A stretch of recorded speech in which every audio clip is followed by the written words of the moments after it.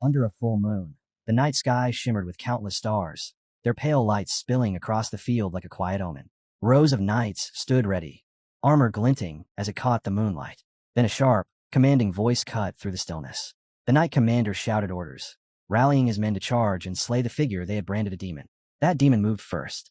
Driven by a will that refused to bend, he surged forward, closing the distance in a heartbeat. He reached the commander while orders were still being shouted, and with a single, decisive swing of his sword, ended the man's life. The voice that had led them fell silent. Without pausing, the demon stepped among the bodies and slammed his hand into the ground. Power erupted instantly.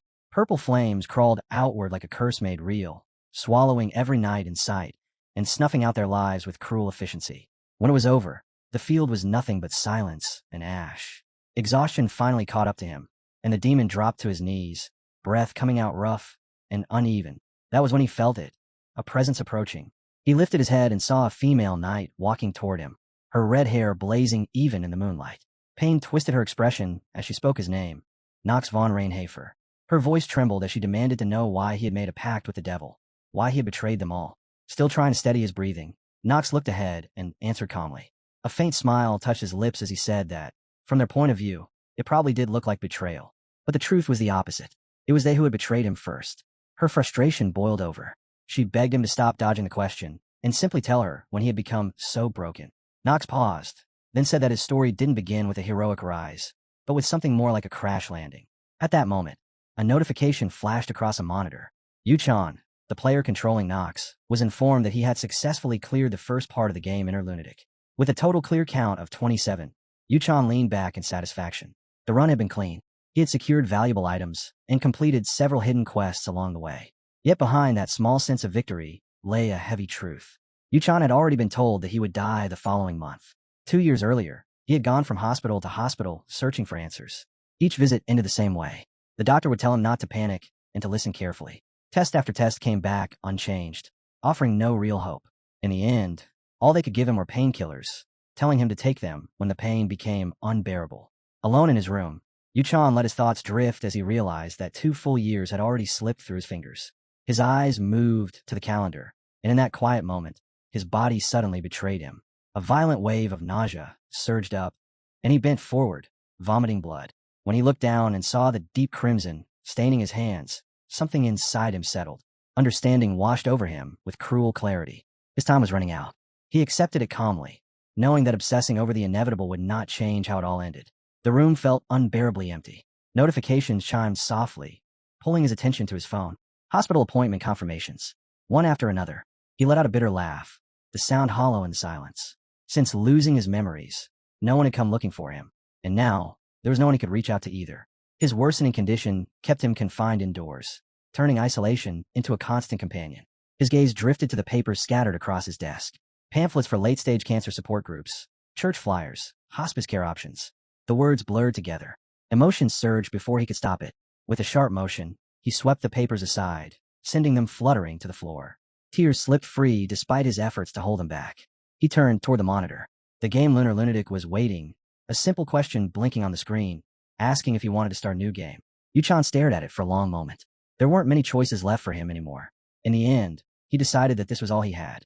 With quiet resolve, he typed in a new player name, Carl. As the character creation screen opened, he sank deeper into thought.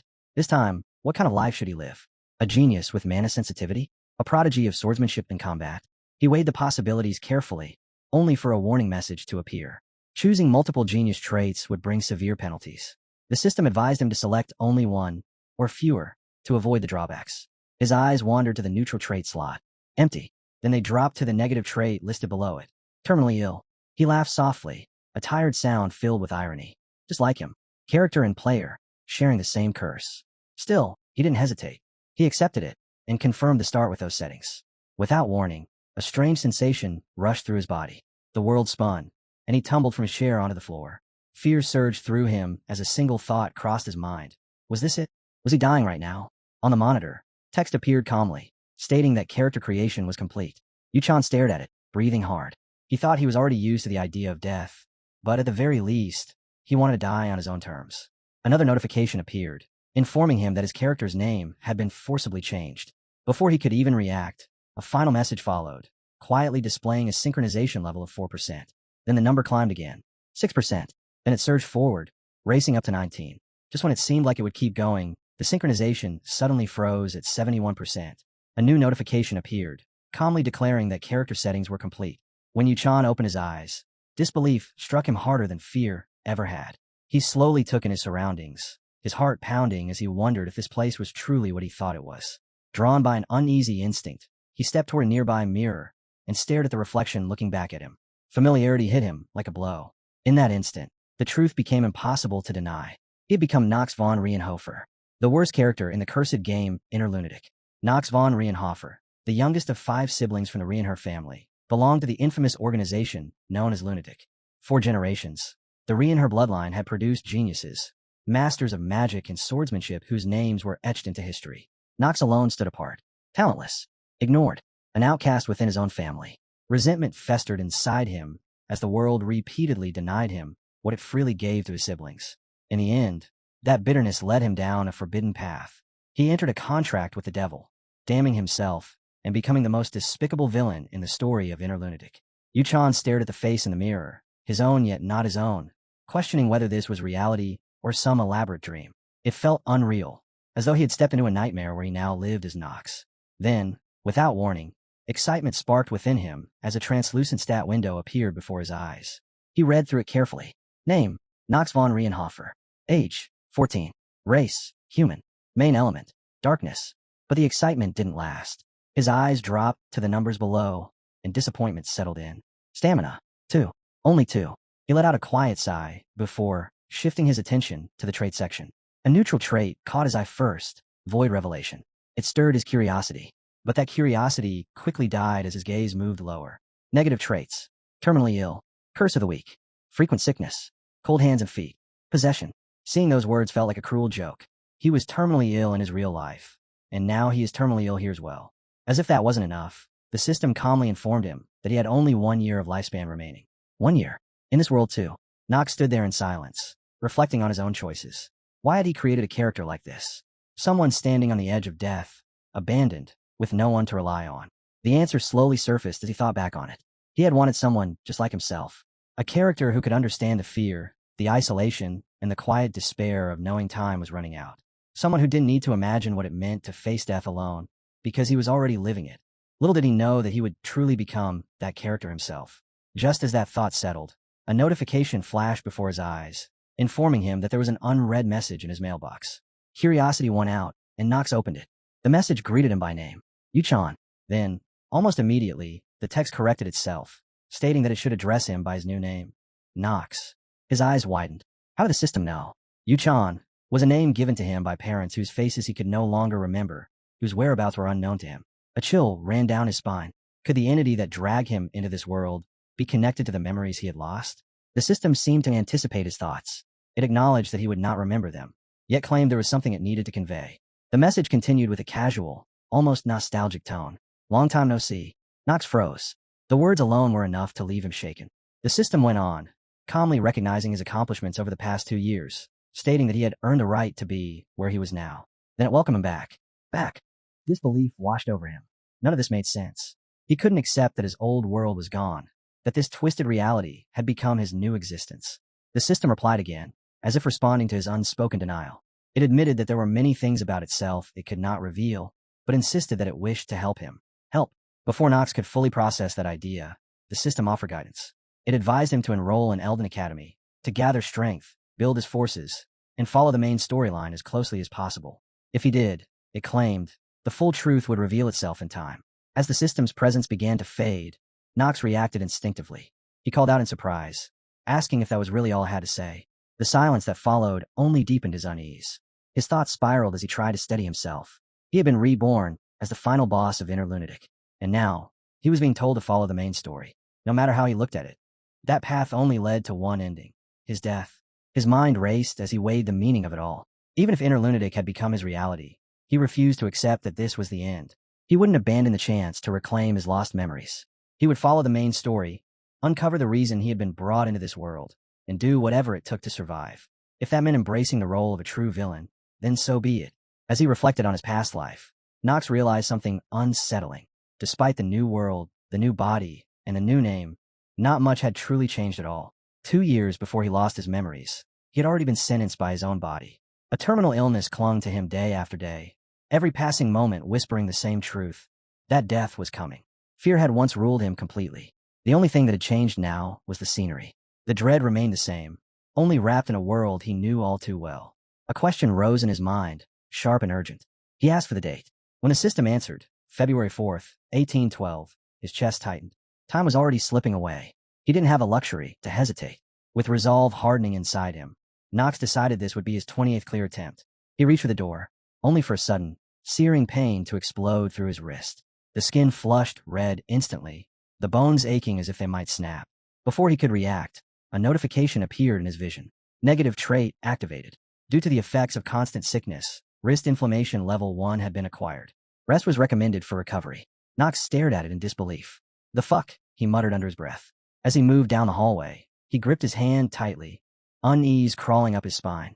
What was wrong with his body? He had never imagined it could be this fragile. Each step felt wrong, like he was walking around in something that could break at any moment. Then it happened. A maid collided with him head-on. She gasped, losing her balance as the tray in her hand slipped free. Dishes shattered against the floor in a sharp, echoing crash. She looked up in shock, her eyes widening as recognition set in. Why young Master Knox? Their gazes met, and something stirred inside him. Brown hair, light orange pupils. Rona? Fragments surfaced, blurry and incomplete. He remembered whispers, remembered that this maid had once spoken badly about Knox behind his back. He studied her trembling figure, the tears gathering in her eyes, and wondered if this fragile, apologetic girl was truly the same one who had mocked him when his back was turned. Knox let the silence stretch before deciding. He would forgive her, but forgiveness didn't mean mercy. A slow, unsettling grin spread across his face as he imagined what would happen if she ever crossed him again. Rona seemed to understand instantly. Fear filled her eyes as she nodded, accepting the warning without a word. Only then did Knox notice how quiet it had become.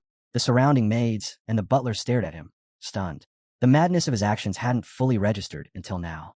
He felt a strange detachment as he questioned what kind of life Knox had lived up to this point. Rona hesitated, then carefully asked where he was heading so early in the morning. The practice hall, Knox replied calmly. Shock rippled through the hallway. The butler and maids froze, unable to believe what they had just heard. No one could comprehend why the infamous, sickly young Master Knox would suddenly choose to go there. Knox kept that easy smile on his face as he added one more thing, almost like it was nothing. He wanted Rona to come with him. The moment those words landed, Rona's mind tightened. Fear crawled up her spine, the kind that makes you start guessing at someone's intentions before they've even done anything. But she didn't refuse. She couldn't, so she fell in a step beside him, and the two of them headed toward the practice hall together. While Rona wrestled with her nerves, Knox was somewhere else entirely. Inside his own head, where one truth sat above everything. Survive. He'd already felt death's grip before. Not as a story, not as a warning. He'd lived it. And once you've touched that line and come back, you stop treating danger like a concept. You treat it like a schedule, like a bill that always shows up. So he walked with calm steps and a thinking face, weighing the world he'd been thrown into. The setting might be familiar, but that didn't make it safe. Still, he had something most people would never have. 27 tries. 27 playthroughs worth of knowledge. Hidden routes, buried triggers.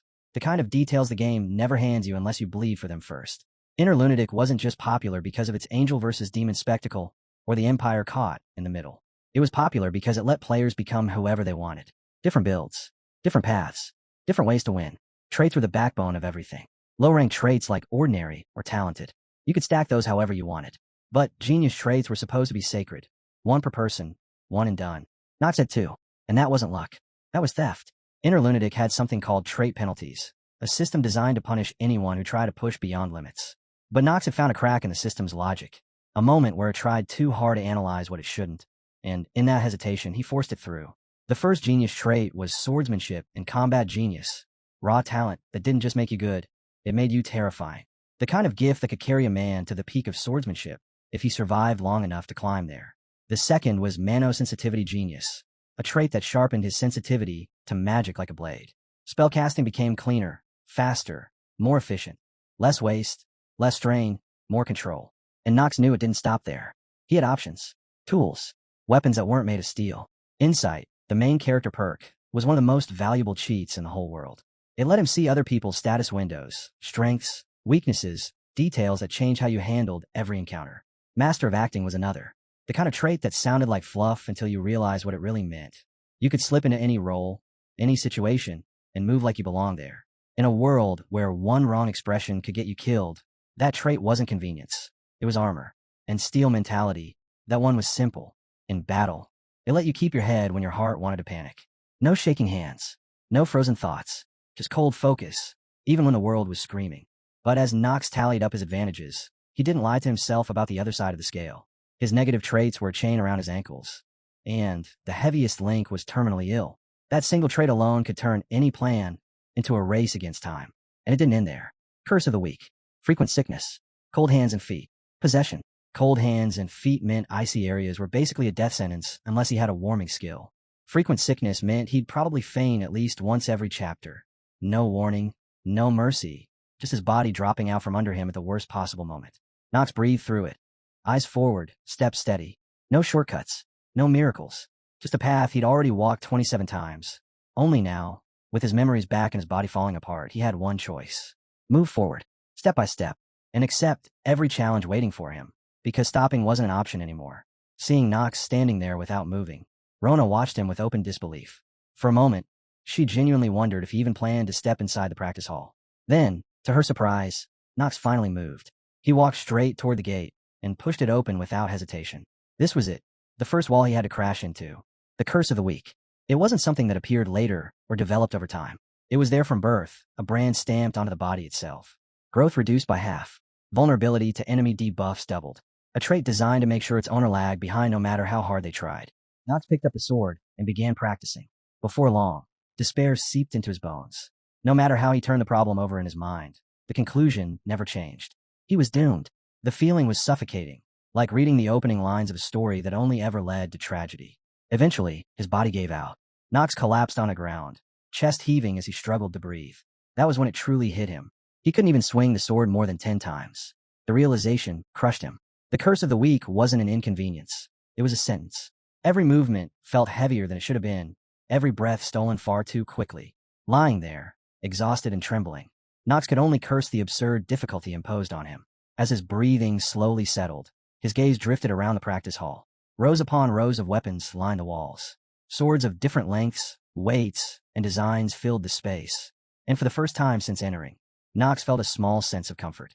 This was the Reincarnated family, after all, a house born from a sword. Known as the High House of the Blade and Darkness, the Reincarnated were famous for their mastery of dark blades infused with attribute magic, swords capable of cleaving through enemies with terrifying efficiency. That reputation traced back to a single origin, the legendary Commander's Blade, also known as the Tyrannical Blade of Darkness. Passed down through generations, it carried the will and legacy of every family head before it. Knox stared at the weapons and thought about what it really meant to be born into a noble family, setting aside swordsmanship entirely. Money. That was the real advantage. A grin crept onto his face as he admired the sheer wealth behind him. The Reincarnated family wasn't just influential, they were absurdly rich. Rich enough that even a useless youngest son like Knox could live comfortably for the rest of his life without lifting a finger. And honestly, he doubted his father, Teo, cared much about how that money was spent. Knox wasn't the type to manage finances wisely anyway. His role in the story was obvious. Youngest son of a noble house. A walking stereotype. With legs still shaking, Knox forced himself back to his feet.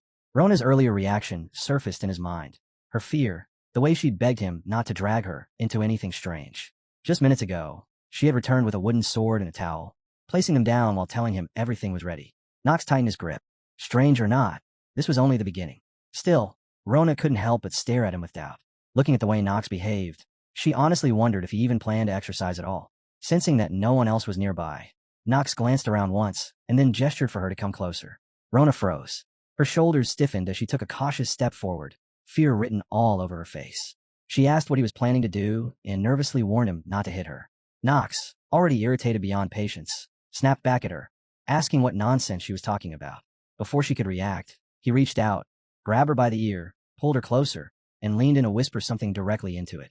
The moment she heard him, Rona's eyes widened. She yelled out in shock, demanding to know if he had lost his mind. Staring straight at him, she openly declared that his idea was pure garbage.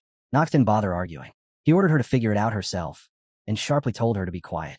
Rona swallowed hard. In a trembling voice, she replied that she understood. As she hurried off to fetch what he had asked for, she couldn't help but mutter inwardly that the young master truly hadn't changed at all. Left alone, Knox leaned back and calculated how long her task would take.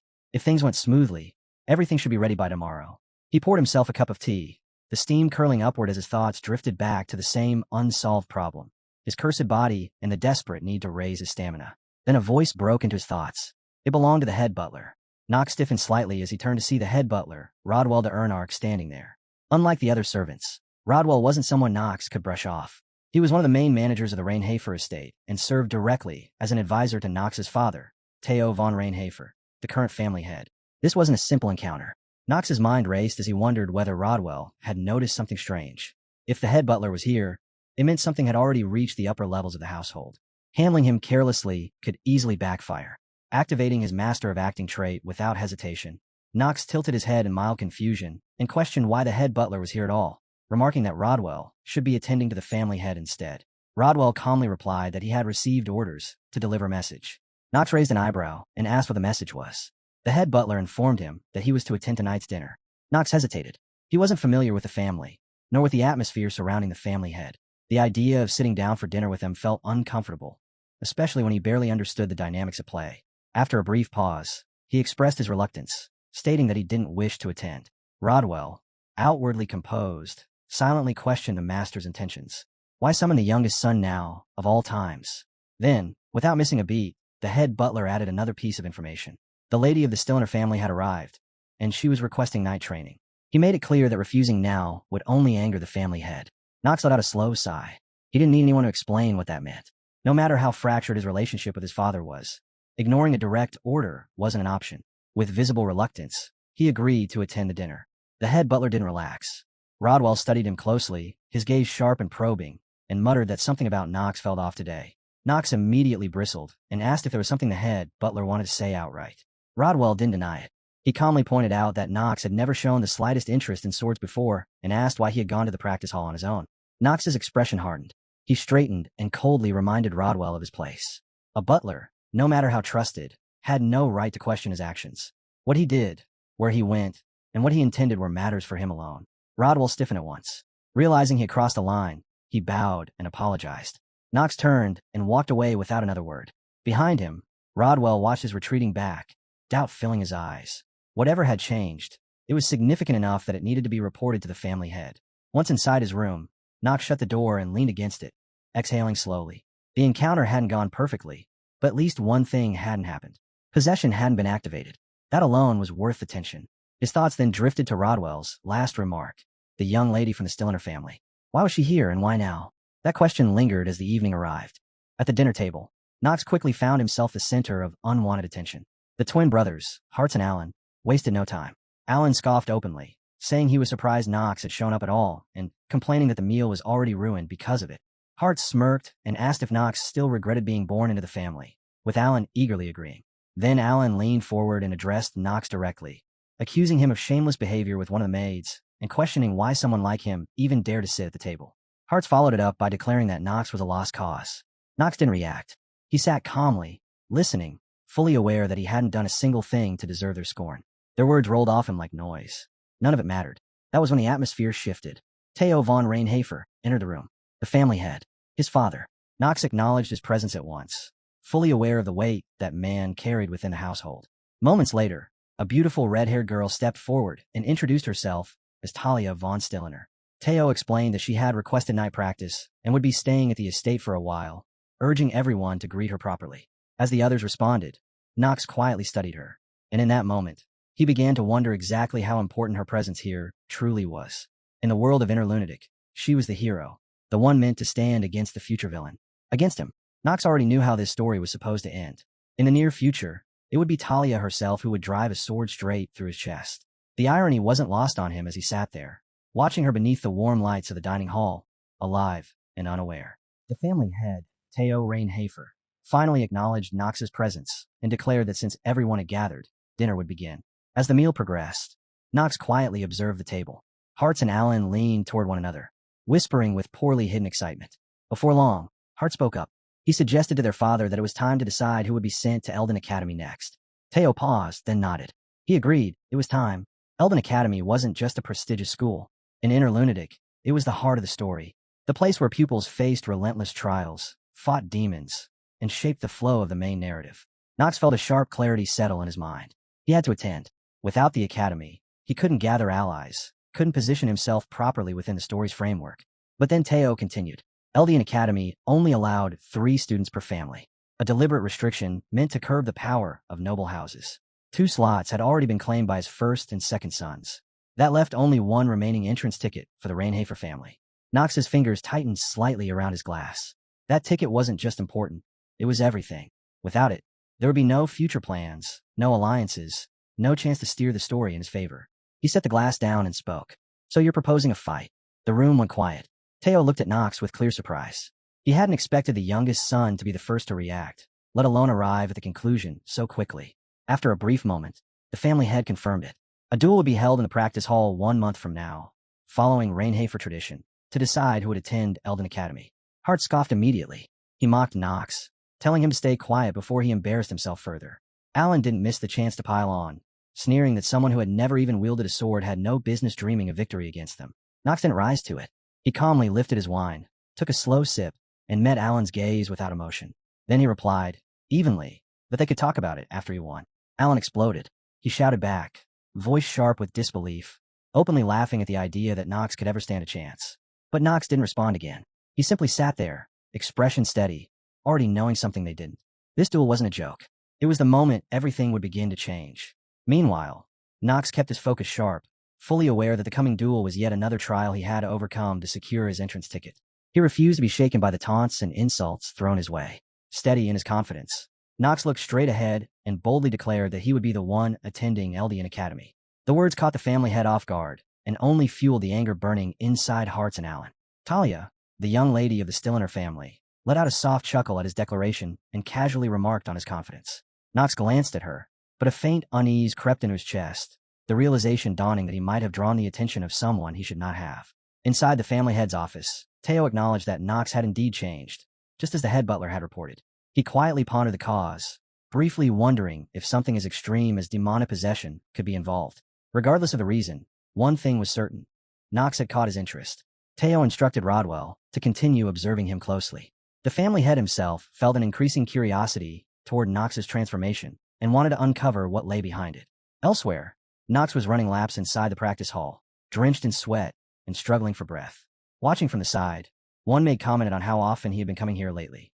Another brought up the duel scheduled for a month later, and the two wondered aloud what had driven Nox to suddenly devote himself to physical training. Hearing their voices clearly despite the distance, Nox frowned slightly, questioning why he could pick out their words so easily. He wondered if he had awakened some kind of special trait. At that moment, a system message appeared, informing him that his stamina had increased slightly. Nox clicked his tongue in disappointment at the small gain, his thoughts immediately turning serious. For him, stamina was everything. His abysmally low stamina was the greatest obstacle standing in his way, the very thing preventing him from fully utilizing the traits of swordsmanship and combat genius. Nox knew the requirement clearly. To properly use those traits, his stamina needed to reach 4. Yet under the curse of the week, it had taken him an entire month just to raise it by 1.9 points. Frustration simmered within him as he cursed the trait that cut his growth rate in half. No matter how hard he pushed himself, the results were painfully small, and the terminal illness trait only made matters worse, dragging his progress down even further. Nox realized that compared to others, he had to put in nearly 4 times the effort just to see even the smallest improvement. The weight of that reality pressed down on him, heavy and suffocating. Still, he chose to set those thoughts aside for now. At that moment, Rona arrived, pushing a wheeled tray loaded with the materials Nox had asked for the day before. Nox acknowledged her, noting with mild surprise that she had returned faster than expected. With the supplies finally in front of him, he felt a quiet sense of certainty. This was enough. He could move forward. As he considered how to raise his stamina to 4, Nox reassured himself that there was no real problem. With the knowledge he possessed, obstacles were meant to be broken through, not feared. Rona, however, stared at the tray with unease. Curious and worried, she asked why he needed such items, pointing out how dangerous they were and how absurdly expensive they must have been. To her, the scroll was the only thing that seemed even remotely useful. Nox answered calmly, saying that people simply didn't know how to use those materials properly. Their true value was hidden from those who lacked understanding. Still doubtful, Rona looked at him as if searching for an explanation. Instead of giving one, Nox picked up a bottle of elixir and swallowed it in a single gulp. Rona screamed in panic, shouting that it was poison. Sweat instantly broke out across Nox's face as he acknowledged just how potent it was. A system notification appeared, informing him that he had consumed the poison of the 3-headed gorgon. His health would temporarily increase by 1.5 times. But his death counter had begun, leaving him with 9 minutes and 59 seconds until death. Rona's panic worsened. She shouted that she would call the head butler at once, but Nox stopped her, telling her to wait. Before she could react, he picked up the core and ate it without hesitation, ignoring her desperate pleas. Rona cried out that the core was never meant to be consumed. Another system message appeared, stating that Nox had consumed the core of a golem and would slowly undergo petrification as a result. Then, another notification followed. A hidden piece had been activated. The poison of the three-headed gorgon was reacting with the golem's core. Nox's eyes lit up as he realized everything was unfolding exactly as planned. Normally, the golem's core was used to petrify victims, rapidly boost defense, or create artificial golems. But when combined with the three-headed gorgon's poison, it produced a completely different effect. Notifications continued to flood in. A special effect had been activated. The poison of the three-headed gorgon was being diluted. And finally, the message Nox had been waiting for appeared. The negative trait, Curse of the Weak, had disappeared. Nox felt a surge of exhilaration as he realized the curse that had tormented him for so long was finally gone. Before he could savor it properly, Rona looked up at him with tears welling in her eyes, her voice trembling as she begged him not to die. He brushed off her panic, and without warning, began unbuttoning his shirt. Rona yelped in shock, hurriedly covering her eyes as her face flushed red. Ignoring her reaction, Nox opened a few more buttons and lifted an elixir bottle, pouring it straight over his head. A series of notifications appeared one after another. The dew of the Remembering Fairy countered the petrification effect caused by the golem's core, and a hidden piece was activated. Through the interaction between the dew and the core, Nox received a temporary trait, Blessing of Growth. Watching the messages scroll past, Nox felt satisfied. Everything was proceeding exactly as he had planned. The blessing would double his stat growth until his stamina reached 5. With only one item left, Nox picked up the remaining scroll and activated it without hesitation. Another notification appeared, stating that the rapid stamina growth scroll had been used, doubling his stamina growth rate. Nox quietly calculated the outcome. The curse was gone. The blessing of growth softened the drawbacks of the terminal illness trait, and, combined with the scroll's effect, his growth rate should now surpass that of most people. At this pace, increasing his stamina would no longer be a distant goal. Suddenly, Rona threw herself at him, nearly knocking him off balance. Clinging to him with tear-filled eyes, she anxiously asked if he was truly okay. Slightly irritated, Nox told her to bring him a towel, but seeing how shaken she was, he decided not to be harsh. With a small smile, he assured her that he was fine. Rona still fussed, urging him to rest and suggesting they call the head butler. Nox reassured her once more, calmly insisting that there was nothing wrong. After calming down, Rona asked what he planned to do next. Nox answered simply, run. Without another word, Nox took off to the practice hall, Rona scrambling after him. Their sudden dash drew attention, including that of Talia, who stood nearby watching them closely. Observing Nox's movements, she questioned why someone as weak as him would dare accept a match against his own brothers. At her side, her maid Emma gently advised her to stop staring and reminded her to mind her etiquette. Emma tried to speak again, but Talia cut her off, irritation clear in her voice. She couldn't understand how Nox could be so lacking in basic sword skills, nor why he stubbornly refused help from the Rainhafer Knights. What annoyed her even more was the fact that she couldn't explain why this bothered her so much in the first place. In her mind, Nox was simply going to get beaten senseless in a month anyway. And yet, despite telling herself that, the irritation refused to fade. Unable to let it go, Talia strode toward the practice hall, telling Emma she would be back shortly. When she reached Nox, who was taking a brief rest, she introduced herself by name. Nox blinked in surprise, clearly not expecting her to approach him at all. He asked bluntly why she had come looking for him, adding that he had heard her name before. His cold tone caught Talia off guard, and she felt a brief flush of embarrassment, instinctively assuming that he must be stunned by her appearance.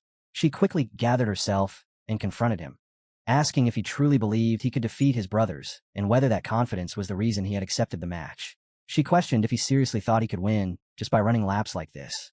Then, after a short pause, she offered her help, saying she was willing to assist him. Nox didn't hesitate for even a moment. Calmly and without interest, he told her to get lost. Talia froze, disbelief flashing across her face as indignation followed. She exclaimed that she couldn't believe she was being treated this way when she was offering her support. From the side, Rona watched the exchange and silently thought that if Nox kept talking like that, he would end up being hated by girls sooner or later. Realizing there was no point continuing, Talia turned away from the practice hall, her steps sharp with frustration as she left, clearly upset by his rejection and dismissive attitude. As she walked away, Nox activated his insight ability. Her stat window unfolded before him, revealing details that immediately caught his attention. Talia's stats were exceptional, especially her stamina, which surpassed that of most grown men. While her potential didn't quite reach the level of the three sword masters or the four great mages of the continent, Nox recognized that she could eventually stand alongside them. With her fire attribute magic, she would be more than capable of fighting demons. More importantly, Nox knew what the future held.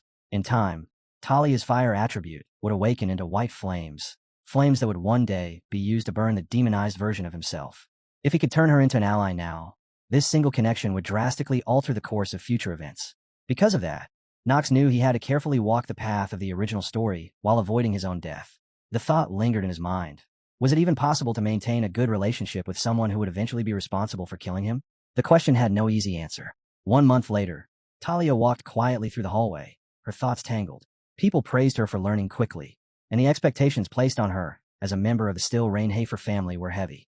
Yet no matter how much she tried, she couldn't stop comparing herself to her sister, whose talent shone far brighter than her own. That gap left her feeling small. She questioned whether she truly had the potential to become a knight at all. To steady herself, Talia recalled the principle she had been taught. A knight must never be ruled by greed, must live frugally, and be willing to sacrifice everything for the greater good. A knight must master the sword, respect proper form, and uphold discipline in both body and mind. Repeating those ideals was the only way she could quiet her doubts. Her thoughts drifted to Nox. Could he really defeat his brothers? Men who had trained for years with relentless focus on physical conditioning? No matter how she looked at it, she couldn't see how he could succeed. It felt unrealistic, almost foolish. The next day arrived, and the estate buzzed with tension.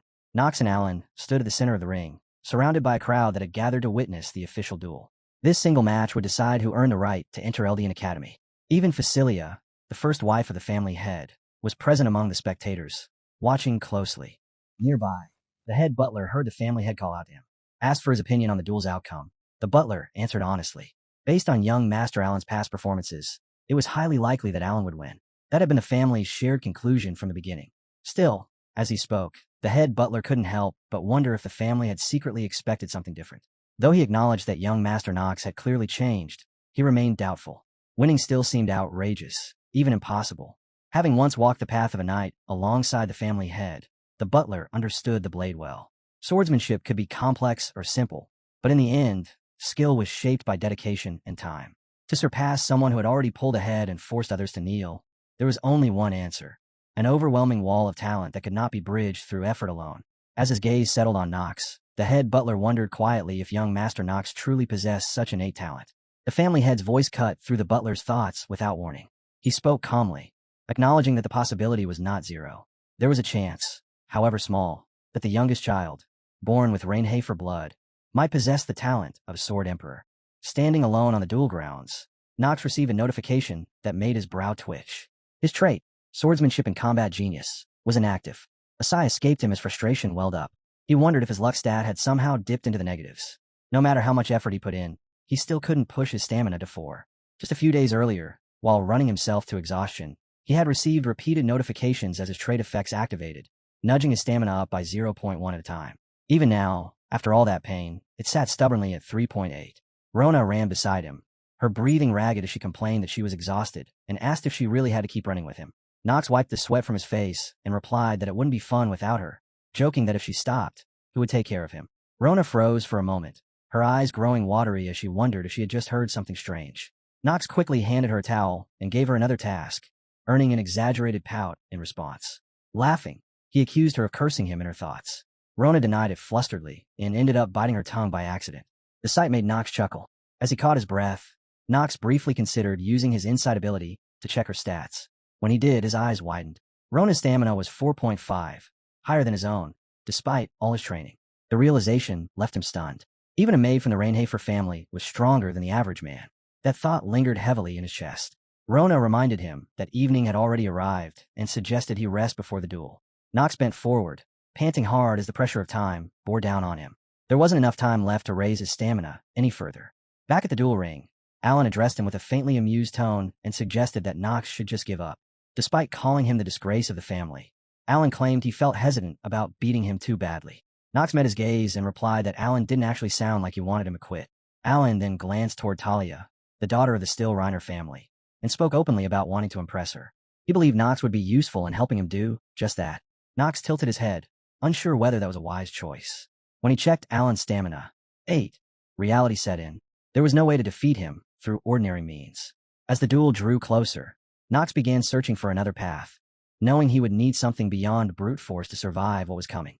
As the referee announced the duel between Nox and Alan for the admission ticket to Eldine Academy, his voice rang out sharply across the grounds. He made it clear that both participants were to accept the outcome no matter what it was, and that no objections would be tolerated. Hearing those words, Nox felt his nerves tighten. Everything rested on this duel.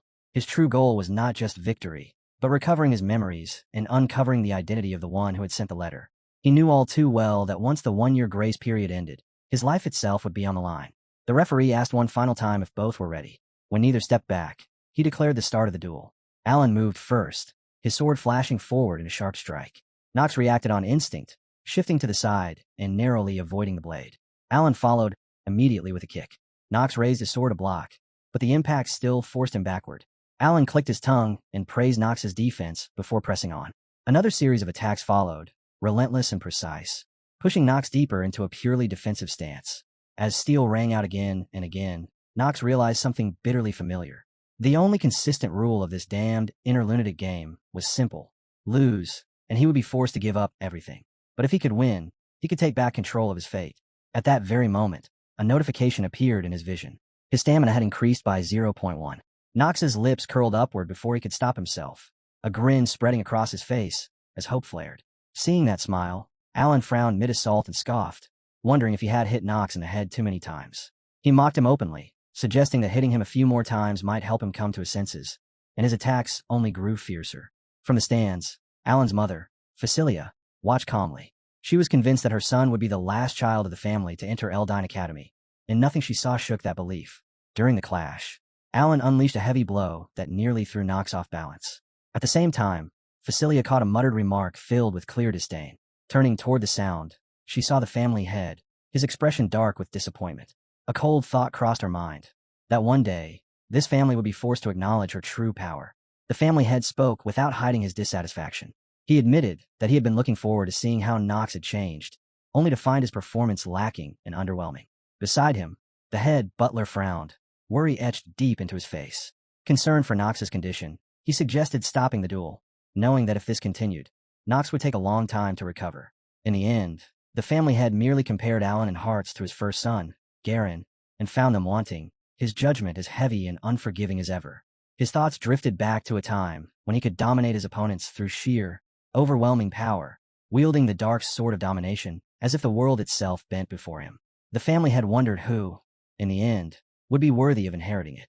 With that question settled in his mind, he rose from his chair, having decided to bring the duel to an end.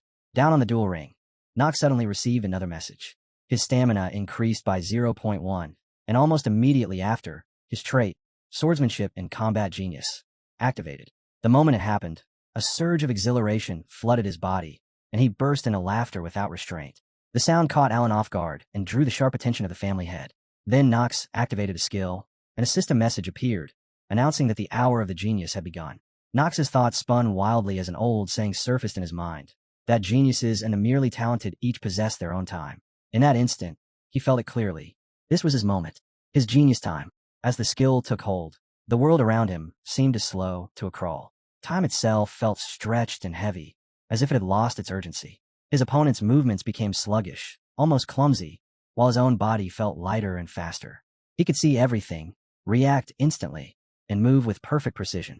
The skill was difficult to control, but with his innate swordsmanship and combat genius fully active, he could finally wield it properly. Nox stepped forward and unleashed a decisive strike. The impact sent Alan's sword flying from his grip, clattering uselessly across the ground, and leaving him completely exposed. Seeing that moment, Nox's resolve hardened. Victory was right there, within reach, and he believed without doubt that he would claim it. As the sword slipped away, rage flared in Alan's eyes as he glared at Nox. Nox met that furious stare with a smug smile, and casually remarked that the duel was actually quite fun. Overcome with frustration, Alan could only let out a confused, wordless shout. Even then, Nox didn't relax. His thoughts remained sharp. The skill he was using would only last 5 minutes, and he had to end the fight within that limit, no matter what it took. A confident smile spread across Nox's face as he looked toward Alan and Hearts. He told him calmly that he had been holding back until now, explaining that the fight had felt tedious due to their underwhelming performance. Then, without hesitation, He suggested they settle things quickly and urged them to attack him together. The sheer audacity of the proposal stunned both Alan and Hartz, leaving them frozen in shock, their minds struggling to grasp what they had just heard. Knox turned his gaze toward the family head and spoke up, asking for permission to face both of his brothers at the same time. The family head studied him closely, his expression caught somewhere between curiosity and doubt as he weighed Knox's request. Nearby, Talia's voice trembled as she whispered in alarm, unable to understand what Knox was trying to do or why he would push things this far. Yet as the family head observed the energy and resolve radiating from Knox, he sensed a clear change. Something about him was different now. Intrigued, he chose to allow it, granting permission for the 2-on-1 battle. At that moment, Facilia rose from her seat, clearly intending to intervene, but her voice never reached the family head. His decision had already been made. With a short command, he signaled the start of the fight, and the air on the duel ring immediately tightened. Alan bent down and picked up his fallen sword, his movements sharp and filled with resolve. Hartz, on the other hand, was burning with irritation, seething at the humiliation of being challenged like this in front of their father.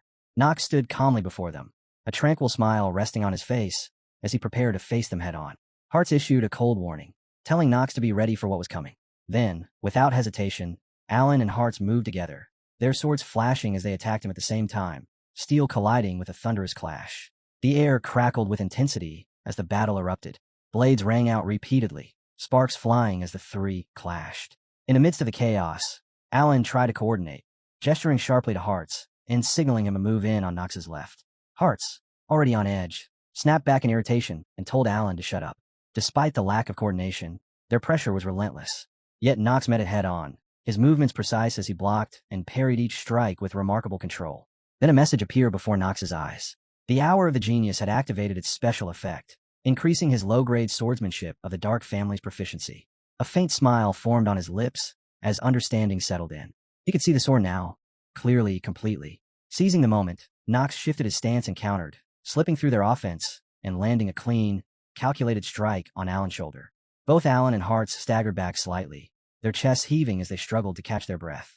Sweat dripped from their faces, exhaustion already setting in. In stark contrast, Knox remained composed, his breathing steady, his posture relaxed, as if the fight had barely touched him. He watched their confused expressions, fully aware of the question running through their minds, how the disgrace of the family had turned into someone like this. The silence between them broke as Knox spoke, his voice calm but firm, reminding them not to lose focus during their spar. With his resolve unshaken, Knox stepped forward once more and pressed the attack, intent on ending the battle on his own terms. Despite the weight of the spar and everything riding on it, Knox felt genuine joy in the act of wielding the sword itself, and a smile naturally spread across his face. His next swing was swift and clean, and it immediately drew the attention of Talia, the family head, and everyone watching. Eyes widened in disbelief as they witnessed it. Hartz, who took the full force of the strike, couldn't comprehend what had just happened. He tried to block, but it was useless. His body gave way, and he collapsed to the ground, defeated. Alan and Hartz both dropped to their knees, frustration pouring from them through clenched teeth.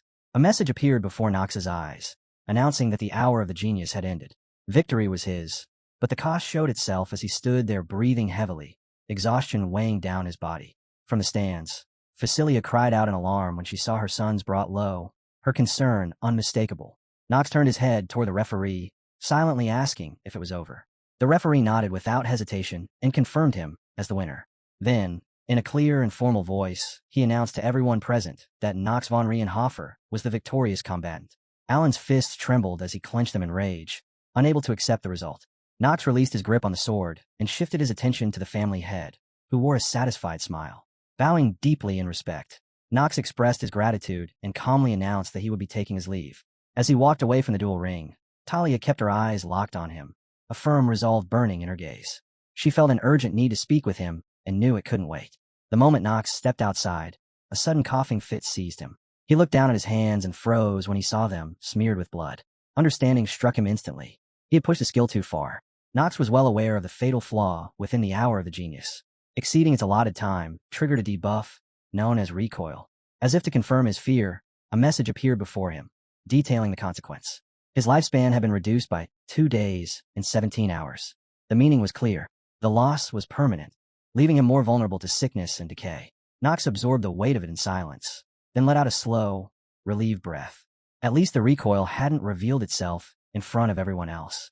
He knew that if his condition had ever been exposed, His admission to the academy could have collapsed on the spot. That brief sense of relief didn't last. A voice called out to him, pulling his attention away, and when Knox turned, he saw Talia standing there. She asked if he had been injured during the spar, her words cutting straight through him. Knox's thoughts instantly spiraled. Had she figured it out? Of all people, it had to be Talia. He couldn't let Theo learn about the skill rebound, no matter what. His mind scrambled for a way out, weighing every possible response. Before he could speak, Talia interrupted him, openly expressing her surprise that someone as frail as him had managed to defeat his own brothers.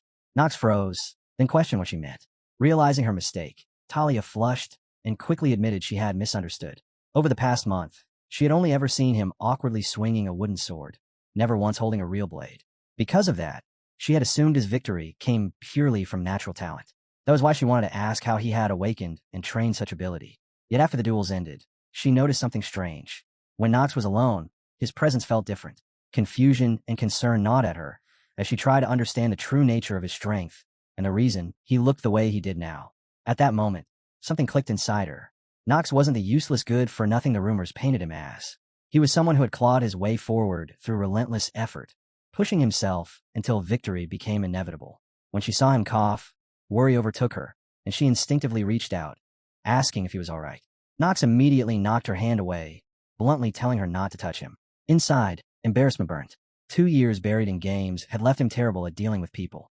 On top of that, he knew Talia was someone who would eventually kill him, and that knowledge made every interaction heavier than it should have been. Talia's expression darkened with sorrow as she apologized. Caught off guard, Knox asked why. She explained that she hadn't realized how serious he was about the sword.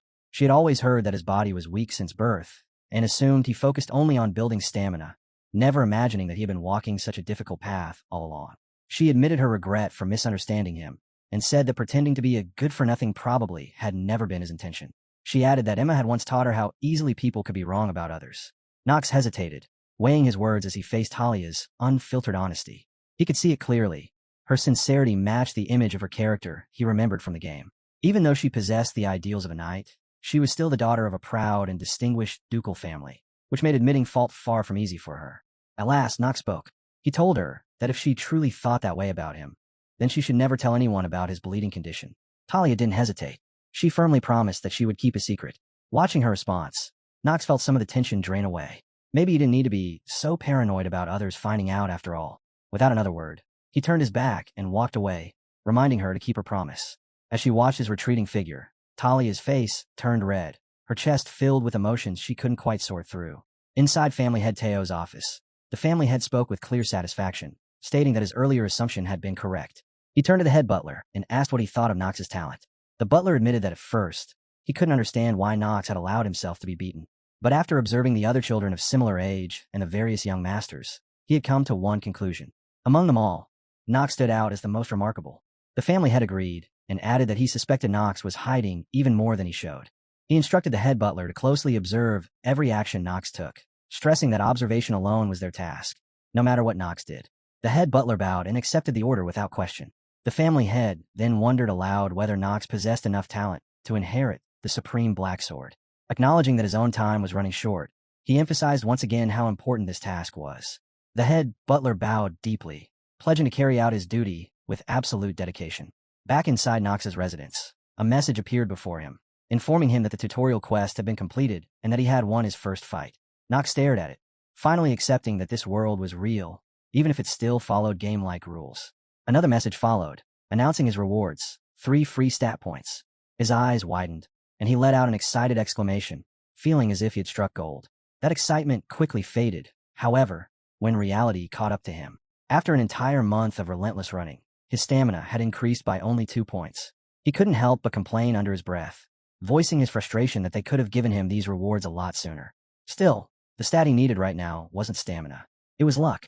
Knox opened his status window without hesitation and poured all 3 points straight into luck, pushing it from 7 to 10. Luck mattered in the inner lunatic game more than almost anything else. It wasn't a stat you could grind through effort alone, and that alone made it priceless. Just as he started feeling eager to see whether this decision would pay off, more messages appeared. Additional benefits followed: mass clear rewards, a random gacha voucher, and a one-time use skill confirmation voucher. Knox let out a small sigh of relief. At least the benefit system was still intact. It had always been one of the few mercies this world offered. Without waiting, He decided to use the gacha immediately. A machine materialized in front of him, and seeing it exist in the real world felt strangely unnatural. Knox grabbed the handle and turned it, silently wishing for something high-ranking. With his current luck, there was a 95% chance of pulling an intermediate rank or higher. He remembered the rankings clearly. White for basic and below, silver for intermediate, gold for advanced, and rainbow for the highest tier. At the very least, he wanted gold, preferably something even better. The moment the result appeared, his excitement exploded, and he shouted without thinking.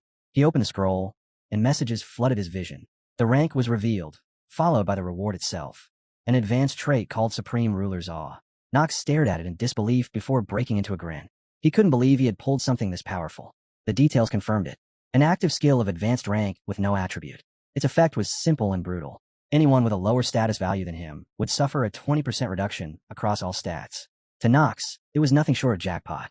A debuff skill like this was exactly his kind of weapon. Still, he knew he wasn't done yet. Another reward remained. A message asked whether he wanted to use the one-time skill confirmation voucher. Knox paused. He already knew what skill it would give him. It was one of the hidden pieces he needed to reach his goal. This wasn't something to use carelessly. He decided to save it for the moment when Theo gathered all the siblings in the estate. As that thought settled, Knox realized the timing was close. Gravin Rienhaffer, the second son of the family, would soon return after completing his night training. And when that happened, the real storm inside the estate would finally begin. Knox knew there was no time to rest. He still had to find the hidden piece and deal with Grain, and that alone kept him moving forward. Still, one weight had finally lifted from his shoulders. Judging by Talia's character and the promise she had made, he was fairly certain he didn't need to worry about her anymore. There was no real reason for her to approach him again. That belief shattered the very next day. When Knox stepped out, he found Talia standing directly in front of him. He frowned and asked why she was there, pointing out that everything had already been settled yesterday. Talia lowered her head and muttered something in a quiet voice, but he couldn't make out a single word. He asked her what she was trying to say. She lifted her head then, her eyes steady and surprisingly firm. She asked him how he had become so strong in such a short time, and how she could become stronger as well. Knox didn't answer right away. He stared at her for a moment before turning and walking past her, casually stating that she had been secretly watching him train for an entire month. Talia blinked, visibly confused, questioning what he meant by secretly. Knox didn't stop. She hurried after him, telling him to wait. At the very least, she insisted, they should spar, or he should tell her how he trained. As he walked, Knox recalled what he knew of Talia. She was someone who desperately wanted recognition, especially from her sister. He stopped and turned to face her. He told her that before asking how to train or begging others for guidance, she should first think about her own talent. Talia fell silent, visibly pondering his words. Knox hesitated. He realized he had never tried to comfort someone before and wasn't sure how to continue. After a brief pause, he took a breath and added one more thing. Don't compare yourself to others. With that, he turned and walked away, leaving her standing there. Talia stared after him in surprise, disappointment flickering across her face as his figure grew more distant. Knox glanced back only once, wondering if she would follow him again. He hoped she wouldn't. He didn't want her anywhere near him when he obtained the hidden piece. Soon after, Knox arrived at his destination. His two brothers were already there, along with his father, the family head. He looked around and wondered if this was the Reinhardt family's barn, the place rumored to raise the finest horses on the entire continent. The family head acknowledged them and remarked that the three young masters likely already knew why they had been summoned. He then explained the reason plainly. They were here to choose a horse, one that would become their lifelong companion. Knox instantly understood that this was the moment he had been waiting for. Horses were sacred beings on the continent, especially within the Reinhardt family. Anyone who chose the path of a mage or a knight selected a horse at a young age, one that would remain their lifelong companion. Elden Academy even taught horseback riding, and as the game progressed, massive wars would unfold where horses played a decisive role. If a horse died, you didn't simply replace it. You had to raise another from the beginning. With transportation magic being costly, horses remained the backbone of movement across the continent. Knox knew this choice would matter more than most people realized. He needed the best possible horse for himself. His thoughts were cut short when the family head spoke.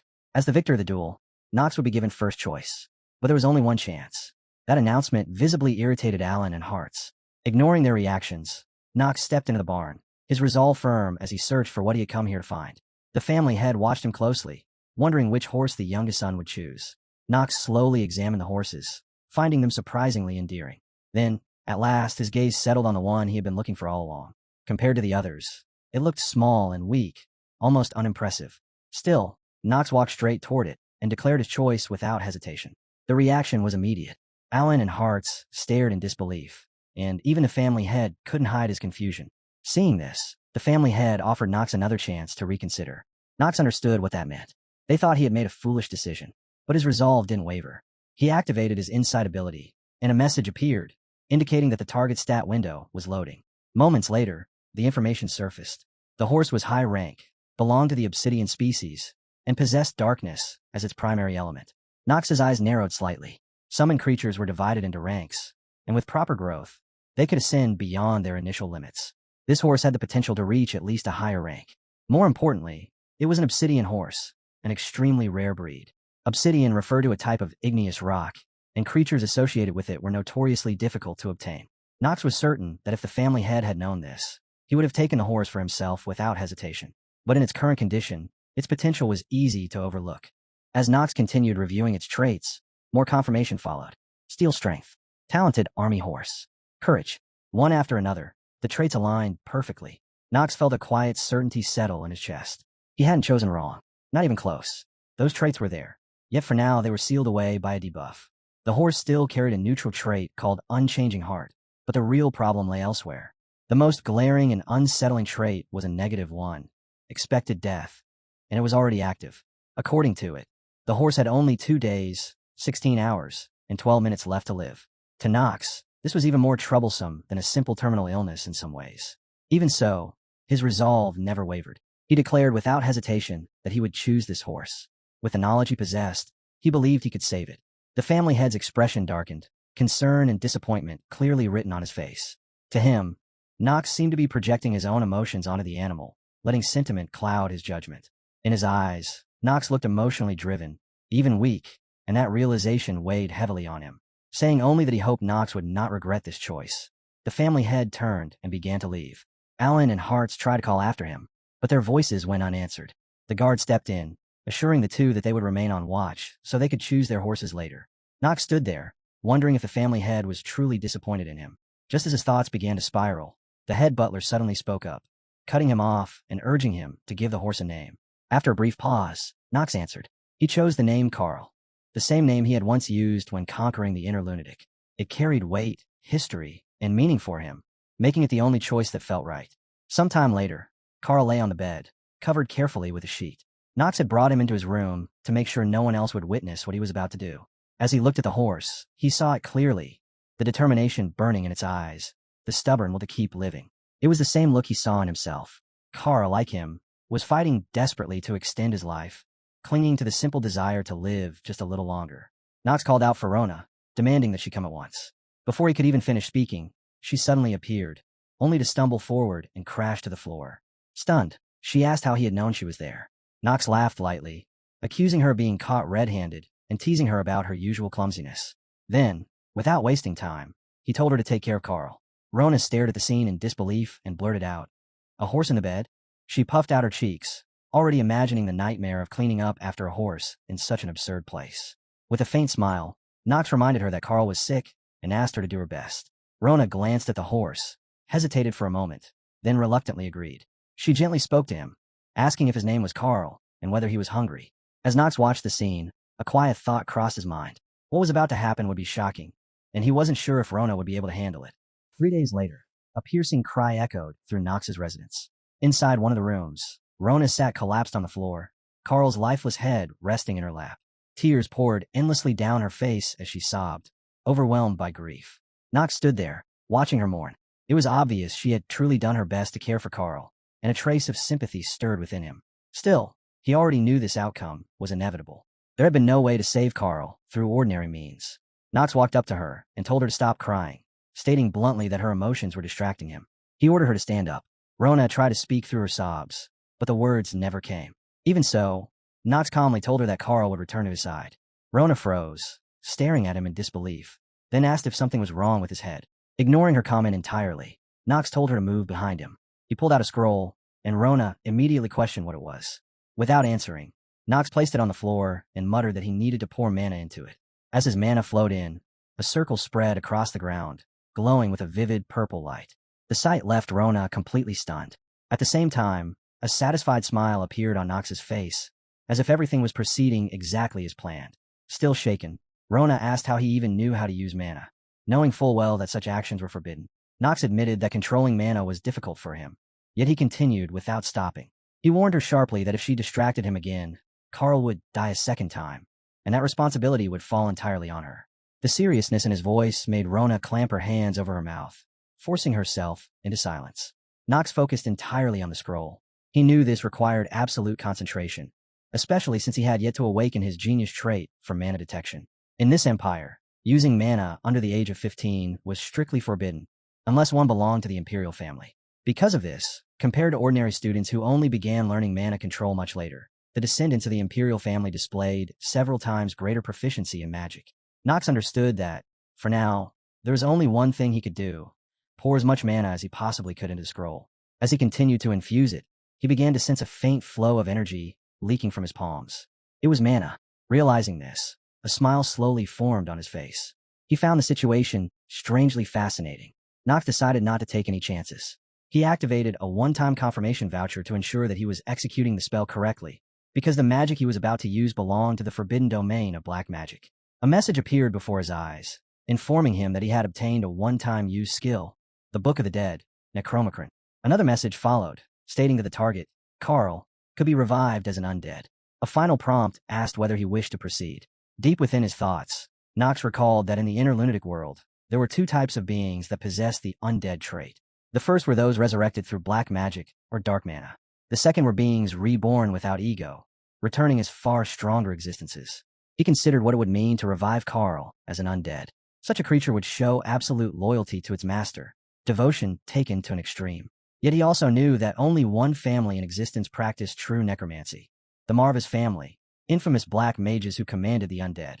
The Reincarnated family, though also tied to darkness, were knights, not necromancers. At first glance, that would mean players outside the Marva's bloodline should not be able to use such abilities at all. But Nox smiled knowingly. That assumption did not apply to him. Thanks to the one-time skill selection voucher he had acquired, he was able to obtain the Necromancrin, the Book of the Dead itself. As he continued pouring mana into the scroll, the circle on the floor began to writhe. Black, hand-like figures emerged from its surface, crawling outward and reaching toward Carl's lifeless body. They wrapped around him, covering him completely. At the same time, blood dripped from the corner of Nox's mouth. Rona gasped in alarm and cried out, but Nox immediately silenced her with a sharp gesture, signaling her to stay quiet. He refused to stop. His focus remained absolute as he pushed forward, pouring out everything he had. Then, without warning, a spray of blood burst from his mouth. His vision wavered. His mana was reaching its limit. Frustration surged through him as he looked down at his hands, feeling the energy within them fading away. And yet, when he raised his gaze, he was met with an unbelievable sight. Carl was standing upright on two legs, his body nearly floating as dark energy wrapped around him. A deep, resonant voice echoed from Carl's mouth, and at the same time, messages appeared before Nox's eyes, confirming that the skill had been successfully activated. Another message followed immediately, informing him that his pet, Carl, had been revived as an undead. Nox gasped for air, his chest rising and falling as a victorious smile spread across his face. He had done it.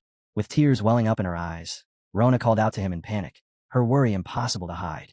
Nox pushed himself up and called for Carl. As Carl approached, Nox checked his companion status. The traits appeared one by one: steel strength, talented army horse, and courage. They had all been sealed before by a debuff, but now they were fully active. He continued reading.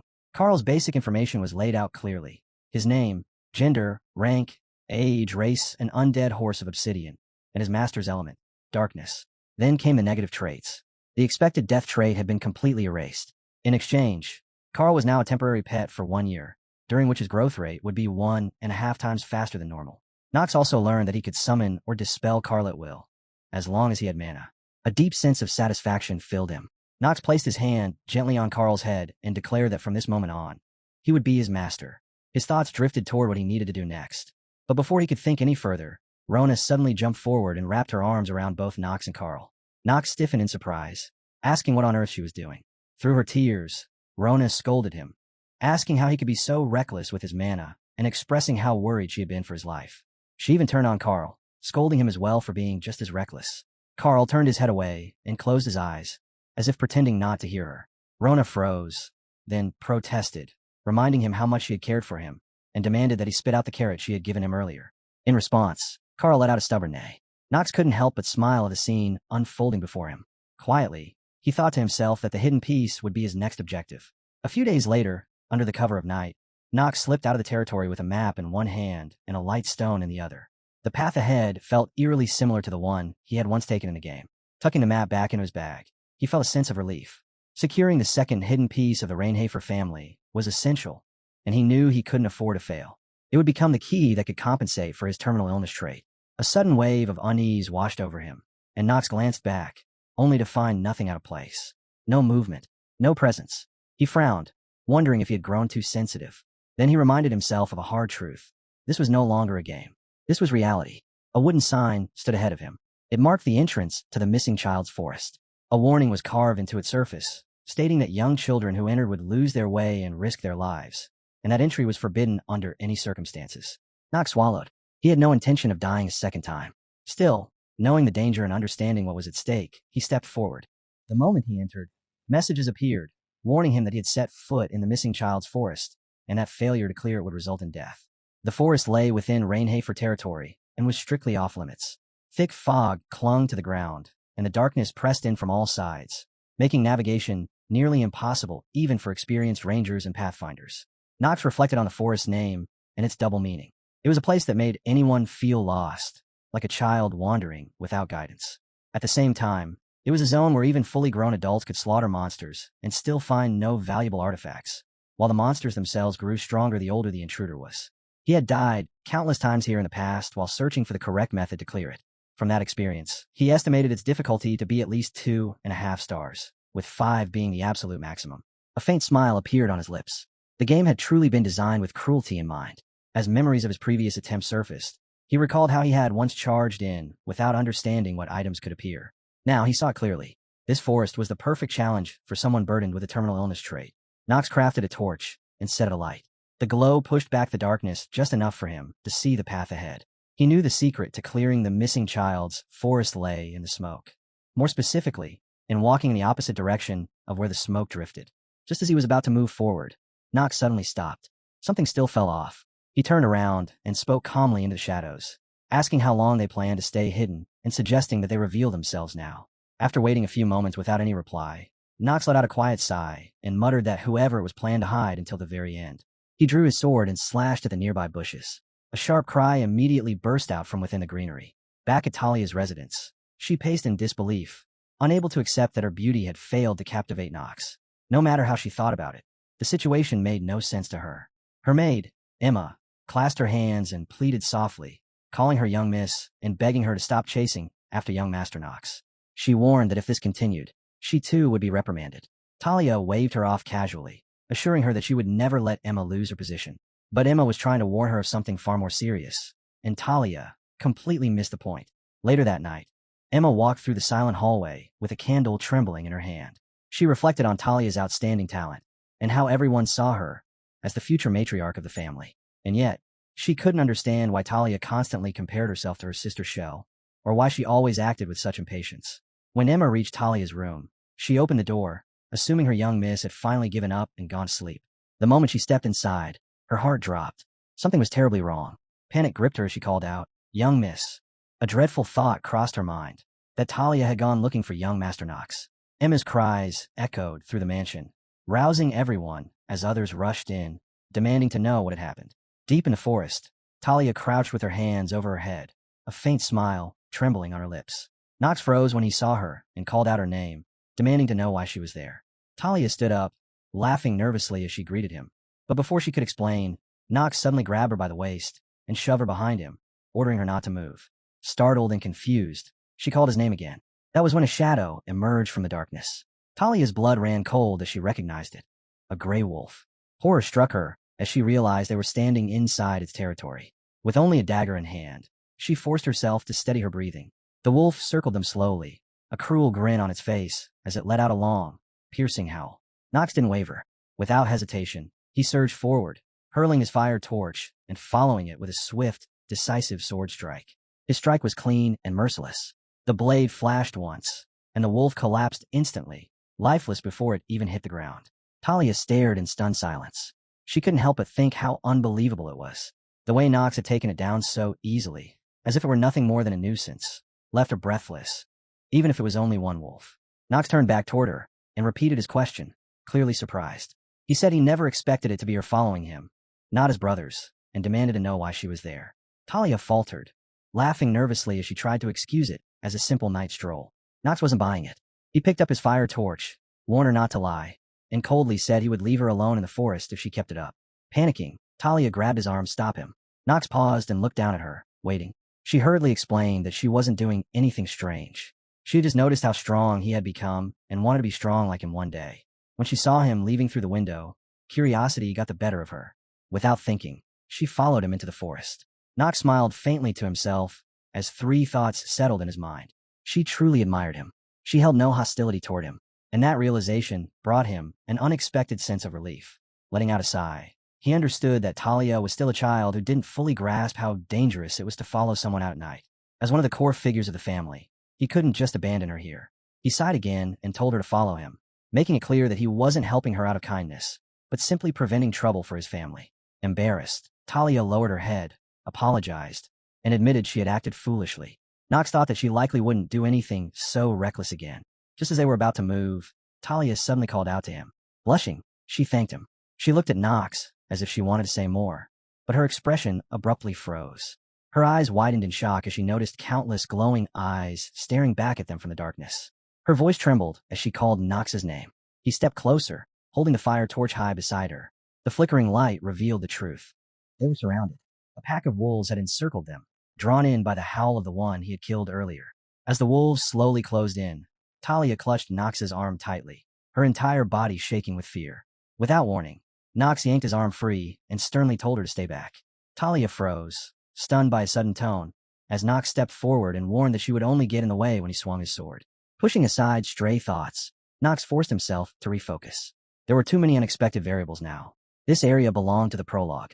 There were no boss monsters here, but that didn't mean it was safe. An elite monster, one rank below a boss, was bound to appear. The evolved form of the Grey Wolf he had just killed. An elite Grey Wolf. Knowing the enemy didn't mean the fight would be easy. The wolves lunged. Knox moved like a shadow, his blade flashing as he cut them down one after another. His eyes then locked onto the wolf lingering at the back. If he let it act freely, he could be driven into a corner. Knox steadied his stance, memories of his past life, as he chanced surfacing, of playing the inner lunatic, of misjudgments, of weakness. He tightened his grip and struck. One clean blow. The wolf dropped, lifeless. Knox exhaled slowly, relief slipping through him before he realized it. Behind him, Talia stared in awe. The sword technique he had just shown looked even more refined than when he fought his brothers. She couldn't help but wonder if he had fought gray wolves before. But her expression dimmed as another thought crept in. To him, she was still weak. Then a howl tore through the forest. Both of them stiffened. Knox raised his gaze, eyes sharpening. The moment they had been waiting for had finally arrived. From the darkness emerged the elite gray wolf, its presence oppressive, flanked by a pack that moved in perfect coordination as it stepped forward. Elsewhere, at the entrance to the missing child forest, people searched frantically for Knox and Talia. Someone spotted footprints pressed into the soil and immediately recognized them as belonging to the young masters and Lady Talia. It was clear they had entered the forest together. Emma collapsed to her knees in horror, the weight of the realization crushing her. She begged them to enter the forest at once. But head butler Rodwell stopped her, saying it was impossible. Emma cried out in disbelief, demanding to know why. Rodwell remained silent, his thoughts heavy. The missing child forest was one of the Rainhafer family's most difficult trials. Even as the strongest dark family in the South, they had never managed to fully clear it. That failure alone spoke volumes. What they didn't know was the truth, that only children who had not yet reached adulthood could enter safely, and that the forest itself could only be cleared by children. Head butler Rodwell continued to ponder, his brow furrowing as he questioned why the young master had entered the forest in the first place. He quickly dismissed the idea of a mind-controlling monster. The tracks were too deliberate, too careful, and there were no signs that the estate's strongest mana barrier had been breached. That meant only one thing. Young Master Knox had gone in of his own will. With a quiet admission, Rodwell accepted that he had been wrong. Knox was no longer the fragile, sickly child he once knew. The boy had grown strong, both in body and resolve. With a steady, determined voice, Rodwell explained that there was only one way for Knox and Talia to return. They would have to rely on a young master's judgment to find a path out of the forest.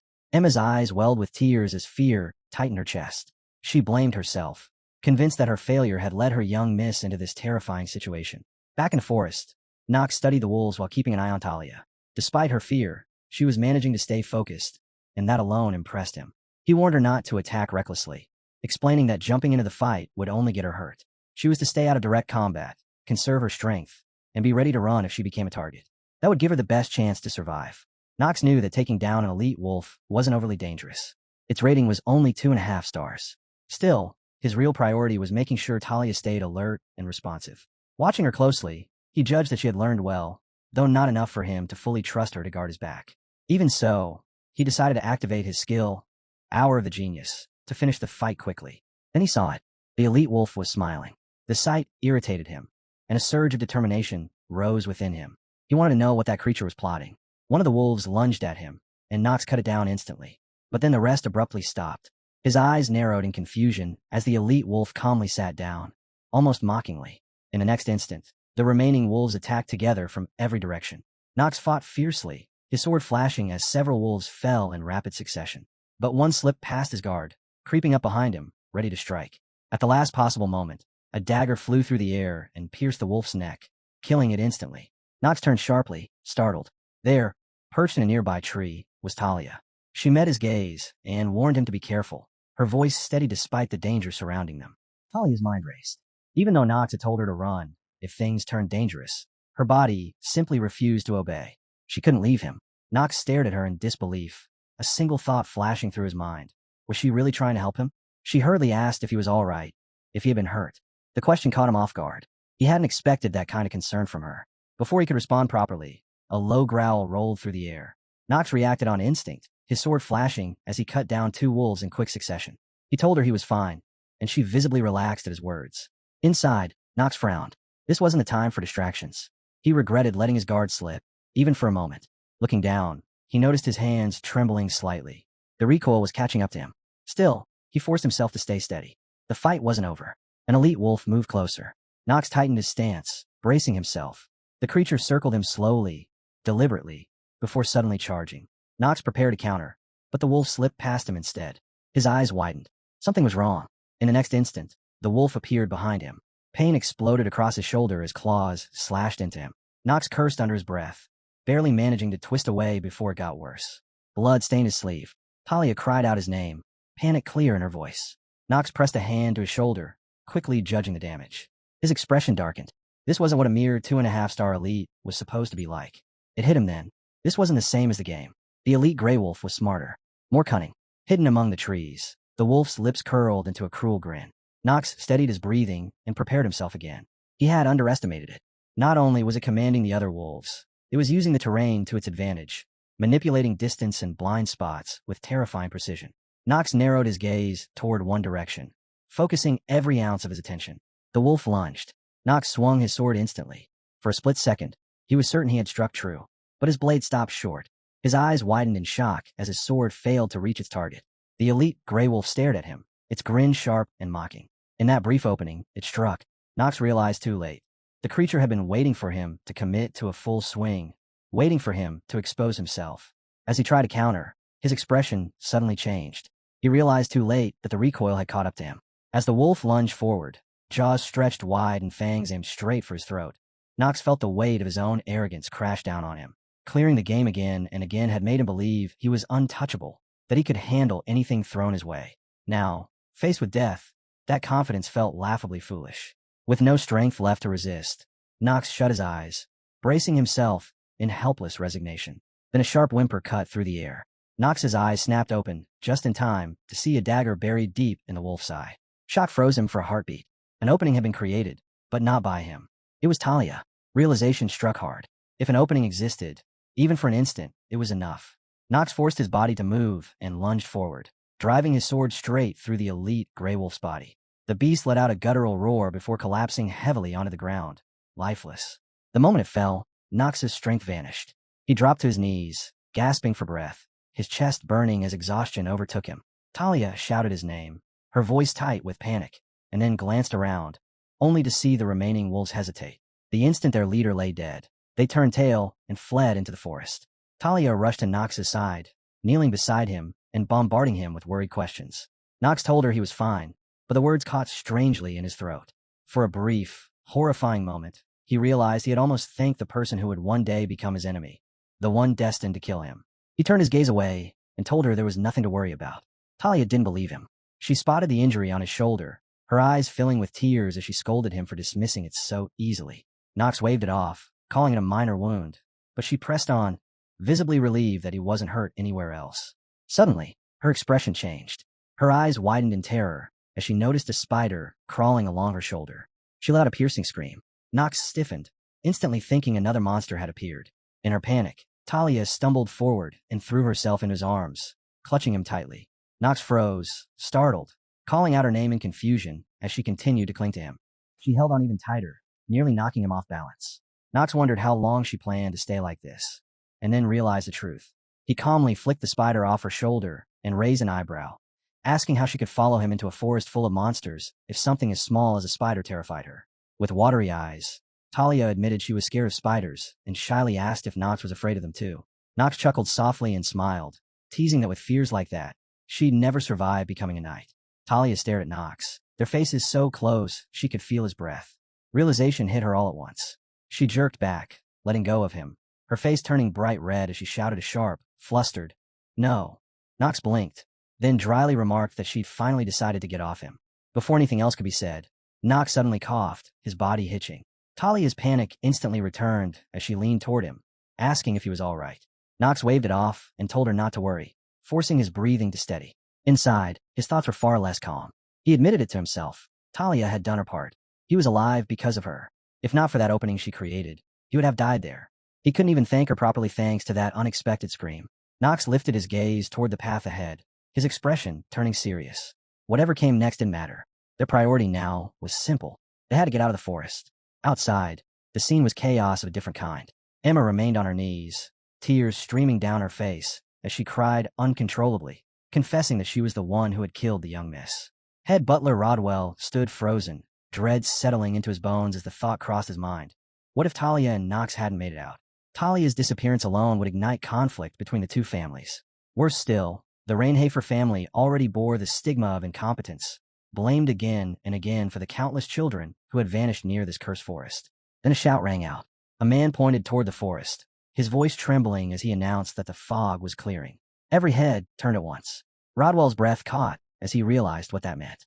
The infamous forest of missing children had been cleared. Emma slowly rose to her feet, her hands shaking.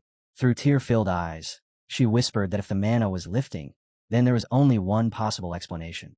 The head butler nodded gravely, confirming her understanding. Their speculation had become reality. The forest truly had been conquered. Emma's tears fell harder as the meaning sank in. That meant Knox, and, before she could finish the thought, figures emerged from the thinning fog. Someone yelled that the young master was coming out, and the crowd erupted into shocked murmurs. People stared in disbelief at the sight of Knox walking out alive, completely intact. Rodwell couldn't stop the smile that crept onto his face. With this, there was no doubt left. The balance of power among the Reincarnated descendants was about to be thrown into absolute chaos. Knox glanced around to the gathered crowd, his expression casual as ever, and asked why everyone was standing there. Emma rushed forward the moment she saw Talia, wrapping her in a tight hug as she cried about how worried they had been. The head butler turned to Knox and explained that the family had also been deeply concerned about his disappearance. Knox stared at him in disbelief. He muttered that he couldn't understand why anyone would worry about someone as useless as him, clicking his tongue as he complained that the family's reputation as a dark household was about to take another hit. Meanwhile, Talia sniffed and told Emma to stop crying already. Emma froze for half a second, then wiped her tears, suddenly grabbed Talia by the hair, and declared with terrifying energy that they would be going over the 71 rules of the Still Reiner family all over again. She ordered Talia to follow her immediately. Talia panicked and started apologizing, but Emma cut her off at once, saying she would never dare blame her since she was nothing more than a lowly maid. She firmly added that the patriarch himself would personally teach Talia the rules this time. Knox watched the scene unfold and silently thought that the maid possessed absurd stamina. After dragging Talia halfway away, Emma finally turned back, bowed to Knox, and thanked him sincerely for protecting their young miss. Knox shifted his gaze to Talia and spoke calmly, telling her that even though he never intended to enter the forest with her, she had proven herself. She didn't need to be so hard on herself. Back in his room, Knox finally relaxed. He shut the door behind him and pressed a hand to his forehead, letting out a slow breath. His mind replayed the image of Rodwell and the knights waiting outside the forest. Their timing had been too precise. He wondered if Talia had something to do with it. In the end, he let the thought go. A faint smile formed as he reached into his pocket and pulled out a small, hidden object. A message appeared before his eyes. He had obtained a new artifact, the Black Flame Ring, an accessory of low intermediate grade. It carried the attribute of darkness and granted an increase to both stamina and mana. Only those capable of wielding dark mana could equip it. More importantly, it possessed a special effect. Whenever its wearer defeated a target, a small portion of the enemy's life force would be stolen and converted into the wearer's own. The higher the defeated target's rank, the greater the amount gained. Nox studied the ring quietly. He knew this was the only artifact known to steal another's life force. Still, merely owning it didn't mean he could escape death. The amount it stole was limited, far from enough to simply erase a terminal illness. Extending one's life indefinitely was never that easy. Even so, he slipped the ring onto his finger. As long as he could struggle forward and grow stronger, it was far better than waiting helplessly at the edge of death. A determined smile spread across his face as he felt his life force and mana steadily increase. Turning toward the door, Nox spoke calmly, calling out to Rona, already aware she was standing outside. The door opened slightly, and Rona peeked in, addressing him respectfully as a young master. She asked if that meant he could see through things. Nox replied, evenly, that he might be able to. Rona's face flushed red in an instant, and without filtering her thoughts, she blurted out whether that meant he could see her naked body too. Nox reached out and lightly flicked her forehead, asking what kind of nonsense she was talking about. Rona cried out, holding her head and complaining that his flick hurt far more than it normally did. Nox then suggested arm wrestling, as if it were no big deal. Rona stiffened and asked if they were really doing that again. She squared her shoulders, fired herself up, and declared that if she won this time, he had to properly raise her salary. Nox agreed immediately, but calmly added that if she lost, 20% of her salary would be deducted. They clasped hands, elbows pressing into the table. Rona took a deep breath and counted aloud, 1, 2, 3. The match began, and ended in the same instant. Her hand slammed onto the table before she even realized what had happened. Rona stared at the result in disbelief, her words coming out in a stutter as she tried to understand how she lost so badly. Regaining her composure, she glared at Nox and accused him of thinking it was acceptable for the son of a prestigious family to cut a servant's already meager salary by 20%. Nox waved his hand lazily. He admitted she might have a point, but reminded her that according to rumors, he was the useless good-for-nothing of the Reincarnated family anyway. With a faint smile, he said he had decided not to bother with trivial things like honor anymore. At that moment, several messages appeared before his eyes. The effects of his trait, frequent sickness, had been activated. Wrist fracture, level 2. Flu, level 1. Nox groaned, irritation clear as he cursed those damn negative traits. He told Rona to forget the salary deduction and instead asked her to bring him some ice and a wet towel. Rona noticed how pale his face had turned and immediately grew anxious. Leaning back, Nox thought that for now, simply having the ring was enough. What he needed most was rest. Then a vague memory surfaced. A figure spoke with unwavering certainty, declaring a single name. Yuchan. Nox frowned slightly as he thought about the two hidden pieces he possessed. Carl, and the black flame ring. 6 months had already passed since he obtained them, yet he still hadn't had a proper chance to use either one. The reason was simple. He had been grounded. Nox let out a long sigh, frustration seeping into his expression. He muttered that he hadn't even done anything wrong. He had cleared the missing child's forest, of all things. And yet, instead of being rewarded, he was the one being punished. He turned toward Rona, clearly looking for her agreement. Rona avoided his gaze and answered cautiously, saying that as a maid of the family, she was obligated to speak well of the patriarch, since her words could directly affect her salary. Nox stepped forward with confidence and firmly promised her that her salary would absolutely be reduced if she didn't align with his preferences. Rona froze, then burst out in disbelief, exclaiming at how ruthless the patriarch was and lamenting how little he understood Nox's feelings. Nox felt the weight of it all settle on his shoulders. He dropped onto the sofa and stared ahead, reflecting on the life he was living now. He had been doing his best to adapt, to live properly, all while watching Carl steadily grow stronger. But this kind of life couldn't continue. Not when his time was being shaved away day by day by a terminal illness. A message flickered into view. 147 days remaining. Nox clenched his jaw, irritation rising as he stared at the number. He sarcastically thanked the system in his mind, noting how considerate it was to explain his impending death so clearly, as if it cared more about his life than he did. Pushing himself up, determination flashed through his eyes. He muttered that he couldn't endure this anymore. If he wanted to live, he had to change something. He resolved to meet his father and somehow obtain permission to go out. The moment the decision settled, a knock echoed through the room. Head butler Rodwell entered and greeted Nox before informing him that the patriarch had summoned him. Elsewhere, the patriarch stood lost in memory. He recalled a blood-soaked battlefield from long ago, the sky filled with flying demons, their shadows blotting out the moon. He remembered the night of slaughter, the devastation left behind, and the humans who had been swept away in the chaos. Opening his eyes, he acknowledged a truth he had long accepted.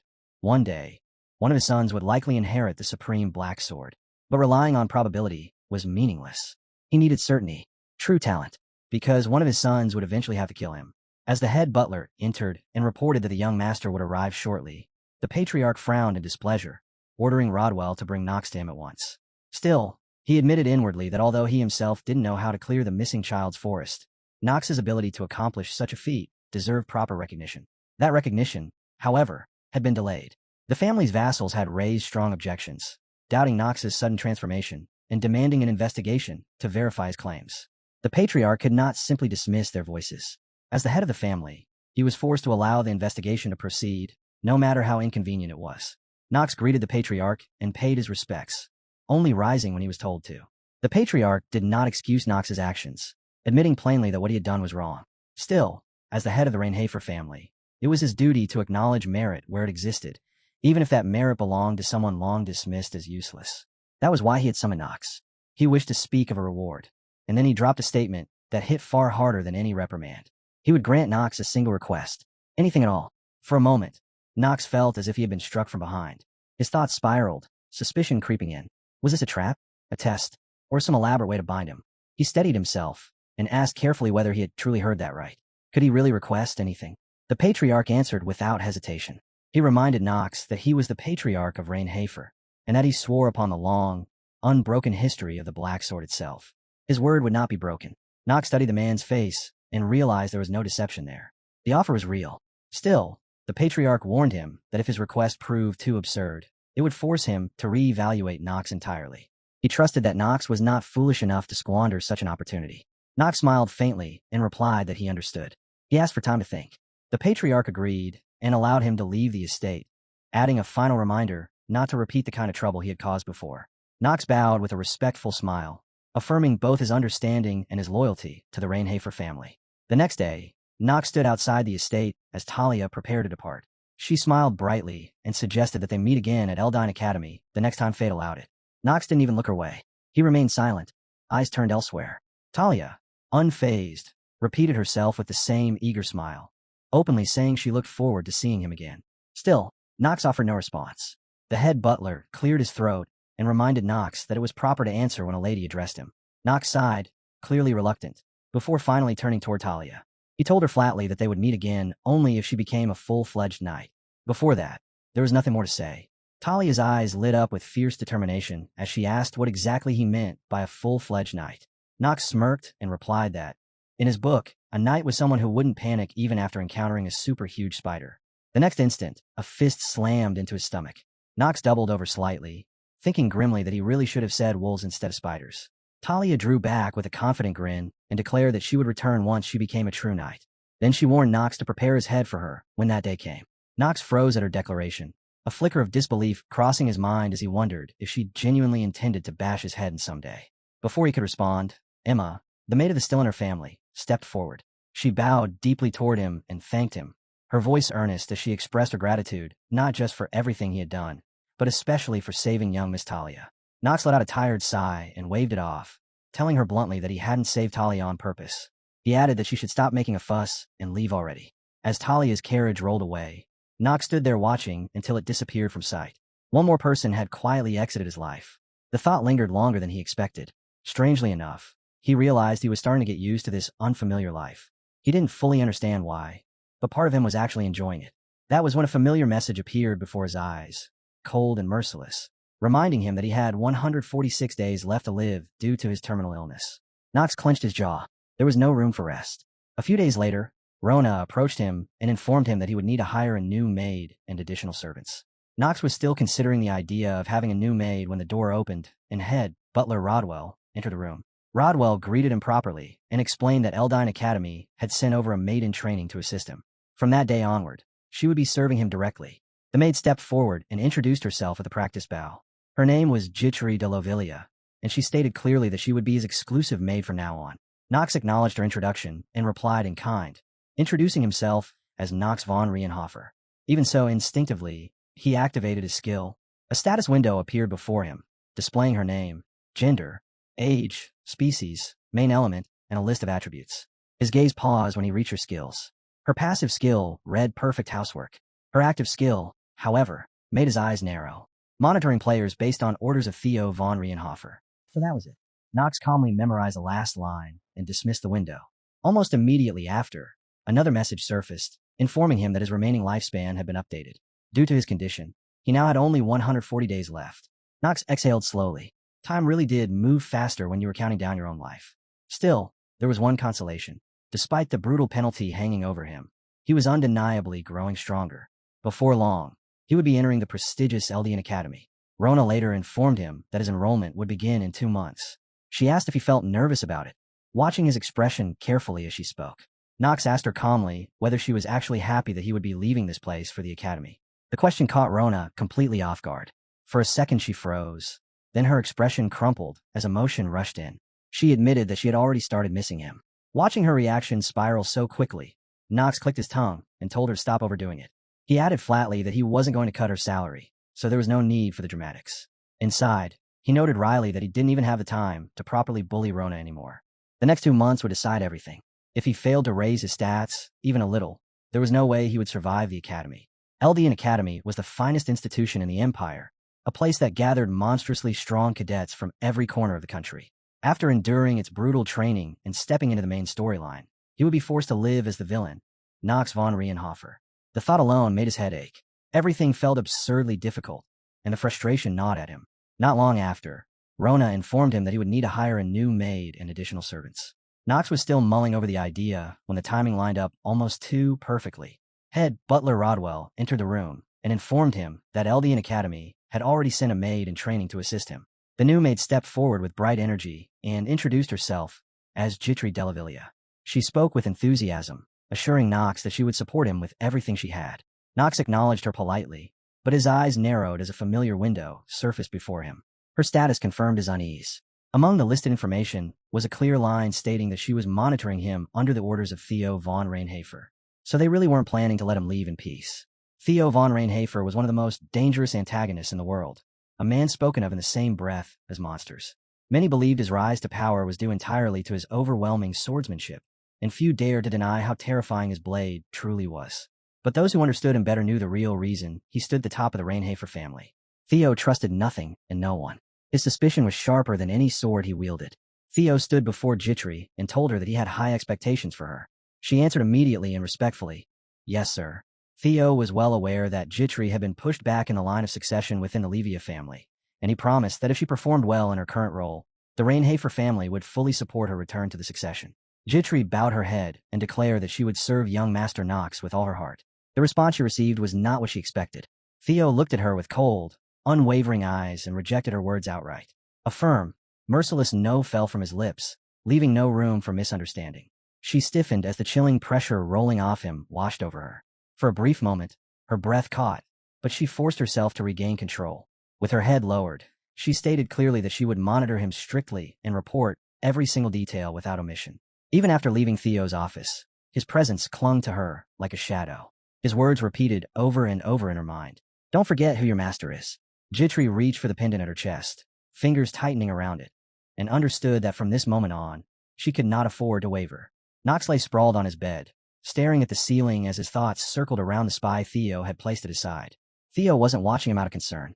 He was testing him, trying to confirm whether the person inhabiting this body was truly Knox or something else entirely. Demon possession was not rare among the inner lunatics, and in the original storyline, Knox's body had eventually been claimed by the #1 demon ball. That alone made Theo's suspicion reasonable. Knox had to make sure his secret stayed buried. He rose from the bed and told himself that everything would be fine as long as Theo didn't uncover the truth. Still, an unease lingered, and it all traced back to one person, Jitri Delavilla. She was the variable he couldn't ignore. Jitri's past was a tragic one. Though she was never meant to play a major role in the main storyline, she had originally been destined to become the next head of the Lavilla family. That future was destroyed when her parents were murdered by her own uncle, stripping her of both her family and her position. Fleeing the darkness of her bloodline, she became a maid of the Rienhofer family.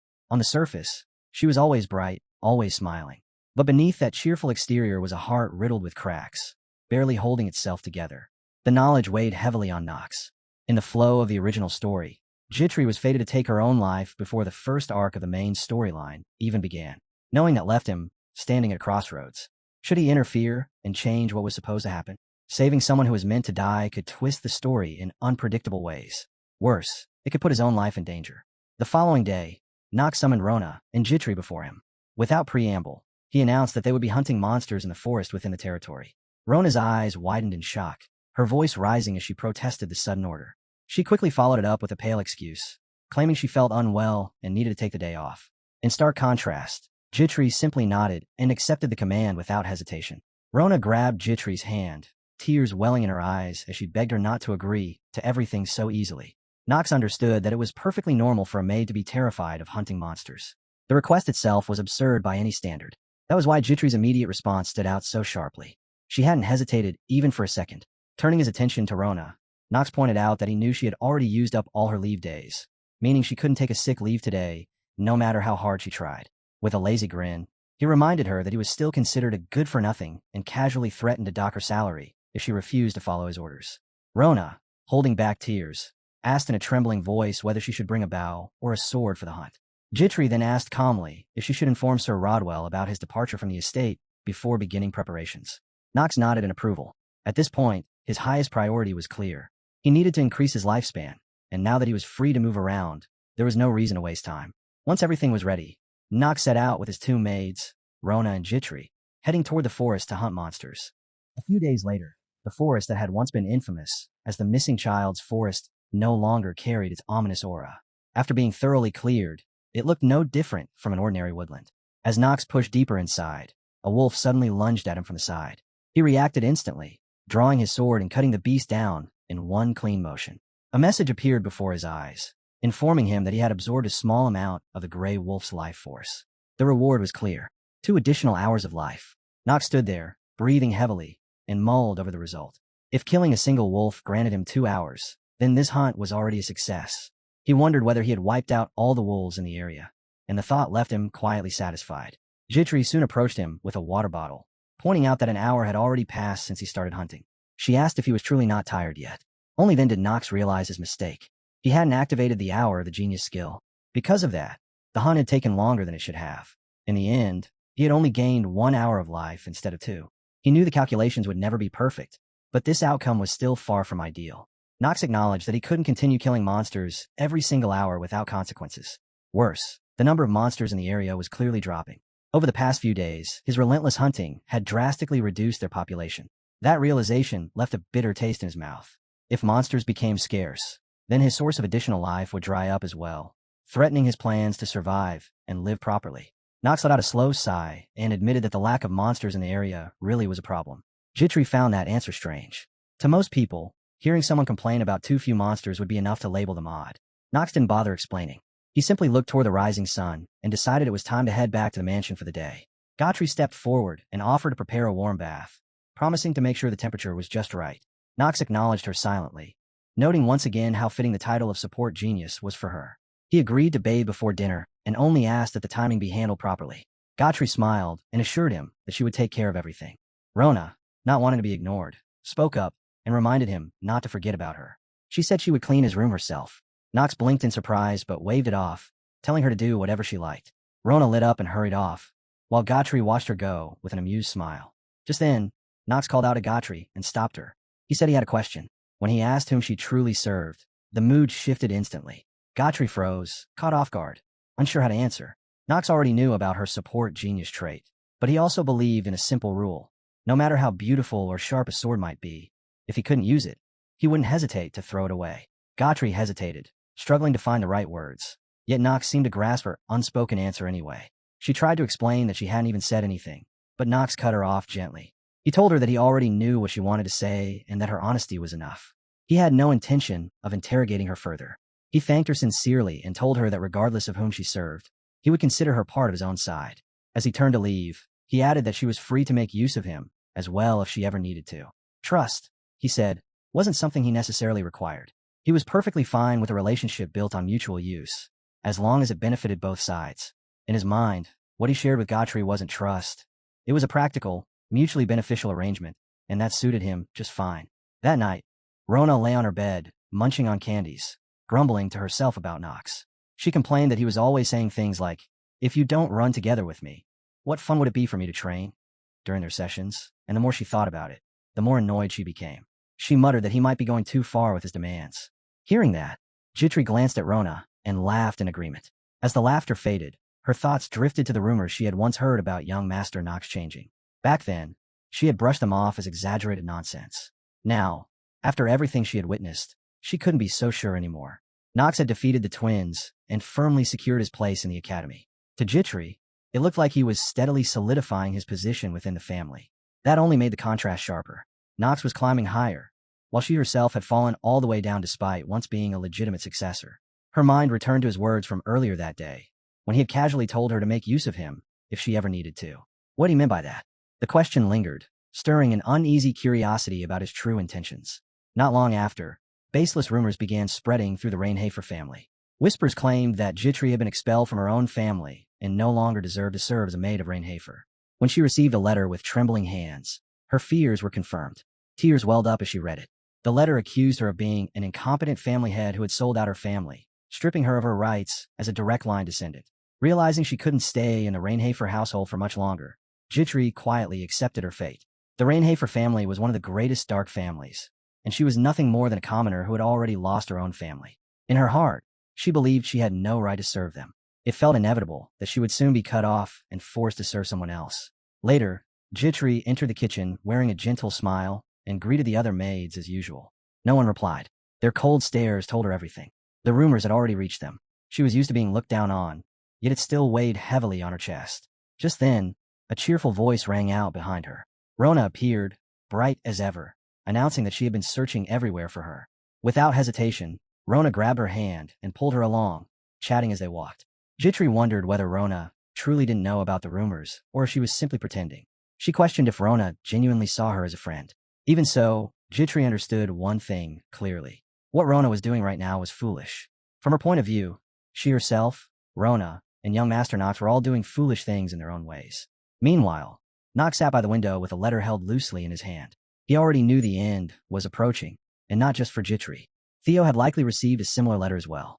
The charges pinned on Jitri's father were false, carefully fabricated lies, yet Nox couldn't act. He understood better than anyone how dangerous it was to interfere blindly. Even helping someone survive could trigger an unpredictable butterfly effect, and that uncertainty stayed his hand. Later, in the missing child's forest, Nox moved through the trees in search of monsters. His sword flashed once, clean and decisive, and a vicious wolf dropped without resistance. Rona and Jitri watched from behind. Rona frowned slightly and remarked that there was a coldness in Nox's eyes, saying he felt harsher than before. Nothing like the more merciful version, she remembered. Curious, Jitri asked if that was really true. The comment lingered, leaving an uneasy feeling in her chest. Nox continued cutting down monsters effortlessly, his breathing steady, his focus sharp. He was waiting for something. In this forest, when only 20% of the normal monsters remained, a hidden boss would appear at random. His goal was simple: kill it and increase his stats. Yet the boss still hadn't shown itself, and his patience was starting to wear thin. Then something brushed past his face. Nox froze in shock and swung instantly, but his blade cut through empty air. Only then did he realize the truth. Whatever had passed him moved at an entirely different level of speed. A grin spread across his face as he acknowledged it. The hidden boss had finally appeared, an elite king wasp. He readied himself, confident he could handle it. But in a brief moment of distraction, Jitri noticed the wasp lunging. Without hesitation, she ran forward and took the attack head-on. Nox's eyes widened. He couldn't understand why she had intervened when he knew he could have dealt with it himself. Why would she throw herself toward a monster that appeared out of nowhere? How many people would even be capable of doing that? Questions aside, Nox made a decision. If Jitri had chosen to step forward, then he would use that choice to his advantage and protect her. Anger flared across his face, sharp and cold. At the same time, a message appeared before him, declaring that the hour of the genius had been activated. As the power surged, Jitri's mind drifted back to a distant memory. She saw herself as a child, crying after falling again, and heard her mother's worried voice asking why she kept stumbling no matter how hard she tried. Her father had agreed back then, saying there had never been a single day when the wounds on Jitri's knees were fully healed. That was what her parents always told her. And now, thinking back on it, she realized those words had never been only about scraped skin. They had been talking about her heart as well. She wondered if they had been prophesying her future without even realizing it. Her thoughts drifted again to Nox's question from earlier. Whom do you serve? The words pressed down on her chest, forcing her to confront her own wavering loyalties. Then a darker memory surged forward. She saw her uncle standing over her parents' bodies, blood still warm, His lips curled into a twisted smile as he claimed the family for himself. The scene overlapped with echoing voices inside her head, repeating the same question over and over. Who do you serve? Another voice followed, calm and cold. If needed, feel free to make use of me. I'll make use of you too. Jitri's eyes fluttered open. The first thing she saw was Nox, bent over and panting heavily, calling her name with clear concern in his voice. A system message had appeared before him, announcing that the monster had been defeated and that special rewards would be granted. Nox didn't even look at it. Instead, he told Jitri that it was over and promised to take her back safely. Rona quickly spoke up, urging him to return to the mansion as soon as possible. Jitri studied Nox's face and felt a strange doubt rise within her. He was lying. At least, that was what her instincts told her. This didn't look like the face of someone who was simply trying to use her. Then why did his voice tremble just slightly? And why did she sense anger buried beneath his words? Elsewhere, family head Theo read through a letter with a grim expression. Head butler Rodwell confirmed that their investigation matched its contents. The Lavilia family had officially decided to cut Miss Jitri off completely. Theo recalled his original plan. He had intended to bring Jitri under their wing and eventually take control of the Lavilia family through her. With their previous head gone and their internal structure unstable, it had seemed like the perfect opportunity. With Rienhafer's involvement, submission should have been inevitable. But with Jitri's sudden expulsion, everything had collapsed. Their plans were now meaningless. Theo admitted there was nothing they could do and asked Rodwell what should be done with Jitri instead. Rodwell replied that keeping a maid who belonged to no family other than Nox would draw contempt within Eldane Academy. It would become a point of ridicule. He suggested handling the matter quietly from their side. Theo nodded. He had been thinking the same thing. As Theo and Rodwell were discussing what to do with Jitri, a butler rushed in with urgent news. Nox had returned from the hunt, carrying an injured maid who had been poisoned. Her condition was critical, and without hesitation, Nox had used a costly antidote on her, without permission. Rodwell immediately asked if it was the Mandrake's purifying potion. The butler nodded, confirming his suspicion. Rodwell let out a quiet sigh and remarked that the potion was extraordinarily expensive. Theo frowned, wondering if Nox had already grown attached to the maid. Personal feelings interfering with carefully laid plans were never a good sign, and the thought clearly unsettled him. Elsewhere, Rona called out to Jitri, relief flooding her face when she saw her awake. Still weak, Jitri tried to piece together what had happened. The first thing she asked was whether Nox was safe. Almost immediately, doubt crept in, and she questioned her own reckless choice to jump in front of the boss monster. Tears welled up in Rona's eyes as she explained that Nox had used the Mandrake's antidote to save her life. The doctor had initially refused, unwilling to waste such a precious medicine, but Nox had threatened him outright. Use it or die. Left with no choice, the doctor complied. Jitri froze. She knew the true value of Mundura. Her chest tightened as she wondered again whether Nox truly intended to only make use of her. Slowly, she tried to sit up, but Rona hurried to stop her, telling her to rest. Jitri ignored the warning and asked where Nox was. Rona explained that he had gone to see the Chamberlain and had told her to notify him the moment Jitri woke up. Rona promised to return soon and urged her once more to rest before leaving the room. The moment she was alone, Jitri stood and walked toward her suitcase. Her mind was already made up. She began packing, weighed down by a crushing sense of unworthiness. In her heart, she felt she had no right to stay. As she sorted through her belongings, her hand paused on a familiar pendant. Inside was a picture of her late parents. Her vision blurred. After a long moment, she removed the picture and gently placed the pendant aside. She decided to leave it behind, along with a letter thanking Nox for saving her life and offering the pendant as payment for the potion that had kept her alive. With everything prepared, Jitri stepped into the hallway, only to run straight in Nox. He stopped her and asked where she was going. When she didn't answer immediately, his expression hardened. He asked again, his voice cold and demanding. Not far away. Nox's anger echoed through the corridor as he confronted the doctor.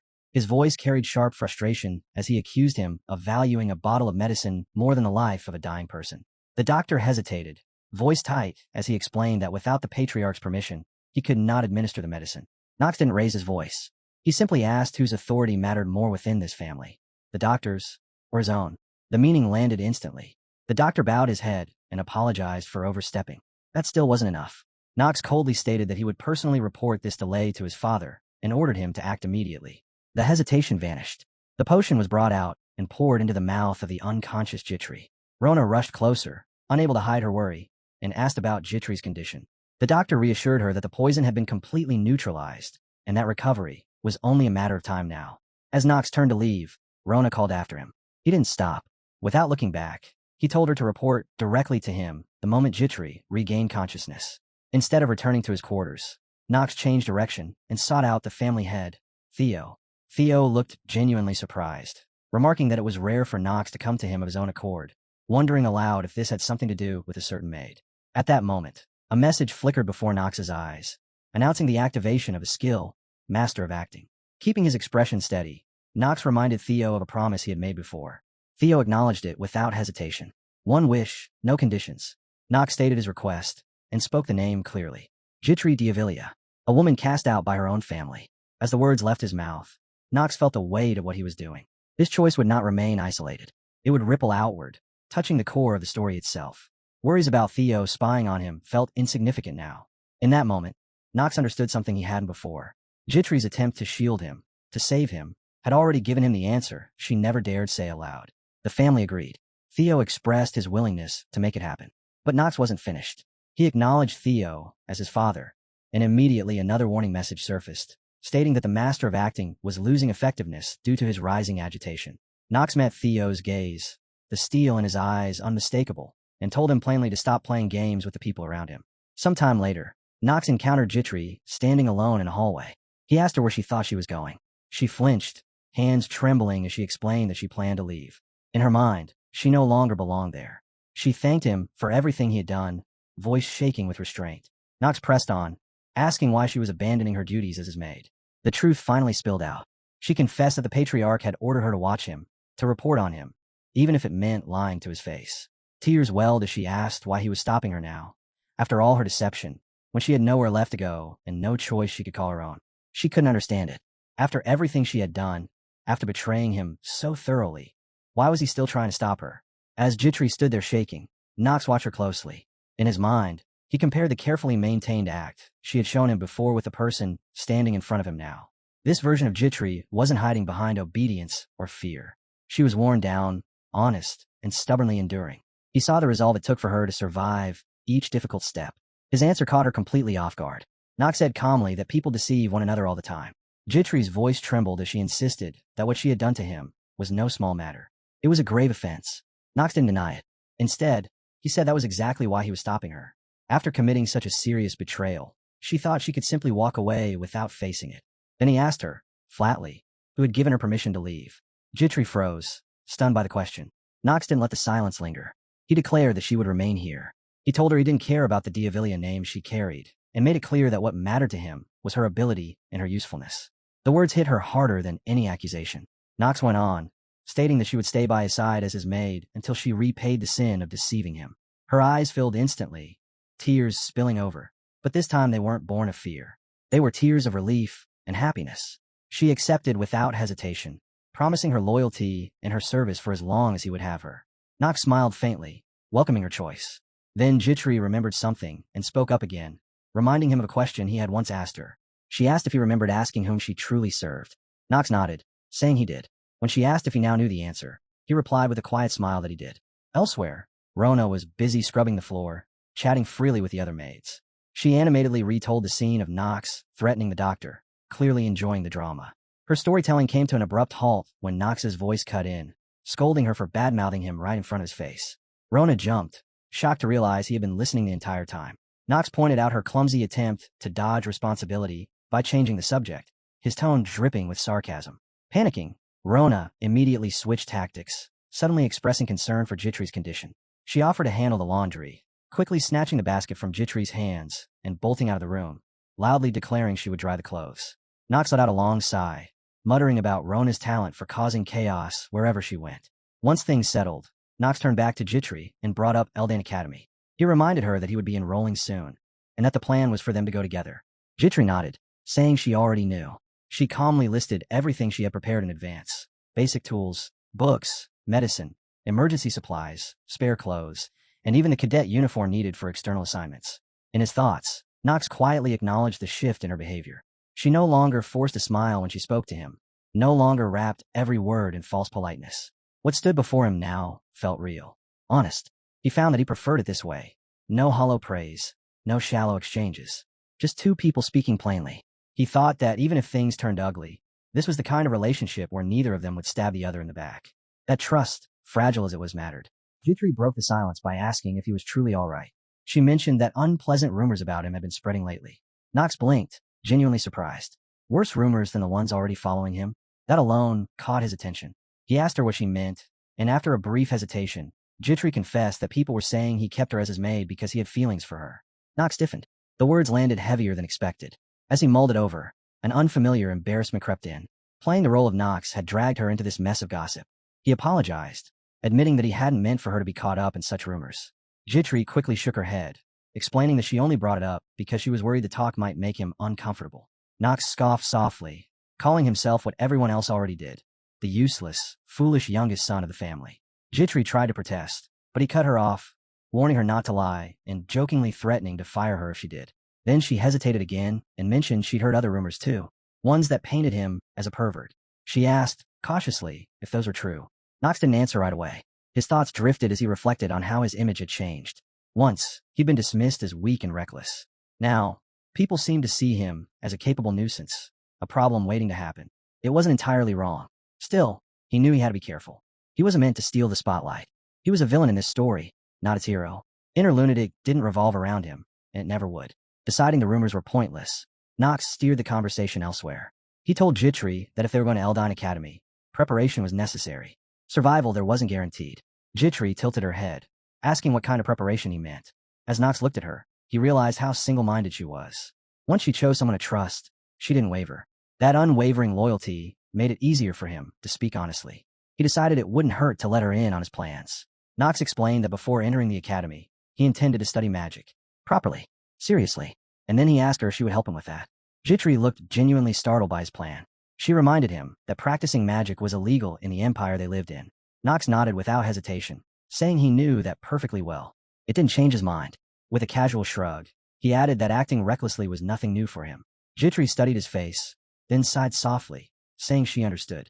If he was making a choice like this, she believed there had to be a reason behind it. She agreed to help and offered to search for basic magic books that might be safe enough to study from. Nox noted her efficiency and felt oddly satisfied by how naturally she stepped into that role. Their conversation was interrupted by hurried voices echoing from outside, people shouting for others to move faster and finish preparations.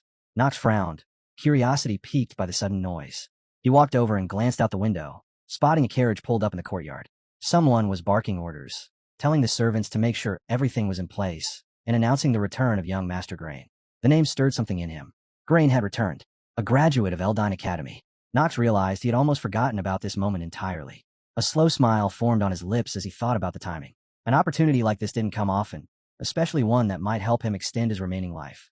Turning back to Jitri, he told her he would be leaving soon on a distant mission. She looked confused and asked what he was planning now, but he only left it at that. That evening, the family gathered around the dining table.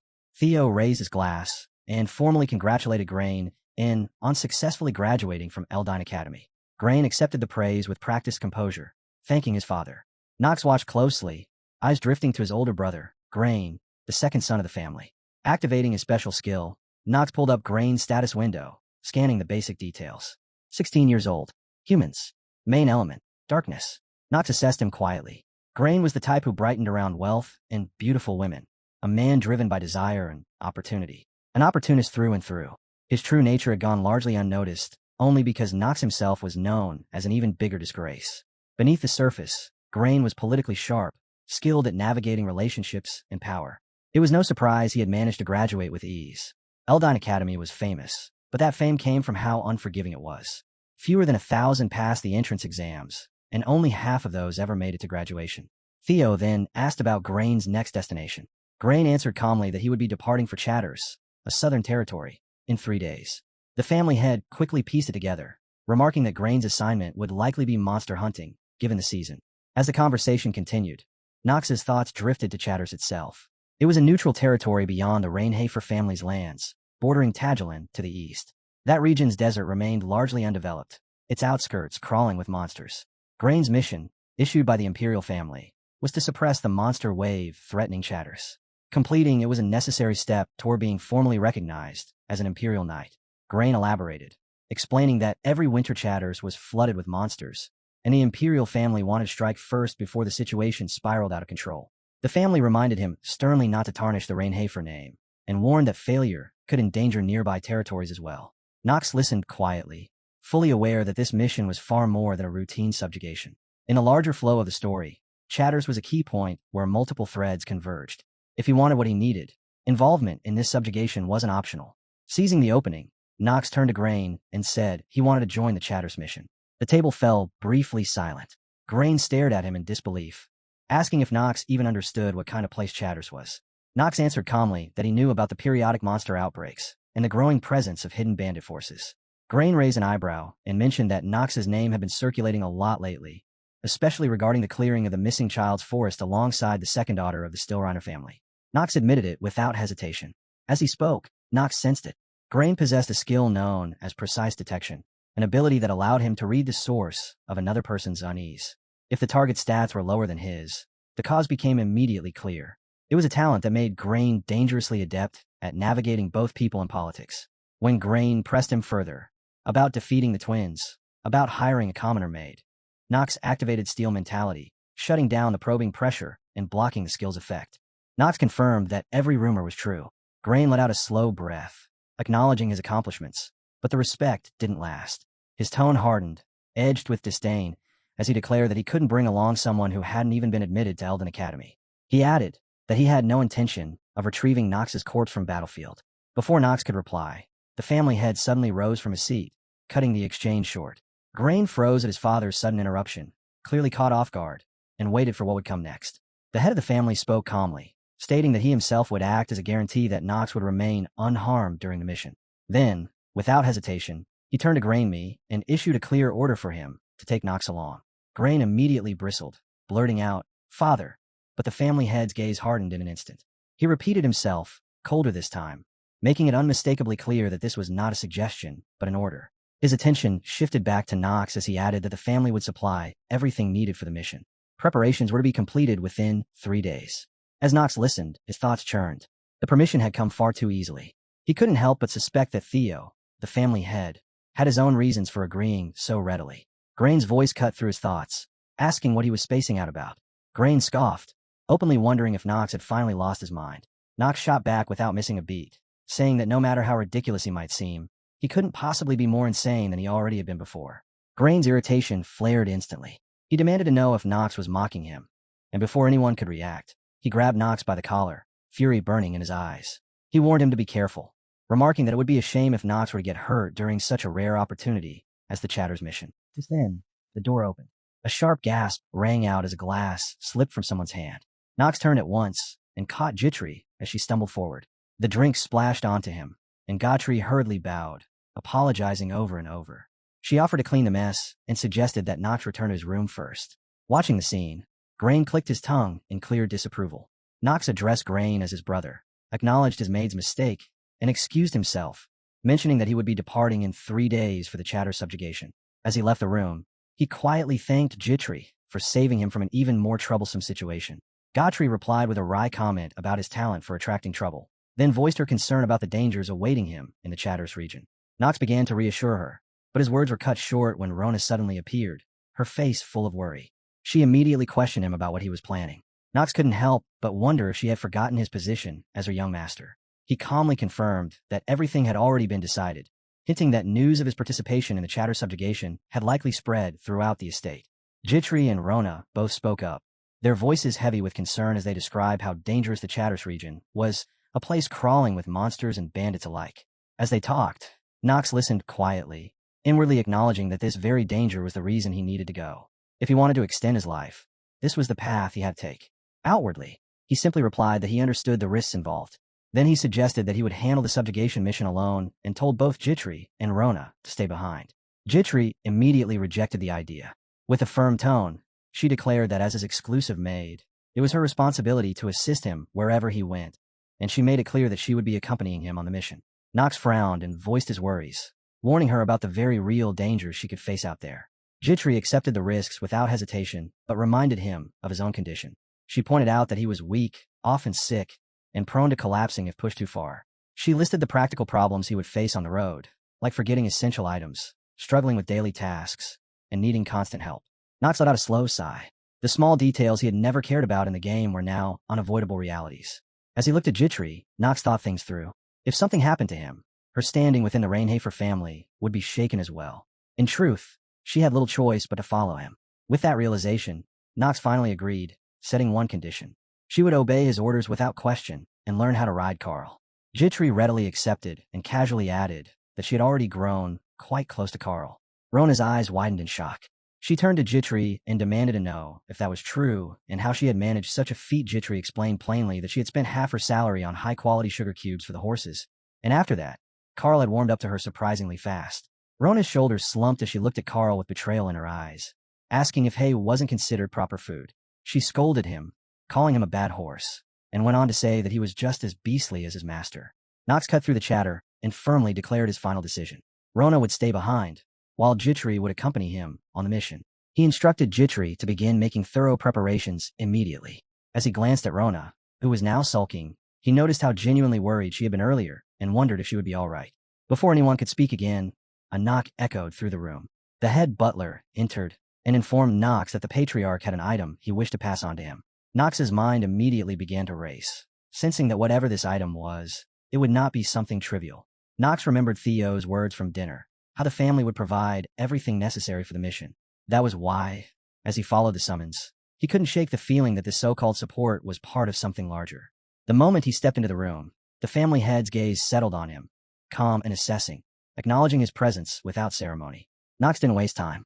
Knowing exactly why he had been called, he asked about the item Theo wanted to give him. Theo nodded in confirmation and, with deliberate care, revealed sword. Knox's eyes were drawn to it at once. Theo spoke evenly, saying that whether Knox could claim this item or not depended entirely on him. He then revealed the sword's true identity. It was the blade of Rian Hafer's very first patriarch. Knox's thoughts spun wildly. This sword had never appeared in Inner Lunatic. Not once. Not even across his 27 previous playthroughs. The fact that such an artifact existed outside everything he knew left even him genuinely stunned. He couldn't understand Theo's intent. Gifting something of this caliber made no sense. Yet despite its importance, the sword looked worn, almost ordinary, and that only deepened his confusion. Theo seemed to read his thoughts. He explained that although the sword was weathered, it had been the lifelong companion of the first patriarch, a blade that held meaning beyond appearances. Its value, he said, was equal to the man himself. Knox asked what test he needed to pass to obtain it. Theo's answer was simple. Hold the sword. The moment Knox lifted it, a dark aura spilled across the blade. His expression tightened as he realized what was happening. The sword was absorbing his mana. This wasn't expected. As he kept holding it, the blade slowly began to change color. Theo watched closely, a faint look of satisfaction crossing his face. He remarked that Knox had already begun to sense mana, exactly as he had predicted. Theo explained further. The sword's ability was straightforward and terrifying. It absorbed its master's mana and amplified it several times over. Knox absorbed those words in silence. He understood immediately that this was not a weapon just anyone could wield.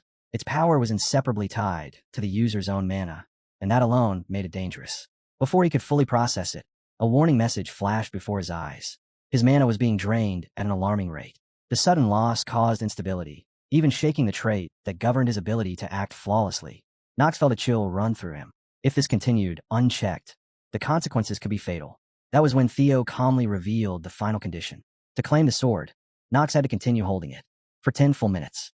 Sweat streamed down Knox's face as he stared down the trial before him. Even as his strength ebbed away, his thoughts drifted to Theo. This wasn't random. There was no way the family head had handed him this sword without intent. As Knox struggled to keep his composure, Theo finally spoke again and revealed the blade's name. Stormbringer. The name alone sent a chill through Knox. The pressure doubled as he realized he still had nearly 10 minutes left to endure, all while his mana was being mercilessly drained. As he gripped Stormbringer, a status window abruptly appeared before his eyes, displaying the sword's information. Stormbringer was currently in a weakened state, with the potential to evolve from an intermediate grade to an advanced one. Its elemental attribute was darkness, and it possessed a special effect. Each time the user killed something with the sword, it would absorb the user's mana and convert it into its own stats. After accumulating enough mana, it would discharge that power and unlock its true strength. Knox barely had the presence of mind to process any of it. None of that mattered right now. Another message flashed, far more urgent. His mana was completely depleted. Worse, the sword had begun forcibly converting his life force into mana. Knox felt his vitality draining at an alarming speed. Panic surged through him. He considered giving up, only to realize, in sheer horror, that his hands would not release the sword. Gritting his teeth, he cursed under his breath, calling it a cursed blade. Across the room, Theo watched in silence as Stormbringer continued to drink in Knox's power. He reflected on the nature of the sword. Stormbringer was a magic sword of immense might, but it was also a blade that inflicted suffering upon its wielder. It was this very sword that the first patriarch had used to carve out the Reincarnated family's name, raising them as a formidable dark lineage. Yet in the generations that followed, almost no one had been able to wield it properly. Theo knew the truth all too well. 9 out of 10 people would collapse the instant they tried to hold Stormbringer. Enduring even 10 minutes with it was already considered remarkable. Even Theo himself had only managed to last a little over an hour. And yet, despite knowing all of this, he had deliberately placed the sword in the hands of his youngest son, a boy who had yet to fully learn how to control mana. As Theo recalled recent events, Nox saving the maid, the chain of unusual incidents within the family, a pattern began to form. None of it felt accidental anymore. Watching Nox struggle, yet continue to endure, Theo's eyes narrowed. The growth was too fast, too unnatural. He couldn't help but wonder if Nox possessed a talent approaching that of a sword emperor. That line of thought pushed Theo to test him. If Nox could endure holding the sword for 10 full minutes, it would prove that he possessed the potential to become the greatest patriarch in the family's history, one who might even surpass Theo himself. And if that day ever came, Nox could eventually become someone capable of killing him. At the end of a brutal struggle, Nox finally managed to suppress the sword's rampaging effects. Watching him steady himself, Theo spoke calmly, saying that his suspicion about Nox hiding his true strength had been correct. Nox, still gasping for breath, stared at him in confusion and asked what he was talking about. Theo offered no explanation. He simply turned his back and told Nox that the sword now belonged to him. As Theo walked away, Nox slumped where he stood, panting heavily, bitterness echoing in his thoughts as he muttered for the man to at least return the life force that had been stolen before leaving. 3 days later, preparations for the Chatter subjugation mission were complete. As the group gathered to depart, Jitri remarked on the sheer number of supplies they were bringing and expressed relief that the dimensional pouch could hold everything. When Nox failed to respond, she looked at him in confusion. She couldn't understand why he seemed so irritable when he had been eagerly waiting for this mission. Nox sighed inwardly, his mind still haunted by Stormbringer draining his life force. Far from feeling grateful for Theo's support, he only felt exhausted by the price it had demanded. His gaze shifted to Grain, and he immediately noticed the absurd amount of supplies he had brought along.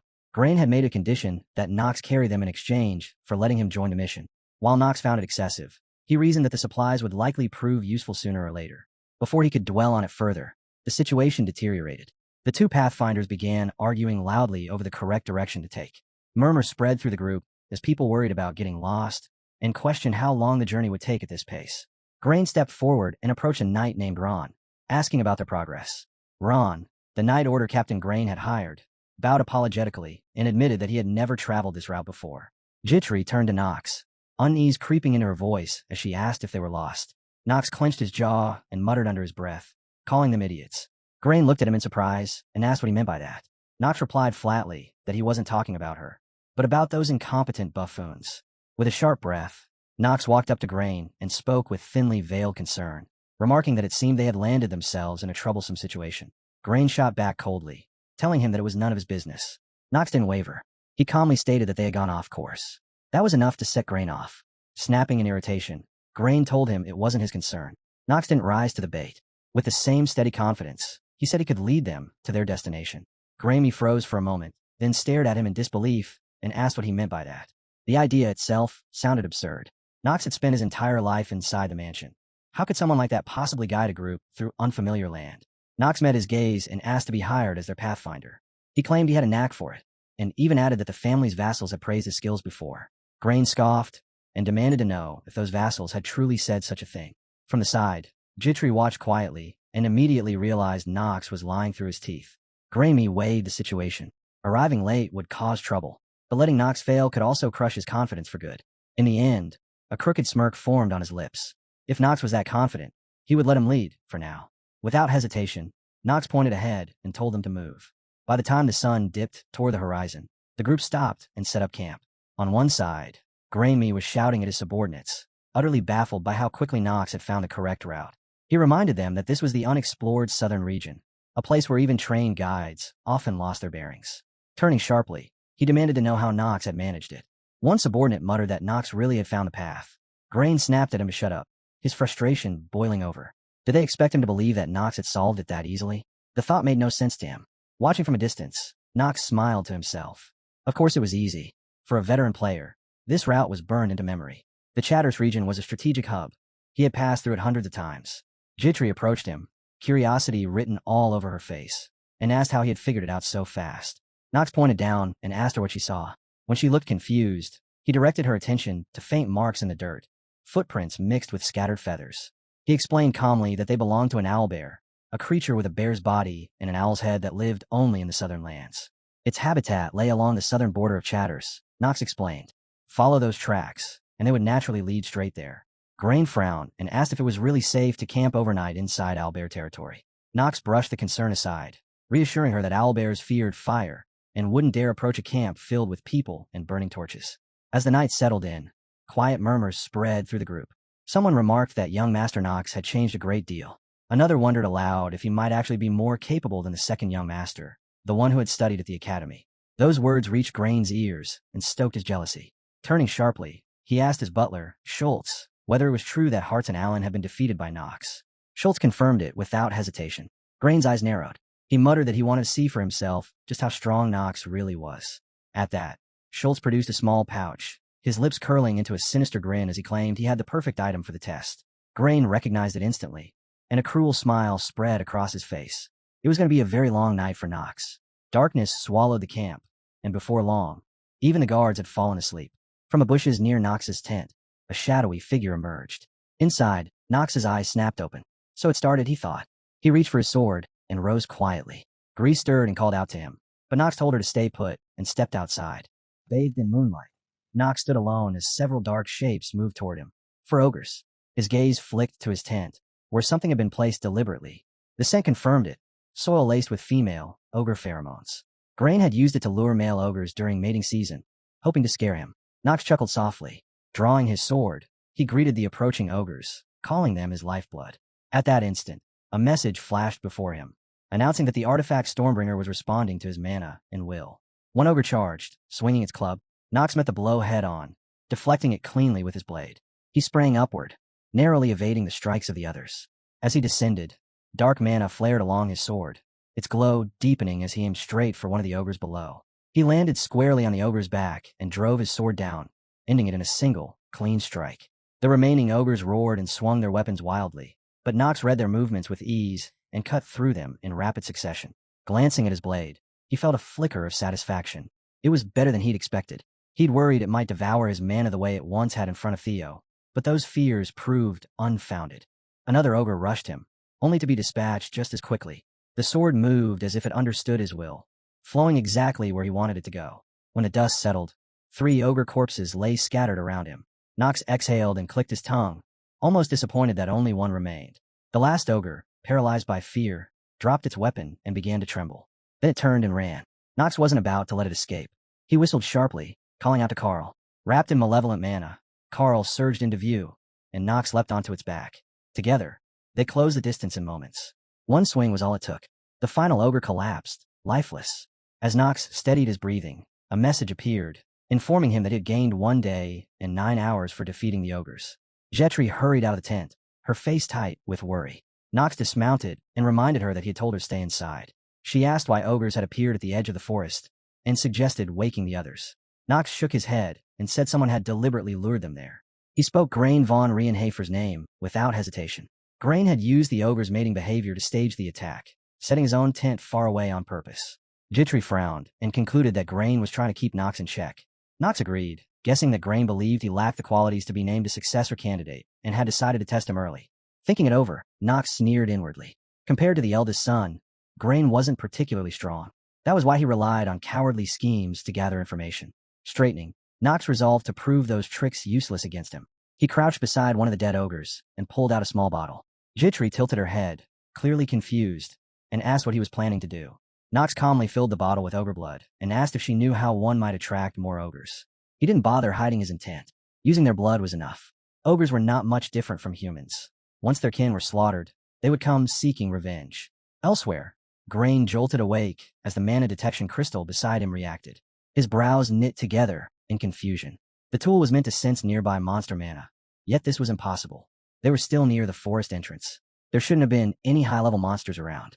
For a moment, he wondered if it was malfunctioning, but dismissed the thought. The crystal was brand new, a gift from his father. Before he could think further, the ground began to tremble. His butler burst into the tent, panic written all over his face, urging immediate evacuation. Grain rushed outside and demanded an explanation. The report left him stunned. A large group of ogres had appeared, and the soldiers were already fighting them. Grain froze in disbelief. This wasn't a place ogres should ever be showing up. By morning, ogre corpses littered the area. Furious, Grain rounded on his butler and accused him of placing the pheromone-soaked soil on his tent. The butler vehemently denied it, insisting he had planted it on Nox's tent exactly as ordered. That only deepened the confusion. Not far away, Nox woke up leisurely, stretching and yawning as if nothing had happened. He looked at Jitri and commented on how refreshing the morning air felt. Jitri, visibly exhausted, agreed and suggested they eat. Nox sat down on a box and casually invited her to join him. She protested at once, reminding him she was only a maid and couldn't eat beside him. Nox waved it off, pointing out that they were on a mission and monsters could appear at any time. With a grin, he mentioned ogres, saying something similar had happened near his brother's tent. Jitri stared at him in disbelief and muttered that the master she served was rather shameless. Nox laughed and told her she'd get used to it. Nearby, Grain ordered the camp to be dismantled. Watching the blood-soaked tents, Nox clicked his tongue. Those would need to be discarded. If they kept carrying them, the ogres wouldn't stop chasing them anytime soon. Jitri asked what he planned to do next, and whether they should help Grain and his group. Nox answered casually, asking why he would bother. The response caught her off guard. She pointed out that it meant the ogres would keep chasing them.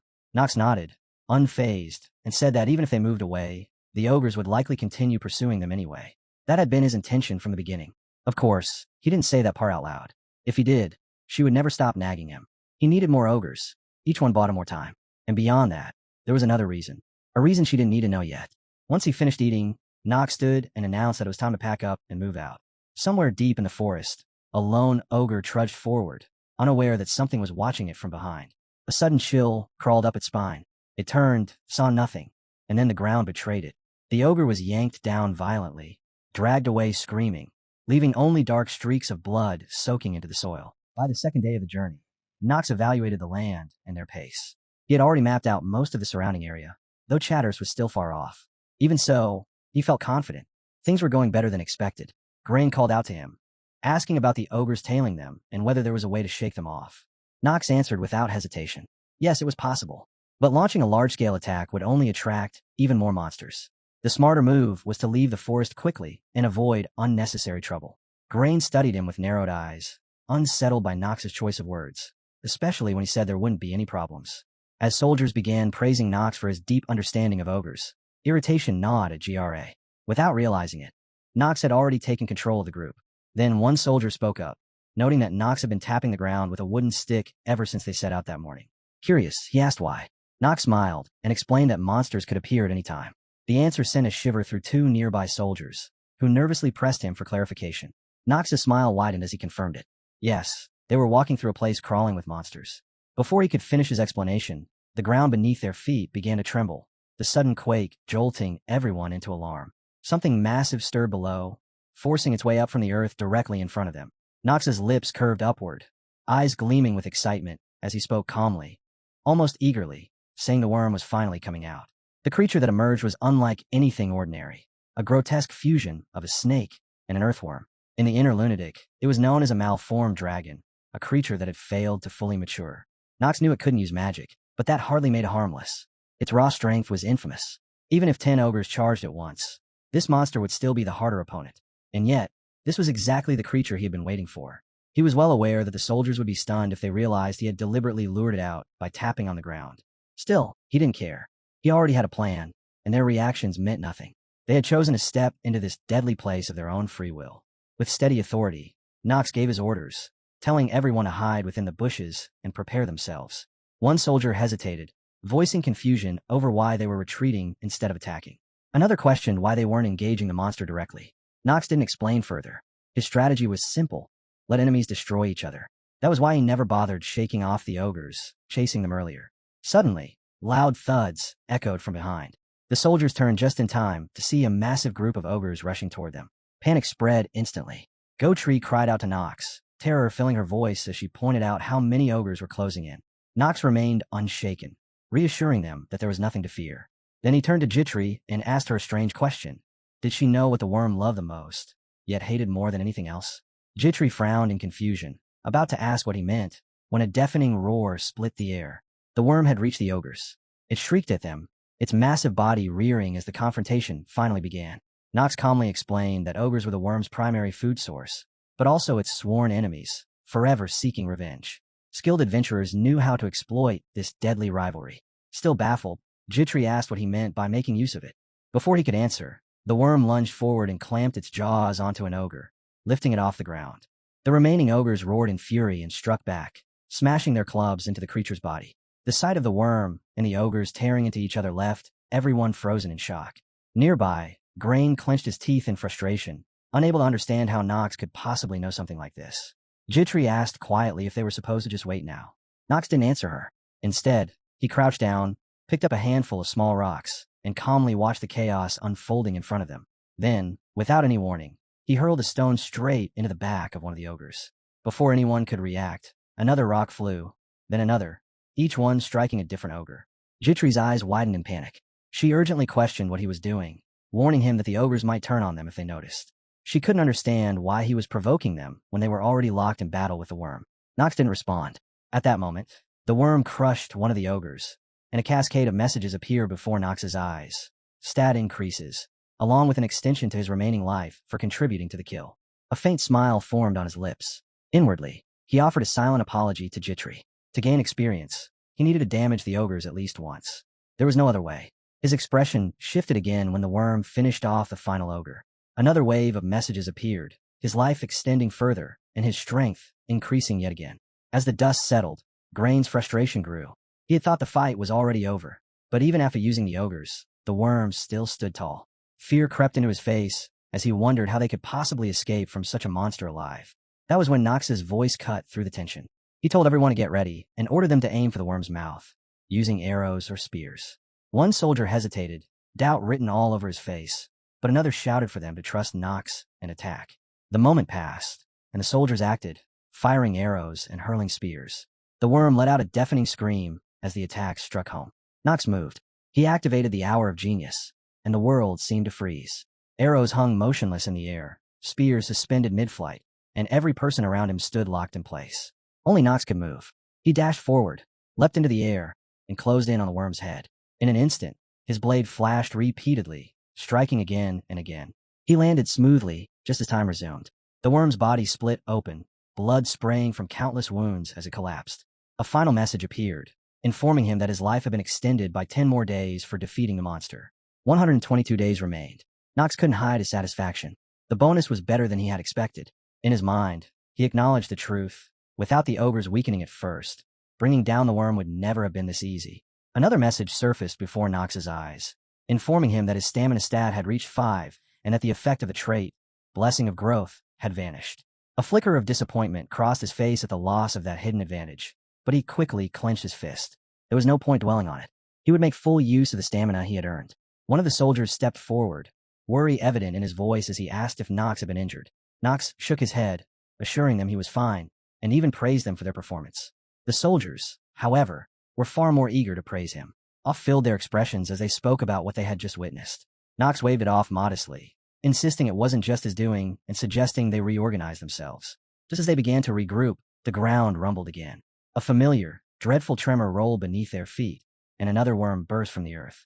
Panic spread instantly. The soldiers scrambled into defensive positions, weapons raised. Even Nox stiffened in surprise at the sight of a second monster. Someone shouted for him to fall back, another yelling for him to get out of the way. Before anyone could act, a shadow dropped from above. A single, clean slash flashed through the air, and the worm was cut down in an instant. Nox froze as he recognized the man who landed calmly beside the corpse. His mind spun as he stared at the figure standing over the lifeless body. Paracelsus, the sword genius, one of the inner lunatic's most terrifying figures, counted among the 3 sword emperors alongside Theo and Celsus's disciple. Nox knew his name far too well. He also knew of Paracelsus's deep-rooted hatred for nobles, which made his presence here completely unexpected. Paracelsus looked around, utterly unconcerned by the tension, and casually remarked that a word of thanks would be appropriate for saving them. Schultz, standing next to Grain, bristled immediately and demanded to know who this man was. With an easy shrug, Paracelsus introduced himself in an almost careless tone and suggested they think of him as nothing more than a mercenary. Nox understood where that disdain for nobility came from, remembering the man's brutal past. Yet something felt deeply wrong. According to everything Nox knew, his first encounter with Paracelsus was supposed to happen at Eldine Academy, not here. This deviation gnawed at him, raising uneasy questions about what else might be changing. As his unease grew, a guard approached Paracelsus, and asked for his identification. Paracelsus didn't resist at all, agreeing to the inspection without the slightest hint of concern. The journey toward Chatters resumed, and, as they moved on, Grain couldn't help himself and struck up a conversation with Paracelsus, leaving Knox silently pondering the consequences of this unexpected meeting. Grain asked Paracelsus whether he truly was a mercenary and if his destination was also Chatters. With a tired sigh, Paracelsus confirmed it, saying Chatters would be his first stop.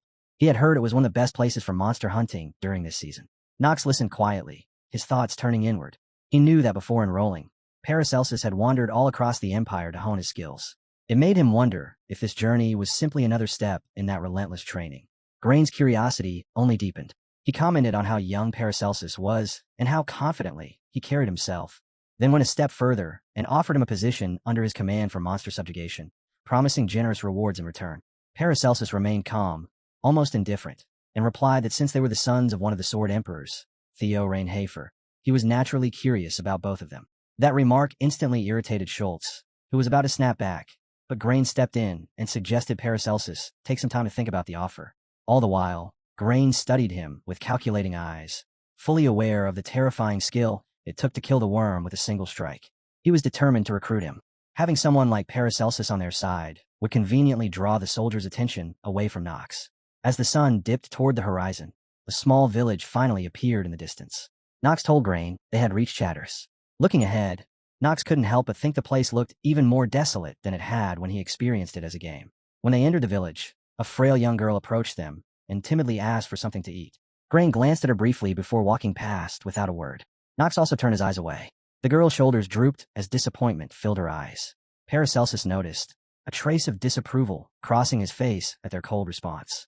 Not long after, a man named Tygon stepped forward and introduced himself as the village's security chief. He recognized Grain as a graduate of Eldon Academy and identified Knox as his younger brother. Tygon explained that he had already been informed of their subjugation mission and their arrival. Paracelsus watched the exchange quietly, reflecting on how strange fate could be. By coincidence, he had crossed paths with the sons of Theo Reinhafer, one of the Sword Emperors, far earlier than he ever expected. Paracelsus had carried high expectations when he first heard that the prestigious Reinhafer family was personally involved in the subjugation mission at Chatters. Yet those expectations quietly faded as he recalled Knox's battle with the worm. In his eyes, they were still sheltered young nobles, possessing decent sword techniques, yes, but lacking the harsh experience of the real world. As he took in the pitiful state of the city, Paracelsus concluded that Chatters was barely functioning. The Night Order, according to what he had observed, was too busy lining its own pockets to protect the people, leaving the citizens completely exposed to the monster wave. The desperation here ran so deep that something as simple as food would earn genuine gratitude. Tygon soon led them to an inn, explaining that it was already late and that the details of their mission would be discussed the following day. He admitted the place wasn't impressive, but assured them it would at least offer some much-needed rest after the long journey. While the group discussed room arrangements and who would stay where, Paracelsus approached Grain to address the offer made earlier. Grain's expression brightened immediately as he asked whether Paracelsus had reached a decision. The answer came swiftly and without hesitation. Paracelsus declined. Grain blinked in surprise and asked what he intended to do instead, clearly uneasy at the thought of him facing the monster wave alone. Calmly, Paracelsus replied that he would simply follow his original plan and act accordingly. He wished Grain and the others a safe subjugation mission. Grain scowled, muttering a sharp remark about commoners under his breath. Paracelsus remained unfazed. He replied that in this world, those with true skill always found their own path, and capable individuals inevitably drew attention, whether they sought it or not. As night settled over the village, Knox advised Jitri to rest, reminding her that they would be moving again the next day. He entered his room and walked to the window, gazing out into the darkness. Below, he spotted the same girl from earlier, sitting by a small fire with two other children. The girl's eyes slowly opened as she heard a voice calling out. The other children stirred and looked up, spotting Knox nearby. He asked them simply if they wanted something to eat. Without waiting for an answer, he opened a bag filled with provisions and handed the food to them, telling them to eat. The girl's face brightened instantly, her voice trembling with joy as she asked if they were really allowed to have it. Knox nodded gently, confirming that the food was theirs. Inwardly, he accepted a truth he'd learned long ago. He couldn't save everyone. If this small act of kindness carried any weight, it was probably because of Yuk Chan's reputation for generosity, rather than his own. Still, the girl wiped away her tears, her face lighting up as she thanked him again and again. Knox heard her, but his thoughts were already racing ahead. Giving food today wasn't enough. He wanted a future where these children would never have to beg again. But for that future to exist, they first had to survive Chatters. Behind a crumbling wall, Jitri watched everything while clutching her own bag of food. A quiet smile curved her lips. She had suspected all along that Nox's earlier coldness was nothing more than a mask, and now she was certain of it. The next day, the village security chief led Nox, Grain, and the others around the settlement. Tygon explained that Southern Shaders was always swarmed by monsters during winter, which was why they constantly requested funds and reinforcements from the Imperial family. Grain scanned the surroundings, his expression tightening. Pointing at the wall, he asked if that was truly all they had to defend the village. Tygon nodded grimly, adding that the wall had stood there for years and desperately needed repairs. Nox felt a heavy weight settle in his chest. With defenses like this, once the monster wave began, the village wouldn't last an hour. And yet, this was only a subchapter of the game. He had a choice: step in and save the village, or walk away. Most of the time, he chose to help the Chatters region, not out of sentimentality, but because it carried immense value. He knew that one day, this land would become incredibly expensive.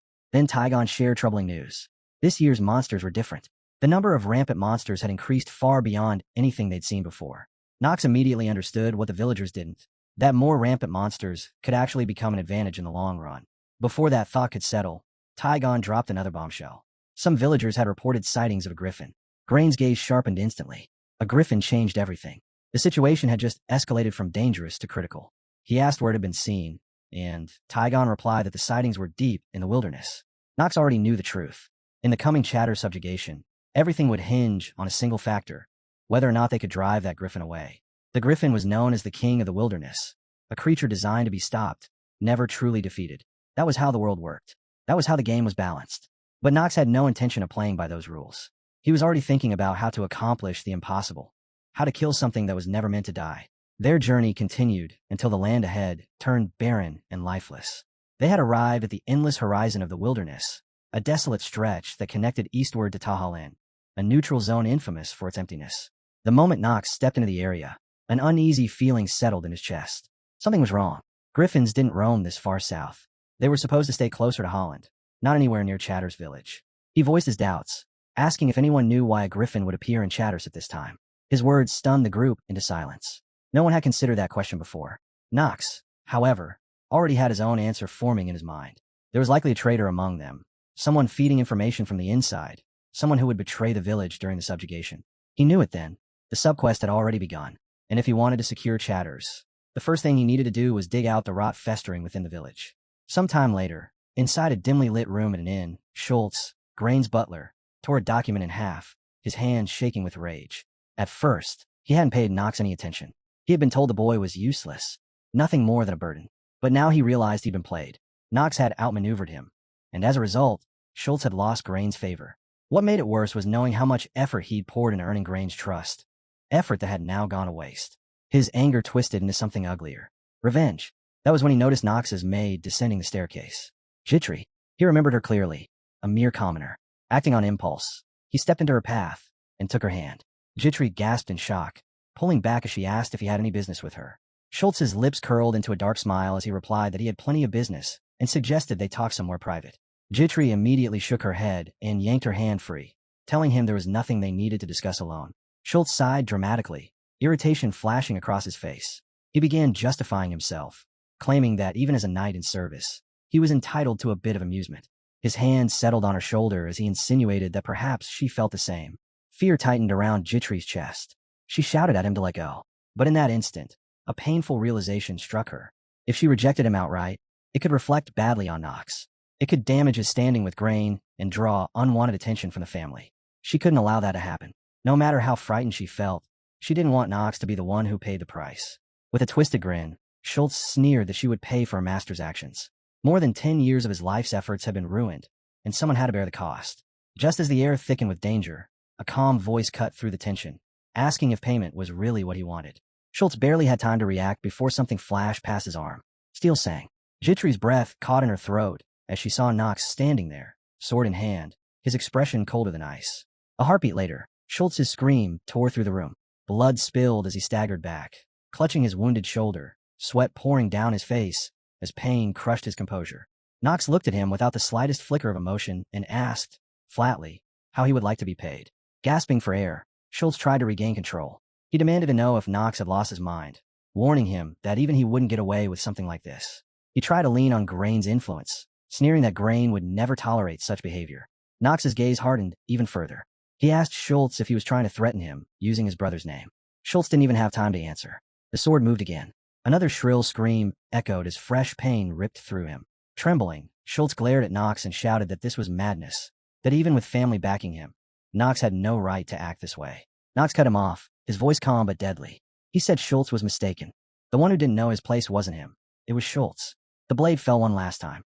Silence followed as Schultz's body collapsed lifelessly to the floor. Jitri stood frozen, shock flooding her face as she stared at what had just happened. She turned to Knox, her voice shaking as she warned him that young Master Grain would never let this go. At that moment, footsteps approached. Grain burst into the room, demanding to know what was going on. His eyes dropped to the corpse at his feet, and his expression twisted in disbelief. He looked at Knox and asked if he had truly killed his knight. Knox answered without hesitation. Yes, he had. Grain's rage exploded. He pointed at Knox, shouting how someone so worthless could dare admit to killing his subordinate. Knox replied evenly that Grain's understanding of events was wrong. He suggested that Grain hear what had actually happened before rushing to judgment. Seething, Grain grabbed Knox by the collar and demanded an explanation, warning that if the reason wasn't justified, Knox would not escape punishment. Knox didn't resist. He calmly stated that he had witnessed Schultz attempting to sexually harass his maid, and, as her master, he would never stand by and allow such a thing to happen. Fury flashed across Grain's face as he demanded to know if Knox had truly killed his knight over a mere commoner. The question had barely left his mouth when the air itself seemed to change. An overwhelming surge of aura erupted from Knox, pressing down on everyone in the room like an invisible weight. Knox met Grain's eyes and calmly asked whether he was prepared to take responsibility for those words. Knox brushed his hand aside, and Graham froze in place, fear crawling up his spine as he felt that power firsthand. He couldn't believe it. The so-called good-for-nothing youngest brother of their family was hiding strength like this. Backing away, Graham realized he had made a mistake. He should have reported the incident instead of confronting Knox directly. Knox reminded him, almost mockingly, of his reputation within the family. Someone like him wasn't used to following proper procedures. Then he suggested they leave the final judgment to their father once they returned to the estate. Grain could tell Knox wanted something from him, but after a brief hesitation, he agreed to let their father decide. Knox offered a faint smile, calling it a wise choice. Turning to Jitri, Knox asked softly if she was hurt anywhere. As the two of them left the room together, Grain stood there in silence, unable to stop himself from wondering when Knox had become so strong. He was also certain he'd seen that sword before. Grain understood then just how serious this was. Underestimating Knox during the subjugation would be nothing short of a fatal mistake. Later, beneath the pale glow of the moon, Knox and Jitri stood quietly beside a well. Knox's thoughts were tangled with the unrest among the soldiers, who were clearly divided, unsure whether they should stand behind Grain or follow him instead. When he glanced at Jitri, he noticed her trembling. He asked if she was all right. Jitri said she was fine, but her eyes lingered on him. Tears gathered as she voiced her fears, questioning his actions and worrying about the consequences. She was afraid he was inviting even greater danger, creating more enemies for himself. Knox was caught off guard by her concern. After a brief pause, his expression hardened. He reminded her not to forget who her master was. He was the good-for-nothing of the Rain-Hafer family, and that would never change. No matter what happened, she should never bow her head. Jitri wiped away her tears, nodded firmly, and promised to remember his words. On the other side, Grain slammed his mug of liquor onto the table, frustration burning in his eyes. The thought of that good-for-nothing daring to rise above him gnawed at his pride. When their father had first placed Knox under his supervision, Grain had seen him as nothing more than a troublesome burden. Yet as the mission unfolded, Knox proved to be nothing like the useless tag attached to his name. His thoughts drifted back to the sword Knox had wielded earlier. The resemblance to their father's blade lingered in his mind, unsettling him. Was it really just a coincidence? With Schultz now dead, Grain knew he had to tread carefully. He needed someone he could trust to keep a close watch on Knox. As if on cue, the captain of the Night Order, Ron, entered the room and reported that the disturbance on the first floor had been taken care of. Ron added that Knox didn't seem anything like the rumors described. Grain frowned. To him, both Ron and Knox stood apart from the gossip surrounding them. He knew Ron was a genuine Night Order captain who had operated in this region for years. He had personally verified his background. That was what troubled him. How could Knox, who was supposed to have spent his life buried in books, understand this area better than a seasoned captain like Ron? The thought left Grain dissatisfied, as if his investments weren't yielding the efficiency he expected. Still, the monster wave hadn't arrived yet, so he decided to squeeze more use out of the Night Order. He ordered Ron to wipe out all nearby bandits and monsters and stressed that he was to report immediately if Nox showed any strange behavior. Ron accepted the command and turned to leave. As the next day came to an end, the village buzzed with activity. When night fell, Jitri asked Nox what he'd been doing all day and whether he had checked the damaged walls. Nox confirmed they were unstable, prompting her to ask how they planned to stop the monster wave. Instead of answering, Nox turned away and said they were leaving. Startled by his sudden decision to head out of the inn in the opposite direction, Jitri asked where they were going. Nox flashed a playful grin and hinted that he intended to recruit a new teammate. Inwardly, he mused that even a small village could hide an extraordinary talent. Alina, the genius potion maker, was someone he recruited every time he came to Chatters. And this time will be no different.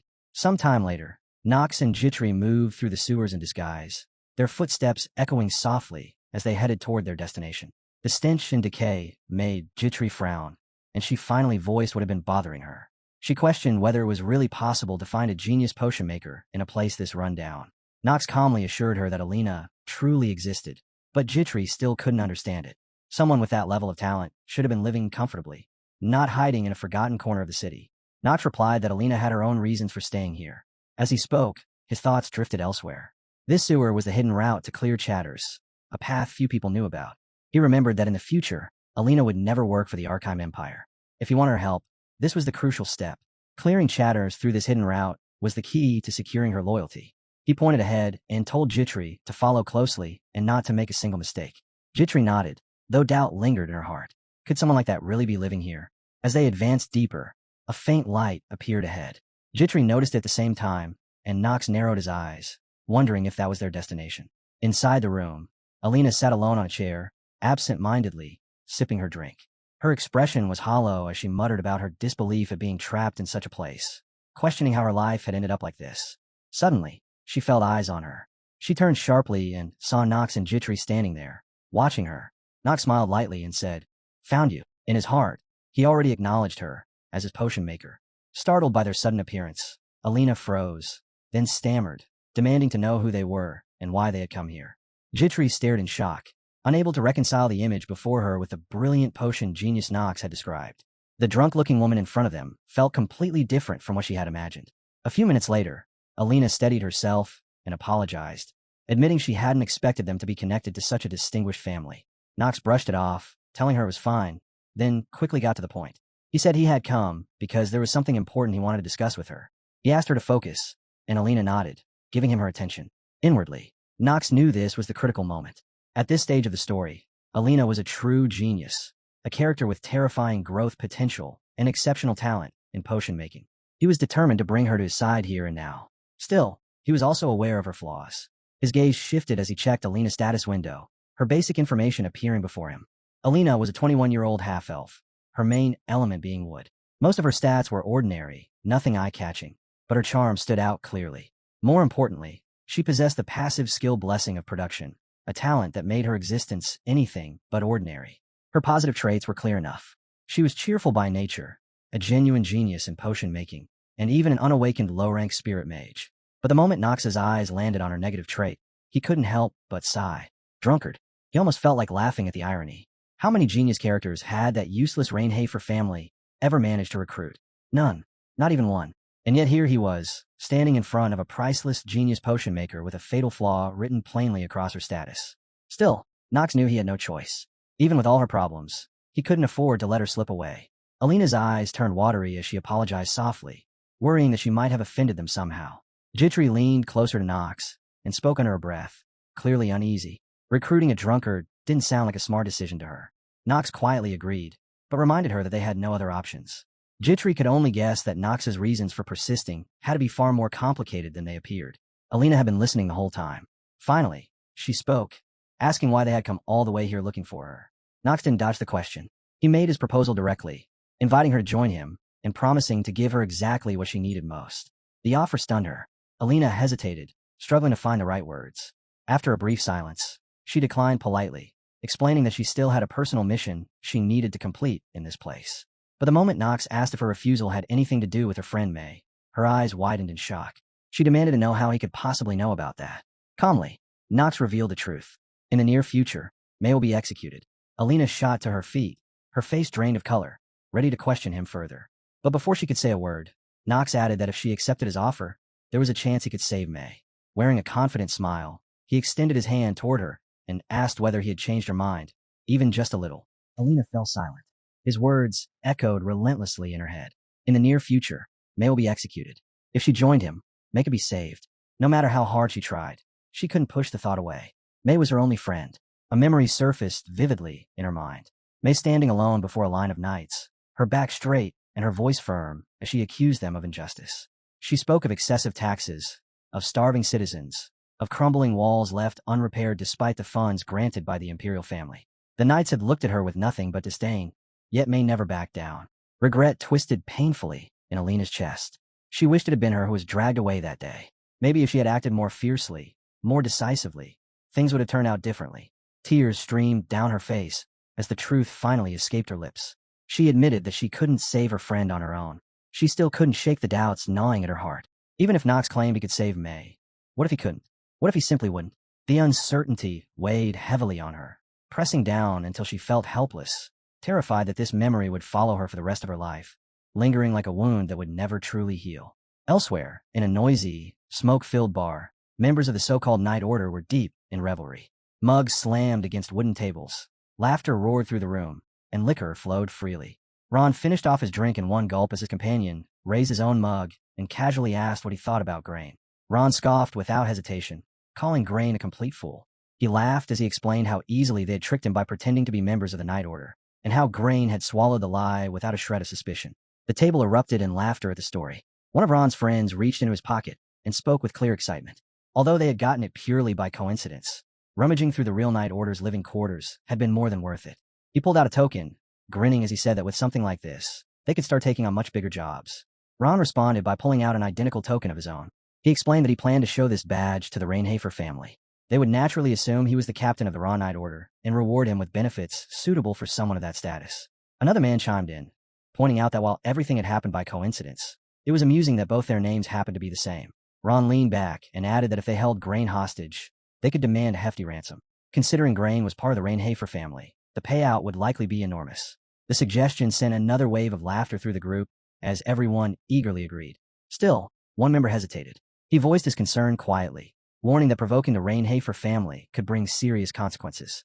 After all, they were the strongest and most influential of the three dark families in the region. He wondered aloud whether any bandit group had ever survived after crossing them. Before he could finish, several sharp, disapproving stares shut him up. Someone snapped at him, calling him a coward, while another mocked him, saying this was exactly why everyone thought he was an idiot.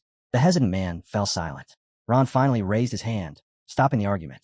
A dangerous smile spread across his face as he asked if everyone truly understood where they were. He reminded them that this was Chatters, a place so rotten that even the Imperial family had long since abandoned it. Ron laid out his plan without hesitation. They would take Grain hostage, squeeze every last coin out of him, then flee east. That land belonged to an enemy nation, wrapped in endless deserts where even the Rainhafer family's influence couldn't reach. Once they sought asylum there, they would live like kings, drowning in luxury for the rest of their lives. His friend immediately praised the plan, calling it brilliant, reaffirming that Ron truly deserved to be their captain. The hesitant member, however, spoke up again, worrying creeping into his voice. He asked whether Knox might have noticed their deception and if this could come back to bite them. Ron's expression turned serious for a moment. He admitted that Knox was dangerous and warned everyone to avoid crossing paths with him until their business here was finished. But another member waved it off, scoffing that Knox was just a kid. Worrying about him was pointless. Laughter rippled through the group as they collectively dismissed Knox as a non-issue, fully confident they could crush any obstacle that stood in their way. Ron raised his mug and told everyone to drink up, urging them to enjoy themselves. The bar grew louder, the revelry swelling even further. Then, without warning, every candle in the room went out at once. An unseen force swallowed the light, plunging the bar into complete darkness. The laughter died instantly. Still, no one panicked. Confused voices rose instead. Someone asked what just happened. Another cursed, demanding to know who turned the lights off. Ron tried to calm them, but before he could finish speaking, something warm splashed across his face. He wiped it away instinctively and froze when he saw the dark red stain on his hand. He sniffed the air, his heart sinking as he murmured that it smelled like blood.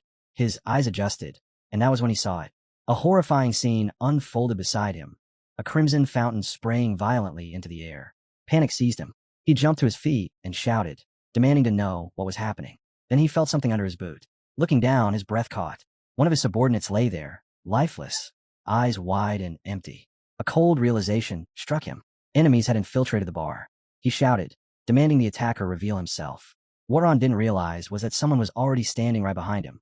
Knox stared at him with cold, unwavering eyes. His voice cut through the darkness, calm and terrifying, as he questioned why a piece of ermine like Ron dared to speak so rudely. Reacting on instinct, Ron unleashed his combat skills and swiftly leapt away, putting distance between them. Even in the darkness, he knew. There was no mistaking it. It was Knox. Knox's voice followed him, sharp and condemning. He mocked their foolish attempt to rob the Rainhafer family, accusing them of vastly overestimating their own strength.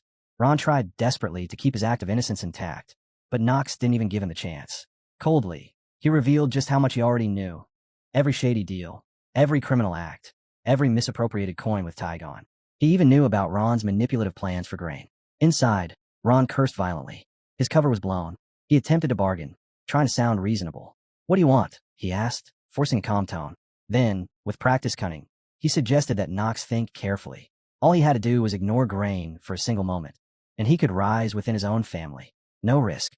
Just look the other way. One small decision could change everything.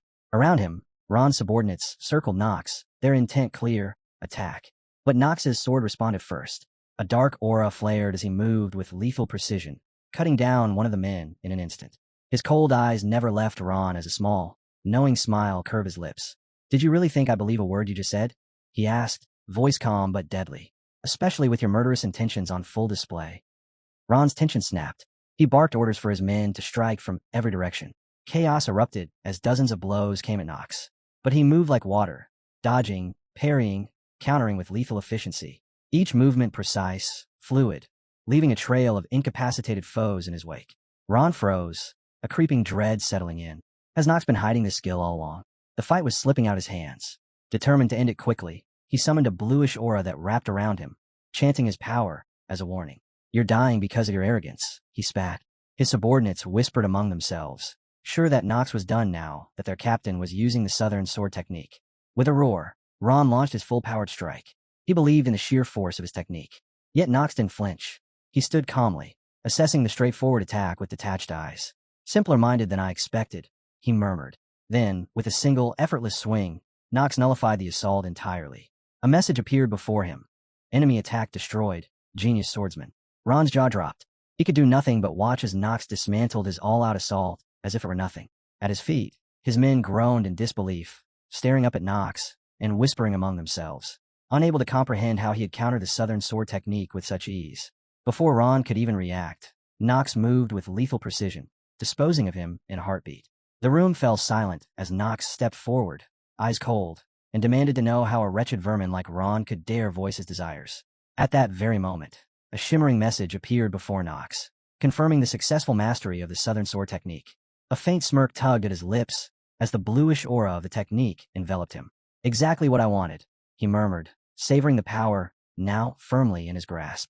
The aura danced around him, proof of his mastery, and Knox closed his eyes briefly, pondering the nature of genius.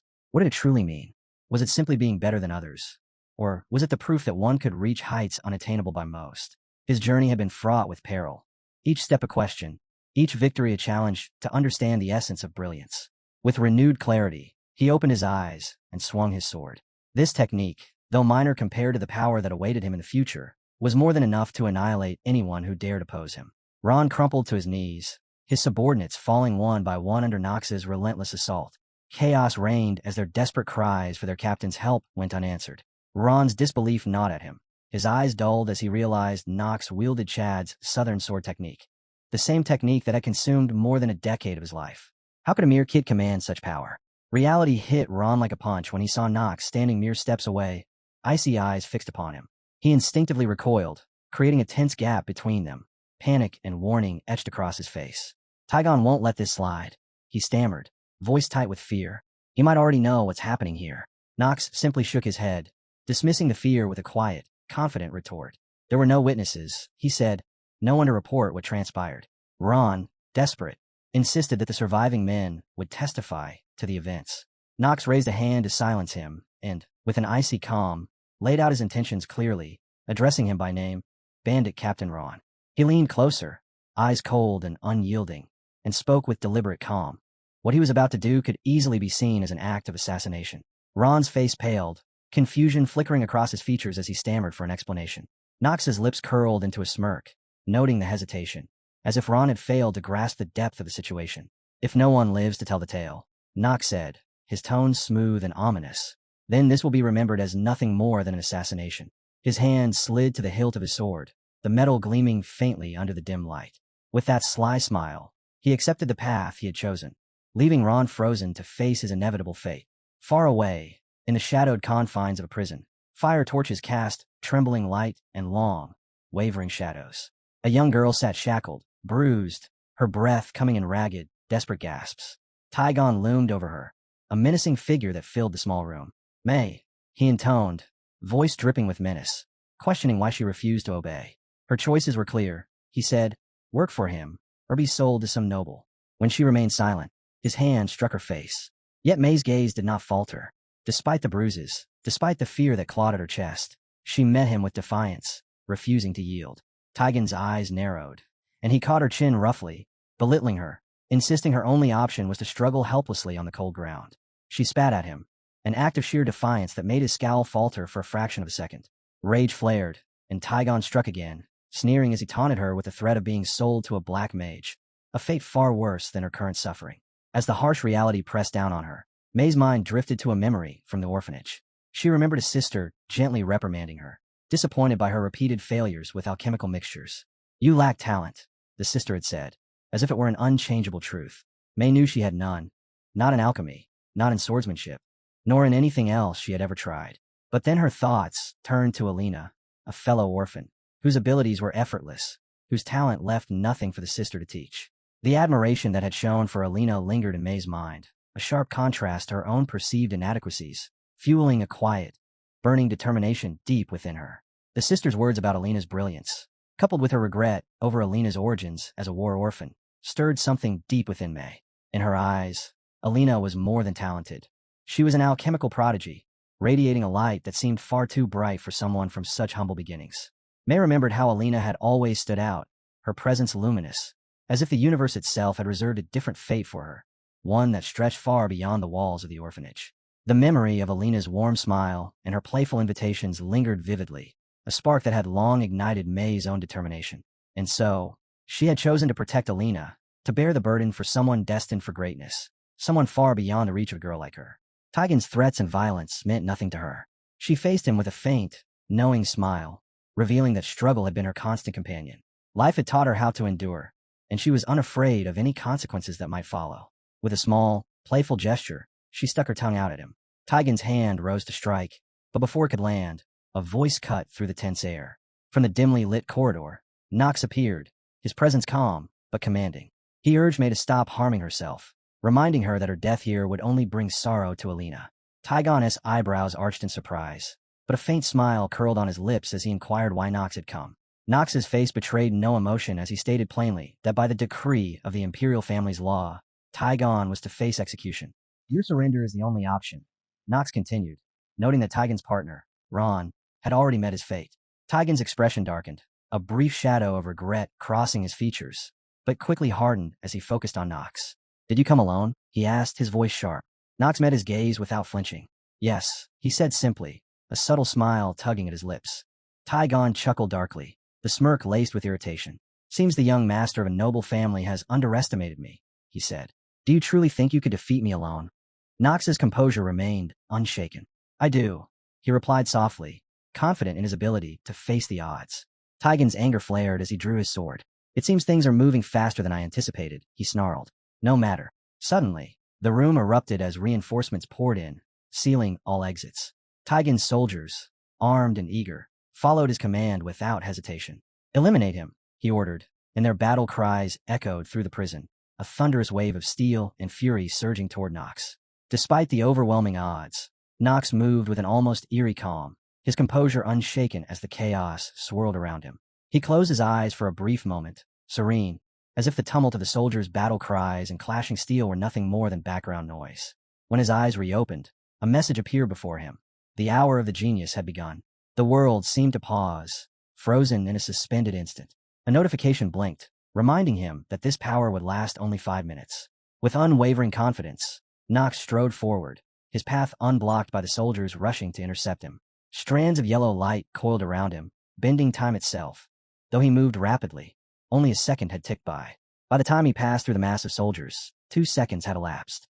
With relentless focus, he reached the prison cell, unlocking it effortlessly and moving toward Mei without faltering. Passing Taigon, he locked eyes with his opponent for a brief moment, the world seemingly holding its breath. 4 seconds had passed since the hour of the genius began. Nox extended a hand toward Mei, and a message appeared, marking 4 minutes and 55 seconds remaining. He deactivated the skill, letting time flow normally once more. With steady hands, he drew a potion and administered it to her. Mei stirred, eyes fluttering open, and barely conscious, she asked his name. Nox von Rienhofer. He replied softly, reassuring her that by the time she fully woke, everything would be over. Taigon's gaze locked onto Nox, disbelief and horror washing over him. How could his subordinates have fallen so swiftly? Before he could react further, a sharp pain tore through his legs, and he collapsed, blood trickling down. Even more shocking, he watched his men succumb to unseen sword strikes, their screams swallowed by fear. Horror gripped him, his mind struggling to comprehend the impossible. Nox's voice cut through the panic, cold and merciless, warning that his death would not come easily. Taigon's eyes met Nox's, searching for a trace of humanity, finding none. Cold sweat slicked his body as the unimaginable truth sank in. He, the feared Taigon, was losing to a mere boy. Amidst the carnage, Nox's thoughts drifted inward, circling the same question that had haunted him throughout his perilous journey, the question of what it truly meant to be a genius. What did it mean to be a genius? The question flickered in Nox's mind for a brief moment, only to be replaced by another perspective, that of Nox himself, a living testament to the idea of genius. With no hesitation, he lunged, his sword carving a streak of deep crimson across the ground. Taigon's eyes widened in horror, unable to reconcile the fact that he, the feared Taigon, had been bested by a mere boy. In that instant, memories flooded him. He thought of his father, the knight captain of the Chatter's mercenary corps, the most respected and accomplished man in the village. Every man had aspired to emulate him. Every soul bowed in admiration.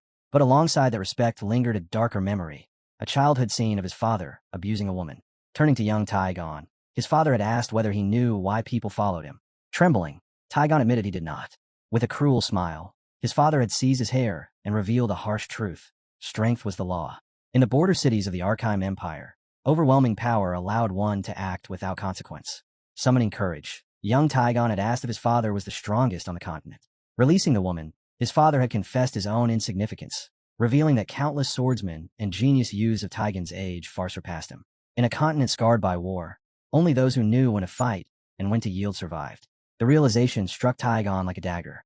His survival, until now, had depended on avoiding confrontation with geniuses like those his father had described.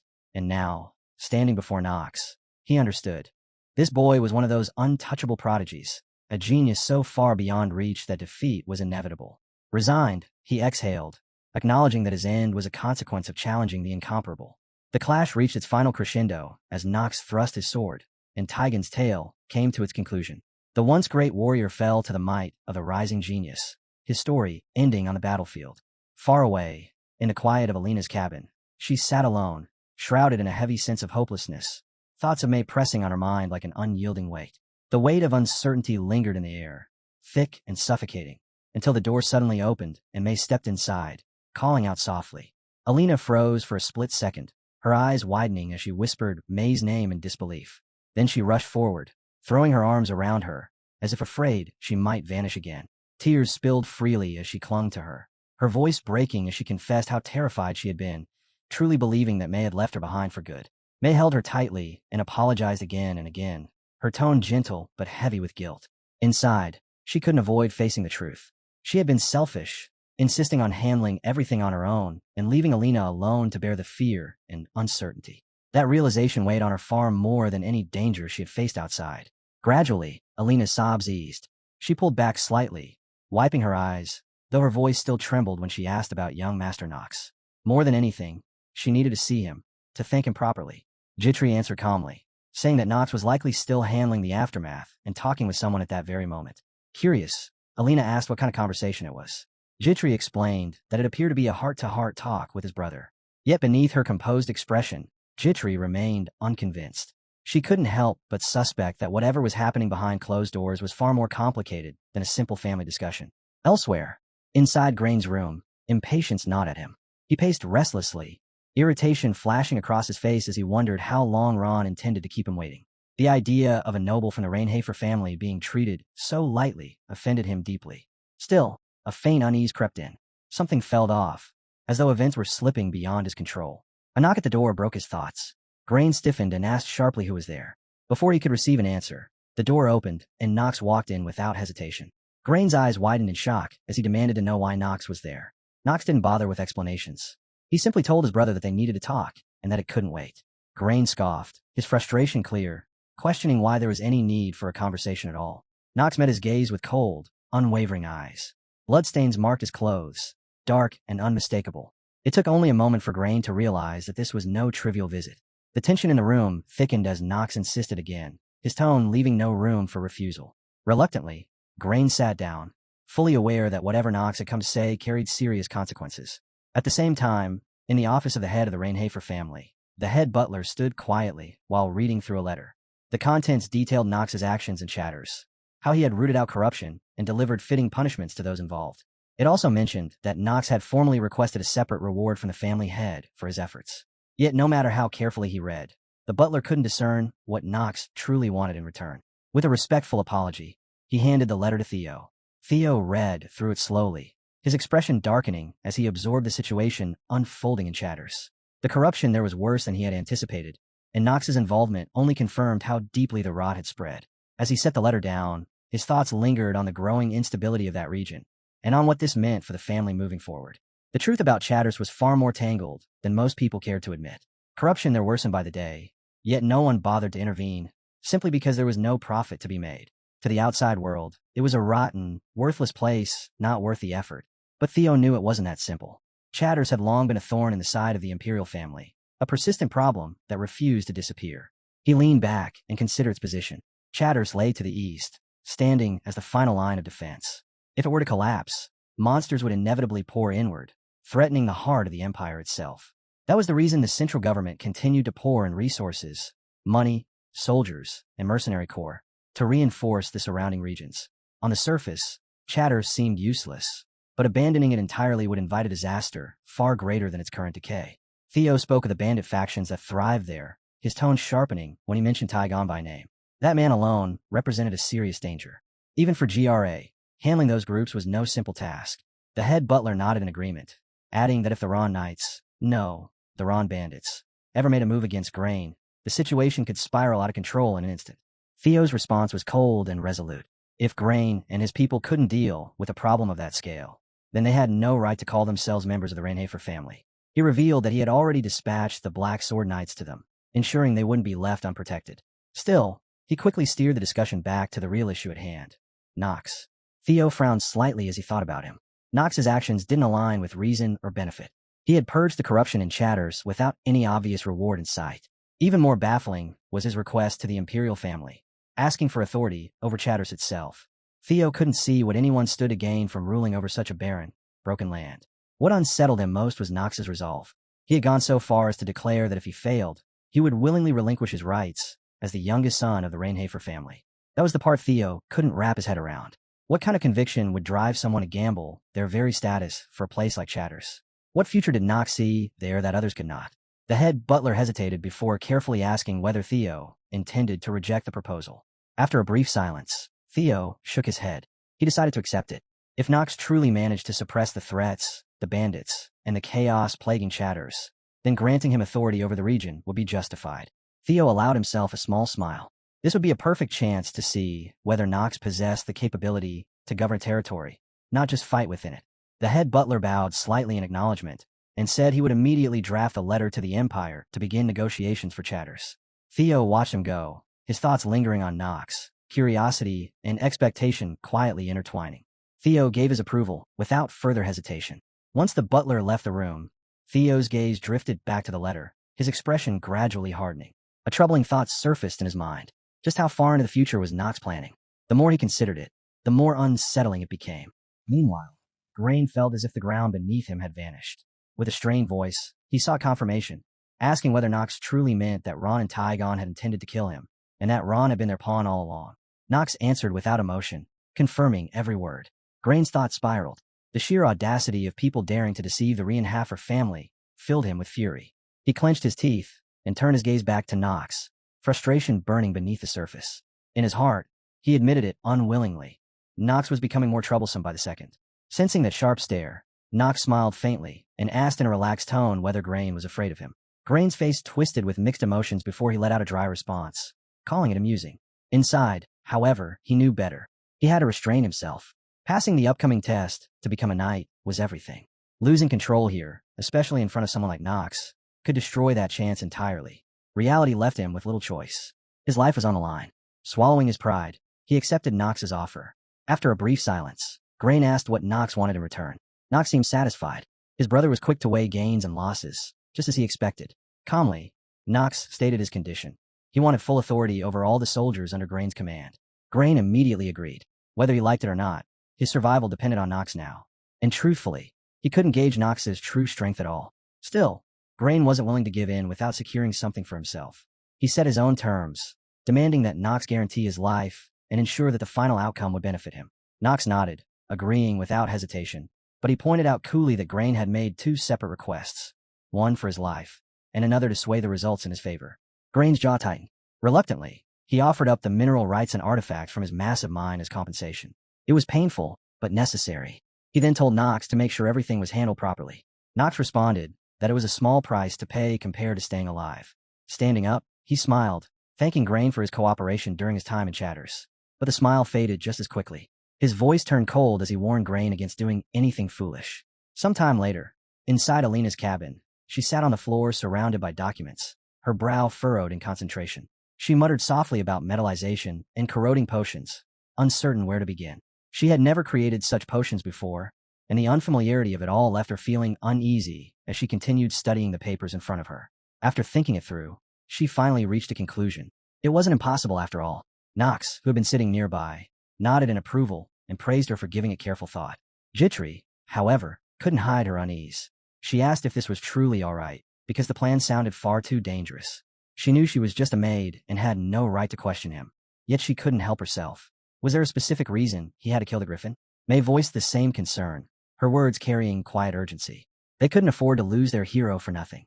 Nox listened to them calmly, then reassured them without hesitation. If the plan couldn't be done, he would never have suggested it in the first place. He understood why they were afraid.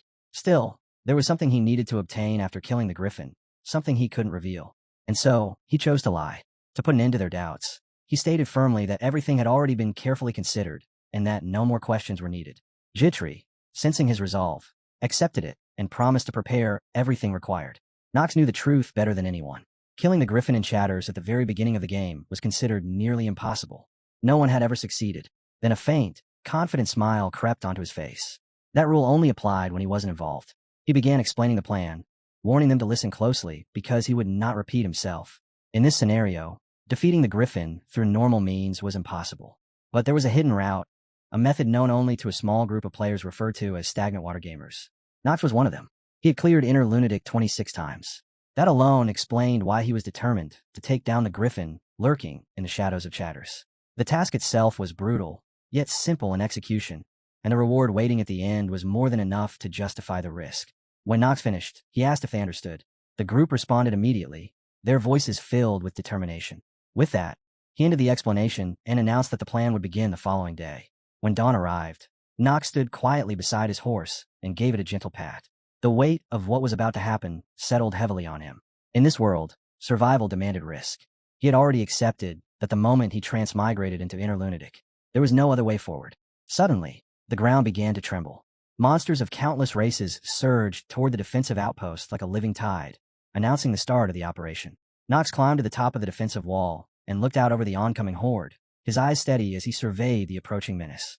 He barked out orders without hesitation. Alina and May answered sharply, their voices clear and steady, while Grain responded with an irritated grunt, barely masking his annoyance. Nox turned to the soldiers and spoke with gravity, reminding them that this battle allowed no mistakes. They had only one chance. The response came instantly, a unified roar that echoed across the wall. For a brief moment, Nox felt an odd sense of unfamiliarity. Everything about this felt new. Then it hit him. He was no longer just a player. He had become Knox von Rienhofer, standing here as the sole strategist, bearing the weight of every decision. That realization pressed heavily on his shoulders. Digtree stepped up behind him, her voice tinged with worry as she asked if he would truly be fine. Just like the day before, she felt the plan was far too dangerous. Knox raised a hand, stopping her mid-sentence. He turned and looked at her calmly, telling her to trust her master. He promised her simply that he would not die. Then Knox leapt from the wall. As he fell, an old memory surfaced in his mind, the moment he had once made a promise he could never keep because of his terminal illness. The thought vanished as instinct took over. He plunged his sword into the wall, slowing his descent, then kicked off hard, launching himself straight toward the oncoming horde. The battle began instantly. He hurled a corroding potion at an iron golem, the liquid eating into its body and leaving it vulnerable. One clean slash followed, and the massive construct collapsed.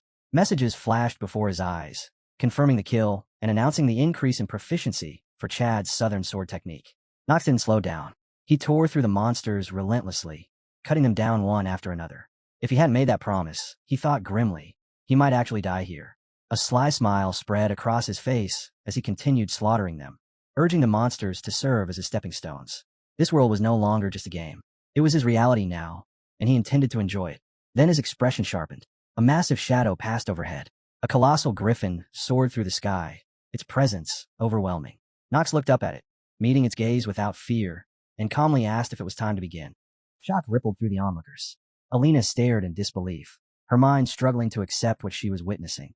She couldn't imagine any knight capable of fighting like this. Was such strength even possible for a human? May was equally stunned, murmuring about Knox's speed. His movements were so fast they exceeded what the eye could track. She found herself wondering just what kind of family the Reinhafer family truly was. Durgit spoke up, explaining that the Reinhafer family was famed for its swordsmanship, but also notorious for brutal internal conflicts where only the worthy earned the right to inherit the black sword. Jitri listened with confidence and declared without hesitation that among all the candidates, Knox was the most talented of them all. Meanwhile, Graham felt a sharp stab of jealousy, a dull headache pounding behind his temples as praise after praise kept landing on Knox. Every word only made it worse. Nearby, Gietri quietly wondered why Knox had never bothered to clear the rumors surrounding him. She was certain there was a reason. There always was with him, even if she couldn't see it yet. May suddenly spoke up, her voice low but firm, admitting that the rumors didn't feel completely true.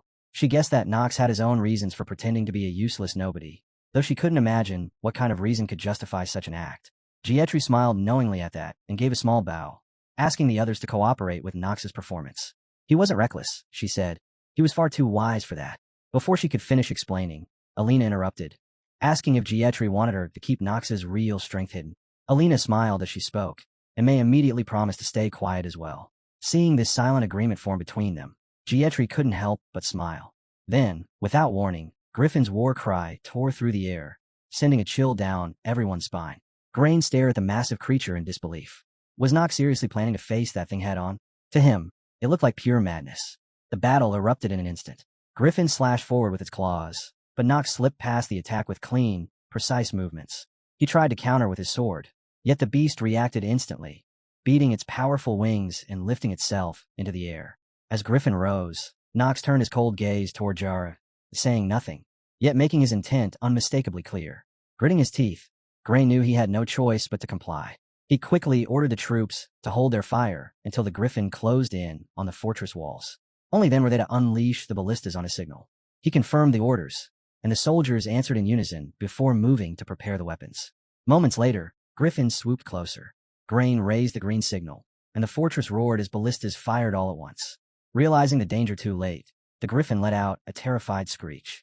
A massive bolt tore through its wing, ripping out a scream of agony as its body lost balance. The creature plunged helplessly toward the ground. Watching it all unfold, Knox allowed himself a faint, satisfied smile.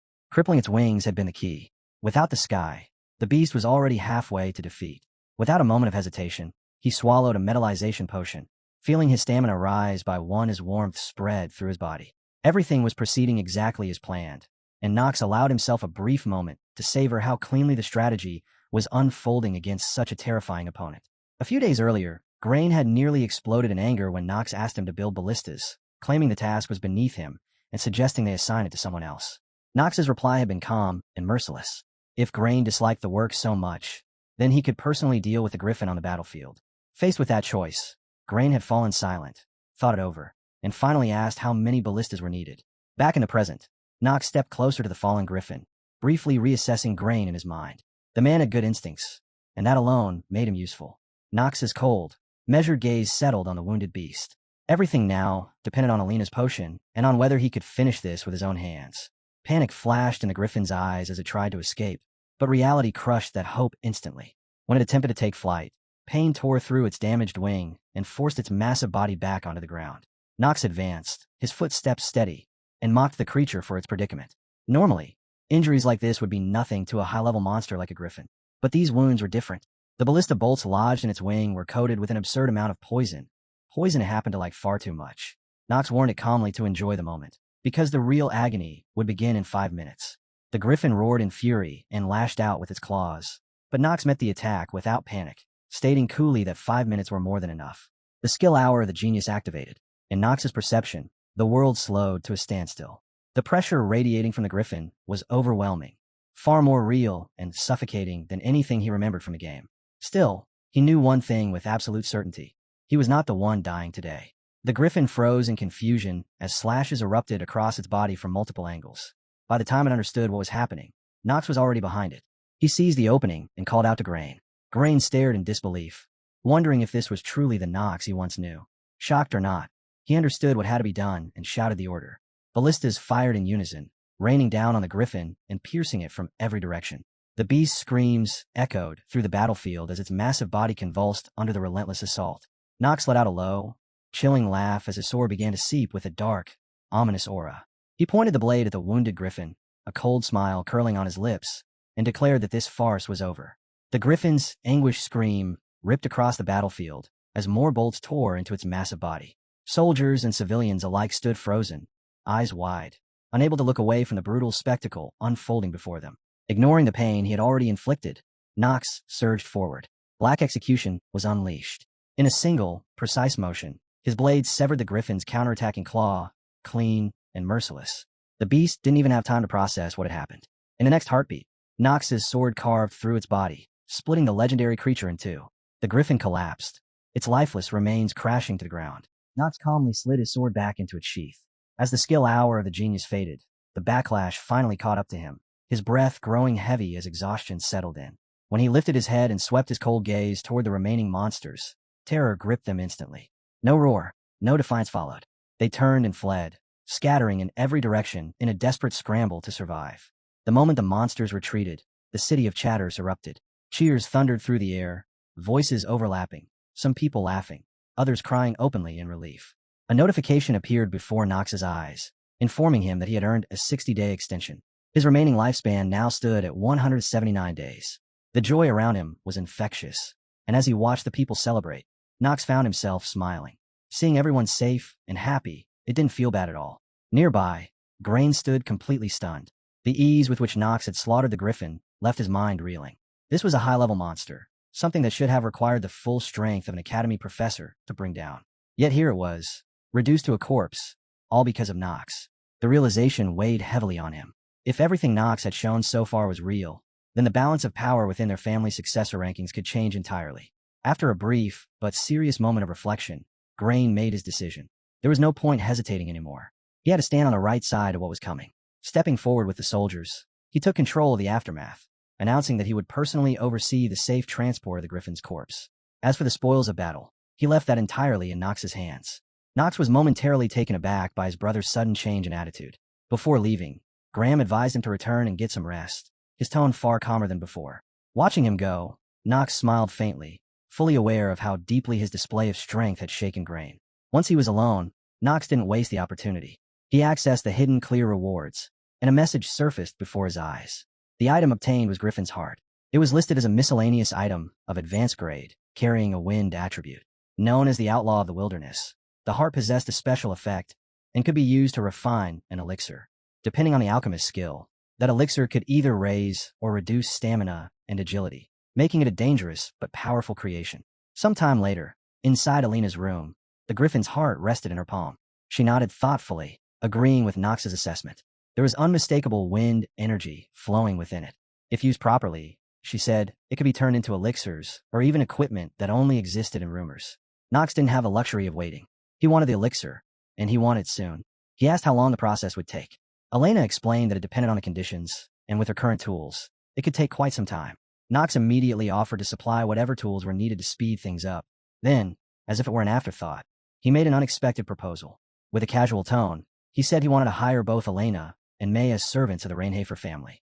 The shock was instant and unmistakable. May blurted out that they were commoners and questioned whether such a thing was even possible. Knox didn't seem bothered in the slightest. He asked whether their status really mattered. If they had something he needed, he would use them. And if he had something they needed, there was no reason they couldn't make use of him as well. There was only one rule. He would never allow a subordinate to harm their master. Knox knew the truth better than anyone. At this point in time, no one else could properly utilize a monster core like this. It was a unique item, obtained from a hidden boss that was never meant to be defeated. Crafting with it was impossible for ordinary people. Only a genius could handle it. Before the silence could stretch any further, Alina spoke. Her voice was steady, filled with resolve. She declared that they would trust and follow Knox for the rest of their lives. After all, he was the one who had saved them. A faint smile spread across Knox's face, clearly pleased by her answer. In his mind, he weighed the value of what he had just gained. Two geniuses whose potential was far greater than they themselves realized.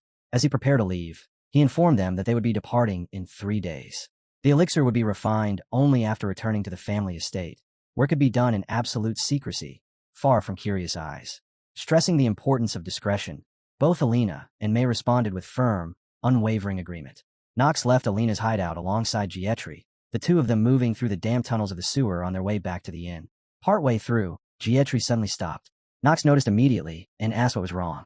She hesitated before admitting that he was different from what she had heard. Confused, Knox asked her to explain. She spoke of the rumors, how people claimed he was selfish, someone who only cared about himself. But she knew that at least that part wasn't true. Gathering her courage, she asked him to promise that if he ever found himself in trouble, he would let her know if she could help, even if her status was low. She also couldn't understand why so many people seemed to hate him. Knox turned away and resumed walking, telling her calmly that he would ask for her help if the time ever came. Then, as if nothing serious had been said, he changed the subject, commenting on how cold the night was and urging her to hurry unless she wanted to catch a cold. As they continued on, Gietri smiled to herself at his nagging tone. That smile didn't last long. Later, Knox lay ill in bed, and the moment Gietri opened her mouth, he stopped her, already knowing what she was about to say and finding the situation humiliating enough as it was. Gietri reassured him gently, saying that things like this happened and reminding him that he was still growing. Almost on cue, a message appeared before his eyes, informing him that he had contracted a negative status, cold, due to frequent sickness, followed by another debuff labeled chronic cough.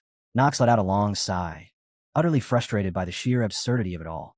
Several days later, Knox and Grain returned from Chatters, and a guard's voice rang out across the territory, announcing their arrival.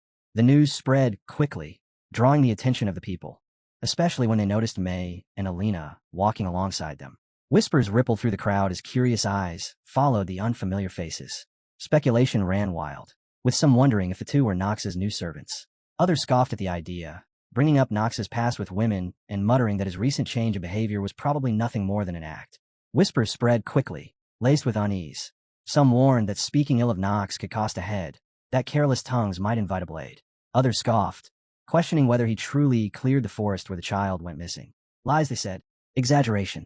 Yet voices rose to counter them, reminding everyone that even the Patriarch had confirmed the outcome. Knox heard all. He was long used to the shadow that followed him, the label that clung no matter what he did. To them, he was still a good-for-nothing, and no matter how many results he delivered, that image refused to fade. So he stopped pretending not to hear. His gaze turned icy as he looked straight at the gathered crowd and asked if they truly had nothing better to do. Were their lives so empty that they could waste time gossiping like this? The chill in his voice was enough. People stiffened, then scattered in a rush, fleeing as if they had been caught committing a crime. When the courtyard finally fell quiet, head butler Rodwell stepped forward and informed him that the Patriarch wished to see him immediately. Knox's expression hardened. He already sensed that the coming conversation would not be simple. Minutes later, he stood inside his father's office. Theo acknowledged him with a glance. Knox dropped to one knee at once, bowing deeply and stating that he understood he had been summoned. Theo narrowed his eyes and said there were matters that needed discussion, adding that his youngest son might have something worth hearing as well. He spoke of the rumors circulating within the family, of how Knox was being praised for playing a decisive role in the mission and ensuring everyone's safe return, except the traitors. Even Garen, Theo noted, had acknowledged it. Knox's shoulders tensed. He cautiously asked whether his elder brother had truly reported everything. Theo answered by gesturing to a letter resting on his desk, confirming that Garen himself admitted he could not have completed the mission alone. Knox frowned, lowering his gaze, trying to understand what Garen intended by pushing such praise onto him. Theo closed his eyes calmly and retrieved a small bundle of documents. He said he had not summoned Knox over trivialities. Handing over the papers, he praised him for completing a task that bordered on the impossible and for bringing glory back to the Reincarnated name. As promised, Theo would now grant what Knox had requested. Knox opened the documents and saw 2 red seals stamped firmly at the bottom. Theo informed him that Chatters now officially belonged to him. Knox rose to his feet, a genuine smile breaking through at last. He bowed once more, thanking his father for his generosity. Theo tapped a finger against the table, slow and deliberate, then rubbed his chin as he studied his son without looking away. Knox felt it at once. That silence meant there was something more, something heavier. He waited, uneasy, wondering what his father still intended to say. Then Theo spoke. Knox Reinhofer was the youngest son of the family. Had he ever considered taking his father's place? The words hit him head-on. Knox's eyes widened, fear flashing across his face before he could hide it. Theo narrowed his gaze, carefully observing that reaction as Knox bit his lip, his thoughts racing. Why now? Why bring this up so suddenly? Far away, beyond the borders of the kingdom, an eerie palace rose from a sea of desert sand. Inside, a red-haired man wearing a mask held a device like a watch, its surface replaying the moment Knox slew the griffin. He reported calmly to an older man with a pink feather resting on his shoulder. The griffin was dead. The older man remarked that the Reinhofer brat had emerged victorious, and that Chatters had been fully conquered. Rumors of the youngest son's achievements were spreading fast.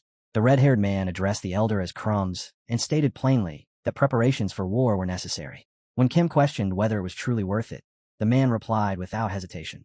The Reinhofer family had taken something priceless from him. He had nothing left to lose. Kim bowed in agreement. Both men wore heavy gold ornaments around their necks and arms, their darker skin contrasting sharply with the desert light. Smiling, the red-haired man rose and gently took the hand of a young girl with short red hair and a pink scarf wrapped around her neck.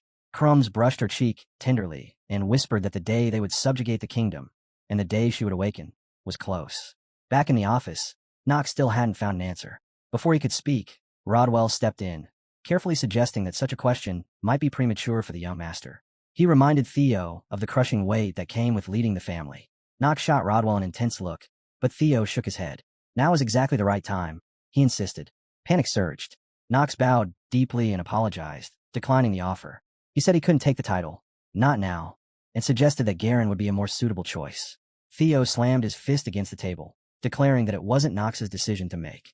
Bowing again, Knox admitted the truth. He didn't want the headship. It was too heavy, too far beyond what he believed himself capable of bearing. Theo asked if he was afraid of responsibility. Knox met his gaze calmly and replied that such fear was only natural. After a brief silence, Theo finally closed his eyes. When he opened them again, his voice had softened. He said he understood Knox's answer and respected his choice. For now, that was enough. Knox thanked him quietly, but Theo warned him of one thing. Talent like his would never stay hidden. People would keep testing him, pushing him, trying to measure him. He had to be ready for that. Knox wanted to say more, but in the end, he simply nodded. Seeing his exhaustion, Theo dismissed him, and Knox bowed once more, thanking his father before leaving the room. A short while later, Knox was back in his quarters, seated calmly as Jitri stood nearby. She hesitated before asking if the head of the family had truly not scolded him. Knox reassured her with ease, telling her there was nothing to worry about and that nothing bad had happened. No one had been rejected, and no trouble followed. Jitri looked away and let out a quiet sigh before turning back to him. She informed him that rooms for Alina and May had already been prepared. Knox praised her work, calling it excellent. She waved it off, saying it was merely her duty as a maid. Before she could say anything more, Knox interrupted her. He said that if everything in the world were done as it should be, there would be no hatred, no theft, no murder. Jitri awkwardly pressed a finger to her lips, unsure how to respond. Knox smiled faintly and praised her again, telling her she had done well. She bowed deeply and thanked him. Knox's expression soon turned serious. Things were no longer simple. Everything felt heavier now. He would attend the Elaine Academy, the finest institution for magicians and knights, and he would become its best student. Elsewhere, Theo spoke quietly with Rodwell, admitting that the conversation with their youngest son had been more difficult than expected. Rodwell replied that he still believed the question had been raised too early. If Knox had truly understood everything tied to his position, his answer might have been different. Theo disagreed. He said the look in Knox's eyes was that of someone who had already written his own future. If Knox feared anything, it wasn't his status, nor even Theo himself. It was something unavoidable, something like staring into the abyss. At this moment, Theo believed his son feared only death. Yet he couldn't understand why. In his reality, that fear still lingered. Rodwell hesitated, then admitted he shouldn't say such things. Still, he believed Knox had been deeply affected by what happened to Madam. Theo let out a sad smile and nodded in agreement. He said quietly that Knox might even blame him for everything. In his eyes, Theo was probably nothing more than a pathetic man who failed to protect his own wife. Rodwell fell silent for a moment before bringing up another concern. He believed Mr. Guerin would soon begin moving again, and that whatever he was planning would not be small. Theo's brows furrowed, and he replied that he would keep it in mind. Elsewhere, in a place unknown, bodies lay scattered everywhere. The earth itself had turned red, soaked in blood. Demons filled the sky, rushing toward Theo from all directions. Then, one of his grown sons suddenly appeared before him and calmly told him to stop resisting, to simply accept it and go along with the flow. Theo clenched his teeth. So this was the power of the Grand Duke. At the same time, Talia stood before a mirror, dressed in a soft, fluffy yellow gown. Clothes were strewn all around the room. Emma folded garments nearby and asked if she looked good. The maid looked exhausted, holding a burgundy dress as she called out to her mistress yet again. Emma reminded her that she had already shown her that outfit nearly 20 times. Talia moved back and forth, inspecting herself with bright eyes, saying this dress looked good. And that one too. She wondered aloud which accessories would match best. Pink shoes and sparkling jewelry lay neatly arranged on the table. Emma shook her head and said she was far too excited. A faint blush crept on Talia's cheeks as she happily replied that everything was beautiful. Emma sighed deeply and said that wasn't what she meant. She was talking about young Master Knox. After all, this would be their first meeting since he had officially been announced as her fiancé. Talia quickly turned away, her face reddening further, and asked if maybe the ruffled dress would suit her better. Moments later, she frowned in dissatisfaction. Emma complained that Talia wasn't helping at all. Talia admitted honestly that she didn't really care. The maid glanced aside tiredly and remarked that she always said that. Back at the Rienhofer estate, Knox stood dressed in a black suit accented with purple, a beautiful jewel fastened neatly at his collar. He looked every bit the noble young master. Spotting Alina, he saw her slumped on the sofa with her head lowered. Hearing his footsteps, she slowly lifted her head and said quietly that he had arrived. Alina looked worn out, dark circles hanging beneath her eyes. Knox nodded in agreement and mentioned the elixir, but his words trailed off as worry crept into his expression. Instead, he asked how she was feeling. He told her honestly that she didn't look well. Alina gave an awkward smile and folded her arms, brushing it off. She said she was always like this whenever she focused on a goal. She would take care of her friends herself, so he didn't need to worry. She smiled again and told him he was overthinking things. Then she laughed softly and said he should stop worrying about them and take a look over there instead. She pointed to the side. Knox followed her gesture and saw a bottle filled with glowing blue liquid. The light pulsed faintly, almost alive. He walked over and lifted it into his hands. At once, a black screen appeared, displaying its basic information. It was a disposable wind elixir of advanced grade. Its attribute was wind, granting +1 to endurance and +3 to agility. There were no requirements and no additional effects listed. The bottle hovered above his palm. Alina watched him closely, her eyes bright, and asked if he liked it. A notification flashed before him, informing him that the potion's effectiveness had increased by 200% because it had been created by the genius alchemist, Alina herself. Knox smiled. He finally understood. The wind elixir didn't just boost stamina. It carried a hidden agility bonus. And agility played a crucial role in reducing skill cooldowns for geniuses. This potion was something he absolutely needed. He couldn't help but think how fortunate it was that he had recruited Alina. Without her, everything would have been far more troublesome. She waited anxiously for his response. Still smiling, Knox told her she had done an excellent job. Alina's cheeks flushed red as she beamed with happiness. Without hesitation, Knox drank the elixir. Turquoise energy wrapped around his body, and for a brief moment, it felt as if a gust of wind had surged through the room. He told them that everything was done for now. Knox stepped out into the corridor, Jitri following close behind. With a confident smile, he said it was time to visit Alina. At this moment, this was who he was. His name was Knox. Male. 15 years old. Human. His attribute was darkness. He had no recorded accomplishments yet. His bonuses were clear. Genius in close combat. Genius in magical perception. A strong mind, and mastery of acting. His limits were carved into him from birth. Mortal illness. Limbs always cold. A body edging toward decay. And an obsession that never loosened its grip. Even so, Knox's numbers told a different story. His stamina stood at 6, strengthened by 1 extra point. His mana reached 9, also boosted by 1. His luck climbed to 11 + 1, and his charisma, an overwhelming 26. Alongside those stats, he carried talents that didn't belong to a dying man. Genius Hour, mid-level heirloom sword mastery, the Southern Sword, and the ignition technique. And yet, no matter how impressive the list looked, the truth remained unchanged. 150 days. That was all the life he had left. A system message quietly followed, informing him that the magic perception genius bonus had activated the moment his mana reached 10. Time moved on, indifferent as ever. Soon, sunlight flooded the sky, illuminating the grand structure of Elaine Academy. The building gleamed with luxury, standing like a monument to power and pedigree. A finely drawn carriage rolled into the academy grounds. Nox stepped down first, Jitri following closely behind.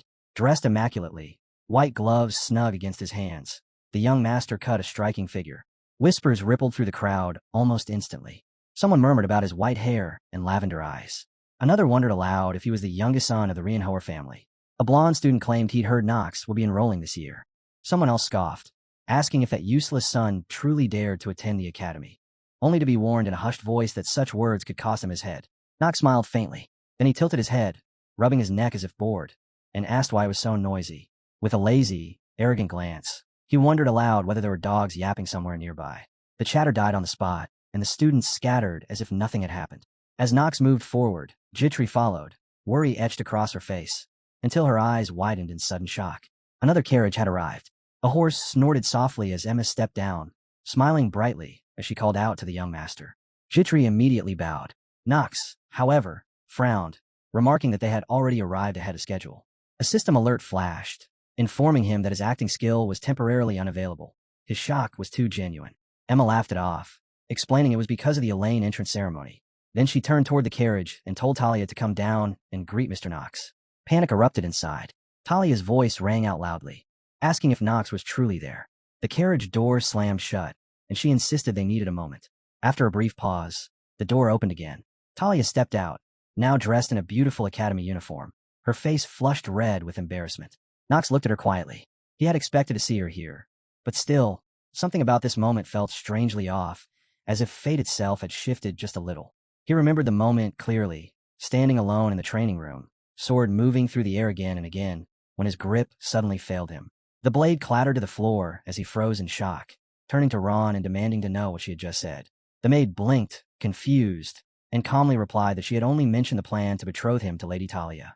She was about to explain further, but Nox panicked. He grabbed her shoulders, asking how he was supposed to know something like that, insisting it was a serious problem. And now, as he shut his eyes in quiet despair, the truth settled in. After checking, it was undeniable. Their families had arranged the marriage behind their backs, and he was far from pleased. Talia stood there, visibly flustered, her words stumbling over one another. She brushed her hair back and greeted him awkwardly. Nox merely glanced away before returning the greeting in a flat, emotionless tone. To Talia, though, that alone seemed enough. She smiled brightly, eyes fixed on him.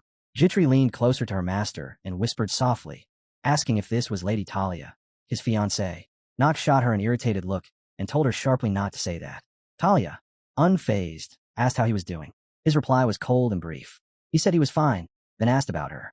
She answered just as quickly, cheeks warming as she claimed she was fine as well. Before anything else could be said, a horse neighed loudly, cutting through the moment. Everyone turned toward the sound.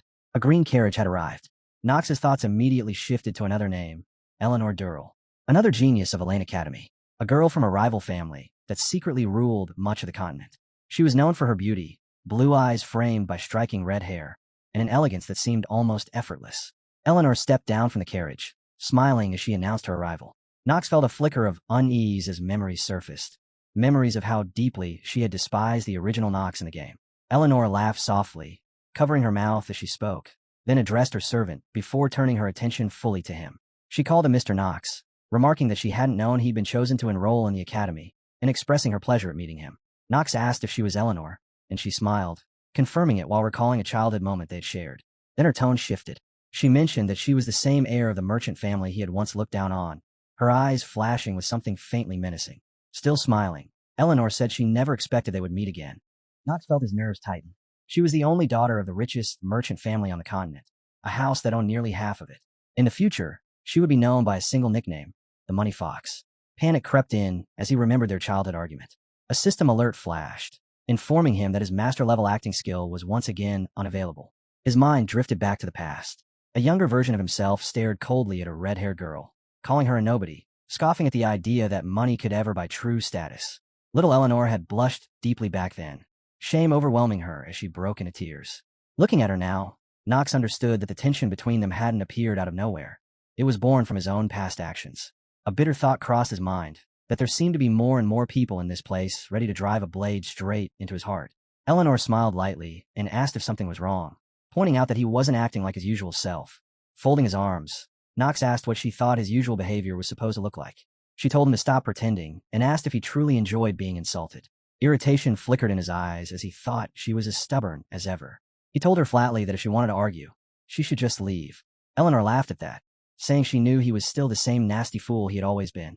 Knox frowned and asked what she wanted, questioning whether she was really that desperate for his attention. Still laughing sweetly, Eleanor apologized and said she had no intention of coveting anything from the black sheep of the Reincarnated family. Knox sighed inwardly, knowing full well that her disdain for Knox wasn't going to disappear so easily. He activated his vision skill, and information about Eleanor appeared before him. Female, 15 years old, humans, wind attribute, titles, genius of counting and genius of acting. Her limitations followed, just as clearly, vanity, pride, and a weakness against Southern sword techniques. As he studied her stats, Knox noted that her nature hadn't changed, which, in his eyes, was actually preferable. Her family had been willing to pay an absurd price just to obtain the single letter D in their name. Her father had paid dearly for it. Eleanor hated that fact, yet she still made full use of it. She was vindictive, overly sensitive, and the old Knox had foolishly chosen to clash with her head on. Testing her patience one last time, Knox remarked quietly that she really wasn't someone who should have been provoked.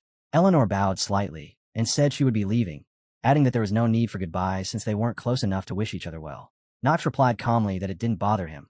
He hadn't expected anything better from a hillbilly like her anyway. Eleanor simply smiled in agreement and walked past him without another word. Knox then turned to Talia and told her they should leave as well. The entrance ceremony was about to begin. Talia hesitated for a moment, worry and uncertainty flickering across her face, but she soon nodded and agreed. As they headed toward the academy entrance together, Knox reflected quietly that there was no longer any chance of getting rid of Talia. She was his fiancée now. Still, he decided that if this was the hand he'd been dealt, he would make the most of it. As his gaze settled on the towering Elaine building, Knox felt it was finally time to stand back up on his own feet. A few minutes later, they were already inside. He slowly scanned the hall and remarked to his bride that, just as expected, the children of many famous families had gathered here. Some of the newcomers were already chatting among themselves, forming connections. Knox calmly judged that even if some of them turned out to be useless or didn't align with the original storyline, winning their favor could still prove beneficial.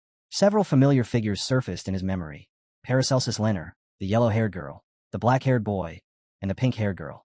They were the strongest characters in the game. Rubbing his chin, he decided it would be wiser to stay away from them. Interfering too early could completely derail the plot. For now, caution was the better choice. Out of nowhere, he asked the maid and Das whether it felt like too many eyes were on him. Jitri confirmed it immediately. The surrounding aristocrats kept stealing glances in his direction, their expressions mixed with shock and thinly veiled contempt. The maid frowned slightly and told him she believed he would be popular with Elaine. Crossing his arms, Knox repeated her words and asked dryly whether looks like those were what popularity was supposed to look like. Talia watched him with concern.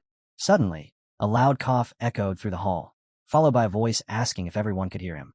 Silence swept over the room. Knox lifted his gaze toward the stage, realizing that things were finally about to begin. Servants bowed as a small white-haired girl stepped onto the stage. She was barefoot, casually licking caramel from a stick. Her clothes were strange, her azure eyes unsettlingly calm, and an odd mark was visible on her chest. She greeted everyone without a hint of formality. Murmurs spread instantly. Some students whispered, wondering if she was a child or a dwarf, and questioning where the professor was. Knox inwardly scoffed at their ignorance. They were fools. Standing before them was an unimaginable monster, one that could never be judged by appearance alone. A black screen appeared before him, displaying her information. Noah, Avon Trinity. Age unknown. Race unknown. Ice attribute. Achievements. Pillar of Elaine Academy. One of the four sages. Her bonuses included genius-level mana detection and goodwill, while her limitations listed an inferiority complex, short stature, and laziness. Her stats were overwhelming. 21 strength, 26 mana, 8 luck, 22 willpower, and 10 charms. She possessed passive skills such as Sea of Mana and Ruler's Aura, along with active skills including Water Bubble, Cold Beam, and Blizzard. Knox's expression remained calm, but deep down, he knew this was where the real story truly began. The young master's face drained of color the moment he realized who she was. This was a character he absolutely had to stay on good terms with.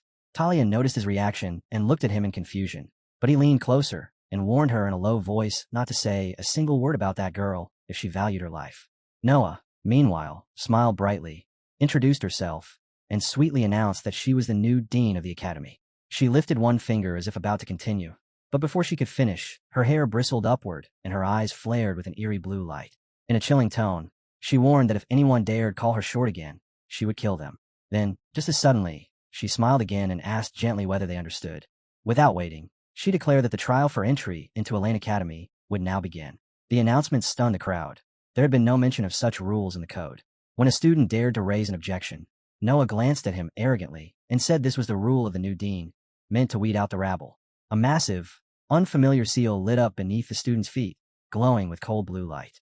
Wishing everyone a memorable experience, she sinisterly added that she hoped they would have good luck. Knox's eyes widened. It had begun. In the next instant, every student vanished. They reappeared in a forest bathed in bright sunlight. One by one, the students lay sprawled across the ground, gasping for air. A bald, bearded man barked at them to get up, calling them idiots for daring to lie down in front of him. The exhausted students trembled as they struggled to recover. Then the man's gaze shifted to Knox. The young master stood on unsteady legs, forcing himself upright despite the dizziness. The man squinted at him, studying him closely. Knox swallowed, noting how the man's shiny bald head gleamed almost like a halo under the sun. This was Burnin, a martial arts instructor and academy graduate, known among players as Takaki-ai, a ridiculous nickname earned solely because of that gleaming scalp. Despite his appearance, he was a capable instructor. Knox knew earning his approval would not be easy. Burnin continued to stare before suddenly booming out, calling him Snow White and asking if he'd soiled himself. Knox frowned slightly, careful not to let his expression give anything away, and replied calmly that nothing was wrong. Activating his master acting skill, he listened as Burnin warned him to stop talking about the future and start relying on his instincts, adding that he should avoid thinking nasty thoughts. Knox raised his hand calmly and asked Burnin to explain the entrance test instead, suggesting they set aside irrelevant chatter for now. The instructor snorted, then nodded in agreement. He told them that before anything else, they needed to wake up all the students who were still unconscious, and advised Knox to cover his ears. Of course, he still needed it. Knox obediently raised his hands and covered his ears without a word. Burnin's palms lit up with a sharp blue glow, and in the next instant, he clapped them together. A piercing, unbearable sound exploded through the area. Several students shrieked in pain, clutching their heads as they staggered to their feet, shouting in confusion and panic, demanding to know what that horrible noise was. A brown-haired student yelled loudly, asking what kind of freak would do something like that. Burnin didn't even hesitate. He struck the boy hard on the head and coldly informed him that the freak he was looking for was standing right in front of him. Did he have a problem? The student froze, staring at Burnin's bald head, which seemed to shine faintly under the light. Others squinted as well, unsure whether it was glare or intimidation. Burnin folded his arms and asked calmly if the boy had not only insulted him, but also decided to look dissatisfied while doing it. Did he have an extra life to spare? The student immediately lowered his head and apologized in a trembling voice. Minutes later, several unconscious students were being carried away on stretchers. Burnin barked orders, telling them to move anyone who couldn't wake up to a safe area. Once that was done, the remaining students lined up before him. Seeing that they had finally come to their senses, Burnin announced that he would now explain Eldon's entrance test. Jam listened quietly as the explanation continued. The test was simple on the surface. Hunt monsters on this island of magic. When a monster died, it left behind mana gems of various colors. The fewer the gems, the higher their value. Jam frowned slightly, wondering why it had to be done this way. Wouldn't Mora make more sense? But the answer came to him almost immediately. He smiled faintly, realizing that this was only half about rewards. In truth, the test measured two things. First was sensitivity to mana, which had already been tested through Noah's mid-level magic. Whoever woke up first from the spell possessed superior sensitivity. The second was the ability to detect even the smallest traces of mana. These two traits determined how well a magician could perform in real combat. That was why the gems were designed this way. That was the true purpose of the test. Burnin continued, telling them that this place was created by a spell cast by Noah, the current dean. Countless creatures roamed the area, and weak, pitiful worms like them didn't even know how to fight properly. Out of generosity, they would be allowed to form teams. The moment those words fell, the students began glancing around, eyes searching for partners. Suddenly, a sword materialized beside Knox, and, at the same time, identical swords appeared in the hands of the other disciples. A ripple of surprise spread through the group as everyone stared at the weapons in disbelief. The instructor calmly informed them that a team could consist of no more than 8 people and advised them not to waste time deciding. With that, he turned his back on them and said he would be waiting at the top. Shock rippled through the students. A girl called out to him, saying she still had questions. Another student muttered in disbelief, asking if the instructor was really just going to leave like that. Without stopping, the man replied that he already had. The brown-haired guy rubbed a spot on his head where he had been struck earlier, complaining that it still hurt and grumbling about why the instructor had felt the need to hit him in the first place. The rest of the students watched the instructor's retreating figure in silence. Then, a girl with pink hair raised her hand and spoke up, asking if anyone wanted to help the princess besides her. Standing just behind her was a girl with long yellow hair. Alina smiled warmly and promised that anyone who joined her would be generously rewarded. She even swore on the name of her family. Several students instinctively glanced toward Knox, but he avoided their gazes, turned his back, and walked alone into the depths of the forest.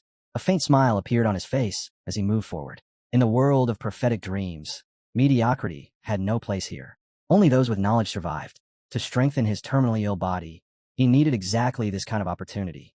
Reaching the entrance of a cave, he decided it would be best to act alone. With quiet confidence, Knox stepped inside without hesitation. Meanwhile, the instructor stood at the summit, his subordinates lined up behind him. Snow blanketed everything in sight. He adjusted his headdress and slowly stroked his beard, deep in thought. No matter how he looked at it, something about this felt strange. That new student had not only withstood the dean's magic, but before he could finish the thought, he asked if Knox had really gone into the forest alone. Did the boy lack fear entirely? Vernon answered calmly that this wasn't the case. There was another reason Knox wasn't worried, and it was clear in his eyes. Even an uncut diamond was still a diamond. The instructor narrowed his gaze, saying he would wait and see what Knox was truly worth, quietly referring to him as the hidden dragon of the Reinhofer family. He simply looked down from above, waiting to see everything the boy was capable of. Some time later, Knox's sword was soaked in blood. Corpses of monsters littered the ground, their bodies cooling as scattered mana gems glittered beside them. He moved forward without slowing, stepping past the remains as if it were routine. From a distance, someone was watching him. A figure with long white hair lingered quietly in the shadows, clearly following his trail. Elsewhere, Talia fought alongside the yellow-haired girl and the pink-haired girl, goblins swarming them from all sides. Their swords were raised, blades slick with blood. The battlefield was chaotic, and the girl with yellow hair had already lost her weapon. As she struggled, Talia's thoughts drifted anxiously to Knox. She had planned to stay close to him, yet he had vanished into the forest alone. Suddenly, the pink-haired girl shouted, loudly declaring that Talia should feel honored to be protecting Princess Penelope. She told her to show more enthusiasm. Talia quickly agreed, forcing a nod. The yellow-haired girl, Penelope herself, held a large purple crystal in her hands. It shimmered beautifully, pulsing with a rich glow. She remarked that they had already ventured quite far and believed purple crystals were valued far above the others. The pink-haired girl shook her head slightly, suggesting that might not be entirely true. After all, this was a test designed by Noah, one of the 4 wise men. There had to be something hidden behind it. Penelope agreed, her eyes lighting up as she scanned the surroundings with excitement. Behind them, the rest of their teammates were clearly reaching their limits. Their clothes were torn and soaked with blood, breaths heavy as exhaustion weighed them down. Penelope looked at them and admitted that in their current condition, not everyone would be able to go any farther. The pink-haired girl frowned at that. This wouldn't do. She had promised to take Penelope all the way to the top. The Aram Empire was already rotten to its core. To restore it to its former glory, Princess Penelope had to ascend the throne. With that thought in mind, the pink-haired girl rubbed her chin, silently vowing to do whatever it took to make that future a reality. Talia stepped forward confidently and told the princess that she could still fight. They could simply gather those who were still able to stand and continue onward. She asked Penelope what her orders would be. The pink-haired girl nodded, admitting she had been thinking the same thing. Penelope frowned, tightening her grip around the purple crystal before slowly relaxing her hand. She recalled the arrogant look of the yellow-haired man who had stared down at her earlier. Lowering her gaze, she finally nodded in agreement. They would move on. They just needed to endure a little longer. Meanwhile, Knox had already emerged from the cave. White steam poured from his mouth as he exhaled, the cold biting hard as snow blanketed everything in sight. He rubbed his hands together, trying to force some warmth back into his fingers. A system notification appeared, informing him that the 3rd-level chilly limbs restriction had taken effect. His movement speed dropped sharply, his breathing became irregular, and all of his stats temporarily declined. Knox frowned and shut his eyes, letting out a heavy breath. He had known this would happen. Clenching his hand into a fist, he snapped his fingers. A small fireball ignited above his palm, and another notification appeared, announcing that the chilly limbs restriction had been lifted due to the user's fire magic. Knox glanced at the screen and calmly thought that if he wanted to go far with a body like this, He would eventually need a permanent solution to this limitation. Looking ahead, he muttered that this would be enough for now. He continued forward, a small fireball floating quietly beside his shoulder. Snowdrifts stretched endlessly in every direction, and sharp winds cut through the air. He noted that the environment suited Noah perfectly, a frost which would naturally create a place like this. The young man looked up and smiled faintly, remarking that while he understood this was the summit, there was an excessive amount of ice. Drawing in a deep breath, he closed his eyes and sat down, pressing his palm against the frozen ground. Purple energy began to seep from his hand. He wondered how any of this would make sense if the island were natural. The ice beneath him started to crack. Veins of purple light spread throughout the mountain, branching like the roots of a massive tree. Knox realized that this place had been artificially created by Noah, and that everything here existed purely through magic. As if answering his thoughts, ice monsters suddenly began to emerge. It was immediately clear to him that they too were constructs born from magic. Knox rose to his feet, his hand glowing purple as if it were drawing energy directly from the ground itself. He found it hard to imagine just how vast the Dean's mana reserves must be. A smile tugged at his lips as he clenched his fist and muttered that it didn't really matter. The ice continued to shatter violently as massive figures climbed out. These monsters towered over him, their bodies several times larger than his own. Knox calmly observed them and identified them as ice trolls, creatures infamous for their terrifying regeneration and immense vitality. He remarked calmly that monsters like these could easily slaughter a beginner, but to him, they were nothing more than dust beneath his feet. One troll lunged forward with a savage swing, yet Knox slipped aside effortlessly. Another giant followed up, bringing down a massive wooden club, but the young master dropped low, evading it once again. When the troll attacked a third time, Knox raised his sword and blocked the blow head-on. His eyes flared with a deep purple light as a thought crossed his mind. Noah was obsessed with talented students. She would never corner them before they had the chance to bloom. Ice trolls weren't weak creatures that just anyone could deal with. In the real world, encountering one would only make a person pray for a quick death. He studied the monsters seriously, lost in thought, but before he could dwell further, massive trolls stepped forward, sealing his path. From behind a tree, a girl with long white hair watched in silence. Knox suddenly dashed forward, slipping past the trolls instead of retreating. He narrowed his eyes, analyzing their movements. Noah's monsters likely followed specific behavior patterns, a form of hidden indulgence. The first troll always attacked vertically and held the center. The second struck horizontally, slower due to the wide swing. He sprinted toward the last one, already predicting its move. This one would attempt a piercing attack, but its strength would be the weakest of them all. As expected, the troll thrust forward. Knox blocked the strike cleanly, his lips curling into a smile as he realized he could parry it. In the same motion, he swung his sword and sliced straight through the monster. Without stopping, he turned and launched himself at the remaining trolls. His blade flashed repeatedly, cutting deep as blood sprayed across the ice.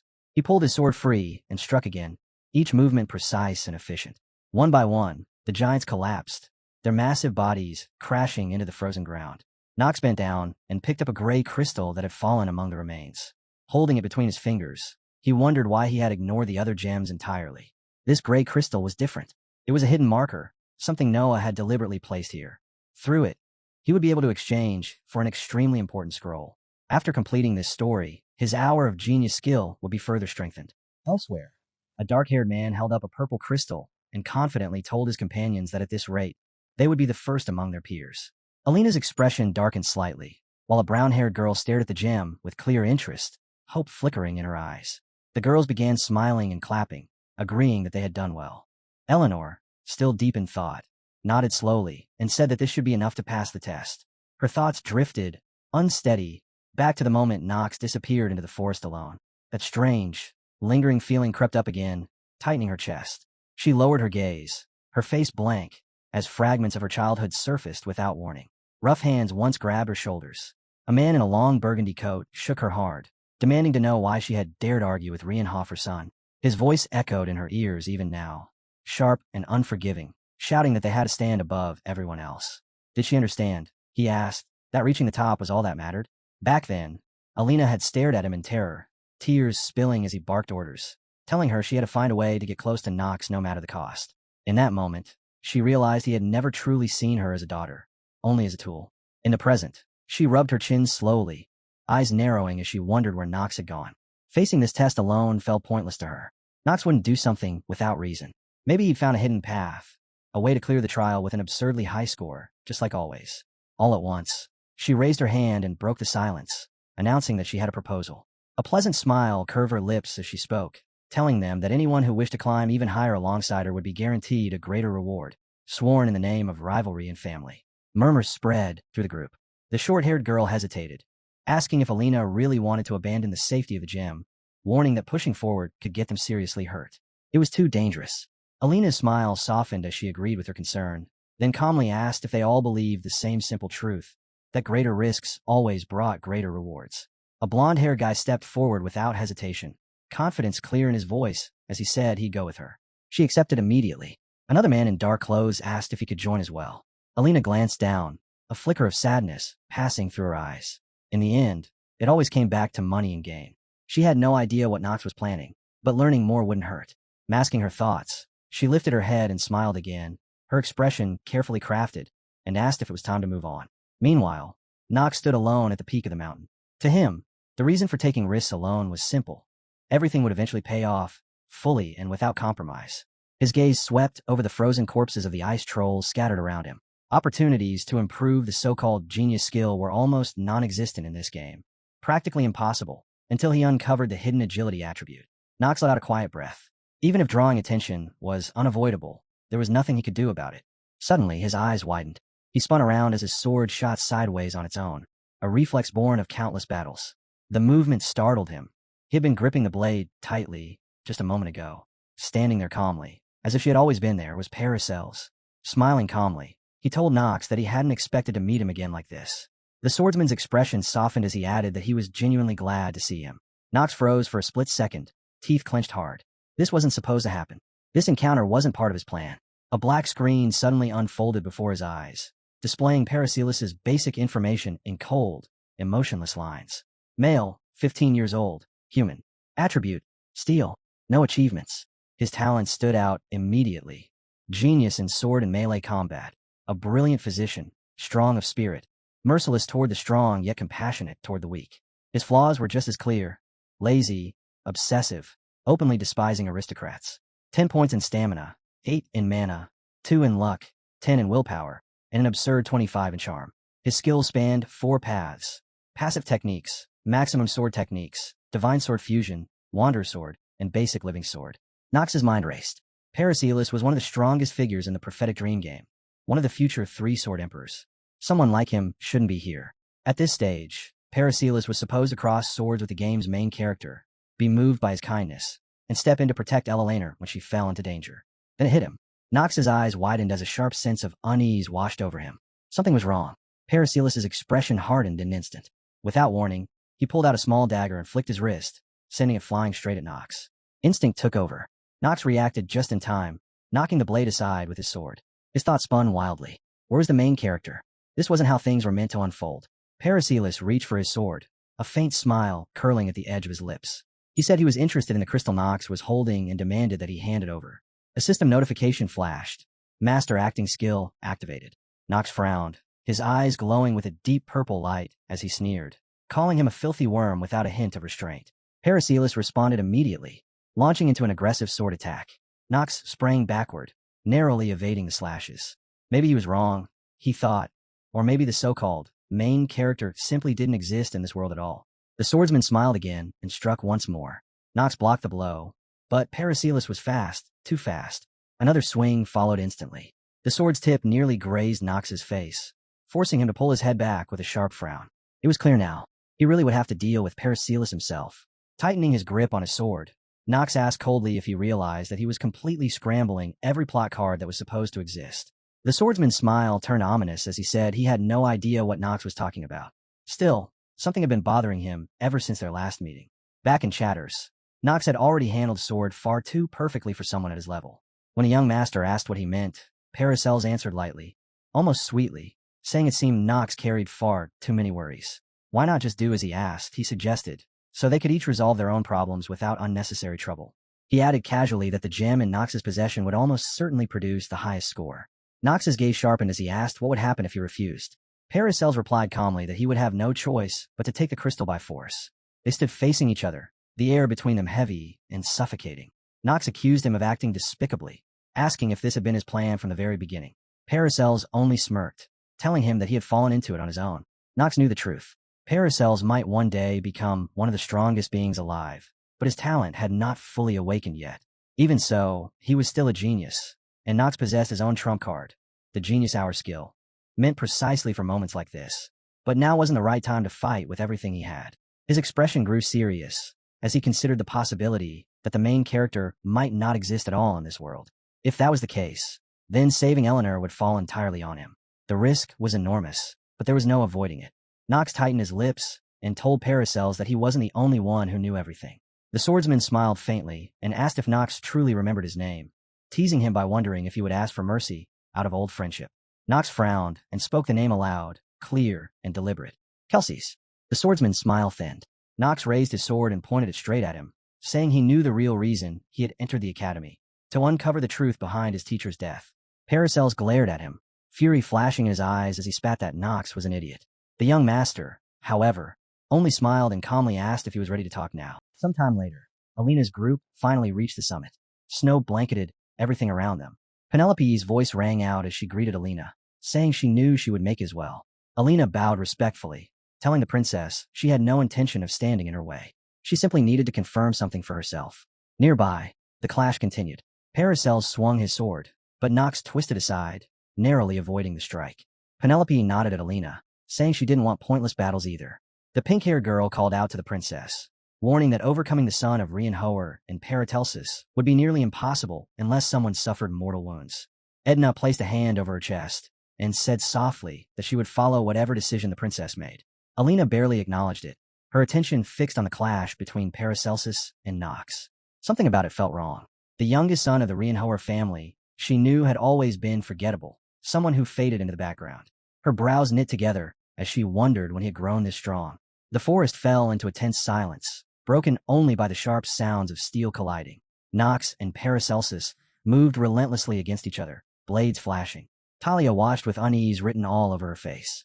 Echidna leaned closer and asked quietly if she truly wanted to keep watching this. Talia let out a nervous sigh as Echidna spoke again, admitting she had never imagined that the Destroyer of the East would end up as their classmate. His name, she said, was Paracelsus. Talia turned to her in surprise and asked if she really knew the man fighting Nox. Echidna closed her eyes for a moment, frowning, then nodded. He was known as the Grey Wolf. Paracelsus. Since his youth, he had wiped out bandit groups across the eastern regions, earning that name through blood and steel. Talia confessed she hadn't known any of this. Echidna continued calmly, saying this was also the first time she had seen such a transformation in the son of the Reincarnated family. She never imagined he could wield a sword with such precision. Folding her arms, Echidna observed the battle with interest and remarked that if it weren't for Nox's vicious streak and lazy nature, he could have grown into a fine knight. Talia replied awkwardly that she didn't think Nox was pure to begin with. Echidna chuckled, clearly surprised, and asked how she knew that. Talia said nothing, simply turning her gaze away. Nearby, Paracelsus launched attack after attack, shouting insults and calling Nox an idiot. Nox slipped past the strikes, startled by the tremor of fury in his opponent's voice. It made sense. Paracelsus had only ever had one teacher, and that teacher had died because of a fool from Mills Academy. Paracels suddenly halted and declared that the games were over. His sword came down in a sharp, merciless arc. Nox blocked it, and a system notification flashed, announcing that his master-level sword skill had activated. Nox smiled faintly and asked why he was so angry. With their blades locked together, he told him calmly that he hadn't been the one who killed his beloved teacher. The words only fueled Paracelsus's rage. He exploded into a flurry of strikes, slashing wildly at Nox. Nox evaded every blow, realizing that despite his talent, Paracelsus's movements were becoming simpler. He was gifted, yes, but still too young. They faced each other once more. Paracels lunged again, but Nox stepped in sharply and drove his knee into his stomach. Paracelsus sucked in a silent gasp. The air ripped from his lungs as the momentum of the fight suddenly shifted. He was sent flying back several meters, landing heavily as a rough breath escaped his chest. Without giving himself a moment to recover, he surged forward again, sword leveled straight at Nox. Nox lifted his own blade to meet him. Paracelsus sneered, mocking him, asking how long he thought he could keep running his mouth. Nox only smiled, replying that he could talk all day if he wanted, though even he could feel the pressure rising. The attacks were getting heavier, sharper. Dragging this out any longer would be dangerous. His legs were already starting to burn. Paracelsus charged again, and Nox's thoughts turned grim. If Paracelsus unleashed his teacher's living sword technique, he would lose. There was a reason it had been elevated to an imperial sword art. Paracelsus warned him sharply not to lose focus as he struck again. Nox blocked the blow and sneered back, deliberately provoking him, calling him a pitiful commoner. A system message flashed. The restriction tied to despising aristocrats had been activated. Paracelsus looked at him with cold pity and asked if aristocrats weren't the very reason people were forced to beg in this world. Their swords crashed together again, locked tight, sparks spraying as Nox mocked him for wasting strength on hatred alone. With a crooked grin, he asked if Paracelsus wanted to hear something about his precious teacher, clearly buying time. Out of the corner of his eye, Nox spotted his classmates gathering nearby. Elena was there. His heartbeat steadied as he counted silently. The monster would appear at exactly 9. A system notification confirmed it. 8:58. Paracelsus's smile darkened as he warned that he might cut off a limb if that was what it took to get answers. Nox recoiled in disgust and asked if he truly intended to harm a noble in front of witnesses and walk away untouched. Paracelsus hesitated, his gaze flicking toward the surrounding students. Nox exhaled slowly and announced that this would be his final attack. Whatever happened next would end it. Paracelsus scoffed, calling him arrogant, then suddenly lunged forward with a twisted grin, eager to see what Nox would do. Nox moved first. His sword flashed as he dashed past him in a blur. Paracelsus froze, shock widening his eyes as he wondered what had just happened. Nox didn't even look back. Calmly, almost indifferently, he told him to get out of his way. He didn't have time for this. As he sprinted forward, a strange black stain rippled across the snow, slithering toward Elena. She stared at Nox in disbelief, stunned by how fast he had become. Then she heard it, a faint, crawling sound. Turning sharply, she saw a dark shadow creeping across the ground, heading straight for her. Her body locked in place, her face draining of color. There was no way to escape. As the black creature rose before her, she cried out weakly, asking if it was something that wandered the night. Terror flooded her thoughts. Was she really going to die here without meaning? She covered her ears and whimpered, trembling. Then she opened her eyes. Nox was standing right in front of her. He sliced the monster apart with a single clean swing and, without even raising his voice, asked her what that pathetic whining was supposed to be. The black shadow scattered like smoke, and the young master quietly turned his gaze toward Elena. She stared at him in shock, words spilling out before she could stop herself, asking why it had to be him. But she never finished. Nox cut her off coldly, pointing out that she couldn't even finish off something that small. To him, this reaction was only natural. She was supposed to be an elite. The Night Wanderer was nothing more than a mid-level demon. In the world Noah had created, it wasn't even half as strong as it should have been. But this wasn't a game monster. It was real. And the one who had arranged this was the same person who murdered teacher Paracelsus. Eleanor had almost become the next victim. In the original game, she softened after being saved by the protagonist, a development Nox had always found ridiculously stupid. Surprised murmurs rippled through the crowd as everyone stared at the young master. Alina frowned, her hands clenching into tight fists, embarrassment flashing across her face. Nox glanced at her calmly, noting once again that the so-called main character still hadn't appeared in this world. Eleanor's cheeks flushed faintly, and Penelope stepped forward, telling him he shouldn't be so rude. She admitted that he had saved her, but insisted the situation wasn't that simple. Turning her head slightly, the princess asked if he agreed. Nox bowed politely and said that he did. Penelope then addressed everyone, stating that the instructors and the new dean, Noah, should have taken the students' abilities into account. Night Walkers weren't demons that applicants should ever be made to face. The young master replied evenly that enemies never arrive with prior notice, adding that it was strange for her of all people not to understand that. Penelope's eyes widened at his words. Before she could respond, Echidna stepped in front of her, glaring as she told Nox not to bully the princess. Clearly annoyed, she added that he must understand the complexity of the situation perfectly well. Otherwise, he wouldn't have shown up at all. Nox studied her in silence. Ash-pink hair, a vertical pupil. There was no mistaking it. Von Zeno Echidna, the future head of the Zeno family, close to the princess, infamous as the Snake of Greed. Zeno and Reinhoer had never gotten along, families with opposing attributes. And in the game of prophetic dreams, nothing was ever simple. Nox finally spoke, his tone flat, saying that honestly, he didn't even want to talk to a dog of the holy kind. Echidna's expression darkened as she asked if he truly dared to insult the name of the Zeno family. The young master met her gaze and casually asked what she planned to do to him about it. At that very moment, from a distant hill, a man stood watching the entire scene unfold in silence. That man was Bernard. His voice thundered across the field as he ordered everyone to stop bickering, and in the next moment he leapt down from the hill, calling the whole group a bunch of idiots without restraint. Nox, unfazed, calmly asked whether the exam was over. The instructor nodded, and the young master casually produced the gray crystal he had taken from the monsters. Bernard stared at it for a moment before admitting that he hadn't expected anyone to actually obtain a gray gem. It was unexpected, but commendable, if one ignored Nox's arrogance. Nox tilted his head slightly, questioning him with his eyes. Bernard cleared his throat and announced that the highest score would go to Knox, the one who had secured the gray gem. Those who held purple gems would be awarded second place. He glanced around and asked if anyone objected. Silence followed, thick and heavy, until the princess slowly raised her hand. She asked whether the Night Wanderer's attack had truly been part of the exam, pointing out that the monster had been far too real. She demanded an explanation. Bernard replied that the incident would be investigated and that, due to the unforeseen danger to life, Eleanor would receive appropriate compensation.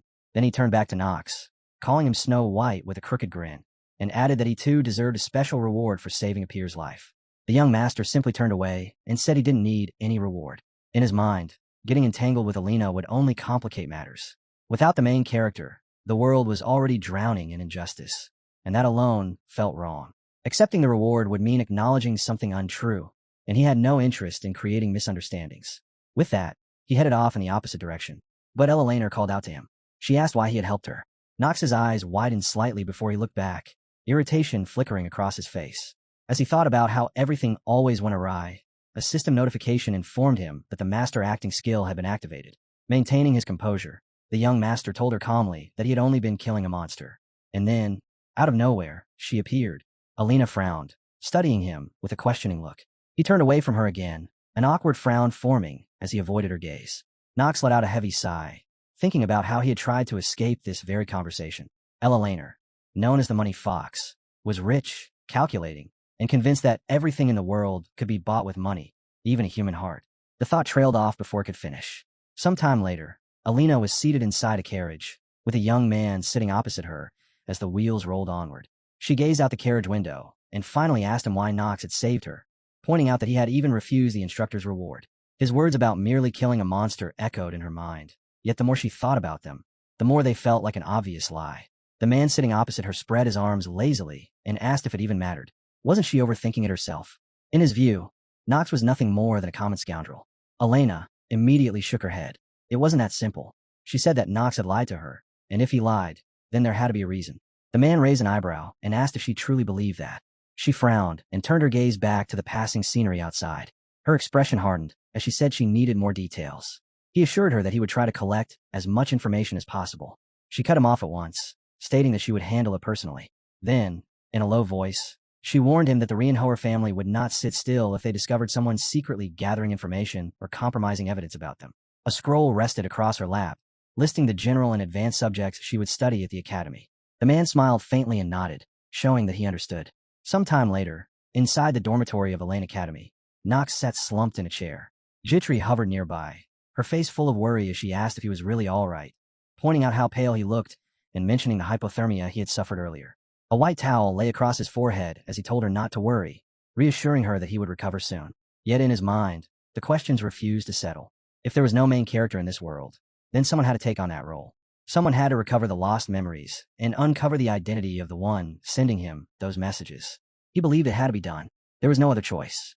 The only one capable of doing it was Knox, the villain he now possessed.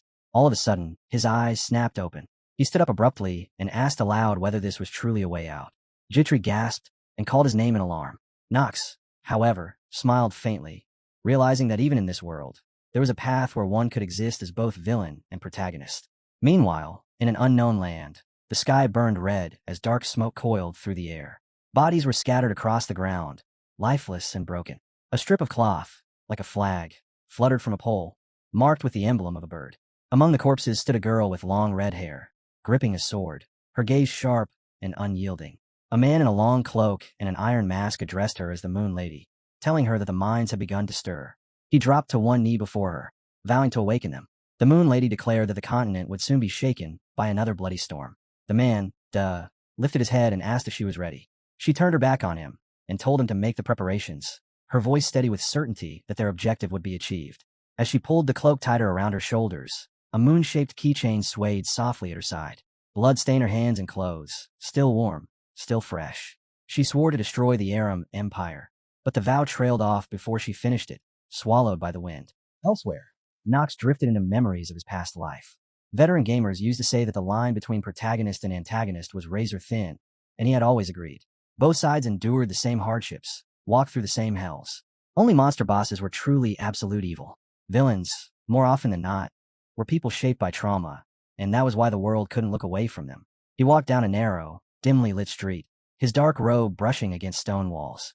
Knox reflected that while heroes and villains differed in nature, a villain was never meant to become a hero. And yet, he grinned quietly to himself. In a world abandoned by its protagonist, perhaps the villain had no choice but to shoulder both roles. His gaze settled on a small house ahead, faint blue light leaking from its entrance, as if it were beckoning him inside. Rubbing the back of his neck, he muttered that he didn't particularly enjoy living on the edge like this, but it was all he had left. This place housed a great organization, a congregation of villains determined to overthrow the imperial family. Blue energy coiled around his hand, swirling tighter until a bright glow formed before him. Later, around a long table, an instructor sat with several other men, voices low and tense. Noah occupied the central seat, her gaze sharp as she glanced to the side. Vernon asked for everyone's opinions. A man with purple hair spoke up confidently, claiming the test was under control, casually asking whether he had messed something up again. The instructor bristled, lips tightening before he snapped, and called him an idiot, reminding him that he had already said he was innocent. Suddenly, Noah's eyes flew open. The atmosphere shifted, turning ominous in an instant. The dean asked what they thought they were doing now. Vernon reacted quickly, throwing an arm around the purple-haired man's neck and laughing awkwardly, insisting that nothing was going on at all. He asked if they could continue the discussion and began explaining their current situation, but his words died halfway through.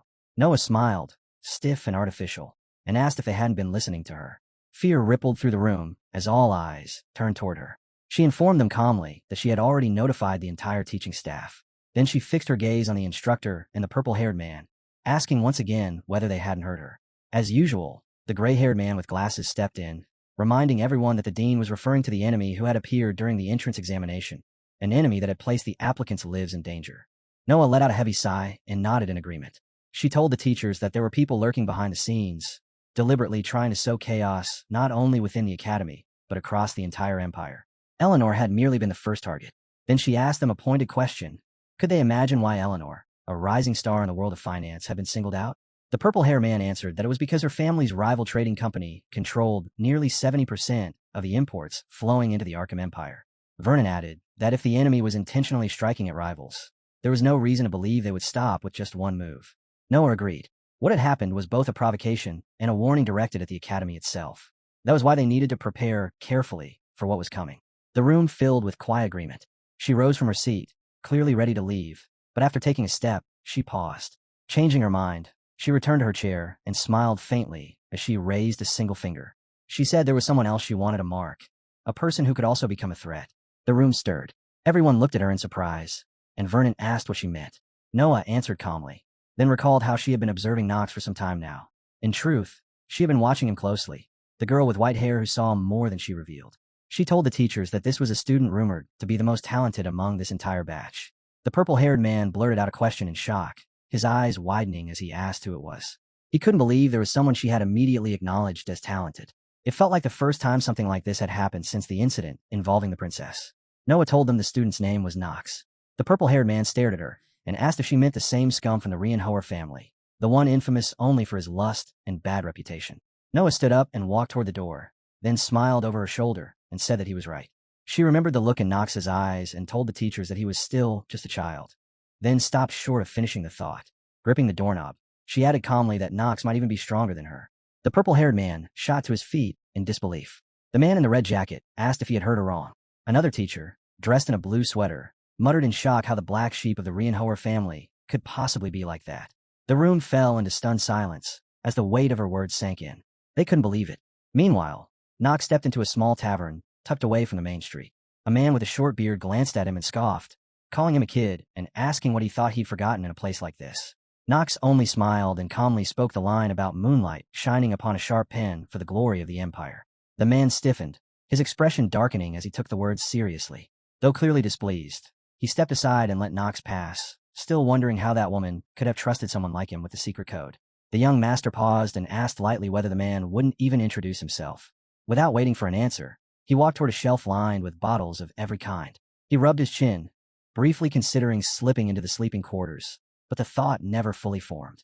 Instead, he reached out, taking bottle number 3, then 1, then 8, and finally 4. In the next instant, a powerful blue energy erupted in front of him. Knox raised his hand to shield his face as the system's warning rang out in his mind. He had been exposed to high-level magic. His mono flow reversed temporarily, His magic perception genius skill was sealed, and his body was marked for forced teleportation to a designated location. His cloak and hair whipped violently in the air as invisible currents surged around him. Looking down, he felt a quiet bitterness settle in. His stats were still lacking, and a faint tremor ran through his body. Then his eyes snapped open. A cold, sharp blade rested against his neck. Luna stood before him, a long sword pressed close enough to pierce his skin.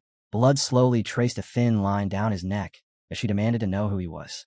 Nox, unfazed, greeted her by name with a cheerful smile. In response, she pushed the blade in just a little more. Calmly, he told her that she was the leader of the Sleepers, the unseen pillar of the Sword Empire, a woman whose face no one had ever truly witnessed. He said he had come here because of her. Luna's eyes widened. He knew the location of their headquarters and her real identity. Her grip tightened as she warned him she would only ask once more. Her voice was cold as she repeated the question, asking who he really was. Nox gently pushed her sword aside with his hand, raising both arms in surrender. He introduced himself as Nox and stated plainly that he wished to join the Sleepers. By then, night had fully fallen. The moon hung bright and high in the sky, its light spilling across the city. Far away, Paracelsus sat alone in his room, unaware that the pieces on the board had begun to move. He stood by the window, staring out into the darkness, his thoughts circling back to Nox. Something didn't sit right. The young master seemed to know far too much about the death of old man Celsus. Paracelsus couldn't shake the question of how Nox had known his teacher was already dead.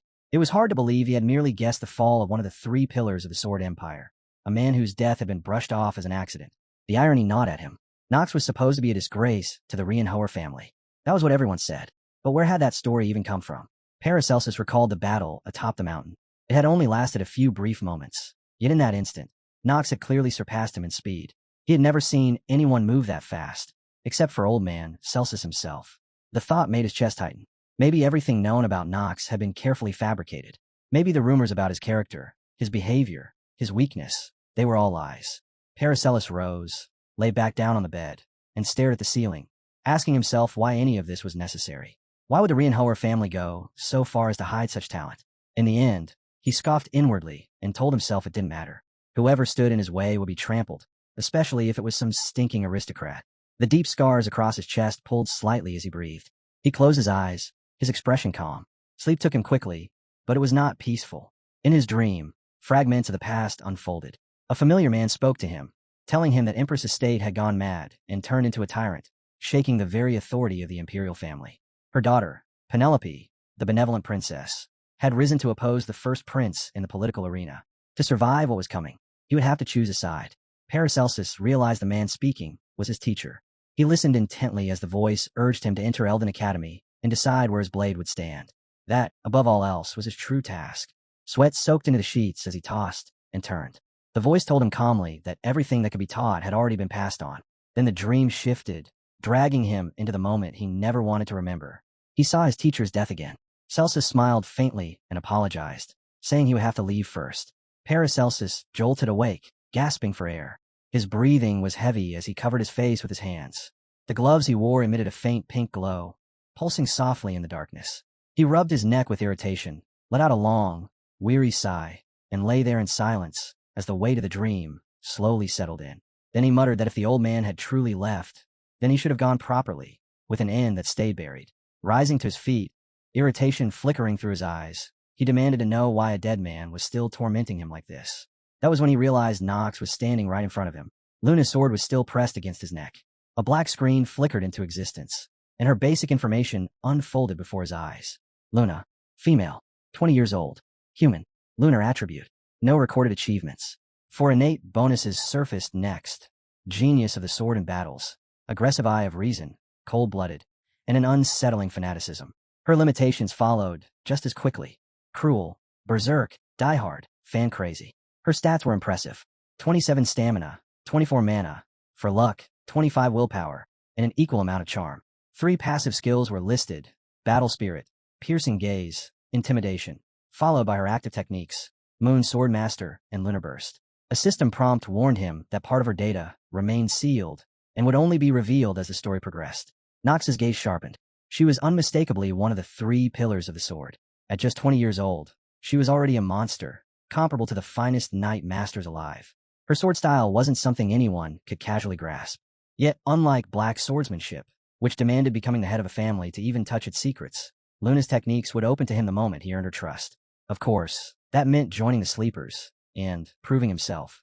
Luna's voice cut through his thoughts as she demanded to know why the son of the great Rainhover family would willingly join a criminal organization. The system calmly informed him that first-level bleeding was now in effect. Ignoring the blood sliding down his neck, Nox answered without hesitation. He said he had come to destroy the Aram Empire. She started to respond, but her words stalled as Nox interrupted her, calmly asking whether she already knew the truth. That to destroy the Empire, the first target had to be Elden Academy, the institution firmly under Imperial control. He placed a hand over his chest and smiled, his confidence unshaken, telling her that he was ready to act as her spy. Luna narrowed her eyes and asked if he truly believed he was capable of such a thing. Nox answered yes, without a shred of doubt. She stared at him for a long moment, disbelief flickering across her face, before finally lowering her sword. She remarked that he was clearly not the timid fool the rumors described. Then she asked him once more for his name. The young master reached up, brushing his fingers over the fresh wound on his neck, and calmly introduced himself. The moon was called Death. The man in the black cloak stepped forward at once and announced that he had arrived. Luna barely looked at him, as she told him it was time to prepare for the moon test. The man, Daff, bore terrible scars carved across his face. He bowed deeply toward Luna and swore that he would carry out her order without hesitation. Straightening up, he walked over Nox and handed him a black robe, telling him to put it on and follow. Time passed quietly beneath the bright moon as they moved through a small forest. Nox glanced up at the sky, a faint smile tugging at his lips. Everything was unfolding exactly as he had planned. Eventually, they reached a strange, ominous structure hidden among the trees. Daff stopped and explained that once Nox ascended the altar, he would have to kill every enemy that appeared. There was one condition above all others. He must not lose the cloak he had been given.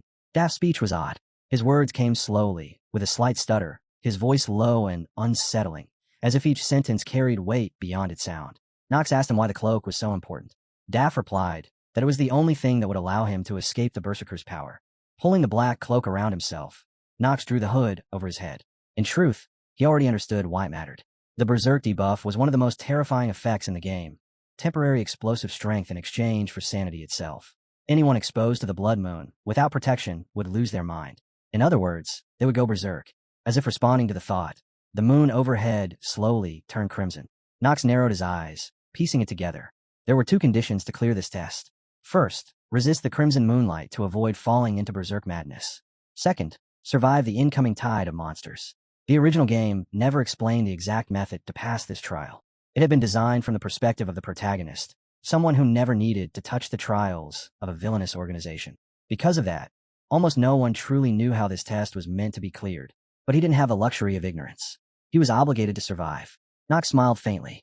Luna stood nearby with her arms folded across her chest, watching him closely. She told him calmly that once the test was over, only two outcomes awaited him. Raising a single finger, she smiled coldly and explained that he would either earn the right to join the sleepers, or he would become just another corpse. The young master met her gaze and let out a low, satisfied chuckle, telling her that whether things were truly that simple would be revealed soon enough. With that, he followed Daff toward the altar. One of the sleepers stepped forward and unfurled a scroll, slicing his palm without hesitation. Blood dripped onto the stone floor, and beneath their feet, a strange seal flared to life. Pink light spread outward as the ground trembled. Daff glanced to the side, his scarred face tightening. Monsters were emerging everywhere. Nox saw them clearly. Coiling snakes, hulking bulls, and grotesque beasts with massive fangs. There were far too many. The sheer density of them made his chest tighten. Every single creature was at least a mid-rank chimera. This was not a level his current self should have been able to handle. The numbers alone were overwhelming, and that realization stopped his thoughts short. Then he moved. Nox lifted his hand, pulled back his hood, and without hesitation threw the black cloak aside. Crimson moonlight washed over his body. He smiled faintly, as if relieved, thinking that this trial had been designed precisely for him. Behind him, Luna frowned deeply. To her, it looked like he had truly lost his mind. The system's warning echoed immediately. The Blood Moon was imposing a negative berserk effect. His sanity was at risk. The young master's eyes widened as his body seemed to swell, as though his presence had doubled. He stared at his hands in shock while the system warned him that if his sanity was lost, it would not recover easily. Instead of fear, a smile spread across his face. His eyes glowed a vivid purple as another notification appeared. All primary indicators had increased by 1.5 times. His stamina surged to nearly 10. Mana climbed close to 14. Luck spiked to 10. Willpower rose to almost 17. His charm remained unchanged. The system confirmed the application of the berserk effect, noting that luck and charm were unaffected. Above them, the moon burned brighter, deeper red, and once again the system warned him that continued exposure could strip away his sanity entirely. Hidden statistics unfolded across the screen. Agility, 7. His skills followed: Genius Hour, Mid-Level Family Swordsmanship, Southern Sword Technique, Ignition. Another line appeared beneath them: Cold and Unyielding. Remaining lifespan, due to terminal illness, 142 days. Status, Berserk. Luna watched him with disbelief, convinced he was a fool, perhaps truly insane. Nox, however, simply inhaled deeply, steadying himself, his smile never fading as the blood-red moon loomed overhead. Daft told the chief he still couldn't believe it. The young master had thrown away the cloak, as if he were throwing away his own life. Wasn't that madness? He hesitated, then asked if he should stop him. Luna answered without even turning her head. No. First of all, Nox was clearly not the kind of person who listened to others, and whether he lived or died meant nothing to most people anyway. Daft frowned, unease creeping into his voice. Nox was the son of the Reincarnated family. His father was Theo, a man who disliked sleeping pieces on the board. If something happened here, wouldn't that give him a reason to stir up conflict? Luna smiled faintly and said that wouldn't happen. She would handle it. Then she looked back at the young master and calmly asked Daff if he truly believed Theo was the type of man overflowing with fatherly love. After a brief pause, he admitted that such a thing was impossible. Then we just watch, Luna said. Her gaze stayed fixed on Nox as she muttered that he was an idiot. Still, she added that he probably had a plan. Daff lowered his head and replied that he would do whatever she told him. At that moment, Nox's sword began to leak dark energy, thick and heavy, and a monster let out a piercing scream. The red dragon lunged at him in a blur, but Nox stepped in and cleaved straight through its body. Warm blood splashed across his face, and he smiled. In the next instant, it felt as if the entire world had been dyed scarlet. So this was it. This was exactly how the sleeper test had been described in the game.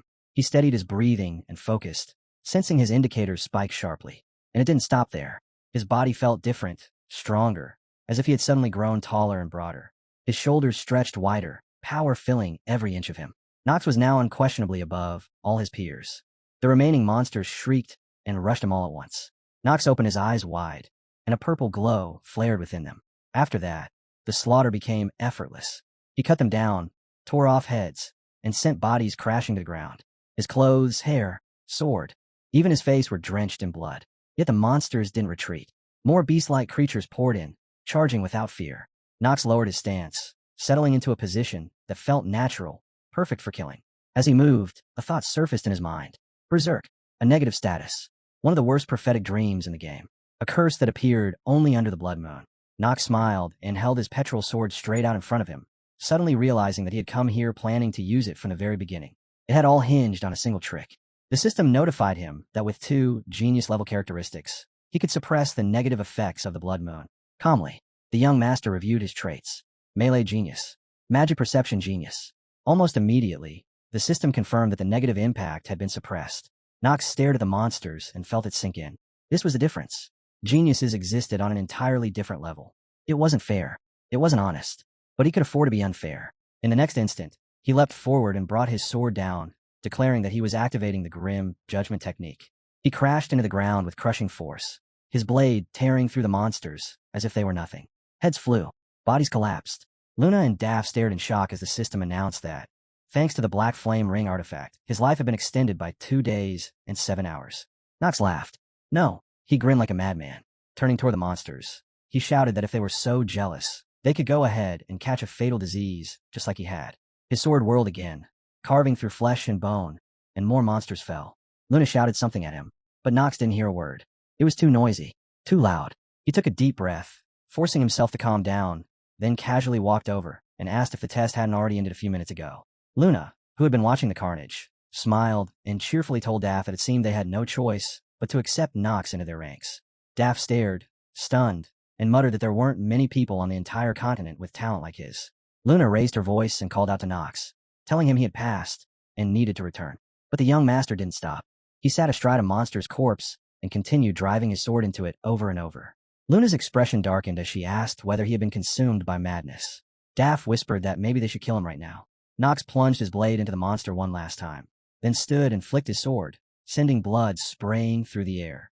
All around him, monster corpses lay piled across the ground, silent and broken. He walked up to the chief and calmly asked if he had passed the test. She told him that the test had already ended. Luna looked at him with clear fatigue in her eyes and muttered that Theo had raised a real monster. Daff nodded beside her and said there was no more accurate description than that. Knox smiled to himself, already certain of the result. He had passed. Luna's eyes widened slightly before she broke into a smile of her own, thinking that Knox was far more interesting than she had expected. She called Daff over. He bowed respectfully, then stepped forward and handed the young master a black robe. He told him to take it, explaining that it was the cape of a full-fledged sleeper. The system immediately notified Knox that he had obtained a new item. He smiled in satisfaction and glanced at his hands as another message appeared. He would receive a sleeper cloak. The data began downloading, and soon the basic information surfaced before his eyes. Cape of the sleeping member. An intermediate advanced item with no compatible attribute. It granted +1 point to willpower. The requirement was simple. Only members of the sleepers could wear it. But the special effects were what truly mattered. The Moonlight Oath was now available. Members of the sleepers would recognize one another by the design of the cape, woven from the web of black spiders. To outsiders, it would appear completely ordinary. The cape could reflect most weak negative effects. Another notification followed.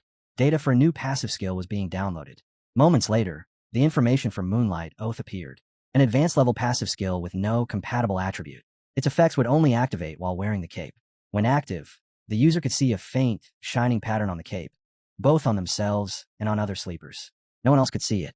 There was more. The skill had an additional effect tied to game time. After 800 hours, when day turned into night, its power would double. Knox smiled, genuinely pleased. This was cool. With the sleepers on his side and the passive blessing of Moonlight Oath, things were going to become much easier for him. It was a shame that it only worked at night. But even so, his attack power increased by nearly 1.5 times. That kind of boost was absurdly rare in a game. A prophetic dream. Knox checked his stats once more. His stamina hovered close to 7 points. Mana sat cleanly at 10. Luck matched it at 10 as well. His willpower had climbed to nearly 13, and his charm, almost 27. That one made him pause. He lingered on his willpower in particular, realizing it had risen again. Not bad. He had done an excellent job. Satisfied, he closed his eyes for a moment, then looked at Luna. She caught his gaze and raised a brow, asking if he had something to say since he was staring at her like that. Knox replied calmly. As far as he knew, very few newcomers had performed well in this test, which meant he was entitled to a suitable reward. Luna studied him for a brief moment, then smiled. She said he was handling things well, called him a brave newbie, and wondered out loud how long he could keep being this cocky. Then she turned to Daff and told him to bring that. Daff agreed without hesitation. He returned holding a white mask and handed it to Luna. She took it, then passed it to Knox. She explained that this was an artifact the sleepers had acquired recently. Lunar Shadow. The name said everything. It could create a shadow clone. The perfect tool for a spy. She asked him if he was satisfied now. Knox bowed slightly and said that he was more than pleased. Inside, he smiled. He had finally obtained the Lunar Shadow artifact. Just as the system notified him that a new artifact had been acquired, another message followed. A new player clone would be created. He needed to input its name, characteristics, and basic information. So this was it. This was exactly why he had chosen to contact the sleepers ahead of schedule for the sake of the plot. With this artifact, a complete clone of the player could be created. A second self. With it, he could exist as both villain and hero. The artifact made that contradiction possible. Knox accepted the mask and thanked Luna. She stopped him and told him to listen carefully. The sleepers were divided by rank. Excluding the captain and vice captain, there were only 5 ranks in total. The rest of the members were organized from first down to third. As a newcomer, Knox had been assigned the 3rd rank. Knox nodded and replied that he understood everything. Luna told him that he was free now, at least until a mission was assigned to him. Knox bowed respectfully. She watched him and said she hoped he wouldn't disappoint her. After that, Knox stepped toward the blue portal. As his figure faded, Luna turned to Daff and asked quietly if he didn't find Knox interesting. Daff nodded, rubbing his chin as he admitted that he still couldn't understand how the young master had endured the madness of the Blood Moon. Luna said she felt the same confusion. Anyone else would have collapsed in less than 5 minutes. Of course, a genius might last longer, but even geniuses wouldn't dare fight without protective equipment. That meant Knox was reckless enough to gamble with his own life. Daff agreed once more.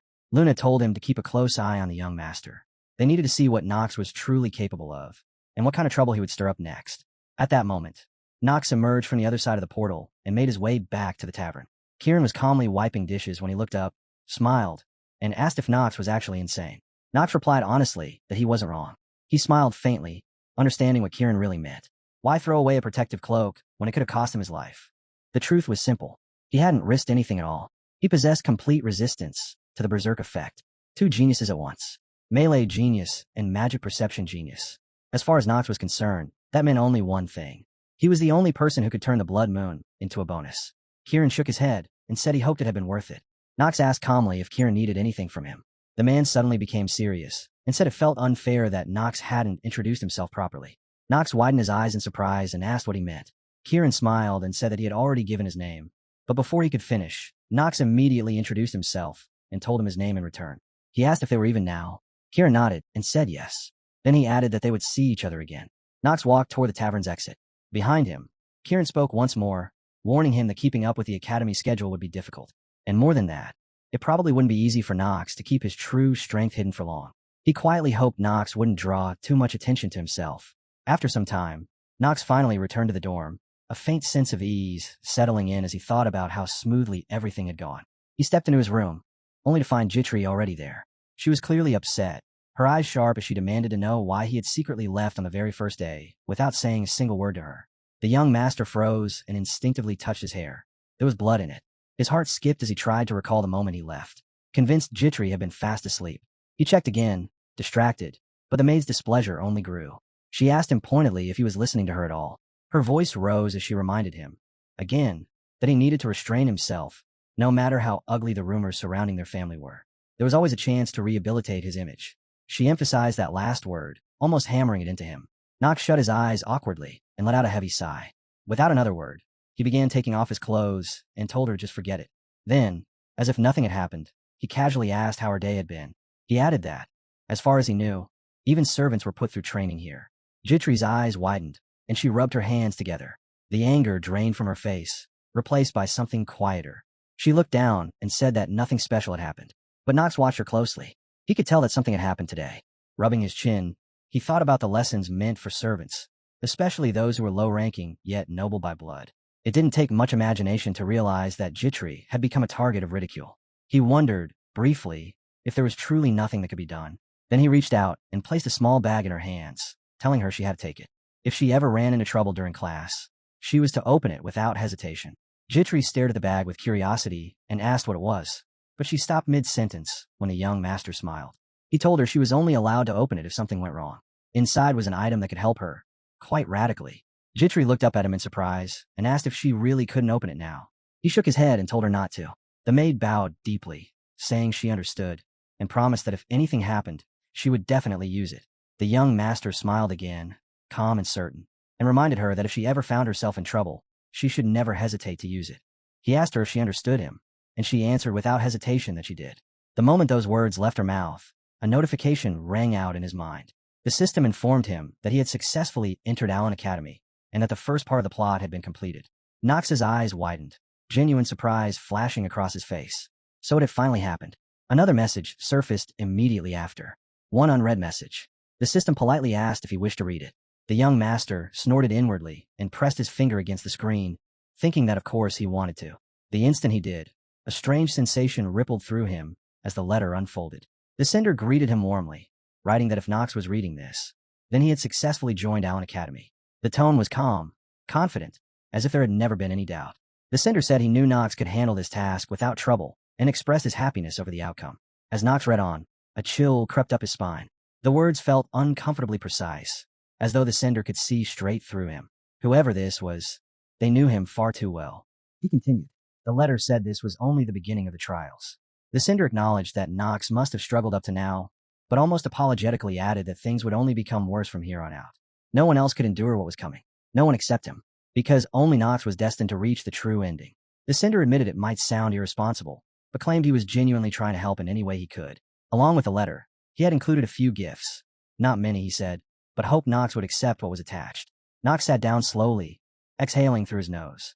Once again, the letter explained everything and nothing at all. It only deepened the mystery. He needed to think this through carefully. There was a strong possibility that the sender of these letters wasn't a person at all, but something like a prophetic dream given form. The fact that this entity could influence events through the system itself, and even send items, only reinforced his suspicion.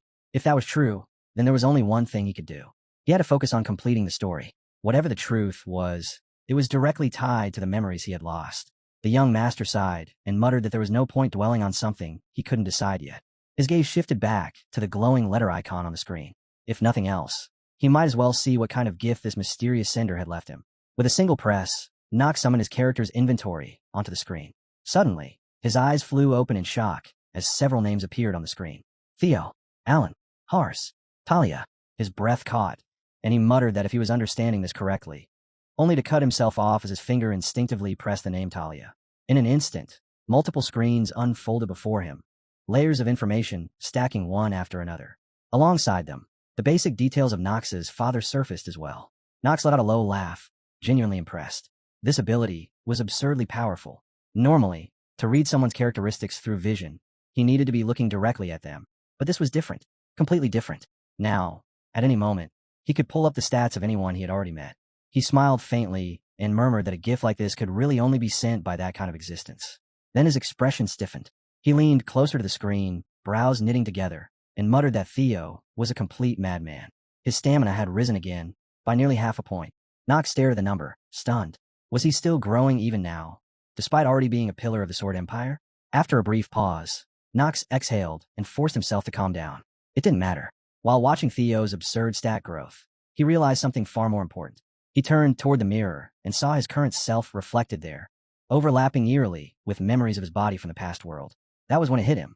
This world only looked like a game. It wasn't actually one. Nox clicked his tongue in irritation and muttered that this just made everything more complicated. Shifting his attention, he picked up the scroll and felt a small sense of relief. At least the class selection had gone smoothly. Written clearly on the scroll was a list of courses he was required to attend: martial arts, magical techniques, the history of the Arkham Empire, and horse riding. The next morning, the academy buzzed with activity as students filled the halls. Jitri stepped into the room, and instantly, she felt it. Apprentice maids were everywhere, and their eyes followed her with barely concealed mockery. A girl with short red hair tilted her head and asked her friend if that was really her. Jitri's eyes widened slightly, but the whispers didn't stop. The red-haired girl asked if she was from the Luo family, the one that had fallen to commoner status. Jitri's chest tightened as murmurs spread around her, every word scraping against her nerves. A dark-haired maid chimed in, saying it was definitely her. She scoffed, adding that she couldn't even imagine how shameless someone had to be to follow her master all the way to Lane Academy. The girl with red hair laughed openly and said that if she were Jitri, she'd be too ashamed to even show her face in public. Her friend sneered and said that Jitri was probably trying to seduce an aristocrat so she could live a beautiful life. The group grinned openly as their gazes settled on her. The red-haired girl tilted her head and remarked that with a face like Jitri's, it was entirely possible. Another maid chimed in, saying that Jitri was, after all, the personal maid of the black sheep of the Reincarnated family. She had heard that Nox was quite lustful himself, and that Jitri was more than happy to take advantage of that fact. Laughter rippled through the group. They said it was obvious. The red-haired girl nodded along, clearly enjoying herself. She casually asked where Jitri's relatives were from, then laughed it off before anyone could answer, saying it didn't matter anyway. It was probably some forgotten backwater, not even worth worrying about. Jitri clenched her hands at her sides. She told herself she could endure countless insults. This was the fate of a fallen noble, after all. But there was one line they should never cross. They should not tarnish the reputation of young Master Nox. Her brows furrowed, and after a brief hesitation, she stepped forward. In a calm, polite voice, she asked if they could speak for a moment. The girl looked at her with open hostility. Before she could respond, another maid with long hair nudged her aside and looked Jitri up and down. She asked mockingly if Jitri really thought she had the right to talk to them. Then she smiled proudly and introduced herself. She was the daughter of a count, her name Jel, from the illustrious Flores family that served Lord Gon. Jel crossed her arms smugly and asked Jitri if she truly believed someone like her would spare even a minute for a pathetic commoner. Jitri met her gaze and said quietly that she had heard them spreading baseless rumors about her master. Jel burst into a grin and asked what Jitri planned to do about it. Was it really her fault that Nox had so many bad rumors surrounding him? The other maids laughed again. Jel waved her hand dismissively and told Jitri that if she was hoping for an apology, she could forget it. It was never going to happen. Jitri looked at her seriously, a calm clarity settling in her eyes. In that moment, she understood that her master Nox had been right. In this academy, status came before everything else. Slowly, she reached in her pocket and took out the small bag Nox had given her. She thought that there was nothing more she could do here. Then she opened it. In the next instant, a tiny Nox appeared right beside her. Jitri's eyes widened as the hologram of her master appeared in midair. Before she could even react, JL let out a sharp scream, accusing Jitri of trying to scare her. Everyone froze, staring in disbelief, while Jitri turned toward the floating image with a confused look. Nox calmly introduced himself, his voice carrying clearly as he said he didn't really know what was going on here, but that it didn't matter. His gaze swept over the maids, sharp and displeased, and he stated coldly that if Jitri had called him, then there could only be one reason. He raised his finger and pointed straight at JL, adding that whether it was her alone or all of them together made no difference. He didn't even finish the sentence before JL stared at him in terror and shakily asked if he was really from the Reincarnated family. Knox smiled, dark and ominous, and told them all that they were in serious trouble. He said he would rip their heads off and send them back to their families in boxes. Then, just like that, the hologram vanished. Jitri remained silent, standing still as if rooted to the spot.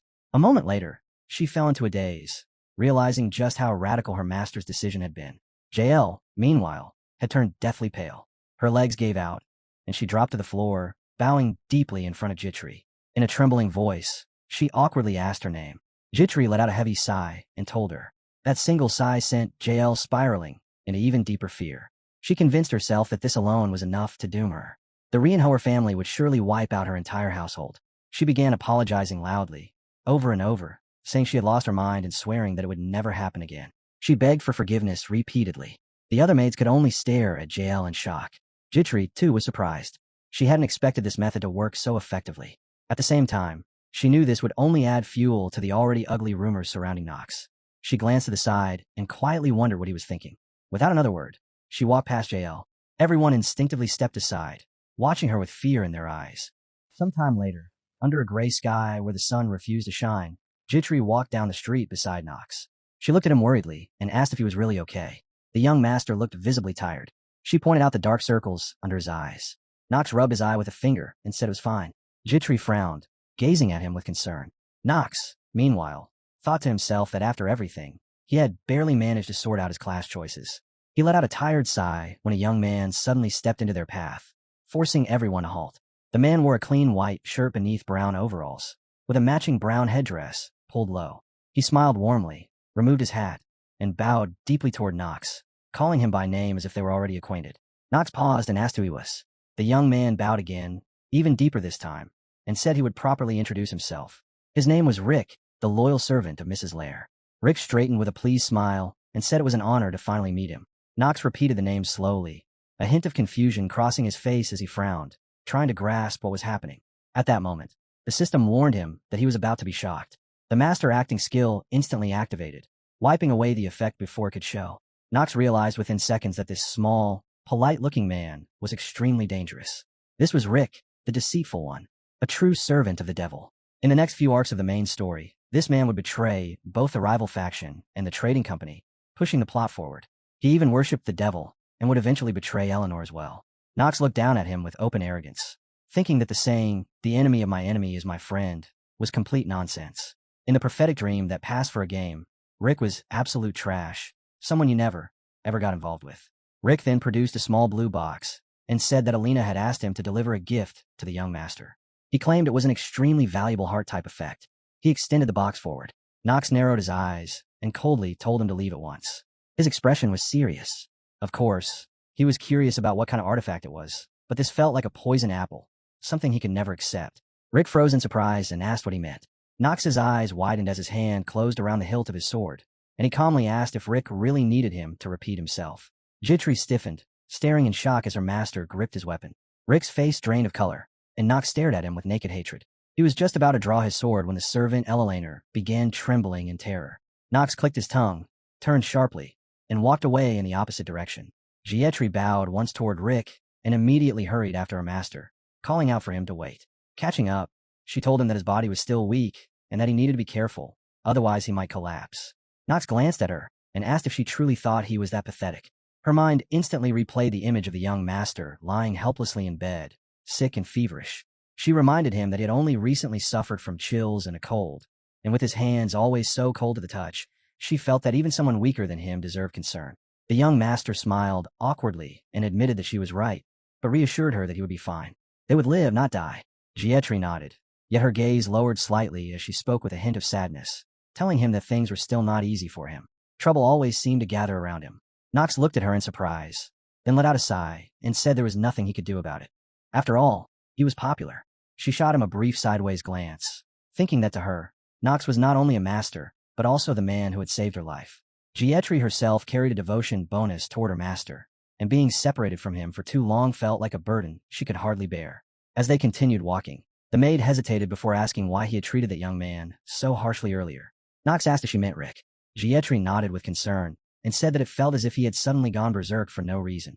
He placed a hand on her shoulder and told her to listen carefully. No matter what happened, she must never let Rick get close to her. Nothing good would come from that man. Gietri thought of Alina and initially assumed it might be because of their strained relationship, but then she realized Knox would have acted differently if that were the case. There was clearly a more serious reason. She bowed deeply and said she understood and would stay away from Rick. The young master accepted her response and continued forward, thinking that given what was about to unfold in the near future, it would be wiser to keep his distance from Alina as well. Otherwise, he would only draw more unnecessary attention to himself, and caution was needed. Before long, they arrived at a large hall inside the academy, where several students were already seated. The place looked undeniably luxurious. The students were already seated on long benches, while a man stood alone at the center of the hall. Knox frowned, his thoughts drifting back to his recent conversation with Gietri. He couldn't help but wonder why every bit of adversity seemed to land squarely on his head. A gray-haired man with a mustache and glasses cleared his throat, then announced loudly that starting today, everyone would have to form a team. These teams would grow together and face various tests over the course of the next year. For a team to succeed, the most important thing was simple. They had to know each other well. The young master realized he had celebrated far too early. He rested his head against his hand and stared forward without emotion. In a single-player game, lacking friends was never an issue, but this was different. The gray-haired man continued, explaining that those who already got along could form teams of 4. He gave them 5 minutes. Knox closed his eyes, a bitter smile tugging at his lips. For an outsider like him, forming a team was nearly impossible. He raised his hand and calmly asked what would happen if someone failed to assemble a team. The man replied that such a student would receive no grade and would not be allowed to retake the course. Fixing Knox with a serious stare, he added that this was not something a person could do alone and asked if he understood. Knox nodded, already thinking that he was about to fail from the very start. Eldon was hard enough to graduate from, and failing even a single subject meant a straight path to expulsion. That was something he absolutely could not allow. Around him, students began forming groups. One boy asked the princess if he could join her team, and Edna replied that she also wanted Penelope with him. A black-haired student approached Paracelsus, saying his skills had impressed him and asking to team up. A girl invited Layan to join their group, his black hair and green eyes giving him an almost innocent look. Knox covered his face with both hands and stared down at the desk, thinking that there had to be a way to secure a team, even for someone like him. Nearby, a blonde student asked Alina if she wanted to join them, adding that despite appearances, he was actually quite strong. The short-haired guy smiled and said that Alina was already on his team. He even added that in exchange, he could offer her a contract for his family's products. Alina didn't even slow her steps. She walked straight past him and stopped in front of Knox instead. Calling him by name, she smiled and casually asked if he truly disliked her gift that much. Knox said nothing. She tilted her head and told him she had another proposal, claiming she wanted to return the favor. The young master asked what she meant. Alina smiled, brushed her hair back with one hand, and said she would take him into her team. He frowned, thinking her tone was wildly arrogant, but the thought didn't even finish before he realized that in the end, they were destined to be on the same team anyway. Before he could reflect further, Talia ran over to them. She bluntly told Knox that she wanted to join his team as well. Knox felt a headache coming on as he realized another troublesome girl would be added to the mix. Talia grew embarrassed under his gaze and looked away. He understood her reaction. In the game, Talia was a good character. Whether she truly liked him or not, he was still her fiancé. She couldn't stay indifferent and wanted to help the lonely outcast. Knox frowned and muttered that this was unsettling. Alina rubbed her chin thoughtfully and said this turn of events was very unexpected. Irritated, the young master asked what she was trying to say. She grinned and replied that the funny part was how even someone like him had friends. Knox fell silent, then thought that given what he had told her back when they were children, her reaction made sense. Still, he couldn't understand why her words irritated him so deeply. Talia asked in a small, timid voice if he would accept her into his team. Alina smiled and asked if they didn't need one more member anyway. Knox replied calmly that she was acting as if his opinion actually mattered. Alina smiled again and asked if he really had a choice. He shot her a sharp sideways glance and admitted that she was annoyingly perceptive. In his thoughts, he agreed with Elelaner. To recover his memories, he had to continue studying at the academy. He needed good grades, because right from the first major arc of the plot, he had to rank among the top 10 students. After that, he would have to face an archdemon. This would be the first time he played the roles of villain and hero at the same time. While the students around them chatted happily, a brown-haired boy with freckles suddenly approached and greeted them with a nervous smile. His name was Paul. He said he was glad to be joining their team. Knox's gaze drifted to the black screen, and he quietly thought that he had gotten lucky. The final member of their team was an ordinary person. Paul's basic information appeared clearly. Male, 15 years old, human. No notable attributes or achievements. His bonuses were survivalist, efficient, devout, and physically prepared for hardship. His stats were painfully average: 4 stamina, 3 mana, 2 willpower, and 10 charm. At first glance, nothing stood out. Then Nox noticed something unusual. Paul possessed an active skill, a one-time blessing, with no passive abilities at all. Nox smiled faintly. His stats were awful, but that didn't matter. Blessing was one of the strongest abilities in the game. Prophetic Dream, a skill capable of fully revealing the hidden potential of whoever it was used on. The screen slowly faded, and Nox muttered to himself that Paul would never be able to activate it anyway. He studied him with narrowed eyes, finding it strange. How could someone like this exist in the academy? Someone carrying a gift so rare that it was usually reserved for saints of the monastery. He shook the thought away. This wasn't the time to dwell on nonsense. Paul smiled again and said he was looking forward to working together. Alina returned the smile, introduced herself, and said she hoped everyone was prepared to cooperate. Talia blushed slightly as she shared her name too, adding that she was happy to be part of the team. Nox then looked calmly at Paul and asked if that was all for his introduction. He said he only hoped Paul wouldn't become a burden and could at least manage something on his own. Suddenly, the gray-haired man slammed his palm against the table, drawing everyone's attention. He announced that all teams had been successfully formed and wished them luck for the coming week. He added that the team compositions would remain fixed for the entire semester and could not be changed. With that, he dismissed them all and told them they were free to go. Nox snapped and called him an old fool without holding back. Talia flinched and hurriedly told him that he'd said it way too loudly. The young master didn't deny it. In fact, he said he'd done it on purpose. He wanted the man to hear every word. She frowned and warned him that cursing a professor like that wasn't a good idea, but Nox didn't even slow down. He walked toward the exit and told her he didn't care. He was part of the team now, so the professor had no right to bark at him like that. He shoved the door open to leave the hall, but Talia suddenly called out to him. She glanced to the side and casually asked what classes he had added to his schedule. She quickly added that she didn't have any ulterior motives. Nox paused for a moment, genuinely surprised that she was asking so openly. He stepped outside anyway, and she followed him. Talia stretched out her hand toward him and said she was just curious, nothing more. Nox raised his finger and lightly tapped her forehead, asking if she truly wanted to know which subjects were the easiest to score full marks in. Did she really think he would just hand over that kind of information? Talia's eyes widened as she asked what he meant, insisting that wasn't the issue at all. Nox, however, was already convinced. She couldn't fool him, and there was no chance he'd tell her something like that. Time passed, and evening eventually settled in. They arrived at the academy's 4th sector, a place overflowing with shops and goods. Nox walked through the streets wearing a long black cloak, while Jitri remarked that this was exactly what one should expect from Eldon. Studying here demanded enormous investment. She flipped through a small notebook and explained that he'd need textbooks, equipment, and countless notebooks. Only then did she truly understand why commoners never lasted long at the academy. It wasn't talent that stopped them. It was money. The young master calmly inspected the potions displayed on the counter. He picked up 2 small bottles and told her that the struggles of ordinary people didn't concern him. As he stared at a jar of potion, he thought that anyone talented enough to belong in the academy would naturally attract sponsors, even if they were commoner, so long as their talent wasn't something worthless. Jitri handed over a bag of money to the saleswoman, and Nox felt certain that finances would never become an obstacle for him. Then, out of nowhere, a harsh voice rang out. A man was shouting, calling someone a dirty brat, and ordering him to get out at once. Jitri tensed and quietly told the young master that things were starting to get noisy. Nox replied calmly that any place where people gather is bound to be noisy. When money, pride, and strangers mix together, anything can happen. She just needed to ignore it.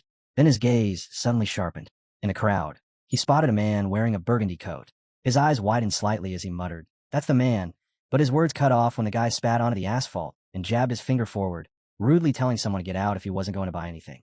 He sneered and asked why a poor man was blocking the path of people who actually had money. Nox immediately recognized him. The son of one of the 3 families with the darkness attribute. The young heir of the Marva family, Leon von Marvis. Yet Nox wasn't really watching the tall man in the burgundy coat. His attention was fixed on Leon, who was quietly holding a jar of potion in his hands. The young master narrowed his eyes, thinking that Leon might truly be facing financial trouble now that his family had recently gone bankrupt. Still, Leon didn't look flustered at all. Nox frowned slightly, convinced that he would simply ignore the provocation and move on. Jitri glanced at him in surprise when Leon suddenly bowed his head and apologized, saying he was only trying to shop wisely. The man scoffed, his anger flaring, and demanded to know what was wise about picking up and putting down the same items over and over again. He waved his hand irritably, told Leon to stop talking nonsense, and stormed off while muttering that Elaine's standards had fallen so low that they were recruiting beggars now. Leon lowered his head for a brief moment. Then he slowly raised it. His eyes glowed a vivid green as energy surged beneath his feet. He asked coldly what kind of poor people the man thought he was talking about. Green mana swirled around Leon, thick and ominous, sending a chill through the air. The book in his hands lifted into the air, hovering as if pulled by an unseen force. He extended his hand, and clots of condensed energy began spinning around him. Leon's voice rang out, steady but filled with suppressed fury. His family might be facing difficulties, but he would never forgive such insults directed at the Manhwa family. Nox and the maid stared in shock. His heart sank. This was bad, very bad. He broke into a run, panic flashing across his face. No matter how angry someone was, this was something that should never be done. Leon was seriously about to use mana in front of the entire fourth sector. At the same time, black magic skeletons wielding swords emerged around Leon. He was controlling them effortlessly, and green, ominous energy flooded the area. Jitri shouted her master's name in panic, her voice sharp with worry as she asked him what he was doing. The young master clicked his tongue and called Leon an idiot, saying the guy was completely insane. You could see it clearly in his eyes. Someone like that needed to be stopped before things went too far. Jitri hesitated and asked if he could really tell all that just by looking in his eyes. Nox answered without a shred of doubt. He knew exactly what he was talking about. She just had to believe him. Jitri's eyes widened, still unable to fully process it. The man in the burgundy coat backed away in fear and asked Leon if he had lost his mind. Did he even understand what he was doing? He frowned and started to protest, shouting, "How dare!" But his words were cut short. Nox stepped forward coldly and told him to back away. He should leave now, while they were still asking nicely. The young master stood in front of him with a black sword in his hand, dark purple energy wrapping around his body like a living shadow. His voice was calm, but deadly as he told the man to leave if he didn't want to die. The man shouted back, demanding to know what he meant. He called Nox an idiot and asked how he dared stand in his way. Did he even know who he was talking to? Nox reached up, grunted softly, and pulled back his hood. Then he asked in a low voice if the man knew who was standing in front of him. The crowd froze. Eyes widened all around as shock rippled through the fourth sector. Meanwhile, far away from the chaos, Emma stared at Talia in confusion. Talia asked if she truly believed that even though she was now on the same team as Nox, he still had a reason for hiding his schedule from her. She gazed out the window and wondered aloud if it was just puberty, if he was simply too shy around her. Then she turned sharply and demanded to know what Emma thought. Talia raised her voice, insisting on an answer. Emma stiffened, clearly nervous. Talia's expression darkened with frustration. The maid awkwardly asked how her mistress could possibly know what was going on inside Nox's head, and gently suggested that she calm down a little. Talia glanced to the side and said she was trying her best to act mature. She no longer judged people by appearances alone. She had done everything she could to win back Nox's favor. But and before she could finish the thought, she began rubbing her hands together awkwardly. Emma watched her with concern, worry clearly written on her face. Emma thought that at this rate her mistress would keep turning this over in her mind for weeks. If she had known how things would spiral, she never would have defended that idiot back then. Her thoughts drifted to the day they were riding in the carriage, when Talia had suddenly asked why her fiancé was so cold toward her.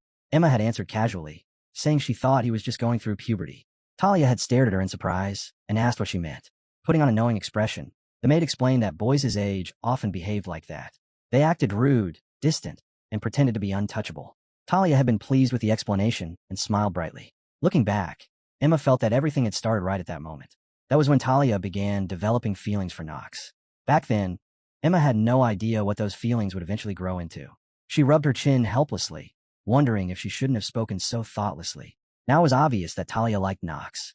Realizing this, Emma hesitated and awkwardly added that she wasn't sure that was truly the reason for Mr. Nox's behavior. Talia looked at her in surprise and asked what she meant.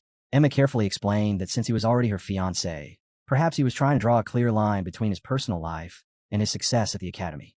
Talia suddenly grabbed her hand and called her name with excitement. She laughed and told her that it seemed the maid was actually good at relationships. Emma hesitated and asked if she really thought so. Talia blushed happily and said that she sounded very authoritative just now, and from now on, she would only come to her for advice. Emma looked at her mistress's joyful expression and silently apologized to her, thinking about the fact that she herself had never actually been in a relationship. A helpless smile spread across her face. Their conversation was abruptly interrupted by a knock at the door. Both of them turned toward the sound. Emma spoke first, telling the visitor that the maid of the selling family was ready to hear him, but he would need to state the purpose of his visit. The door opened, and Alina stepped inside. She greeted them politely with a smile and introduced herself to the maid, explaining that she was a member of Talia's team in the battle magic class. She said she wanted to speak with the madam. Emma looked at her with clear fatigue, which made Talia call out to her in confusion. The maid frowned slightly and told Alina that without an appointment, it would be better to first arrange a proper meeting with the mistress. Alina simply smiled and said Nox's name. That single word made both of them tense. Alina calmly explained that she wanted to talk to Talia about Nox. A few minutes later, Talia and Alina moved into another room. Alina greeted her again, saying she was glad to see her. It was already the second time today. Her smile looked stiff, almost forced, and Talia couldn't help but feel uneasy as she watched her. At the same moment, Nox asked the man if he needed to introduce himself. The guy's eyes flew open in shock. Silver hair, purple eyes. There was no mistaking it. Fear spread through the crowd as people stared at Nox, realizing who he was. The man stammered and asked if he was really the Reincarnated who had entered the academy this year. Nox replied calmly that he didn't like repeating himself. The man immediately apologized, saying he hadn't recognized him because of the hooded cloak. He tried to explain further, but his words died in his throat when the young master's gaze turned cold. Nox told him to get out before he lost his temper. The man froze, trembling, and Nox asked loudly if he really wanted to force him to say it a third time. That was enough. The man spun around and ran, shouting over his shoulder that he would leave at once.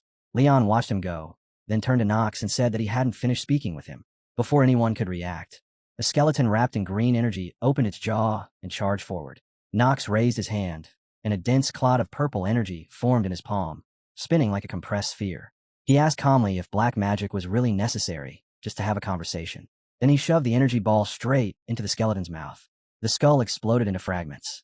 Gasps echoed through the area as people stared in disbelief. Nox turned his eyes to Leon and told him flatly that he was almost openly inviting the Imperial family to arrest him. Leon's eyes widened in horror as realization struck. He cried out that Nox was right. Using magic before coming of age was strictly forbidden by law. He glanced at his palm and admitted that he had completely forgotten about it. With those words, the lingering green energy dispersed into nothingness. Leon immediately bowed his head toward Nox, apologizing sincerely and saying that Nox had helped him far more than he ever expected. Nox reached into his clothes, pulled out a small pouch, and tossed it over. He told Leon that since he already understood everything, he could buy whatever he needed and then leave. If money became an issue, he could just use that. Leon opened the bag, and his eyes widened. Inside were numerous gold coins, each one faintly glowing. Still stunned, he asked the young master why he was helping him at all, adding calmly that if this was meant to turn him into a debtor, it wouldn't work. Nox shrugged it off, saying that something like this didn't really affect his circumstances. He didn't deny that he might have other intentions, but he didn't bother explaining them either. Leon stared at him for a moment before letting out a quiet chuckle, saying that he understood. He extended his hand, and a green magic seal appeared in midair, drawing the remaining skeletons into it one by one. As Leon stepped closer, he glanced at the gold coin and remarked that he assumed it was payment for keeping quiet about what he had sensed, the unique necromantic power belonging only to the Manhwa family.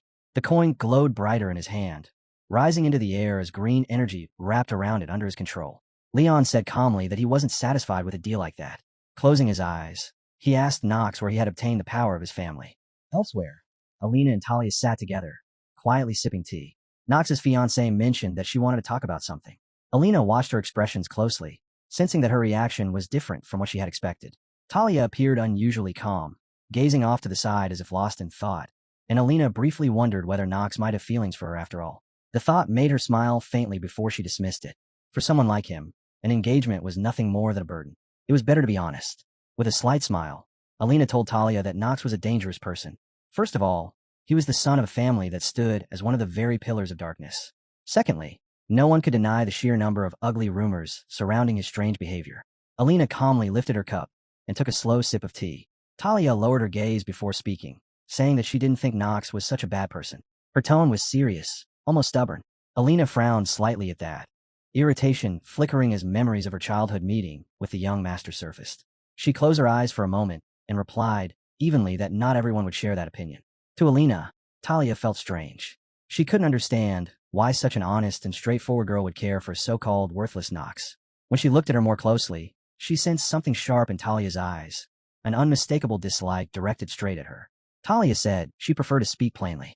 The young master had his flaws, she admitted, but he wasn't the kind of person who would commit something truly terrible. People misunderstood him because he was cold and distant, but that was only the surface. That was what Talia believed. Alina's expression darkened. She said she had heard they were engaged, which explained Talia's protectiveness. Setting her cup down, she added that aristocratic engagements were fragile things, easily broken. Talia's face tightened, and she raised her voice, saying that wasn't the reason she believed in Nox. Alina smiled faintly, her eyes cold, and replied that people didn't change so easily. Nox's fiancé answered calmly that maybe that was true, but there was one thing Alina couldn't deny. It was Nox who had saved her life. If he hadn't been there, she might have died. Talia added quietly that she was sure Alina understood that already. Alina's eyes widened slightly, and Nox's fiancé asked her why she seemed so hostile toward him. Alina frowned, then relaxed into a polite smile, saying it seemed she had spoken too much. She stood up and said it was time to end the conversation, thanking Talia for her time. Nox's fiancé returned the farewell. Alina left the room and walked into the yard below. Rick called out to her with a smile, asking if the conversation hadn't gone well. Alina looked down and asked him what he thought was the most important quality for a merchant. Rick smiled and answered without hesitation that it was a sharp eye and awareness of one's surroundings. She frowned slightly, thinking that it was precisely that attentiveness that had earned her the nickname of Money Fox and made her a rising star in the world of finance. She briefly wondered if Nooks had truly changed, but the thought was dismissed almost immediately. To Alina, it was nonsense. She frowned, almost pitifully, and said out loud that after so many years, such a thing simply couldn't be true. At the same time, Nox and Layan remained in the Academy's fourth sector. The son of the Maris clan looked terrifying as black and green energy poured out of him. He shouted at everyone nearby to leave at once. Nox stared at him in confusion as panic erupted, people screaming while they fled in every direction. Green energy flooded the air, and a dark barrier slowly formed around the area. The young master scanned his surroundings and asked quietly if this was truly barrier magic. He could feel it. Things were escalating. No matter how desperate Layan might be for money, he would never tolerate a stranger meddling with his family's ancestral power. A gold coin floated above Layan's palm as he told Nox that he should have brought something far more meaningful to the table if he wanted to negotiate. The young master chuckled and asked if that meant Layan had something else in mind. He added calmly that this matter involved his family, and because of that, nothing offered in return would ever be enough. Layan's gaze sharpened as he replied that Nox was speaking as if he knew him well. Nox called him by name and pointed out that his family once stood as high as the Rainhover family itself. They were powerful, so powerful. But he stopped mid-sentence as green energy surged between them. Layan interrupted coldly, saying he didn't like how Nox spoke of it in the past tense. Nox replied evenly that Layan already knew the truth, that things were no longer going well for his family. He uttered a single word, Sylvester's, and Layan reacted instantly, his expression twisting. The young master continued, explaining that those people were orchestrating a turf war, planning to overthrow the head of the Marva's clan and carve up most of their lands. Layan clenched his teeth, then slowly forced himself to calm down. He accused Nox of trying to sound more informed than he was, and asked whether he was deliberately appealing to his thirst for revenge. Nox smiled faintly and let out a quiet chuckle, asking what he was even talking about. He said such thoughts were ridiculous, and that he had no intention of provoking him like that. Still, he admitted one thing clearly. He wanted Layan's family to return to its former glory. In addition, the new head of the family would protect what rightfully belonged to them, and the Marva family would rise to the top once more. The young master smiled as he asked if this wasn't exactly what Leon desired. Leon admitted that it didn't sound bad at all, and said that Nox truly seemed to understand him. Then he raised a finger and pointed it at him, steering the conversation back to the real issue, how Nox had acquired the power of the Marva clan in the first place. Nox answered calmly that it had been an accident, and that he had only recently discovered it was the unique power of Leon's family. Leon glanced to the side before saying that he believed him. The young master looked genuinely surprised, and asked if that was really it, if he wasn't going to ask anything else. Leon's expression softened with a hint of sadness as he replied that he had already heard what he needed to know. Nox frowned, realization settling in. From the very beginning, Leon hadn't been interested in how the Marva family's power reached him. What he truly wanted to know was how much Nox understood about him, and why he had chosen to step into this conflict at all. As that thought became clear, the black barrier surrounding them slowly dissolved. The young master told Leon that he was glad to have received his answers. The son of the Marva clan thanked him sincerely and said that he would repay this favor someday, though not with money. Nox simply turned away and walked back toward Jitri, telling him to forget about it, as he hadn't expected anything in return anyway. The following day greeted them with clear skies and bright sunlight. Inside a luxurious building adorned with golden accents, Nox crossed a small bridge, the surroundings frozen solid in layers of ice. Noah sat before him on a throne of ice, her presence calm and distant. He thought of her as his lifeline, the light at the end of the tunnel, his quiet island of peace. It was time to enhance his genius hour skill. A smile curved his lips, his eyes glowing faintly as he reflected that among all the dazzling skills in the game, Prophetic Dream stood above the rest. It was an existence beyond balance, an addition that changed everything. He remembered a moment from his past life, sitting in front of a computer screen when an inscription appeared, announcing that he had cleared the Prophetic Dream game mode for the first time. Because of that, a hidden skill had been unlocked. Now, Genius Hour was finally available to his character. Of course, it could only be used by someone who possessed 2 active genius stats. As he looked at Noah, he realized that when he first bought the game, he had only liked it casually. He never imagined what kind of expansion awaited him. If he hadn't made the right choices back then, he would have died countless times by now. Just thinking about it sent a chill down his spine. Knox smiled, though a faint sense of panic lingered beneath the surface. The dean sat there, leisurely licking a large lollipop, smiling as she praised him for doing exceptionally well on the test. She asked him teasingly whether his family had been secretly raising a monster like him. The young master walked closer and said he couldn't believe she was calling him a monster right to his face, asking if that wasn't going a bit too far. Noah only smiled and asked whether she was wrong. She lowered her leg, and blue energy formed beneath it. The dean questioned how else she was supposed to explain the way he had calmly fought an ice troll. Her presence grew oppressive, a strange magical seal appearing around her as parts of her face slowly turned to ice. She asked him if it really made sense to call someone with such talent trash. Noah studied him carefully, then said something that surprised even her. She wondered aloud if the Sword Emperor himself had failed to notice Nox's talent, adding with a smile that such a thing simply couldn't be true. Nox frowned inwardly, sensing that she was beginning to suspect something, though that wasn't unexpected. After all, the original Nox had truly been a nobody. A system notification informed him that the master acting skill had been activated. He lifted his gaze confidently, smiling as if unconcerned with her assumptions. Another notification followed, telling him that the shock effect had been removed. The young master asked why she cared so much about what he used to be. Noah admitted that he had a point, but said his talent was simply too exciting. Her smile turned sharp and dangerous as she leaned forward, telling him that she was so thrilled by it that she wanted to make him hers. Nox calmly told her that she was clearly thinking about the wrong thing, so he decided to pretend he hadn't heard it at all. Then he casually brought up how he passed the test, mentioning that he had seen her watching him while disguised as a student. The young master smiled to himself, looking completely at ease. She paused, then asked if he had really noticed. A scroll suddenly appeared above her palm, hovering quietly in the air. She told him she wanted to see just how much more he was hiding from her. Nox smiled again, already sensing that this was the moment he had been waiting for. She said this was the real reason she had called him here. The scroll was a skill enhancement scroll, capable of amplifying any ability several times over. It was an extremely rare and valuable item. Nox told her that this was the first time he had ever heard of such a scroll. Noah looked just as surprised and then, almost casually, told him he could have it. She extended her hand, and the scroll flew straight toward him, wrapped in a soft yellow glow. He reached out and caught it. The moment his fingers closed around it, the young master frowned slightly, and Noah fell silent, watching him with a faint smile. Nox felt a sharp sensation run through his hand, almost like a brief electric shock. He wondered if it was just his imagination. Soon after, he relaxed and smiled again, deciding he was probably just overthinking things. He opened the scroll, his anticipation rising as he thought about what awaited him.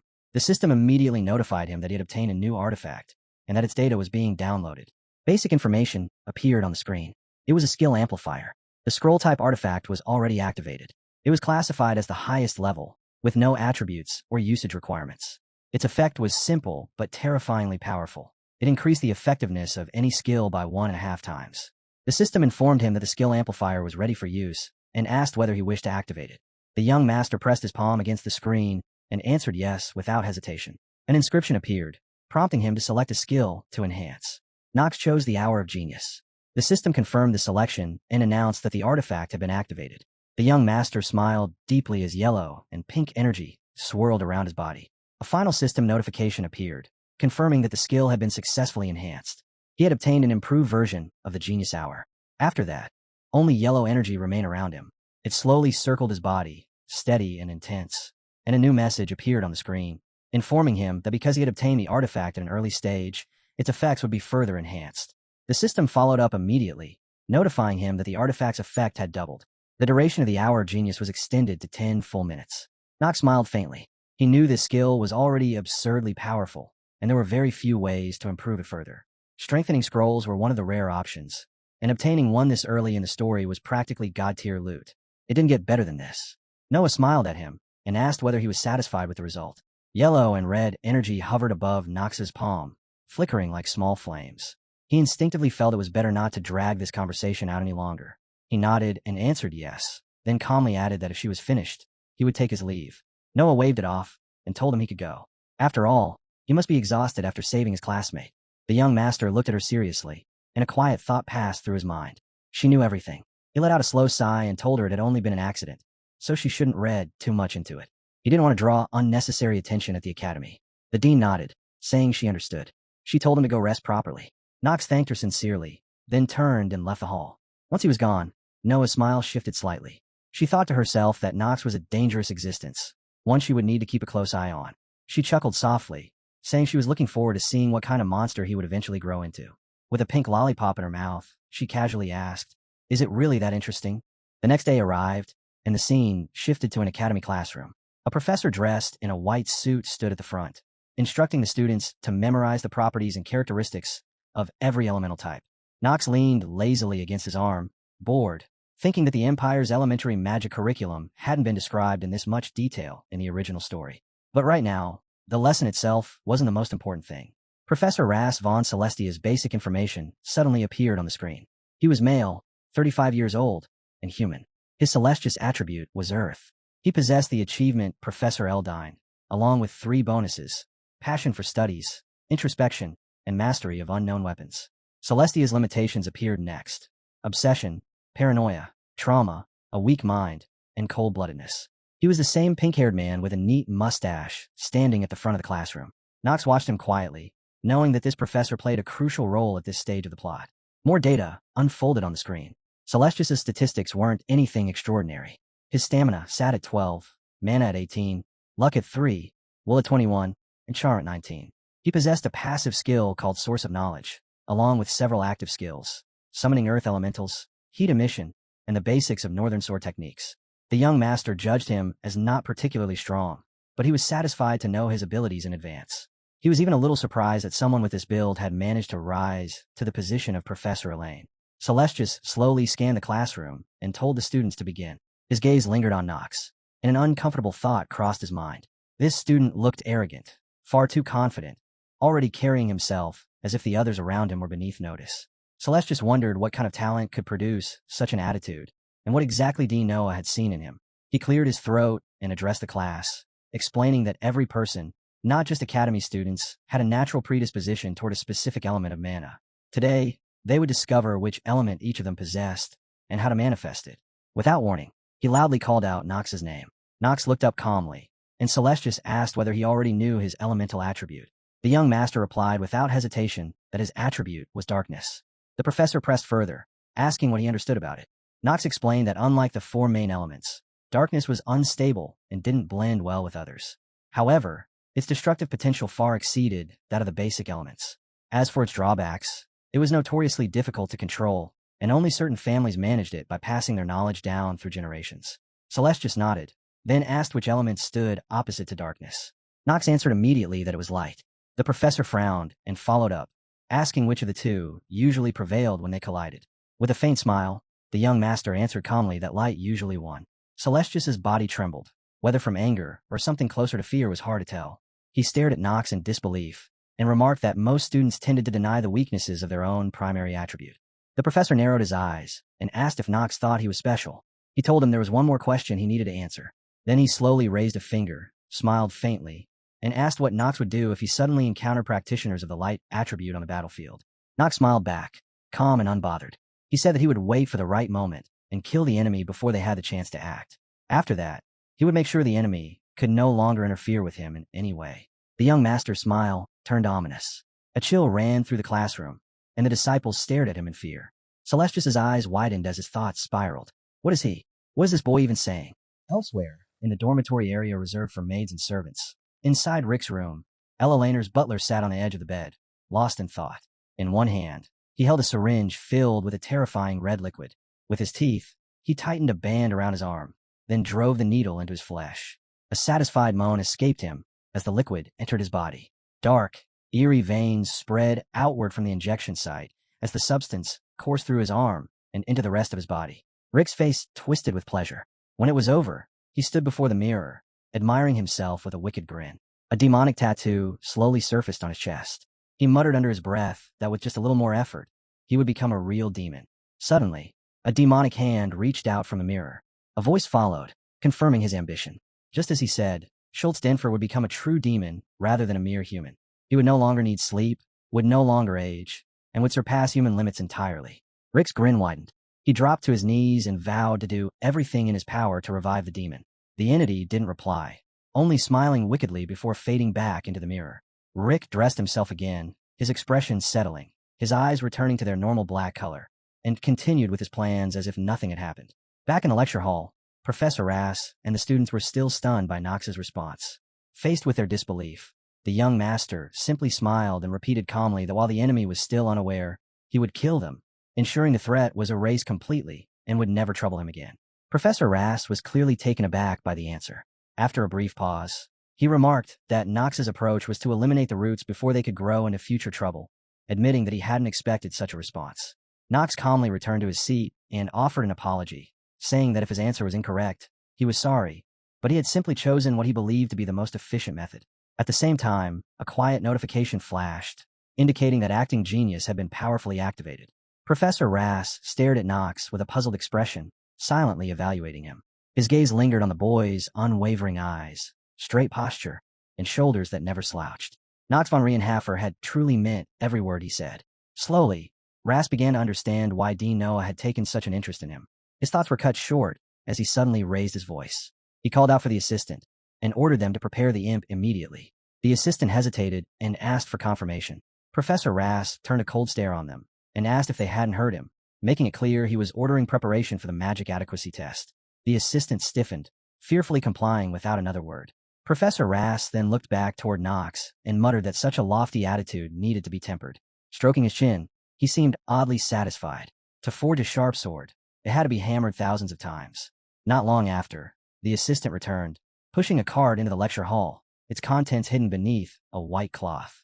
The students gathered closer, curiosity and unease mixing together. With trembling hands, the assistant pulled away the cloth. Gasps echoed through the room as the sight beneath was revealed. Professor Rass explained calmly that the creature before them was one of the lowest-ranked demons supplied by the association, known as an imp. A small red body, twisted features, and two sharp horns made its nature unmistakable. Though its presence made the students increasingly nervous, Rass assured them that while it was aggressive, it wasn't especially dangerous. Its vitality was low, and even cadets could kill it. Despite his reassurance, the students remained tense. No matter how weak it was said to be, it was still a demon.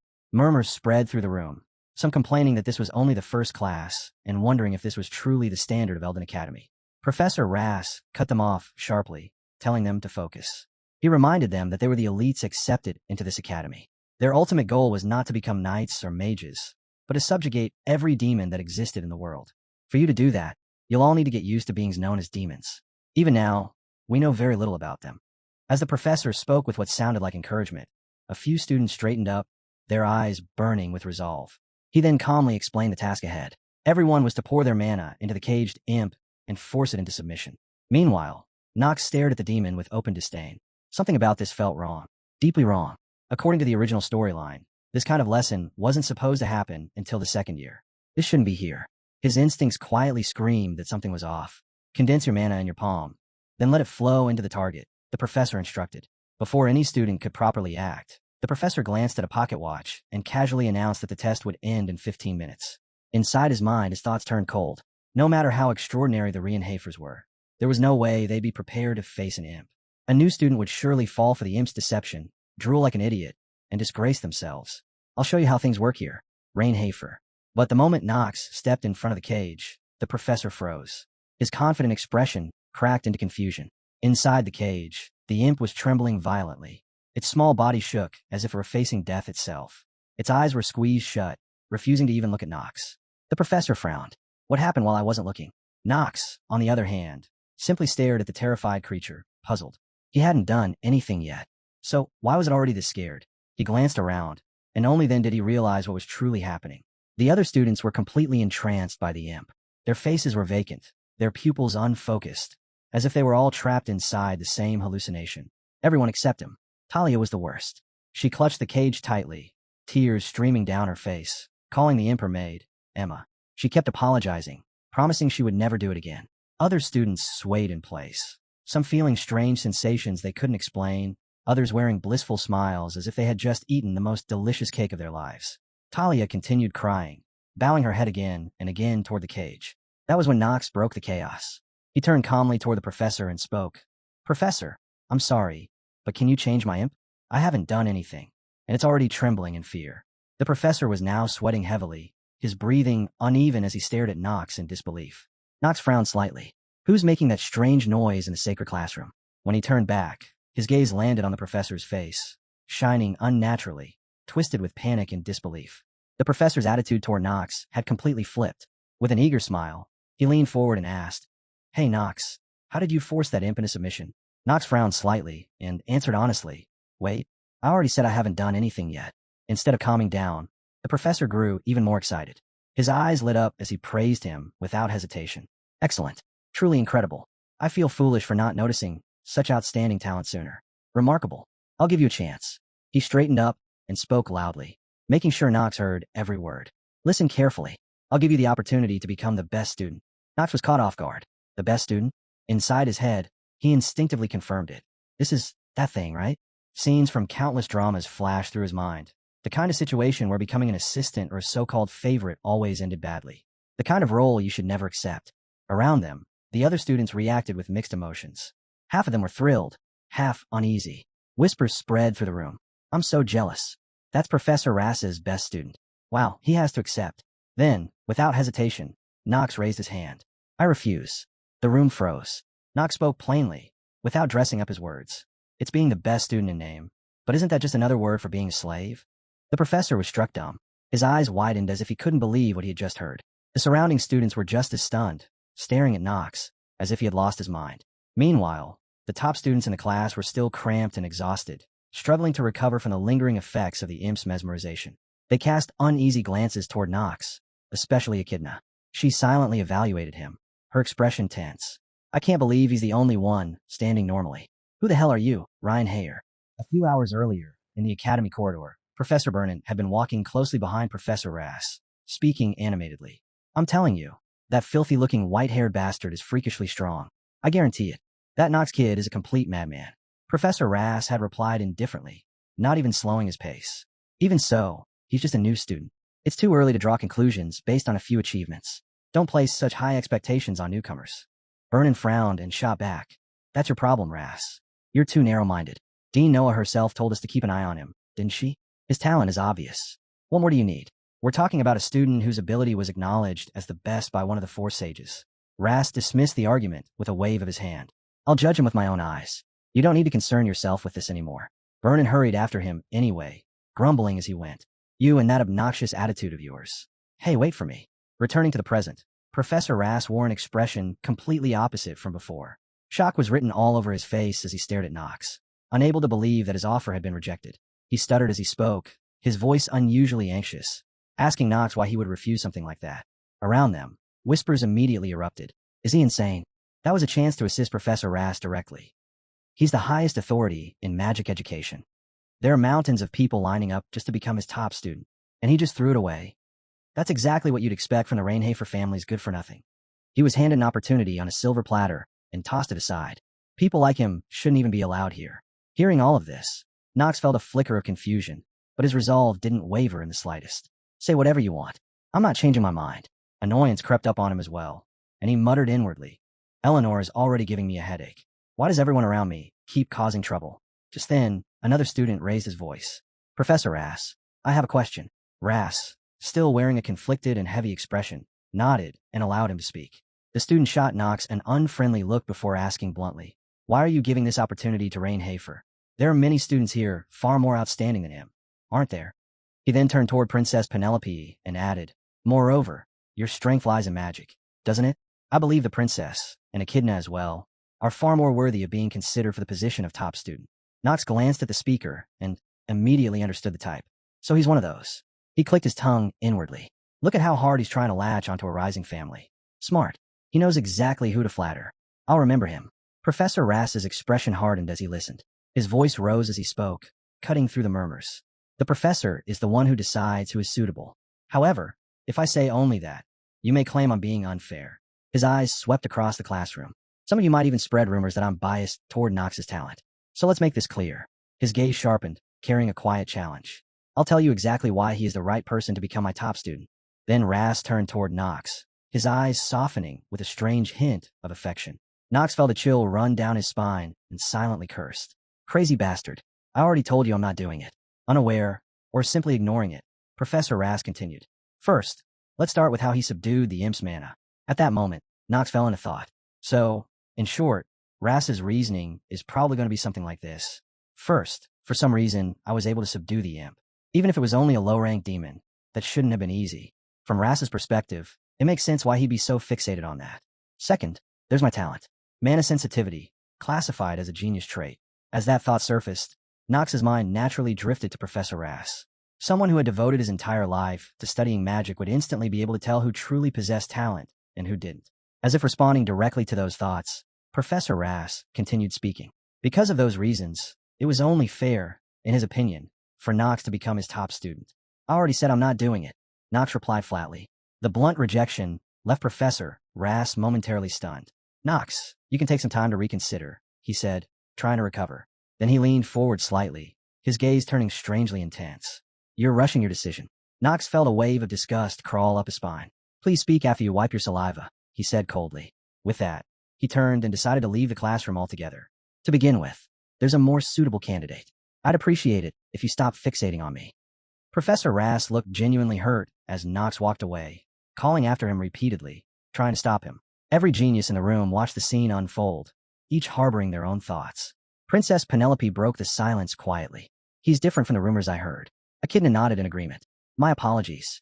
It seems my information gathering was insufficient. It's fine, the princess replied softly. I think I've simply grown a little curious.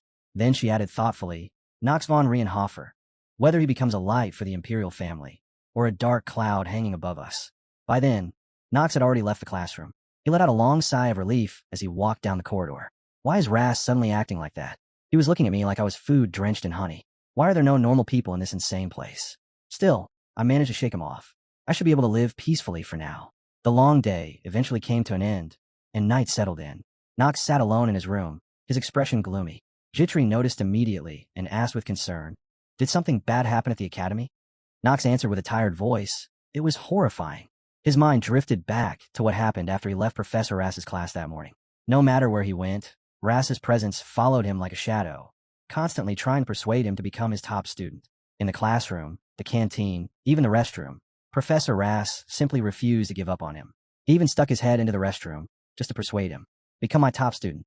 Nox walked out with a dark, irritated expression, but Professor Rass followed right after him, still relentless. Nox, have you finished considering it? Become my top student. Nox turned back with pure disdain on his face. Professor Rass, please stop it. You crazy bastard. Professor Rass, however, showed no intention of stopping. Instead, his expression grew even more excited. I like it, he said cheerfully. I like how rough your words are. Later, Nox recounted the entire nightmare to Jitri, his voice filled with exhaustion and helplessness. That bastard Professor Rass kept chasing me everywhere, asking me to become his top student. Jitri frowned, clearly confused by what she was hearing. That bastard Professor Rass, she repeated. Are you talking about the person known as the best in magic theory? Nox nodded. That's strange, Jitri said slowly. From what I've heard, he's supposed to be a good professor. Why would he act like that? I know, Nox replied. He's not a bad person. He paused, recalling Rass's unsettling behavior, then turned his gaze toward the window. The problem is those traits of his. Elsewhere, at the Reincarnated family estate, tension filled the air. A group of family soldiers stood rigid, shouting warnings for someone to stop, ordering each other not to let that person pass. At that moment, across the mansion grounds, a blood-soaked sword scraped against the floor. It was dragged casually by a man with white hair and violet eyes, his presence radiating a sinister aura.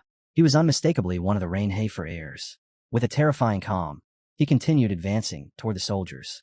One of them shouted in panic, Stop him. Did you not hear the Patriarch's order? Master Garen is not allowed to enter the room. The man ignored the warning entirely. He let out a light chuckle. That's so harsh. In the next instant, he vanished. Before anyone could react, he appeared directly behind one of the soldiers. The man froze, his mind failing to process how the distance had been crossed in a blink. The blood-stained figure leaned in and spoke softly. That's not how a father should treat his son, is it? Moments later, the soldiers' lives were ended without mercy. Inside the Patriarch's room, Theo sat quietly alongside the head butler, unaware that blood was already being spilled outside. He pauses, sensing the strange noises outside, when suddenly the so-called heir of the Rienhofer family bursts in without even asking for the Patriarch's permission. Dark mana pours off his body like a living thing, thick and suffocating, while behind him lie the corpses of fallen soldiers, dragged in as if to announce his return. The air turns heavy in an instant. The head butler freezes where he stands, fear gripping his limbs as a single thought flashes through his mind. Master Garen has become even stronger in such a short time. The patriarch's expression doesn't change at all as he calmly speaks. He asks his son why he has returned, saying he never thought Garen would step foot in the Reinhofer household again. Garen smiles faintly and answers back without hesitation, asking what reason he would need to return to his own home, addressing him plainly as father. Theo's gaze sharpens, his voice turning cold and intimidating as he asks whether Garen truly believes this place can still be called his home. Garen's smile fades a little at that. He lets out a quiet chuckle and tells Theo that he is certain he already said it before. This is the moment to give up. He adds that there isn't much time left now. Theo responds curtly, saying that it is none of Garen's business. Garen's eyes narrow as he issues a warning instead. He says the demon is already lurking nearby, waiting patiently, and the moment Theo grows weak, it will rise and devour everything in its path. Theo meets his words head-on, his expression cold and resolute, saying it sounds as if Garen wants exactly that to happen. Garen doesn't deny it. He calmly says that his business here is simple, then fixes his gaze on Theo and asks in a low, menacing tone where he hid the sword. Theo stiffens at his son's audacity. His eyes widen slightly as Garen repeats himself, this time naming it clearly. The first patriarch sword. Where did you hide Stormbringer? What Garen doesn't know is that Stormbringer, the blade of the first patriarch, has already been entrusted to Nox. And with Garen's return, the dangers closing in around Nox are only beginning to take shape. Garen presses again, boldly asking where the Stormbringer of Jean von Rienhofer is hidden. That is when the patriarch finally reacts. Anger flashes across his face as he scolds Garen sharply, demanding how he dares speak the first patriarch's name so casually, questioning whether he has truly lost his mind. Garen, completely unfazed, laughs it off and asks if that is really what matters right now. He says what truly matters is becoming stronger and building an even stronger force, insisting that this is the only thing a noble should care about. Theo fires back, saying Garen understands nothing of what truly matters. He accuses him of showing no respect and clinging to matters of the past. Then he strikes where it hurts most, asking that if Garen truly understands what matters, why did he abandon that woman and let her die? The head butler's face pales as he hurriedly speaks up, warning that this subject should never be brought up before the patriarch. But it's already too late.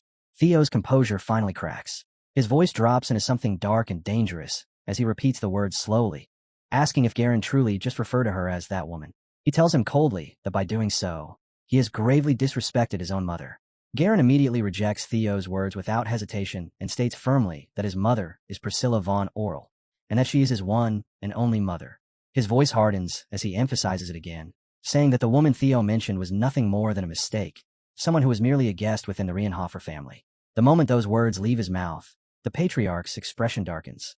He refuses to continue the conversation and coldly orders Garen to leave the room at once. Garen opens his mouth as if he wants to say more, as if trying to force his father to acknowledge what he just said. But before he can continue, the patriarch releases a terrifying dark aura that fills the chamber.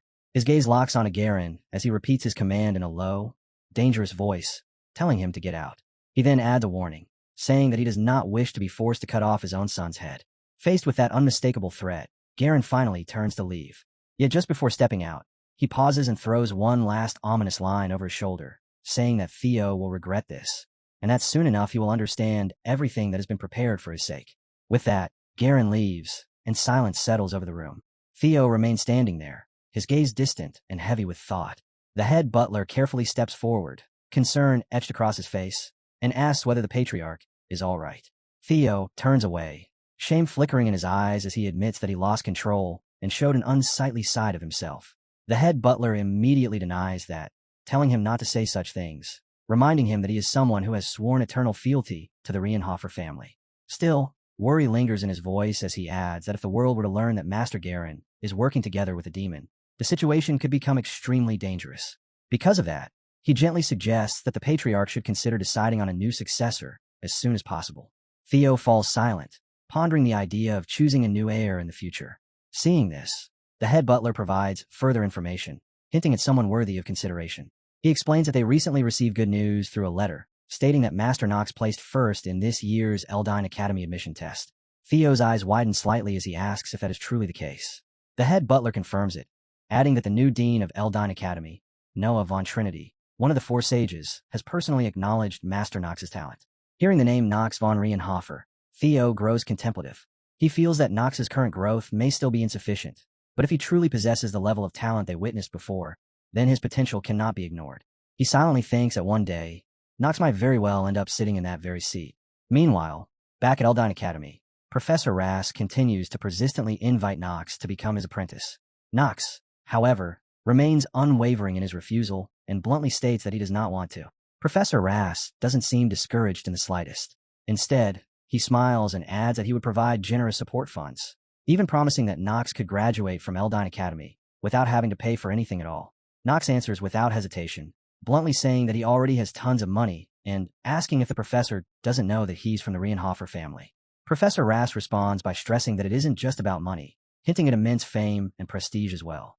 Knox, however, remains completely unmoved. He calmly says that fame is useless to someone who's good for nothing, calling it nothing more than a luxury he has no need for. By this point, Professor Rass has exhausted every incentive he can think of and finally asks him to please reconsider. Knox lets out an irritated sigh, thinking to himself that his ears are about to bleed from the professor's relentless nagging. His thoughts drift back to the previous evening, when he shared everything with Guri. After listening to his worries, she asked him whether he shouldn't at least hear the professor out if he was being that sincere. She added that she had looked into Professor Rass more, and that this behavior wasn't normal for him at all. From what people said, he was usually an educator who focused on supporting weaker students rather than obsessing over top talents. Knox had chuckled at that, admitting to Guri that she was right. He said this wasn't something he could just keep avoiding forever, and that no matter how crazy the professor was acting, he would eventually give up once he realized what Knox was truly lacking. Guri had agreed, saying she also thought the professor was acting strangely. Back in the present, Knox still feels uncomfortable, but he decides to clear things up properly. He speaks to the professor and says that although everything was explained yesterday, he still honestly doesn't understand. He asks why a professor as capable as him would want Knox to become his apprentice. Professor Rass answers without hesitation, saying it's because Knox is outstanding. Knox immediately disagrees and presses further, saying he wants to hear the real reason. He asks why the professor needs him specifically, and not the many other outstanding students. Professor Rass's expression turns serious. He asks Knox if he has some time, then adds that Knox must have heard plenty about what a good-for-nothing he is. Knox replies mockingly that this means he has nothing but time. Professor Rass laughs, admitting he walked right into that one, then asks if Knox would listen to a long story. He adds that Knox will enjoy the tea he prepared, proudly calling it the best herbal tea he bought from a rival merchant. Even though he doesn't want to, Knox decides to go along with it. Professor Rass pours him another cup and finally begins to explain. He says the reason he needs Knox, an outstanding apprentice, is so that he can complete his research. That immediately sparks Knox's curiosity. Professor Rass continues, explaining that his lifelong wish requires someone weak, someone who cannot use mana at all, in order for it to be fulfilled. The professor's expression grows heavier with every word as he continues, saying that this is exactly why he needs Knox, because he no longer wants to see anyone die while being too powerless to even struggle. His voice dips lower as he adds that it happened the same way his own son died. Knox listens in silence, taking in every word. In his mind, he can't help but think about all the unseen stories hidden behind the characters he once encountered while playing Inner Lunatic. In this world, sudden and cruel situations can appear without warning, no matter who you are. Professor Rass then begins recounting his own life. He says he was born as the first son of Viscount Celestia and was expected to lead his family. He had no outstanding talent, yet managed to enter Eldin Academy, relying solely on his theoretical knowledge, and eventually became a professor. Still, his results in practical classes were always terrible, and his peers constantly looked down on him. No matter how well he performed in written exams, it never erased the contempt they held toward him. He says he endured that lack of confidence by pouring everything into his research. Through relentless effort, he finally became a professor and even married a woman he loved. But even then, there was not a single person who truly acknowledged his achievements. The research he completed and the theses he wrote were published under someone else's name, and people continued to look down on him as if he had done nothing at all. Despite everything, he and his wife had a son, his one and only child. That boy grew up and was admitted into Eldin Academy, successfully overcoming every hardship in his path and graduating. Professor Rass's voice trembles slightly as he recalls what his son once said to him, promising that he would work hard so people would finally speak highly of his father. He says he was filled with pride when his son joined the squad directly under the Emperor and went to the battlefield at the very front. His son wanted to achieve victory so that the Celestia name would be respected, and so his father's reputation would rise as well. But on that battlefield, his son died. It wasn't long after the war even began. He was struck down by a single arrow, one that carried only a faint trace of mana. After finishing his story, Professor Rass asks if this doesn't explain why he is so obsessed with his thesis and his research, all for the sake of the weak. Knox listens quietly, then evaluates it in his own mind. To him, this story isn't anything special. In the cruel and merciless world of Inner Lunatic, there are hundreds of tragedies just like this, buried beneath the surface. But Knox can't help wondering why. The back of the professor he once saw through a monitor and the back of Professor Rass, standing in front of him, now feel completely different. Staring at him like this, he thinks he can finally understand, at least a little, the depth of the man's loneliness. With that thought in mind, Nox speaks up. He apologizes, then says that after hearing his story, he feels even more certain. There is someone far better suited for this than him. Someone who would listen to that story with more sincerity and take it far more seriously. He says that is the kind of person the professor truly needs right now. After saying that, Nox turns to leave. Just before stepping out, he adds casually that he will see him at the next lesson. Professor Rass doesn't try to stop him. He simply watches Nox walk away, then slowly lowers his gaze to the photograph resting on his desk. It's a picture of his son, filled with memories he can never let go of. A faint smile appears on his face as he murmurs that the two of them really do resemble each other. As night settles over Eldine Academy, the scene shifts to the dormitory, inside Nox's room. At that moment, he receives news that hits like a hammer. His expression tightens as he asks in disbelief for them to repeat it, questioning who exactly has returned. Jitri answers with a grave look, saying that the first son of the Reinhofer family, Master Garen, has come back. Because of that, several bodyguard knights have already lost their lives. Hearing this, Nox's thoughts immediately jump to Garen von Reinhofer. The first Crown Prince Louis, and the #1 bad-ending maker of Inner Lunatic, has finally started moving. As the weight of that information sinks in, the room slowly grows quiet. In Nox's mind, a single phrase echoes, the worst bad-ending maker. He looks up at Jitri and asks if she had been to the family estate recently. She nods and explains that head Butler Rodwell summoned them, so she went there together with Rona. That surprises Nox. His thoughts race as he recalls how Garen despised Theo's second wife, the woman Theo truly loved, Nox's own mother. He doesn't know whether Garen hates him personally, but if that hatred extends even a little, then Jitri could be in danger as well. Nox lets out a long sigh and mutters about why he had to make so many enemies. He then asks Jitri whether Garen did anything while she was there. Jitri pauses, her expression tightening as she recalls it.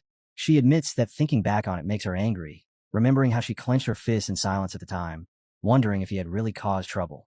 With that, she begins to explain in more detail what happened next. Master Garen tried to scout her.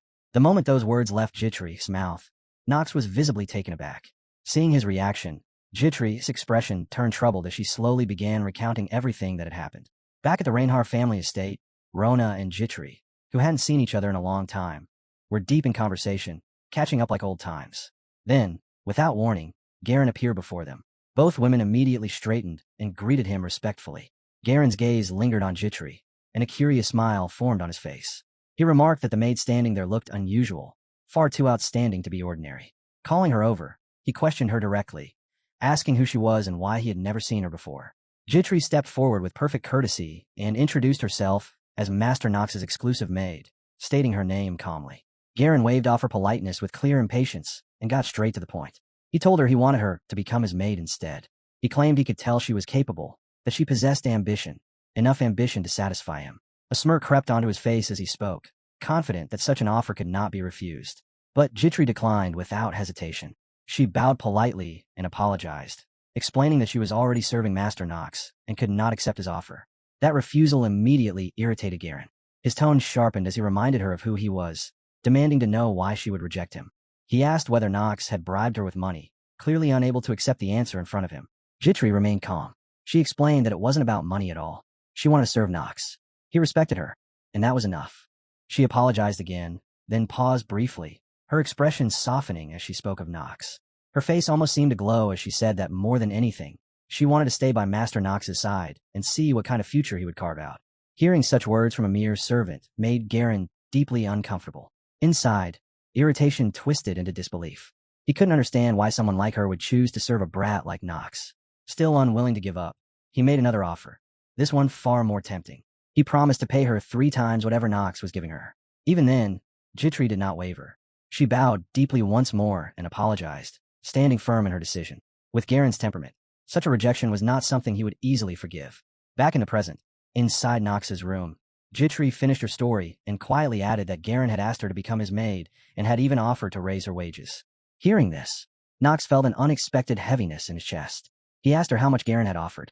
Jitri answered honestly, 3 times her current pay. Nox fell silent, worry flickering across his expression. In his mind, he knew he had money, but the real story hadn't even begun yet. He couldn't freely throw it around, yet the thought of losing Jitri was unacceptable. Seeing his troubled face, Jitri stood up, confused by his reaction. Knox looked at her and spoke firmly. If she wanted a raise, he would match Garen's offer. He would pay her 3 times more. She didn't need to worry about it all. She should just focus on her work and stay by his side. Godfrey was genuinely surprised to realize that Knox had been worrying about her salary this entire time. For a brief moment, Gree froze. Then she suddenly let out a soft, charming chuckle. Knox frowned in confusion, immediately wondering if he had said something wrong. The laughter made no sense to him. Gree teased him lightly, turning her head away as she spoke. Oh, that. Sorry about that. That only made things worse. Knox felt a wave of confusion crash over him.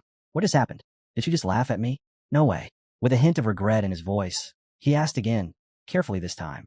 Have you already decided to work with Garen? She answered calmly, shutting down his worry at once. Whatever he was imagining, it wasn't happening. She had no intention of following Master Garen, and the wages she was receiving now were more than enough for her. Hearing that, Knox finally relaxed, but his curiosity didn't fade. He asked her again why she had laughed. Godfrey's response was deliberately vague. She said she couldn't tell him. Knox's brows knit together as irritation crept in, and he declared that this was an order.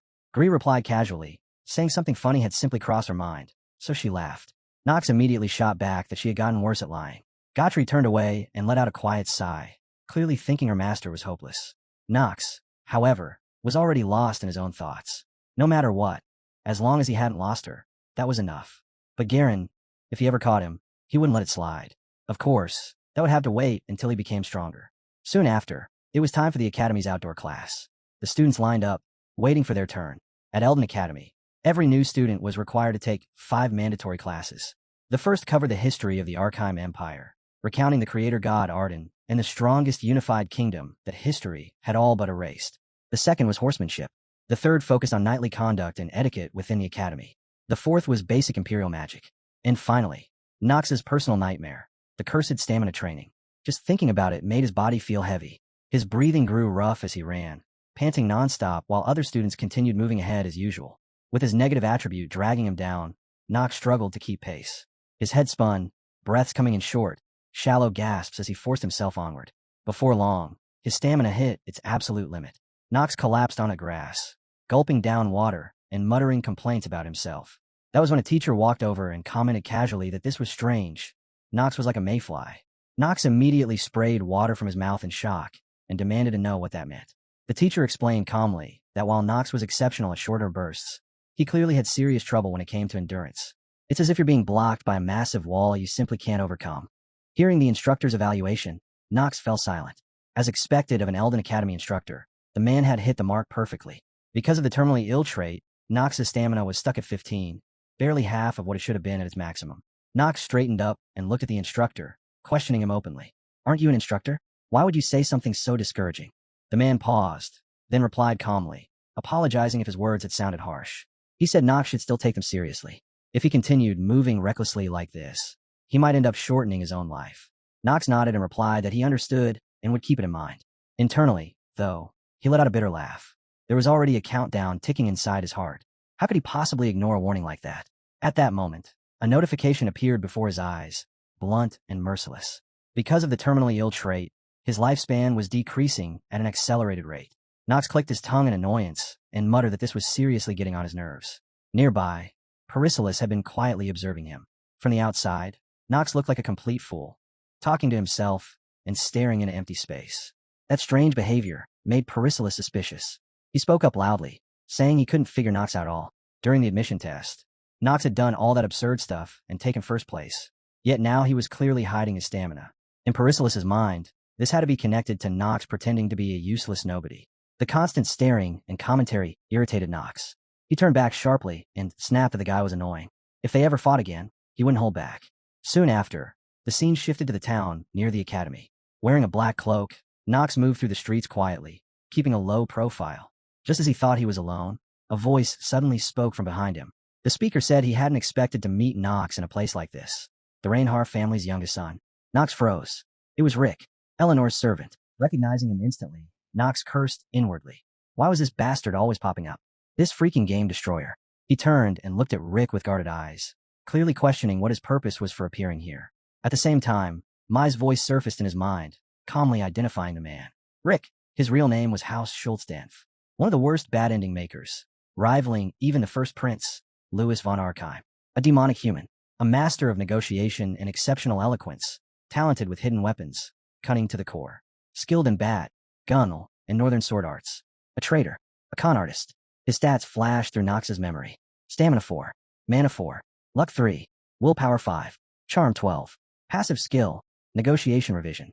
As Nox recalled how this character operated in the story, unease crept into his chest. This wasn't a coincidence. Running into Rick here could only mean trouble, and lots of it. Later on, he would attack the rival within the merchantry and betray Eleanor. That alone made him the number one person Nox needed to avoid. Looking at Rick with open disdain, Nox spoke coldly, reminding him that he was the one who had delivered that so-called gift before. He asked what business Rick had with him now. Rick maintained his cheerful expression, completely unfazed. He said it was nothing serious, only that he had noticed a noble from the influential Reinhofer family wandering around without a servant and found it a little puzzling. Nox shot back immediately that it was none of his business. Rick didn't mind at all and simply kept smiling, agreeing that Nox was right.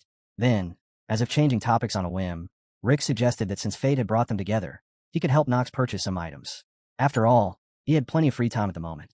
Nox sneered, saying he doubted that was the only task the head of the Revillon family had assigned to him. Rick responded politely, noting that since ancient times, great nobles had always turned a blind eye to servants who strayed a little from their duties. But in the very next second, Rick's eyes shifted.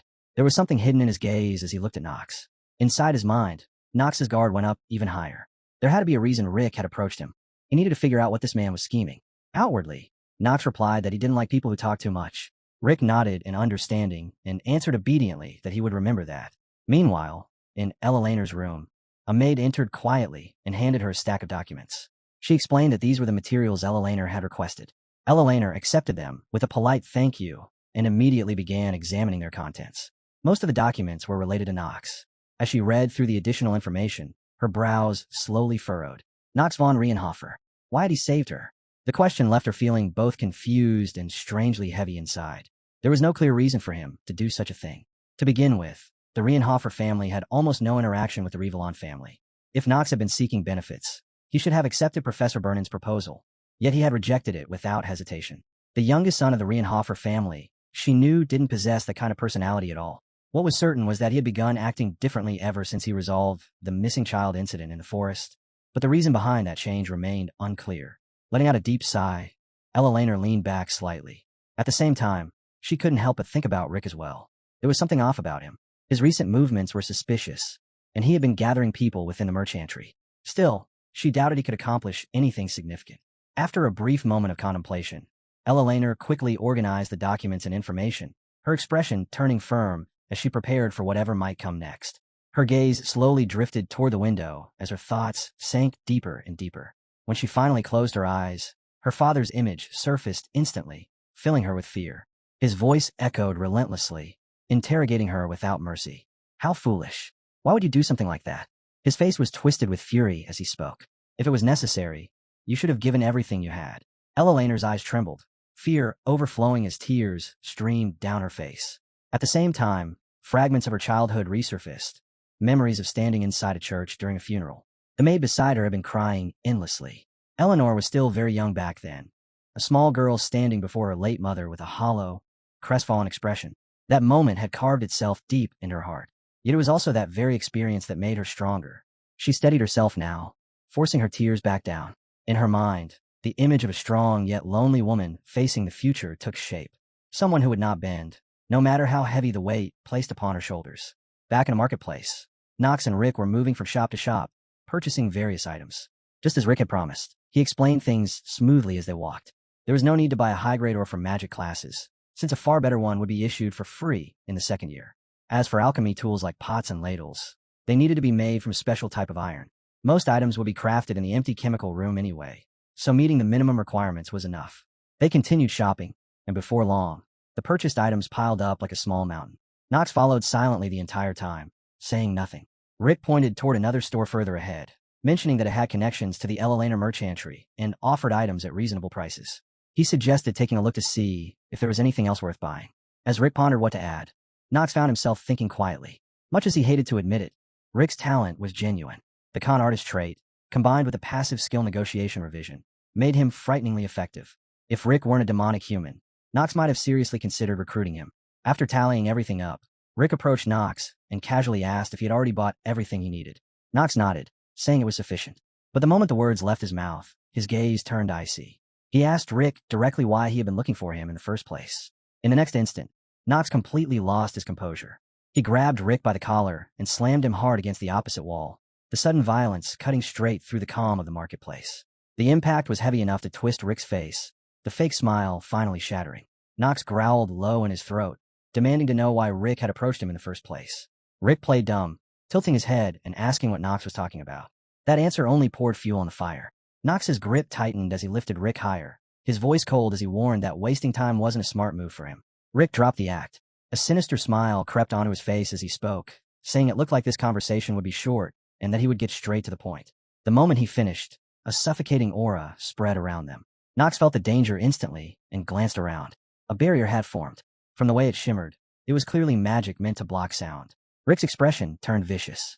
He smirked like a devil and suddenly grabbed Knox's hand with both of his strength exploding to the point that Knox couldn't shake him off. Knox tried to force his way free, but instinctively yanked Rick's shirt instead, tearing it open and exposing the demon tattoo carved into his chest.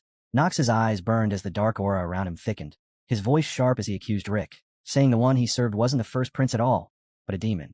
Rick froze for a split second, clearly shaken that his secret had been exposed. He laughed it off, admitting Knox really did know far more than he should. Then an even more sinister aura wrapped around Rick's body. He smiled confidently and said his master wouldn't be pleased to hear that. The pressure in the air spiked, making Knox uneasy as sweat rolled down his skin. Behind Rick, a horrifying red-faced demon appeared, its glare locked onto Knox. Rick's eyes turned yellow, as if he were merging with that monster's power. Even then, Knox didn't flinch. He stared Rick down and coldly asked if he really believed his master would grant his wish. Rick answered without hesitation, completely certain that he would. After a tense pause, the two finally released each other. Knox warned him quietly that he hoped Rick wouldn't regret this choice. Rick calmly fixed his shirt, buttoning it up as his expression returned to that of a harmless servant. Knox turned to leave, but stopped long enough to deliver one final warning. If Rick ever dared to insult him or his family again, Knox would kill him. This time, the anger in Knox's eyes and on his face was unmistakable. It was the last warning he would ever give someone like Rick. Rick swallowed hard, fully grasping the weight behind those words, and carefully replied that he would keep it in mind. Knox left the marketplace, disappearing from view and leaving Rick standing there alone. The scene then shifts to a forest near the academy, where an outdoor class is already underway. Professor Vernon stepped forward to take charge of the day's lesson, his voice cutting cleanly through the gathering of students. He announced that now that everyone was present, the class would begin. Almost immediately, whispers broke out among the crowd. One student muttered that he wasn't the crazy instructor from back then, while another leaned closer and questioned if they were talking about the bald one. Before the whispers could spread further, a bespectacled student suddenly chimed in, warning them in an oddly serious tone. He explained that calling someone a bald head when they weren't actually bald was fine, but calling someone who truly was bald a bald head was extremely disrespectful. After listening to that unnecessarily long explanation, the others could only respond with a confused "oh." Unfortunately for them, Professor Vernon had heard everything. His expression stiffened, anger flashing across his face. He didn't say a word. Instead, he cleared his throat loudly, the shine on his bald head reflecting the light almost aggressively. In his mind, he reminded himself to stay calm. He couldn't go around crushing the academy's young sprouts just because of a comment about his hair. Taking a slow breath, he composed himself and continued as if nothing had happened. He began by explaining their location. They were currently standing on the Clarial Plains, a famous area within Eldine Academy known for its beautiful trees and diverse plant life. Today's lesson would cover the basics of horse riding, and this was the perfect place for it. As he spoke, assistants appeared behind him, each leading horses forward. Vernon gestured toward them and told the students to try riding either their assigned horses or the ones they had personally brought. A wave of unease spread through the group. One student complained that they hadn't even had time to properly look around yet. A woman nearby sounded surprised, noting that some people actually had their own horses. Others voiced their worries more bluntly. Someone panicked at the thought of riding a horse for the first time, while another questioned why they even needed to attend Eldine Academy just to learn how to ride. A man beside them answered flatly that it was a mandatory subject, and failing it meant expulsion. While the complaints continued, Knox didn't spare them a single glance. Without hesitation, he summoned his own horse, Carl. In the next instant, a sleek black horse appeared, its blue eyes bright and full of energy as it stamped the ground eagerly. Soon after, the rest of the students received their assigned horses from the academy. Professor Vernon spoke again, instructing everyone to mount up and hold on tightly so they wouldn't fall. As the students struggled and adjusted, Knox's attention shifted elsewhere. His gaze settled on Perisilis, who was already riding. His posture was awkward and his movements clumsy, but Knox watched carefully and made his assessment. Despite appearances, Pericillus was actually quite decent at riding. After all, he had lived in the East for a long time. He should naturally be able to ride either a camel or a horse. With that thought, Knox swung himself onto Carl and urged him forward. The moment he started moving, his posture looked calm and commanding, almost majestic. The surrounding students stared in disbelief and began whispering among themselves. How could a good-for-nothing like him own such a horse? The Rayner house was wealthy, sure, though still not on the same level as their rival house. Even so, Carl's appearance, wreathed in that faint blue flame, was undeniably stunning. Knox smiled inwardly. Carl really was an excellent horse. This was one of the many perks of being a veteran player. Nearby, another student managed to mount his horse properly and couldn't hide his excitement. The professor standing beside him nodded in approval and praised him, telling him to calmly communicate with his horse as he rode. Once most of the students were mounted, the professor turned toward them all and raised his voice. It looked like everyone had more or less gotten used to riding, so it was time to begin the main activity of the class, the Knox race. The announcement caused an uproar. A race? Some students protested immediately, pointing out that there were people who had only just ridden a horse for the first time today. Others echoed the complaint, saying it made no sense. One particularly angry student shouted that his horse had tried to kick him to death with its hind legs. A brown-haired student looked pale as he muttered that this was complete madness. The bespectacled student nearby added, in a dangerous tone, that maybe the professor was angry because they had called him a bald head earlier. Before he could finish that sentence, a shiny bald head appeared right behind him. There was a dull thud, and the bespectacled student collapsed unconscious onto the grass after being lightly tapped. The bald professor looked over the scene with a stern expression and calmly laid out the rules. Each student would ride their own horse, head toward the nameless forest ahead, circle the corner at the far end, and then return to this spot. The first person back would earn additional points. He asked if there were any questions. Standing at the opposite end, Knox stared at that gleaming bald head and silently thought that the rules were as simple as his hair. He muttered under his breath that this wasn't what really mattered right now anyway. Behind him, Talia nervously asked what he had just said. Knox replied coldly that it was nothing and told her to mind her own business. Despite his outward calm, countless plans were already forming in Knox's mind. The information he knew in advance allowed him to strategize clearly. Although horse riding was a class everyone took, the event tied to it was extremely important. This was the moment when a demonic human would appear for the very first time. Since this was their first appearance, everything had been arranged so that the protagonist would meet the demonic human Roger. In the original sequence of events, the demonic human appearing in this episode would trap all the students inside the nameless forest. The protagonist would then lead the academy cadets and overcome the threat together. That was how the episode was supposed to unfold. Thinking about it now, Knox tightened the reins and narrowed his eyes. There was no protagonist here. In a place filled with so many strong personalities, what would happen without a clear leader? Careful thinking mattered, but action was just as important. He steadied himself, knowing hesitation would only invite chaos. At that moment, Talia spoke up on her own initiative. She asked Knox if he wanted to go together. After a brief pause, she added awkwardly that she wasn't scared. It was just in case something happened. After all, the forest was a dangerous place. Before Knox could respond, Ella appeared and interrupted with a sharp remark, saying that Talia seemed awfully confident to be worrying about others during a race. The instant Ella stepped in, Knox's gaze turned cold and hostile. He looked straight at her and snapped, telling her not to bother him and to just go her own way. Caught off guard and misunderstanding his intention, Ella froze, then left without another word. As she returned to her horse, her expression was thoughtful, as if trying to understand what she had just seen. Only Knox and Talia remained. Talia hesitated, then spoke honestly. Since this was a race, she said it would be better for Knox to go ahead first. She admitted she wasn't very good at horse riding. Hearing her doubt herself, Knox replied coldly that the race wasn't what mattered. With that, he turned and left, leaving Talia standing there in confusion. She stared after him, wondering what he meant. If the race wasn't important, then what was? Soon, all the students lined up again, and the professor announced loudly that the race had begun. At his signal, everyone surged forward at full speed. Knox rode among them on the far right, Carl moving smoothly beneath him. Each student pushed their horse harder, desperate to take the lead.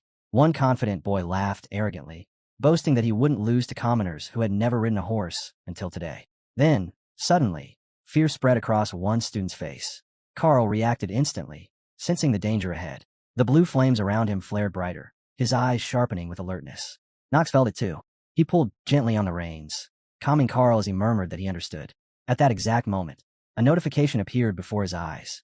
Due to the effect of the mana sensitivity genius, the circle had been revealed. Beneath the student's feet, a massive magic circle suddenly spread out, covering the entire area and swallowing everyone within it. Panic erupted at once as students cried out, unable to understand what was happening. Nox spoke up calmly, his voice cutting through the chaos as he explained that it was teleportation magic. He immediately warned them to stay completely still unless they wanted to die on the spot. The moment his words left his mouth, blinding beams of light shot upward from the magic circle, forcing everyone to squeeze their eyes shut. In the next instant, every student vanished. Only faint shadows and drifting dust remained behind as the plains fell silent once more, the wind brushing softly through the grass, as if nothing had happened. Then, from the emptiness, a sinister foot stepped forward. Long claws dug into the ground, radiating an overwhelming aura of bloodlust. A figure emerged, no longer a man, but a demon. The air around it trembled under the weight of its killing intent, as it silently sensed the power it had concealed for so long. Ecstasy flickered across its face as it whispered that its chance for revenge had finally arrived. This was Roger, the demonic human Nox had mentioned. Whoever he was searching for, fate suggested it might very well be Nox himself. At the same time, Nox felt something deeply wrong. His expression hardened as he warned everyone again to remain where they were unless they wished to die. Without hesitation, he dismounted and urged Carl to move away from the magic circle, quietly telling him that he was counting on him. Moments later, while confusion still gripped the students, the magic circle fully activated and swallowed them whole. When their vision cleared, they found themselves in a completely different part of the forest. One by one, students staggered and groaned, still reeling from the sudden transfer. A black-haired woman clutched her head and complained that it hurt, asking where they were. The man beside her guessed they were in a forest, only for a nearby girl to immediately deny it, insisting they had just been on the plains. Opinions clashed, voices overlapped, and confusion spread rapidly as many convinced themselves this was merely another academy test. Nox stood quietly among them, his eyes sharp as he carefully examined their surroundings. Inwardly, he confirmed it was teleportation magic, but it wasn't the same as Dean Noah's. The formula felt unstable, flawed. In situations like this, his calm presence carried weight. Noticing his seriousness, the princess approached and asked if he knew what was going on. Nox, despite understanding far more than he let on, replied coldly that he was still figuring it out. Then Nox added, almost offhandedly, yet with a weight that made everyone uneasy, that one thing was absolutely certain. There were outsiders here, and they weren't affiliated with the academy. Echidna immediately stepped forward, chin raised, arrogance written all over her face as she confronted him. What nonsense are you talking about? If you know something, then say it clearly. Nox didn't even blink. He shut her down cold. Know your place, Echidna. You're not a princess. In his eyes, he had no obligation to explain anything to her. The rebuke hit its mark. Echidna froze, anger flashing across her face, but she swallowed it whole. She said nothing. From behind her, Eleanor spoke up instead, her tone calmer but sharp with curiosity. Teleportation magic. That's what you said, right? And you're claiming this happened because of outside interference? She repeated it once more, as if confirming every word mattered. Nox didn't dodge it. He nodded and confirmed it was true. Eleanor frowned, clearly unsatisfied. If that's the case, then why are you so certain? What's your basis? Talia, standing nearby, also spoke up, worry and curiosity mixing on her face. I want to know too. This could just as easily be some kind of test prepared by other professors. Nox let out a quiet sigh. Looking at them, he couldn't help thinking how sheltered they were. This is why people who grow up comfortable never make it. They're far too complacent. Deep down, he was completely certain. This is inner lunatic, one of the most unforgiving games ever made. But that truth stayed locked in his chest. It was a secret only he could carry. Instead, he gave them something they could accept. The magic power is far too unstable. At the same time, acting genius activated. Nox continued smoothly, his words flowing with confidence. The formula itself is disorganized. It completely ignores the safety of the target and focuses only on achieving the function. That alone is proof. One of the elite students reacted immediately. Yes, he's right. The formula feels off. And if the professors were behind this, there's no reason they'd endanger us like this. Especially not so many students from reputable families in Eldane. As Lion spoke, the atmosphere shifted. The others didn't say anything, but their gazes changed. Trust began to form, little by little. Lion pressed on, looking around. I think Nox is right. What do you all think? The truth was simple. Nox had lived through this once already, which made the conclusion obvious to him. For Lion, though, this was his first time facing something like this. And yet, the judgment he made just now was far beyond what an ordinary person should have been capable of. The princess listened quietly as Lion finished explaining, and in her heart, she gave him silent praise. I don't want to admit it, but he's right. The formula is clearly unstable. It makes sense to assume outside interference. As that thought settled, unease crept in, and another possibility surfaced in her mind. Could this have been done by my brother? Unlike her, The other students weren't nearly as troubled. One of them spoke up casually, saying that no matter what, they needed to get out of this place as fast as possible.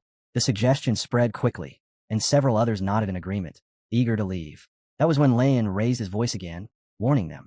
I don't think staying in this kind of manna for too long is a good idea. Echidna snapped back immediately, her voice sharp and accusatory. So this is the dark families trying to take control. Huh? If you're going to say things like that, then prove it first. Before the tension could rise any further, the princess beside her spoke firmly. Enough, Echidna.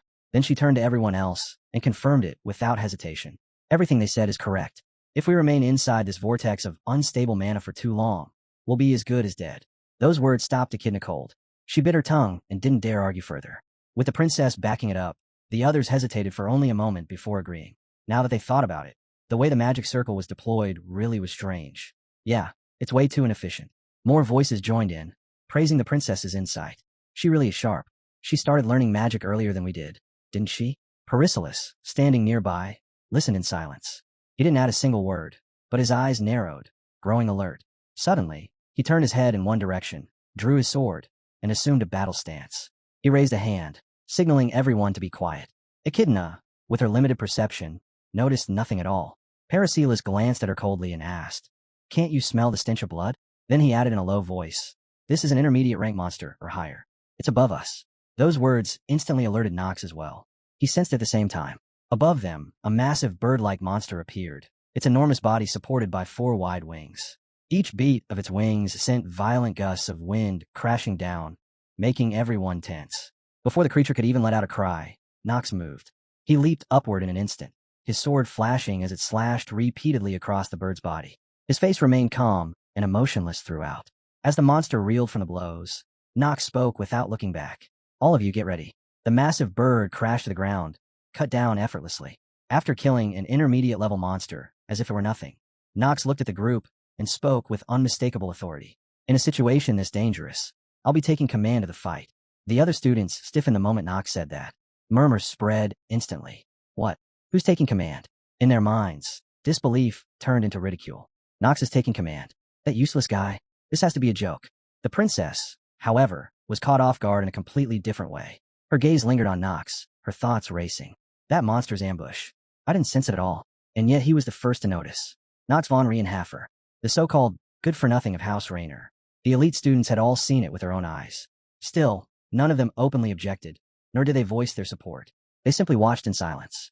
The bird monster, meanwhile, was far from finished. Bloodthirsty mana surged through its body, twisting its form and making it even more ferocious than before. The princess remained deep in thought. How'd he change so suddenly? How did Nox von Reincarnated become like this? Far away, a bald professor stared down at his stopwatch with a growing scowl. Seriously, is this batch of students completely hopeless? Why hasn't a single one come back yet? This is the worst record in history. He had no idea that the students had already been transported elsewhere. Moments later, Professor Rass rushed over, urgency written all over his face. The bald professor frowned in confusion. "Rass, why are you here? Aren't you supposed to be teaching the second years?" Rass shook his head. "That doesn't matter right now. Where are the students?" Still unaware, the bald professor answered casually. "They're doing horse riding practice out on the plains." But as soon as he said it, something felt wrong. He froze. Wait, this feeling. What's going on? Professor Rass spoke quickly. "Someone using demonic magic has been detected inside the academy. 3 hours ago, a massive magic circle was activated. We traced it to these plains." The bald professor cursed under his breath, anger flaring. Of all times, it had to happen when Dean Noah isn't here. Damn it. We're moving now. Just then, a lone horse came sprinting toward them. It was Carl, Nox's horse, running without its rider. Tied to its saddle was a letter. The bald professor recognized the horse immediately, snatched the letter, and read it. "A demonic human has appeared at the entrance of the nameless forest. Immediate assistance is required." His expression darkened as he finished reading. The nameless forest was no ordinary place. Without wasting another second, he set off with another professor. It would take at least 2 days to reach the nameless forest. Using teleportation magic again was no longer an option. I just hope they're all still alive. Meanwhile, deep within the nameless forest, Nox had already finished dealing with the bird-like monster completely. With a calm, almost relaxed expression, he wiped the blood from his sword as if nothing out of the ordinary had just happened. Echidna, having watched Nox cut down the monster with absurd ease, finally couldn't keep up her haughty front anymore. Gritting her teeth, she spoke stiffly. "I don't want to admit it, but I will. Your judgment was correct, Rainer." The princess stepped forward, clearly intending to speak, but Nox cut her off without even looking at her. Forget it. I don't need forced apologies, princess. That stopped her cold. She looked at him, genuinely puzzled. Nox continued bluntly, his tone sharp and businesslike. This incident is an extension of what happened earlier. By the laws of the imperial family, I'm requesting authority to take command of all the students here. The princess hesitated. That's dangerous. I am the princess. I should personally take charge of the students. The moment those words left her mouth, irritation flickered across Nox's face. Without wasting time, he called out a name. Pell. A young man stepped forward nervously. Nox looked straight at him. Tell me the manual for emergency situations. Pell hesitated, but under Nox's gaze, he answered anyway. The highest priority is the protection of a member of the imperial family. In such situations, command authority is granted to the most exceptional knight or mage present. When Pell finished, Nox turned back to the princess. Princess, you are the only member of the imperial family here. You are also one of the most important individuals for dealing with demons in the future. The lightning mana and the power of punishment you possess are abilities passed down only through the imperial bloodline. He paused, then added calmly, even if everyone else here dies, your life must be protected. That is the law of the empire. The princess fell silent, unable to respond. Nox pressed on. During the ambush, just now, the fastest judgment was made by me. So give me the authority. As he said that, a faint, cunning smile formed on his face. He extended his hand toward her and finished evenly, authority over the life and death of everyone here, including you. The princess felt her chest tighten. She couldn't tell whether she was shaken or strangely moved. From the side, Talia watched the entire exchange, her cheeks slowly turning red. He's asking to lead with everyone's lives on the line. That's incredible. Her eyes locked on Nox, filled with admiration. I was right. Nox is the true knight role model. Nox suddenly felt a strange gaze on his back. He turned and caught Talia staring at him with sparkling eyes. His brows furrowed slightly. What the hell is wrong with her? Turning back to the group, Nox spoke plainly. Anyway, if there aren't any other objections, I'll take command and lead us from here on out. If you don't like it, then prove your worth with your own abilities. Nox smiled confidently as he added, if you can do that, I'll gladly give up the position of leader. No one spoke up. Not a single objection came from the group. Among them, however, a sharp-eyed young man sneered inwardly. If something goes wrong while he's protecting the princess, the leader will take full responsibility. Even if he does well at first, something is bound to fail eventually. This idiot is basically drinking poison from a holy grail. Standing right behind Nox, he mocked him under his breath. How mindless idiot. Do whatever you want. Nox heard him. He turned around slowly and looked at the young man with an almost affectionate gaze. That single look was enough. Cold sweat poured down the young man's back, and he immediately turned away, terrified by the strange intensity in Nox's eyes. Silence followed, and within that silence, everyone reached the same conclusion without saying a word. Nox would be the leader. Nox spoke again, his voice firm. It's decided then. From now on, you'll follow my instructions. Anyone who doesn't will be punished according to the law. The princess quietly accepted every word. Even Echidna, despite her dislike for Nox, could only complain inwardly and stay silent. With everything settled, Nox moved without hesitation. We're moving now. Everyone, follow me. He took the lead immediately. Eleanor blinked, watching him walk off without another explanation. Wait, shouldn't you at least tell us where we're going first? Nox stopped and shot her a chilling look. I'm not good at explaining things. Just stay close and follow me. As he continued forward, he thought to himself, if you knew how many times I played through this chapter, you'd freak out. I'm a veteran of this damn game. Far away, deep inside a cave, someone was watching everything unfold through a magic orb. The students moved together, surrounding and killing a beast under Nox's command. The man observing them was none other than the demon rugger. He watched leisurely, as if observing helpless prey struggling for survival. Once the area was secure, Nox spoke again, his voice firm. From here on, we need to assign roles. His eyes landed on Leon and Perisilis. You two, help me. Perisilis frowned slightly, but nodded in the end. You beat me fair and square, so I'll play along for now. Leon, on the other hand, bowed deeply. I may lack skill, but if I can be of use, I'll do my very best. Watching the two geniuses fall in line, Nox couldn't help but think good. With this, I've got the strongest new students on my side. His gaze then shifted elsewhere, as another thought crossed his mind. Next comes the real challenge. Gathering the elite students, he explained the situation clearly. There are two ways out of this forest. Either someone breaks the barrier from outside, or we kill the caster who used the teleportation magic inside it. The princess frowned and asked what would happen in the latter case. Nox answered honestly. It's dangerous, but we don't have another option. Professor Vernon will need at least 2 days to reach us from the plains if he comes straight here. Until then, our best move is to survive and hunt down the caster. Even as he said this, Nox thought to himself, I already know the first method won't work. If we want to escape, we have to kill him. The caster is Roger, the demonic human who lives in this forest. After laying everything out, Knox concluded without hesitation. For now, first we gather food.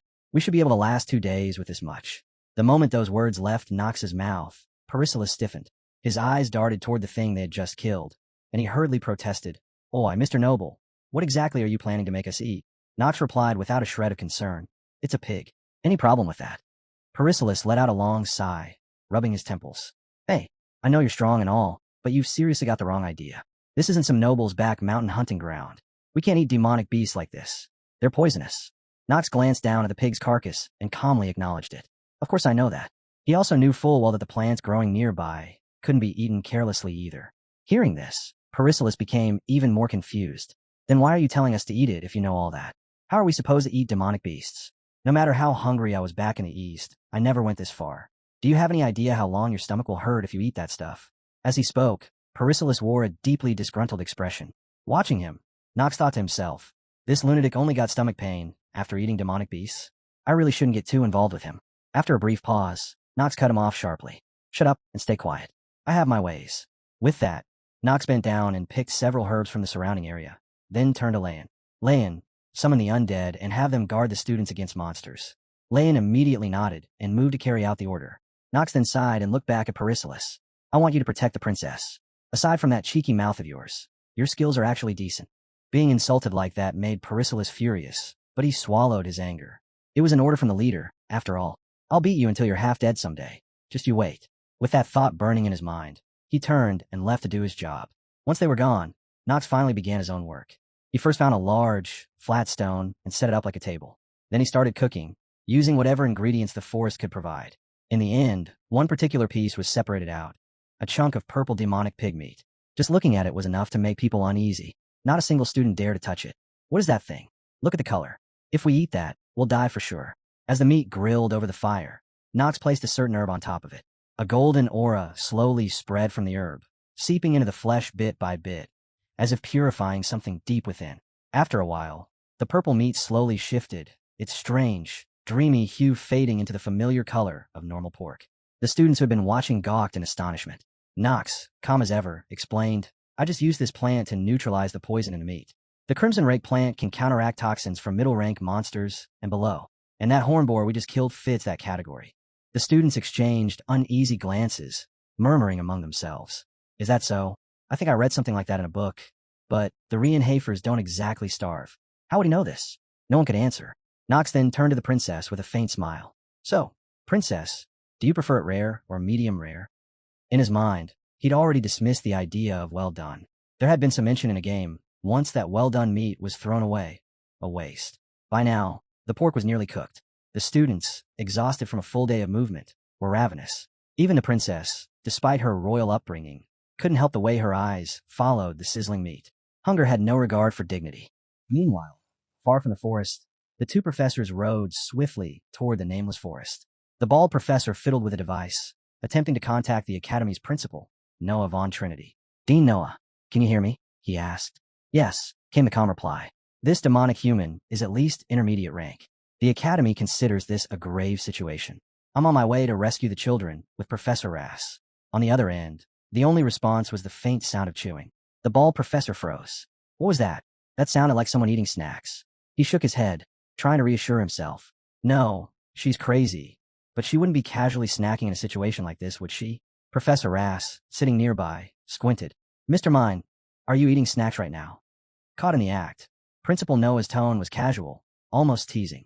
Oh, you heard that? Her question left the two elderly professors momentarily speechless. Seeing their stunned silence, she added lightly, Relax, I'm handling this. There's no need to be so worried, Principal Noah said with quiet confidence. They'll come back without any major issues. All the while, she lounged in her ice chamber, leisurely nibbling on snacks, as if nothing were urgent. The two professors, however, were far from reassured. If these were second-year students, it wouldn't be such a problem. But they're first years. They've barely been at the academy. They're practically sand dunes right now. Professor Rass beside him nodded vigorously, his face streaked with sweat, eyes wide with concern. They haven't even mastered basic defense magic yet. Before they could continue their frantic reporting, Principal Noah cut the connection, leaving the two men floundering. Damn it, It can't be helped. I'll just have to do as much as I can myself. The bald professor urged his horse forward with renewed urgency, while Professor Ras called behind him, "Burn on." In his heart, Ras prayed fiercely, "My top apprentice Nox, I will never let you die in a place like this." Back in the nameless forest, the students had finally eaten their fill of the meat Nox had prepared and now gathered around the campfire, settling in for the night. Yet Nox continued his unusual work, moving with deliberate care. Leon noticed and turned to Perisilis. "Why are you spilling the hornboar's blood around?" Perisilis explained patiently. "If you use the blood of a stronger monster, weaker monsters won't dare come near. We do this often in the East. Travelers are most vulnerable when they camp at night." Leon nodded, absorbing the lesson, while the other students stared in quiet amazement. At that moment, Princess Penelope approached Nox and called his name. He turned, eyes scrutinizing hers briefly. She smiled warmly and said, "Thank you. Thanks to you, we could keep the other students safe." Nox, however, remained indifferent to her gratitude. His voice calm, cautious, he reminded her, "We still have a long way to go. There are many monsters still around, and the mage isn't defeated. The night is far from over." As they spoke, the other trainees tried to sleep, regaining what little strength they could. The princess looked over them all, her gaze lingering on each one, and let out a quiet sigh. "I know, but the fact that no one has died so far, I think that's thanks to you." Nox met her gaze, expression unreadable, and remained silently indifferent. Her expression softened, tinged with sorrow as she admitted her past mistake. "Please forgive Echidna's manners. She's just biased against dark families because of the usual negative feelings people have toward them." Nox tilted his head, puzzled by the princess apologizing on Echidna's behalf. "Why does she even care about me? I don't like how this is going." He shook his head slightly and replied, "You don't need to worry about someone like me. Don't go thanking someone who was thrown away by his own dark family. The imperial family would be in shock if they knew." The princess, however, shook her head with a serious glint in her eyes. "That's one way of looking at things," she said, her tone firm. Her gaze was sincere, her image of Nox entirely different from the rumors she had heard. "But I think differently. If I can save more people, even if it means joining hands with a demon, I would do so without hesitation." Nox frowned slightly, concern flickering in his eyes. "That's a dangerous thing to say." The princess laughed lightly, waving a hand. "I'm just kidding." Nox couldn't help but feel a twinge of annoyance. Damn it, did her switch just turn on? He thought, analyzing her carefully. Penelope von Arkheim, known as the Princess of Kindness, but her greatest flaw is extreme utilitarianism. She's the kind of person who would give up her own life for her beliefs. That nickname could easily change from the Princess of Kindness to the Cold-Blooded Princess. Ending the conversation, Nox pulled out a small cloth bag that radiated a faint, menacing purple aura. Raising it, he addressed the trainees. "We'll team up in fours to set up the tents. I have some decent cloths, so each of you can come take one." Inside, he thought to himself, having a dimensional pocket really is convenient. The trainees murmured among themselves, glancing at the bag. "Why is he carrying something like that? What the hell? That's Rainhafer family behavior for you. I heard that when you turn 5 in that family, they push you off a cliff." Nox, hearing the absurd rumors, frowned. To think such ridiculous stories are spreading. I guess that's life for a dark family. With that, the trainees set about following Nox's instructions, preparing the camp for the night. Nox stood beside Talia, his gaze sharp and uneasy as he quietly warned her to stay alert. Talia tilted her head, confused, asking what exactly she should be careful of. Nox didn't elaborate. He already knew too much to explain, so he brushed it off coldly, saying it was nothing. Turning away, he addressed the other trainees instead, instructing them to finalize the night shift rotations and take turns guarding the area. While speaking, his thoughts moved ahead of everyone else. "It's time for me to move too." There was a fatal flaw in the Academy's second episode during this ambush. If the mage who set up the barrier wasn't killed quickly, clearing this scenario would become impossible. The trainees finished setting up camp, exhaustion weighing heavily on them. One by one, they fell asleep around the campfire, rotating guards as instructed. Nox continued calculating in silence. If no one kills that mage, this story can't be completed.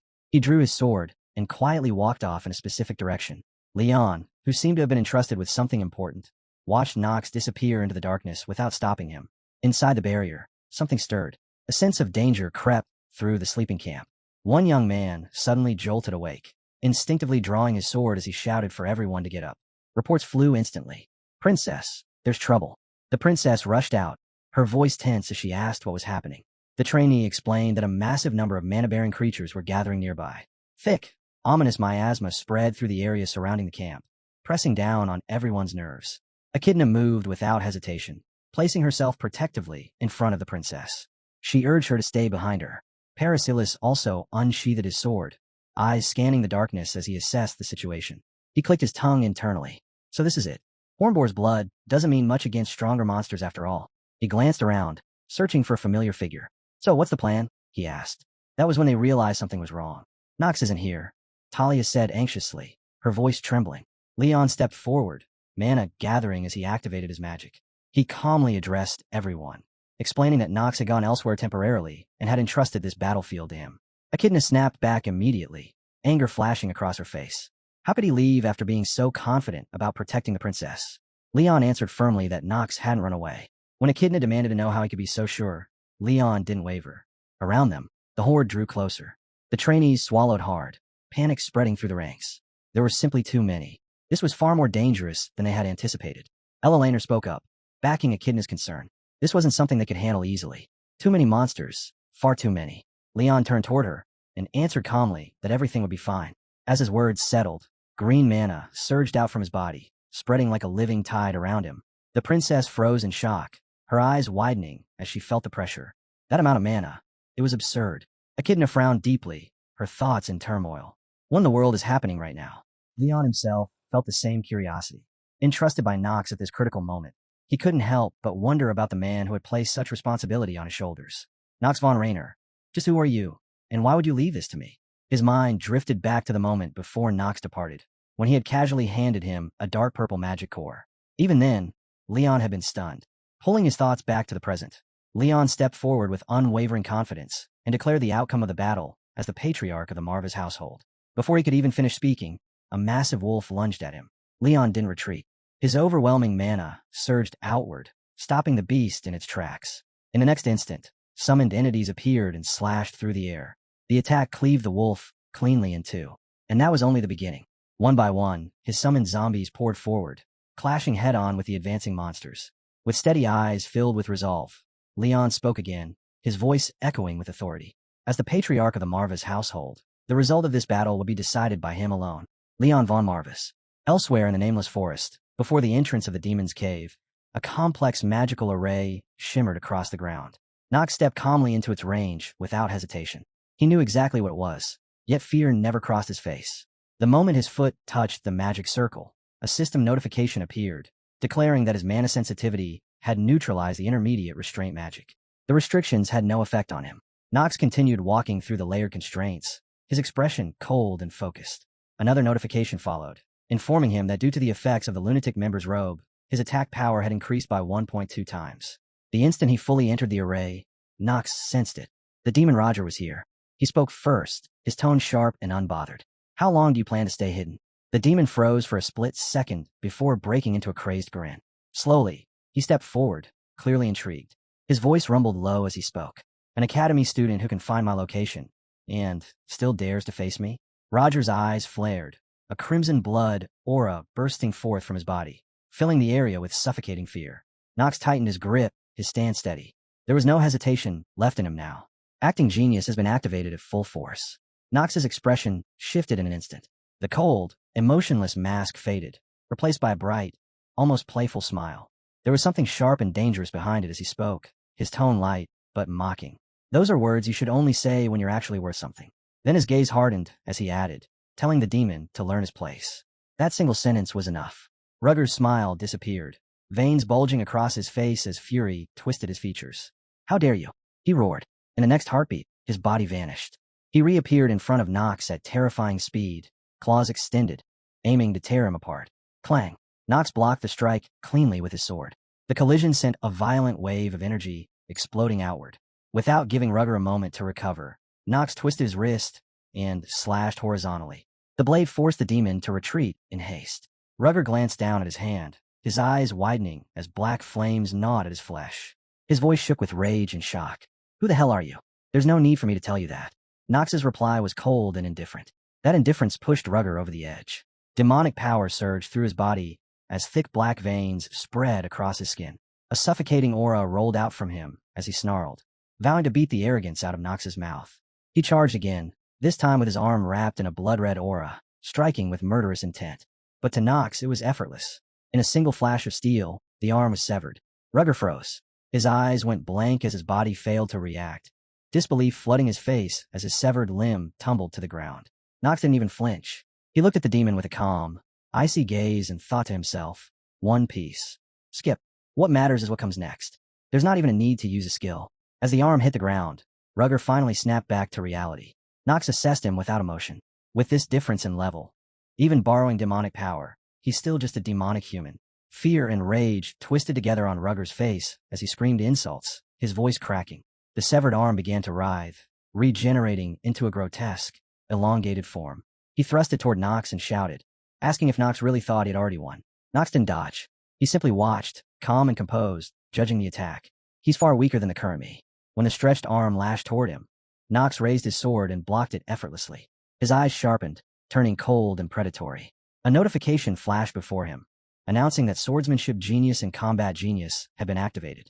The enemy's attack had been completely destroyed.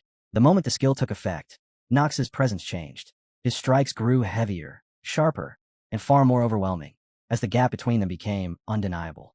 Nox knocked Rugger's arm aside, the force twisting it into a grotesque angle. Rugger's eyes widened in pure shock as his attack was effortlessly repelled.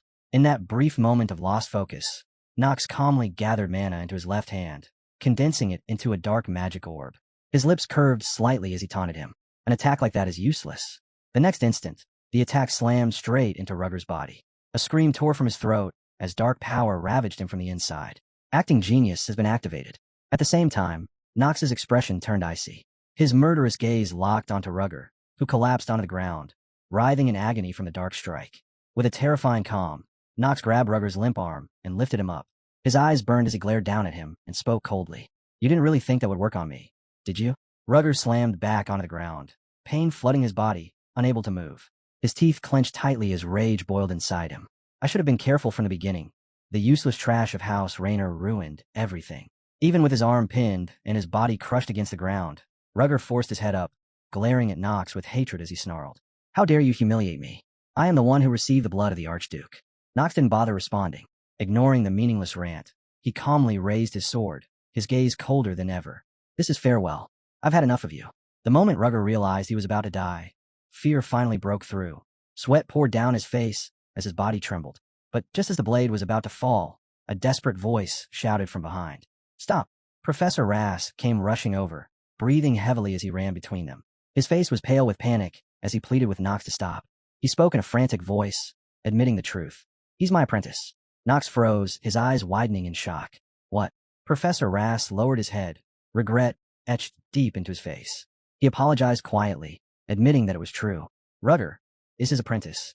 Hearing those words, Rugger let out a bitter, contemptuous laugh as he lay on the ground. Huh, my apprentice? Don't be ridiculous, Professor Rass. Was I ever your apprentice, even for a second? You abandoned me. After I lost my arm in the war of our empire, you heartlessly expelled me from the academy because I no longer had any value. Rugger's voice cracked as he screamed in fury, mocking him. You still dare call yourself my teacher? You're completely deluded. Hearing those words, Professor Rass clenched his fist, sorrow filling his eyes. After a long pause, he finally spoke, admitting it quietly. Yes, I may have abandoned you, but it wasn't for the reasons you think. Everything I did was because I was worried about you. I didn't want what happened to my son to happen to you. That was Professor Rass's voice, heavy with regret. He explained that the only choice he had left was to expel Rugger from the academy, because Rugger had been far too determined to throw himself onto the battlefield. But Rugger didn't want to hear it. Not anymore. Hatred burned in his eyes as he stared at Rass, and answered coldly that people decide their own paths. Memories surfaced one after another, scenes he had never forgotten. He accused Rass of being conceited, of letting the entire continent know that he was nothing more than abandoned trash cast out by the academy. Professor Rass's shoulders trembled. He hadn't known Rugger had suffered like that. His voice broke as he asked whether the magic Rugger had longed for had really turned into this twisted form. Was this truly the magic they had once dreamed of together? Rugger didn't bother answering properly. He only smiled faintly, a sly and empty smile, admitting that it was already too late for him. Then something changed. Power surged violently through his body, strength he shouldn't have had flooding his limbs. With a sudden burst, he resisted Nox's hold and tore himself free. Nox's eyes widened in surprise. That single moment of carelessness was enough. Rugger didn't turn back toward Nox. Instead, he charged straight at Professor Rass, abandoning everything else. His face was twisted with rage, a blood-stained knife clenched tightly in his hand. Hatred filled his eyes as he screamed that if nothing else, he would at least drag Rass to the afterlife with him. He shouted his name with venom, Rass von Celestia.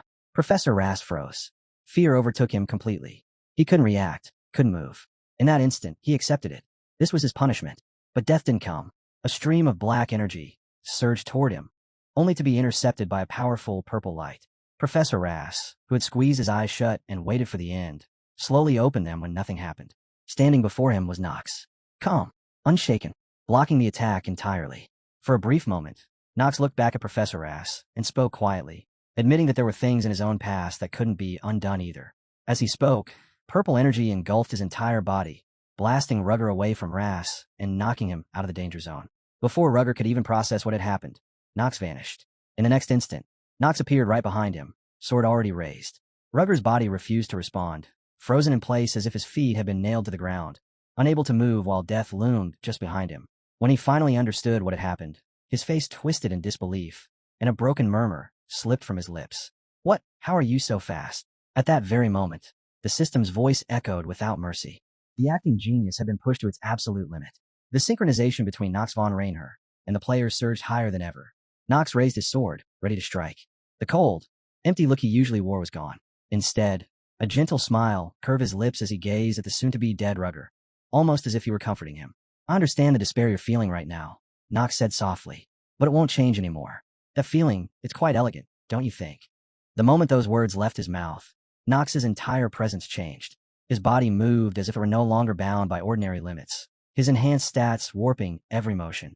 Another warning rang out, sharp and urgent. "You may lose your mind." Yet none of it mattered to KNX. Without hesitation, he swung his sword. The blade flashed once, clean and merciless, slicing Rugger's body straight in half. There was no time for last words, no dramatic farewell. Only a few meaningless sounds escaped before everything ended. Nox's cold eyes shifted to the demon's severed body. Slowly, it began to dissolve, breaking apart in a black mist until nothing remained, as if it had never existed in the first place. Professor Rass had seen everything. The moment the truth settled in, his strength gave out. He collapsed to the ground, unable to hold back his sorrow as he watched his apprentice vanish, powerless to save him. His eyes overflowed with grief. Pressing his face against the earth, he silently accepted a reality he could no longer deny. After a long moment, the professor softly called Nox's name. Nox turned, slightly puzzled by the sound. Then came a question that seemed almost empty. "What should I do?" Nox frowned faintly, confused, and replied in a flat tone, "What are you talking about?" That was when the professor finally opened his heart. He spoke of his research, of his thesis, of how everything he had done was meant for the sake of the weak.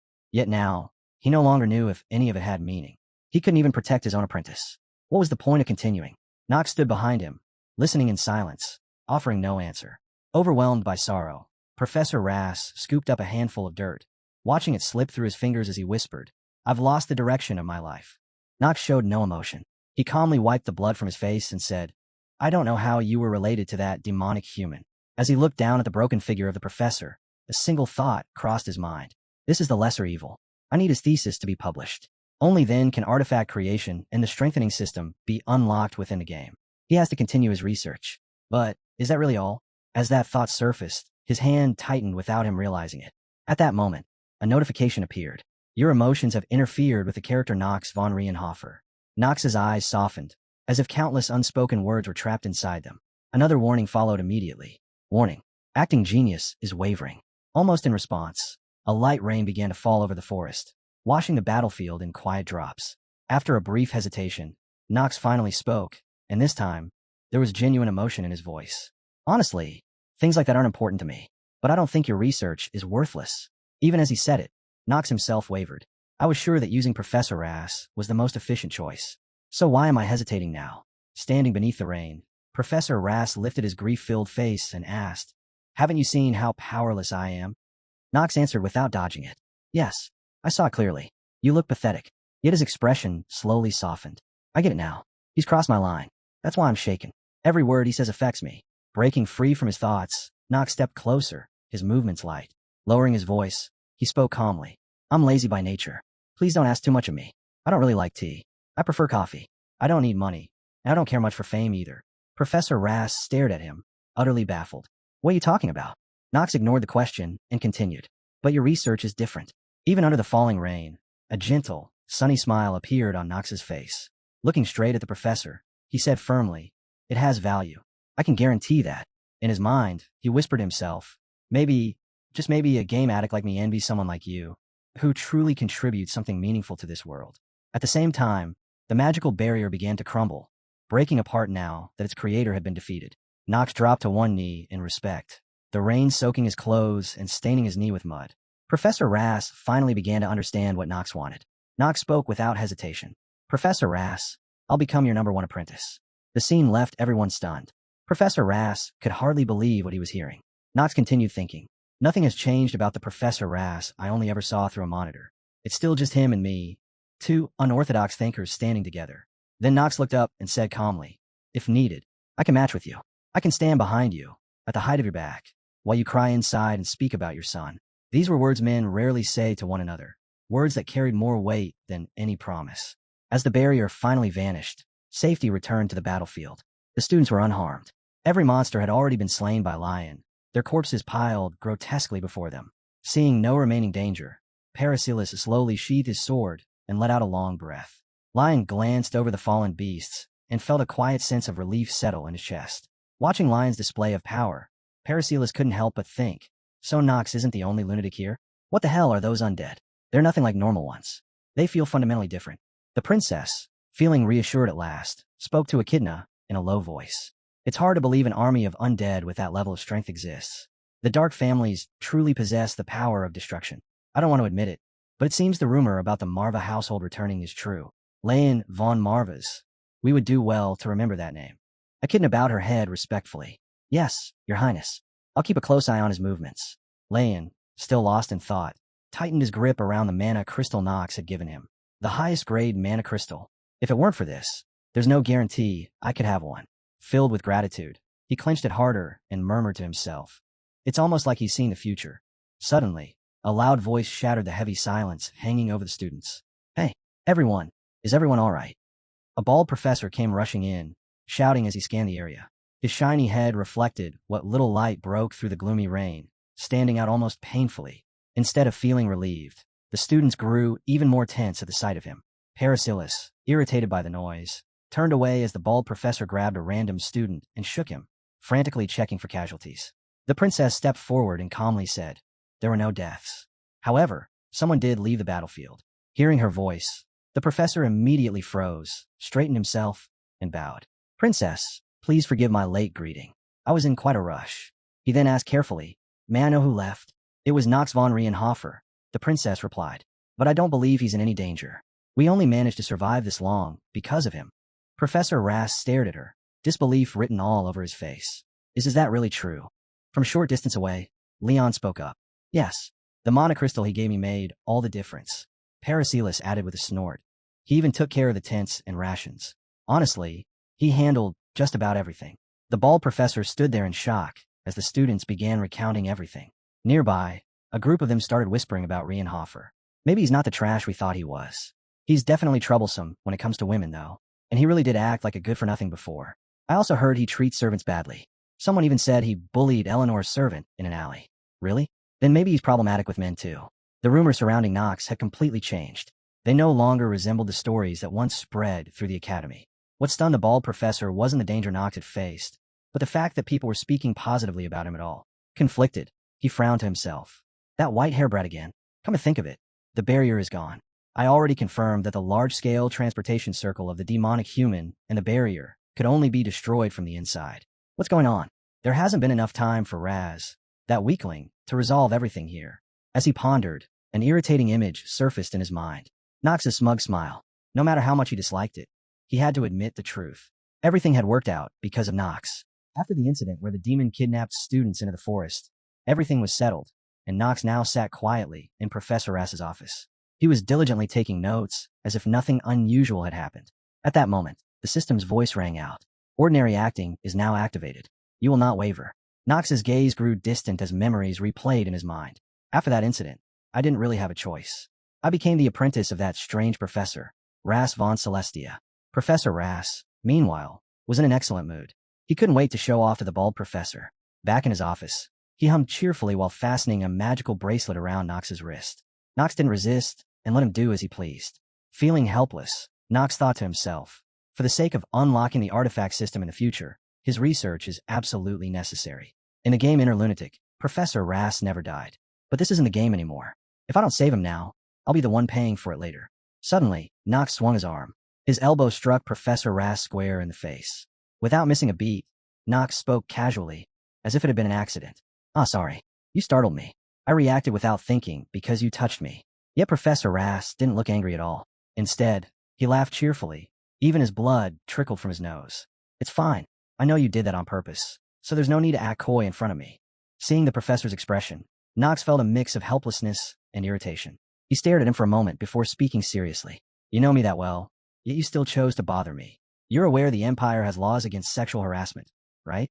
Professor Ras shrugged without a care. "For someone who pretends to be the good-for-nothing of a prestigious household, you're saying something surprisingly sharp. The Empire's laws." He waved it off. "If you look at the relationship between nobles and commoners, those laws were broken down a long time ago." Knox frowned deeply. That answer displeased him. "I don't think that's something a professor of Eldain, an institution directly under the imperial family, should be saying." Professor Ras replied casually, as if it meant nothing. "It doesn't matter as long as you don't report me." Hearing that, Knox clicked his tongue inwardly. He's seriously insane. Holding up the magical bracelet, Professor Ras suddenly changed the subject. "This time, I recommended you together with Leyen von Marvis. I mean my official recommendation to the imperial family. The two of you will be allowed to enter Eldain's treasure vault and take an artifact." Knox's eyes widened. "What? You actually did that?" "Yes," Professor Ras answered lightly. "As you know, I can be quite persuasive. Doing this much for my top apprentice isn't a big deal, so don't feel pressured." To Knox, the professor now seemed to be glowing. Unable to hide his excitement, he stepped closer. "Who said I felt pressured?" Professor Ras blinked, caught off guard by the sudden change in attitude. Knox clenched his fists, his face lit with anticipation. "Since you went through the trouble of preparing such a gift, I'll gladly accept it." The professor was left speechless, staring at Knox's shameless reaction. "You seem happier about this than when you became my apprentice. I must be overthinking things, right?" Knox didn't even bother replying. His mind was already elsewhere. Eldain's treasure vault. What an unexpected jackpot. Soon after, Knox made his way toward the Academy's storage area. As he looked around, he carefully evaluated everything. This place is jointly managed by the Imperial family and the Revound household. There are countless powerful artifacts here, but I already know which one has the best efficiency. If he obtained that artifact at this stage, his growth speed would increase several times over. Just as that thought settled in, his steps slowed. A familiar presence appeared behind him. Eleanor spoke calmly. "I never imagined you'd be opening Eldain's treasure vault." She smiled with a mocking curve of her lips, her eyes filled with teasing disdain. "Looks like you found yourself a pretty good teacher." Knox didn't even bother to look at her. His voice came out cold and flat. "Think whatever you want." Inside, he let out a quiet sigh. Eleanor's stake in the rival merchantry had already been recognized, which meant she would be entering with him. He could already feel a headache coming on. "I just hope she doesn't stir up unnecessary trouble." Eleanor, noticing his distant attitude, spoke up with a faint frown. "You're seriously mistaken if you think I want to take back the artifacts I donated. I fully intend to make sure you're properly rewarded for saving me." Knox finally turned around, his expression indifferent. "You really have a talent for complicating things," he muttered. Eleanor smiled as if she had expected that response. "Professor Ras explained how this works, didn't he?" She reached in her pocket and took out a key, its surface faintly glowing. Holding it up with obvious anticipation, she asked, "So, what artifact are you planning to take?" At that moment, Knox's interest slowly surfaced. A sharp, almost malicious smile crept onto his face as he answered, "The item I want is..." No one heard what he whispered to her, but Eleanor's reaction said everything. Her eyes widened as she stammered, "W? What did you just say?" She leaned closer, disbelief written all over her face. "What did you say you wanted?" Knox looked at her like this was the most ordinary thing in the world. "Are you really going to make me repeat myself?" he complained. Eleanor crossed her arms, her expression turning skeptical. "I don't get why you'd want an antique like that. Then again, I suppose it's not that strange if it's just a hobby of some rich family's son." Not wanting to waste any more time, Knox cut in calmly. "How about you hand it over first, and we talk afterward?" Eleanor smiled knowingly at his words. "Wait, before that, Knox von Rainer, I need to confirm whether you're actually qualified to take something from this place." That caught him off guard. His brow furrowed as questions flooded his mind. That wasn't mentioned anywhere. With confidence, Eleanor continued, "That's a special privilege granted to me as the one who donated these artifacts. The rival merchantry is already fully in control of Eldain. After all." As soon as she finished speaking, Eleanor clapped her hands. The space around them distorted, the scenery warping as if reality itself was being folded. In the blink of an eye, the surroundings shifted into a completely different place. Knox froze for a moment, then calmly scanned the area, curiosity flickering in his eyes. Space teleportation magic, he thought. "I've seen this countless times in the game." Eleanor noticed how composed he was and raised an eyebrow. "You're not surprised?" I've experienced things far more shocking than this, Knox replied casually. She gestured for him to sit, her tone turning businesslike. Let's stop wasting time and begin the test. Her gaze locked onto him as she spoke his name clearly. Knox von Rienhofer.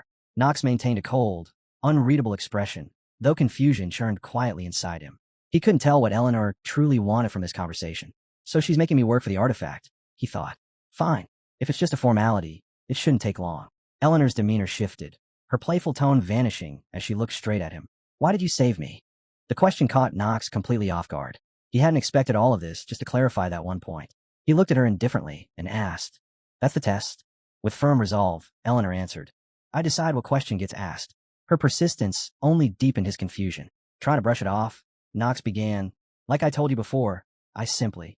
Before he could finish, Eleanor slammed her hand on the table, the sharp sound cutting him off.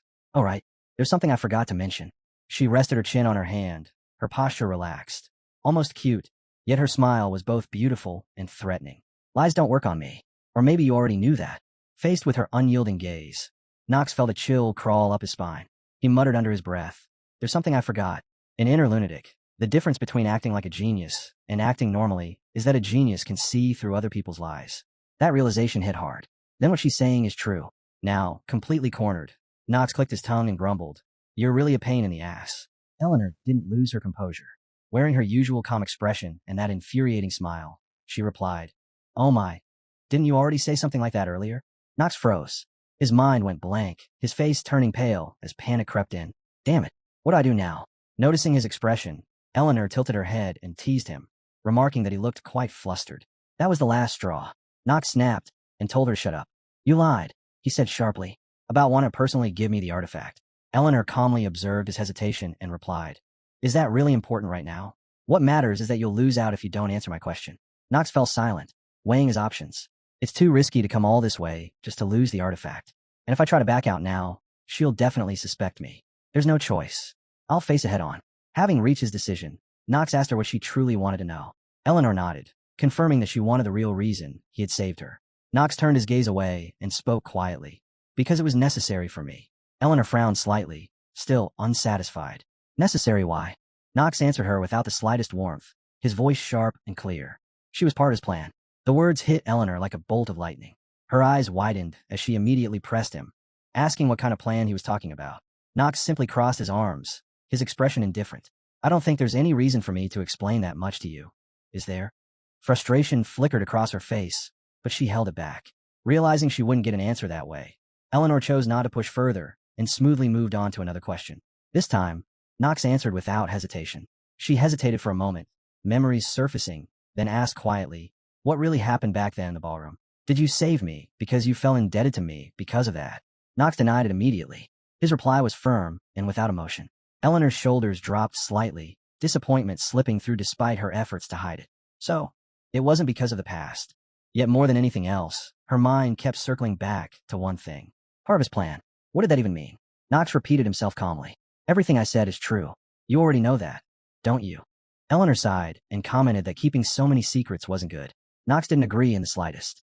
In his mind, she was the one making a problem out of nothing. Changing the subject, Eleanor mentioned the rumors circulating about him lately. How people said he had changed a lot compared to the old stories that painted him as worthless. Knox responded with the same detached tone, clearly uninterested. Ignoring his attitude, Eleanor continued, I don't believe that. Her voice hardened. Even if you saved me, I still remember what you said to me back then. Her eyes turned sharp, hostility flashing as she stared at him. She was about to continue when Knox cut her off. Do whatever you want. That indifference irritated her deeply. Knox, however, remained unmoved. Blame me. Hate me. That's your right, he said calmly. Feel however you want. It won't change anything. Inside, he reminded himself to stay firm. Any hesitation now could lead to unnecessary complications. He stood up from his seat and spoke plainly. Are we done? I've received the artifact. I'll be heading back. Eleanor didn't stop him. She stayed where she was, lost in thought. She was convinced that Knox had truly changed. No matter how coldly he tried to act, a woman's intuition told her there was something different about him now. After Knox left the room, Rick entered quietly. Eleanor was still drowning in unanswered questions. She lifted her teacup, murmuring to herself, Why did Knox choose an artifact like that when there were so many better ones? Rick considered it silently. It's not a bad choice, he thought, but it's certainly not the best either. Eleanor let out a quiet sigh, her brows knitting together in thought. Honestly, she couldn't understand why a knight like him would ever need something like an orb. Her mind kept circling back to Nox, trying to make sense of his choice. There were countless better options: top-grade swords, rare elixirs, sturdy shields, even high-quality armor. Yet out of all of them, he had chosen that old, unassuming orb. He's not doing this just to make me feel indebted, she thought, dismissing the idea almost immediately. Rick noticed her troubled expression and offered a gentle smile. I don't think you need to overthink it that much, he said reassuringly. It's not like he did anything to harm you. Eleanor hesitated. A trace of unease still lingered in her eyes. Is it really fine to look at it so simply? She wondered. But just as quickly, she admitted to herself that there wasn't much else she could do about it. With a small shake of her head, she changed the topic and asked Rick about the current state of the merchant trade. Rick straightened and reported smoothly that everything was progressing well. The nobles of the capital in Talon Feather were purchasing rival and household products in large quantities. It's all thanks to you, he added. That answer finally eased her mood. Eleanor nodded in satisfaction and then gave him another instruction. Keep monitoring Nox. If anything unusual happens, report back to me immediately. Understood. Rick bowed respectfully. Yes, young miss. Please don't worry. But as he straightened up, a faint, unsettling smile flickered across his face, unseen by her. Meanwhile, Nox had already returned to his room. Jitri stood nearby as he examined the old orb resting in his hand. The moment his fingers brushed over its surface, the system notification appeared before his eyes. High-level artifact acquired. The Great Sage, highest grade orb. Creator, unknown. More information followed immediately. The Great Sage, highest grade orb. Category, equipment. Grade, advanced, with the potential to evolve into the highest grade once conditions were met. Attributes granted. Mana +2, stamina +1. Equipping requirement, at least 10 mana from birth. Then the special effect appeared. Passive skill obtained. Magic autocompensate. The system displayed the skill details. Passive skill, magic autocompensate. Grade, intermediate. It automatically compensates magic-related skills of intermediate level or lower, greatly amplifying their power and effectiveness. Nox's lips curled upward as he finished reading. His eyes gleamed with satisfaction. To think I'd get something like this at this point. I'm really lucky. He slowly infused the orb with dark mana. It lifted into the air, floating gently before him. Nox watched it with clear pleasure. Eleanor probably has no idea how valuable this thing really is, he thought. And that's fine. There's a special way to use it anyway. Just then, another system message appeared. Conditions not met. The artifact cannot yet utilize its full effect. Nox only smiled wider at the warning, his gaze never leaving the floating orb. This outcome was already within Nox's expectations. He knew exactly how this high-level artifact was meant to be used. To upgrade it to its highest grade, one had to speak the real name of its original owner. That owner was one of the 4 sages who would appear in the future, a woman who also happened to be one of the characters he most often took as his teacher in the game. Nox hesitated. It's still too early. If he activated the artifact now, it would inevitably reveal his identity to her. Since this was only the first stage, the current level of power was more than enough for now. Jitri, noticing how satisfied he looked, tilted her head in confusion. She couldn't help but ask why he had chosen such an old-looking orb. There were countless items in Eldane's secret vault, and she had even heard that there were plenty of powerful items specifically made for knights. Nox answered calmly, as if it should have been obvious. Have I never told you before? I'm going to use magic too. That means I need both kinds of equipment. Jitri froze in shock at his words. Seeing her reaction, Nox blinked and added casually, Oh, I guess I really didn't mention it. He laughed lightly. Looks like I forgot. Jitri let out a long sigh, rubbing her temple. Just what am I supposed to do with you? She quickly followed up with concern. Wouldn't it be extremely difficult to learn 2 things at once? It's not that I doubt your abilities, but... Nox cut in nonchalantly. If it doesn't work out, I could just take money from my family and live however I want, right? That answer only left Jitri more confused. She frowned and admitted, I've been telling people that you've been working harder lately. Nox barely reacted. He simply laughed cheerfully. I didn't ask you to do that, though. Jitri laughed awkwardly in return. You know, Nox, you can be pretty nasty sometimes.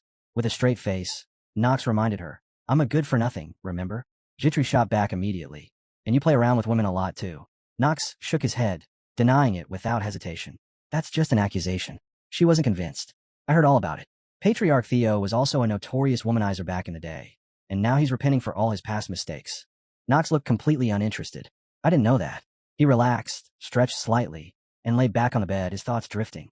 Just then, Jitri remembered something and pulled out a letter, handing it to him. It looks like it's from the Imperial family, she said seriously. They specifically requested that you read it yourself. When Nox heard the words, Imperial family, his body straightened on instinct. A letter? From them? It made no sense. Jitri stepped forward and handed it over, adding calmly, Echidna asked me to deliver it to you. You should read it yourself first. Nox broke the seal, his eyes scanning the page as a knot formed in his chest. Why is the princess paying this much attention to me? He thought grimly. I can't afford more unknown variables showing up now. The contents were brief, polite, and far too direct. Hello, Knox von Rainer. Thanks to your previous actions, I was able to preserve my life. In accordance with the laws of the Empire, I wish to grant you a reward. I invite you to the capital, Talon Feather, to receive it in person. Departure is in 3 days, at 9 a.m. I hope you will accept the reward of the Imperial family. Penelope von Arnhem. By the time he finished reading, Knox felt a deep, crawling discomfort. Damn it, he cursed inwardly. She wants someone from a dark family to walk straight into the capital? What kind of reward is that supposed to be? Jitri's expression tightened. If you consider the long-standing conflict between the dark families and the divine family, she said carefully, this could easily be a trap. She grabbed his sleeve without realizing it. Master Knox, I really think you shouldn't go. It's far too dangerous. Knox's gaze hardened. If they truly wanted me dead, he replied evenly, they could summon me anytime, anywhere. There was clearly something hidden behind this invitation, and that alone meant he couldn't ignore it. After a brief pause, he made his decision. He would go. Turning to Jitri, he gave his order. She was to remain in the dormitory and not follow him under any circumstances. Jitri tried to protest, worry written all over her face, but Knox cut her off with a cold look. It wasn't suggestion. It was an order. Left with no choice, she could only watch him in silence, fear gnawing at her thoughts. As Knox turned away, his mind drifted back to the name written on the letter. Talon Feather, the very place where Emperor Stabin and the Imperial faction had planted their roots. A stronghold entirely under the control of the divine family. Meaning, for someone of dark lineage, it was practically hell itself. The more he thought about it, the more irritated he became. I can't believe she's really calling me there, he thought bitterly. What are you planning, Penelope von Arnhem? His thoughts shifted naturally, as they often did, to the rules of inner lunatic. There were always key points you had to keep in mind. The first was whether the Knox attribute given to the player could actually be turned into something useful. If you chose swordsmanship and combat genius, your future was carved through battle and steel. If you chose mana sensitivity genius, the path led toward magic and spells. And then there was the second rule, the camps. In Inner Lunatic, the player was always forced to choose a side. Neutrality didn't exist. You had to pick a camp and produce results, or you were discarded. With that thought lingering in his mind, Knox slowly lifted his gaze and looked at the person sitting across from him. Princess Penelope von Arnhem. She smiled lightly and asked what he wished to discuss with her. Knox showed no warmth. There's nothing in particular, he replied flatly. Someone as insignificant as me wouldn't have any business with someone like you. The princess didn't seem offended in the slightest. Maintaining her cheerful tone, she replied, please don't say things like that. I might get hurt, you know. Instead of easing the tension, her words only irritated Knox further. He fell silent again, sinking deeper into his thoughts. In Inner Lunatic, the most powerful camps were always clear. First was the Imperial faction, led by the princess herself. Second was the Radical faction, which opposed them and was backed by the Dark families. Lastly, there was the Merchant faction, armed not with power or ideology, but overwhelming wealth, quietly manipulating the balance of the continent. Each faction had its own methods, but one thing was undeniable. The relationship between the Rainer household, a dark family, and the Imperial family was absolute garbage. Knox didn't know every detail, but calling it hostile would be an understatement. Noticing his distant expression, the princess suddenly spoke. You're thinking that you're walking straight into the lion's den, aren't you? Knox stiffened slightly. Is she testing me? As someone playing the role of a good-for-nothing. He couldn't afford to retreat now. Without sugarcoating anything, he answered bluntly, I won't deny it. I'm not exactly happy about going there. Hearing his honest discomfort, the princess covered her mouth and let out a soft laugh. There's no need to worry so much. I'm simply accompanying you to the capital to reward you for saving me. Knox didn't believe a single word of it. That lie's going too far, he thought coldly. His expression must have given him away, because the princess tilted her head, eyes sparkling, and dropped the act altogether. Oh my, she said lightly. Did you catch that? By then, their carriage had already reached the palace grounds. Even as the wheels slowed, Knox didn't let the matter drop. So, he asked quietly, what exactly do you want from me? The princess didn't answer right away. She stared ahead for a moment, then slowly turned toward him with a smile that felt far too calculated. It's very simple, she said. Before she could elaborate, the carriage came to a complete stop at the palace gates. Attendants and onlookers were already lined up, waiting to receive them. Just as Penelope stepped down, a voice rang out, bright and confident. I heard we had a guest, and couldn't help but come see for myself. The princess stiffened slightly. It was Prince Louis, Penelope's older brother. He greeted them with a pleasant smile, but his eyes were sharp, scanning Knox without a trace of goodwill. Penelope, he continued cheerfully, this is unexpected. Knox immediately noticed the tension in Penelope's expression. Without hesitation, he stepped forward, bowed deeply, and spoke with formal respect. "The last sword of the Rayner household pays his greetings to you, Prince Louis." The color drained from Penelope's face. She lowered her head slightly and spoke in a careful tone. "I heard you were scheduled to depart for the Northern War." Prince Louis smiled faintly. "It was cancelled," he said casually. Then his gaze shifted to Knox. "Since we have an important guest, I suppose it's only right that I act as host." He added smoothly, "I'll inform the Emperor myself." His eyes lingered on Knox. "Knox." "Yes, Your Highness," Knox replied without delay. Prince Louis then gave what sounded like a friendly invitation, his smile widening just enough to feel unsettling.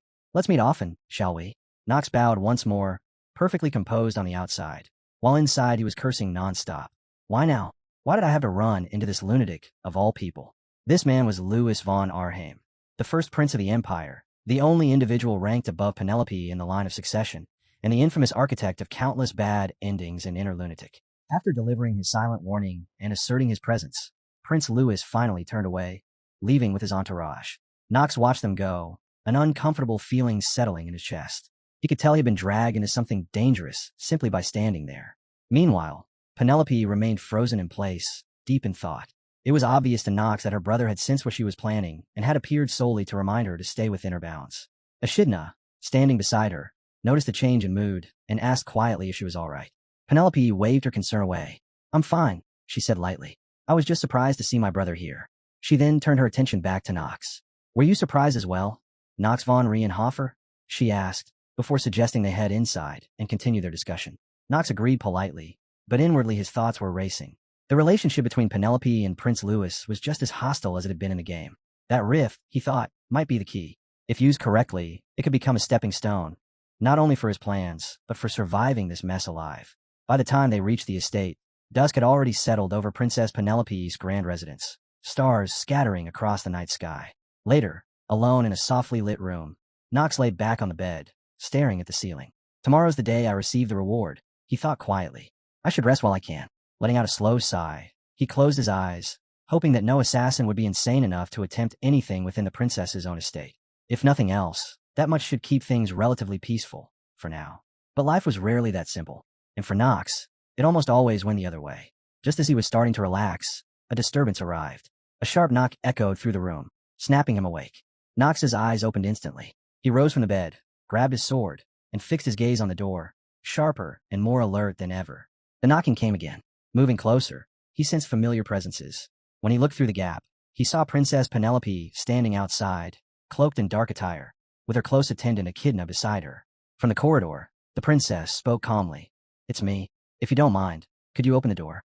Relieved that it wasn't an assassin, Knox still felt irritation creep in. Anyone showing up at this hour was bound to bring trouble. Even so, refusing wasn't an option. He opened the door and met her gaze, his expression clearly displeased. "Princess, what are you doing here this late at night?" Instead of answering directly, Penelope gave him a look as if the answer should have been obvious. "You do know it's not wise to leave me standing in the hallway, right?" she said, stepping past him before he could respond. Knox could only watch her walk in. No matter how annoyed he was, she was still a princess. Once inside, Echidna wasted no time.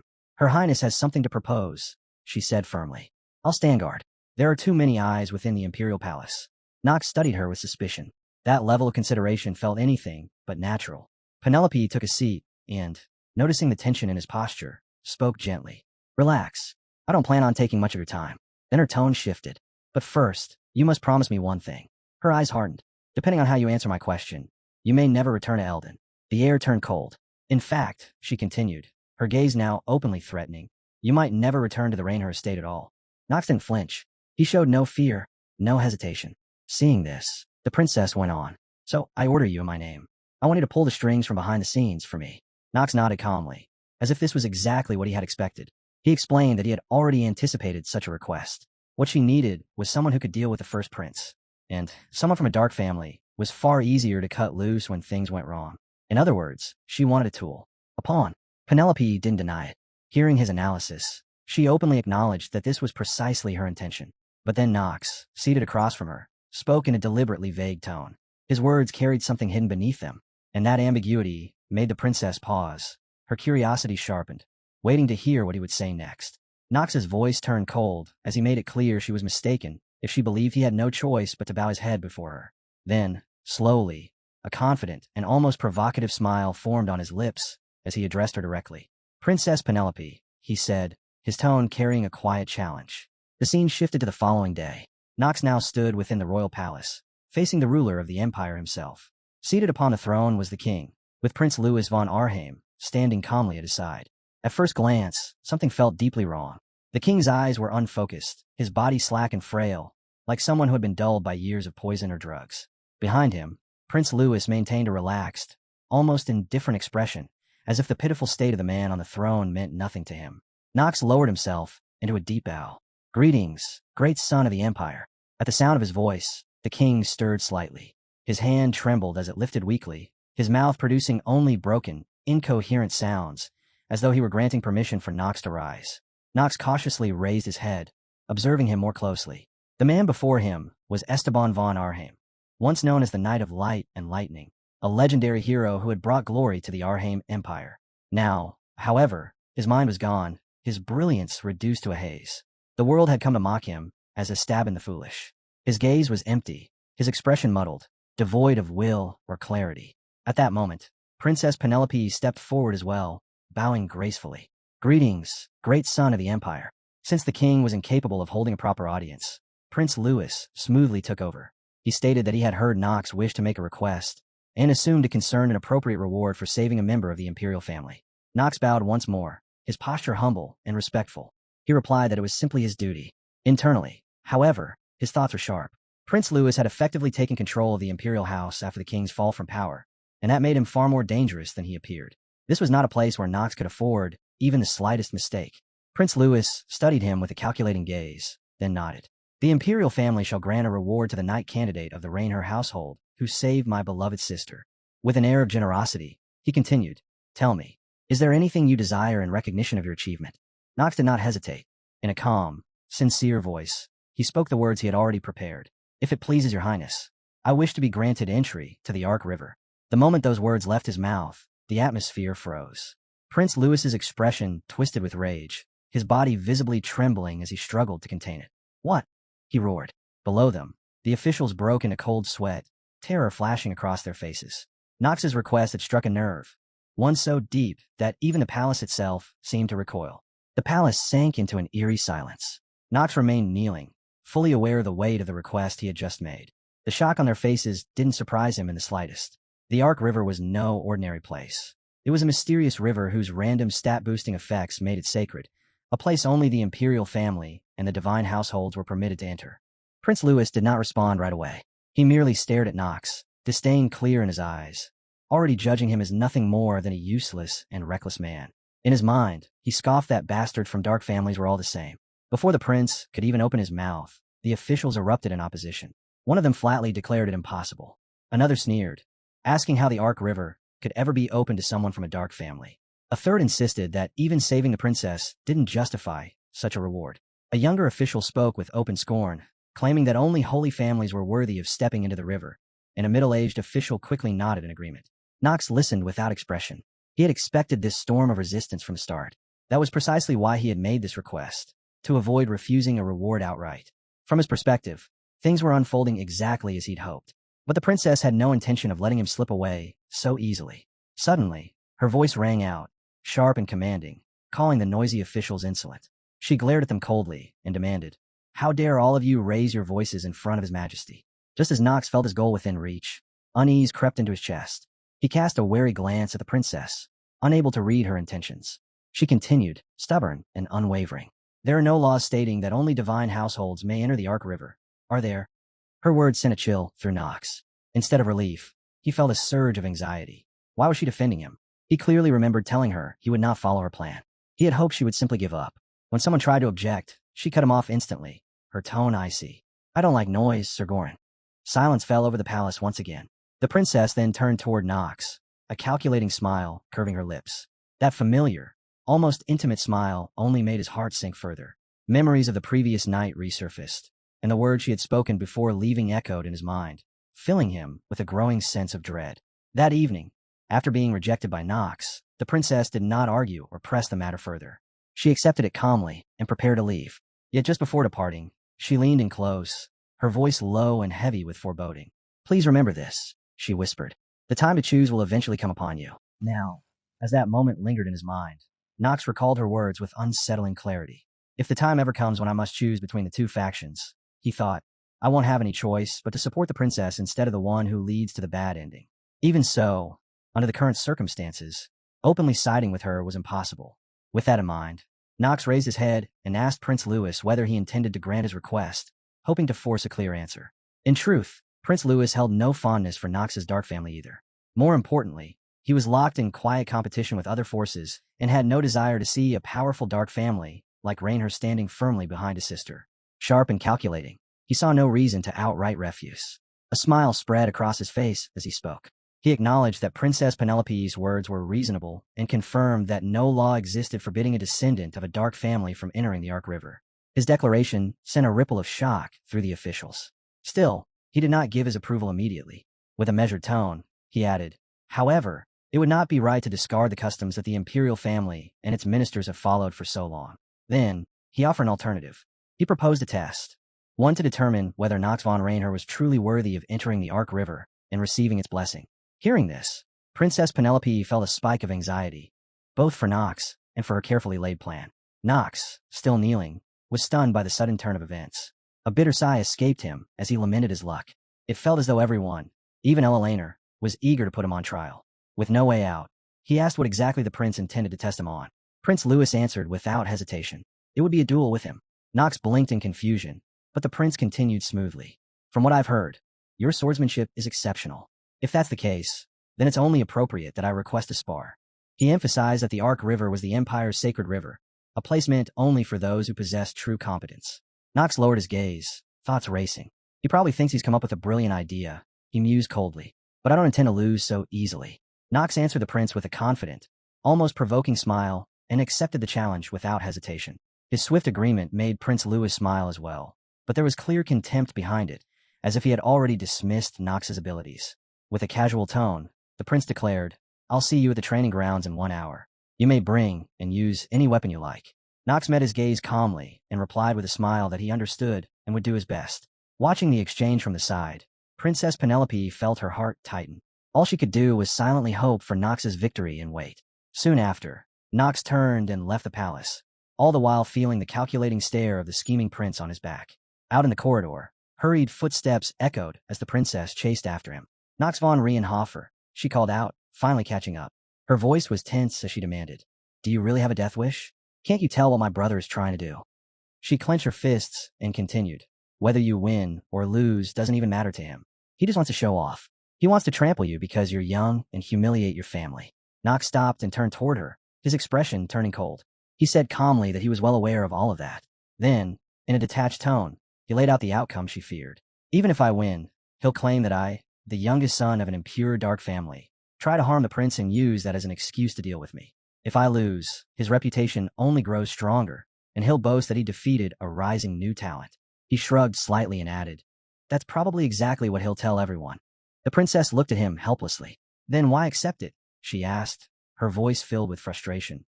When you already know all this? Knox looked at her and asked in return, What if I told you there were other choices? The princess froze, startled by his words, her eyes widening in shock. Knox spread his hand and smiled with quiet confidence. A choice where I win, he said, and don't die. He then looked straight at her and asked softly, If that happens, will you support me, your highness? The princess stood there, stunned, unable to give an answer. Yet one thing was certain. The one who would truly control the upcoming game was not the two royal siblings, but Knox himself. The scene shifted to Prince Louis's residence, where attendants moved busily around him, fastening a finely crafted set of golden armor that required several people to put on properly. Just then, Louis glanced toward a nearby maid and suddenly called out to her, making her flinch in surprise. He asked her who she was, and the maid immediately dropped to her knees, bowing deeply as she answered in a trembling voice that he was the second son of the Empire, Prince Louis von Arkheim. Hearing that, he seemed satisfied. A faint smile appeared as he replied, That's right. I have an unshakable standing within Talon Feather. He spoke as if stating an undeniable truth, asserting that no one dared to look down on him. But the moment Knox's name surfaced in his mind, his expression twisted in irritation. Knox von Reinhofer. He spat, frustration dripping from every syllable. Sensing his mood, the maid hastily tried to flatter him, saying it was nothing the prince needed to concern himself with. He turned toward her slowly, and she stiffened in fear, hurriedly adding, Please don't be worried." That single sentence set him off. His hand lashed out without warning, striking her across the face. "Am I worried?" he snarled. "Do you think I concern myself over some brat from a dark family?" The maid collapsed to the floor, trembling uncontrollably as she begged for forgiveness. After a brief moment, he took a breath and reined in his anger, coldly warning, "All of you had better learn how to act smart around here." Then his gaze sharpened as he turned to his attendants, his voice dropping. "My father, Esteban, the one known as the son of our empire," he asked casually, "how long do you think he has left to live?" The maid, still frozen on the floor, could not answer. Suddenly, Louis burst into laughter, spreading his arms wide as his mood flipped entirely. "The empire, and all its honor, will soon be in my hands," he declared cheerfully. "When that happens, some theatrics like what we saw today will be necessary. You understand what I mean, don't you?" The maid nodded frantically, vowing through sobs that she would never make such a mistake again. He looked back at her calmly and replied, "Of course. That goes without saying." With that, he called for his steward. His tone shifted instantly as he ordered the maid to be dismissed. At his command, the attendants grabbed her and dragged her away while she screamed and pleaded, "Your Highness, please give me one more chance." He turned his head slightly, a chilling smile spreading across his face. "A chance," he repeated softly. "Chances are things given only to people like me. Even if you were born a noble, the blood flowing through you is different from the blood of the imperial family. Don't you agree?" At that moment, the maid realized there was no chance left. Her desperate cries faded as she was dragged away. Meanwhile, Louis muttered to himself, his eyes gleaming like a madman's. "Knox von Rienhofer, no matter how outstanding you are as a rising talent, you can't overturn a match once defeat has already been decided." A cruel grin formed on his lips. "I wonder what kind of face you'll make when you cry." And with that thought, the moment of battle finally arrived. Knox and Louis now stood facing each other in the arena. High above them, the king and Princess Penelope watched from the stands. Louis looked down at Knox with a confident smile, utterly convinced that this fight would end easily in his favor. Knox, on the other hand, remained completely expressionless, his gaze calm and unreadable. With a pleasant tone, the prince spoke first. "Let's do our best in this fight." Yet behind that friendly voice, his true thoughts twisted into something far uglier. "In the end, you'll just play your role in my little show." Knox replied indifferently, offering no emotion in return. The referee then stepped forward and announced that both sides should prepare. The first prince of our empire, Louis von Arkheim, will now begin his duel with Knox von Rienhofer. The signal rang out. In an instant, Louis surged forward, golden lightning wrapping around his body as he closed the distance at terrifying speed. As he charged, contempt filled his mind. "No matter how exceptional you think you are, you can't stand against the imperial family. You're nothing but dark family vermin. In a place where divine families reside, you won't even dare raise your sword against me." Knox did not move. He showed no reaction at all. Just as the prince's radiant strike reached him, Knox calmly drew his sword and blocked the blow with effortless precision. The impact rang through the arena, but Knox didn't even stagger. Louis froze. This was completely outside his expectations. Sweat began to form on his face as his confident smile vanished. Unable to overwhelm him, the prince lashed out with words instead. "Bastard," he snarled. "How dare you raise your sword against a member of the imperial family?" Knox answered by acting. He swung his sword cleanly, sending Louis flying backward across the arena. The prince slammed into the ground, humiliation burning into his pride. He clenched his teeth in fury, his face twisting with rage. Knox, meanwhile, stood tall and unshaken, his body overflowing with vigor and composure. Calmly, he reminded the prince of his own words. It was Louis who had insisted that Knox fight with all his strength. Now Knox was simply doing exactly that. As he stepped forward, dark mana surged from his body, spreading outward like a living shadow. It stood in stark contrast to the holy light mana surrounding the prince. Knox's presence alone made the air feel heavier. He attacked. The force of Knox's strike drove the prince back once more, his footing collapsing under the pressure. After barely managing to block, Louis's breathing became ragged and uneven. From across the field, he glared at Knox, cursing him silently. "That little bastard. He dared to raise his sword against me." The rage only grew. Against me, the one ranked first in the line of succession. His thoughts spilled over into madness, his face contorting as hatred consumed him. How dare an insect from a dark family challenge my authority? Knox listened to the absurd accusations without so much as a twitch in his expression.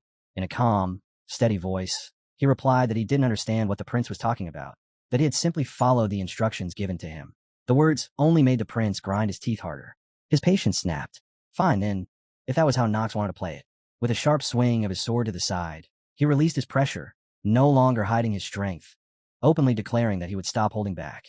In his mind, Nox was nothing more than a brat riding on reputation. No matter how well known he was in Eldine, there was no way he could defeat someone like him, someone raised and trained under the imperial family's finest education. Confidence bloomed into a smug smile, one that even caught the referee's attention. The referee stepped in and reminded them both that the match would end the moment one fell or surrendered. The rules were simple. Nothing more needed to be said. But the prince didn't bother listening. The instant the words left the referee's mouth, he kicked off the ground and surged forward, faster than before. A delighted grin twisted across his face, the kind worn by someone who lived for battle. Golden lightning crackled around his body as his sword flashed toward Nox. Nox didn't meet it head-on. Instead, he shifted slightly, letting the blow graze past while reducing its force. Steel clashed, and in that brief moment, Nox calmly assessed his opponent. He might be someone who led to a bad ending, but his actual combat ability wasn't all that impressive.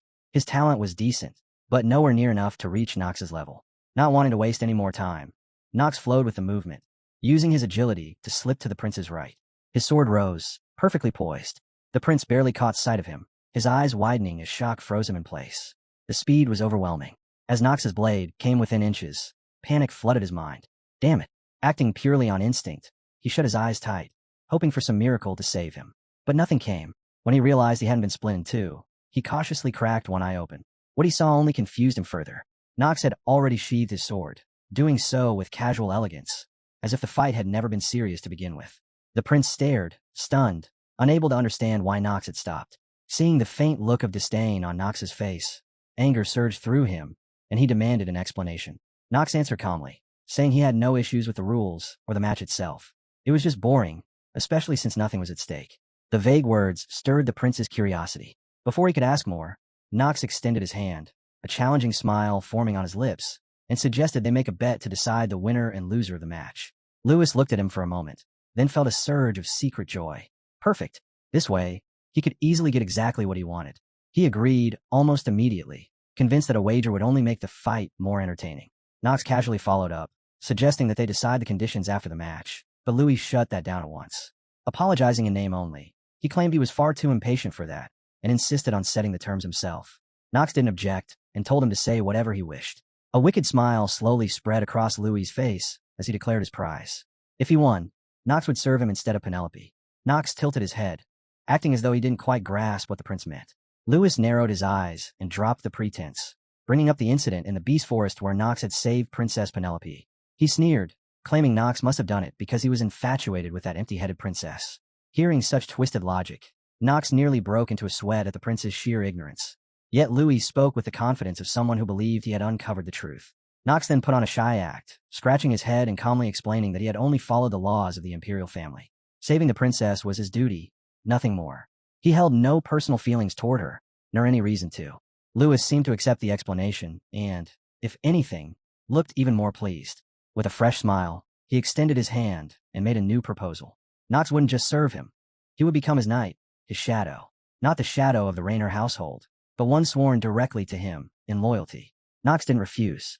He agreed that if the prince won, he would accept those demands. Inside, Louis was already plotting, delighted at the thought of shifting blame to Eldine, the Raynor household, and even Penelope herself if he happened to get injured. From the stands, Princess Penelope watched the exchange with growing anxiety. The idea of Nox serving this brother filled her with dread about what her future might hold. Meanwhile, Louis charged straight toward Nox, pride blazing in his eyes as he sought a decisive victory. He had learned nothing from their earlier clash. Laughing mockingly, he told Nox to curse his own foolishness for failing to realize that this match had been decided from the very beginning. As Nox observed the incoming strike, wrapped in dense holy light mana, he murmured to himself that his blade couldn't possibly extinguish that light. With holy light protecting Louis, there was no way to harm him directly. Then, all at once, something stirred within him. A strange sense of joy welled up, and a mysterious smile curved his lips. A sudden announcement appeared before his eyes, declaring that his artifact, the Great Sage, the high-level orb with an unknown owner, was beginning to glow. The system followed up immediately, demanding that Nox state the orb's true owner to activate it, and warning him that he would be given only a single chance. After reading through all the information, Nox couldn't hide his satisfaction. A faint smile curved his lips, though a trace of concern still lingered in his eyes. They'll definitely be shocked by how I figured out the orb's owner, he thought, but that doesn't matter. Surviving comes first. Across from him, Prince Louis continued his relentless assault, sword flashing again and again. Yet every strike was cleanly avoided, as if Nox had already seen them coming. In the middle of the exchange, Nox suddenly closed his eyes. There really is only one way to break that ridiculous armor, he concluded. And with that decision made, he chose to use the sacred orb. The next instant, Nox opened his eyes and smiled with quiet triumph. Raising his voice so everyone could hear, he declared, "The owner of the orb is Asterd von Alawud." At once, the orb hidden within his sleeve began to shine brilliantly. The moment Nox spoke the name, the system responded, confirming it as correct. A clear announcement rang out in his mind. "Nox von Reinhofer. The orb shall remember you as its second owner. Your mana is temporarily increasing at a rapid rate." The radiant golden glow was quickly swallowed by dense, surging dark mana.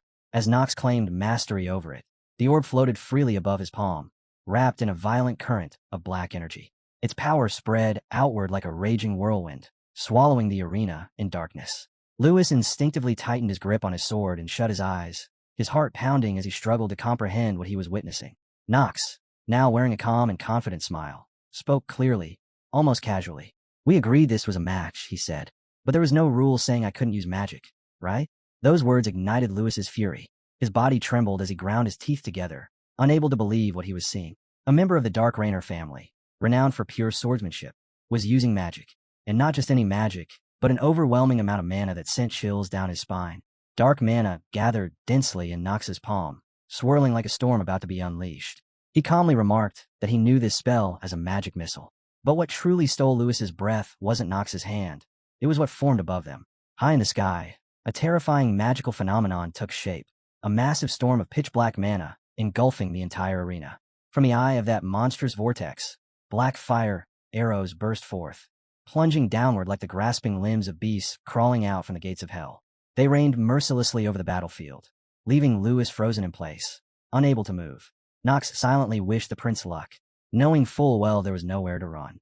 With a cold, malevolent smile, he watched as devastation closed in. In the next moment, every arrow descended at once, locking onto Lewis and crashing down with terrifying force, each one striking with the crushing weight of 1,000 pounds. Louis moved desperately, narrowly dodging the rain of arrows.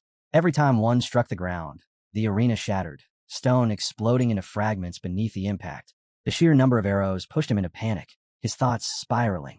Something feels wrong. This isn't normal, he realized as unease crept up his spine. He swung his sword, barely managing to deflect one of the incoming spells. But in that instant of focus, he failed to notice another arrow screaming toward him from behind. It pierced straight through his back. Cracks spread violently across his once solid armor, and Lewis let out a cry of pain as the force tore into him. Confusion flooded his mind. Nox, the youngest of the Rain Harbor clan, he thought frantically. The sole sword maestro among the three eminent dark families. The youngest ever to receive the Sword Emperor title, raised directly under Theo's tutelage. His thoughts raced as a terrifying possibility surfaced. Did Theo teach him magic? He rejected it almost immediately. No, impossible. Teaching magic to minors was a strict taboo. No family on the continent, no matter how powerful, would dare violate imperial law. Even if his authority had weakened, he was still a royal prince. A house like Rain Harbor would never risk annihilation by secretly instructing their youngest in magic. That meant one thing. The source of the power crushing him was something else entirely, and that realization only deepened his unease. By now, Lewis's body was battered and broken under the relentless magical assault. After the barrage finally eased, he forced himself to steady his breathing. Blood spilled from his mouth as he spat to the side, lifting his head to glare suspiciously at Nox. Nox, in stark contrast, looked completely at ease. He stood calmly in place, almost relaxed, as spell after spell formed effortlessly around him, all fueled by the seemingly bottomless mana pouring from the orb. A faint, taunting smile lingered on his face as he watched Lewis struggle. "I know what you're thinking," Nox said casually, as if reading his mind. "And no, you're wrong." He clenched his fist, dark mana tightening around it. "There were no shortcuts," he continued evenly. "At least not compared to all that armor you're hiding behind." As he spoke, sharp magical crystals shot forward under his control, streaking straight toward Lewis. Enraged by the mockery, Lewis roared, "How dare a good-for-nothing from a dark family ridicule me?" Nox's expression didn't change. He simply asked, "And who do you think started this?" Lewis faltered, still failing to grasp what Nox was implying. Nox's smirk widened. "You wanted to mock the dark families," he said coolly. "You wanted to deny everything I've achieved. That's why you asked for this sparring match, wasn't it?" He paused, letting the words sink in, then continued with a calm, almost polite tone. "So really, I should thank you. You worked very hard to start a fight where you were overwhelmingly disadvantaged. And just like that, the pride of the imperial family crumbled because of his own foolish choice. From the stands, Princess Penelope and Echidna watched in tense silence, both clearly disturbed by how far Nox was pushing things. To many onlookers, Nox no longer looked brave or confident. He looked like a genuine lunatic for daring to treat a prince this way. Lewis, struck by the weight of the criticism and the stares around him, froze for several seconds. The realization of his mistake finally sank in. Then, true to his nature, rage overtook him. His brow twitched violently as his expression twisted in fury. Without warning, he reached into his belongings and pulled out a blue, square-shaped magical item. The moment he activated it, a barrier sprang to life, enclosing only Nox and himself. Instantly, the noise of the arena vanished. The audience could no longer hear them, and they could no longer hear the crowd. Once the silence settled, Lewis spoke, his voice dripping with murderous intent. "Do you really believe you'll survive after humiliating me like this?" He had no intention of letting the crowd hear what he was about to say, nor did he want to suffer any further disgrace in public.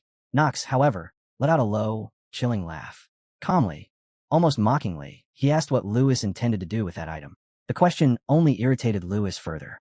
In his mind, Nox had no right to question him, and he had no intention of explaining anything. Overwhelmed by shame and fury, Lewis burst into a manic laugh. He claimed he had heard rumors that Nox was a madman, but never imagined he would dare defy him to this extent. Then he made his threat clear. Once this sparring match ended, every Imperial Knight would be ordered to kill Nox. Nox had expected him to hold back a little longer, but Lewis was revealing his true colors far sooner than anticipated. Seeing this, Nox decided there was no longer any reason to hide it. With a smirk, he openly doubted Lewis's ability to carry out such threats. In truth, Nox had foreseen this outcome from the very beginning and had already prepared for it. He was certain Lewis lacked the means to kill him here and now, because Nox was not without protection. A sinister smile crept onto his face as he reached into his cloak and pulled out a crystal ball that looked as if it had been carved from solid ice. Holding it up, he spoke calmly, as though addressing someone nearby. "Dean," Nox said lightly, "are you really going to let your cute student die in a place like this?" The person he was calling out to was none other than one of the 4 wise men of the continent and the Academy's dean, Noah von Trinity. The moment the icy crystal revealed itself, a freezing wind swept through the barrier like a sudden whirlwind. Then, from within the crystal, a relaxed voice echoed out. "Wow," the voice said lazily. "What's going on here?" Nox casually waved the communicator right in front of Lewis's eyes. The voice echoing from the crystal belonged to Noah von Trinity, the frozen witch. In other words, one of the most powerful figures within the Academy, a terrifying existence capable of reducing the entire castle to rubble if she so desired. Nox had understood that from the very beginning. He knew he was walking on dangerous ground, and this moment was the result of that gamble. Lewis stared in sheer terror, his eyes gleaming with frantic desperation. "Impossible. No. Noah von Trinity. How?"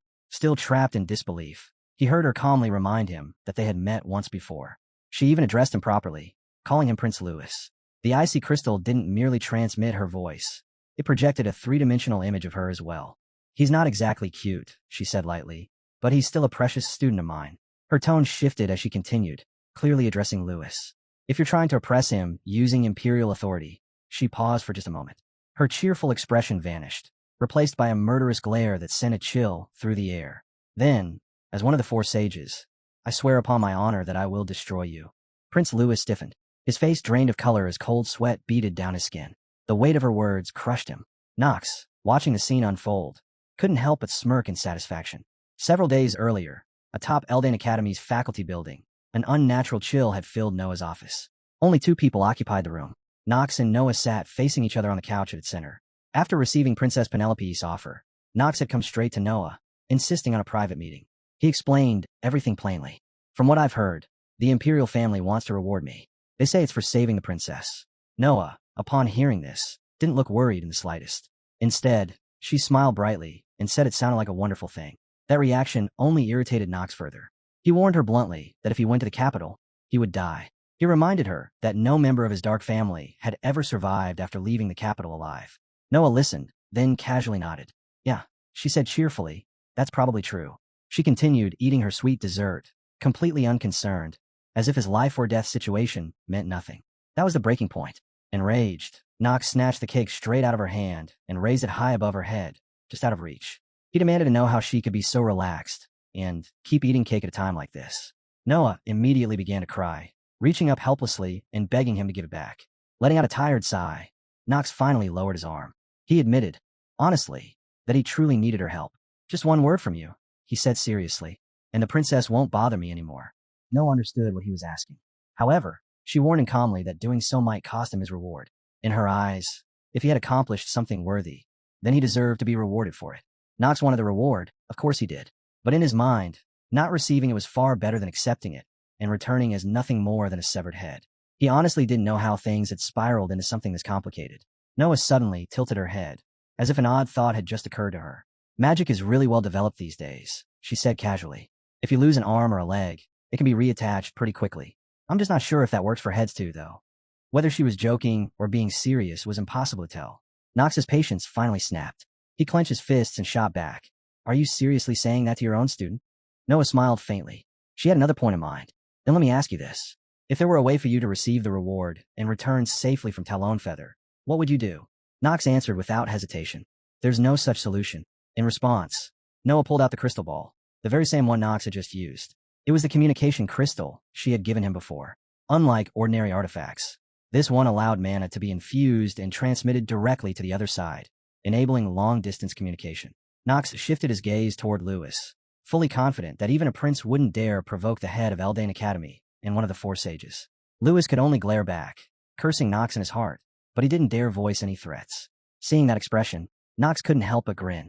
She's rarely useful, he thought, but right now she's doing a perfect job. Noah's voice echoed through the crystal again, warning him that she could hear everything he was thinking and telling him to tone it down. Then, with a calculating look, she added that if she chose not to help him, then everything bad that followed would be entirely his responsibility. Intimidated, Knox reluctantly looked away and admitted the truth. He needed her help. By now, Prince Louis was completely worn down. His armor was cracked and dented, his body barely holding together after the battle. Swallowing his pride, he spoke again, his tone respectful and stripped of arrogance. Dean Noah, this was a misunderstanding. If I had known he was a precious student of yours, I would never have acted this way. Noah's expression turned icy. She immediately corrected him, her gaze terrifying. Don't act like we're familiar.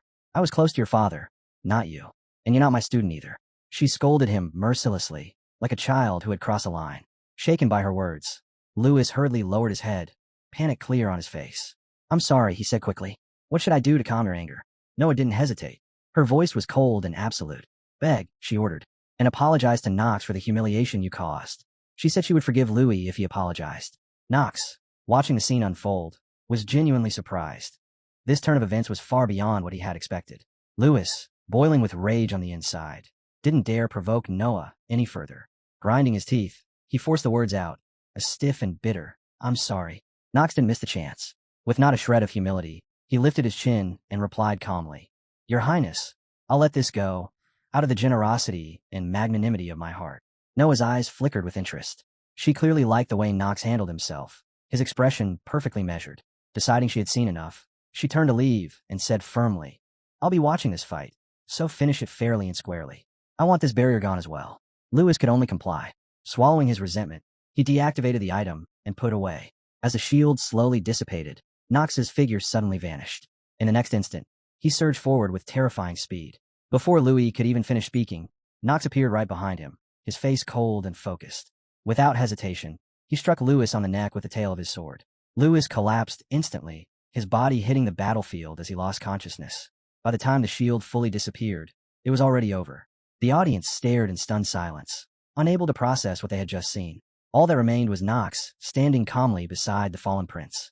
A few heartbeats later, the stands erupted into chaos.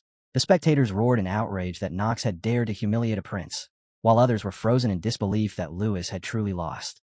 Princess Penelope watched with trembling eyes, her voice shaking as she whispered that Knox had actually defeated Prince Louis, a fully equipped member of the royal family. She couldn't understand how such a thing was even possible.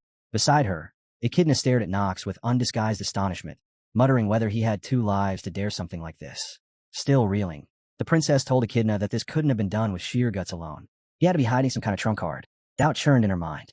The authority of a dark family influencing even the Archime Empire? That was impossible, which meant Knox was relying on something else entirely. As the image of a powerful woman surfaced in her thoughts, she felt certain she was getting close to the truth. Clenching her resolve, she told Echidna that she would have Knox at any cost. And despite her hatred, Echidna had to admit it. After witnessing that overwhelming display, Knox von Rienhofer's abilities were undeniably real. Back in the forest, and later during the admission ceremony, Nox had already shown his superior abilities in front of everyone present, and no one could deny that fact. And now, after this fight, one thing had become absolutely clear. He had no intention of siding with Prince Louis. Hearing this piece of good news, the princess allowed herself a gentle smile, but it vanished just as quickly. Turning to Echidna with a grave expression, she urged that they needed to act immediately. Seeing the seriousness in her eyes, Echidna felt an uneasy tension creep in and asked what the princess was thinking. With a mysterious glint, the princess leaned closer and whispered her plan into Echidna's ear. By the time she finished, Echidna's eyes widened in shock, and she asked hesitantly if the princess was truly certain she wanted to go that far. Meanwhile, chaos erupted below. Royal servants and soldiers rushed into the arena in a panic, surrounding Prince Louis after Nox had knocked him unconscious. The captain barked orders, demanding they move the prince to the infirmary at once and ensure he suffered no lasting aftereffects. On the servant side, the head butler sternly warned the maids that they were forbidden to speak a single word about what they had witnessed today. As voices rang out, calling desperately for the prince to wake up, Princess Penelope remained seated in the grandstand, watching everything unfold with a calm, satisfied, and calculating smile. As for Nox, he quietly slipped away from the crowd, careful to avoid unnecessary trouble while soldiers and servants swarmed below the stage, repeatedly shouting, "Prince Louis." When night finally fell at the residence where he was staying, Nox sat on his bed, lost in thought. He pressed a hand to his forehead and let out a long sigh, thinking about how close he had come to serious trouble. Recalling the duel, he clicked his tongue inwardly. The prince really is a complete lunatic, and that's probably why he's a bad ending maker in the first place. Pushing thoughts of the deranged Louis aside, Nox turned his attention to the item he had successfully activated. He reached for the magic orb, feeling a quiet sense of satisfaction as he held it. This really is her item. It's incredibly useful, not just for the early stages, but even moving into the middle and later parts as well. As strong magic pulsed from the orb, Nox admitted to himself that dealing with the prince had been far easier because of it. Letting out another sigh, he reminded himself that he'd be foolish to ever expect this kind of luck again. Just then, the silence was broken. Someone knocked on his door. The instant the sound reached his ears, Nox's body tensed, his senses snapping to full alert. He cursed quietly under his breath. That prince, don't tell me he's already here for revenge. The thought alone irritated him. Being disturbed during his rest put him in a foul mood, and without hesitation, he grabbed his sword and strode toward the door. Standing just behind it, he raised his voice and demanded to know who was outside. Echidna answered first, calmly stating that the princess wished to meet him alone. Nox froze. Hearing Echidna's voice startled him far more than he expected. He had been convinced it was that deranged prince outside. For a moment, he simply stood there, then asked hesitantly if they truly meant now. Echidna replied without hesitation that yes. It had to be immediately. A sense of unease crept over him. Still, avoiding them would only invite more trouble. After a brief pause, he opened the door and allowed them inside. The princess faced him in silence. Then, without a word, she brushed past him with an almost arrogant air, leaving Nox momentarily confused by her behavior. Echidna, on the other hand, didn't follow. She remained standing near the entrance. Growing impatient, Nox finally spoke, asking why the princess had come. If this was about interrogating him over his fight with Prince Louis, then that matter was already settled. In response, the princess removed her hood and smiled. Sharp, calculating, and unsettling.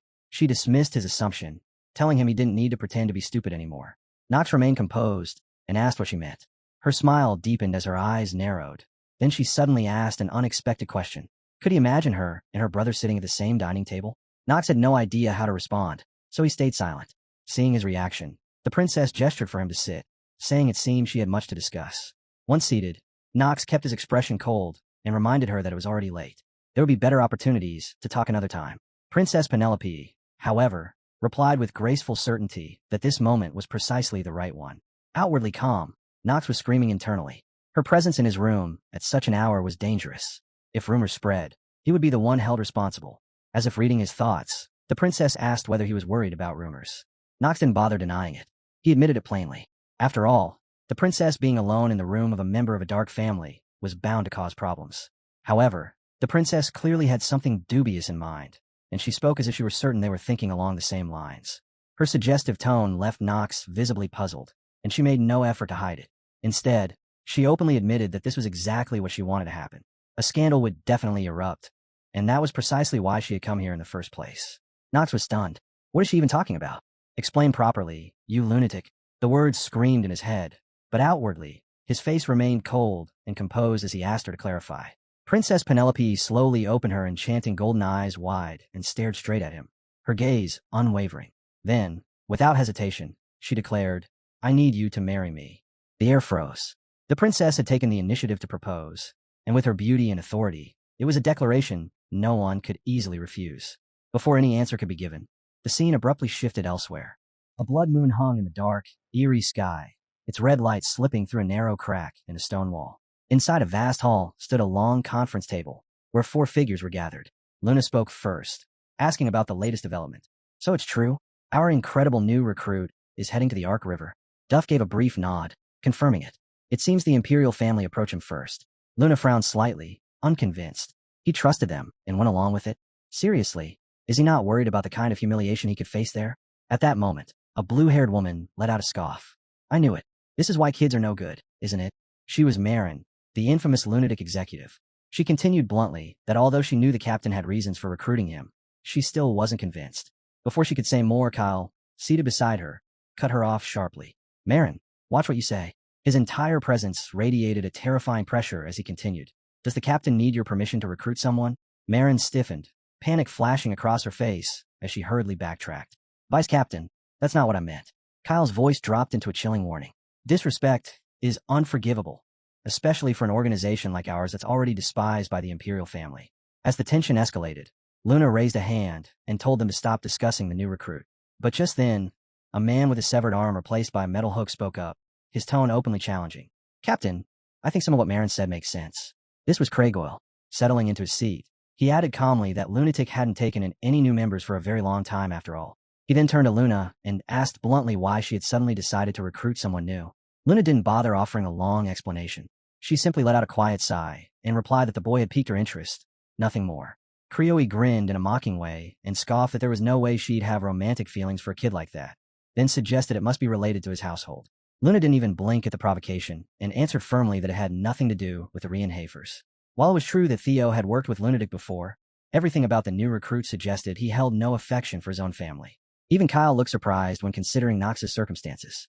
Marin broke the brief silence by suggesting they investigate him more thoroughly. There had to be a reason the Reinhafers were trying to support a criminal organization, and she thought they needed to find out.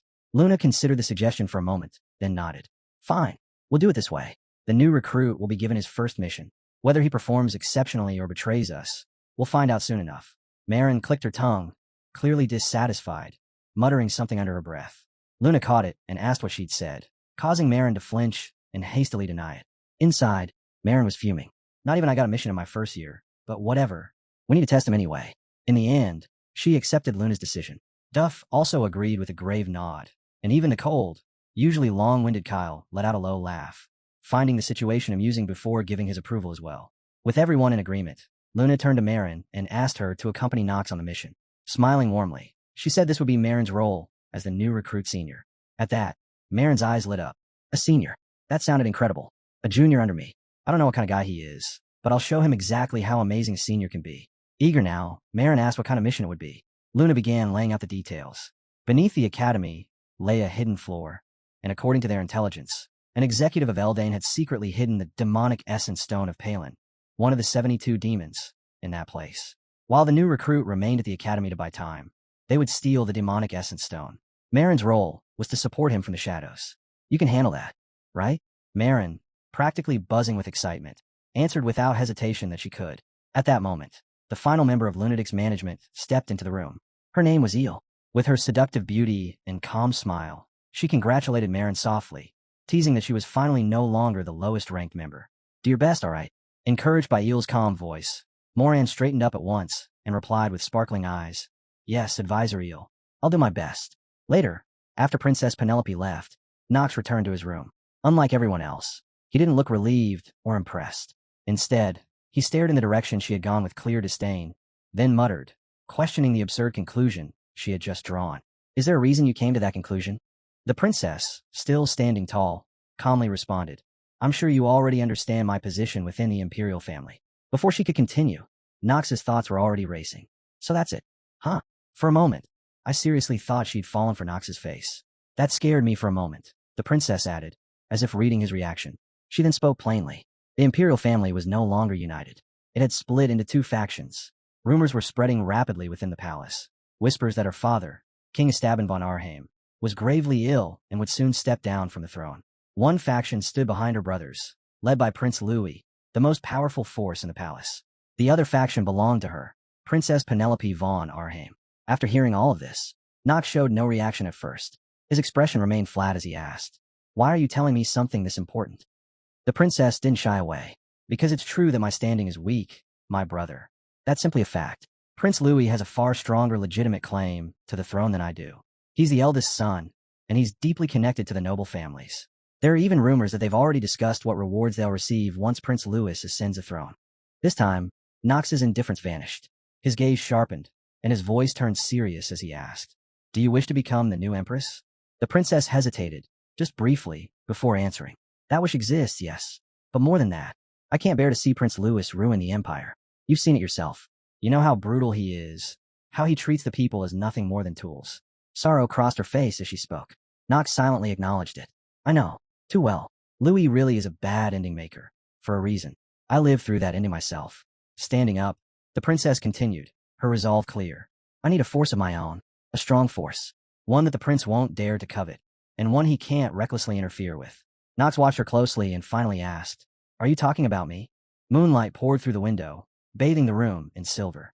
Under that light, Princess Penelope met his eyes and gave a quiet, unwavering confirmation. Yes, it was Knox. Hearing this, Knox immediately drew a line in his heart. "This won't benefit me at all if I get dragged into the princess's affairs. I need to stay away from this." He quickly shook his head and said, "Princess, I'm sorry." Before he could even finish, she cut him off without hesitation. "If you're going to say you're not strong enough, or bring up those marriage talks with the Still Reiner family, then I don't think that a good answer." Her words struck him directly. Knox's calm expression finally cracked, and he felt a chill creep up his spine. "So she's already decided. Is there really no way for me to avoid this?" With worry creeping into his voice, he asked, "But are you really fine with choosing me? My reputation isn't exactly good, even if I do have some ability." That was exactly what she had been waiting for. Without the slightest pause, the princess turned around with a bright, confident smile. "Then listen carefully. This is our plan from now on." She looked straight at him. "You saved me in the nameless forest, didn't you?" Knox lifted his head, feeling like he was being steadily cornered, and nodded. It was true. Suddenly, she stepped closer and gently took his hand. "Even though you're from a dark family," she said softly, "you still risked yourself to save me." The moment her hand touched his, Knox's nerves went on full alert. A bad premonition crawled up his spine. If she didn't let go. Instead, she held on firmly, as if sealing the situation in place. Then she leaned in even closer. Her face, her presence, her warmth, everything was suddenly far too close. With a playful smile, she whispered, "So what do you think sounds better? That you fell in love with me first, or that I fell in love with you?" Knox's mind went completely blank. "Holy shit. Princess," he blurted out, panic flashing in his eyes. "Are you serious right now?" This time, she showed no restraint at all. Holding both of his hands, she answered calmly, "Anything can happen in this world." Her eyes gleamed.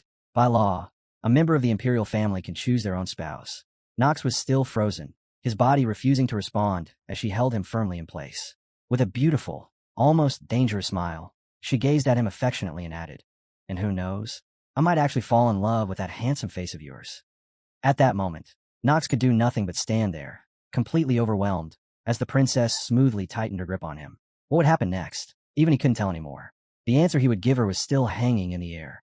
A few days later, night settled quietly over the academy dormitory, moonlight spilling through the windows and bathing the halls in pale silver.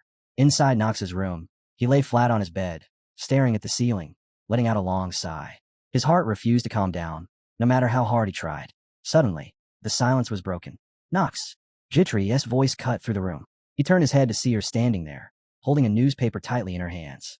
Her expression was a mix of worry and suspicion as she stared straight at him. Without any warm-up, she demanded an explanation. She raised the paper, and right there on the front page was the most sensational headline shaking aristocratic society. "Princess Penelope falls in love at first sight with a knight." The article went on to describe the man who had once opposed her, the same man who had also saved her life. It spoke at length about Princess Penelope, who had already been dragged through countless scandals, and how she had now made a shocking declaration. According to the report, she intended to marry the youngest son of the Rainer household, Knox von Rainer, her classmate at Eldon Academy. At the bottom of the page was a picture of Knox himself, captured at just the wrong angle. He looked confident, handsome, and annoyingly arrogant. As Jitri read out the contents with a tense voice, Knox could only force a weak smile and let out another sigh. So it finally spread for real, he muttered. He added dryly that the princess truly had a talent for getting whatever she wanted. Jitri didn't smile back. Her face remained serious as she spoke, saying she had heard all kinds of rumors before, but never imagined things would turn out like this. None of it made sense to her. Knox sat up slowly, his expression turning heavy. It actually makes perfect sense, he said. I'm being used. Jitri froze. Used? He nodded. This is because of the imperial family's succession war. Her eyes widened at the words. Knox continued calmly, explaining that Princess Penelope had her own reason to stop Prince Louis from ascending the throne. She intended to seize it herself, and choosing Knox as her spouse was part of that plan. As she listened, Jitri slowly began piecing everything together. She remembered the rumors about Prince Louis gathering forces and allies one after another. Still, something bothered her. The Rayner household was a dark family. She never expected the princess to involve someone like Knox. Hesitating, she shared her thoughts. Knox didn't deny it. Exactly, he said. That's precisely why she chose me. That answer only left Jitri more confused than before. Knox's face twisted slightly as humiliation flickered through his eyes, memories of the princess's words resurfacing. It's because I'm a convenient, trouble-free pawn. Jitri's awkward expression said everything. She finally understood. Knox wasn't being praised or cherished. He was being skillfully cornered and exploited, all while wearing the mask of a romantic scandal. Knox finally snapped. Fury surged through him as he roughly ruffled his hair and cursed under his breath. That damn princess. She's using me because she knows my family has already abandoned me. Anger twisted his face, but no matter how bitter he felt, there was nothing he could actually do to her. Then, all at once, he froze. Knox straightened, his expression sharpening as realization struck. He reached for his sword and rose to his feet, the sudden movement startling Jitri. Without a word, he walked toward the window and raised a finger, signaling her to stay quiet. Slowly, carefully, he peered outside, his senses fully alert, wondering who would dare approach him at such an hour. That was when he saw it. High above, the moon had turned blood red, bathing the night sky in an eerie crimson glow. Across from the dormitory, on the rooftop of another building, a dark figure stood silently, watching. Knox's eyes widened the instant he recognized who it was. The next moment, he turned back into the room, and the caution on his face vanished completely. In its place was pure excitement. A wild, almost crazed smile spread across his lips. So it's starting. He knew this moment. According to the plot he remembered, this was it. His first mission from the organization. Just as Luna had told him, this would be his first assignment as an official member. To complete it, he was supposed to contact the support agent station at the Academy Library. And now, his partner had finally appeared. Marin. The realization sent a thrill through his veins. Behind him, Jitri was still completely lost, concern written all over her face. She cautiously approached the window to see what had caught his attention.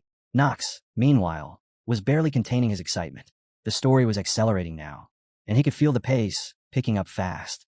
Across the way, Marin remained on the rooftop, carefully concealing her presence, completely unaware that Knox had already spotted her. She raised her binoculars and observed him for a while before quietly admitting to herself that he really was handsome, just like the rumor said. Still, she wasn't impressed by looks alone. To her, he seemed like nothing more than a frail kid. He looks too sickly to be acknowledged by Miss Luna, she thought coldly. Then, a dangerous smile curved her lips. It can't be helped, she murmured. I'll just have to confirm it myself. Whether he's worthy of becoming the new face of Lunatic. The scene shifted.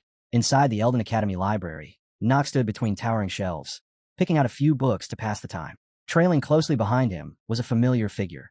Echidna, known for her unwavering loyalty to Princess Penelope. Strangely enough, she was acting like a servant, arms full as she carried every book Knox selected without complaint.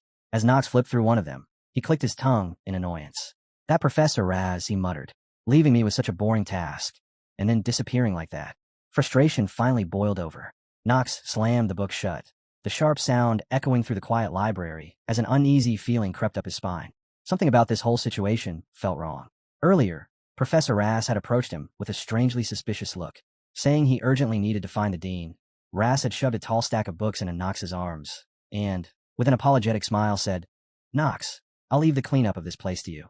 Then he had vanished without another word, leaving Knox standing there, irritated and thoroughly displeased.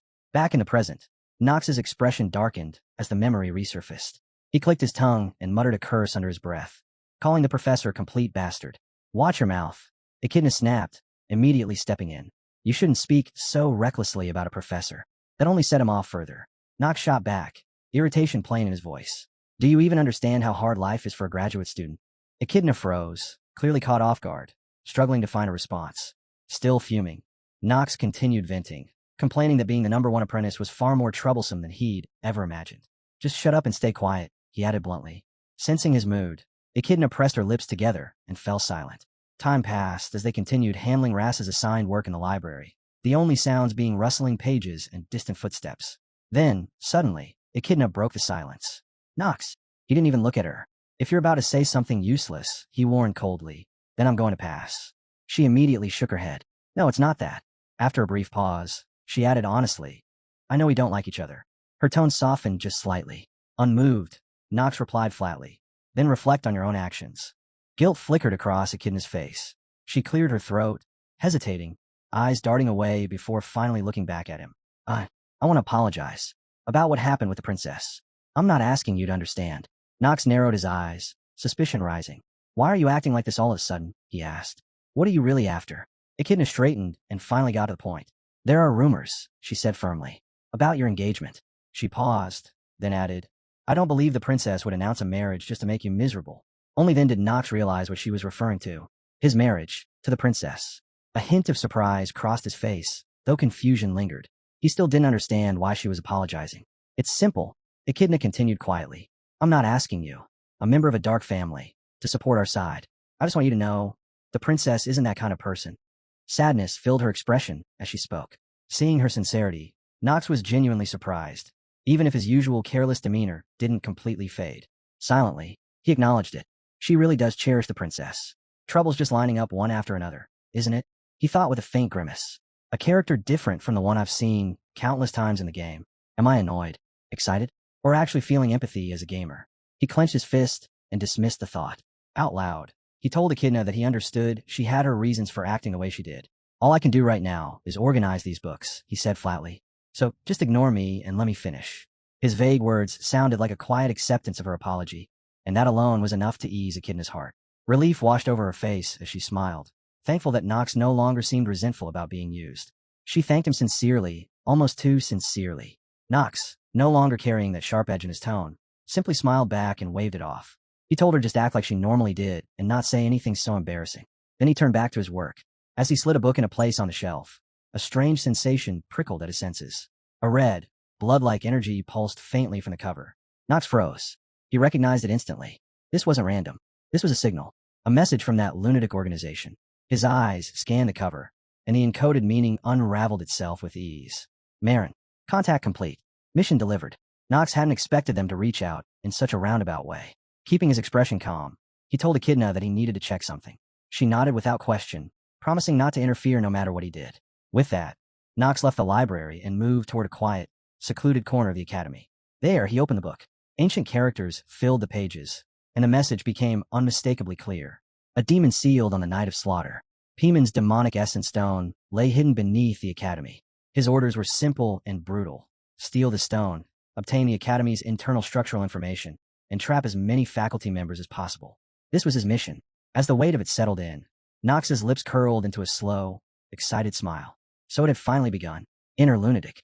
This was the first episode of Knox in this hellish game. The scene shifted to the academy dormitory. Emma, Talia's maid, stood behind her mistress with worry written all over her face.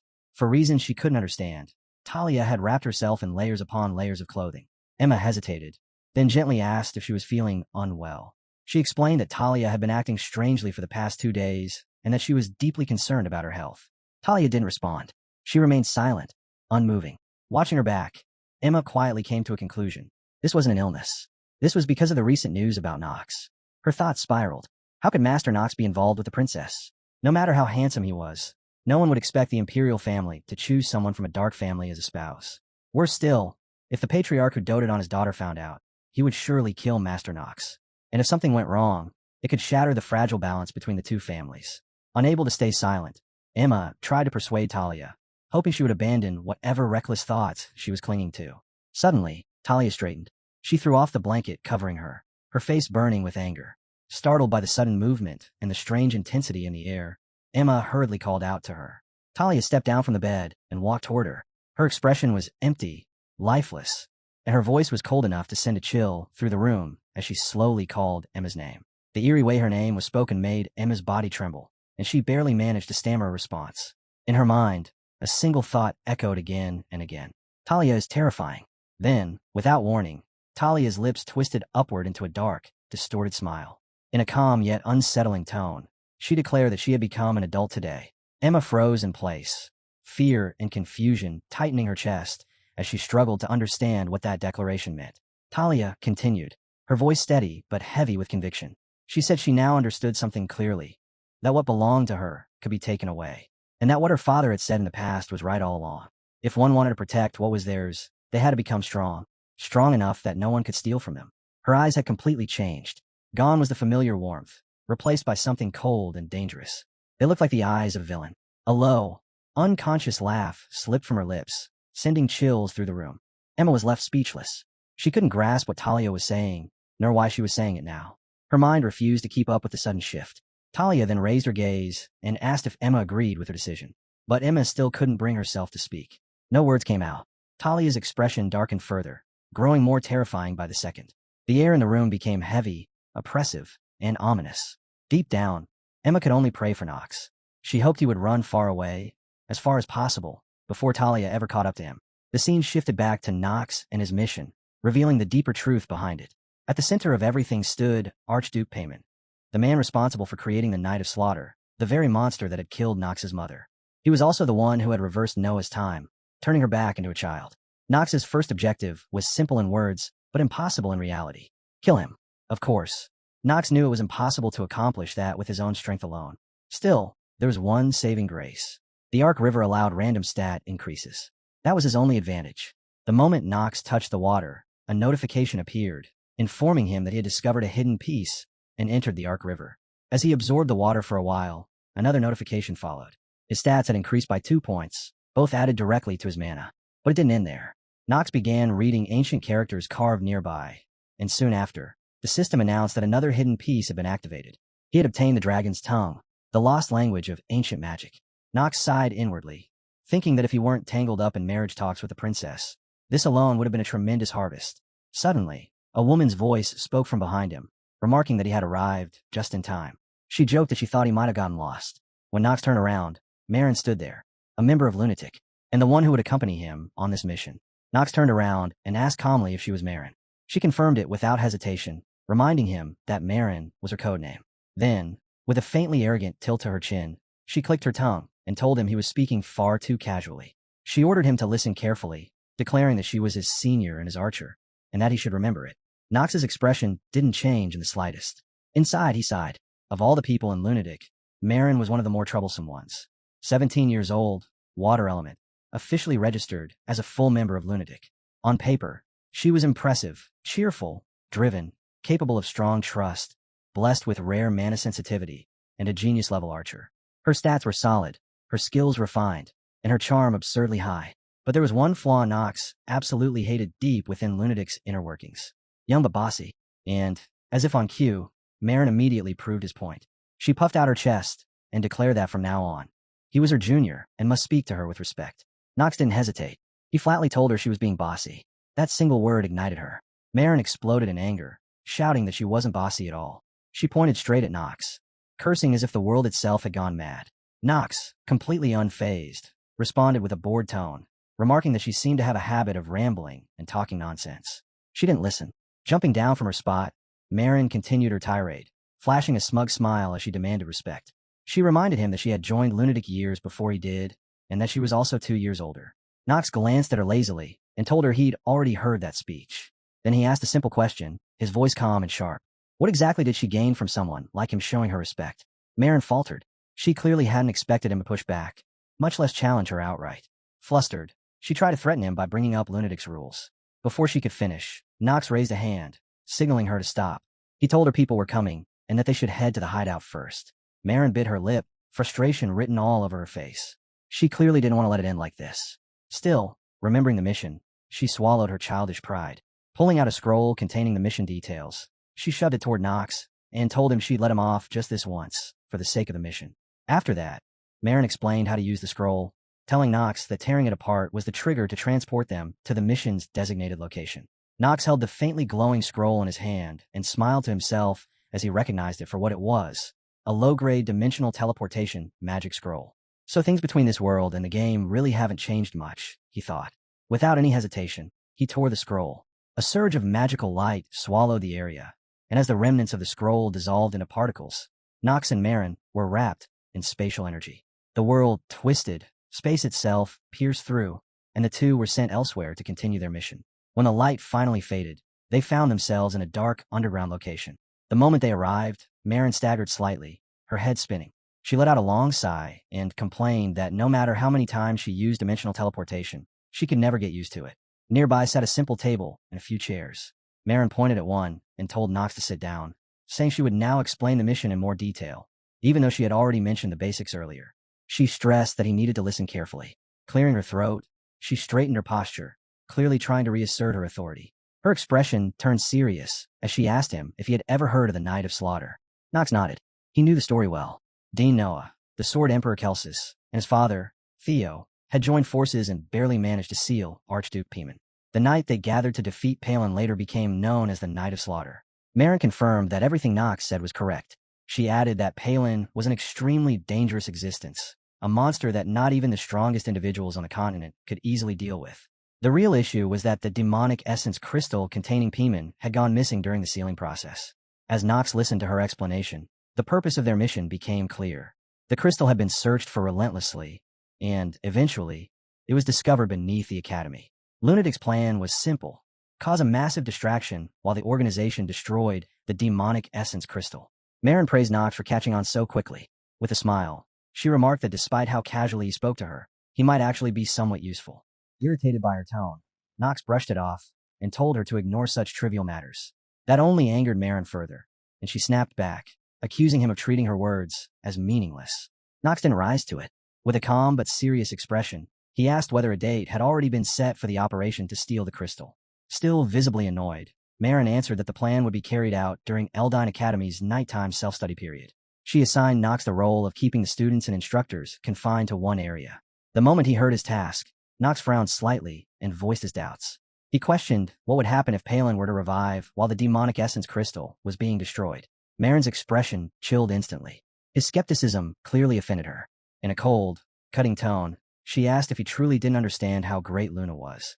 She declared that Luna was the youngest of the 3 Sword Emperors, the savior of this rotten continent. With absolute confidence, Marin insisted that Nox's worries were meaningless and that nothing could possibly go wrong. When she finished speaking, she smiled smugly, clearly satisfied with herself. Nox, exhausted by her arrogance, thought to himself that it would be nice if things really went the way Marin believed. But he knew better. There was no chance it would unfold so cleanly. His mind replayed the story he remembered. This was the episode where Palin revived. Even if Palin wasn't at full power, a single mistake would be enough to completely destroy the Academy and everything surrounding it. This was the opening chapter of the main arc known as the Night of Labyrinth and Slaughter, which meant Nox had no choice. He had to play both roles at once, the protagonist and the villain. Only then could the other characters survive. He repeated the reminder to himself again and again. Stay cautious. Stay focused. This mission couldn't afford even one misstep. After a brief silence, Nox finally spoke up. He said he wanted to hear the plan in more detail. The scene shifted. A gloomy, dust-filled underground chamber came into view, its walls choked by thick tree roots and hanging spiderwebs. Slowly, a figure stepped into the center of the chamber. At that moment, a flash of light burst forth. A magical orb hovered in the air, its surface reflecting a blurry image of someone hidden behind layers of distortion. The figure standing before it was Rick, Eleanor's servant. His presence carried unmistakable malice. Speaking toward the orb, Rick calmly reported that all preparations were complete. He addressed the one on the other side as Archduke and urged him to raise everything on the continent to the ground, just as he had done in the past. Suddenly, the magical orb began to emit a dense, dark aura. The darkness twisted and shaped itself into the outline of a demonic face. A sinister voice echoed through the chamber, praising Rick. It remarked that while a complete revival would be difficult because of those cursed rats, this much power would be more than enough. The demon recognized the man standing before him. Rick. Hearing his name remembered, Rick's face filled with reverence and delight. From within the orb, a terrifying demonic eye opened, staring straight through him. The demon promised that if everything succeeded, Rick would no longer remain a mere demonic human. He would become a true demon. The demon quietly hopes Rick won't disappoint him. The moment he hears that he will soon become a true demon, Rick's expression twists into something dark and terrifying. A chilling smile spreads across his face, filled with excitement for the sins and bloodshed he's about to commit. The scene shifts back to Knox, now trapped inside a lecture hall and surrounded by female students on all sides. He stiffens, completely at a loss for how to deal with the situation unfolding in front of him. Behind him, Ella Laner stands with her arms crossed, looking down at him with clear disdain. No one is quite sure how the conversation reached this point, but Princess Penelope and Talia now stand face to face. The air grows heavy, almost suffocating, as the two rivals confront each other. Penelope's expression remains calm and composed, as if the situation doesn't affect her in the slightest. In contrast, Talia's face darkens, her usual bright and innocent smile completely gone. Penelope speaks first. She apologizes to Talia for taking her fiancé and gently says she hopes Talia can understand. Yet there is no sincerity in her words. A confident smile curves her lips as she adds, "Humans can't just control their emotions whenever they want." Instead of easing the tension, her words pour oil on the fire. Standing nearby, Knox begins to sweat. He hurriedly warns the princess to be careful, then turns toward Talia, calling her name when he realizes she hasn't said a single word. Then it happens. Talia suddenly bursts into wild, maniacal laughter, as if the beast sleeping deep inside her has finally awakened. The sound sends chills through the room. Her savage expression and unrestrained laughter make Knox's blood run cold. His entire body trembles as he curses under his breath, realizing his mistake. He completely forgot to consider how Talia would react to all this. Her face is no longer gloomy. It is terrifying. Her red eyes glow with murderous intent as they lock onto the woman trying to steal her husband. Caught between the two women, Knox feels utterly powerless, unsure of what move he can even make. He lets out a quiet sigh, grumbling to himself. How did things end up like this? Just then, the tense silence is shattered by the chatter of other students. Someone excitedly asks if anyone has heard the latest news, and a small crowd quickly gathers around the bulletin board. One student talks about the announcement of the top 7 students with the highest scores. Another mentions the new nighttime self-study sessions and how extra points will be awarded later. A frustrated voice complains, "I could have made it if I'd done just a little better." Someone immediately scoffs and replies, "No way. You didn't even make it to the middle." Others nod in agreement, pointing out how the nobles had already claimed all the top spots from the very beginning. A student wearing glasses pushes them up and says bitterly, "Commoners like us can't become one of the top 7, no matter how good our grades are." The others nod along, their complaints spilling out one after another. Nobles only care about their own blood, they say, even while preaching about fairness and justice. Someone scoffs and asks what the difference really is between this place and the outside world. No one answers, because everyone already knows what the higher-ups are thinking. Nearby, a girl lowers her voice and quietly asks the boy beside her who exactly chose the 7 students and what standard were used. The boy shakes his head, saying he doesn't know for sure, but guesses grades played the biggest role.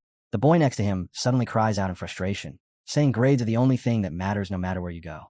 And the most unexpected part of it all is who that person turns out to be. It's Knox. The moment Knox arrives, every pair of eyes in the room turns toward him. When he's not dealing with women, Knox naturally gives off a cold, oppressive aura. The chatter dies instantly, and the entire area sinks into silence. The useless good-for-nothing of the Rayner household. Somehow, as always, people end up talking about Knox. Knox himself doesn't want to draw unnecessary attention. But right now, it can't be helped. What he really needs to focus on is the so-called newbie killer. When it comes to clearing the pawn episode, grades are everything.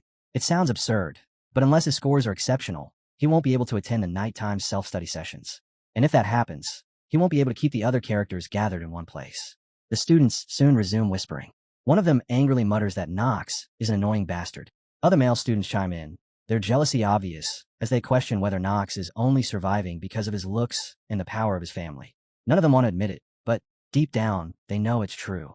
Hearing his friends agree, one student snaps completely and shouts that Knox is the enemy of all men and that no one should take his side. A few nearby students step in, calling him an idiot and asking if he hasn't heard the recent rumors about Knox. One of them leans closer and warns him that Knox has become the princess's spouse, and that provoking him could get him killed. The moment those words sink in, the student's face drains of color.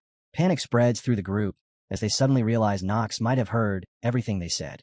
Their fear turns into dread, and their worst fear has already come true. Knox is standing right behind them, having heard every single word. His expression darkens as anger surges through him. In his eyes, those guys are nothing but scumbags. Yet Knox decides not to care about the gossip.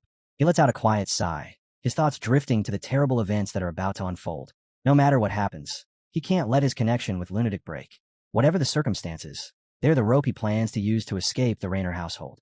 One thing is absolutely certain. Palin must be stopped from reviving on the final day of the 7 nights of self-study. Sometime later, Knox stands in front of the notice board, wearing a confused expression. He suddenly realizes he forgot to check who was ranked below him. That's when something absurd catches his eye. His name is on the list. Not just on it. Right at the very top. First place, Knox von Rainer. Second, Leon von Marvis. Then Penelope von Arheim, Talia von Stillreiner, Ahina von Janos, Eleanor de Rivlin, and finally Jana von Older. As if being dragged into this mess wasn't enough, Knox now finds himself stuck between two women glaring at each other in a tense standoff. He can't help but wonder if this is some ridiculous drama scene. The confrontation between the former girlfriend and the current one. Damn it, this is the worst possible situation. And the most infuriating part is that he didn't even do anything wrong. Talia stares straight at the arrogant princess, her eyes burning as she speaks. She says she understands what the princess meant and admits she can see why Penelope likes Knox. After all, Knox is genuinely a good person. Penelope remains calm, smiling brightly as she thanks Talia for her understanding. That smile doesn't last. Talia's expression hardens, her voice turning cold and sharp as she makes it clear she has no intention of backing down so easily. Her unwavering stance causes the princess's smile to fade, and Echidna, standing behind her, can feel the atmosphere growing increasingly awkward. Talia continues, declaring that winning has special meaning in the Stillreiner household, and that applies to people just as much as anything else. Even so, the princess doesn't waver. She simply offers a sweet smile and wishes Talia good luck. With that, she turns and walks away. As she passes Knox, she leans in close and quietly says that she heard the engagement was decided between their households, but it seems someone took it far more seriously than she expected. She admits this wasn't how she hoped things would turn out. Then Penelope leaves with Echidna, leaving Knox alone to face Talia. That's when something strange catches his attention. Knox looks outside and sees red manna swirling through the air like smoke, and hidden within that ominous haze is a message, one that only Knox seems able to recognize. The short message was simple and direct. Hideout. We'll explain the operation in detail. Gather quickly. The moment Knox read it, he left without hesitation. Before long, he arrived at the secret underground hideout of the lunatic organization. As soon as he stepped inside, a voice rang out from above.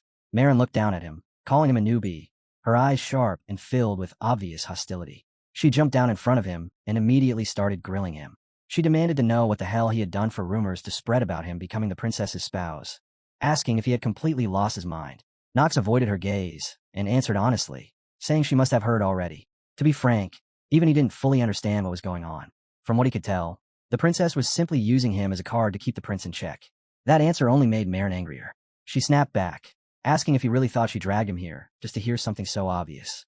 Knox, not wanting to argue any further, tried to steer the conversation toward the mission. But Marin wasn't having it. She shouted at him, demanding that he explain everything properly. She declared that she was someone who looked after Captain Luna as well, then pointed straight at Knox and accused him of being unacceptable when he didn't even seem to know who he truly was. Knox remained calm and explained that this situation had already been decided by the higher-ups. Marin flatly refused to accept that. With clear arrogance, she declared that it was her right to decide how she judged her junior. The next moment, she pulled the bow from her back and announced that she needed to know whether Knox was worthy of joining Lunatic or if he would one day betray them. Knox let out an irritated sigh. He had no desire to fight, but it was clear he wouldn't be allowed to leave without proving himself to this troublesome woman. Slowly, he took up his sword. Dark purple mana surged out, wrapping around the blade and his body. His gaze shifted, turning cold and sharp, and deep down, he hoped Marin wouldn't regret pushing him this far. Marin, on the other hand, looked thrilled. A gleeful smile spread across her face as she pulled out an arrow and prepared to attack. Mana radiated from her bow as she raised it toward him, her expression filled with excitement. She, too, hoped Knox wouldn't regret choosing to face her. The arrow was released in an instant, flying straight toward Knox. He blocked it cleanly with his sword, but that was only the beginning. In the blink of an eye, Marin appeared at his right side, moving with terrifying speed, her bow already drawn and aimed at his flank. Her movement was so fast that Knox was forced to reevaluate her strength on the spot. Marin wears a smug smile as she casually declares that she'll go easy on Knox, telling him not to die so easily. Faced with her blatant arrogance, Knox answers with a confident smirk just as she releases an arrow infused with water elemental power. The arrow surges forward like a raging torrent, roaring through the air. Confronted with its overwhelming, gale-like speed, Knox keeps his composure. He dodges swiftly and silently, his movements sharp and precise.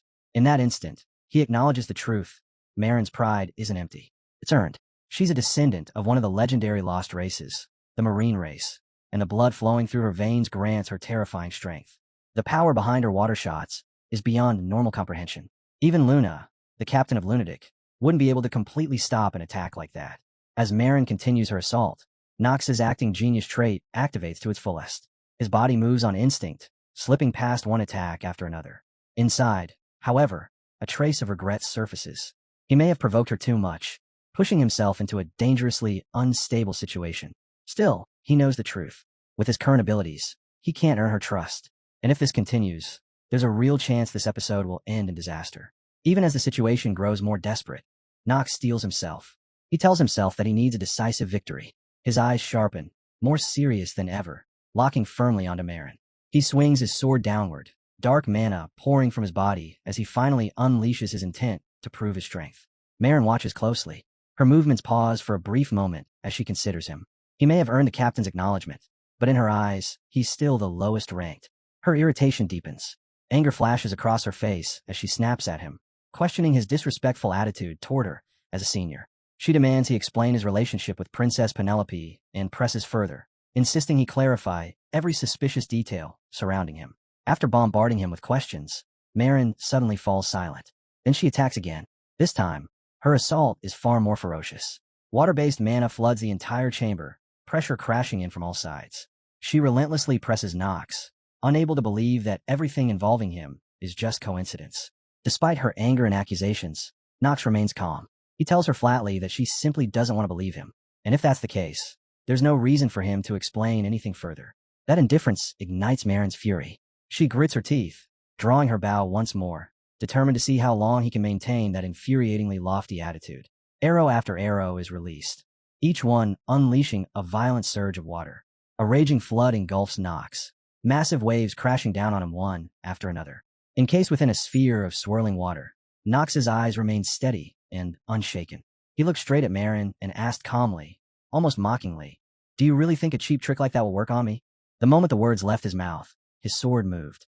The blade cleaved through the water globe, slicing it apart until it burst into countless droplets. The scattered water instantly evaporated, flooding the battlefield with thick mist that swallowed everything in sight. Marin didn't hesitate. Using the cover, she slipped behind Nox in a flash, springing forward with a bright, excited smile. She openly admitted she never expected that attack to land. It was never meant to. All she wanted was a small opening to begin the real fight. As soon as she finished speaking, her bow sang. An arrow, packed with overwhelming force, shot straight toward his back. Nox sensed it instantly and activated Hour of the Genius. In that single moment, the world slowed to a crawl. A message echoed in his mind, stating that his sense of time had been reduced. The arrow's speed dropped dramatically, turning a lethal strike into something almost trivial. Nox sidestepped it with ease. He didn't want to expose his abilities so soon, but there was no other choice. As the skill faded, time snapped back into place, and Marin's arrow flew past him, missing its mark entirely. Marin froze, disbelief flashing across her face. Less than 10 meters. At that distance, dodging was supposed to be impossible. While she was still stunned, Nox's expression hardened. Without hesitation, he poured dark energy into his sword, the air around the blade warping under the pressure. The next second, his eyes flashed, and he brought the sword down. A violent wave of dark mana erupted forward, smashing through Marin's water barrier, and continuing on to engulf her whole body. The water she had summoned wrapped around her, now tangled with Nox's dark power. The opposing forces clashed violently, forming a massive vortex that swallowed Marin whole. For a brief moment, it looked as if Nox had completely overwhelmed her. Sweat rolled down his face, betraying the strain the attack had placed on him. Then, from within the swirling mist, Marin's faint silhouette appeared. Her voice rang out, filled with disbelief, as she questioned the monstrous strength he had just revealed, declaring that this was not power a 15-year-old should possess. Her expression sharpened as she pressed him, demanding to know why he joined Lunatic and what his true intentions were. Nox only stared back at her in silence, exhaustion weighing on his gaze. Seeing no answer, Marin smirked. Her eyes gleamed a vivid blue as she declared it didn't matter. She would uncover the truth herself. In the next instant, she raised her bow and unleashed a rain of arrows, while towering columns of water surged up around Nox, sealing him inside like a trapped bird. Unfazed, Nox calmly formed a magic sphere in front of him. In the next instant, a stream of dense purple mana burst forth, tearing straight through Marin's water arrows, as if they were nothing more than fragile glass. The clean counter left her momentarily stunned. Still refusing to back down, Marin grit her teeth and continued firing powerful water arrows one after another. Nox weaved through them effortlessly, responding with precise bolts of dark mana that shattered every single attack before it could reach him. Watching this exchange unfold, Marin's breathing grew uneven. A chill crept up her spine as she finally admitted it to herself. Nox was dangerous. Even if he had no intention of using lunatic, his talent alone was enough to become a threat. If he ever turned against them, even Captain Luna might not be able to deal with him easily. The realization hit harder when she noticed that not one of her arrows had landed. Worse, he hadn't even tried to strike her directly. That was when she understood. He was holding back. Anger surged through her chest as she accused him of arrogance. Though even as the words formed, doubt gnawed at her mind. Why was he restraining himself? Was he planning to use lunatic for his own ends? Or was it because she was one of its members? The questions piled up until Nox finally spoke. Pointing his sword toward her, his voice carried clear irritation as he told her she was wasting time on pointless thoughts. Even defending himself against her was becoming tiresome, he said flatly. The words hit like a slap. Marin trembled with fury, realizing he was openly mocking her, making a joke of someone who outranked him. In silence, she acknowledged the truth she didn't want to face. She couldn't win. Was this simply a difference in their abilities? Clenching her fists, she forced herself to breathe, repeating that she would never lose as long as she didn't give up.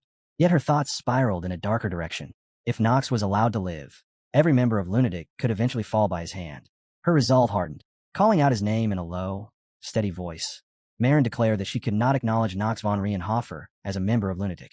He was exceptional, but she could not read his intentions. And so, following Lunatic's regulations, she would dispose of him as a dangerous individual. With that declaration, Marin drew upon a technique unlike anything she had used before. The power gathering around her was immense, causing the ground and air alike to tremble. Nox felt immediately and hesitated. He recognized it at once. Water shot, the secret technique of the marine race. If that attack hit him in his current state, it would be fatal, and even dodging it seemed uncertain. For the first time, he found himself with no clear answer. Marin did not hesitate. She released the arrow, and a blinding light erupted as the overwhelming force surged forward, roaring straight toward Nox. He didn't even have time to react when, out of nowhere, another sword flashed through the air. The blade struck the incoming arrow head-on, knocking it violently off course before it could reach him. Marin froze, her mind scrambling to understand what had just happened. Then a sharp voice echoed across the field, cutting through the chaos like a whip. Marin, what do you think you're doing? The voice belonged to Luna. She stood above them on the balcony, her presence alone crushing the air. Her furious gaze locked onto Marin as she questioned her loudly, reminding her that she had ordered her to carry out the mission together with her junior. Luna's eyes burned as she demanded to know whether killing Nox had ever been part of her instructions. Both Nox and Marin turned toward her at the same time. Marin's face drained of color as fear crept in, and she hurriedly addressed her as captain. Nox, maintaining his composure, greeted Captain Luna as well. But Luna showed neither of them any mercy. Her voice rang cold as she ordered them to explain exactly what had happened, warning that failure to do so would result in punishment. There was not even the slightest hint of leniency in her eyes. When neither of them answered, Luna's expression darkened further. Her tone sharpened as she repeated her question, this time directing it squarely at Marin.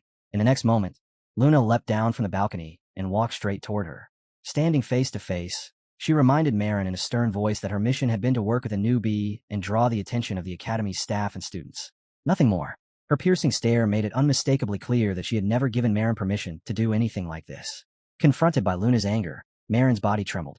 She couldn't even bring herself to meet Luna's eyes. She immediately apologized, bowing her head and explaining that she only wanted to confirm whether Nox was truly loyal to the organization. Luna's response was swift and unforgiving. She scolded Marin for acting on her own, stating bluntly that matters like this were the captain's responsibility, not hers. Luna then picked up a dagger etched with intricate carvings and held it up in front of Marin's face, ordering her to look closely. The blade was chipped. Even though the arrow's trajectory had been altered, the damage was still there. With that level of power, Marin must have been trying to kill Nox. Luna asked her again, cold and direct, if that had been her intention. Marin lowered her head, her silence a clear admission of guilt. Luna shifted her gaze to Nox for a brief moment, acknowledging that she understood Marin's reasoning. She admitted that Nox had yet to show them everything. But the instant her eyes returned to Marin, her anger flared again. She declared that Marin had crossed the line. There was only one situation where a member of Lunatic was allowed to kill another. Luna was certain Marin remembered that rule clearly. Marin answered quietly, confirming that the only exception was if someone betrayed the organization. Luna slowly reined in her anger and gave Marin one last warning, telling her never to make the same mistake again. This was her final caution. Then she turned to Nox, calling him the newcomer, and reminded him that he also needed to remember that rule.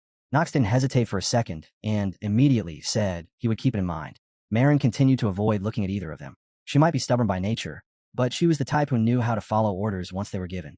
With that, Luna ended the matter and invited Nox to take a walk with her. Though he felt a bit puzzled, he quickly agreed. Outside, the moonlight poured down onto the quiet street as the two of them walked side by side. Along the way, Luna reassured him, explaining that she had needed to warn both of them to maintain discipline and order. Hearing that, Nox relaxed and offered a small smile, saying he was a good-for-nothing who had done far too many bad things to be hurt by something as minor as a warning. Luna frowned in confusion at his self-deprecating remark, prompting Nox to briefly clarify that he was fine. Then he added that Marin probably didn't see him as trustworthy. Luna, knowing Marin's true personality, tried to explain that she wasn't usually like this. She couldn't share the details, but there was a reason behind Marin's behavior, and she hoped Nox would be understanding. A sly smile curved on Luna's lips as she reminded him that he still owed her his life. That arrow Marin had fired, if it had hit him, he would have died without question. Nox understood just how terrifying that arrow was, but he had no intention of admitting it. Instead, he smiled and said Luna was exaggerating. Surprised, Luna asked why he didn't seem more shaken by its power. Nox answered calmly that his way of life had brought him face to face with death so many times that it had started to feel normal. Luna let out a light laugh, calling his life dull, and joked that it might be the reason Marin disliked him so much.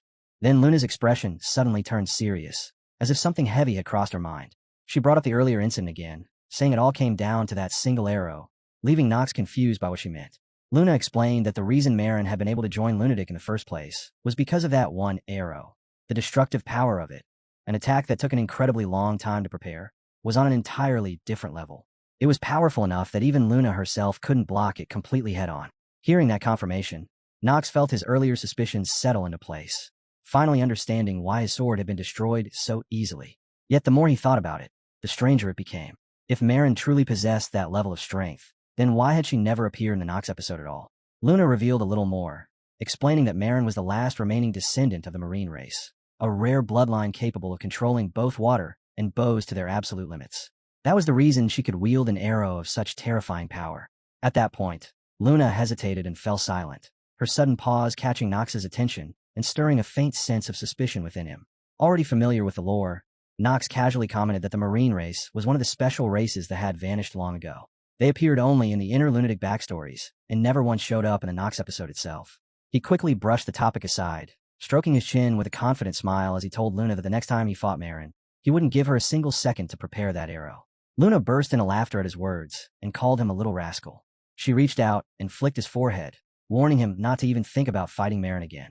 She knew better than anyone how dangerous Marin could become if she truly went on a rampage. She reminded him once more that he really could have died back there. Startled by the sudden touch, Nox stepped back instinctively, then smoothed his hair and gave a small smile to show he understood her warning. Almost immediately, he shifted the topic, commenting on how vast the surrounding area was. Seeing his indifferent attitude, Luna let out a weary sigh. But inside, Nox was smirking. He was already thinking ahead, quietly planning how he might exploit Marin someday, knowing she possessed a deadly attack that could be useful to him in the future. They continued walking for a while before Luna suddenly spoke again, pointing out that Nox was quite powerful. He didn't understand why she brought it up, but Luna continued seriously, saying that he had managed to subdue Marin before she completely lost control. More than that, he was cold and rational enough to eliminate an enemy without hesitation. Nox smirked at her words and teased her, asking why she was suddenly flattering him. That was when Luna's expression changed entirely. She looked at him seriously and asked him for a favor. Without beating around the bush, she said that if Nox ever believed Marin might go berserk during a mission, he should kill her. Luna stated firmly that only Nox was capable of doing that. Feeling the trust she placed in him, Nox's expression slowly hardened, as if something ominous lurking in the shadows had finally begun to surface. Then, as if turning a page in a story, the scene shifted to the lecture hall. At the front stood the lecturer, a man with a long, neatly groomed mustache, calmly explaining that to become a true knight or mage, one must awaken the upper, central, and lower energy cores. His voice grew stern as he stressed that talent alone meant nothing. In the end, only those who trained relentlessly would ever succeed in fully unleashing those cores. The classroom remained silent, every student listening closely. Yet beneath that calm surface, tension brewed. From the moment the lecture began, Talia's gaze had been fixed on Nox. She stared at his back without blinking, her eyes sharp enough to make him restless. He shifted slightly in his seat, distracted and uneasy, unable to understand what he had done wrong. All he wanted was a chance, just one, to explain everything that had happened between him and the princess. Seated beside him, Princess Penelope wore her usual gentle smile. Noticing how stiff Nox looked, she leaned closer and softly asked if he was all right. Lost in his thoughts, Nox flinched at her sudden voice and complained that she shouldn't scare him like that. Inside, he was scolding himself, wondering why he was even sitting next to her in the first place. But he had no choice. Before class, Penelope had already cornered him in private and informed him that they were engaged. If they didn't sit together, she had said calmly, people would start to suspect something. Cornered by logic he couldn't argue with, Nox reluctantly gave in, reminding himself to keep his personal feelings separate.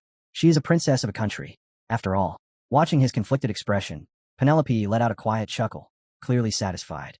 From her perspective, the situation was ideal. At the very least, Prince Louis wouldn't be able to kill Nox easily now that she had chosen him as her fiancé. Back in the lecture hall, Nox could only sigh, feeling trapped in a situation he had never asked for. Talia's jealous stare continued to burn into him, and Penelope sighed. Penelope noticed it as well, and when their eyes briefly met, Talia quickly looked away, hurriedly hiding her emotions. Just then, a new presence approached from the upper seats. Sensing movement, Nox turned his head. A beautiful girl stood there, long purple hair flowing down her back, her expression soft and timid. Caught off guard, Nox asked her name. Blushing slightly, she introduced herself as Eon Avonator. The moment he heard it, recognition struck him. Nox immediately knew who she was. Eon Avonator, the next head of the succubus satyr household. They were infamous for draining a man's essence through charm alone, then using that stolen power to amplify themselves or others. Nox knew exactly who she was. With that knowledge, he responded coldly, turning away without another word. The indifference caught Iana off guard, leaving her momentarily flustered as she stood there, unsure how to react. Sitting in front of Nox, Lan showed no interest in any of it. He let out a long sigh, slumped in his seat, clearly bored by the lecture. Even self-study wore him out, and the thought of more classes waiting in the evening after the afternoon sessions made his exhaustion deepen. Beside him, Echidna overheard his complaint and casually mentioned that they still had 3 more classes left that day, asking if he was feeling all right. Nox, seated nearby, joined the conversation without hesitation. His expression was serious, as he stated flatly that the remaining classes wouldn't be happening today. Startled, Lan turned around and asked why he would suddenly say something like that. Before Nox could answer, the lecture hall shook violently. The ground trembled beneath them, and confusion instantly turned into fear. Lights overhead shattered, glass raining down as debris crashed to the floor. Panic spread through the hall as students screamed and scrambled, none of them understanding what was happening. Even Elelaner, known for her calm and composure, couldn't hide the fear on her face. Only one person remained calm. Nox stood there, eyes steady, fully aware of what was about to unfold. This was it, the episode he knew all too well. The subjugation of Palin had officially begun. Above them, something unnatural took shape. The entire ceiling was swallowed by sinister dark mana, twisting and churning like a living thing. At the center of it all stood Rick, a member of the demon race, performing a grotesque ritual meant to awaken a true demon. With a warped smile, he spread his arms wide, welcoming the bloodthirsty presence that was about to descend. Time rewound to before the chaos, before the event known as the subjugation of Palin. Nox and Marin had been discussing their mission in low voices. Nox confirmed once again that their role was to draw attention, buying time so that Lunatic could destroy the demonic essence crystal. Marin praised him for grasping the plan so quickly, smiling as she explained that once the barriers separating the areas were activated, the academy would turn into a labyrinth, trapping the students inside. She stressed one thing above all else. Nox needed to buy as much time as possible. Back in the present, everything was proceeding exactly as planned. The subjugation of Palin was underway, and the overwhelming pressure of demonic power spread through every corner of the academy, suffocating all who stood within it. Inside the lecture hall, windows exploded outward as surrounding equipment shattered into fragments. Panic instantly took hold. The students froze in disbelief, unable to comprehend what was happening. The young women who were usually composed and graceful were now pale with fear, their screams blending into the chaos. Calmly assessing the situation, Nox acknowledged that Marin was playing her role perfectly. Everything was unfolding as planned. He reminded himself of his objective: buy as much time as possible. Nothing else mattered right now. Leon broke the panic with a sharp warning, saying that staying here any longer would be dangerous. He explained that he had already identified 2 spells currently in effect. The first was a dimensional barrier that completely cut them off from the outside world, trapping everyone inside. The second was a layer transformation spell, one that randomly altered the building's floors to prevent escape. Hearing Leon's explanation, Nox frowned slightly. Leon had caught on faster than expected. Still, Nox played along, pretending ignorance as he asked if that meant they needed to deal with the layer transformation spell first. Princess Penelope immediately agreed, adding that destroying the barrier in their current condition was impossible. Nearby, Iana stood quietly, her timid demeanor unchanged as she nodded in hesitant agreement. She observed that this kind of layer-transforming magic was commonly used on large structures like buildings. Nox glanced at her, mildly surprised. According to the original storyline, Iana wasn't supposed to interfere in this incident at all. Why was she constantly inserting herself? Letting out a quiet sigh, he accepted the obvious conclusion. The story had already begun to change. Stepping forward, Nox naturally took on the role of leader. He acknowledged Leon's assessment and stated plainly that they needed to destroy the magic itself. The group stiffened in shock at his blunt conclusion. Unfazed, Nox continued, explaining that this was exactly what the spells were designed for. Their purpose was obvious. Turning to Talia, he gently added that it wasn't surprising she hadn't figured it out, considering how much she hated thinking things through. Nox then explained that if they either fulfilled the spell's conditions or forcibly destroyed them, they would be able to escape this place. Talia stared at him blankly, clearly overwhelmed, nodding absent-mindedly as if smoke were pouring from her head. Leon followed up, clarifying that there was a high chance any powerful attacks used against the magic would simply be dispelled. With that, Nox took full control of the situation. He gave clear instructions, telling everyone they first needed to check the condition of the building. They would split into 2 teams, inspect everything thoroughly, and regroup in exactly 1 hour. While Nox skillfully led the students, buying as much time as possible for Marin to complete her mission, Marin herself was already on the move elsewhere. As she slipped through the shadows at high speed, she quietly acknowledged his ability. Nox von Rienhofer. He really is capable. It was no wonder he had managed to defeat her. Even amid large-scale magic, his composure never wavered, and more importantly, he knew exactly how to earn the trust of those around him. From above, Marin observed the students' movements in silence. With fluid grace, she descended and landed atop a statue, her gaze sharp as she murmured, "So, is it finally time for the first trial of the second area's labyrinth?" She had already given it a name, the Labyrinth of Dreams and Illusions. It was an illusion spell that used spilled imp blood to invade the minds of those who entered, dragging them into their sweetest fantasies. Even the sharp-minded students of Eldine wouldn't be able to resist it easily. Considering how much blood she had poured into it, it should buy them at least an hour. Still, she thought, the newbie needs to get through this somehow. Then her eyes widened. Something was wrong. The labyrinth hadn't only trapped the weaker students in illusions. It had also left Nox collapsed unconscious on the ground. Marin froze in disbelief. That wasn't how this was supposed to happen. Her magic had been calibrated carefully, set at a level he should have been able to resist. Realizing the severity of this anomaly, unease crept into her expression. This was a serious problem. With no time to hesitate, she decided she would have to intervene personally. Elsewhere, far above the academy, Luna appeared. Her crimson eyes glowed faintly as she looked down upon the chaos below. Calmly, she ordered Duff to begin the plan. Duff complied at once, using magic to transport the 2 of them directly into the academy's main hall. Despite obeying, Duff couldn't hide his unease. Their opponent was none other than Noah von Trinity, a monster among monsters. Luna knew this better than anyone, yet she pressed on without the slightest hesitation. After moving swiftly through several locations inside the academy, they finally arrived at their destination. The moment they entered the chamber, a powerful magical barrier revealed itself, guarding a vital area. Luna didn't even slow down. She charged straight through it, shattering the barrier effortlessly.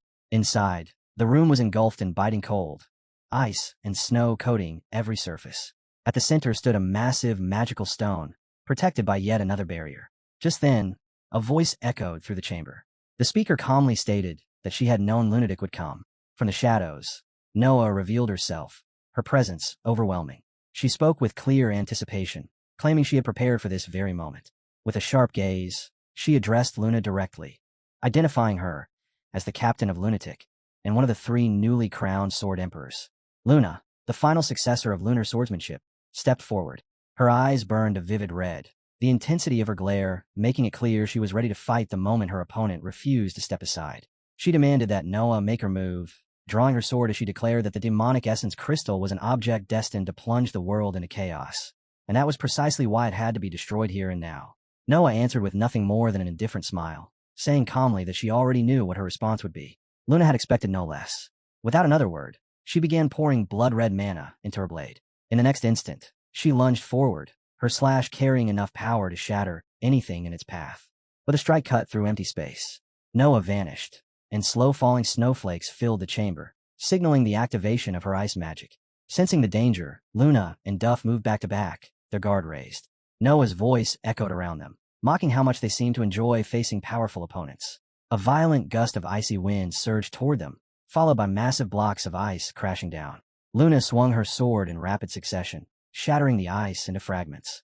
Taking advantage of her ability to blend perfectly with the frozen surroundings, Noah suddenly appeared behind Luna, a sly grin on her face as she remarked that Pawn was the strongest demon she had ever fought. Luna's brow furrowed at those words. She demanded to know if that was why Noah was allowing him to awaken, simply so she could fight him again and prove her superiority. Noah remained unfazed, replying with a taunting smile that if that were true, what could Luna possibly do about it, calling her nothing more than a child. At that, Luna's expression hardened. A killing aura surged from her body as she declared that if Noah's words were true, she would kill her. Noah laughed openly, amused that a child like Luna would even consider such a thing, and asked what reason she had to do so. Luna didn't elaborate. Her answer was simple and cold. For herself. In the next heartbeat, she charged, terrifying bloodlust flooding the chamber. Even so, it wasn't enough to overwhelm Noah, an overwhelmingly powerful mage. As their brutal clash continued inside the cage meant to contain the demon Piman, the crystal embedded in the ceiling began to radiate a sinister aura. Nearby, Rick continued assisting in the crystal's destruction, and thin cracks spread across the demon seal. Within, the massive demon began to stir, leaking deadly energy that thickened with every passing second, heralding the disaster closing in on the academy. Elsewhere, Nox remained trapped in an illusion. Before him stretched a vast, endless beach, bathed in radiant light that made the scene almost unbearably beautiful. He stood there, dazed, unsure where he was or how he had arrived. Then a radiant glow bloomed across the water, pulling his gaze toward it without resistance. From within that light, an angel emerged, standing gracefully atop the ocean's surface, her wide wings spread as if embracing the world itself. Nox felt his breath catch. Without thinking, he reached out, his body leaning forward as though he could touch her, as though drawing closer would return something that had been taken from him. Before he realized it, he was running.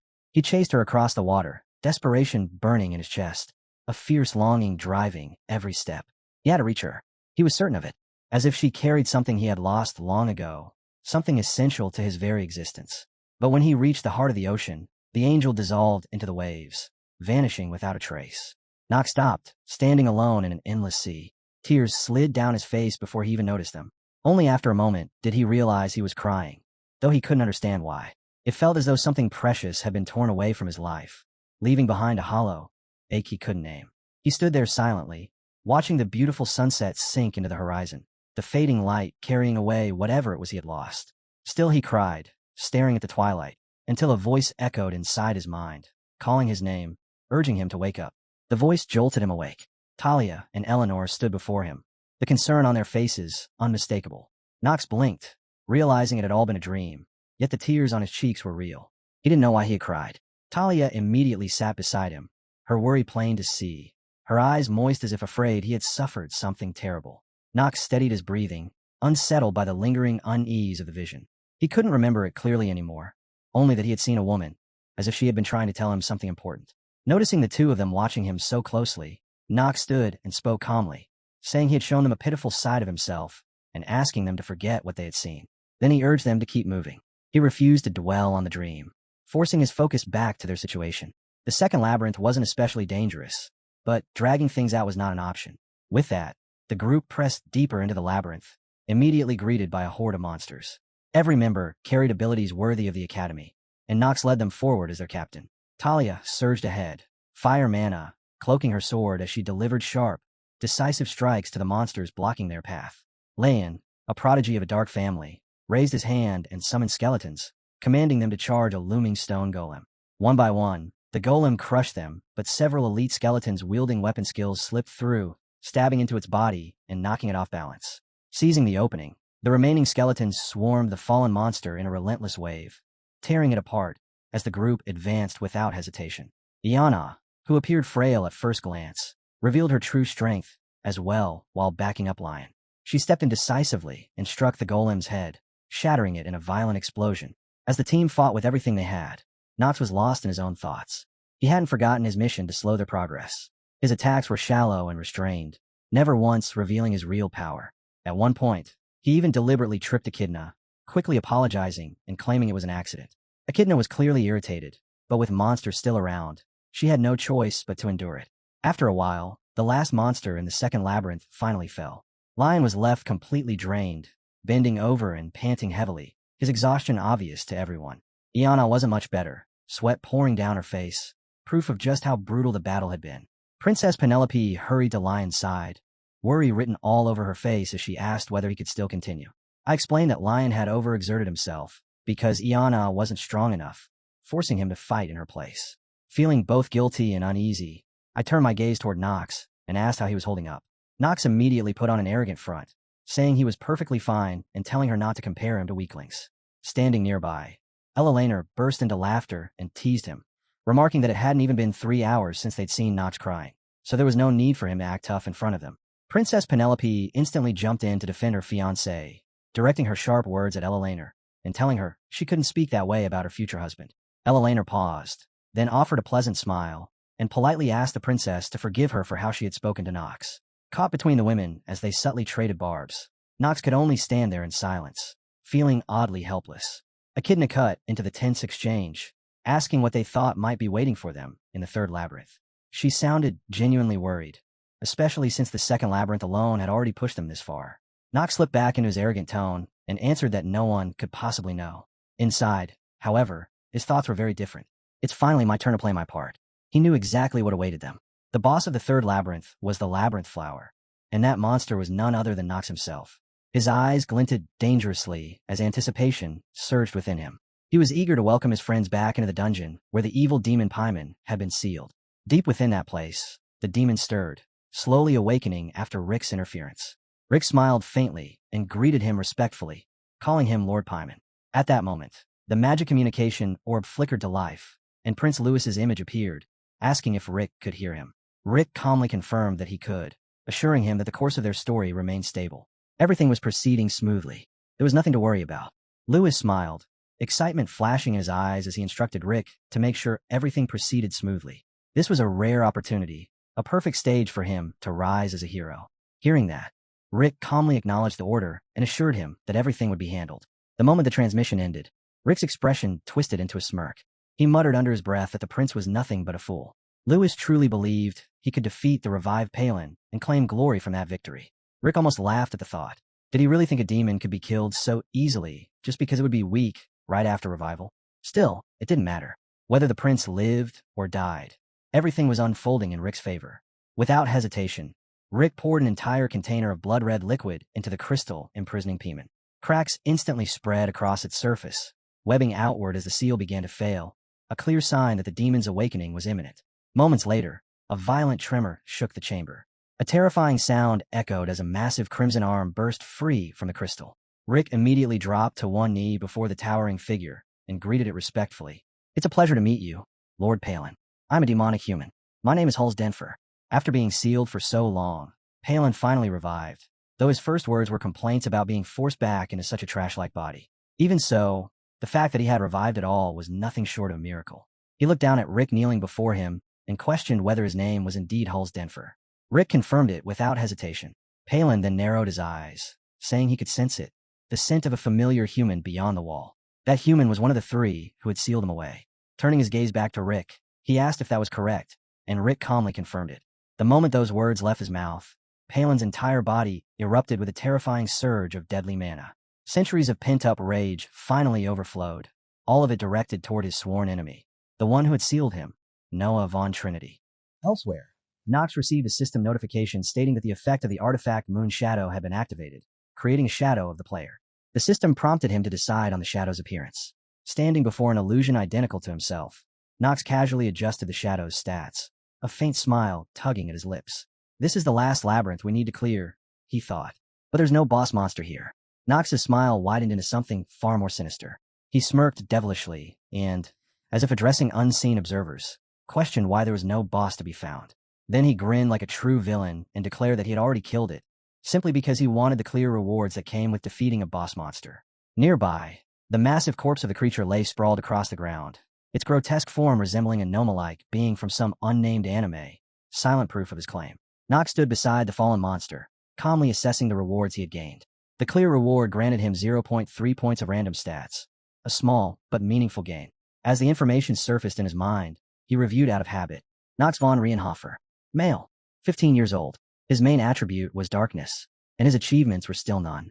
His traits remained unchanged. Swordsmanship and combat genius, mana sensitivity genius, insight, memorization genius, steel mentality, and acting genius.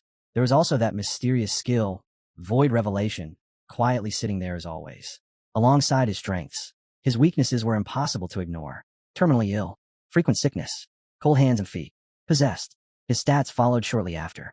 Stamina at 6.5 plus 2, mana at 13.2 plus 3, luck at 10, willpower at 11.3, charm at 26.3. A hidden stat revealed itself as well, dexterity at 8. His active skills lined up neatly in his mind. Hour of the Genius, Supreme Ruler's Aura, Dark Family Intermediate Swordsmanship, Southern Sword Technique, Ignition, Visible Transformation, and Dragon Tongue. Then his gaze lingered on the most unsettling detail of all. Remaining lifespan, 147 days. After reading through everything, Nox let out a cheerful remark to himself. Thanks to this, his mana and stamina were steadily growing. Raising stats was important, but that wasn't his true role here. As a member of Lunatic, his job was simple, buy time. As long as the students remained trapped inside the labyrinth, his mission was a success. That was why he had already prepared a solution. Using the shadow created by Moon Shadow, he altered its appearance. With the activation of the skill, a clone emerged, strikingly handsome, cold-looking, and unmistakably dangerous. Since it was the shadow, Nox reasoned it would naturally be stronger than the labyrinth's boss monster. He ordered the shadow to move ahead and occupy the boss's location. After remaining absent for a while, Nox finally rejoined the group. Eleanor immediately called out his name, questioning where he had disappeared to. Nox replied in a flat, disinterested tone, telling her to mind her own business and stop worrying about him. Deep inside, his thoughts were already elsewhere. A villainous grin crept across his face as he resolved to keep them trapped no matter what. When the group of students finally approached the boss room, the illusion Nox had prepared revealed itself and blocked their path. With a sharp voice and a murderous expression, the shadow ordered them to halt and warned them not to take another step. Talia, standing beside Nox, felt a chill run down her spine and nervously asked the stranger who he was. Nox felt a flicker of unease. While the shadow could think and make its own judgments, it was born from his personality. If it spoke too much, there was a real chance it would raise suspicion. Layan, observing the figure carefully, spoke up, saying there was no way someone with mana that ominous could be human. Hearing that, Nox felt a sharp pang of anxiety in his chest. For the first time, he worried that something unexpected might be uncovered. Echidna agreed with Layan, adding that the stranger's expression looked pained and irritated. Her words made Nox's chest tighten, as if they were indirectly pointing straight at him. Ella, wearing a peculiar look, pressed further and asked about the stranger's identity. The shadow calmly introduced himself as Shane, a wandering mage who traveled from place to place. He claimed he had merely been passing through and was dragged into the area when the magic activated. Ella flushed slightly, her gaze lingering on Shane as suspicion crept into her eyes.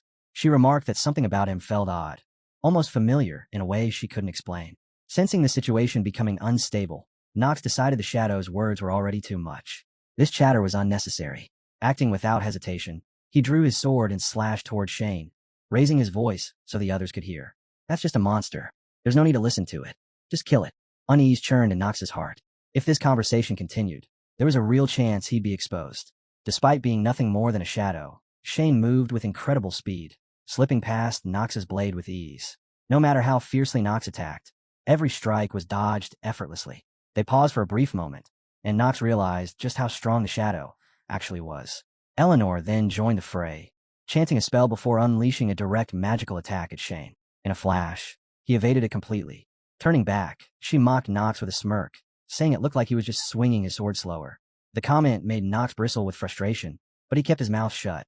At that moment, Leon entered the battle, summoning his skeletal minions and sending them charging toward Shane.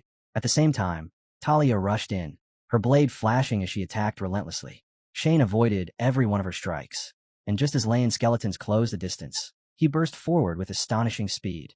Magic gathered in his hands, and with a violent release, he obliterated 2 of the skeletons in an instant. Talia didn't hesitate.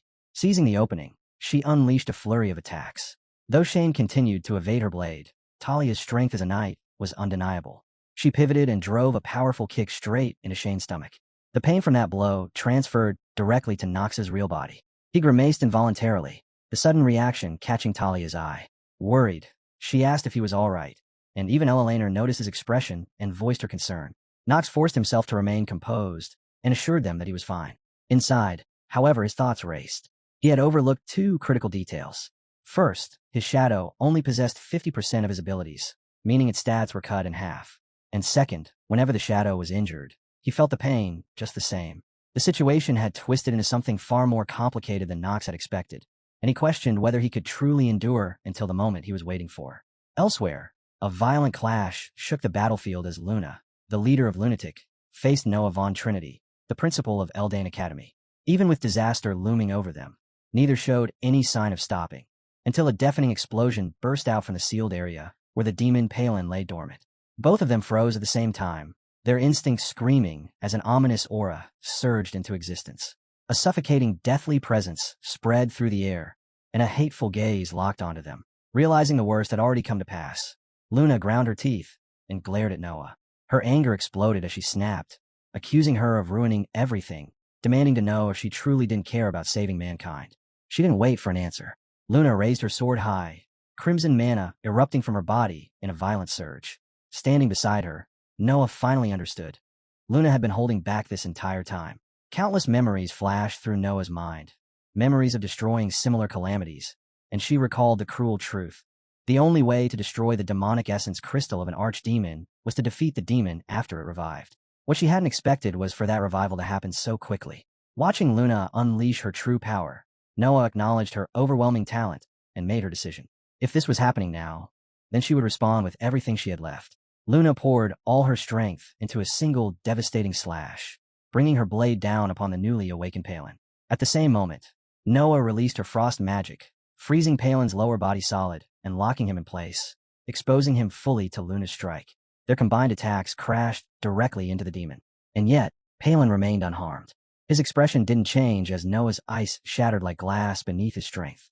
With a cold scoff, he mocked them, sneering that a witch who had lost her power and a mere little girl could never hope to stop him. Dark magic swelled violently around his body as he declared that if this was all they had, then everyone would die there. The orb of magic forming in his hands detonated in an instant, shock waves tearing through the chamber. Back with Knox and the students, the battle against Shane raged on. With Knox's shadow possessing only half of its original power, Shane was steadily being pushed back under the relentless pressure of the students' coordinated attacks. Lion raised his staff and unleashed his magic, commanding his skeletons to swarm Shane without pause. His voice rang with conviction as he declared that those who wielded such ominous magic would not be allowed to advance, vowing to deal with Shane himself. As Knox watched Lion savor what he believed to be his victory, he couldn't help but think that Lion was an arrogant fool. And yet, deep inside, a strange thrill stirred within Knox. Shane had finally been cornered. The time he needed had already been bought. With the stalemate dragging on long enough, Knox made his decision. It was time to end this. Shane's role was finished, and Knox resolved to finish him off himself. Suddenly, the entire floor of the academy began to split apart. Cracks raced across the ground as the tremors from Palin's awakening tore through the structure like a massive earthquake. Knox's expression darkened, unease crawling up his spine as he struggled to understand what was happening. The other students felt the same confusion, their panic growing as the fissures widened beneath their feet. Then, amid the chaos, the ground gave way completely. A huge crevice opened up, and Elena was caught off guard. She screamed as her footing vanished, and her body plunged toward the darkness below. From above, the students could only shout her name in despair, helpless as they watched her fall. In that instant, a blur of motion cut through the collapsing rocks. A figure leapt across the crumbling terrain, moving straight toward Elena. She squeezed her eyes shut, her mind blank as she waited for the inevitable, having no idea what else to do. Instead, arms wrapped around her. When she opened her eyes, she found herself held securely in Shane's grasp as he calmly asked if she was all right. Her face flushed instantly, words failing her as she stared at him with unconcealed admiration. Hesitantly, she asked why he had saved her. Shane didn't answer. Staying true to his quiet, stoic nature, he simply moved again, carrying her swiftly out of the landslide zone and into a safer area. Once they were clear, he gently set her down and asked if she was hurt. Elena, usually so composed and distant, felt her defenses melt under his concern. Her gaze softened even more, a dangerous realization forming in her heart. She might be falling for this version of Knox, a side she had never known existed. Watching the scene unfold, Knox felt irritation surge through him. He clicked his tongue and cursed under his breath, wondering if it was the lingering remnants of Yu Chan's soul that had compelled Shane to act. Letting out a tired sigh, he admitted that Shane was still a part of him, even if he found that side unbearably lame. Shaking off his annoyance, Knox forced his focus back to reality. The academy had been split apart by a massive fissure, and from the depths of the darkness below, an ominous energy poured out endlessly. His suspicions hardened into certainty. The source of this disaster, this overwhelming pressure, could only be the archdemon Palin. Without hesitation, Knox turned and sprinted toward the place where Palin had been sealed. The nearby students tried to stop him, but failed. Talia's worried voice called out, asking where he thought he was going. Drawing his sword as he ran, Knox muttered bitterly to himself that everything had gone completely wrong, questioning where it had all started to spiral out of control. If Palin wasn't stopped now, that monster would wipe them all out. Elsewhere, inside a chamber reduced to ruins by the battle, the aftermath of Palin's magical outburst left nothing standing. Luna, battered and bleeding, dragged herself out from beneath the rubble. Pain flashed across her face as she forced herself upright, scanning the devastation around her. That was when she spotted Duff, trapped beneath a massive slab of stone, his body pinned and unmoving. Rushing to his side, Luna dropped to her knees and anxiously asked if he was all right. Duff was still breathing, but only barely. Struggling to speak, he insisted that he was fine and urged her not to worry about him, telling her to focus on killing the archdemon instead. Luna clenched her teeth, anger burning through her chest, and turned sharply toward Noah, demanding an explanation for how everything had spiraled into this disaster. Noah calmly brushed the dust from her clothes and clicked her tongue, calling Luna a little girl and scolding her for letting herself get distracted at such a critical moment. She questioned whether Luna truly intended to divide her attention now, when a single mistake could cost everything. As they spoke, Palin drew closer, his sinister presence swelling and pressing down on them like a crushing weight. Noah released every last fragment of power she could muster, icy mana surging outward and freezing the air around her. Luna watched closely and quickly assessed the situation. Even though Noah looked calm, her mana reserves were nearly empty. At best, she could probably use her strongest spell only 2 more times. Luna tightened her grip on her sword, realizing she wasn't in much better shape herself. She had already used her lunar sword art twice, and her body was screaming in protest. Palin sneered as he sensed their exhaustion, his aura growing even more oppressive. Mocking them openly, he said he would still toy with them before ending everything. His gaze shifted toward the academy in the distance, and he casually asked if the people there were their students. The moment his intent became clear, both Luna and Noah stiffened. Noah scoffed coldly, remarking that Palin had somehow become even filthier and more vulgar than the last time they faced each other. Her disdain only fueled his rage. Enraged, Palin released a terrifying burst of power, demanding they witness the futility of humanity and proving that she could never challenge him. Dark energy gathered rapidly as he prepared a devastating attack, its trajectory aimed straight at the academy. Luna's heart lurched. Without hesitation, she leapt forward to intercept the blast, but Palin moved faster, blocking her path and forcing her into a brutal exchange. Each strike drove her back, leaving her no choice but to defend herself against his relentless assault. Seizing the opening, Noah slipped behind Palin and hastily summoned a magical barrier, pouring everything she had into stopping the attack. Palin smiled. It had been his plan all along. As Noah strained desperately to hold the barrier together, Palin charged straight through it, shattering the spell in an instant and striking her head on. The impact sent her flying, blood spilling from her lips as she crashed to the ground. Pain racked her body, and as her consciousness wavered, memories she had buried long ago surged back to the surface. She saw her village burning, flames devouring everything she knew. She heard screams, watched people flee, and remembered her parents escaping the fire without her. Left behind in the chaos, she had cried out for them until her voice gave out, but no one ever returned. That same pain echoed through her chest as she whispered bitterly that she never wanted to lose anyone again. She had gained power, so she wouldn't have to lose anything ever again. Thrown backward and gravely wounded, Noah clenched her teeth in frustration. She knew it now. She couldn't defeat this demon. But Luna refused to surrender. Drawing on every last shred of strength she had left, she charged straight toward Palin's magical attack, determined to stop it no matter the cost. Watching helplessly from the ground, Noah's heart sank. It was already too late. No one could stop it now. Then, without warning, a streak of violet light tore through the air and sliced straight through the massive magical orb, detonating it before it could ever reach the academy. The explosion lit up the chamber, and standing right at its edge, Luna froze in shock. A presence she hadn't sensed before had entered the battlefield. Noah, just as stunned, stared ahead, struggling to understand what she had just witnessed. From the lingering smoke and shadows, a figure stepped forward with a cold, commanding aura that instantly seized control of the space. It was Knox. His eyes locked on Noah as he spoke in a low, cutting voice, asking her if she planned to give up again. He didn't stop there. He reminded her cruelly that she had already lost her family, and if she lost her students too, there would be nothing left for her at all. Noah's eyes widened as Knox advanced. Her mind raced, shock flooding her expression as she wondered how he could possibly know about her past. Knox didn't waver. with his sword drawn and his expression unwaveringly serious. He declared his name with authority, swearing upon the long-standing tradition of the black sword that he would slay Palin right there. Not long before this moment, a group had been racing through the forest toward the source of the tremors shaking the land. Nox moved at the front, gripping a mask in his hand. He paused briefly, then tucked it away. He believed Shane had been recovered safely, but that wasn't the real issue anymore. Worry and urgency were written clearly across his face. At his side was Marin, her expression tense as disbelief filled her eyes. She couldn't accept that Palin had truly awakened. Her thoughts spiraled as she wondered what they were supposed to do. She knew all too well that Palin was on the same level as Captain Luna. Realistically, there was nothing they could do against a monster like that. If that was the case, then there was only one thing she could do. Marin's gaze shifted instinctively toward the one person who might still be able to resolve this disaster. Calling out to Nox, she declared that she was an archer and that she would save him no matter what.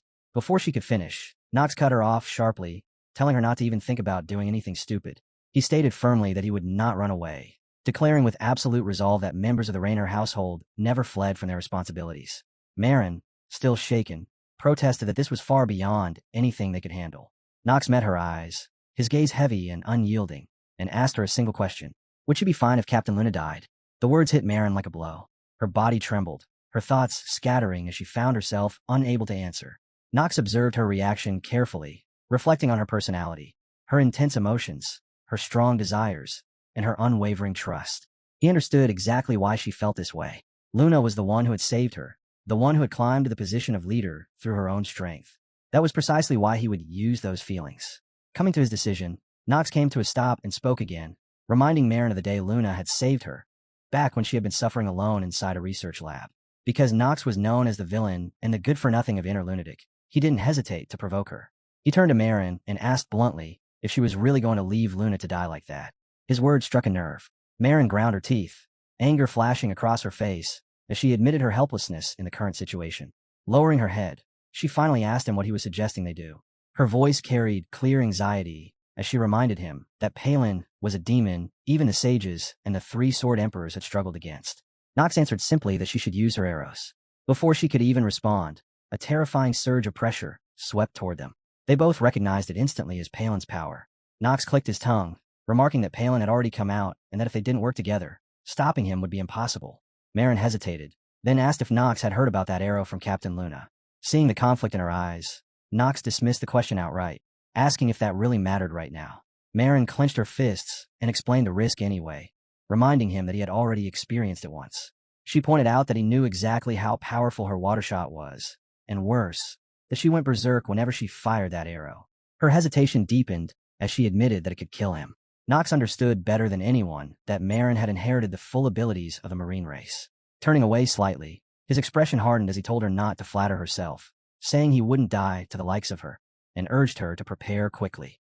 Despite his confidence, Nox hesitated inwardly. He knew the truth. Not even he could fully defend against her arrow. But this was the only way to stop the ending of this damned game. Marin still wavered, and Nox noticed immediately. A mischievous smirk crept onto his face as he taunted her, asking what there was to hesitate about, and whether she had ended up liking him after all. That single line shattered her indecision. Marin's expression shifted sharply as she readied her weapon and warned him not to regret it. As her mana surged violently, Nox remained calm, stating that he had no reason to regret anything. Marin shot back that he was stubborn until the very end, finally understanding why Captain Luna called him the absurd rookie. Turning his back to her as he prepared for what was coming, Nox replied that he wasn't really a fan of that nickname. In the distance, Palin's attack drew closer. Dark mana flooded into Nox's sword, and a system notification flashed before his eyes. Stormbringer is absorbing your mana to its limit. Due to the large temporary loss of mana, your mana sensitivity has been reduced. Nox and Marin both braced themselves, the air tightening around them as the countdown began. At the count of 3, their combined powers collided head-on with Pimen's attack, the impact detonating into a violent explosion that tore through the air. The strike aimed at the trainees was barely stopped, the shockwave rolling outward as everything trembled. Nox staggered back, chest heaving, while beside him Marin began to lose herself. Her eyes glazed over, reason slipping away, and her body moved on instinct alone. Arrows flew wildly from her bow. No control, no restraint. Nox cursed under his breath as one of those arrows nearly took his life. He twisted aside at the last second, exhaustion dragging at his limbs even as he forced himself to stand straight. With a dry, mocking tone, he called out, "You really fail as an archer." To think you'd fire an arrow filled with that much bloodlust at your junior. His words didn't reach her. Marin continued firing relentlessly, each arrow tearing through the battlefield. As Nox dodged again and again, he caught sight of the destruction her attacks left behind, and for the first time, unease crept into his chest. This wasn't a spar. This was chaos. Then his voice rang out sharply. Ina Vans, stop hiding and come out. Or is the daughter of one of the three great dark families into voyeurism now. The moment she was exposed, Iana revealed herself, eyes wide in shock that Nox had sensed her presence all along. Marin's rampage showed no sign of stopping, and as Nox narrowly avoided another deadly arrow, he shouted to Iana for help. He remembered clearly. She should be on the same level as Paracelsus and Lion. Trusting that strength, he asked her to use her charm skill to restrain Marin. Iana flushed, flustered and stammering as she agreed. She insisted she didn't want Marin to get hurt. Yet behind her embarrassment, a sharp, ambitious glint flashed through her eyes as she added a condition. Nox would help her replenish her dark mana later. Nox accepted, though unease twisted in his gut. He knew exactly how a succubus replenished mana, and it was not something he wanted to deal with. Still, this wasn't the time to refuse. He told her to begin, explaining that he would go stop Palin himself. Marin's arrows continued to rain down in every direction, the sheer power behind them making Iana tremble. And yet, the thought of Nox transferring mana to her sent a strange thrill through her. Swallowing her fear, she activated her skills. The scene shifted to Pimen's battlefield. The land there had been utterly erased, flattened into ruins as far as the eye could see. In the midst of it all, Nox finally arrived. His gaze swept across the devastation until it landed on Noah, collapsed near a shattered cave, her body clearly pushed past its limits. He rushed to her side, memories of her backstory flashing through his mind, the family and friends she was destined to lose.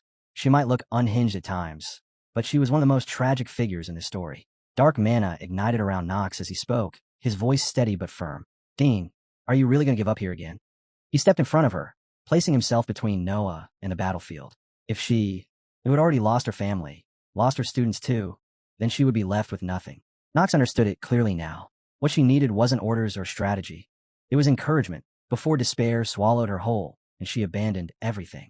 Nox looked straight at her, and assured her that he would kill Palin right here, telling her to hold on just a little longer. Noah, seeing Nox appear out of nowhere, felt her heart tighten with worry for him.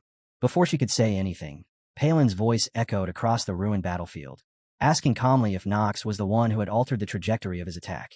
The demon sniffed the air slowly, then let out a low chuckle. He said he smelled a familiar scent clinging to Nox. Mana steeped in utter darkness. A sword drenched in the same essence. Palin burst into menacing laughter as an oppressive demonic aura exploded outward, swallowing the entire area. A system notification flashed into existence, warning that the opponent had cast a spell. Noah and Luna both felt the crushing pressure descend on them, and were forced to brace themselves just to remain standing. Palin's laughter deepened as realization struck him. He called Nox the son of Theo. Nox, however, didn't even blink. His gaze remained steady, calmly observing the demon before him. Thanks to the trait steel mentality, the negative effect of fear had already been completely neutralized. Unshaken, he stood there, dark mana flowing from his body, mana unmistakably bearing his family signature. Without a single word, Nox swung his sword. A wave of dark energy surged forward toward Palin. To the demon, the attack was laughably trivial. With one hand, he shattered it effortlessly. Nox clicked his tongue and spoke casually. If I'm the son of Theo, so what? A crooked smile tugged at his lips as he addressed him directly. Archduke Palin. Then he went further. He mocked him, saying he'd heard Palin was one of the weaker demons sealed by his father. That Theo himself had said Palin didn't deserve such a grand title as Archduke. Palin's expression twisted in anger, yet he laughed again, admitting that Nox certainly knew how to talk, and that it was quite amusing. That was exactly what Nox wanted. He was provoking him on purpose. According to the game's description, Palin was overly emotional, and Nox intended to exploit that flaw to the fullest. The grin on Nox's face grew more sinister, somehow more unsettling than the demon's own. As he focused, Palin's information unfolded before him in full detail. Name, Pimen. Gender, male. Species, demon. Attribute, fire. Achievements, one of the 72 demons. Positive traits included mana sensitivity, rare genius, battle spirit, and a principled nature. His neutral trait was pure evil. Negative traits followed: cruelty, madness, an intense desire to kill, and an overwhelming sense of superiority. Stats appeared one after another. Stamina 26, mana 29, luck 6, will 27, charm 16. Passive skill, art of fire. Active skills, flame, disaster flame, Condemnation. After reading everything, Nox smiled with confidence. Palin clearly surpassed every opponent he had faced until now. Still, knowledge was power. He noted that the Hellfire Palin used traveled in a straight line and drained life force on contact. Disaster Flame was a damage over time skill with randomized output, but extremely dangerous regardless. Condemnation manifested as a flame sword used for direct attacks. With all of that laid bare, Nox tightened his grip on his sword, his confidence only growing. He quickly came to a conclusion. Palin didn't have tricks or gimmicks, only overwhelmingly monstrous skills. At that moment, Luna's voice echoed in Nox's mind through telepathy. She called him Rookie and demanded to know what he was doing in such a dangerous place, questioning why he had even shown up. Nox glanced back at her, thinking calmly that Luna and Noah could easily defeat Palin once they had their proper items. But that wasn't now. Right now, he had to win with what he had in his hands. He replied that he had a way to defeat Palin and asked her to cooperate with him. Luna's worry didn't fade. She immediately asked about Marin, whether she was still alive. Nox answered firmly that Marin was alive and assured her that every word he had said was true. Being completely ignored infuriated Palin. His expression twisted as he drew his sword and questioned whether Nox was truly so distracted while standing before him. In the same instant, a terrifying aura mixed with raging fire mana erupted from his body. The heat crushed down on Nox, forcing him to raise his sword just to defend himself.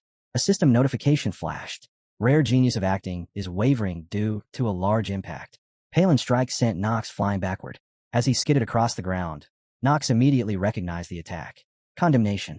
While Nox struggled to rise, Luna spoke again, telling him she needed Marin for her plan. She was confident Marin would overcome her trauma and fully control her power. With no hesitation, Luna coordinated with Nox and charged straight at Palin. Palin noticed her instantly, his eyes turning terrifyingly sharp. Luna didn't slow down.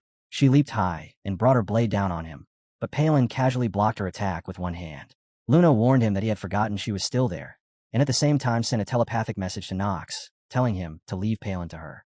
That was better than everyone dying here. Nox turned toward Noah and called out, "Dean, can you use wide area magic 2 more times? If you can, deploy a wide area barrier around this place. Make sure no one can enter." Noah, having steadied herself, stood up and smiled as she agreed. She understood immediately. Nox was trying to protect the students. Hearing that, Nox felt a flicker of irritation but brushed it aside, saying she could interpret his actions however she liked. As Noah began chanting, she remarked lightly that Nox wasn't honest with himself, adding that this was exactly why she found him so endearing. Nox ignored her completely and moved back into the fight alongside Luna. Meanwhile, Noah's frosty mana spread outward, crystallizing the air itself as a massive barrier formed, sealing the battlefield off from the outside world. Luna and Palin remained locked in brutal combat, their clashes tearing through the air again and again. Palin laughed openly at Luna's strikes, dismissing them as nothing more than cheap tricks, while Luna's frustration steadily grew under the weight of his overwhelming power. With a cruel grin, Palin taunted her, asking if she truly believed she could buy time against him like this. Just as he unleashed a devastating blow meant to crush her, Nox stepped in without hesitation, taking the attack head-on in Luna's place. The collision sent a violent shockwave rippling outward. Nox's body screamed in protest as he endured it, yet he still forced a crooked smile and muttered, "Is this all an Archduke has to offer?" He spat out blood and added, "This much is nothing." Paimon sneered, eyes burning with contempt. "Do you think you're like your father just because you managed to block a few attacks?" A warning flashed before Nox's eyes. "Your opponent has cast fear on you." Paimon continued mockingly, saying his father had been several times stronger than this. And even then, Theo couldn't kill him and had been forced to seal him away. "I'll trample you into the ground in an instant," the demon declared. Under Palin's relentless assault, Nox began to falter. His body trembled under the strain, muscles tearing as pain flooded through him. Still, thanks to steel mentality, the fear was crushed the moment it tried to take root. With a confident, bloodstained smile, Nox replied calmly, "They won't know until they try." Another notification appeared. The artifact Stormbringer has absorbed mana to its limit.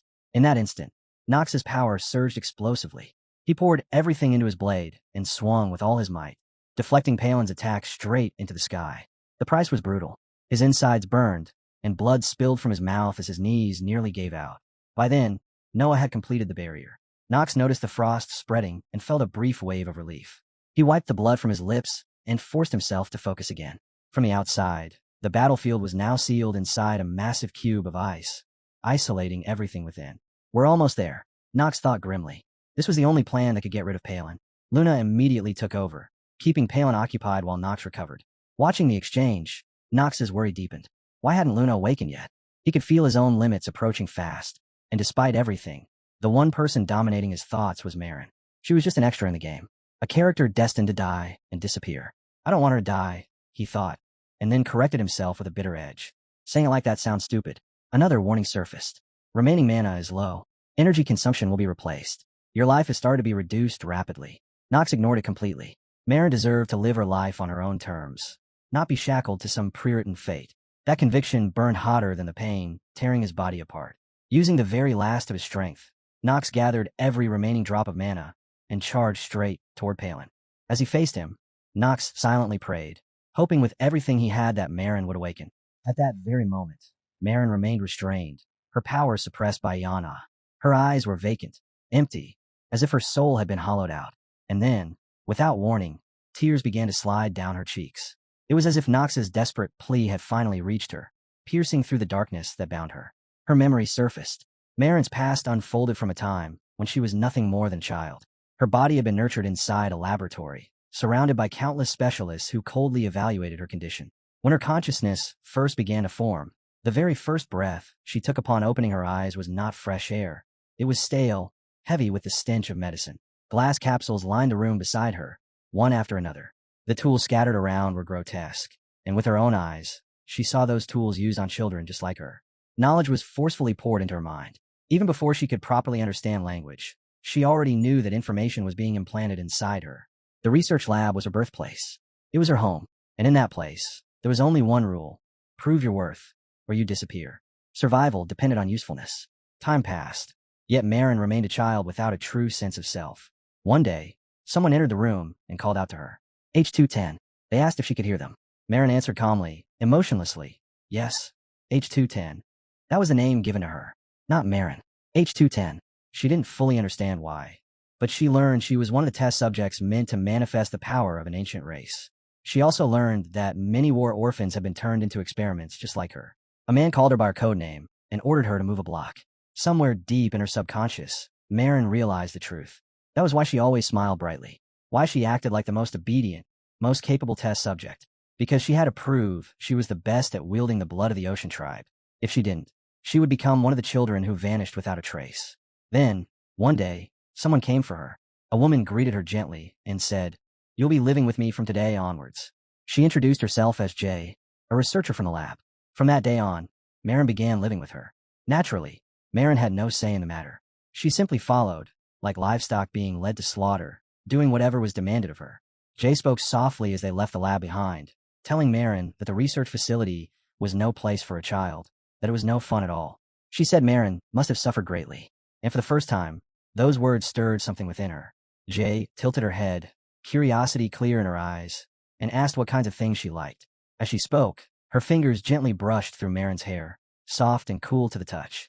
Jay smiled and said that H210 sounded far too stiff to be used as a name, especially for someone with blue hair that shimmered like aquamarine. So she chose a new name, Marin. To Marin, the name itself did not matter much. She had no expectations left.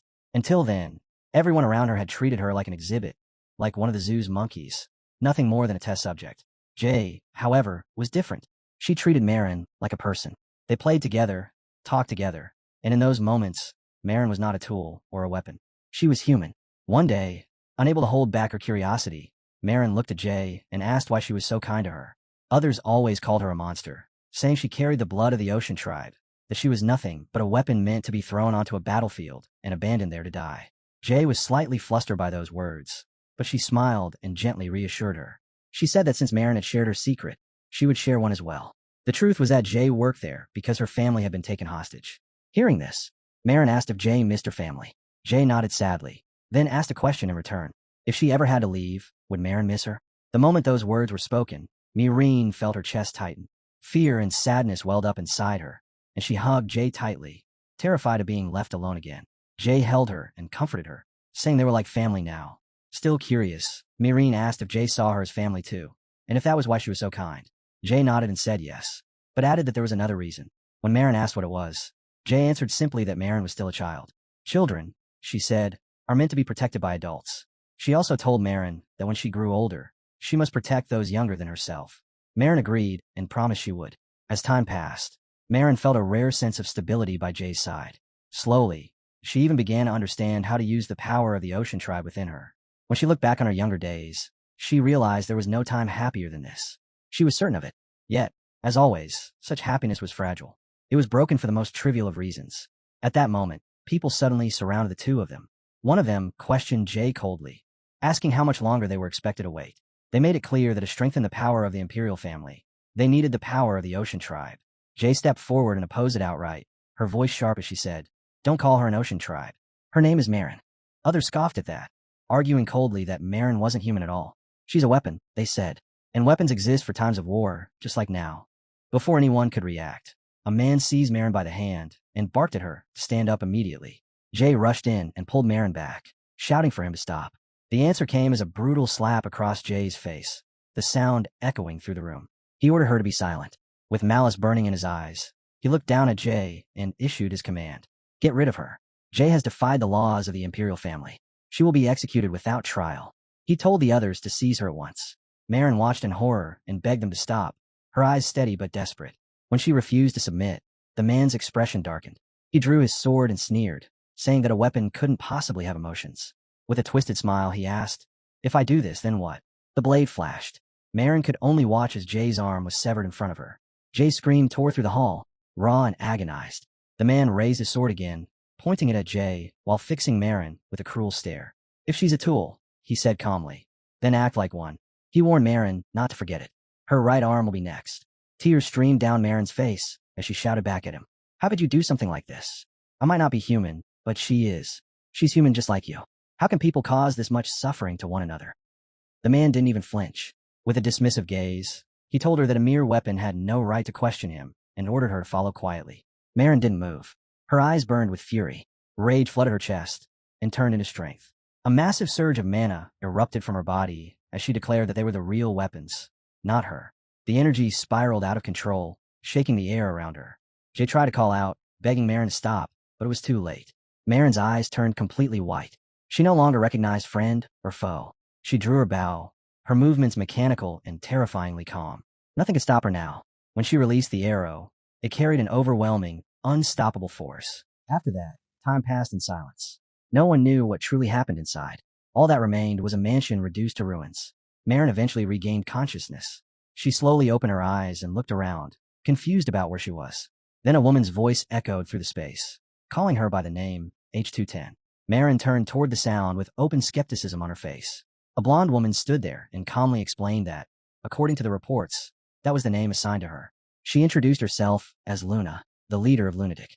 Marin quietly wondered who the woman standing in front of her really was.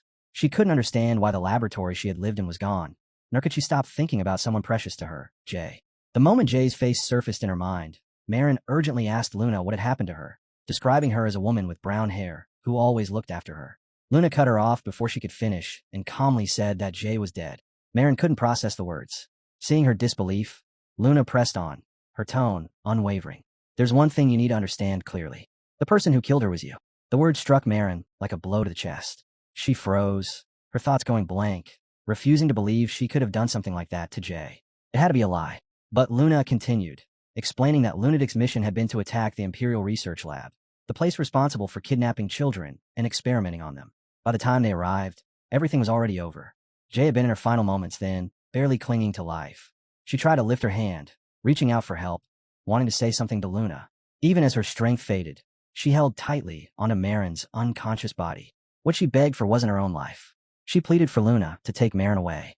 When Luna asked if Marin had been overwhelmed by the power of the ocean tribe, Jay didn't confirm it. She only said that it wasn't Marin's fault. Jay explained that Marin was just a child who had suffered at the hands of adults who forcefully experimented on her. With what little strength she had left, she begged Luna to help Marin live a normal life. In her final words, Jay insisted that Marin had done nothing wrong, that she had never killed anyone. Luna hadn't lied, though. She stated plainly that everyone there, including Jay, had died because of Marin. Hearing that shattered her. Marin trembled as the memories replayed in her mind, and she finally admitted the truth to herself. Jay had died because of her attack. She had relied on the power that was forcibly injected into her to try and save Jay. But in the end, she hadn't saved her at all. She had become exactly what those people wanted her to be, a weapon. Luna's voice broke through Marin's spiraling thoughts as she proposed something unexpected. She asked Marin to join Lunatic, suggesting that she could do so if she wished to seek revenge against the imperial family that caused her suffering. As Marin listened, an image surfaced in her mind: demons. Jay had once told her stories about them while reading fairy tales, long before everything fell apart. Demons, she remembered, would wriggle their way into weakened human hearts, whispering sweet promises and tempting bargains. Jay had told her that once, like a fairy tale meant to scare children. Marin understood it now, but she had nowhere else to go, and so, she chose lunatic. She knew that walking with revenge in her heart would only drag her deeper into the mud. Yet the anguish she felt over Jay left her no other path. Because of that, Luna's words felt like salvation. Luna stepped closer and told Marin to call her captain from now on. Her gaze was stern as she made it clear that within lunatic, only ability mattered. Marin's talent alone was enough. Luna called her a genius and said that if Marin could learn to control even a fraction of that power, she would be promoted immediately. Marin understood something painful then. That power and talent didn't truly belong to her. But still, she needed to chase Luna like a moth to a flame, to make use of that chance for the sake of Luna, who had saved her, and Jay, whom she had killed. Her thoughts snapped back to the present forest. Marin was restrained, her body held down by Iana. As her consciousness slowly returned, Iana greeted her calmly. Marin stared at her, confused about who she was, until recognition struck. Iana of honor. Memories rushed back all at once, and Marin's eyes widened in shock as she realized what she had done. She had fired the water shot. She had definitely gone berserk. Yet somehow, unbelievably, Iana was still alive. Seeing the confusion on Marin's face, Iana explained that she had used her ability to suppress Marin. There was no need to fear going berserk again. Marin was stunned to learn that the Satyr household's charm could end her rampage. That was why Nox had entrusted her to Iana in the first place. Panicked, Marin immediately asked where Nox was. Iana told her that Nox was fighting the demon right now. The words sent a jolt through Marin's chest. Fear and worry overtook her, and she bolted toward the battlefield. Iana warned her about the danger, but it was too late. At that moment, Nox's voice echoed directly in Marin's mind. Realizing she had regained consciousness, he spoke with calm confidence and told her that Luna was still alive. Noah too. Relief washed over Marin, and she almost smiled. If Nox could speak to her like this, then he had to be all right. Then his tone shifted. Getting straight to the point, Nox asked if Marin understood the situation they were in. He reminded her that she had once been under Iana von Satyr's charm. Marin was confused by his words, unable to grasp his intention. Nox didn't explain further. Instead, he gave her a single, shocking instruction. Shoot at me again, just like before. Marin was shaken by the plan. The moment she understood what Nox was asking, fear crept in, the fear that she might lose control again. Nox calmly explained that Piman was incredibly fast. No matter how accurate Marin's shots were, Piman would dodge them with ease. That was why, when Nox managed to restrain him even for a moment, Marin had to shoot then. She couldn't understand it. Confused and upset, Marin asked why he always chose such dangerous methods, ones that looked like he was offering himself up as a sacrifice. Even as he continued clashing with Palin, Nox replied that he wasn't sacrificing himself at all. Marin didn't believe him. She pressed him, asking who in their right mind would ask someone else to shoot them in the back if it wasn't exactly that. Nox didn't have the time to explain. He only told her one thing, that she needed to trust him. Then he smiled. It was a terrifying, confident smile as he declared that he couldn't die. By then, Marin had already reached the battlefield. She stood atop the remains of shattered wall and called out to Nox again, asking if she could truly trust what he was saying. Below her, Nox struggled under Palamon's relentless assault, but even so, his answer was firm and unwavering. Hearing that, Marin smiled. Absolute trust filled her chest. She didn't know why, but his words, his certainty that he would live, gave her an overwhelming sense of relief. Her bow was already drawn, the string taut. She told him to look forward to it. With a confident smile, Marin declared that she would make sure to tear Nox's back apart. Palin, consumed by rage, roared that if he still had his original strength, this worthless trash wouldn't even be worthy of standing at his feet. Furious, he launched another attack at Nox, mocking him for acting so high and mighty. The strike narrowly missed, grazing past Nox's body, but when it slammed into Noah's defensive barrier, the entire shield shook violently and began to crack. Nox staggered, his breathing heavy. His combat ability had fallen sharply, and the danger was closing in fast. At that moment, Luna appeared beside him, scolding him as a fool and an arrogant idiot. She knew he was fully aware of how dire the situation was, especially since a key part of their plan depended on Noah's barrier being pushed to its limit. She added coldly that it wasn't just the barrier. Noah had almost exhausted all her mana. She would only be able to block that flame 1 or 2 more times at most. Luna turned toward Nox, concern clear in her eyes, and demanded to know when he planned to carry out that grand plan of his. Nox tightened his grip around the black sword but didn't answer her directly. Instead, His expression hardened as he told her to push herself one last time. He asked her to pierce Palin's barrier, explaining that it was a 3-layer defense formed by advanced magic. Inside his mind, Nox assessed the situation calmly. Palin's attacks were weakened enough that even he could endure them, but that also meant the barrier protecting Palin was absurdly strong. If they couldn't break it, then any plan they had was meaningless. Luna accepted his request without hesitation. She released her power once more, silently hoping that Nox's plan would truly succeed. At the same time, Palin gathered energy into his palm, laughing as he mocked Luna. He belittled her, calling her a child who had barely lived, sneering that she didn't know her own limits yet still dared to stand before him. Luna didn't respond. Her expression remained calm as she activated her technique. Lunar Sword Art. Third technique. Moon Split. A tremendous surge of power condensed in her blade, as if it truly held the strength to cleave the moon itself. A crimson light erupted, bathing the entire battlefield as her slash tore toward Palin. The attack struck true, but only partially. It cracked Palin's protective shield, yet failed to reach his body. The violent rebound from the barrier hurled Luna backward, her strength completely spent. Palin grinned devilishly and praised the strike as decent, only to sneer that she still couldn't touch him. All she had done, he said mockingly, was shatter his first layer of defense. He didn't notice it. Not until it was too late. Nox had already appeared behind him. The black sword in his hand roared with violent dark mana as he swung it down. But Palin's senses were sharp. In an instant, he countered, striking Nox and sending him flying back with a single blow. Still, the plan wasn't over. At that moment, Nox connected with Marin and gave his command. Fire it now. Marin answered immediately. Drawing her bow, she released the arrow, now overflowing with condensed energy, sending it screaming through the air toward Nox and Palin.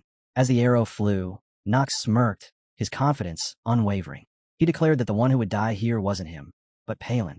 At the same time, the skill hour of the genius activated. Nox began counting the seconds in his mind, calculating everything precisely. Based on the power of the Ocean Tribe, the arrow's speed and force would exceed expectations by far. All that was left was to see if his calculations were right. From the rooftop, when she drew the bowstring, the distance was roughly 300 meters. By instinct, it should reach him in about 3 seconds. He wasn't a mathematician, so the calculation was never precise. Still, time ticked forward. By the second count, the arrow was already tearing through the air toward Nox. He smiled faintly, satisfied, deciding to gamble everything on the instincts that had kept him alive for so long in this cursed world. By the third second, when the arrow was only a heartbeat away, Nox pushed his current state to its absolute limit. His body vanished in a burst of speed, narrowly slipping past the arrow's killing trajectory. Everything happened so fast that even Palin failed to fully register it. Not until Marin's arrow was almost upon him instead. Just as planned, the shot pierced straight through Palin's defenses. The impact struck true, forcing blood from his mouth as he staggered back. Nox turned immediately, assessing the battlefield. Palin had lost a significant amount of strength, an inevitable outcome after chaining multiple mana-draining skills without pause. Through the lingering smoke, a shadow stepped forward. Palin was still standing, still alive. A sinister smile twisted across his face as he gloated. Nox still hadn't shattered the final barrier. This is my victory. Yet Nox only smiled, calm and unreadable. Who said we didn't break through? In the next instant, his state shifted, his attire changing as a system notification appeared. He had equipped the artifact, Lunatic Member's Robe. Another alert followed immediately. The artifact Stormbringer was absorbing the maximum amount of life force from its user. The special effect of the Lunatic Member's Robe activated, and his attack power surged upward. But Nox didn't stop there. Mana flooded into his palm as he activated Limit Break. A violent torrent of energy exploded outward from his body. The system reacted at once, issuing a warning. His enemy was far too strong. He had sacrificed a tremendous amount of life force for the strike required to defeat it. He would not be able to absorb the enemy's life force after using Limit Break with the Black Flame Ring. The system asked if he wished to proceed. Nox didn't hesitate. He smiled and confirmed. His eyes flashed with lethal intent as he locked his gaze onto Piman. An overwhelming mass of mana began condensing into his black sword. He raised it toward the sky, preparing his next strike. Seeing the monstrous amount of mana gathering around Nox, Piman faltered, his composure cracking as he cursed under his breath.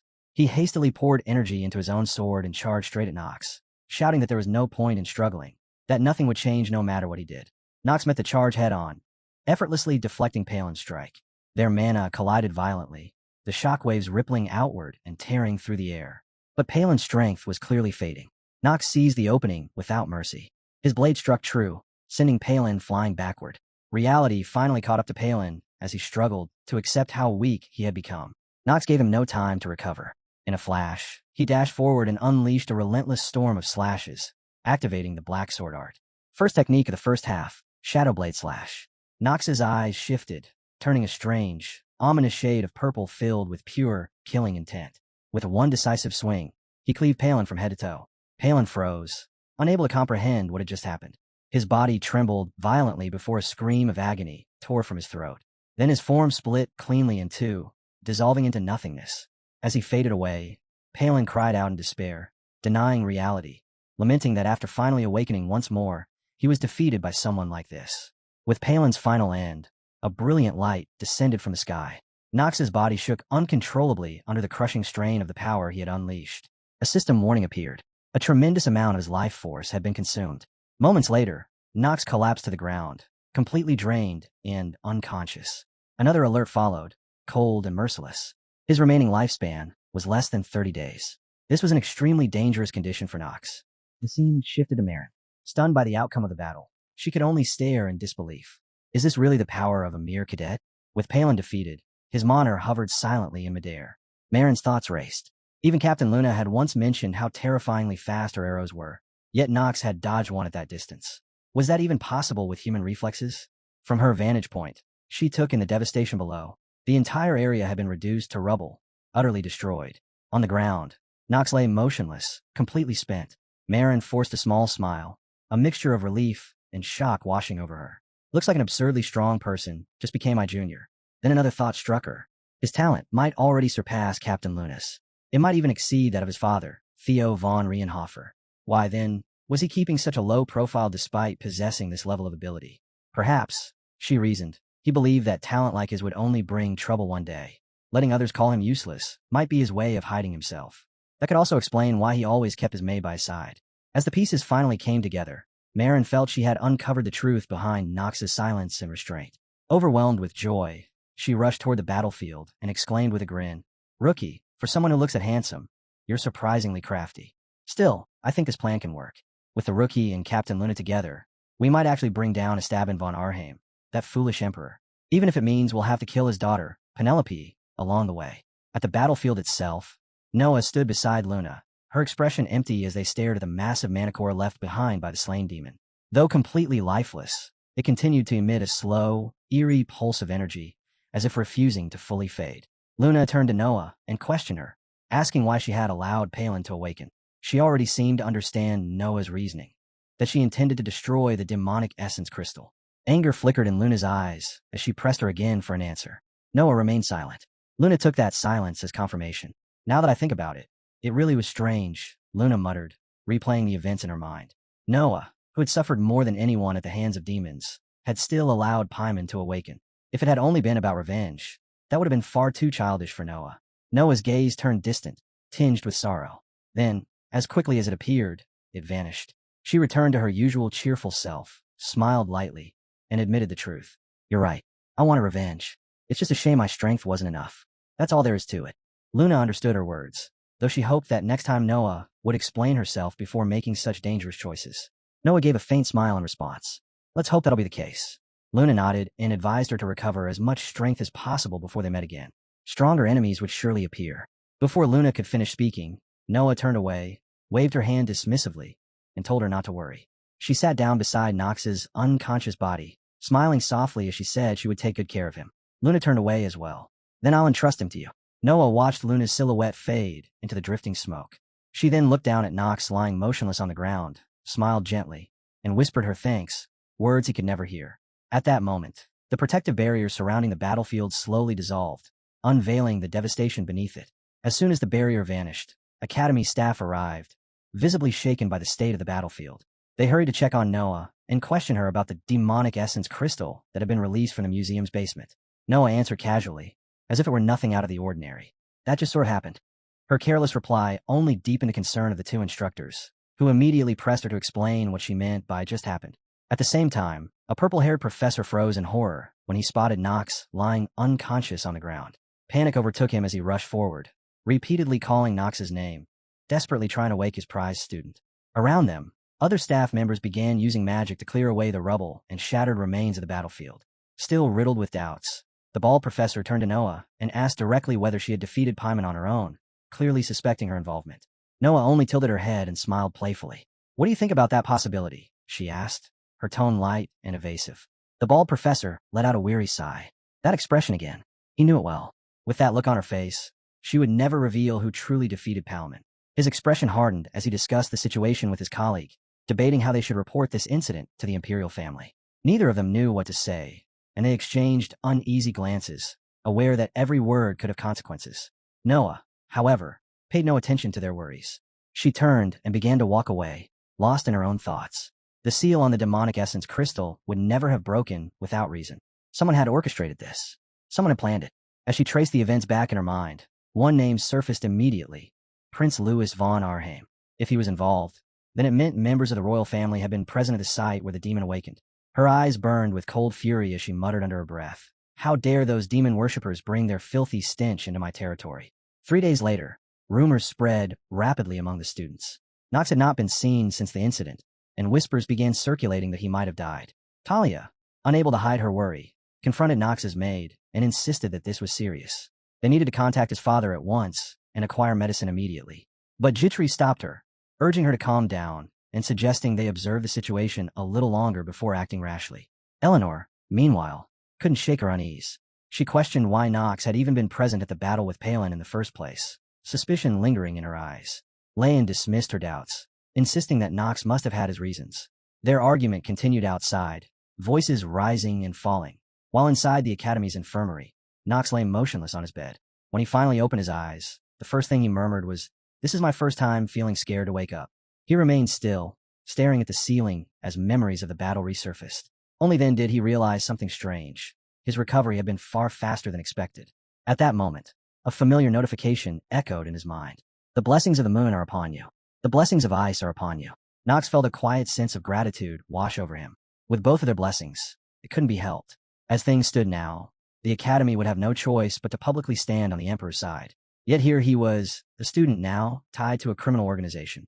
The thought left a bitter taste in Knox's mouth. He wondered if Noah had deliberately helped with his recovery, just to pry information out of him. Either way, he decided it was better to play along. Acting as if he were still unconscious would buy him some time.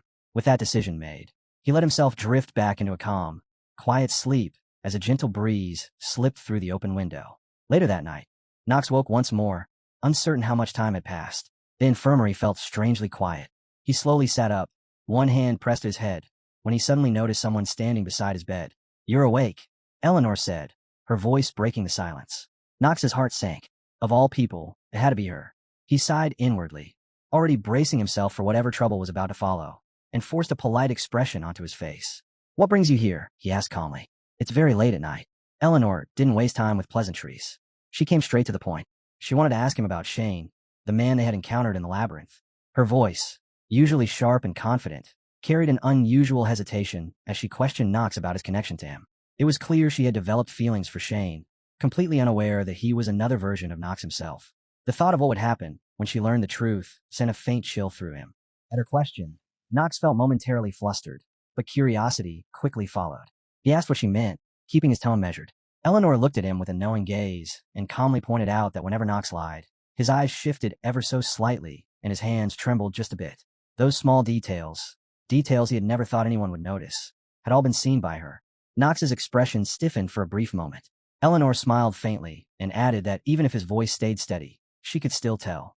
For the first time, Knox felt a hint of fear toward the woman standing before him.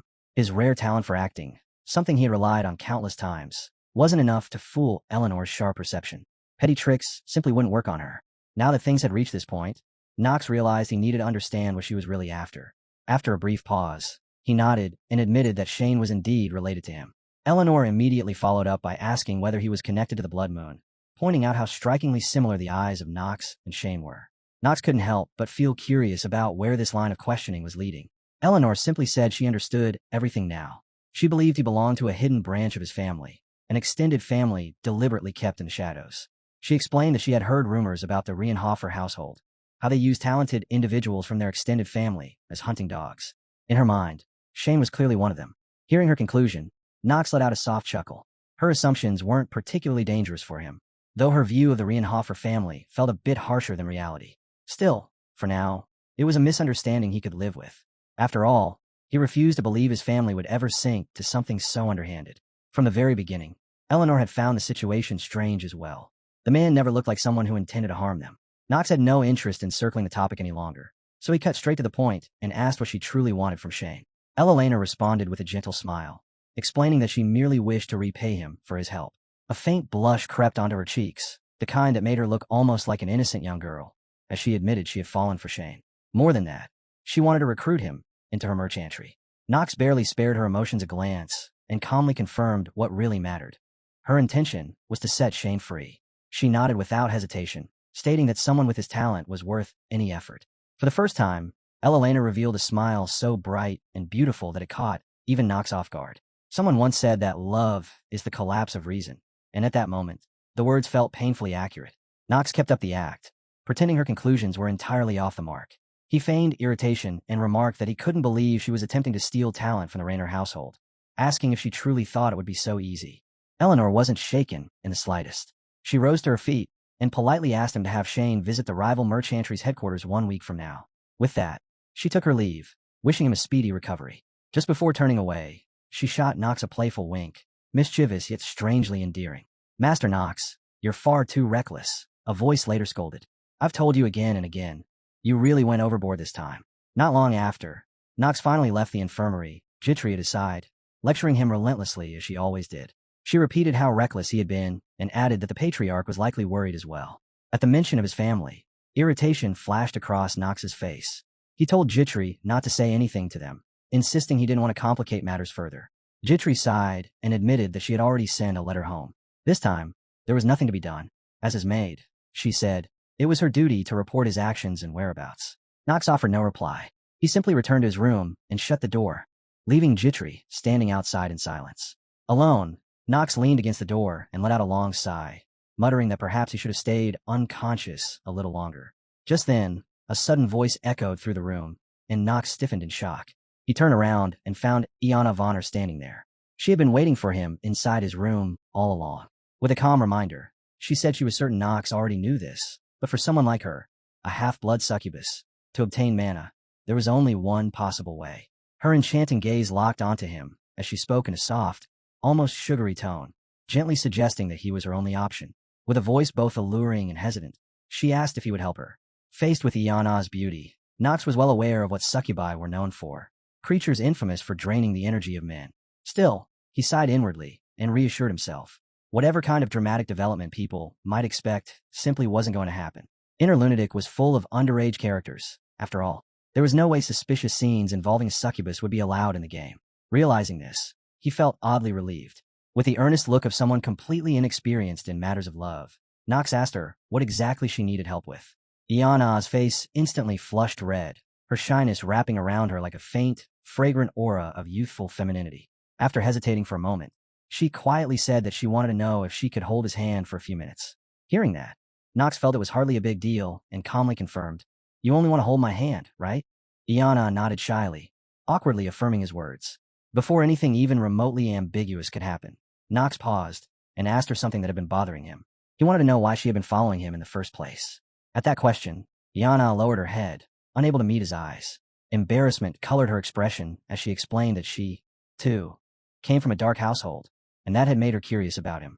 As she spoke, her sparkling eyes began to waver, her face growing redder by the second. She admitted that Knox seemed to have changed a lot recently, adding that in the past he had been a little more. She stopped there, unable to finish the sentence. The hesitation only made Knox more curious, so he asked what she meant about his former self. At the same time, he casually began taking off his outer jacket. The simple action made Iana tense up instantly, and she let out a small hiccup from pure nervousness.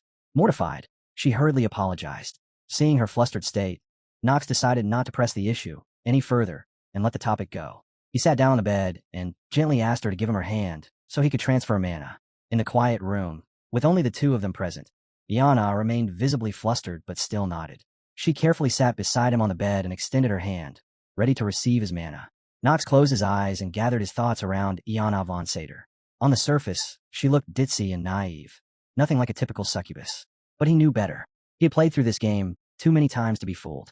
Somewhere beneath that innocent exterior existed another side of her, one far more seductive and dangerous. Breaking the silence, Knox spoke firmly, setting a clear boundary. They would do this for 10 minutes, no more. No overtime. Yet as soon as their hands remained joined, Iana's flushed face slowly lost its color, her breathing turning uneven despite the simplicity of the act. Watching her reaction, unease crept into Nox's chest. Something fell off. Then she suddenly looked up at him, her gaze heavy with allure and hunger. Nox's instinct screamed in warning. He pulled back and stood up at once, declaring that time was up and that he needed to leave.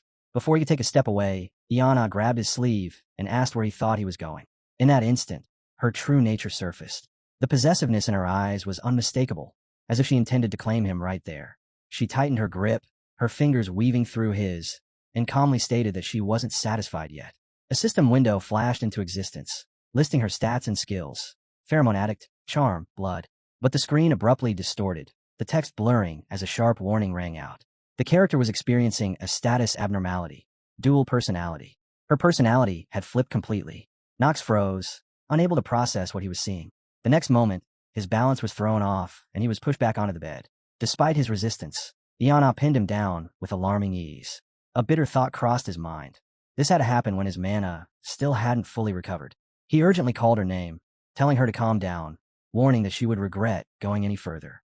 But her body was already burning with an unnatural heat. She loosened her ties slightly and tilted her head, genuinely puzzled as she asked why he seemed to dislike her. Sitting fully atop him now, she smiled provocatively and claimed she had never met a man who disliked her before. Leaning closer, she whispered questions into his ear, asking if she should lull him into a dream, asking what kind of partner he desired for such a moment. Still weak from his time in the infirmary, Nox barely had the strength to resist, if he even had the ability to oppose her charms at all. He hurriedly begged Iana to stop, telling her to end this immediately. But words alone weren't enough to halt her. She moved even closer, her face flushed with excitement, and with a soft, teasing smile, suggested that they would just kiss for a little while. She even leaned in and suggested that Nox should take the initiative and hug her, insisting it would feel really good if he did. At that point, Nox found himself unable to say anything more. All he could do was brace himself, resigned to whatever was about to happen, mentally preparing for the moment she would take his first time. Then, without warning, the door to Nox's room was slammed open, completely ruining the atmosphere. Marin burst inside. The moment she saw the scene in front of her, her face turned beet red. She was a girl who had never experienced love before, and the sight alone was enough to overwhelm her. Marin immediately shouted at Nox, calling him a jerk, her voice trembling with anger. She accused him of fooling around in secret while she was busy wrapping things up elsewhere. Iana's altered personality clearly didn't recognize Marin at all and coldly asked who she was. Marin didn't bother answering. With a sharp motion, she conjured a water orb and launched it forward, striking Iana and knocking her unconscious on the spot. Nox hurriedly called out, worried, asking what Marin had done to her. Marin replied calmly that she had only forced some mana into Iana and assured him that she wouldn't be hurt. Then Marin turned to Nox with a strange, unreadable smile. Confused by her expression, Nox heard her ask whether he was happy that she had shown up. Letting out a sigh, he reluctantly admitted that it was true, even if he hadn't wanted her there in the first place. Marin's expression softened with concern as she asked how he was feeling. Nox adjusted his clothes and answered that he had shared some of his mana, but that he felt fine overall. Marin fell silent, staring at him for a moment. Her gaze grew shy before she quietly said that he had saved her. Nox sighed again and told her to forget about it, explaining that he had only done what he did to survive. With that, he turned away, ignoring her completely as he left the room, leaving Marin standing there in a fury. But after a brief moment, her anger melted into a warm smile as she watched Nox's retreating figure. Nox paused and glanced back at her, offering a faint smile of his own. True to her sharp tongue, Marin immediately scolded him, complaining that his obnoxious attitude was his biggest problem and asking if he thought archers were a joke. She reminded him that she was 2 years older than him. By then, the sky had already darkened into night. At the Raynor family estate, Luna had just learned that Nox had defeated Payon. The news was so shocking that she found it hard to believe, yet she confirmed that it was true. Standing beside her, the head butler Rodwell was equally stunned, unable to fathom that his young master had accomplished such a feat. His gaze shifted toward the patriarch, who now wore a satisfied smile, one filled with quiet calculations and hidden schemes. Rodwell felt a chill crawl up his spine. If this was truly the case, then what kind of future awaited the Raynor household? Just imagining it left him deeply uneasy. Theo, on the other hand, remained outwardly calm. He appeared genuinely puzzled as to why Nox would take such a dangerous path. In Theo's mind, the answer could only be tied to one thing: the death of Nox's mother. A memory surfaced from long ago, a house swallowed by flames. The screams of that night etched into his mind. He had witnessed his own mother's murder during the slaughter, After that, he had lived half-crazed, drifting through life like a worthless shell, caring for no one and nothing. But if Knox had acted now, then it must have been for revenge. The thought pleased Theo, and a faint, secret smile formed on his lips. Luna, however, didn't believe him for a second. She didn't know what Theo was scheming, but she was certain of one thing. Power like that could only come from the Raynor bloodline. She also knew that void revelation could only be awakened when someone pushed themselves to their absolute limit. Now that she had accepted the rookie into lunatic, she had no intention of letting Theo toy with him. After a brief silence, Theo finally spoke, saying that parents don't necessarily understand everything about their children. Luna immediately challenged him, pointing out that Theo had never been a particularly warm father to Knox. She added that his first son had already sided with the Imperial faction. More accurately, he was already cooperating with demons. Theo didn't deny it.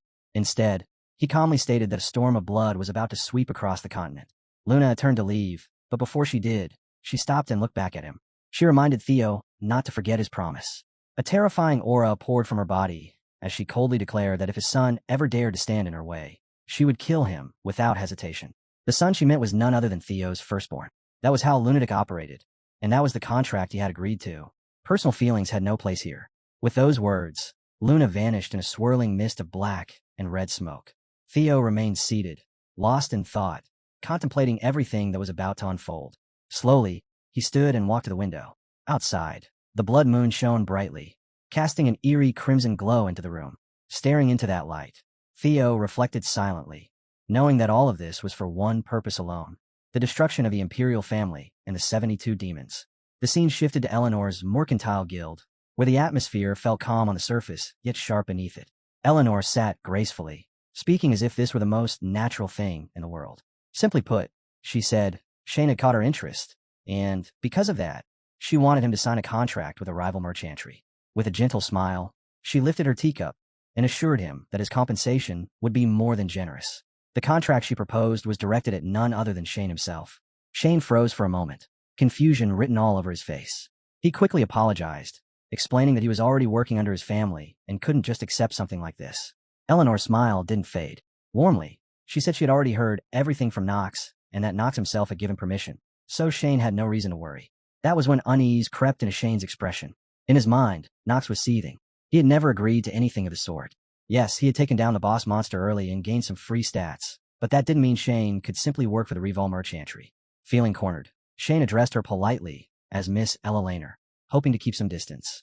Eleanor immediately corrected him, insisting that he call her Eleanor instead. Shane, shy and reserved, decided it was safer to continue calling her Miss Eleanor. Eleanor sighed softly, brushing her hair back, and remarked that Shane and Knox shared something in common. She said she didn't want to make this a big issue, her tone calm, yet heavy with implication. Then she mentioned the collateral family of the Raynor household, the one that handled all the dirty work. If word somehow reached Dean Noah that Shane had infiltrated Eldon Academy for a secret mission, what do you think would happen? Her words left Shane deeply unsettled. He said he had thought Eleanor was kind, not someone who would exploit another person's weakness. Eleanor took a slow sip of her tea and replied calmly that she was a merchant, and that kindness had nothing to do with business. Confused and pressured, Shane finally asked what she wanted him to do. Eleanor set her teacup down, her smile beautiful and calculated, and asked softly whether he was really not going to do it. What she truly meant remained unclear. Later, outside the guild, Shane stared at the fire spirit's pendant in his hand. He knew exactly what it was: an overpowered artifact that could only be obtained near the very end of the game. Eleanor had gifted it to him freely, calling it both a present and the down payment for his contract. Knox immediately recognized its value, and also its danger. The artifact was being tracked. At that moment, he realized something else as well. Eleanor was genuinely obsessed with Shane. Back inside the guild's lounge, Eleanor sat alone, enjoying her tea, when a familiar voice commented that she had really taken a liking to the man named Shane. Rick noted, almost in disbelief, that he had never once seen Eleanor personally invite someone to be recruited before. Eleanor shot Rick a cold glare and snapped back, asking since when he was ever allowed to comment on her actions. Rick immediately realized he had crossed a line. He straightened himself and replied smoothly that he would never dare do such a thing. With an apologetic smile, he added that she had no reason to worry, reminding her that he wasn't foolish enough to overstep his place. Eleanor, however, was clearly displeased. She accused him of hiding behind excuses, her expression calm but sharp. Deep down, her suspicions toward Rick only grew stronger. The movements of the head accountant had felt strange for a while now, especially after Pyman was defeated by Dean Noah. It was still too early to draw conclusions, yet something about him felt off. Before letting the matter drop, she warned Rick to be extremely careful with every decision he made from now on, her lips curving into a cryptic smile. Rick showed no visible reaction. He merely returned a hollow smile and replied that he would keep it in mind, addressing her as Miss Rivlin. As he walked down the guild's hallway afterward, Rick felt certain that his instincts had been right. Knox von Rienhofer was a serious obstacle to his plans. A dangerous one. If he wanted things to proceed smoothly, Knox had to be dealt with, and quickly. While he was at it, he decided he might as well get rid of that foolish prince too. A confident, malicious smile spread across his face as he thought that no matter what Knox was aiming for, things would not go his way this time. Knox's end was drawing near. And yeah, we finally reached this chapter together. For now, the story of the terminally ill genius Dark Knight comes to a close with the end of Season 1. Once again, thank you sincerely for all the support. Let's look forward to Season 2 together. His name is Knox von Rienhofer, the most notorious villain known to the inner lunatic, a ruthless madman despised by the entire world. Yet almost no one knows the truth hidden beneath that shell. Inside is Yu-chan, a man who once suffered from an incurable disease and is now trapped inside the very game he devoted his life to. To survive, he hides behind the name Knox, walking the thin line between good and evil, searching desperately for a way to rewrite a fate that was already condemned. This is not merely a struggle to stay alive. It is the resistance of an unyielding soul.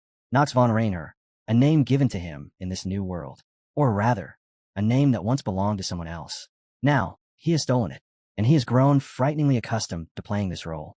With his invincibility and the powerful skills borrowed from a man destined to die, he has truly become a villain. Since arriving in this world, countless events have unfolded. Monstrous beings wielding terrifying power, secrets tied to the angelic woman who appeared within his mind, mysteries that remain unresolved to this day. And all of it continues to push him further down a path where survival, madness, and destiny collide. So many people had promised to stay by his side. Yet the more Knox gained, the deeper his loneliness became. Power piled up, achievements followed one after another, but the emptiness inside him only grew heavier. Then, suddenly, a notification appeared before his eyes, quietly inviting him. Would you like to start a new game?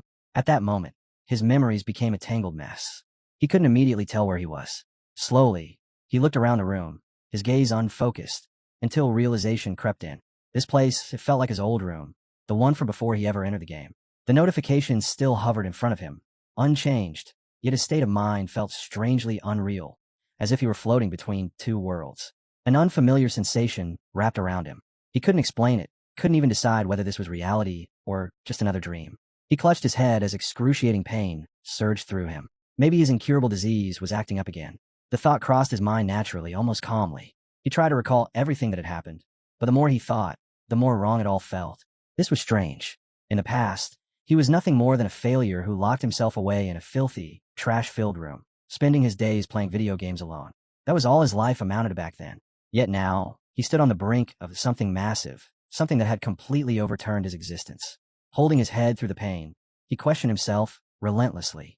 Who was he, really? What kind of connection did he have with Knox? And why had he ended up possessing Knox's body in the first place? The pain from his illness mixed with the chaos in his thoughts, overwhelming him until his legs gave out, and he collapsed to the floor. A flood of confused thoughts rushed through his mind. Everything in that world belonged to him. Yet at the same time, none of it truly did. He understood that better than anyone. His consciousness grew hazy, his vision blurring, as if he were about to lose consciousness altogether. In that fading moment, the image of the villain Knox von Rienhofer surfaced in Yu-chan's mind. He finally understood something he had been avoiding all this time. He couldn't escape that shadow. No matter how far he ran, it followed him. That was why the pain never truly left him. It was Yu-chan's uncertainty, his inability to accept the truth, that shattered him further and deepened his loneliness. At that moment, he made a decision. He had to face the truth. His real name was Yu-chan, and he was still an outsider in this world. And yet, the relationships he had formed here had slowly anchored him to this place. Through them, he had become someone entirely different from the Knox he once knew. Now, after the battle with the Pieman monster, Yu-chan would have to face Theo von Rainer, Knox's father. And with a grave, unyielding voice, Theo questioned Knox directly, forcing him to stand at the crossroads between the man he was and the truth he could no longer avoid. Why did he risk his life to personally cut down Pieman? And was that decision connected to his mother? When those questions were thrown at him, Knox's face stiffened with clear awkwardness. Theo already knew the truth. He knew about the event information, about that night of slaughter when Knox was forced to watch his mother die with his own eyes. Yu-chan asked himself quietly what Knox would have said if he were standing here instead. Theo continued, saying that from that very day, he realized Knox had begun to stray from the proper path. He knew it. Even if Nox pretended not to remember, Theo knew that was a lie. At that moment, Yu Chan's thoughts tangled into a mess. If Nox were here, how would he act? What expression would he wear? What words would he choose? Then Yu Chan stopped asking himself those questions. There was no point anymore. Returning fully to the identity of Nox von Rienhofer, he decided to make his own choice. He moved instantly. To Theo's surprise, Nox suddenly launched an attack at his own father, his blade flashing as he demanded to know whether Theo truly believed he was hiding his power or not. His eyes burned with determination. The answer was obvious. He dodged Theo's counter with ease, dark mana erupting from his body as swordsmanship intertwined with shadow blade skills. No matter the reason, no matter the outcome, he was ready to face his father head-on. Deep inside, Nox realized something he had never fully acknowledged before. This name had always belonged to him. Villain or not, mocked or despised. Even if he was fated to die in the end, it didn't change that truth. The whispers around him never stopped. Did you hear? Young Master Nox ranked first at the academy. No way. That useless disgrace. He must have bribed someone. What could trash like him ever be good at? They say he beat Alan in hearts only because of his equipment. Nox didn't care about the buzzing of those flies. He refused to accept a predetermined fate. Through sheer effort, he had already extended the time stolen from death itself. As the confrontation resumed after that terrifying opening strike, Theo raised his sword and blocked the attack head-on. The clash distorted the air around them, space itself seeming to crack under the pressure. Theo immediately recognized the technique and realized it was Shadow Blade. A smile spread across his face, excitement flickering in his eyes at the sight of his son wielding that skill. But for Theo, it still wasn't enough. With calm confidence, Theo unleashed his own Shadow Blade, intent on teaching his unruly son exactly what true mastery looked like. The unleashed strike left Nox completely unable to defend, sending him flying backward through the air. He barely managed to regain his balance, his boots scraping across the floor as he drove his sword into the ground to steady himself. Sweat dripped down his face, his body screaming in protest. Even so, a thought surfaced clearly in his mind. Even if he was living on borrowed time, he still had to keep pushing the story forward. Despite the exhaustion, a confident, almost satisfied smile crept onto his face. Then a message appeared before his eyes. The player's genius trait is now in effect. In an instant, power flooded his entire body. A deep purple aura wrapped around him, pulsing as if alive. His stance shifted instinctively, muscles tightening as he took on a natural fighting posture. A ghostly smile played on his lips as he prepared to continue the battle with his father. In his mind, Nox whispered to himself that he had tried. And perhaps this was exactly why he was so desperate, why the fear of impending death never left him. If there was one thing he absolutely had to overcome, it was the thing that would one day come for him without fail. Death. Everything Nox did now was rewriting the scenario of the game, Inner Lunatic. He had already changed the fates of those who were meant to die and saved the useless Nox character, along with himself. The original plot had gone completely off the rails, and no matter how things unfolded from here, Yu-chan was no longer just playing a role. This was his life now. After the battle with Pimin and the confrontation with his father, he was forced to remain Bedouin for several days. And then, once again, he found himself in the conference room, standing at the start of a new journey. Jitri pointed to the map spread across the table and explained that they were currently in the northeastern region of Chatters. Turning toward Nox with a worried expression, she asked whether they still intended to continue moving forward as planned. Nox answered firmly that they would. They were heading northeast. The young knight beside him addressed him as Young Master Nox and warned that such a route was extremely dangerous. Entagi was crawling with monsters, but that wasn't a real problem. The true threat was the Tajigilan Kingdom, the sworn enemy of House Rainer. Nox understood all of this. He knew the plot by heart, and that was precisely why he had chosen this path. He confirmed once more that they would proceed with the journey. The danger the young knight spoke of was the very reason he refused to turn back. Before Nox's unwavering decision, the girl in the room looked uneasy, but she chose not to offer any further objections, silently accepting the road he had decided to walk. Nox added that from here, he would be heading straight to the Tajigilan Kingdom, instructing them to send a letter ahead. The message was simple, yet loaded with intent. The son of House Rainer was coming, and they were to prepare a proper welcome for Nox. As he said it, a smile crept onto his face, one filled with meaning and quiet mischief, as if he was already savoring whatever chaos awaited him there. He genuinely looked forward to what would unfold in the Tajigilan Kingdom. And just like that, Season 2 had begun. But at that very moment, a sharp red warning echoed through the system. 27 days remaining. That was all the time the player had left to leave. Watching such a confident and powerful man, no one would notice how little time he truly had, how every single hour of his life had become something he had to earn. When that reality sank in, even Nox felt a faint sadness rise in his chest. He couldn't help but wonder if things had gone terribly wrong somewhere along the way. after offering his lifespan to Stormbringer just to erase Peeman from existence. Leaving himself with only a short time to live, he was immediately met with yet another complication. Elelaner approached him, attempting to recruit the awakened succubus Iana and his clone, Shane, into her guild. If he didn't replenish his lifespan soon, things would become dangerous. Letting out a quiet sigh, Nox asked himself why everything kept unfolding like this. One problem stacked neatly atop another. Then the system information appeared for an item in his possession. The Fire Spirit's Pendant, a high-grade accessory imbued with the fire attribute. When equipped, it granted a powerful passive skill known as Spirit Magic Affinity, an ability that allowed the wearer to form a pact with fire-type spirits. The strength of the spirit that could be contracted depended entirely on the user's mana. But this was not an item meant for just anyone. To use it, one first had to earn the affection or favor of Eleanor Deravine. Once equipped, the pendant would bind itself permanently, granting Spirit Magic Affinity as a passive skill. It enabled the wearer to form a contract with a fire spirit, with the rank of that spirit scaling according to the user's mana. However, there was a catch. Eleanor Deravine would be able to track the user's location at all times once it was equipped. Nox stared at the item resting in his hand, a trace of regret flickering across his expression. In the end, he put it away, muttering that at least the tracking effect only activated after equipping the artifact. Once his mana exceeded 15, he could summon a high-rank spirit.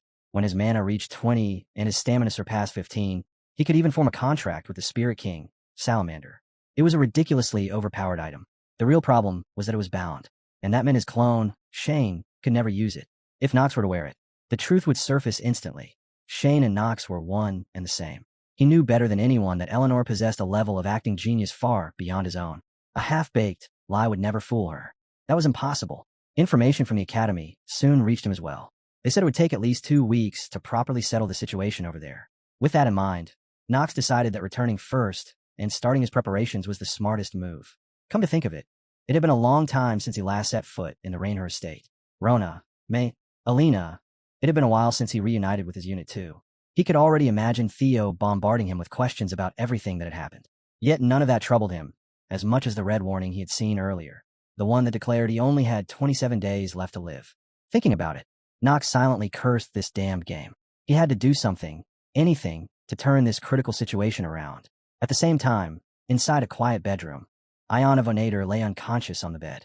Her face was flushed, as if she were burning with fever, her expression twisted in visible discomfort. Within her dream, her mother's voice echoed mercilessly. She remembered the cruel words clearly. How could you still not drain magic from a man's body? And you dare call yourself a bearer of House Sator's blood? It would have been better if one of your sisters had inherited the demon's blood instead. You're disgusting. Get out of my sight. Faced with those curses, Iana could only lower her head, unable to respond. Then, suddenly, she jolted awake from the nightmare, only to realize that it reflected the truth she had lived through. She woke drenched in sweat, fear clinging to her face. Holding her head, memories flooded back, and with them came the realization that she had done something dark to Nox. At the time, she had been overwhelmed by excitement. Her face had been red, her breathing unsteady, her voice trembling as she whispered to Nox that just a quick kiss would do, that he should come closer and hug her, that only kissing was fine. She even remembered thinking that if it were her, the game would have ended right there, with no more chapters after that. As the memories resurfaced, Iana felt unbearably shy, her mind spiraling as she realized she had gone far too far with Nox. She struggled on the bed, mortified, refusing to believe what she had done was real. Her body began to tremble uncontrollably, as if she had lost all composure. Forcing herself to calm down, she eventually rose and sat in front of the mirror, still shaken, trying to regain control of herself. A more seductive alter ego of Iana slowly surfaced in the mirror. The girl reflected back at her wore a knowing smile, her eyes filled with temptation and confidence. When the reflection smiled at her, Iana froze in shock. That smile didn't belong to her, or at least, not to the Iana she knew. An illusory image flickered before her eyes, and the other personality finally spoke. It told her that she had realized it at last, and that now all she had to do was wait and see what would happen next. Around the same time, at the Rainhur estate, Nox had finally returned while the Academy continued its repairs. The carriage came to a halt, and Nox stepped down alongside Gree from next door. Head butler Rodwell was already waiting, bowing respectfully as he welcomed Nox home and inquired about his health. Nox calmly reassured him that his condition was perfectly fine, then asked to see his father and questioned where he was. Rodwell replied that Theo was currently in Nox's room and offered to lead the way. As they passed through the estate, the servants couldn't help themselves. Whispers spread like wildfire. "Did you hear?" someone murmured. There's a rumor that young Master Nox ranked first at the academy. Others scoffed immediately. No way. That infamous good-for-nothing. Another voice chimed in, full of disdain. He probably bribed someone. What could a good-for-nothing possibly be good at? Some claimed he defeated young Masters Allen and Hearts only because of his equipment. Gree heard every word, his expression darkening with quiet sadness. Nox, however, didn't even spare them a glance. To him, they were nothing more than buzzing flies, and flies didn't shorten his lifespan in the slightest. When they reached the Patriarch's room, Rodwell respectfully invited Nox inside. The moment the door opened, a terrifying aura flooded out. Inside, the Patriarch sat calmly, his presence alone enough to suffocate the air. As Nox stepped in, a chill ran through him. Theo was truly a monster, to the point that Nox couldn't believe he had once dared to stand before him so casually in the past. The Patriarch's deep, intimidating voice echoed through the room as he called out, "Nox von Rainer." His gaze sharpened as he observed Nox closely, noting how much he had grown. With a father's scrutiny mixed with fear, he commented that Nox was able to remain calm even after sensing his presence. It seemed the reports weren't exaggerated after all. Even faced with such overwhelming pressure, Nox stood firm, his expression steady and fearless. He quietly instructed those behind him to remain calm as well. Looking straight at Theo, Nox spoke without hesitation, making it clear that he no longer intended to do anything that would bring harm to the family. Theo Benoit Rainer spoke again. He said he had already heard the rumors, how Nox had become a candidate to marry the princess, and how he had even taken down payment. The moment those words left his mouth, Nox felt it clearly. His usual acting was starting to crack. Theo's gaze sharpened as he questioned him, stating bluntly that Nox had hidden far too many things from him. Nox denied it without hesitation, saying he had merely landed the final blow and that everything else came down to luck. The excuse only made Theo's expression darken. His voice rose, and an angry aura surged through the room as he accused Nox of lying straight to his face. He added that even the family retainers believed Nox deserved punishment for this. Nox, however, didn't show even a hint of embarrassment. He accepted it calmly, stating that if they wished to hold him responsible, he would accept it humbly. Then Theo suddenly asked a question that sounded empty and unclear, leaving Nox momentarily confused. But deep down, Nox understood the truth. The only way to suppress all deception, all betrayal, was to become strong.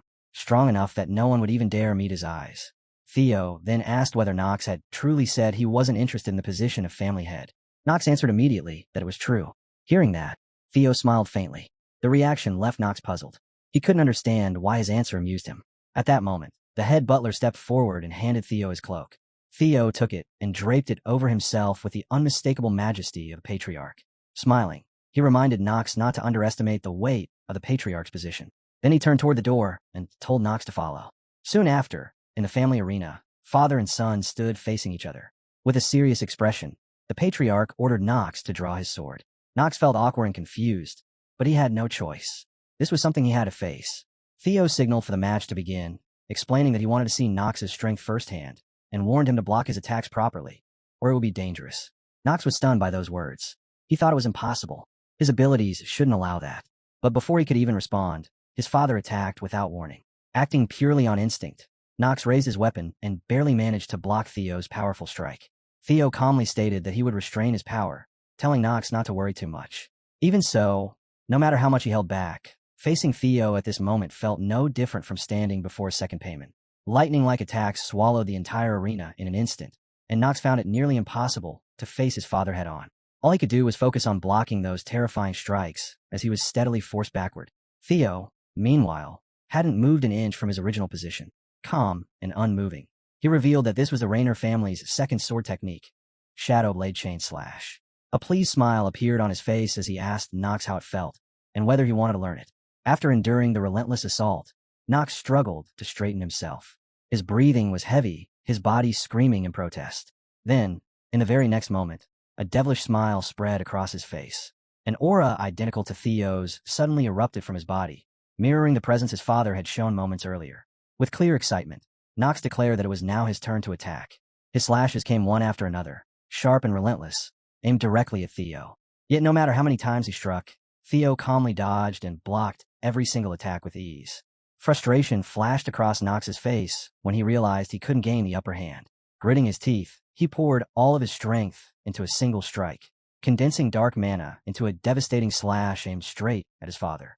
Even facing that overwhelming attack, Theo only smiled faintly. He blocked it head-on, and the resulting shockwave sent Nox flying backward. Forced to one knee, Nox barely managed to support himself with his sword as Theo slowly walked toward him, asking in a low voice if that was all he had. Worried, the head butler stepped forward to intervene, urging Theo to stop. He said that this had gone too far, that even if it were against a young master, even young Master Garen would have struggled to endure sword techniques at that level. Despite his words, fear still lingered in his eyes, because the man before him was the patriarch of House Rainer. Theo cast the head butler a cold glance and said that he understood. Then he smiled to himself, realizing he had used a bit too much force without noticing. He would need to adjust his strength. Turning back, the patriarch told Nox to rest. But to someone as stubborn as Nox, those words felt like an insult. Gritting his teeth, he forced himself to grip his sword and push himself up, demanding to know where his father thought he was going. A deep purple aura surged forth, engulfing both Nox and his blade. This time, the aura was no longer merely surrounding him. It was something far more dangerous. A shock wave roared outward, rippling through the surroundings as if the power behind it would never run dry. Nox spoke with a taunting edge, saying his opponent still hadn't learned a single thing. Theo paused and glanced back at him, and what caught him off guard was how much strength Nox still had left. In the next instant, Nox rushed forward, closing the distance without hesitation. His blade flashed as he unleashed a powerful slash toward Theo. When their swords collided, the resulting shock sent a terrifying surge of energy spreading in every direction. Even while facing his father, Nox looked as though he had fully regained his strength. He continued to swing relentlessly, slashing again and again. Every strike was blocked with ease, yet Theo still praised him, remarking that Nox was truly interesting. Nox answered that he would take those words as permission to learn. With that, the two resumed their exchange, swords clashing in rapid succession. Nox was no longer the weak figure he had once been. He fought harder with each moment, gradually reading and learning Theo's sword techniques. But the man standing before him was no ordinary opponent. Theo suddenly spoke again, saying he had one last question to ask. Why had Nox risked his life to personally cut down Pieman? And did it have anything to do with his mother? At those words, Nox's expression stiffened with visible awkwardness. The memories were well known. On the night of slaughter, Nox had been forced to watch his mother die with his own eyes. Theo wondered what Nox would have said if their roles were reversed. Theo continued calmly, saying that from that day on, he knew Nox had begun to stray from the path. Nox might pretend not to remember, but Theo knew that wasn't true. Exposed by his father's words, Nox stood silent for a moment, then continued attacking as he asked whether Theo was implying he had been hiding his strength all along. The answer is clear. That was correct. Nox said nothing more. He poured all of his power into his next attack. Dark mana wrapped itself around his black sword, erupting outward like an invisible blade that tore through the air. This was the Shadow Blade, the very technique Theo had been trying to teach him. Nox's slash shot straight toward his father. Even so, Theo raised his sword and blocked it, and, at that moment, the space around the two of them seemed to crack under the pressure. Theo immediately recognized the technique. It was the Shadow Blade. A smile spread across his face, filled with genuine excitement at the sight of Nox using it.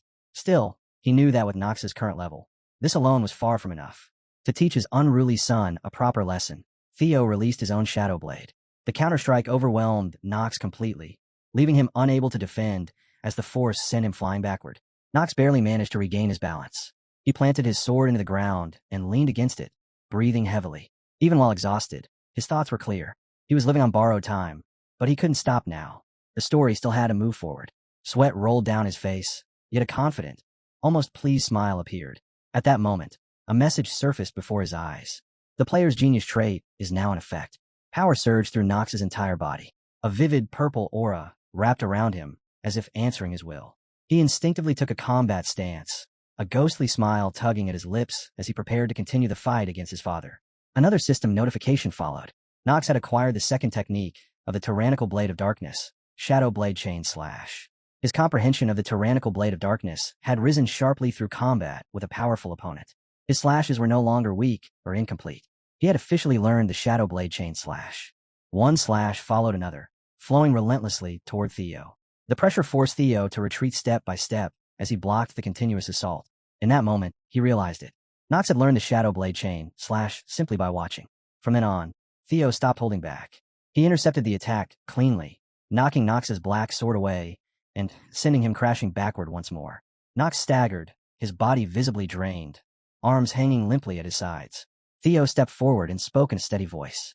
As his father, and as the patriarch of House Rainer, he declared that one day he wanted Nox to use that sword to pierce straight through his heart. With unwavering eyes, he told him to kill him with his own hands, the man who had failed to protect Nox's mother. Knox stared back with blank, pale eyes as Theo continued, telling him to take the position of patriarch for himself, because he was capable of it. But as those words echoed, Knox's eyes slowly lost their light. His strength finally gave out, and he collapsed, unconscious, while Theo continued speaking to him. Sometime later, though he couldn't tell how much had passed, a message appeared within Knox's mind. It addressed him directly and asked a simple question. Would you like to start a new game? His memories were in complete disarray. Confused and disoriented, he wondered where he was now. He slowly looked around the room, and it dawned on him that this might be the place he had lived in before ever entering the game. The notification screen that had invited him was still there, unchanged. Yet his mind felt hazy, as if he were trapped in a dream. A strange sensation lingered in his chest, one he couldn't quite understand.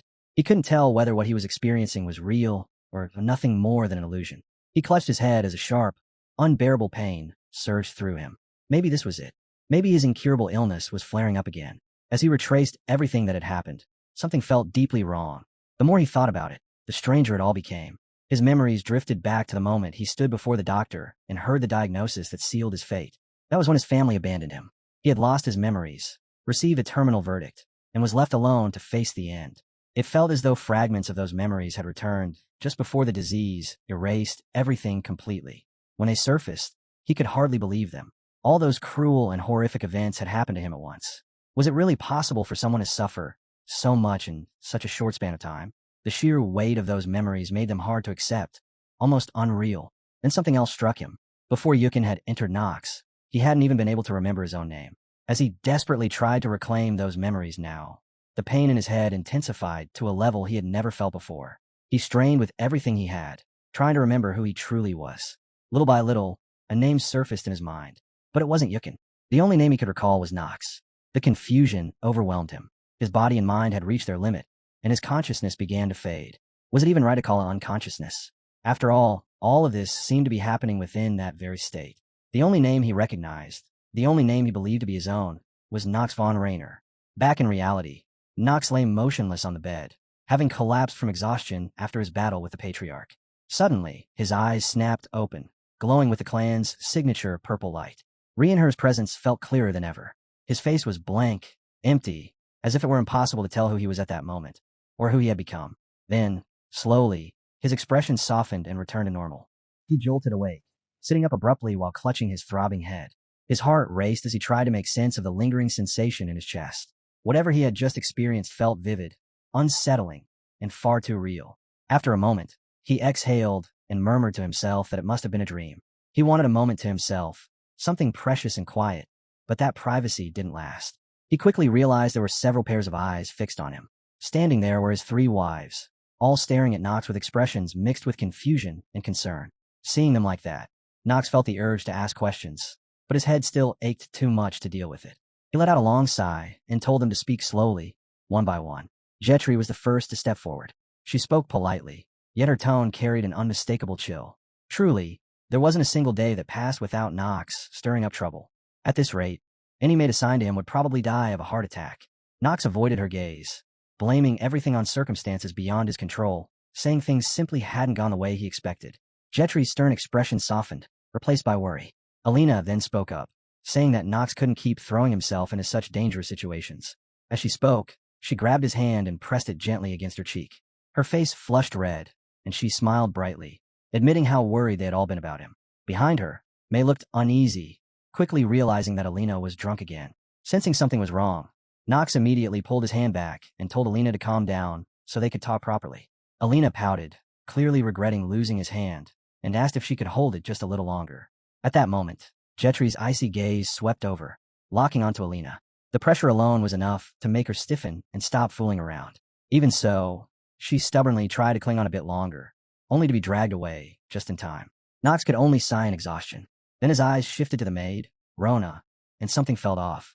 Normally, she would have already rushed over to scold him or cause a scene, yet now she stood quietly. He brushed the thought aside, deciding it wasn't important compared to what he needed to say.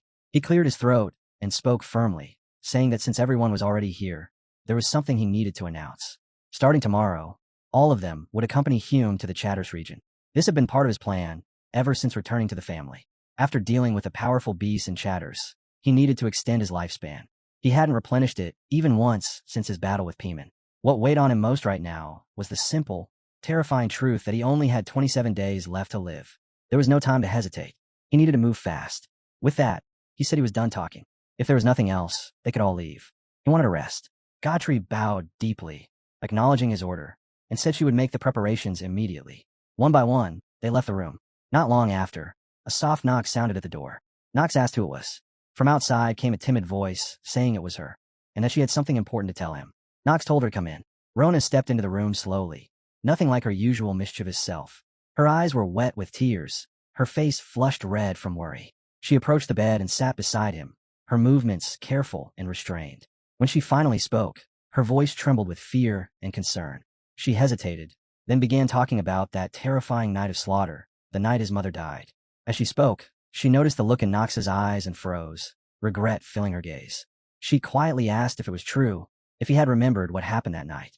At her words, the memories surged back, the blood-red moon hanging over the Rainher estate. Screams, slaughter, destruction everywhere. The demon Palin arriving and immediately sensing the thick stench of blood. Inside a room, a woman clutched a baby in her arms, hiding in the shadows. Outside, Palin smashed violently at the door, trying to force his way in. A magic spell reinforced the door, holding for a time. Enraged, Palin roared from the other side, shaking the walls. After relentless blows, the barrier finally shattered, and the door burst open. Inside stood Knox's mother, holding him tightly as he lay unconscious in her arms. Behind her was a small, terrified girl, Rona herself, frozen in fear. Gritting her teeth, Knox's mother made her decision. She stepped forward, placing herself between the demon and the two children. Golden magic flared as she cast a shield around them. She shouted for the demon to stop, declaring that she would protect the children, knowing full well that Palin's target was her alone. She begged him not to continue killing the innocent. Palin snarled in response, its voice filled with cruelty. With a wave of its hand, it shattered her defense, mocking it as weak and meaningless. Then the demon reached out. Its clawed hand closed around her neck, lifting her high into the air, its horrifying face inches from hers as the nightmare continued to unfold. Meanwhile, Knox's mother was writhing in pain, her breath growing weaker by the second. Pon finally spoke, coldly confirming that they were never after just her alone. Hearing this, Knox's mother forced herself to speak, turning her gaze to Rona. With a gentle smile that looked painfully out of place, she asked Rona to take good care of Knox. Knox was born with far too much power, she said, and that was exactly why he would need Rona's help. She explained that she would erase Knox's memories, even if the Knox who lost them became someone completely different from the child Rona knew. Still, she asked her again, would she be willing to care for him until his memories someday returned? The two children could only watch, frozen in fear. Her entire body began to glow as Payman's hand slowly moved forward, ready to finish everything. Then a blinding light burst forth, and what happened after that remained unknown. Back in Knox's room, Rona finally confessed everything. Knox already knew what came next. She admitted that she had spread malicious rumors on purpose. Also, Knox could stay as far away as possible from the family's power struggles, especially the battle over the airship. It was unbearably painful for her, but she believed it was the only way to protect him. Through her sobs, she said that was the final promise she made his mother, but now she no longer needed to keep it. She added that if Knox had truly regained all his memories, then someone like her, who deceived him and hid the truth, had no right to remain by his side. She hesitated, unable to say more. Knox immediately told her it wasn't a big deal. His calm response stunned Rona and made her feel even more unworthy of standing beside him. Knox looked at her and said that everything was already in the past. Then he asked if she knew why he never hated her. He said he knew everything. He knew that every night, when he was bedridden and suffering, Rona would quietly stay by his side for 2 hours out of pure worry. He knew that even when she cursed at him, she always ended up defending him, insisting that Knox wasn't a bad person. Now he understood that all of it came from her guilt. Still, there was regret in her heart, knowing that the person she was currently serving might not be the real Knox. He understood better than anyone how meaningless rumors could still weigh the heaviest on the heart. Even so, he tried to comfort her, telling her that she could finally relax now. Hearing those gentle words, Rona finally broke down. Tears streamed down her face as she called him young Master Knox again and again in her heart. Watching her like this, he found himself wondering about things he had never dared to face before. How deeply had Knox loved his mother? How much had his father loved his wife? And what kind of feelings did Rona truly hold toward him? These questions echoed inside him, questions he now wanted to ask with his own will, in this borrowed body. Why, Knox? Why did you have to become the villain? At that very moment, inside the Rayner family's Knox Hall, a man stood proudly at the center of the stage and took his oath. In the name of Rayner, he declared openly. He, Knox von Rainher, a member of the Honorable House Rainher, had received permission from the Patriarch to recruit private soldiers and establish an anti-demon battalion. Anyone who wished to follow him was to gather at the octagonal training ground 1 week later in the afternoon and undergo a trial. If they could defeat him, or if he acknowledged their skill, the Empire would reward them with a monthly payment in gold coins. After the announcement, notices bearing the same message were posted on the walls, calling for generals and soldiers to join Knox. Crowds gathered to read them. Curiosity spread quickly, mixed with laughter and disbelief. Many thought it was nothing more than a noble boy's joke. Some scoffed, saying Knox probably had nothing better to do and cooked up this ridiculous recruitment scheme out of boredom. Others laughed even harder, insisting that no one in their right mind would apply. This is absurd, they said. But then another voice chimed in. Why not? If the pay is good, maybe it's worth trying. Is there really anyone here who couldn't beat young Master Knox? A man laughed loudly, claiming that even his 4-year-old daughter could give it a go. Just then, a man dressed in a robe calmly remarked that everyone seemed to be enjoying themselves a bit too much. He slowly walked into the pub, his presence drawing attention, and casually asked if anyone wanted to fight him. He tossed a heavy money bag onto the table, the sound of gold coins clinking clearly as he spoke. He wagered that hardly anyone would pass Knox von Reinher's trial. A young blond man stood up and sneered, saying that just by looking at him, he seemed like a spoiled child from a wealthy family. Hadn't he heard the rumors about the youngest son of the Rainer household? At the mention of Knox's name, the robed man suddenly burst into laughter, so unexpected that the men around him could only stare, wondering what exactly he found so funny. Some of the men voiced their concern for him. Seeing their worried expressions, the cloaked man suddenly burst into laughter. Slowly, he reached up and removed his cape, revealing his face at last. The atmosphere in the shop instantly shifted as realization spread. It was young Master Giare. Murmurs broke out at once. Some recognized him immediately, saying they had heard Grain was training over at Chatters. Grain waved the talk aside and casually told everyone that whatever had been said here would remain a secret. Then, with a grin, he added that their bet was still very much on. He emptied his pockets onto the table, gold coins spilling out as he declared that he wanted to wager 50 gold coins on his little brother. The declaration stunned everyone present. Back on Knox's side, he stood before the gathered warriors, his posture calm and imposing. Whispers rippled through the crowd. Some pointed him out, muttering that he really was the infamous youngest son. Others remarked that Knox had supposedly graduated top of his class at the academy, but his entire aura felt different now. Someone scoffed and called it a lie, insisting he must have used some kind of trick. Knox heard all the familiar slander raining down on him, but he remained silent, patiently waiting for the first challenger to step forward. Inside, he frowned slightly. Why had this suddenly turned into such a huge spectacle? He had only posted a recruitment notice to deal with monsters and cheaters.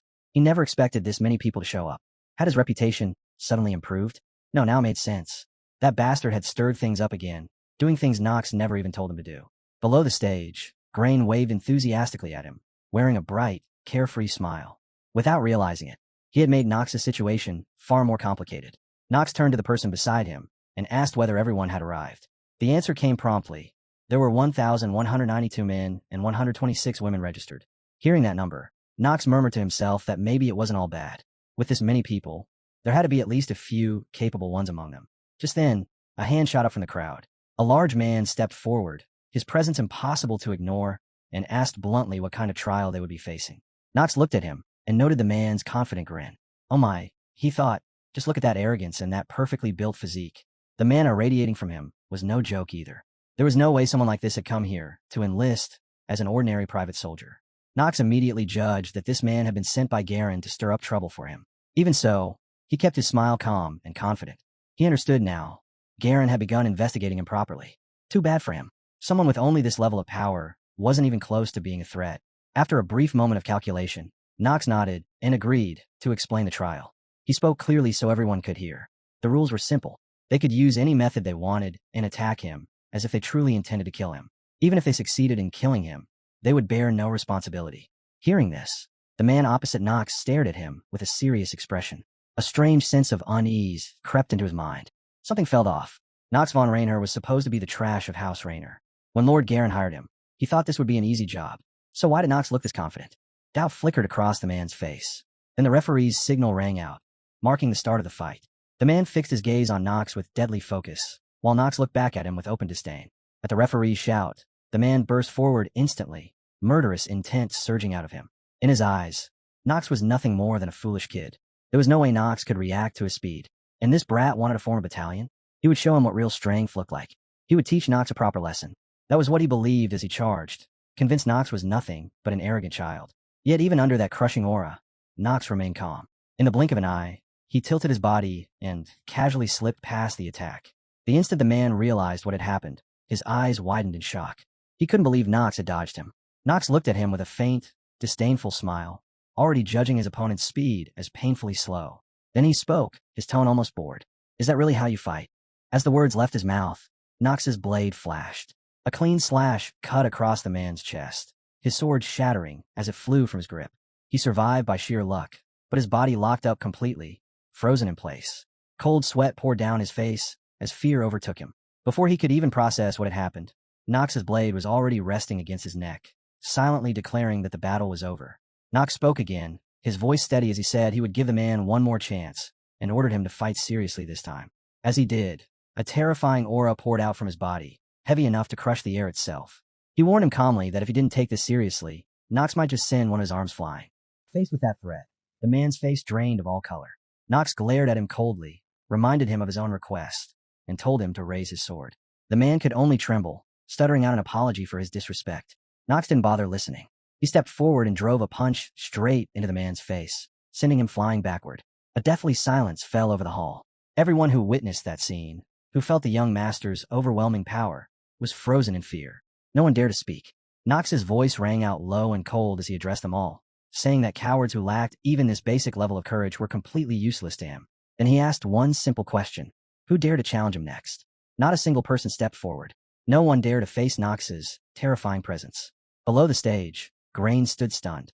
He never imagined his younger brother had grown this strong so quickly. In his heart, he admitted that there was nothing left for him to teach Nox. With a quiet smile, he thought that this bet would probably earn him a decent profit, but that wasn't what truly mattered. Nox was the only rope he had left in the Rainer family. Now that Nox von Rainer had begun revealing his true strength, everything ahead would become much smoother. As Nox's reputation rose, GRAs would naturally rise with it. Meanwhile, the crowd, shaken by the young master's fearsome display, began to panic. Many wanted to retreat, claiming they didn't know their own limits, and that becoming knights was beyond their abilities. Some even muttered excuses about returning to farming. Nox, however, had no intention of letting them leave so easily. He ordered them to stop. His cold, sinister gaze swept over the group that tried to back away, reminding them that he hadn't given permission for anyone to retreat. They had already applied to become his soldiers. Hearing those words, fear spread through the crowd. They understood now that there was no escape, that their only choice was to follow Nox. His expression grew even more terrifying as he spoke again, warning them that if they dared to give up and try to return now, he would make sure their lives became worse than hell itself. He swore it openly, in the name of Nox von Rainer. Hearing those words, the young men present instantly broke into cold sweat, silently praying for themselves. The testing ritual continued, but by now the scene had turned pitiful. Every single one of them was completely overwhelmed by Nox's presence on the ring. Whenever he charged forward, they could only turn and flee. One after another, they were crushed without resistance. What shocked them most was that Nox still accepted all of them, even saying that their defeat was his responsibility, regardless of whether they fought back or not. But just a second later, his voice dropped into an icy calm. He warned them not to feel relieved too soon, and made it clear that from this moment onward, he would push every one of them to the very brink of death. Regret immediately flooded their minds. Participating in this ritual felt like the worst decision they had ever made. A few days later, the army led by Nox began its march toward Chatter. Inside the carriage, the girls traveling with him chatted casually among themselves. Alina suddenly spoke up, clearly hoping to stir up trouble for Nox. Nox calmly told May to help Alina settle down before she started asking random questions again. May let out a helpless sigh, signaling that she understood. Without hesitation, she grabbed an apple and shoved it straight into Alina's mouth to silence her. Alina struggled and told May to stop, but even that didn't slow her down.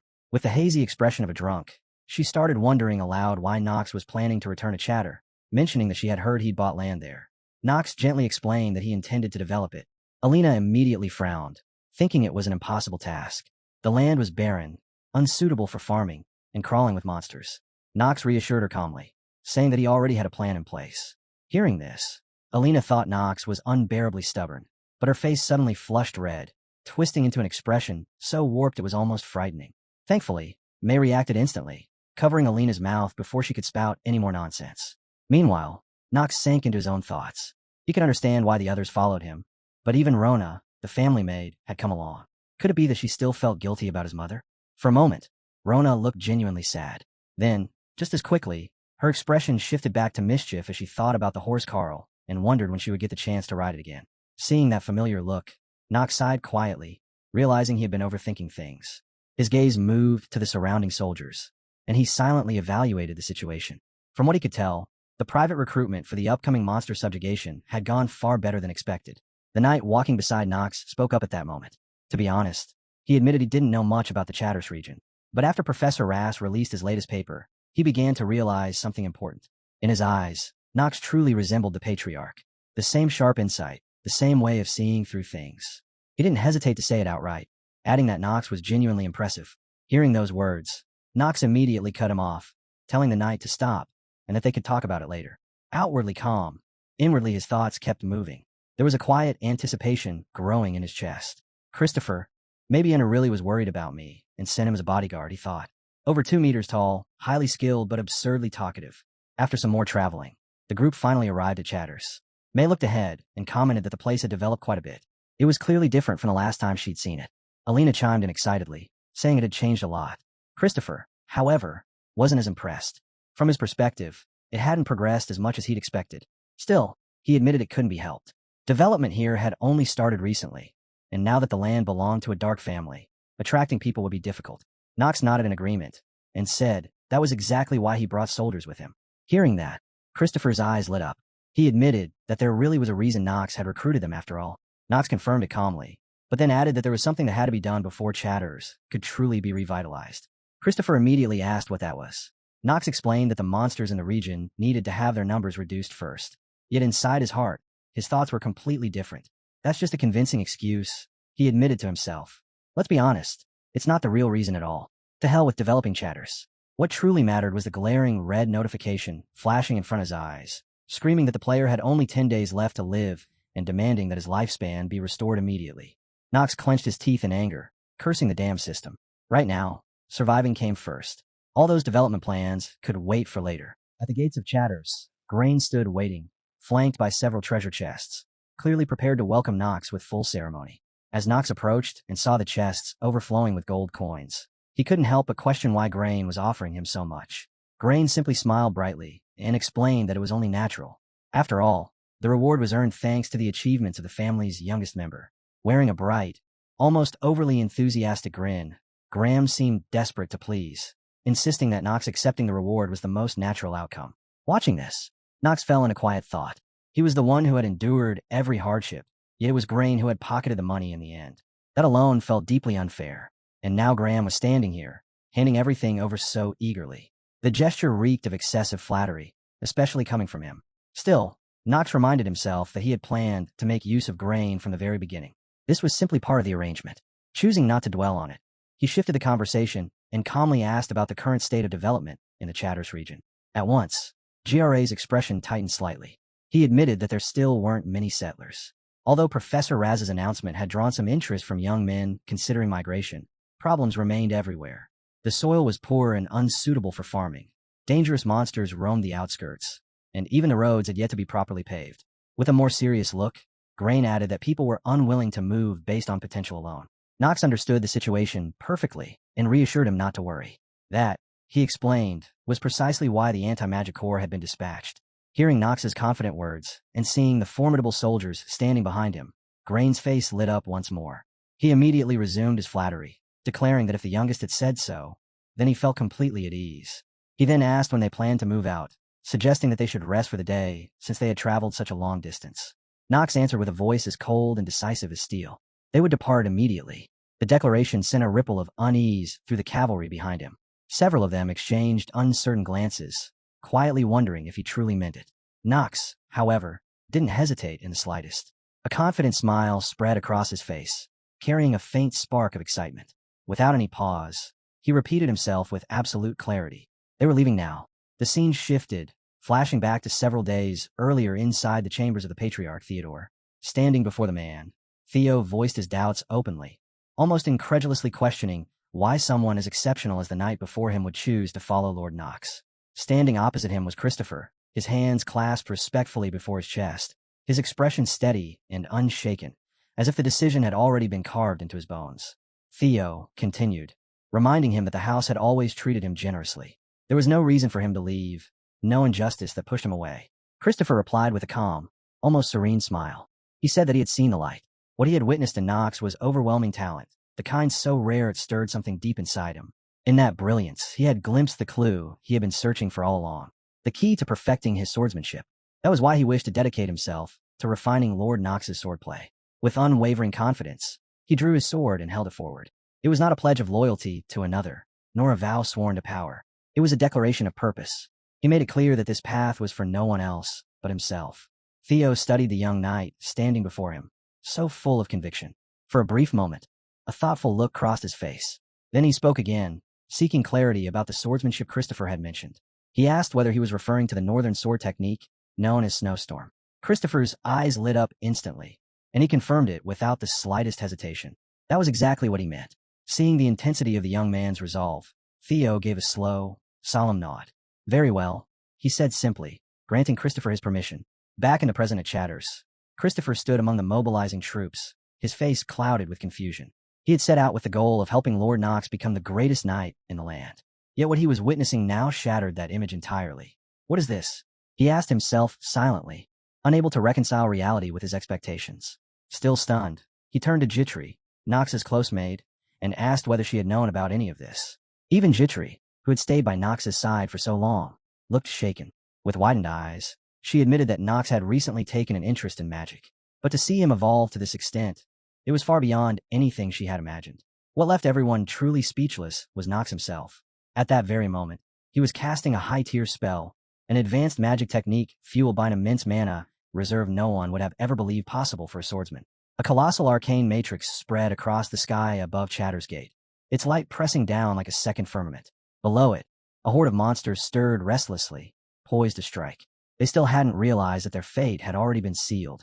For now, the monsters could only stare at the strange, shifting patterns in the sky, unable to grasp the danger looming overhead. Then, in the next instant, the silence was torn apart. From a massive magic array, suspended above, beams of concentrated, high-voltage energy rained down without mercy. They ripped through the air and slammed into the monsters below, each strike detonating into a horrifying explosion that tore bodies apart. Only then did the monsters finally understand how grave the situation was. Panic exploded through their ranks. Howls of terror filled the battlefield as they turned and fled, desperately trying to escape what had already become an unstoppable slaughter. From the city walls, May and Alina watched the scene unfold, both left completely speechless by the sheer display of power. May stared wide-eyed, her breath catching as she muttered in disbelief that Nox had grown even stronger, and it had only been a few months. Alina, meanwhile, couldn't hide her worship at all. She clutched her face, her expression bordering on obsession as her thoughts spiraled into wild admiration, already fantasizing about how overwhelmingly cool he was. Near the battlefield, Nox stood firm, slightly winded from the immense mana he had expended. Around him, system-like notifications echoed again and again. You have defeated a null. Your lifespan has increased by 2 hours. Then again, you have defeated a null. Your lifespan has increased by 2 hours. The rewards continued to stack, along with the silent awe of everyone watching. Nox, however, was far from satisfied. He muttered under his breath in irritation, unable to believe that each kill only earned him 2 hours. A null was a fairly strong mid-tier monster. It should have been worth more. According to the effect of the Black Flame Ring, the greater the gap between his strength and his opponents, the more his lifespan should increase upon defeating them. Stronger enemies meant greater returns. That knowledge only made his frustration sharper. With a displeased expression, Nox continued to wave his hand, pouring out his power as relentless attacks crashed down on the monsters below. They had no way to resist, and could only scream in despair as they were wiped out one after another. After the carnage finally subsided, another system notification sounded, informing him that his remaining lifespan had increased by only 4 days. Nox stared at the message, his face filled with pure disdain. Even after killing so many, it was just 4 days. He clenched his jaw, knowing he would need a different solution. His gaze then turned cold as he looked down at the night army below. No one there understood the cruel irony of Nox's situation, nor the desperate struggle hidden behind that overwhelming power. All they could focus on was that overwhelming presence. It pressed down on everyone standing there, leaving them frozen in awe. Mouths hung open, words refused to come, and in that silent moment, every gaze was drawn to Nox as if nothing else existed. Then Alina broke the stillness. She dashed forward without a shred of hesitation and flung herself straight into his arms, her voice ringing out as she exclaimed that Lord Nox was incredible. Yet despite her unfiltered admiration, Knox's face showed no trace of satisfaction. It was only thanks to May stepping in at the right moment and pulling Alina away that Knox was finally spared further chaos. Nearby, Christopher watched the scene with undisguised amazement. He admitted that he had always believed Knox was purely a swordsman, only to now realize that magic was also firmly within his grasp. The discovery left him genuinely stunned, and he openly wondered just how far Knox's limits truly extended. Hearing that, Knox paused internally. They didn't even know he could use magic. The realization made him stop and think for a brief moment. Not long after, everyone under Knox's command gathered together, curiosity buzzing in the air as they waited for an explanation.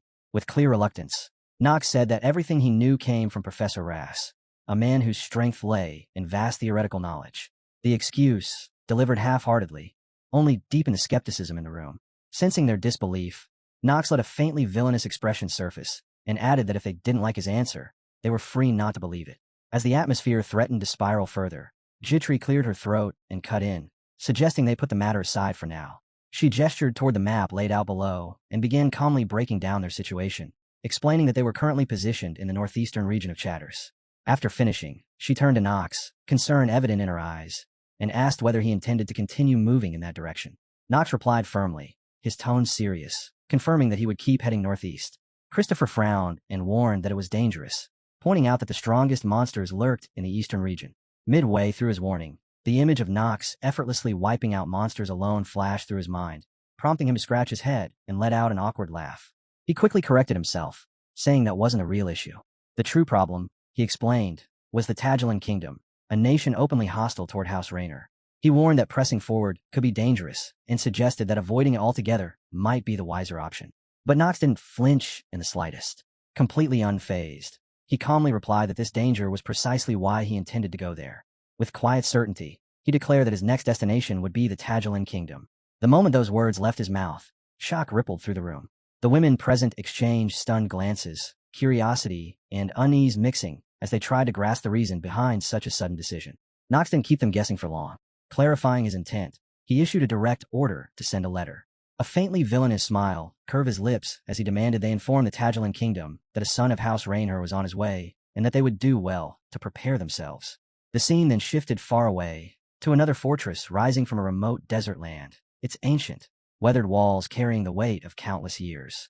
Inside an opulently decorated royal chamber, a man with striking red hair slowly awoke. He rose from his bed and walked toward a towering mirror. Standing before his reflection, he removed his outer robe, revealing a powerful, well-built body marked by a prominent scar, a silent testament to a battle where life and death had once stood inches apart. At that moment, an elderly man entered the chamber, leaning on a ceremonial staff. Bowing with solemn respect, he addressed the red-haired man as Prince Kushin and informed him that the infamous youngest son of House Raynor was expected to arrive soon. With thinly veiled contempt, the old man remarked that the boy's arrogance must be boundless and questioned whether he truly believed his father's influence stretched as far as Tagelan.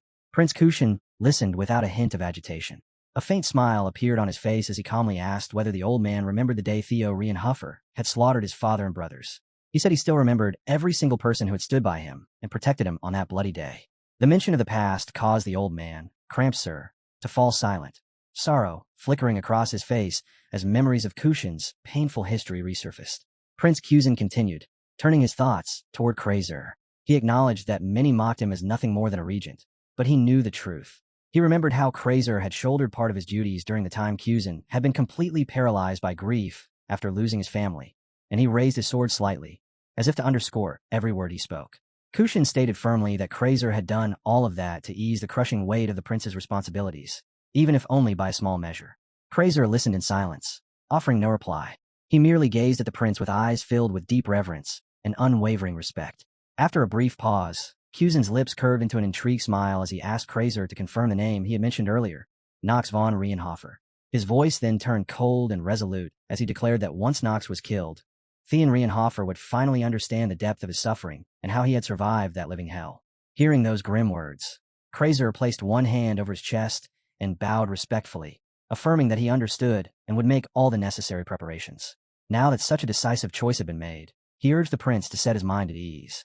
Yet the moment he turned away, Krazer's expression twisted grotesquely. His face warped into something vile and perverse, his eyes glowing an ominous red, and from between his lips slithered the long, forked tongue of a wicked serpent. Beyond the walls of Tajulan, the fortress stood encircled by an endless stretch of harsh desert. Despite the unforgiving landscape, signs of prosperity still lingered within the city. At the towering gates of Tajulan, two guards stood watch when one of them suddenly tensed, sharply demanding that the approaching figures identify themselves. Before them stood a group cloaked in deep hoods. The man at the front slowly pulled back his hood, revealing his face, and asked in a threatening tone whether he truly needed to do so. The instant the guard saw him, recognition struck like lightning. It was Knox von Rainer, the infamous youngest son of House Rainer. Fear immediately washed over their faces. Realizing their grave mistake, the guards hurriedly apologized, their voices trembling as they lowered themselves in submission. Knox showed them no mercy. His eyes narrowed as a lethal aura poured from his body, and he growled that standing under this scorching heat for so long had made his blood boil to the point where he felt like killing someone. The guard who had spoken shrank back in terror, stammering that they would escort him inside at once. Without another word, Knox and his group passed through the gates of Tajulan, and not a single soul dared to block their path. As they pressed deeper into the city, one of the gate guards hurried ahead, guiding them at a brisk pace. Knox followed calmly, but his thoughts were abruptly interrupted when a warning window flashed before his eyes. Player has 9 days left. Defeat monsters to restore your life. The moment he read it, his expression darkened. Crossing the desert had drained far more of his remaining lifespan than he expected. Still, he steadied himself. This was exactly why he had come to Tajulan in the first place. Once he secured the item hidden within the ancient ruins of northern Tajulan and dealt with that man, he wouldn't merely survive. He would grow stronger at a terrifying pace.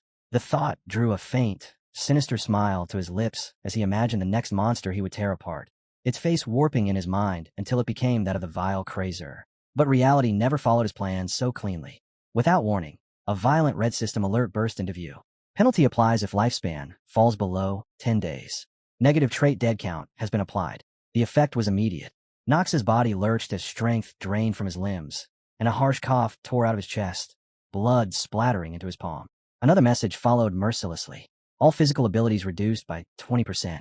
Activation probability of the negative trait lingering ailment increases exponentially. The exhaustion hit him like a hammer. He clutched his head as sweat poured down his face, his breathing turning ragged. Walking beside him, Ronan noticed instantly. Panic overtook her as she asked what was wrong, tears streaking down her face as she looked at Knox with raw concern. Grinding his teeth, Knox cursed the system and that damned incurable trait under his breath, then quietly told her to keep this to herself. He explained that he had come here to improve his physical condition. Though she didn't truly understand, Ronan nodded quickly, trusting him without hesitation. Before long, the group entered the grand hall of Tajulan. Awaiting them above were Prince Kuzin and a woman seated beside him, already prepared to receive Knox. At that moment, Christopher leaned in close and whispered that even if Knox already knew, from here on out he would need to be extremely careful. Then, clenching his fist with barely contained excitement, Christopher declared with unwavering enthusiasm that he would serve Knox faithfully, assuring him that he had absolutely nothing to worry about. By then, Knox and his companions were standing directly before Prince Kushin. The prince regarded them with clear indifference, offering not the slightest hint of welcome. The woman seated beside him, despite her striking beauty, wore the same detached expression. When Knox stepped forward and stopped before the seat opposite them, Kushin finally spoke, noting that Knox had arrived and that his letter had been received. Yet his tone carried no respect at all, sounding more like a superior speaking down to someone beneath him. That alone was enough to ignite Knox's fury. He had no intention of letting it pass. His hand tightened around the hilt of his sword, and before Kushin could finish his sentence, the atmosphere exploded. In the very next instant, a crushing presence and killing intent surged outward as Knox raised his blade and cleaved straight through the table between them. The unfortunate table, innocent of any crime, shattered into splinters that scattered across the hall. In a cold, razor-sharp voice, Knox declared that Kuzin was nothing more than a prince, not even the ruler of a vassal state. He stated that he had arrived bearing the name of Rienhofer, and demanded to know whether Kuzin truly believed he could greet someone of that name while remaining seated. The sudden, terrifying display caught Kushin completely off guard, hesitation flickering across his face as a murderous aura pressed down on him. Knox's glare burned into Kushin as he asked if the prince wished to see his nation erased from the WPI. Without giving him time to respond, Knox barked an order, commanding Kuzin to kneel at once. Overwhelmed by the sheer aggression and suffocating pressure, Kushin froze in place, words dying in his throat. In that moment, it became painfully clear that Knox's threats were no bluff. His eyes held deadly resolve as a lethal aura poured from him, and he warned Kuzin that if he refused, Knox would erase him first. The scene then shifted to the Rainer estate. Within the Patriarch's chamber, Theo stood with the head butler, Rodwell. Breaking the silence, Rodwell asked why Theo had not stopped the young master from going to Tagellin. Theo looked at him in mild confusion and asked what he meant. Unperturbed, Theo glanced down a sheet of paper and calmly replied that he believed Knox was more than capable of handling such a situation. Turning to Rodwell, he added that Rodwell's insight was as sharp as ever and that it was impressive he had read his thoughts so clearly. Rodwell listened in silence. After a brief pause, Theo admitted that Rodwell was right, stating plainly that he had already decided to name Knox as his heir and place him in that seat. He explained calmly that drawing too much attention before Knox was truly ready was dangerous. Until Knox reached a certain level, he simply wouldn't be able to protect himself. Hearing this, Rodwell finally understood Theo's intentions and asked if that was the reason he had assigned the Black Sword Knights to guard him this time, adding that Theo had always favored certainty over risk. Theo rose from his seat and replied that if even the slightest threat appeared, those elite knights would move without hesitation. Rodwell listened carefully to the arrangements and nodded in agreement, accepting that this was the most reliable course of action. Theo then turned his gaze toward the window, his thoughts drifting back to the days when he and Knox trained together. Back then, he had spoken to Knox not only as a father, but as the patriarch of House Rayner. He had told him that one day, he wanted Knox to use that sword to pierce straight through his heart, to cut him down with his own hands for failing to protect his mother, and to seize the position of patriarch for himself, because he was capable of it. As those memories surfaced, Theo's expression grew heavy. He told Rodwell that he must already know this. His end, the end of Theo von Rienhofer, was approaching. The words carried the weight of a final instruction. Sadness flickered across Rodwell's face, but he understood that this fate was inevitable and could not be changed. He bowed deeply and declared that he would stand by his lord no matter what. In that moment, Theo's face was filled with quiet contemplation, while Rodwell's reflected sorrow and regret. The emotions of a father, the head of a great family, and a man standing before an unalterable destiny, death. Back to Knox. At that very moment, his mind was wandering through idle thoughts. He mused that there were two key ways to figure out a person's personality in a game. The first, he thought, revealed itself when equipment enhancement failed and exploded. A vivid image surfaced in his mind of a blacksmith tirelessly forging gear, while failure notifications rang endlessly beside him. It was just a game, after all. Yet the player involved was already on the verge of tears, crushed by the absurdly low success rate. Knox silently concluded that this point didn't even need further explanation. His gaze then shifted to the rude figure standing before him, calmly assessing the man from head to toe. The second tip, he thought, showed itself in moments exactly like this. When a mediocre character, completely unaware of his own limits, decided to act out, Knox admitted to himself that he truly hated situations like this. His thoughts drifted to a familiar name, Kushin Adrian, a character whose entire family had been wiped out by Theo, with only a younger sister left alive. It wasn't hard to understand why the man might harbor resentment toward House Rienhofer. Even so, Knox couldn't help but scoff inwardly. A mere prince of a vassal state. Did he really think he could express his emotions so freely? In that moment, a quiet scheme began to take shape in Knox's mind.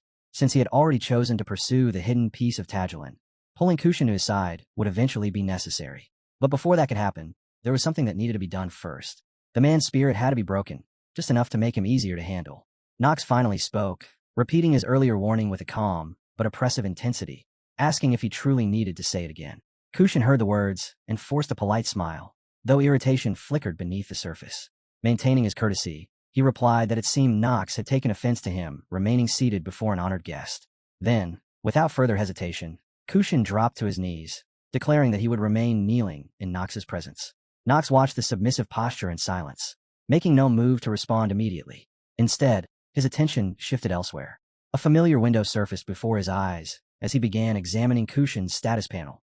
The information laid itself out clearly. Kushin Adrian, a 17-year-old human male with a primary elemental affinity toward Earth. He had been recognized as the direct royal successor of Tagellin, a title heavy with expectation and responsibility. On the positive side, Kushin was labeled a poison genius, displaying rare talent in martial arts and a standard aptitude with daggers. His demeanor was serious, disciplined, suggesting a strong inner focus. Among his neutral traits, loyalty stood out. However, it remained unawakened, as he had yet to meet someone truly worthy of his full devotion. Much of his potential still lay dormant. At present, he placed a moderate level of trust, roughly 40%, in the royal court mage, Krazer. The negative traits painted a far more troubling picture. Kushin carried deep self-destructive tendencies, coupled with a habit of constant self-deprecation, flaws that quietly gnawed away at him from within.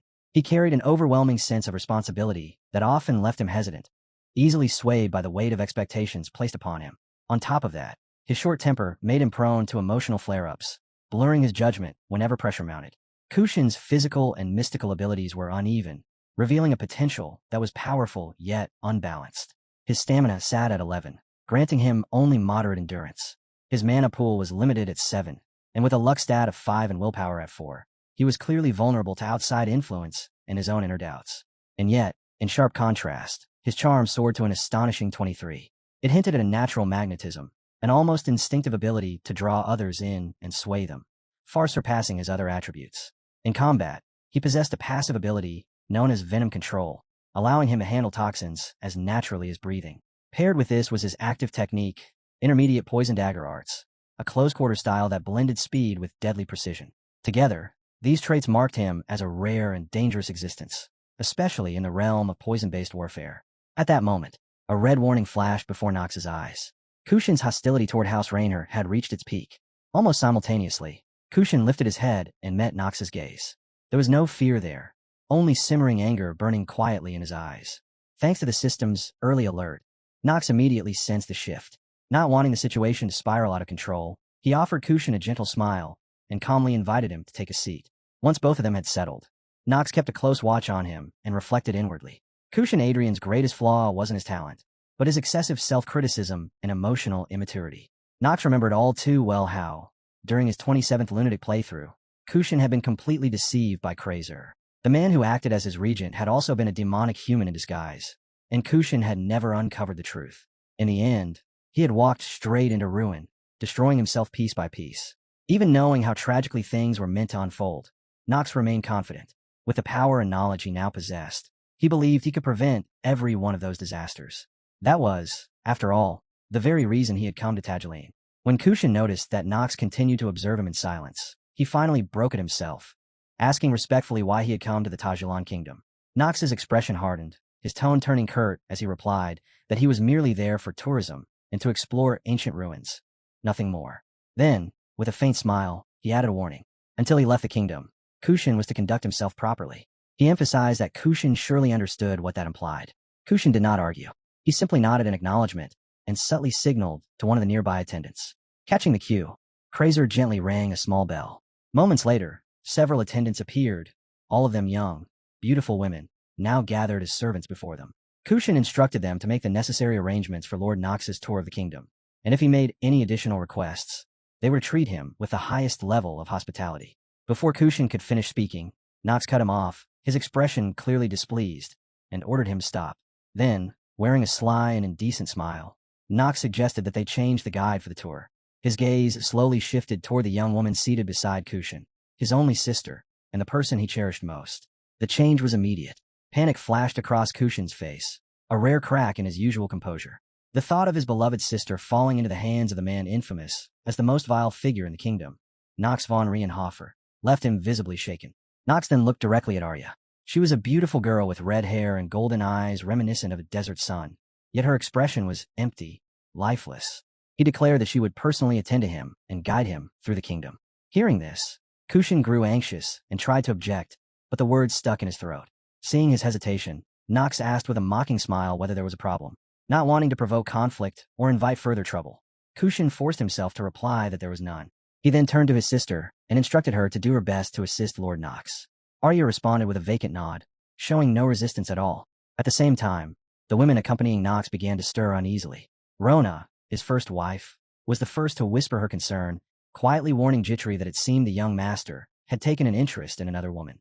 Gree, equally shocked and flustered, admitted she had no idea what to do, confessing that she didn't have any manual for handling such a situation.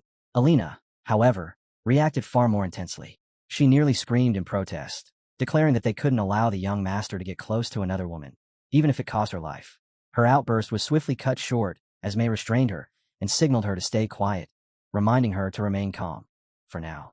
When Nox noticed that his harem was starting to rebel, a wave of inner turmoil washed over him. He couldn't help but admit to himself that things were sliding into chaos, so much so that even he might have misunderstood the situation if he hadn't already known the truth. But his thoughts quickly shifted. His gaze sharpened, locking onto something far more important than the confusion unfolding around him. There was something deeper at play, something urgent. He could sense it clearly now. She had already been affected. In Nox's eyes, Princess Arya looked as if she were trapped in the grasp of a monstrous existence, completely dominated, unable to resist its control. Snapping himself back to the present, Nox addressed his group in a calm, yet firm tone, announcing that it was time to move. He instructed the others to rest, making it clear that only a select few would accompany him. Then he began calling out names. The first was Alina. At the sound of her name, Alina lit up, joy flashing across her face as she eagerly confirmed she was ready. Nox met her gaze and told her to come with him. Next, he turned to Christopher and informed him that he would also be joining. Christopher's face immediately broke into a wide grin, pride shining in his eyes.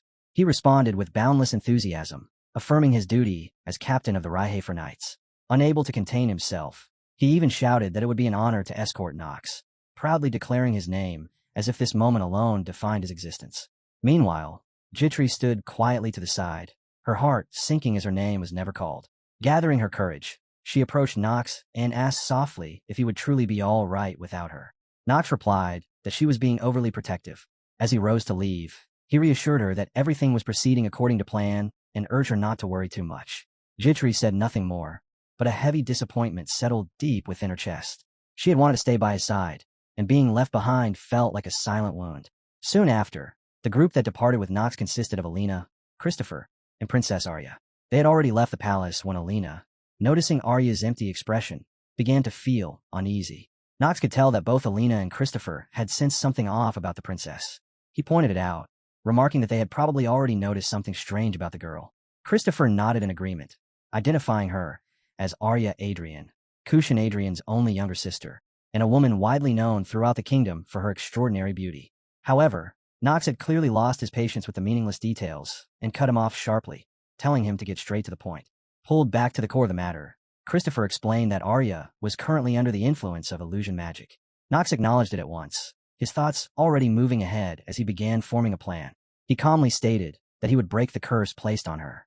The moment those words left his mouth, both Alina and Christopher stiffened. Christopher, visibly shaken, asked if such a thing was even possible, reminding Nox that the princess was suffering from a high-level dark magic curse. Nox understood exactly how dangerous and complex it was, but instead of arguing, he instructed the group to relocate somewhere more private, away from curious eyes. Not long after, they arrived at a mysterious house. As they approached the entrance, a beautiful woman with a seductive figure stepped forward and greeted them warmly.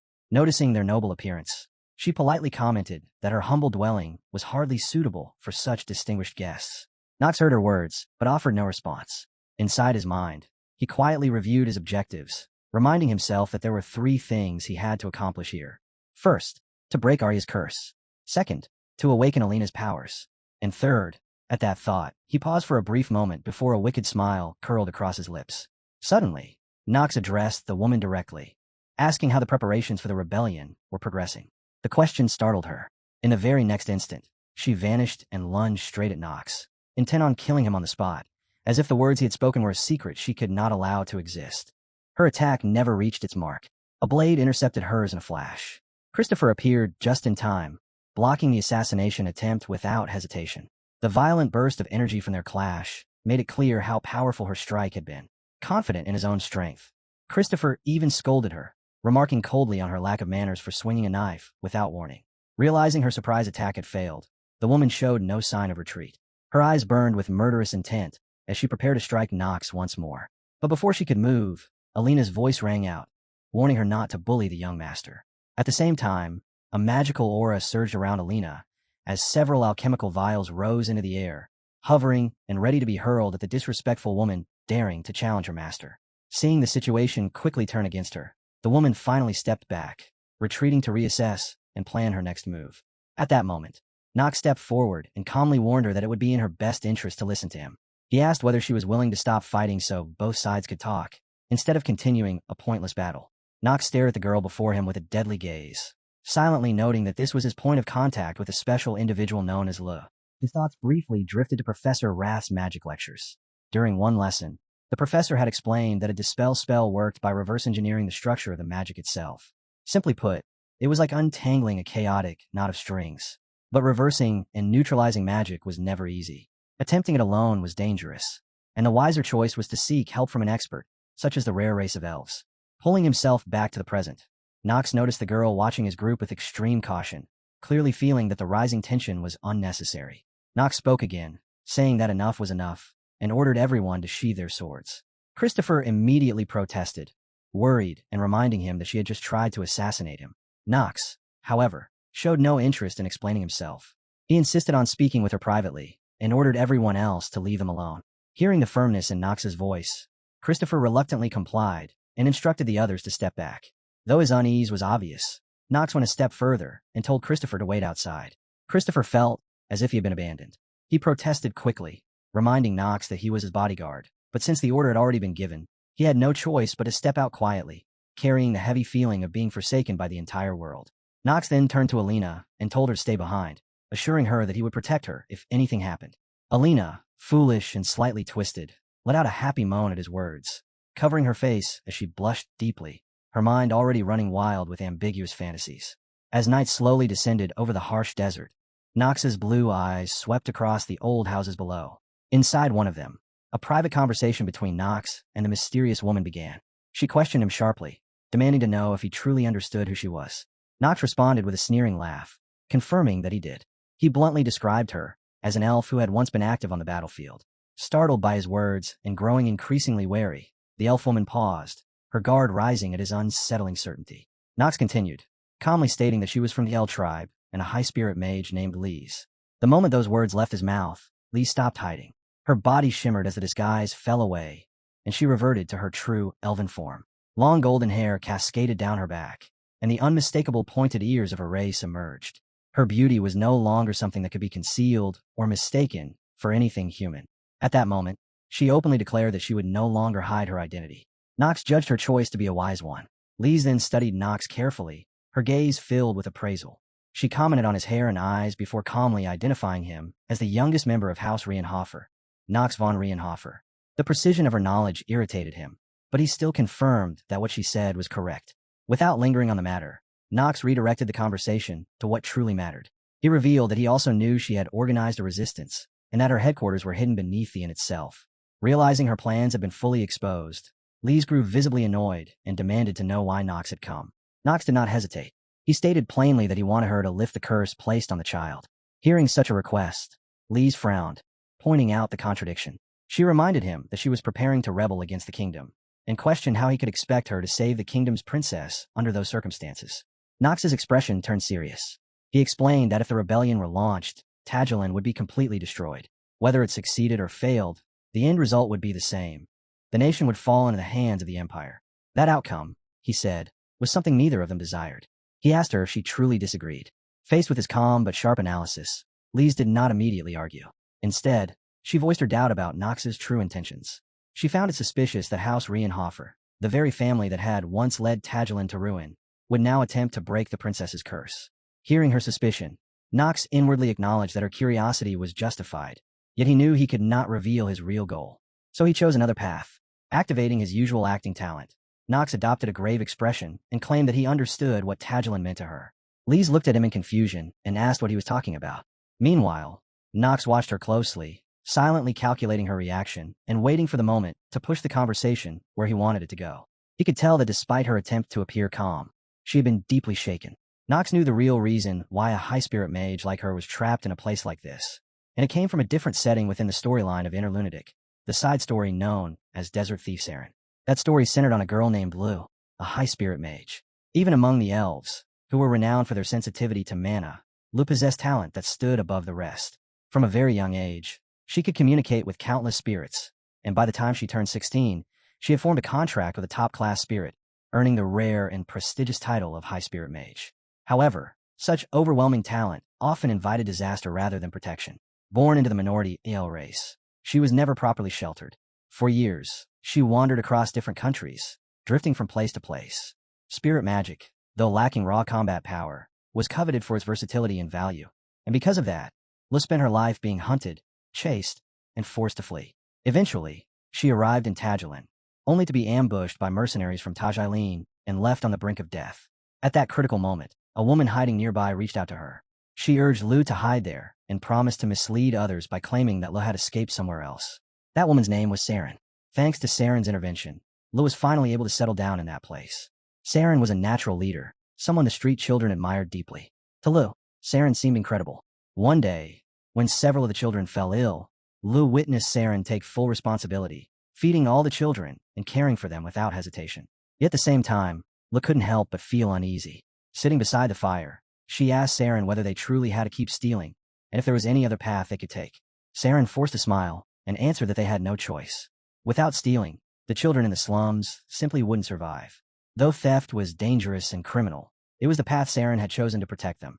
Understanding the weight of that reality, Lu began searching for a way to help her. She started using her magic to slowly improve the slums. The changes were small, almost insignificant at first, but she set her sights on building a tiny inn. When she finally stood before the signboard in the modest shop she had constructed with her own hands, a quiet joy filled her heart. In those small achievements, she felt genuine happiness. However, one day, the worst possible outcome became reality. Panic seized her as she ran toward a gathering crowd. The future she had been trying to build never had a chance to take shape, because before she could even see what remained unfinished, a nightmare unfolded before her eyes. A pair of feet hung lifelessly in the air, swaying slightly, not touching the ground. In that instant, Lee's world collapsed into darkness, and tears poured down her face without restraint. What she was witnessing was Saren's execution. Saren had been hanged at the gallows. Beside her, 2 children were also suspended, their small bodies equally still. It was the cruel conclusion of a broken society, one where the weak could do nothing but wait quietly for death to claim them. Knox knew every detail of this side story, even though it was never part of the main plot of the game. Standing there, he told Liz that the country was already rotten to its core. But he also warned her that if she tried to overturn it through rebellion, Archon would devour everything without mercy. That fate, he said, was far worse than all the suffering that had already taken place. It would be like a death sentence hanging over all of Tagilin. When Liz heard this, her emotions sank into turmoil. She lowered her head, and though her expression was hidden, the weight of her distress was unmistakable. Suddenly, she spoke, asking Knox why he believed Tagilin had become a land overflowing with orphans forced to survive in slums. Her eyes turned sharp as she looked straight at him, then answered her own question. It was because no one had taken the throne of Tagilin. Within her gaze lived both unbearable pain and desperate hope. She realized that once the throne was left vacant, the nobles had cared only for their own. Her emotions burst forth as she raised her voice, insisting that if they had seized that moment to correct things, the tragedy would never have grown this far. But in the very next breath, her face crumbled, grief overtaking her thoughts as Saren's name surfaced in her mind. Bowing her head, she whispered that Saren would not have died either. Seeing Liz in such an emotional state, Knox did not push her further. Instead, he calmly acknowledged that she was right. Hearing him agree only deepened her confusion. She snapped back at him, demanding to know what he meant, and what he was implying by agreeing with her words. Knox, however, did not answer her question directly. He admitted that while he agreed with the truth she had come to realize, that didn't mean he supported the path she was trying to take to change things. He spoke gently, telling her not to let vengeance swallow her whole and destroy everything in its wake. He urged her to slow down and truly think about how to protect everyone, because the methods she was clinging to were flawed. Those words struck something deep inside Lee, and before it was too late, she finally understood. Then Knox spoke again, his tone firm and unwavering, telling her that this, too, was something she owed to her friend Saren. At that moment, Knox revealed that he knew about the human friend who had once saved her, and that he also knew the child had died. Liz froze in shock when she heard this come from him. He continued calmly, saying it had all been a result of the war, but that her current approach was only deepening the wounds instead of healing them. His words cut straight through her defenses. Trembling, she swallowed her emotions and asked what he planned to do to fix this broken situation. Knox gave his answer without hesitation. He would place the prince on the throne. If the prince took power and truly carried out his duties, then slowly, step by step, the nation could begin to recover. The moment Liz heard this, she rejected it outright. She let out a bitter scoff, calling it a joke. If the prince had possessed even a shred of courage, she argued, none of this tragedy would have happened in the first place. Grinding her teeth, she started to say that the only remaining way to save the country was... But Knox cut her off. He told her he already knew what she was about to say, that she wanted to burn everything down. Yet he insisted she was not someone who would choose that path. He reminded her that Saren had loved this place. Those words shattered her composure. Memories surged forward. Saren's voice, Saren's bright, hopeful smile.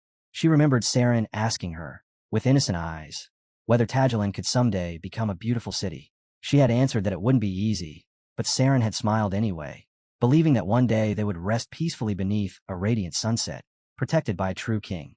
Saren hadn't wanted to leave the city. As those memories overwhelmed her, tears finally slipped from Liz's eyes. In a broken, trembling voice, She asked how Nox could possibly know what Saren had truly wanted. Nox answered without raising his voice, calmly asking whether she honestly believed Saren would have wished to see the country reduced to ruins. Then his gaze shifted to the young Princess Arya, and he posed one final question to Lee, asking if she truly believed that this child carried even a shred of guilt. The question lingered heavily in the air. At the same time, within the palace of Tageline, Kushin sat on the edge of his bed, clutching his head as anxiety gnawed at him. He called out a Krazer, who stood nearby, and with a desperate, troubled look, asked what he was supposed to do. He confessed that if he lost Arya on top of everything else, he didn't know how he could endure it. Krazer spoke in a steady, reassuring tone, telling him not to worry, that they were doing everything possible to find the princess and guarantee her safety. Yet beneath that calm exterior, Krazer's thoughts were far from reassuring. His mind kept returning to the man named Nox. He had once dismissed him as nothing more than a petty thug, someone insignificant. But that assumption was clearly wrong now. If things continued this way, Duke Greery could be freed without suffering any consequences at all. The idea amused him, and a sly smile slowly crept onto his face. Meanwhile, Kushin still held his face, drowning in frustration and guilt, blaming himself over and over again. He called himself a coward in his own thoughts, believing that he had handed over his sister with his own hands, even if it had cost him his life. He felt he should have protected her no matter what. Krazer, however, was pondering something else entirely. He wondered if there was a specific reason Arya had been taken in the first place. Then he spoke, telling Kushin that when Sir Nox arrived later that day, he would poison the banquet. The sudden plan made Kushin stiffen in shock. Krazer smiled faintly and explained that it was a weapon left behind by the late king. He placed the dagger into Kushin's hands, instructing him to use it to eliminate the youngest member of the Raynor household. The meaning behind the gesture was unmistakable. It was time for Kushin to choose. Sweat beaded across Kushin's face as he gripped the dagger, hesitation clear in his eyes. Krazer leaned in, continuing to whisper his poisonous persuasion, claiming it was the only path to true revenge and the only way to return Lady Arya to her former self. His expression was sharp and venomous, like a serpent ready to strike. At that very moment, outside the castle corridors, Nox had already returned, walking calmly alongside Jitri, unaware of the choice being forged within the palace walls. Suddenly, Krazer's sly voice called out, addressing him politely as Sir Nox. Nox turned his head at the sound. Krazer wore a warm, almost welcoming smile as he invited him over, saying that dinner had already been prepared. Even though Nox clearly knew exactly who this old man was, he still asked calmly, "Who are you?" Krazer didn't falter. Maintaining his courteous tone, he introduced himself as the court mage, explaining that Prince Kushin had instructed him to attend to Nox personally. After a brief pause, he asked about Lady Arya, the one who had arrived with him. Nox replied casually that there was a decent inn nearby and that she was staying there. Krazer didn't question him further. He simply smiled and said, "I see," letting the matter rest.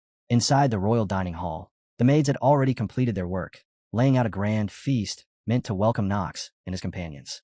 The atmosphere was relaxed, almost cheerful. Everyone ate heartily, enjoying the food without the slightest hint of suspicion. Jitri, meanwhile, was happily playing with a green parrot, remarking that parrots were truly meticulous and incredible creatures.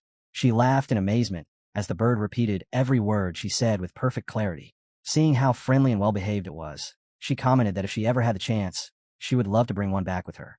Sitting beside her, May added that the desert also held many rare materials, and even valuable herbs that couldn't be found anywhere else. Rona, still chewing with a bit of food at the corner of her mouth, noticed that Nox seemed distracted. She leaned closer and asked softly how he was feeling. Nox answered evenly, assuring her that he was completely fine. At that moment, Krazer still hadn't taken his leave. With a smile that felt just a little too forced, he remarked that he was glad Nox had enjoyed his stay in Tageline. He then added that they had prepared a special dish to make the evening even more pleasant, and asked if Nox would like to try it. At his signal, a maid wheeled a food cart into the hall. When Nox saw what was being served, the tail of a silver-faced scorpion, a rare delicacy, his expression showed genuine interest. Without hesitation, he began eating. Krazer watched with visible pride and declared that such a dish was reserved only for the most honored of guests. With a twisted smile, he added that he hoped the dish suited Nox's taste. As the night deepened, darkness settled over Tajilan Castle, wrapping the entire city in an eerie, breathless stillness. Beyond one of the balconies, a shadow slipped silently into the castle, its silhouette sharply outlined beneath the cold glow of the moon. Moving with practiced precision, the figure eased the door open and slid inside without making a sound. It was Kushin. His face was hidden, and in his hand he gripped a dagger, its purpose unmistakably lethal. In his heart, he whispered that a single stab would end everything. As he slowly pushed open the door to Nox's chamber, vengeance burned fiercely within him. He believed that this act would avenge his father and his brothers, repayment for what Theo had done. Hatred filled his eyes as he convinced himself this was the only path left to him. Sweat soaked his forehead under the crushing pressure of the moment, yet he forced himself forward. Nox was a man whose terrifying strength he had witnessed with his own eyes. Kushin crept closer to the bed, thinking that if Krazer's plan had succeeded, then Nox should already be weakened by poison. If he struck now, he could finish it in one blow. He raised the dagger and shouted bitterly that Nox should blame his own father for what was about to happen.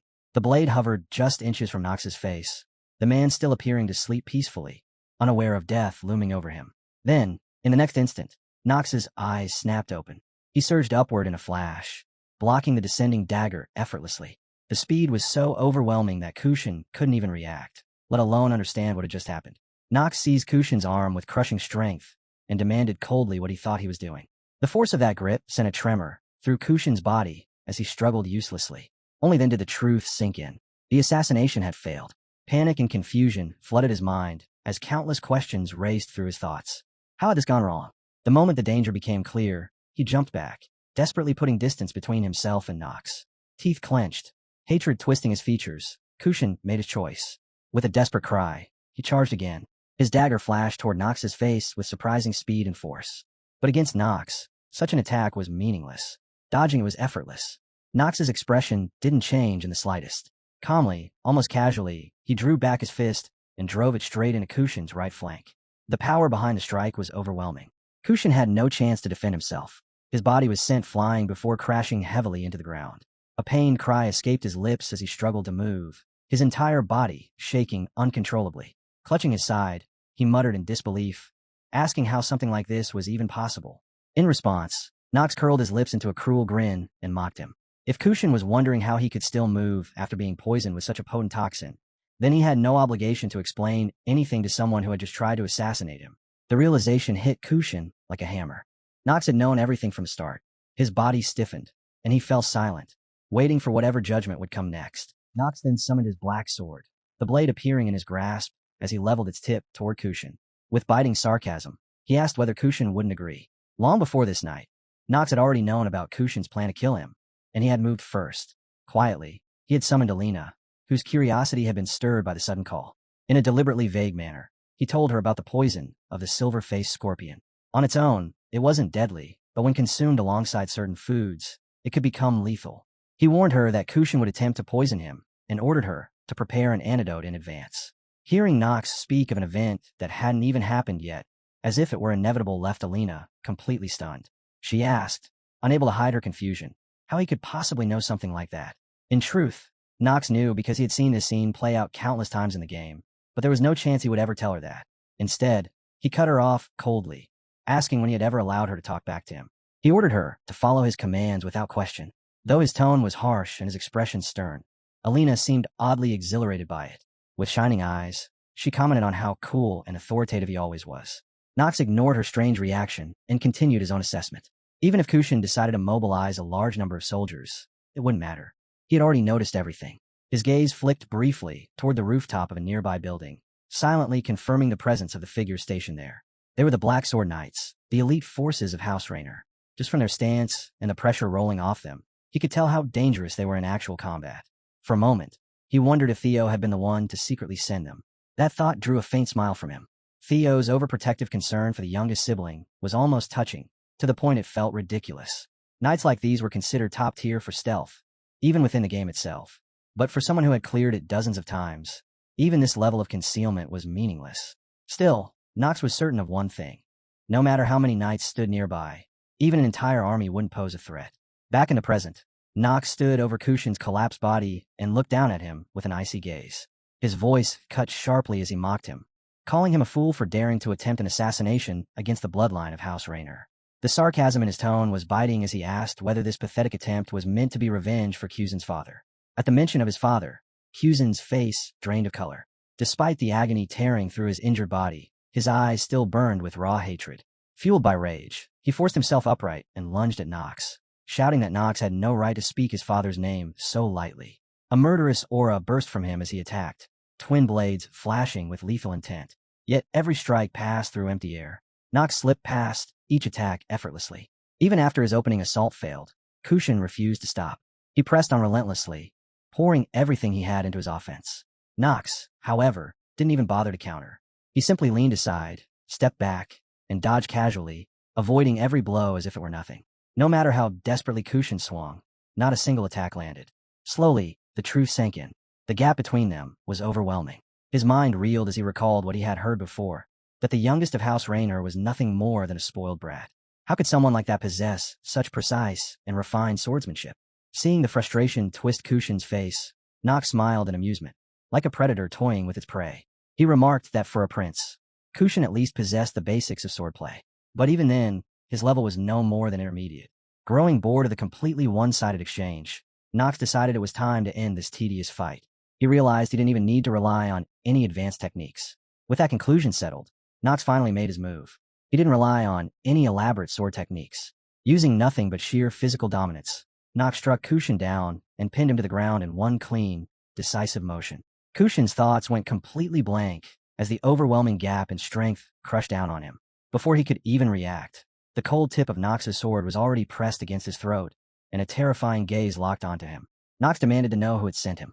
Kushin stammered through his answer, insisting that he had acted alone. A mocking laugh slipped from Knox's lips. It was obvious he didn't believe him for a second, accusing him of clinging to lies even now. Then Knox calmly called out a name. Christopher. The instant he was summoned, Christopher appeared, practically bursting with excitement. His eyes sparkled as he reported that everyone had been stationed exactly as ordered, adding enthusiastically that if Knox commanded it, he would even jump in a fire without hesitation. That enthusiasm clearly annoyed Knox. He cut Christopher off at once and issued his first order, telling him to shut his mouth. The second order followed immediately. Make Kushin kneel. Christopher accepted without hesitation, replying loudly and even politely asking Kushin to excuse him before stepping forward. Completely overwhelmed, Kushin found himself utterly unable to resist. Under Christopher's pressure, he could only remain silent. Knox studied him and noted the resentment still burning fiercely in his eyes. In a cold voice, he remarked that the hatred was obvious. Then he asked a question. What did Kushin think had truly ruined him, his kingdom, and his younger sister? Kushin's expression wavered, his face tightening with turmoil, but he said nothing. Knox continued pressing him. Since he refused to answer, Knox posed another question, this time with genuine anger filling his gaze. Did Kushin truly believe he was sitting in a seat that was meant for him? That question shattered what little composure Kushin had left. He lashed out, demanding to know what Knox could possibly understand to say such a thing. Knox was born the youngest of a noble family, someone who had never carried any burdens. Yet Knox remained completely indifferent. He replied calmly that one didn't need to carry a burden to understand its weight. Then he asked Kushin if he knew why he hadn't killed him yet. It was because there was still value left in the throne he clung to, even if it had already faded. The words visibly enraged Kushin. He shouted that the throne was worthless and that he had never wanted such value in the first place. Knox simply closed his eyes slightly, his expression calm and composed, and stated that regardless of what Kushin wanted, he had been born with that value. If he couldn't bear it, then who possibly could? If he stepped down, who else was even qualified to stand in that position and take his place? The relentless string of questions struck Kushin head-on, leaving him completely speechless, unable to form a single response. Only then did Knox finally make an offer. He told Kushin to become the king of Tahalan, and in return, Knox would reveal the truth to him. Confusion washed over Kushin's face as he struggled to understand what he was hearing. Knox continued and revealed one truth first. He stated that he had done nothing to Kushin's sister. Even as he said it, there was a hint of reluctance in his tone, as though admitting it displeased him. Behind them, the two young women who had been secretly listening were visibly shocked. Kushin himself was stunned, unable to believe the words he had just heard. Elsewhere, within a gathering of Tahalan's leadership, a seductive dancer swayed gracefully before the assembled officials. Amid the performance, one man voiced his question aloud, asking why that man, Knox, had come to Tahalan this time. Another answered that no one knew. No matter how much they had investigated, they had uncovered nothing, not a single lead. An old man at the table slammed his fist down in anger, declaring the situation absurd. He criticized Knox harshly, claiming that regardless of his great house, bringing private soldiers into their land was an insult to Tahalan itself. Though anger simmered around the table, some admitted the reality was troublesome. They murmured in resignation that there was little they could do, since Theo belonged to House Raynor. For now, they concluded, all they could do was watch. Just as the discussion seemed to reach a dead end, a sly voice cut through the room. It was the old man Carr. He suggested that this situation might actually be an opportunity for them all. Startled by his remark, one of the men asked what he meant. With a cunning smile, Krazer replied that it was time to get rid of the prince, and that this might be the perfect moment. His words made the room uneasy, tension spreading among those present. Yet some began to echo his sentiment, quietly agreeing that perhaps the timing was right. Another voice hesitated, saying it still felt too early. Unwilling to let doubt take hold, Krazer pressed on. He reminded them of the disgrace the prince had shown that day, asking if they hadn't all witnessed it themselves. Some questioned him, asking whether he meant the moment the prince had knelt. Another agreed, remarking that it was indeed shameful for a prince to kneel before a mere noble. To further inflame the room, Krazer slammed his cane against the floor. His face lit up with feverish excitement as he declared that the people's discontent had already reached its peak and that now was the time to eliminate the prince along with Nox's entire group. Raw ambition poured out of him, filling the space with a suffocating pressure. Even so, a few still hesitated, voicing concern over whether it was truly acceptable to kill the youngest son of House Rainer. Kramer only laughed in response, his tone triumphant. He revealed that he had already poisoned the meal prepared for Nox, sneering as he called him a scoundrel. He added that the prince himself had even claimed he would take his own life. That revelation sent a thrill through the room.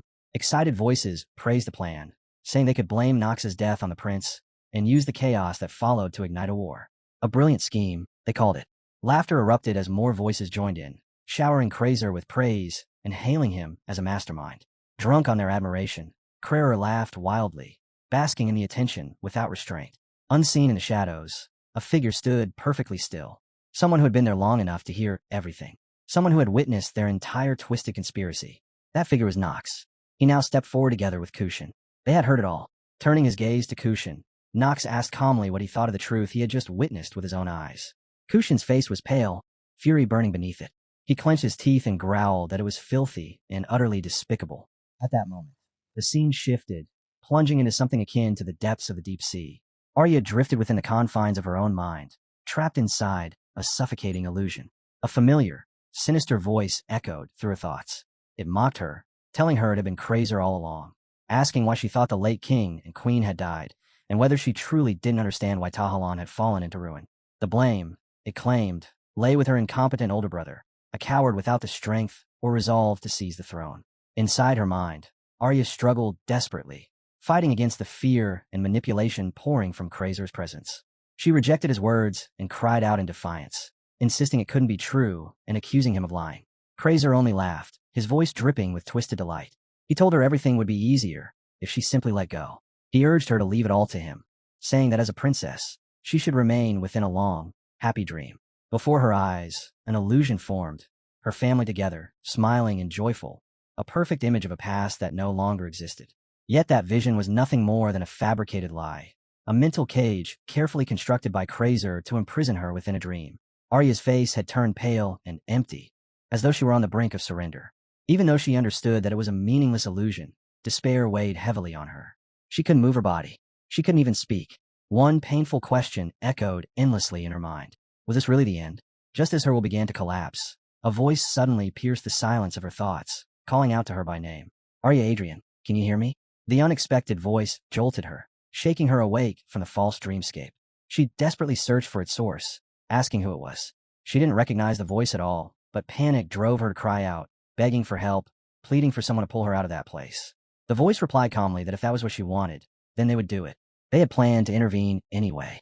In an instant, a brilliant light flooded the illusion, washing over Arya's dream world. Warmth spread through her body, and she felt strength slowly returning to her limbs. Confused, yet relieved, she murmured in disbelief, wondering what was happening to her. The scene shifted once more, this time to the palace walls of Tahalan.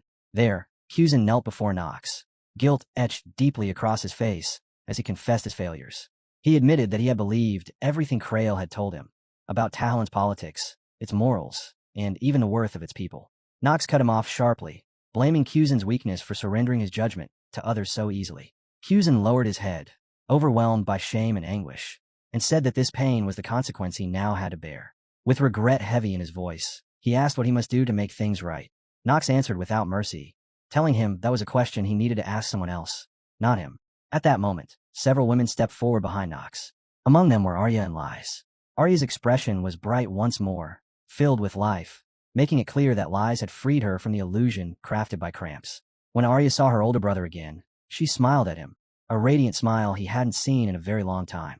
Startled and deeply moved by the sight of her restored spirit, Kuzin hurriedly stood up, grasped her small hand, and asked anxiously if she was truly all right after everything that had happened. Nox answered in her place, explaining that she had been subjected to Creer's brainwashing. The words hit Kuzen like a blow. He repeated them in disbelief, his voice trembling. Brainwashing? No way. Nox didn't hesitate. His voice was steady as he affirmed it without room for doubt. Krail wasn't merely manipulative. He was a demon. A devil wearing a human face. Kuzen tried to deny it, instinctively pushing back against the claim, but before the words could fully form, something broke loose inside his mind. Memories he had buried deep, memories he had forced himself to forget, surged back all at once. The confusion hit him like a wave, pain exploding behind his eyes as his head throbbed violently. Seeing his reaction, Nox spoke calmly, explaining that Kuzen himself had been partially brainwashed. As fragments of truth returned, the illusion surrounding his thoughts cracked and shattered bit by bit, each fracture sending another spike of pain through his skull. Still, Nox assured him that if he endured it just a little longer, the agony would subside. When it did, he would finally understand what he truly needed to do. The moment those words left Nox's mouth, something shifted. Kuzen suddenly felt a presence behind him. He turned, and Lu was already there, her eyes burning with raw fury. Without hesitation, she struck him hard across the face, the sharp sound echoing in the air. Her voice followed immediately, shaking with righteous anger as she warned him that if he failed to make the right decision even now, she would hang his head from the royal tower herself. Kuzen didn't argue. He didn't defend himself. He simply stood there in silence, listening. Lu, unable to contain her rage, continued shouting that it was Krail's tyranny and Kuzen's weakness that had driven everything to such a horrific conclusion.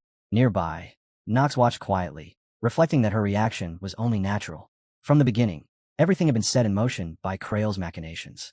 That man, once the royal court magician, had ruled the kingdom from the shadows through regency and subtle brainwashing. Yet behind that respectable facade lurked a far darker truth. He was a demon whose ultimate objective had been the resurrection of Grimmery, one of the 72 demons.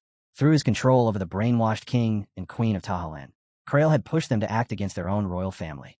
Their actions enraged the Archheim Empire, and following Crimson's design, the Empire ordered the Rain Harbor family to directly subjugate Tahalan.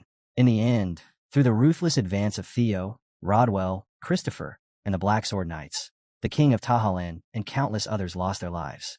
When Nox had first uncovered these truths, even he had been shaken. Now, as he watched the scene unfold, he understood that Liza's fury and Kuzen's fragility were nothing more than the aftershocks of a far greater tragedy. After a brief moment lost in thought, Nox finally spoke, telling them both that they had suffered the same pain. He reminded them that in war, there were no true winners or losers. No one could be entirely justified, nor entirely condemned, and resentment misplaced would only deepen the wounds. But Lu wasn't ready to hear any of it. Anger flared as she shouted at Nox, declaring that it was already too late, that Kushin still hadn't found the resolve to act. If he had possessed even a shred of courage to seize the throne, Saren and the children might still be alive.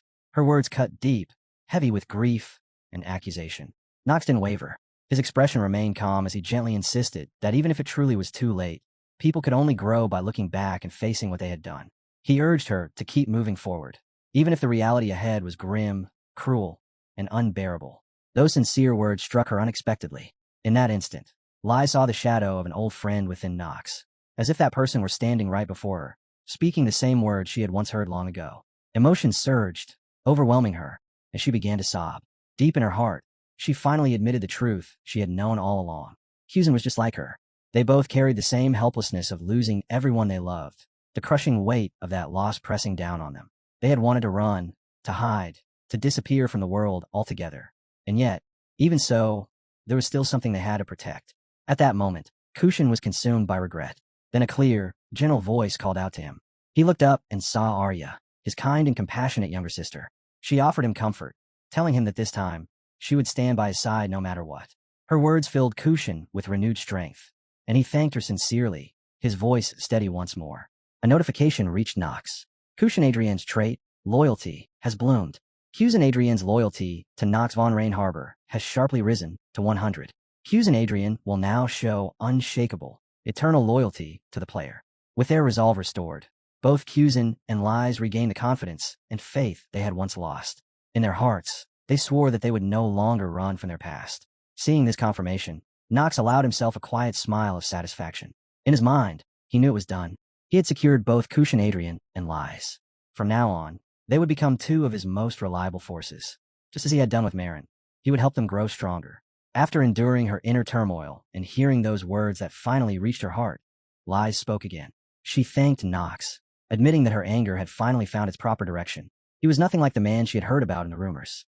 Arya also expressed her gratitude, calling Knox her brother's savior, and thanking him for saving her as well. Knox, ever humble, replied that he had merely opened the path.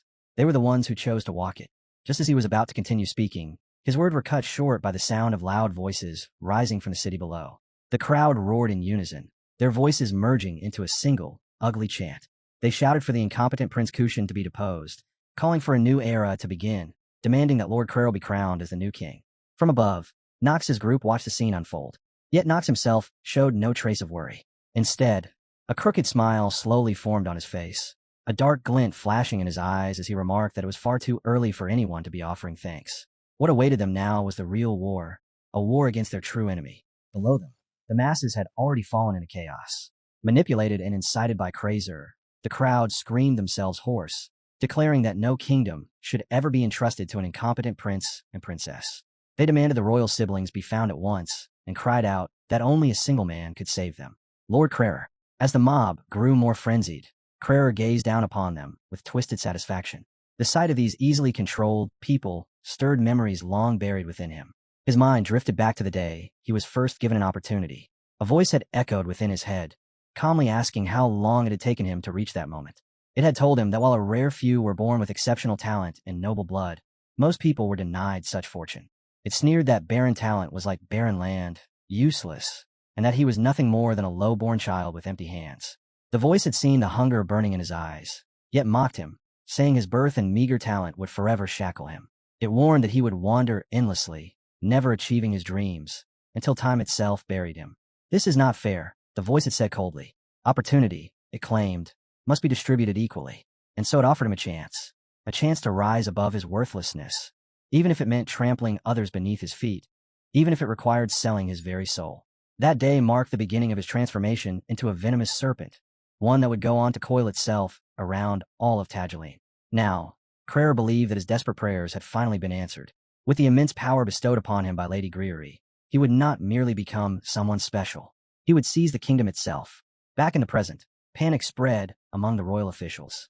They scrambled desperately, shouting orders, demanding to know whether the prince had been secured and urging others to find him at once.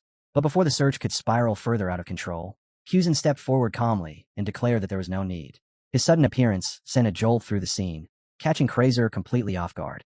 Unshaken, Kushin met his gaze head-on and calmly asked what he thought he was doing.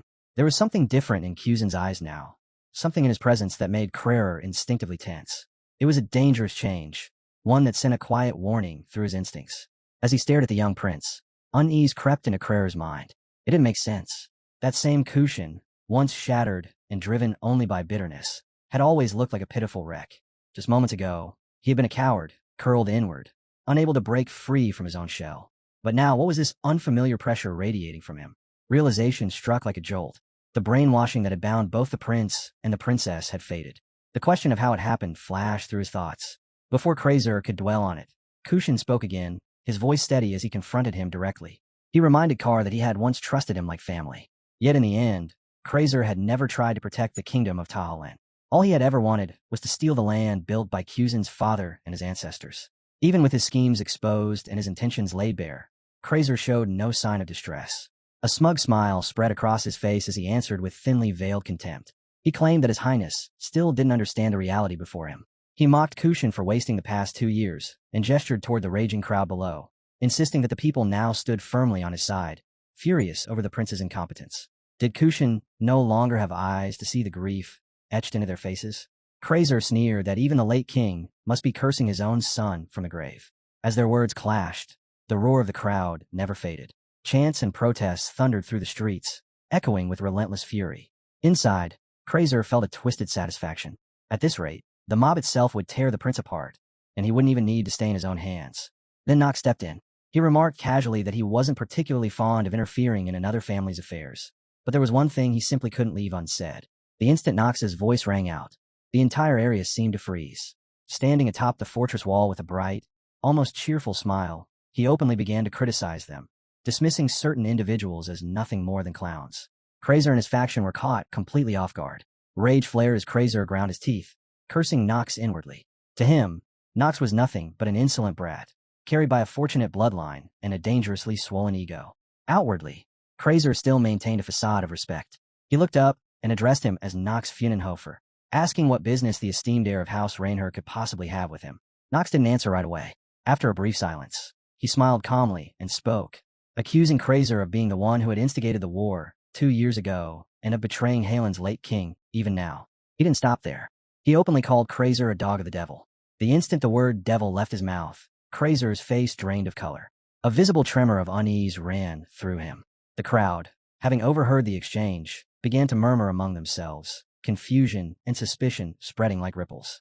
Looking down at them, Nox sneered and compared them to festering parasites, mocking their ignorance and accusing them of committing treason without even realizing it. He told them to think. When had the royal couple of Tahalan begun turning against their own people? When had relations with the Archime Empire started to rot? It had all begun, he reminded them, after Krazer assumed the position of court mage. As Nox peeled back truths long buried, the nobles present began to look at Krazer with eyes filled with doubt. Strangely enough, the crowd felt it too. Something was wrong. Suppressed memories began to surface, followed by splitting headaches. Confused voices rose in panic, people clutching their heads and crying out that it felt as if their skulls were about to burst. Watching this unfold, Kushin realized the horrifying scope of it all. The pain was proof that the mind control was breaking apart. Krazer hadn't only brainwashed him and his siblings. He had manipulated countless nobles as well. Sensing the tide turning, Krazer panicked. He hastily tried to defend himself, shouting that they must not be deceived. He accused Nox of being the true cause behind Tahalan's downfall and demanded to know whether they would really trust the words of House Rainer. He insisted on proof, sneering as he claimed there was no evidence he was aligned with the devil. His tone sharpened as he threatened Nox, saying he could not guarantee his safety if such rumors continued. Nox laughed lightly, his voice dripping with scorn as he mocked the very idea of a guarantee. Then, without the slightest hesitation, he jumped down into the crowd. The reckless act sent May and Christopher into immediate panic, shouting warnings that it was dangerous and that enemies were waiting below. But Nox descended from the height without a scratch, landing as if gravity itself had yielded to him. He turned back toward his anxious companions and waved off their concerns, saying calmly that they had it backwards. This situation, he claimed, was anything but dangerous. He made it clear to them that even though he had come down alone, not a single person among the armed crowd had dared to strike him. His voice cut through the air as he condemned them for being fooled by Krazer's hollow promises of eternal wealth, for fattening themselves by trampling over the common people. As his words fell, he slowly drew his sword, and a violent surge of purple aura poured out from his body, flooding the space around him. The crowd's fear twisted into rage. Shouts erupted from all sides, demanding how someone from House Rainher could dare speak such words, questioning what right he had to judge them. Then, one especially foolish man stepped forward, yelling that Nox was alone and that killing him now would end everything. Nox didn't even bother to respond. He merely glanced at the man, as if looking at something pitiful. In the next instant, his blade flashed. The man's torso was split cleanly in two, blood spraying across the ground. Nox spoke coldly, his voice steady and merciless, saying that once someone drew their sword, they should be prepared to be cut down. The crowd recoiled in panic. Someone screamed that he had really killed him. Another shouted in outrage, claiming that even if Nox was from House Rainer, meddling in the kingdom's affairs was unforgivable. Nox did not move. He planted his sword upright before him and stared straight at the trembling crowd, telling them to think carefully about who it was they had pointed their weapons at, and more importantly, who it was that had truly blinded their eyes. From the side, Krazer watched the scene unfold, fury burning in his eyes. Yet he did not dare act rashly. Then Nox turned his head and called out for Kushin. At once, Kushin descended in response. In a calm yet commanding tone, Nox declared that a new king would be born in Holland tonight, and that Kushin would prove it with his own hands. Kushin did not hesitate. He bowed his head and replied, "Of course, Sir Nox." Without delay, he lunged toward the nearest enemy and began cutting them down. The clash above detonated into a massive explosion, shockwaves ripping through the lower levels of the city. Below, the citizens were thrown into chaos, unable to understand what was happening. Seeing the battle erupt overhead, Lise realized this was the signal they had been waiting for. She turned to her allies and shouted that the time had come. They charged forward as one, slaughtering those loyal to Krazer. In moments, the entire area descended into madness, transforming into a battlefield soaked in blood and screams. And off to the side, Krazer stood like the coward he was, shaking with rage as he screamed that such lowly scum dared to act against him. What unsettled him more than anything else was the terrifying strength displayed by Nox's subordinates. From afar, Alina and May hurled enchanted potions with merciless accuracy, each throw exploding exactly where it would cause the most damage. At the forefront, Christopher charged without hesitation, cutting a path forward with overwhelming force, while Princess Arya stood firmly behind him, weaving spells and support without missing a beat. Kraser's face drained of color as sweat streamed down his temples. Panic clawed at his chest. The situation was slipping beyond his control. He muttered to himself that they had to turn the tide somehow, that there had to be an opening. Then his eyes caught sight of Jitri, fighting on her own. Like the coward he was, Kraser seized that chance. Without warning, he launched a sudden magical attack, aiming to kill her outright. Jitri, unaware of the danger closing in, failed to react in time as the spell rushed toward her. But at the final moment, Nox stepped in. He placed himself directly between them and shattered the incoming magic with a single, decisive motion. He stood there protectively, his body shielding her, his gaze locked on a Kraser. Gone was the earlier indifference. His eyes were sharp, alert, and deadly serious. After all, the presence before Kraser now was no ordinary man, but a true demon. Only then did Jitri realize she was safe. Her relief was instantly replaced by worry for Nox, who had taken the attack meant for her. Nox merely glanced back and calmly told her to step away, ordering her to retreat to safety. Kraser, meanwhile, was consumed by rage. Inside, disbelief churned violently. His magic had been destroyed with ease. The man he had once dismissed as a stain on House Raynor had defied him effortlessly. Around him, the remaining men loyal to Kraser were being hunted down one by one. In desperation, they fled toward him, crying out for help, begging him to save them. Kraser showed no mercy. Snarling in irritation, he unleashed his power upon his own subordinates, screaming at them to get out of his way. A wave of demonic energy erupted from his body, spreading terror across the battlefield, accompanied by the agonized screams of those caught too close. Seeing this, Kuzan shouted in horror, unable to believe that Kraser was attacking his own allies. Beside him, Lisa's face went pale as she pointed toward the air, warning that a portal was forming. He was trying to escape. They had to stop him. Just as Lisa realized, Kraser was indeed attempting to cast a teleportation spell to flee. Panic surged within him as he clung to the belief that if he could retreat and regroup, he might still stand a chance against Nox. But before his plan could succeed, his escape was cut short. A beam of magical light suddenly tore through the air at terrifying speed, slicing forward like an arrow loosed from a divine bow. It slammed directly into the teleportation circle and detonated on impact. The formation shattered violently, its glow collapsing in on itself. Kraser's face twisted in sheer terror and disbelief as he shouted, demanding to know what was happening to his portal. On the opposite side, Nox stood calmly, a scornful smirk tugging at his lips. He mocked Kraser openly, asking if that pitiful display was truly the level of skill expected from the famed court magician. Magical energy continued to swirl around Nox's hand, dense and ready, as he sneered that Kraser's magic had become sloppy, almost embarrassing. Sweat poured down Kraser's face. Panic gripped him as a horrifying thought crossed his mind. Had Nox reverse-engineered his magic circle just by watching it, and in such a short amount of time? As that fear took root, Nox began walking toward him, remarking casually that thanks to a certain professor who had once worked him to the bone, dismantling spells like these had long since become second nature. Internally, Nox recalled that man is a complete maniac obsessed with magic, though at this moment, that madness had proven incredibly useful. Before Kraser could retreat, Nox was already standing right in front of him. He grabbed him by the collar and raised his voice, calling for everyone to watch closely. What he was about to do, he said, would be undeniable proof of what this man truly was. Without hesitation, Nox began casting a spell meant to expose Kraser's real form. Realizing the danger far too late, Kraser screamed for him to stop.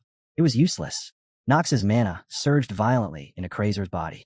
His veins bulged and darkened as black mist seeped from his skin. His eyes twisted into a horrifying mix of red and black, and he vomited blood, a thick, dark fluid that only demons could bleed. The crowd froze in shock. Someone shouted that his mana was backfiring. Another gasped in horror at the monstrous transformation unfolding before them. The truth was undeniable now. The court magician Kraser was a demon. Nox didn't bother hiding his contempt. He called Kraser a vile piece of trash and added coldly that those who had chosen to follow him were even worse. Exposed and driven into a corner, Kraser lashed out in fury. He cursed Nox, screaming that he was a disgrace to House Raynor. Then, with a twisted grin, he revealed the name of the demon he served. Grimory, one of the 72 demons, a Grand Duke. He declared himself Grimory's most loyal servant, and warned that once his master learned of this, everyone present would suffer. Nox didn't let him finish. Without saying a word, he drove his dark sword straight through Kraser's chest. The demon let out a horrific scream, his voice breaking as the blade pierced him clean through, silencing him at last. His entire body trembled as fear finally consumed him, and he began to beg in a broken, desperate voice. He pleaded with Guhak to spare his life just once, swearing he would give him anything in return: wealth, fame, the throne of Holland itself, even the power of a Grand Duke. But Knox showed not the slightest interest. With a cold, emotionless expression, he tightened his grip on his sword and swung it cleanly across Kraser's body. His eyes, far more terrifying than any demon's, never wavered as he declared calmly that he didn't need any of it. Kraser's body split apart and began dissolving into the air, vanishing completely without even the chance to scream. Even though Kushin had known how this would end, witnessing it firsthand left him deeply shaken. Standing beside him, Knox explained calmly that Griuri was a devil who granted demons overwhelming power in exchange for claiming their bodies and souls after death. According to him, even those so-called powerful beings were nothing more than her discarded remnants. He added that unless they were completely eradicated, Tahalan would never see the light of dawn again. Without wasting another second, he turned to the others and told Kuzin and Liz that it was time to end the rebellion. Both of them responded with grave expressions and acknowledged the order. What followed was nothing short of a merciless purge. Everyone connected to Kraser's faction was hunted down and ruthlessly eliminated. Amid the bloodshed, system notifications rang out again and again. Enemy eliminated. Lifespan increased by 4 hours. As Knox continued cutting down his enemies, a bitter thought surfaced within him. Though these people had committed countless atrocities under Kraser's command, killing his own kind just to extend his life by a few hours felt utterly repulsive. He silently cursed the vile affliction that chained him to such choices. By the time dawn finally broke, a faint morning light returned to Tahalan. The city was still drenched in the stench of blood when the Reinhar family's knights arrived, dispatched to protect Knox. What they saw left them stunned. The leader of the knights thought grimly that he had rushed here to protect Lord Knox, only to discover that the chaos consuming all of Tahaland had been crushed in a single night. His gaze then shifted, and he froze when he noticed Kushin standing there as well. Recognizing him, Kushin called out his name, asking if he was Rodwell Durnarch. Rodwell cut him off immediately, saying there was no time for pleasantries. He demanded to know where Lord Knox was, warning that if even a single hair on the young master's head had been harmed, none of them would survive the wrath of the Blacksword Knights. His eyes gleamed with naked, killing intent, sword already drawn as he waited for Kushin's answer. The tension was thick enough to cut, until Knox appeared and calmly ordered Rodwell to lower his blade. The moment Rodwell saw him, relief washed over his face. He called out Knox's name at once, admitting that the family had been deeply worried. Knox replied dryly that he could tell, especially judging by the sheer number of Black Sword Knights that had been dispatched. Rodwell answered without hesitation that when it came to protecting the bloodline of House Raynor, bringing elite forces was only natural. Those words made Knox frown. He questioned the man directly, asking whether he had truly considered the consequences of such an action. He couldn't believe this was something his father would have approved. Surely, this decision had been Rodwell's alone. Knox told him plainly that if punishment were to follow, he should simply say that Knox himself had summoned him and left him no other choice. Rodwell was clearly shaken by that. For a brief moment, emotion flickered across his face. Then he straightened himself and spoke calmly, clarifying that the order had indeed come from the Patriarch, Knox's father. Knox froze, caught completely off guard. He asked again, unable to hide his surprise, and Rodwell confirmed it without wavering. Hearing such a firm answer, Knox fell silent. He found it hard to believe, questioning inwardly whether Theo had truly made that call. It was entirely unexpected. Rodwell then shifted the topic, asking why Knox was standing beside Prince Kushin. Before Knox could answer, Kushin stepped forward himself. He struck his chest with a clenched fist, a gesture of solemn resolve, and declared that it had been his decision. Lord Knox, he said, had saved the kingdom of Tahalan. To him, being dragged out of that hopeless abyss by Knox was no different from receiving a divine blessing, one he could never repay, not even in an entire lifetime. With those words, Kushin dropped to his knees and humbly offered his loyalty. Knox burst into laughter, clearly amused by the irony of it all. The king of Tahalan pledging allegiance to someone branded as a disgrace of House Raynor. He then asked Kushin if he could endure the ridicule that would surely come from his people for making such a choice. Kushin answered without the slightest hesitation. He said his loyalty was not to House Raynor, but to Knox, and to Knox alone. At that moment, Liz stepped forward as well, voicing her agreement, and turned toward Princess Arya, as if seeking confirmation. Arya, standing beside her, simply smiled softly in response, silently affirming her support as she observed this newly formed group of allies. Knox smiled inwardly, calmly noting that 3 units were now secured and that everything was unfolding exactly as planned. Behind them, Rodwell stood in silence, his gaze fixed on Knox's back. For a long time, he had carried a faint sliver of doubt toward the young master, but that hesitation had now completely vanished. Watching Knox shoulder responsibility for his subordinates and steadily earn their unwavering loyalty, Rodwell felt certain of one thing. Without anyone realizing it, the young master was beginning to radiate the presence of a true sovereign. Then, without warning, a sharp red alert rang out in Nox's ears. A short-term negative trait had been activated. The trait labeled dead count came into effect instantly. His body weakened at once, his knees nearly giving out as strength drained from his limbs. A second notification followed closely behind, informing him that his physical abilities had dropped by an additional 5%. The system calmly explained that the trait would only be removed once his remaining lifespan increased by more than 30 days. Eyes wide and lips trembling, Nox raised a hand to his mouth. Confusion churned in his mind. When his remaining days had fallen below 10, the trait had activated, but now it demanded more than 30 days to be lifted. A dry, sarcastic thought crossed his mind. Should he file a complaint to the developers and ask for a patch? Noticing the sudden change in his expression and the instability in his stance, Jitri panicked and cried out, asking if he was all right. Though his body felt heavy and drained, Nox forced a smile and reassured her not to worry. Deep inside, however, he reminded himself that his remaining lifespan would soon increase. The one he was waiting for was the real demon, the being responsible for twisting this land into a manipulated, distorted domain. The group soon began their journey to hunt that demon, crossing a vast desert where sand and violent winds stretched endlessly in every direction.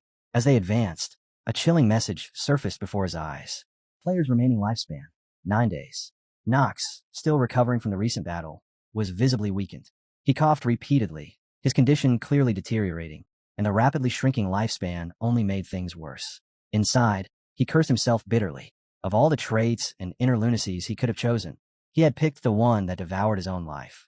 This disaster was entirely of his own making. Sweat trickled down his face as he muttered silent profanities under his breath. Alina quickly noticed his worsening state and shouted out in concern, asking whether he was feeling unwell and pointing out that he hadn't taken a single moment to rest before charging straight into the desert. But almost instantly, her expression shifted into something unsettling, as if she had just sensed that something was terribly wrong.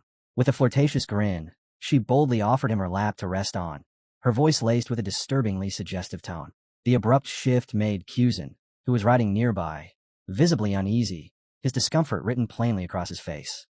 Nox, however, remained unfazed, though clearly irritated.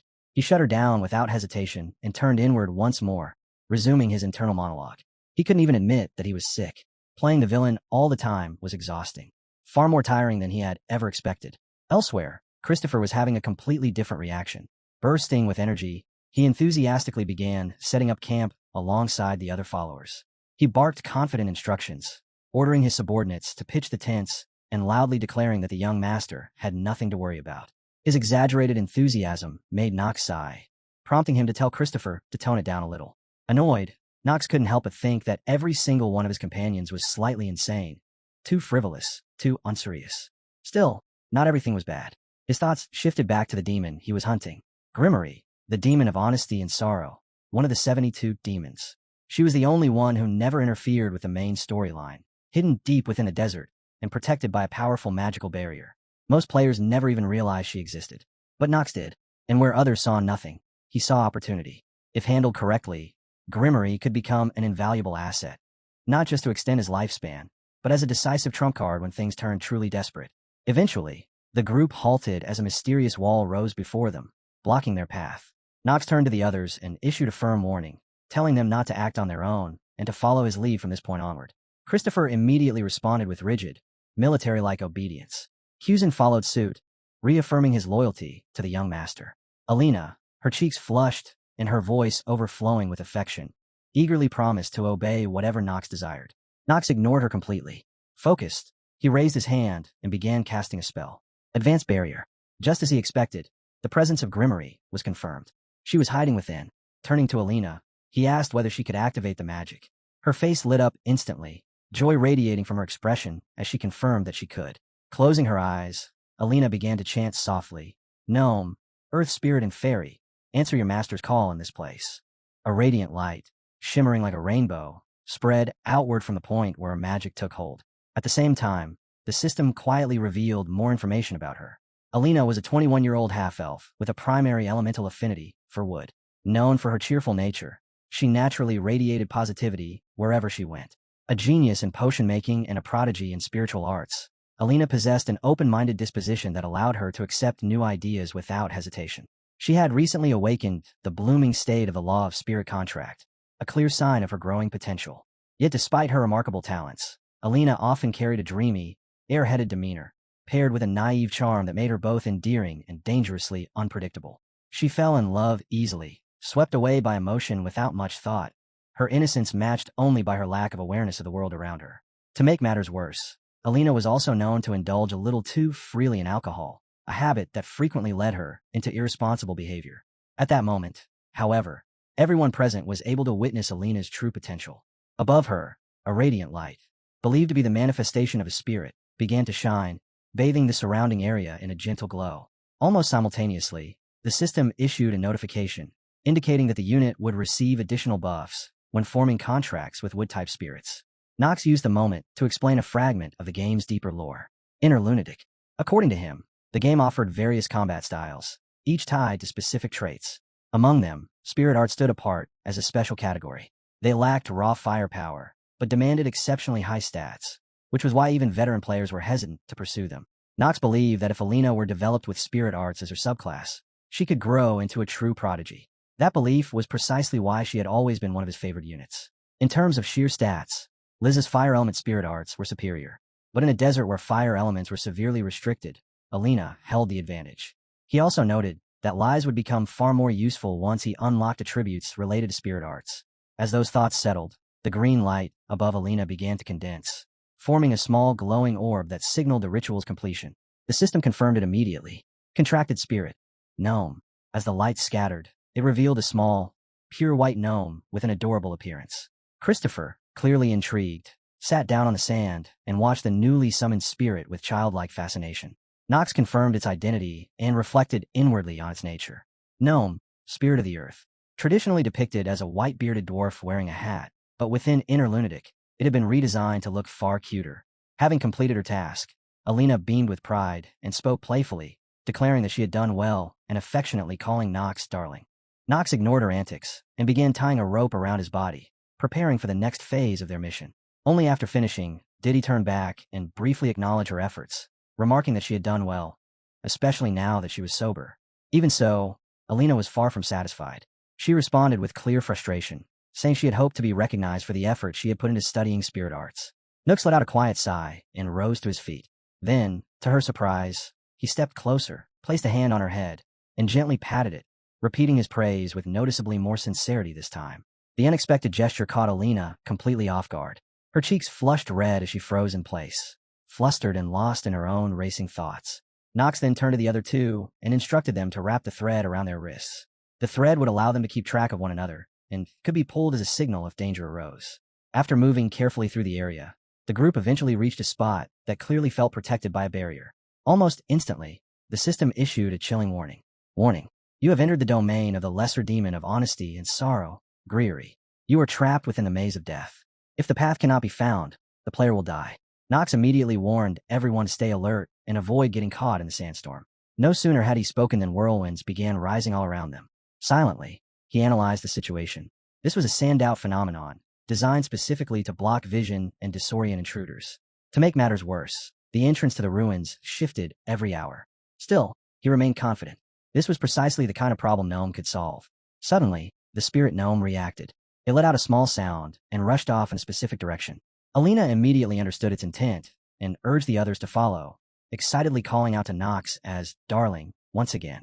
Her expression, however, made Nox visibly uncomfortable. Irritated, he told her to let go of his hand before speaking. Without wasting time, the group followed Gnome's lead.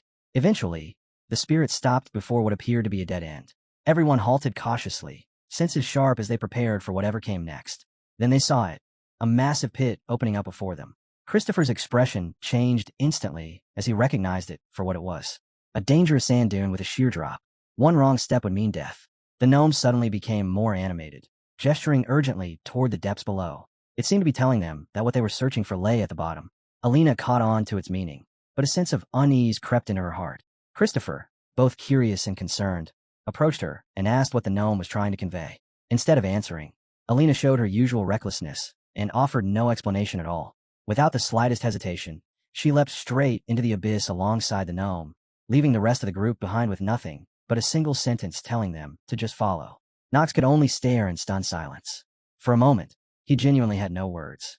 This so-called pathfinding was nothing like what he had envisioned in his head. With no real alternative, the others followed her lead and began sliding down the steep sand dune. Christopher, instead of showing fear, looked strangely excited. Grinning, he shouted that the experience reminded him of a night training exercise he once did with his squad. Apparently, they had liked him so much that they had pushed him off a cliff. According to him, this moment brought that fond memory vividly back to life. Knox felt no such nostalgia. Internally, he scoffed, thinking that Christopher's story sounded far more like bullying than camaraderie. After the brutal descent, the group suddenly found themselves suspended midair near the base of the dune, only to realize a heartbeat later that they were dropping straight into a cavern below. Whatever fun Christopher had been having vanished instantly as he yelled that they were about to slam into the ground. Knox, however, remained calm. In one smooth motion, he activated a mana shield, a technique he had learned from Professor Ross. Violet mana surged from his hands and expanded outward, forming a protective barrier that enveloped the group and allowed them to land safely. As he assessed the outcome, Knox acknowledged that while the spell was still difficult to handle in direct combat, it was perfectly suited for situations like this. Once everyone regained their footing, they cautiously scanned their surroundings. Christopher let out a long breath of relief and commented on the sheer scale of the ruins around them, openly praising Knox's sharp judgment and admitting that he was genuinely impressed. But before the tension could fully ease, Kushin sensed something off. He quickly signaled Christopher to stay silent and warned the others to be on guard. Something was coming. The distant noise grew louder, steadily closing in. Moments later, the source revealed itself. Massive insects and grotesque, bug-like creatures emerged, horrifying not just in appearance, but in their sheer size. In an instant, the group was surrounded from all sides, forced to stand back to back in a defensive formation. Knox had expected a fight, but even he hadn't anticipated this many enemies. Christopher tightened his grip on his sword, his expression hardening as he declared that those insects had no right to approach the young master of House Raynor. There was no need for concern, he proclaimed. He, Christopher, would handle them all, before his master even needed to lift a hand. However, before the man could finish a single word, Knox cut him off. His expression hardened, his voice steady and absolute as he declared that he would fight as well. In that same instant, his black sword was already in his hand, and a terrifying wave of dark purple mana burst forth from his body, swelling with overwhelming intensity. Deep down, Knox knew that what he had left was little. But even so, every fragment of his remaining lifespan was precious, something he could not afford to waste carelessly. Far away within the twisting depths of the labyrinth, a woman sat alone in the darkness. She slowly reached out toward the faint rays of light seeping into the cavern, her fingers trembling as if trying to grasp something long lost. With a bitter scoff, she complained that she had planned to use Krazer for a far greater purpose. Yet because of some brat who had appeared out of nowhere, everything had been ruined. There was no need to name them. She was clearly talking about Knox's group, accusing them of daring to trespass upon the domain of the Great Grimmery. Her resentment twisted into a vow as she swore they would be made to pay. Then her voice shifted, becoming eerie and mystical, as she announced that they would now face the trial of the ruin itself, a trial known as honesty and sorrow. Back on the battlefield, the clash against the massive insect monsters continued relentlessly when the system's cold voice suddenly echoed through the chaos. The players were notified that their remaining lifespan had been restored to 14 days. However, the relief was short-lived, as another warning followed immediately. The negative trait was still active. To remove the effect of the trait known as dead count, the player's lifespan had to be extended beyond 30 days. Knox absorbed this information in silence. He knew all too well how crippling dead count was. It restricted a player's actions, reduced stats by a fixed percentage, stacked multiple penalties, and created layers of hidden disadvantages. Even after cutting down countless enemies while enduring the debuff, his lifespan stubbornly refused to rise beyond the 14-day limit. After what felt like an endless stretch of brutal combat, the monsters were finally exterminated. Their mangled corpses lay piled across the battlefield, the stench of death hanging thick in the air. Kuzen surveyed the scene and confirmed that things had more or less settled. As Knox scanned the aftermath, his thoughts turned thoughtful. He acknowledged Kuzen's strength, but his gaze lingered longer on Christopher. The man's swordsmanship had been exceptional. It was the sort of a knight cherished deeply by Theo, and now Knox understood why. He recalled the moment Christopher unleashed the frozen blade, a sword art of terrifying precision and destructive power. The technique consisted of 9 forms, divided into the first phase, the middle phase, and the final phase. Until now, Knox had assumed Christopher was nothing more than a talkative old man. Seeing him fight, however, made it clear that the captain of the Black Sword Knights was an entirely different beast. Finally, Knox turned to Alina. His tone softened as he praised her sincerely, telling her she had done an excellent job. Her growth, especially in spirit arts, had exceeded his expectations, and in that moment, The acknowledgement carried more weight than any reward. He told her that she had contributed in more ways than one this time. Alina, clearly pleased, smiled and said that maybe all the training she had gone through with May during their spare moments had finally paid off. Hearing that, Knox's thoughts drifted to May. He couldn't help but reflect on her absurdly self-sacrificing nature. Getting smashed after taking Elena's potion, healing up, then stepping right back and take more hits, only to be healed again, over and over without complaint. In his mind, she was a hero in her own right, and he silently decided that he really ought to give her a raise once all of this was over. Soon after, the gnome took the lead again, guiding them deeper until they stood before a massive gate. When they pushed it open, a chilling sight greeted them. Towering statues of monsters filled the space beyond, so lifelike and terrifying that it felt as though they might move at any moment. Kushin frowned and remarked that, as expected of a demonic ruin, the monsters here seemed to spawn endlessly. Christopher, concern flashing across his face, asked Hughson to step back, declaring that he still had enough strength left to swing his sword. Without hesitation, he brought his blade down on the leg of one of the statues. Yet to everyone's astonishment, the damaged portion regenerated almost instantly, as if it had never been struck at all. Staring in disbelief, Christopher exclaimed that it made no sense, insisting he had clearly seen his sword hit the statue. That was when Knox calmly told everyone to stop moving. He explained that most of what they were seeing wasn't real at all. Still unconvinced, Christopher asked if that meant they hadn't actually been fighting real enemies, and then questioned how they were supposed to tell reality apart from illusion. Knox didn't answer right away. He knew that what lay ahead demanded knowledge only an experienced player would have. Under normal circumstances, one would have no choice but to wander the maze and slaughter every beast that appeared. But if you knew the trick, the entire ordeal could be bypassed with ease. Alina, still uneasy about following Knox so blindly, asked how he could be so certain about the path he had chosen. Knox simply smiled, keeping his thoughts to himself. The first trick was simple enough. Always move in the direction the skull decorations were facing. That path would lead straight to the boss room. When they finally arrived before a massive skeleton, Knox drew his sword and told everyone to prepare themselves. The beast that would appear here, he warned, was no illusion. The moment those words left his mouth, he launched into a relentless assault on the surrounding statues, his mind already on the second trick. It was just as simple. One could tell whether a monster was real by checking the skull on its body.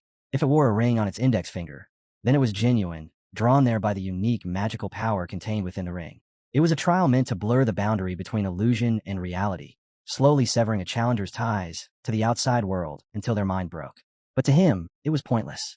The trials of honesty and grief only revealed themselves to those who strayed from the correct path, and he had no intention of making such mistakes. He was simply following the true route, nothing more and nothing less.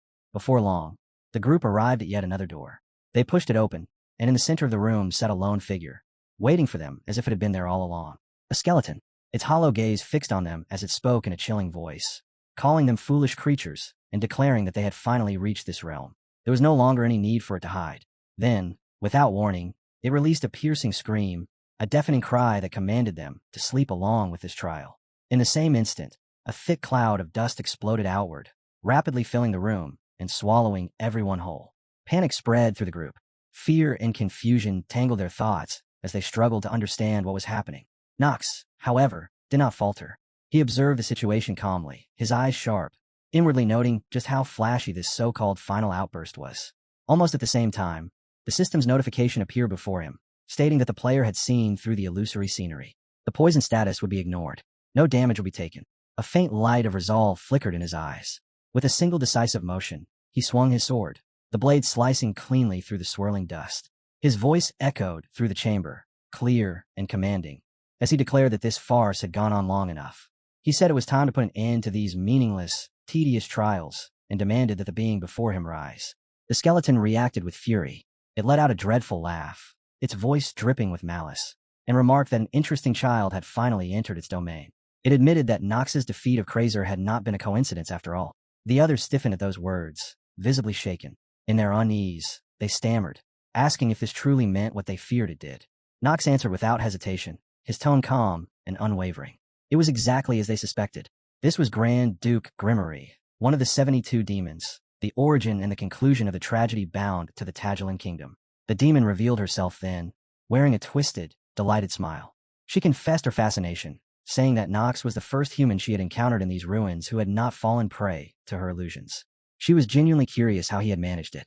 Hughson, burning with rage, stepped forward and accused her outright. He shouted that she was the demon who had brainwashed Krazer and plotted to devour Tageline, declaring that her deception would end here and now. The demon only scoffed at him, her laughter echoing mockingly through the chamber. With a mocking tilt to her voice, she questioned his choice of words. Deception, she repeated, as if tasting it with amusement. She reminded them of what she truly was, a demon of honesty.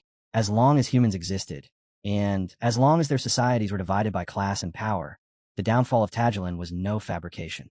It was reality, and reality, she claimed, was far more cruel and devastating than any illusion she could ever cast. All she had done was strip away the lies and reveal the natural order that already existed within the world, the truth that resided within her. Then her gaze shifted, settling directly on him as she addressed him mockingly, calling him Little Prince. Kushin finally lost his composure.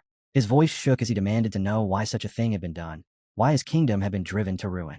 But before he could continue, Nox cut in sharply, telling him that it was enough. He said there was nothing more meaningless than questioning a demon about its motives. With a faint, mocking smile, he added that if he had to guess, the reason was probably resurrection. The demon, beautiful and composed, responded with a gracious smile of her own. She remarked on how surprisingly knowledgeable the young boy was, far more so than the prince himself. Then she confirmed his suspicion. He was right. Hearing that, Nox felt a quiet satisfaction and chuckled inwardly, pleased that the conversation had been steered exactly where he wanted it. As if it were an afterthought, he continued, casually mentioning the archangel who had once sealed the demons long ago. The effect was immediate. Her expression shifted, shock flashing across her face as she demanded to know how he could possibly be aware of such a thing. Nox answered calmly. Yes, he was only human, but he was a human who knew all of her weaknesses. That was enough to enrage her. The demon shouted back, demanding to know where his arrogance came from, reminding him of her status as a Grand Duke. She declared that she could crush a mere human without effort. Nox did not raise his voice in response. Instead, he closed his eyes and addressed her by name, Gregory, telling her to stop this pathetic charade. He revealed that he had known everything from the very beginning and had simply played along with her meaningless trials. Then, without the slightest hesitation, he sliced his own palm, letting his blood run freely down the length of his sword. The sudden act stunned everyone present, leaving even the demon momentarily unsettled. Nox continued in a steady voice, explaining that due to her contract with the Archangel, she was incapable of harming a human within the final sealed chamber of these ruins. As his words fell into place, chains burst forth from nowhere, wrapping around her body and binding her completely, leaving her unable to resist. Slammed to the ground by the chains, she screamed in rage, cursing the contract and desperately trying to twist the logic of it all, claiming that Nox had struck first. Those watching could only stare in disbelief. The idea of a demon who could not harm humans was unheard of, and in that moment, all the strange behavior they had witnessed finally began to make sense. A Grand Duke, level demon had never needed to fight head-on. Illusions, trials, and mental traps had always been enough. And now, it was painfully obvious that young Master Nox had known that weakness from the very beginning. With the demon bound tightly by chains, Nox raised his blood-streaked blade and pointed it straight at her, his voice cold as he demanded her full cooperation. If she answered every question honestly, he promised to spare her life. His first question was simple. He asked for the name of the angel who had sealed her. The demon scoffed, claiming she couldn't possibly remember the name of some insignificant angel. Nox's eyes immediately sharpened, his voice dropping as he recalled killing a demon like her once before, one that had also failed to grasp its situation until it was too late. He wondered aloud if that demon's name had been Piman, pressing the tip of his sword against her throat as he spoke. Fear finally surfaced. The demon hastily backtracked, offering instead to describe the angel's appearance. Nox smiled faintly, remarking how much he appreciated her sudden willingness to cooperate, then ordered her to tell him everything she had seen and everything she knew. Even as she complied, the female demon burned with humiliation. How dare a human subject her to this?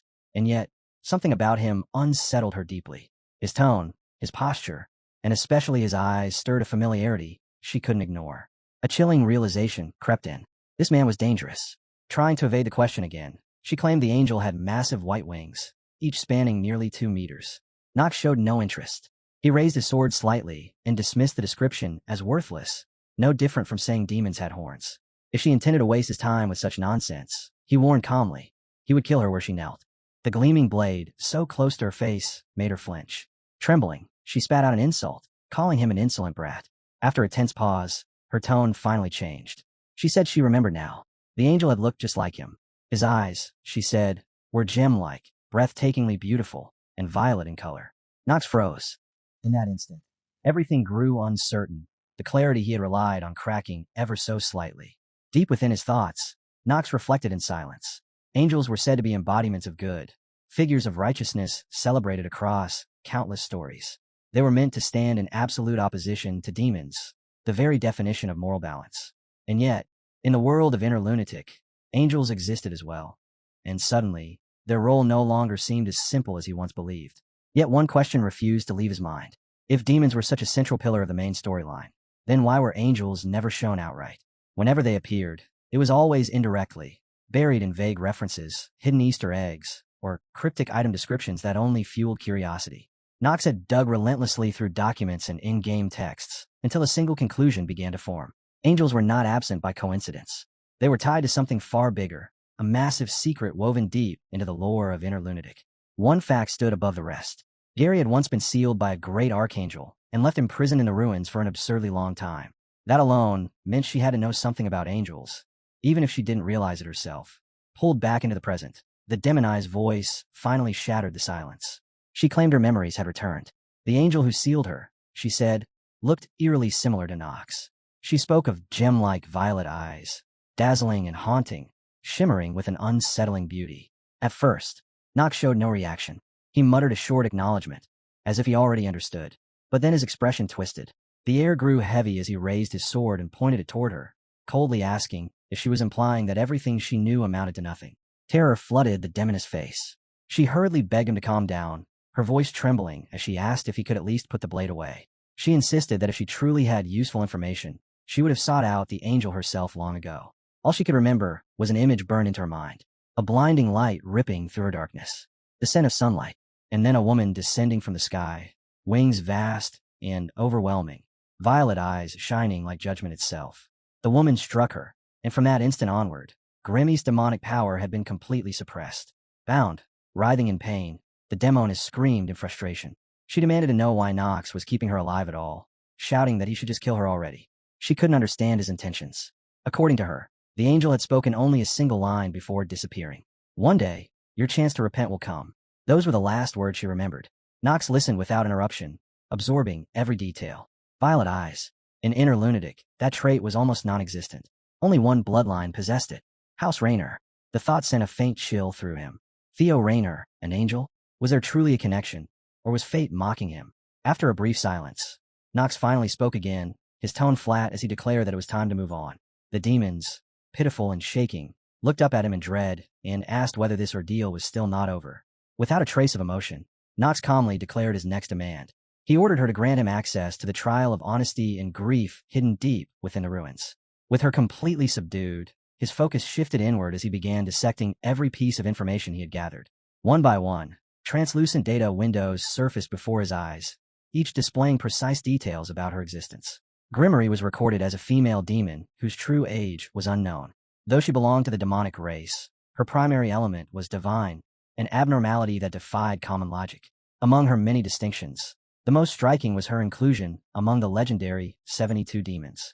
Her abilities were laid out with unsettling clarity. Her stamina registered at 27. Mana stood at 23. Luck lagged behind at 7. But both willpower and charm reached an impressive 20. Accounts of her character described a natural aptitude for swordsmanship and martial arts, paired with unyielding honesty, unwavering loyalty, and an unexpectedly generous nature. Her words were said to carry weight, earning her the title of the Mouth of Truth, as falsehoods rarely crossed her lips. Yet her essence was not without contradiction. Her core was intertwined with pure evil, a neutral yet defining truth of her existence. Beneath that, she bore traits of sorrow and grief, often accompanied by tears, and moments of frivolity that clashed sharply with her otherwise commanding presence. When Knox finished reviewing Greer's information, a faint smile crept onto his face. Internally, he weighed everything he had learned. The most valuable trait she possessed was the Mouth of Truth, a demonic curse that rendered her completely incapable of lying. To most demons, it was a disgraceful flaw, something to be hidden or despised. To Knox, it was flawless, the perfect tool. Without hesitation, he ordered her to explain the trial in detail.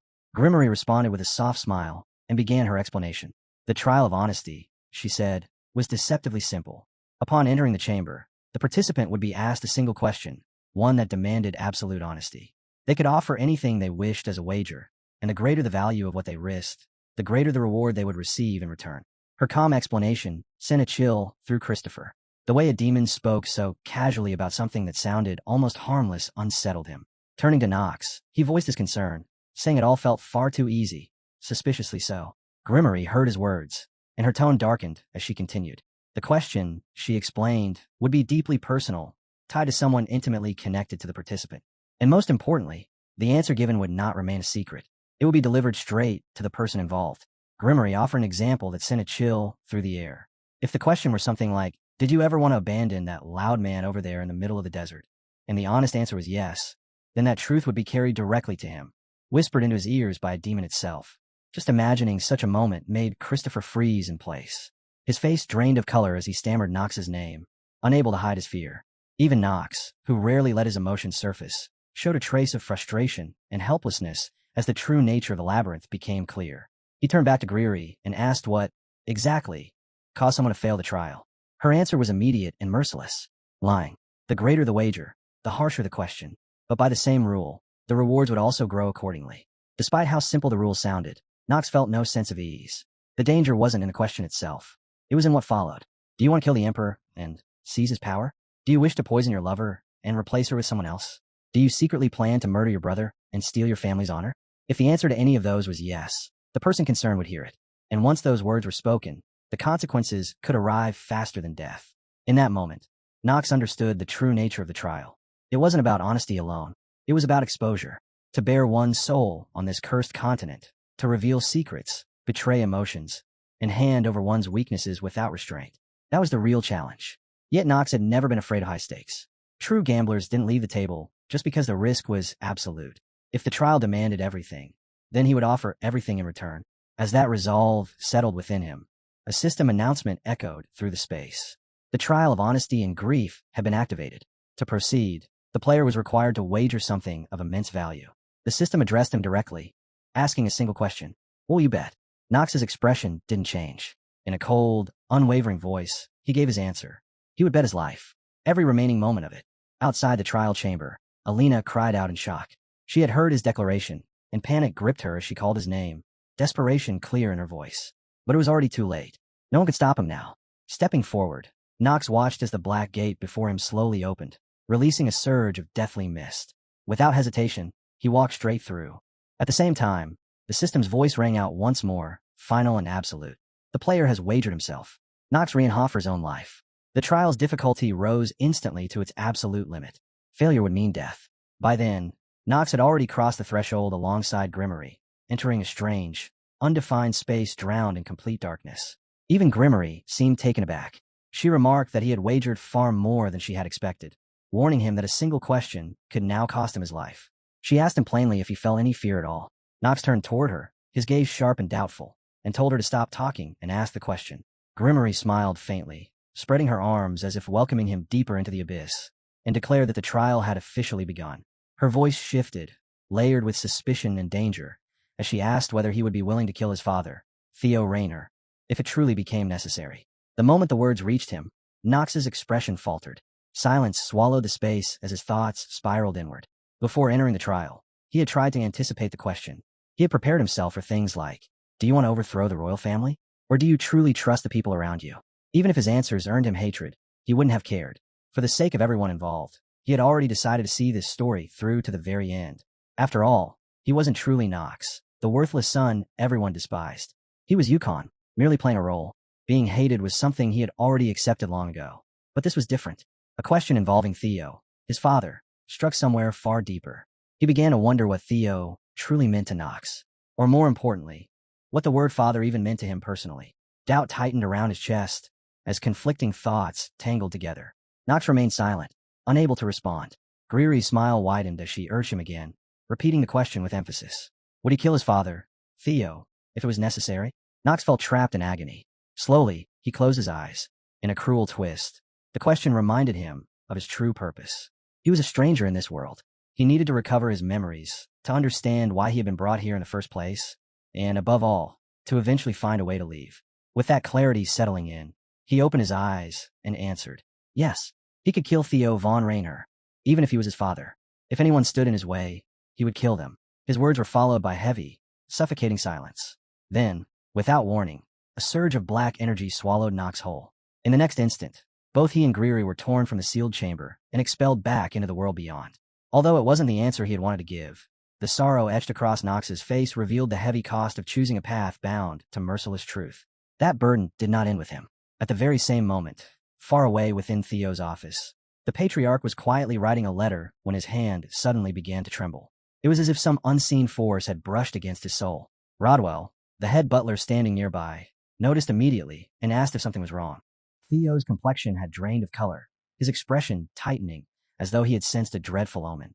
His eyes darkened more than they ever had before. Then, without warning, a voice echoed inside his mind. Cold. Absolute. It declared that Theo von Rayhofer, the patriarch of House Rayhofer, will be killed by his own child, Knox von Rayhofer, should it become necessary. The word struck him like thunder. His composure shattered in an instant. Rodwell, alarmed by the sudden shift, asked again if he was all right, pointing out that he looked unwell. After a brief pause, Theo forced himself to breathe, masking his turmoil as he replied that it was nothing. But inside, his thoughts were in chaos, the voice repeating over and over in his mind. Why was he shaken now? Hadn't he always known this day would come? Theo reminded himself of the secret, of the curse every head of House Rayer carried, passed down relentlessly from generation to generation. His father had borne it. His grandfather before him had fallen to it. None had escaped that fate. To end the cycle, to truly bring it to a close, his child would one day have to kill him. Despite the cold and composed image he always maintained, Theo felt his hand trembling as the realization settled in. He had accepted this destiny long ago, yet every time he watched Knox grow stronger, driven by ambition and potential, a question surfaced unbidden. Was it truly impossible to pass on the position of patriarch willingly, as other families did, without blood and death? He admitted, if only to himself, that he had lived his life suppressing emotions deemed unfit for a Rayhafer. Perhaps, he thought bitterly, he was growing soft. The pen slipped from his fingers and clattered onto the desk. Theo rose slowly, turning to Rodwell, and told him they should take a walk. The two of them walked side by side through the long hallway until Theo suddenly stopped in front of a window, his gaze fixed on the rain pouring endlessly from the gray sky. Without looking away, he asked Rodwell how long he thought it would take. Rodwell blinked in confusion and asked what he meant. Theo slowly explained that since Rodwell had just returned from a mission, he should have some sense of it. His voice remained steady as he spoke of Knox, saying that the boy must harbor a deep hatred toward him. After all, he was the father who had failed to protect his mother, the man who had unknowingly become his sworn enemy. Then Theo asked, almost casually, how long it would be before Knox drove a sword through his heart and took his place as patriarch. Rodwell froze. His face drained of color as he stammered that he couldn't be sure, but if he had to guess, it might happen far sooner than anyone expected. Theo listened quietly, then responded with a calmness that felt disturbingly unnatural. He said he understood and added that there truly wasn't much time left. Outside, the rain continued to fall, sounding like the quiet sobbing of a father crushed beneath a grief too heavy to ever voice.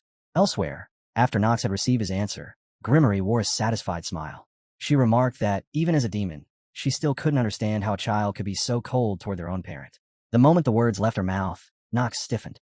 His eyes turned sharp as he curtly demanded that she hand over the reward. Even Grimmery felt a chill at his tone. Clicking her tongue, she snapped her fingers, and the reward materialized before him.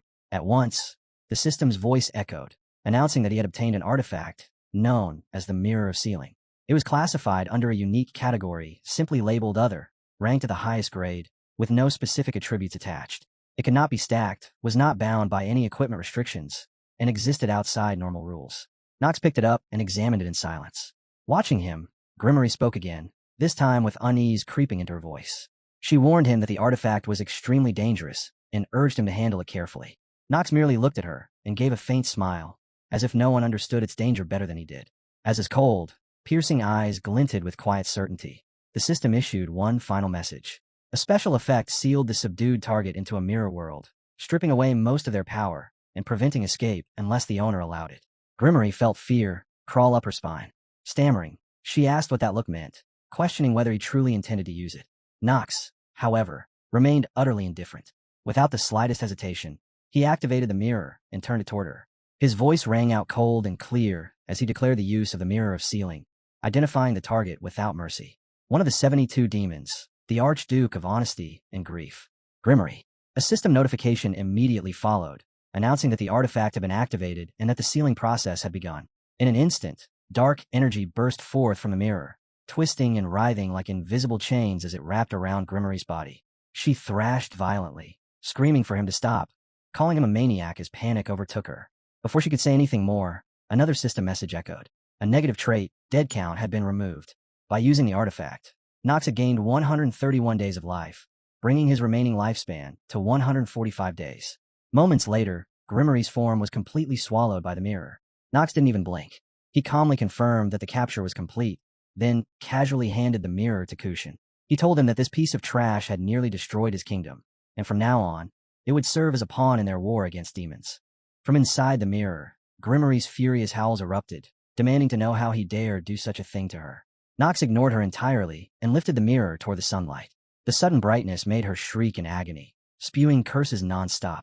When her voice finally weakened, Nox smirked faintly and remarked that things were peaceful now.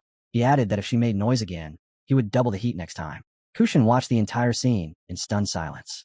Faced with Nox's ruthless composure, he couldn't help but question who the real demon truly was. Christopher, still uneasy, spoke up cautiously. He reminded Nox that even sealed, a demon was still a dangerous existence. He wondered if bringing her back to the estate could invite disaster, and suggested that it might be safer to dispose of her immediately. Nox brushed off the concern without emotion. As long as no one found out, it would be fine, he said, and the discussion ended there. Alina hurried over, her face filled with relief and joy. She said that all she cared about was Nox's safety, and if this was his decision, she would trust him no matter what. Encouraged by her words, Christopher nodded and echoed the same sentiment. Ignoring the loyalty and excitement of his followers, Nox turned inward, his thoughts sinking into a quiet, dangerous calm. He reflected that although Grimmery had lost most of her strength and would be nearly useless in direct combat, she would still be invaluable as a compass for future demon hunts. Demons, after all, were what truly fed the Black Flame Ring. Beasts gave scraps, but demons gave time. Thanks to Grimmery, he had earned enough lifespan to finally breathe a little easier. With that settled, he decided it was time to return. The Tagelan rebellion was over, and the reward for seeing it through was nothing less than extended life itself. He had already instructed Kuzin, Arya, and Liz to focus on stabilizing Taj Eileen for now. Once the dust fully settled, he planned to pull all three of them into Eldon as quickly as possible. His thoughts didn't stop there. Alina and several others would be brought in as well. Officially, each house was only granted 3 entry passes, but rules were flexible things when one had enough money. That, he reminded himself, was the true privilege of nobility. Kushin, clearly riding high on relief and excitement, told Nox that he would wait for further orders just as they had discussed. Nox nodded and told him that was fine, promising to send word when the time came. Inside, however, he grimaced. Even the sight of desert sand now made his skin crawl. Once he got back, he decided he would soak in a hot bath and collapse into the softest bed he could find. For the first time in a while, he could finally relax. After the long journey, Nox and his group arrived at the family estate. Yet what awaited him there was more frightening than any demon he had faced. The moment he stepped inside, a loud female voice called out his name, sending a jolt straight through him. It was Talia. The red-haired girl, beautiful as ever, stood there looking slightly awkward. She greeted him hesitantly, saying it had been a long time. Her sudden appearance left Nox stunned, and he asked why she was there so abruptly. She opened her mouth to answer, clearly unsure of how to begin. Before she could finish, a stern voice rang out from behind her. The man addressed him directly, confirming his name with unmistakable certainty. Nox von Rienhofer. Nox slowly turned toward the speaker, and the moment he recognized the man approaching, dread filled his expression. The man continued casually, saying he had heard Nox had completely swept his daughter off her feet. He laughed lightly, remarking that Nox was quite handsome, and added that the boy reminded him very much of himself in his younger days. As Nox recalled, the man standing before him was Robron Stillreiner, the most influential of all the dukes, a figure known across the continent as the White Flame Knight. He was also Talia's father, and the very man whose daughter had once been engaged to Nox before the arrangement was abruptly broken off. Nox immediately straightened and bowed respectfully, asking what had brought him here. The moment the words left his mouth, Roberon's expression darkened. His gaze sharpened into something openly menacing as he stated that he had come to discuss the progress of the marriage proposal they had spoken about before. Those words froze Nox in place. For several seconds, his mind went completely blank. When reality finally caught up, his lips twitched into an awkward, nervous smile as he cursed himself internally for having completely forgotten about Talia's engagement. He hastily replied that the matter was serious and suggested that Robron should have discussed it with his father instead of approaching him directly. Robron dismissed that excuse without hesitation. He said he had already spoken with Theo, his old friend, and insisted that the two of them now sit down and have a long, proper conversation. Still reeling, Nox asked whether the engagement hadn't already been called off. He added that it wasn't as if he could simply reject marriage talks involving a royal princess. At that, Roberon's expression grew even uglier. His aura intensified, pressing down like a suffocating weight as he asked whether Knox was deliberately trying to avoid the discussion by becoming the princess's groom, using it as an excuse to dodge marrying his daughter. Faced with such blatant pressure, Knox found himself completely at a loss for words. Inside, panic erupted. He realized he had truly messed up. Roberon Stillreiner was infamous among players for being absurdly powerful, the kind of existence that didn't need excuses to crush someone. Knox genuinely feared that if he said the wrong thing now, he might be beaten to death on the spot and lose every hard-earned day of lifespan he had gained from sealing Grimmery. Before things could escalate any further, Talia spoke up from behind him. She raised her voice to stop her father, asking why he was making things so difficult for Knox. Frustration bled into her tone, clearly unhappy with the way he was cornering him in public. The change in Roberon was immediate. His threatening presence vanished, as if it had never existed. His face softened into a warm smile, and he laughed lightly, saying that if his dear Talia said so, then she must be right. Watching the scene unfold, Knox couldn't help but think that Roberon was a complete fool when it came to his daughter. He had expected something like this to happen, especially after the Penelope proposal. Still, the other party being a princess complicated everything. Pushing an engagement involving their family instead would never be simple. He couldn't help but wonder what had convinced Roberon, or how Theo had been persuaded to support such a sudden shift. Seeing the gloomy, almost pitiful look on Knox's face, Talia began to feel a twinge of guilt. She lowered her voice and admitted that although she had originally planned to stop by casually, her father had insisted on coming along. She explained that she truly hadn't had a choice and swore that she never intended for things to unfold like this. After hearing her out, Knox judged that she didn't seem to be lying. Roberon then turned his attention back to his daughter and spoke to her affectionately, saying that he had only come to see what kind of man Knox was. Shifting his gaze, he told Knox not to worry or feel so tense, adding that he understood Knox hadn't personally chosen the princess. But in the very next moment, his eyes sharpened, the warmth vanishing as a dangerous pressure filled the air, as if he might swallow Knox whole. With that ominous expression, he said that he merely wanted to have a conversation. That was all. Not wanting to be beaten into a pulp, Knox reluctantly agreed. Inside, he could only think that the moment he had finally returned home, he had walked straight into the biggest event of his life so far, with no idea how he was supposed to survive it. Later, Knox returned to his room and found several letters neatly arranged on his desk. One of them immediately caught his attention.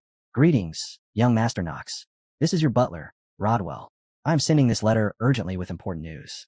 The head of House Stillreiner has arrived at the Reinhofer estate together with Lady Talia. They have come to discuss the previously broken engagement. Since the initial cancellation was quite unexpected, the atmosphere is extremely tense.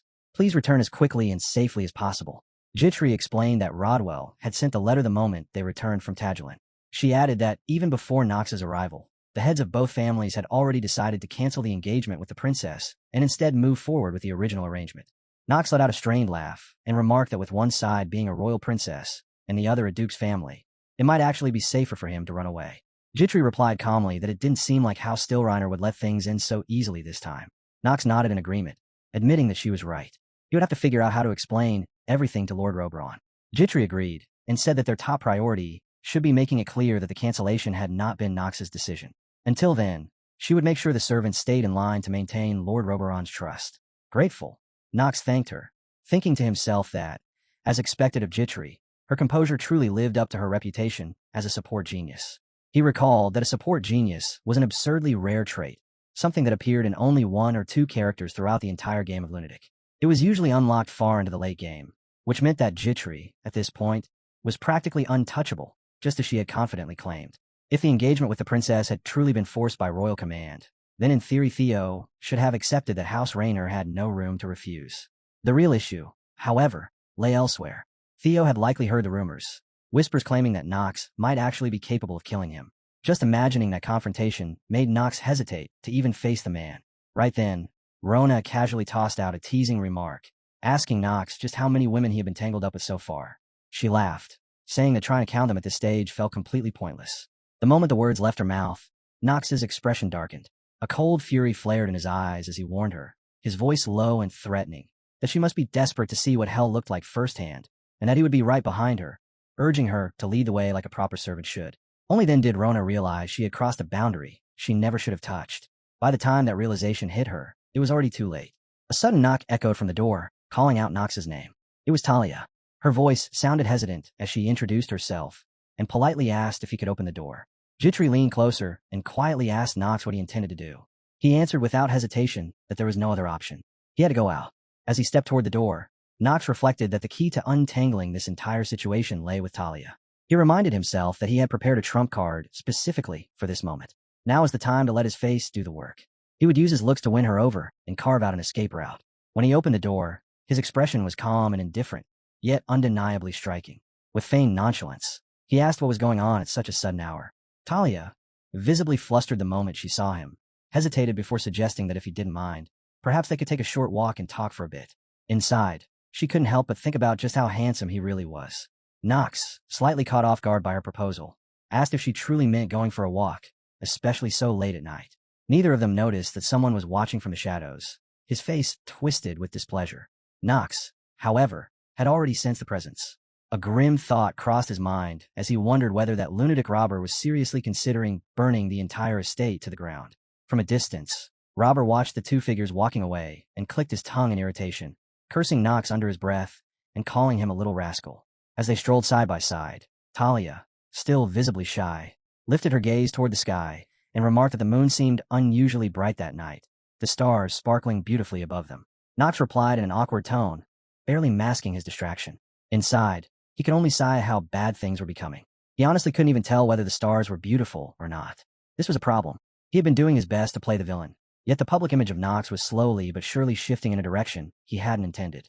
They had barely passed through a single major story arc, and already he was paying the price for not cutting ties with characters he should have kept at arm's length. In the end, Knox broke the silence and asked Talia whether she was truly okay with how things stood. She looked at him in confusion and asked what he meant. He explained that if both of their families agreed to move forward with the engagement, wouldn't that essentially amount to defying a royal command? At those words, Talia fell silent. Her expression turned thoughtful as she sank deep into contemplation. Elsewhere, sometime earlier, a thunderous voice had echoed through another room. Roder was aggressively confronting Theo, accusing him of humiliating House Stillreiner. Even if the situation had begun under the princess's orders, House Reinher's continued silence was, in his eyes, highly suspicious. Hearing this, Theo's expression hardened as he fixed Roder with a serious gaze. Roder then turned toward his daughter and told her they needed to speak privately. He instructed her to step outside for a moment, and Talia complied without protest, quietly leaving the room.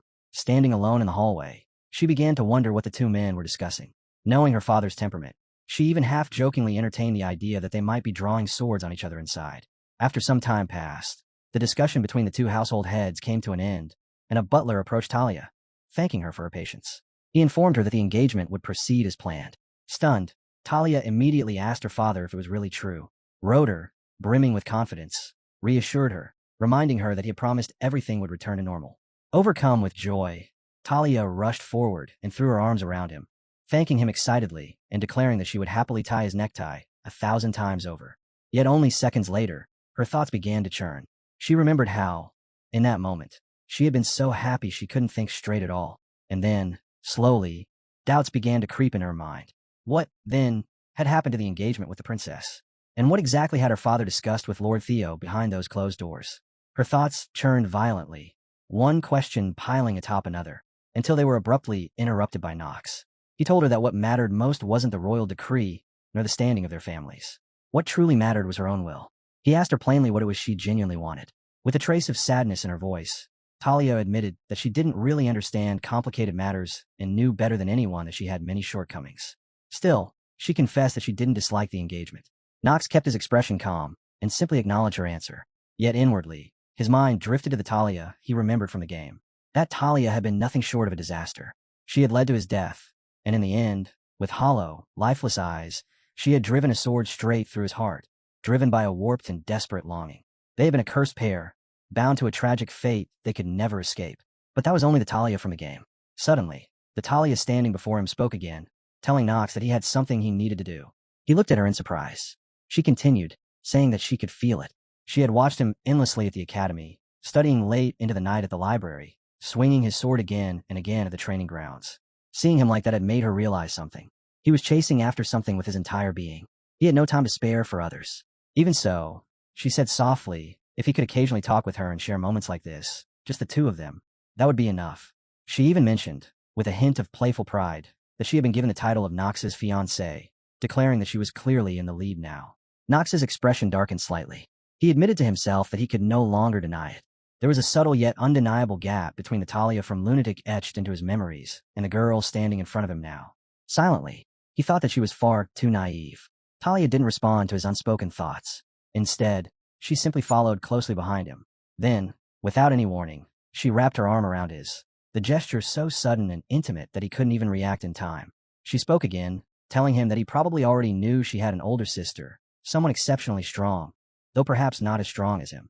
For reasons she couldn't fully explain, she said, her sister harbored a deep and intense hatred toward her. Talia admitted that it might sound childish, but she still wanted to talk to her sister, to understand where that hatred truly came from. To do that, she believed she needed to become strong enough to stand before her sister without fear. Unlike their father or her sister, she said she lacked talent and was rather foolish. Even so, she firmly believed that one day she could grow stronger.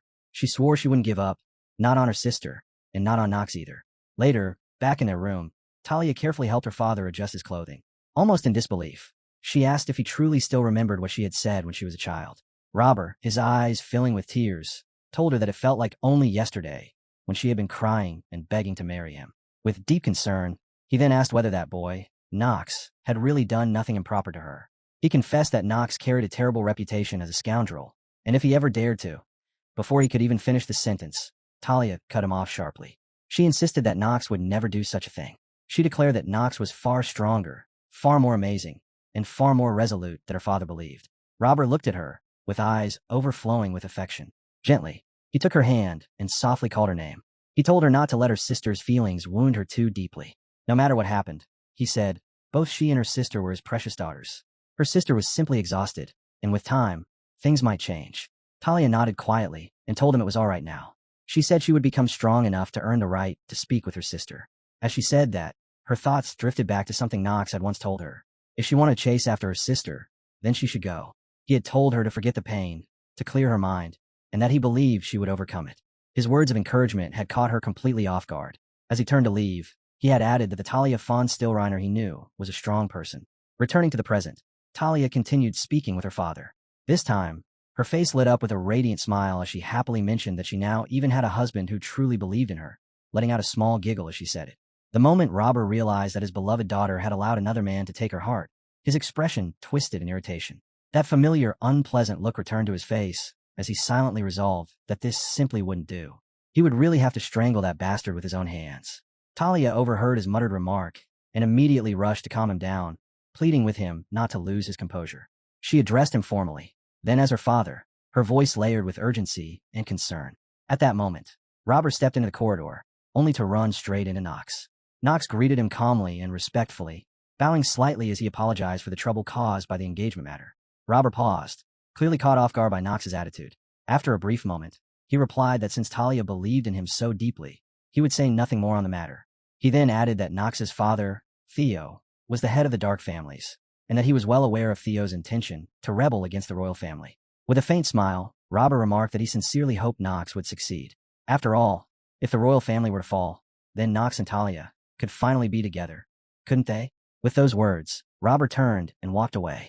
Knox let out a hearty laugh once he was gone, releasing a quiet sigh of relief as he muttered his thanks. Inside, everything clicked into place. This had to be the private conversation between Theo and Robert that Talia had mentioned earlier. House Stillreiner had likely already learned of Theo's rebellion plan. The primordial god Arden, said to have created humanity, and the sacred place tied to him were where this engagement had been secretly arranged. Standing beside Knox, Talia whispered an apology, admitting she hadn't expected her father to demand such a formal engagement ceremony. Knox reassured her gently, telling her it was fine and that there was no way she could have predicted it. At that moment, the priest overseeing the ceremony called upon the children of both houses to exchange the sacred symbols of engagement. Talia carefully slipped the ring onto Knox's finger. As he looked down at it, he reflected that it was a vow made tangible, an enchanted ring infused with mana that could temporarily restore roughly 10% of one's power. He decided he wouldn't wear it all the time, but it might prove invaluable in an emergency. Christopher, unable to contain himself, declared excitedly that this was just as expected of the young master. He claimed that witnessing such a beautiful engagement filled his heart with emotion, lavishly praising Lady Talia for shining so brightly and insisting that their love was truly beautiful. Standing beside him, Jitri quietly tried to remind him to restrain himself, but his foolishness prevented him from catching on. When her expression darkened, Christopher finally sensed danger stiffening in fright and falling completely silent. From above, Knox noticed the exchange and found himself wondering what Jitri could have possibly said to scare Christopher so badly, especially since he had only asked her to keep him quiet. Rona, meanwhile, completely broke down, tears streaming down her face as she cried that she had always known the young master would grow into a man of dignity, and yet her heart still couldn't calm down. Jitri tried to steady herself, murmuring that he would be fine, though what truly unsettled her was the fact that the entire engagement had been arranged in secrecy, deliberately hidden from the imperial family. Rona laughed through her tears and teased Jitri, saying she still didn't understand the young master at all. She claimed that he was never the type of man who would devote himself to only one woman for his entire life, and that he would most likely take at least a few concubines. Hearing that, Knox felt irritation rise in his chest and silently decided that Rona would have to pay for those words later. Nearby, Alina clutched a wine bottle with a miserable expression, sniffing as she muttered about her husband, while May stood beside her, urgently begging her not to drink, at least not today. Just then, the heavy atmosphere of the ceremony was shattered when Carl, Knox's loyal horse, suddenly galloped straight into the hall with a flower clenched proudly in its mouth, as if offering its own congratulations. Rona's mood instantly lifted at the sight, and she happily greeted Carl, laughing in delight. Knox, however, could only think that even Carl had shown up, which meant Theo truly was holding something closer to a death ritual than a celebration. And yet, despite himself, an odd sense of pride stirred in his chest. As the ceremony finally drew to a close, Talia's father, Robert, rose from his seat and thanked Knox for accepting his request. His expression then darkened as he warned him to take proper care of his daughter. Feeling uneasy, Knox reluctantly agreed, though inwardly he couldn't help wondering if Robert could at least sheath his sword before speaking so threateningly. Robert continued, confidently declaring that Knox would eventually fall in love with Talia. Even if he hadn't yet, he surely would, because she was that kind of girl. In that moment, Knox understood. Robert already knew the truth. He knew that Knox did not yet love her, that his thoughts were still tangled and his heart unsettled. Knox realized that if he truly wanted to protect her from future heartbreak, he would have to see this story through to its very end. At last, Knox turned to everyone and told them to begin preparing to depart, informing Talia as well that they would be heading to the academy. Talia's face lit up with pure joy, her smile brighter than ever. Sometime later, back at the academy, the professor was practically overflowing with excitement at Knox's return. He loudly proclaimed that his top apprentice had finally come back and immediately launched into how many topics he wanted to discuss. He even added that he had presented a paper at the last conference and that the results had just been released, clearly eager to drag Knox straight into another long discussion. Knox smiled and casually remarked that the professor hadn't changed at all. Inside, however, he was fully aware that this moment marked the beginning of the second chapter of the main story. No matter how he looked at it, he knew he would have to endure countless classes to prepare for the dark clouds gathering ahead. After all, at its core, Interlunatic was an academy story. If he wanted to raise his stats, there was no escaping the hellish lessons that were about to begin. He also reminded himself that he needed to hurry and get his characters properly enrolled at the academy as soon as possible. The professor, still brimming with enthusiasm, continued talking and mentioned that alongside the announcement of their paper, there had been some unexpected news. According to him, the dwarves had reached out through magical communication. Caught off guard, Knox asked about the dwarves, prompting the professor to explain further. As expected in a fantasy game world like Interlunatic, there were many different races, and the dwarves in particular were famous for their exceptional smithing skills. Then the professor revealed another surprise. Several dwarven shops had already opened in Sector 4, the Academy's commercial district. Thanks to their research, the dwarves were now capable of extracting materials from monsters and using them to forge new artifacts or enhance existing ones. Before long, Knox found himself standing in the merchant district. As he looked over the lively shops lining the streets, he realized that the crafting and enhancement system had finally been unlocked. Thinking back, he admitted to himself that his luck stat of 10 had felt almost completely useless until now. At last, he could finally say goodbye to the days of suffering under cursed RNG and start properly benefiting from equipment upgrades. Jitri then commented that thanks to his paper, Sector 4 had changed dramatically. She added that it felt like he was finally maturing, and as someone who served him, she was genuinely relieved. Knox teased her, asking if she was worrying about him now, though inwardly he admitted it felt good to hear her say that. He noticed that her expression had brightened recently, and he couldn't help but think that if he hadn't saved her, Jitri might have ended up as yet another tragic victim. He was truly glad that he had saved her.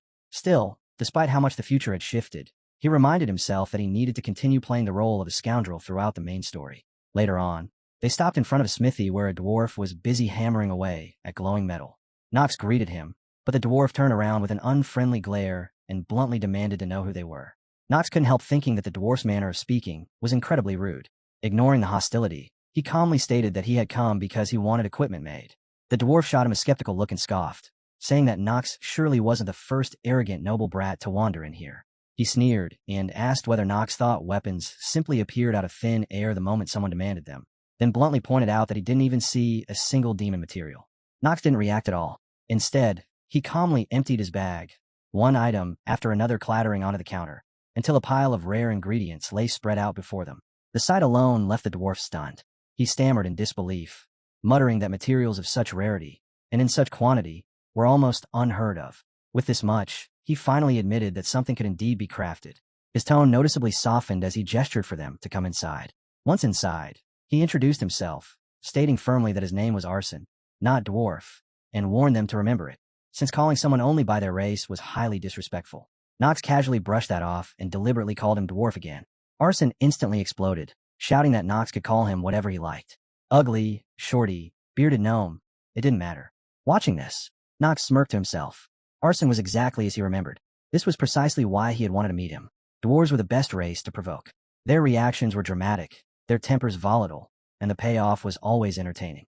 Even among players, many continued to address them only by their race for that very reason. To most people in the game, dwarves were treated as nothing more than living crafting stations.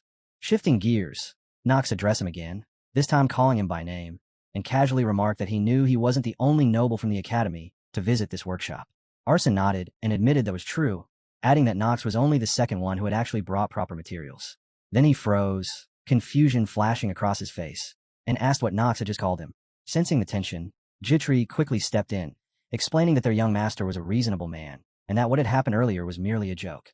Arson blinked, then laughed awkwardly and exclaimed that maybe the young man wasn't so bad after all. Growing curious, he eagerly asked which noble house Nox belonged to.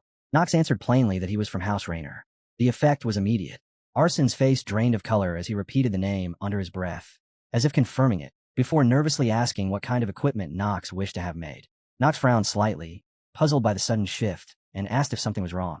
Arson hurriedly insisted that this was just how he always spoke, forcing out an unnaturally stiff laugh. Watching his reaction, Nox instantly understood the reason behind the change in attitude. A few years earlier, his father, Theo von Rayhofer, had personally brought an end to the war ignited by the Dwarf King, crushing the dwarves in total defeat, though that truth had not yet surfaced within the story. Arson himself was a descendant of that very Dwarf King. Naturally, the mere mention of the name Rayhofer was enough to trigger such a visceral reaction. After that realization, Nox calmly produced a blueprint of armor and suggested that, if there were no issues, they should move forward. He asked Arson whether he could craft armor according to that design. The moment Arson laid eyes on the blueprint, his expression changed completely, eyes shining with excitement. He exclaimed that the listed materials were extraordinary. 2 griffin hearts to maximize wind power, 3 feathers to enhance mobility and speed, and gulum cores, both stone and iron, to provide balance and defense. He admitted it was an absurdly lavish design, yet at the same time undeniably brilliant, something most dwarves would never even think to attempt. Nox, however, merely thought that this was only natural. The design was his custom-built endgame tier armor, pulled forward into the early to mid-stages through relentless trial, error, and excessive gameplay. More importantly, it raised the hidden agility stat to 10, extending his core skill, Chore of the Genius, to a full 10 minutes. Thrilled, Arson declared that there should be no more delays, and insisted they begin crafting at once. But just as they were about to proceed, a calm voice cut in, declaring that the transaction was void. The speaker was Eleanor. She explained that her side, a rival in merchantry, had already placed the first request. Both Nox and the dwarf craftsman were startled by her sudden appearance.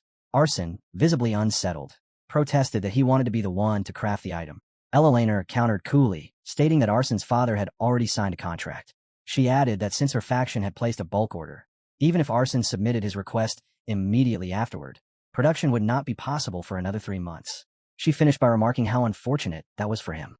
Hearing this, Nox realized the situation had become troublesome. He wondered if this was the butterfly effect caused by his earlier interference, since in the original story, contact with the dwarves would not have happened this early. His thoughts then shifted as he reviewed Arson's personal profile. Arson was a 24-year-old dwarf of royal blood, aligned with the element of earth, and famed for his genius in artifact crafting and handiwork. Although the latter had been reduced to level 1 by the Dwarf King's blessing, his personality remained clear. He was optimistic yet obsessive, quick to change his stance, and occasionally simple-minded, but he also carried darker flaws. He bullied the weak, bowed to the strong, and was constantly burdened by insecurity, pressure, and a tendency to forget crucial details. His stamina and will both stood at 14, while his mana barely reached 2. His luck was 9, his charms 6, all of it granted through the blessing of the Dwarf King. As for active skills, he possessed Hammer Swing and Heavy Strike. At that moment, Arson awkwardly admitted, after much hesitation, that he had completely forgotten about the agreement. He hurriedly insisted that there had been no ill intent and claimed that his race was normally very intelligent, before breaking into an uncomfortable cough. Watching this, Nox felt a surge of dissatisfaction. This foolish dwarf was a serious problem. Without Arson, who possessed both artifact crafting genius and advanced handiwork, producing the equipment would be impossible. Eleanor then calmly remarked that it seemed Nox also intended to commission Arson for crafting. Catching the look in her eyes, Nox realized that she had an uncanny talent for identifying brilliance, always gravitating toward abilities that shone like gold. Yet her dislike for him remained unchanged, no matter how exceptional his talent might be. When Nox curtly asked what of it, she proposed that they hold a constructive discussion. She suggested that Nox merchantry sell the bulk monster materials he had acquired to her faction, and in return, she would grant him priority access to equipment production. Hearing that unfamiliar title, Nox felt irritation rise. He wondered when Nox merchantry had even come into existence, and immediately suspected that Grain had once again acted on his own initiative without permission. From Eleanor's subtle tension, it became clear that she was merely pretending to be composed. In truth, she hadn't yet secured the actual materials, and had only signed the contract in advance. Thinking it through, Nox realized that the situation had never made sense to begin with. In the early and mid-game, nearly all monster materials came from the Chatters. With the Raihafer family holding exclusive control over them, it would have been impossible for Eleanor to mass-produce equipment in the first place. With a cold expression, Nox turned back to the blacksmith and told him to sit down, warning that the discussion might take a while. He added that the same applied to Arson. Hearing this, Eleanor stiffened and asked in surprise whether Nox had just called the dwarf by his actual name. The group then moved deeper inside to continue their conversation. Eleanor remarked that she had never expected him to name a merchant company after himself, let alone pass the notoriously strict merchant approval process. Nox replied calmly that it had simply turned out that way. Eleanor continued, admitting that she hadn't expected him to be running a merchant company on top of annexing the entire Chatters region. She even conceded that, as a merchant herself, her information network must still have gaps. Listening to her, Nox felt irritation rise in his chest. To him, this wasn't ignorance. It was prejudice, plain and simple. Eleanor didn't bother circling the issue for long. She went straight to the point and declared that her rival merchant company would buy all the monster materials from Chatters that he had listed on the market. She stressed that they would pay the full price, because their honor was on the line. Nox silently noted that when profit was involved, Eleanor always threw herself into matters with fierce intensity. The love she had never received from her father, the powerful magnate Clarkson, had twisted into an obsession with accumulation, a need to seize resources and shake the world by controlling them. In many ways, she was a tragic figure, and it didn't help that Nox himself was tied to one of her deepest scars. Even so, he resolved that he would never sell all the monster materials to a single family. Letting one power monopolize resources would only make it harder for others to craft artifacts, slowing overall progress. If his only concern had been quick profit, then selling everything to Eleanor's company would have been the obvious choice. But what mattered to him was the average growth of his characters. That was why, even before returning from Chatters, he had instructed Grain to never sell too much at once, only small portions, ensuring no family's market share exceeded 15%. If artifacts spread widely, countless lives could be saved. And in the later stages, when capital would truly matter, this approach would also strengthen the merchant storyline tied to Eleanor herself. At last, he stated his position clearly. They would not release everything, and going beyond 15% was out of the question. Eleanor frowned, displeased, and questioned why, pointing out that she knew he had far more monster materials stored both in Chatters and in his warehouses. Selling only a small amount, she insisted, wouldn't cause any real trouble. Nox replied calmly that it didn't matter, because money wasn't his objective to begin with. Eleanor pressed further, asking how it was possible that after cultivating barren Chatters, wealth still wasn't his goal. Nox simply told her that money couldn't buy everything, and that she wouldn't understand that yet.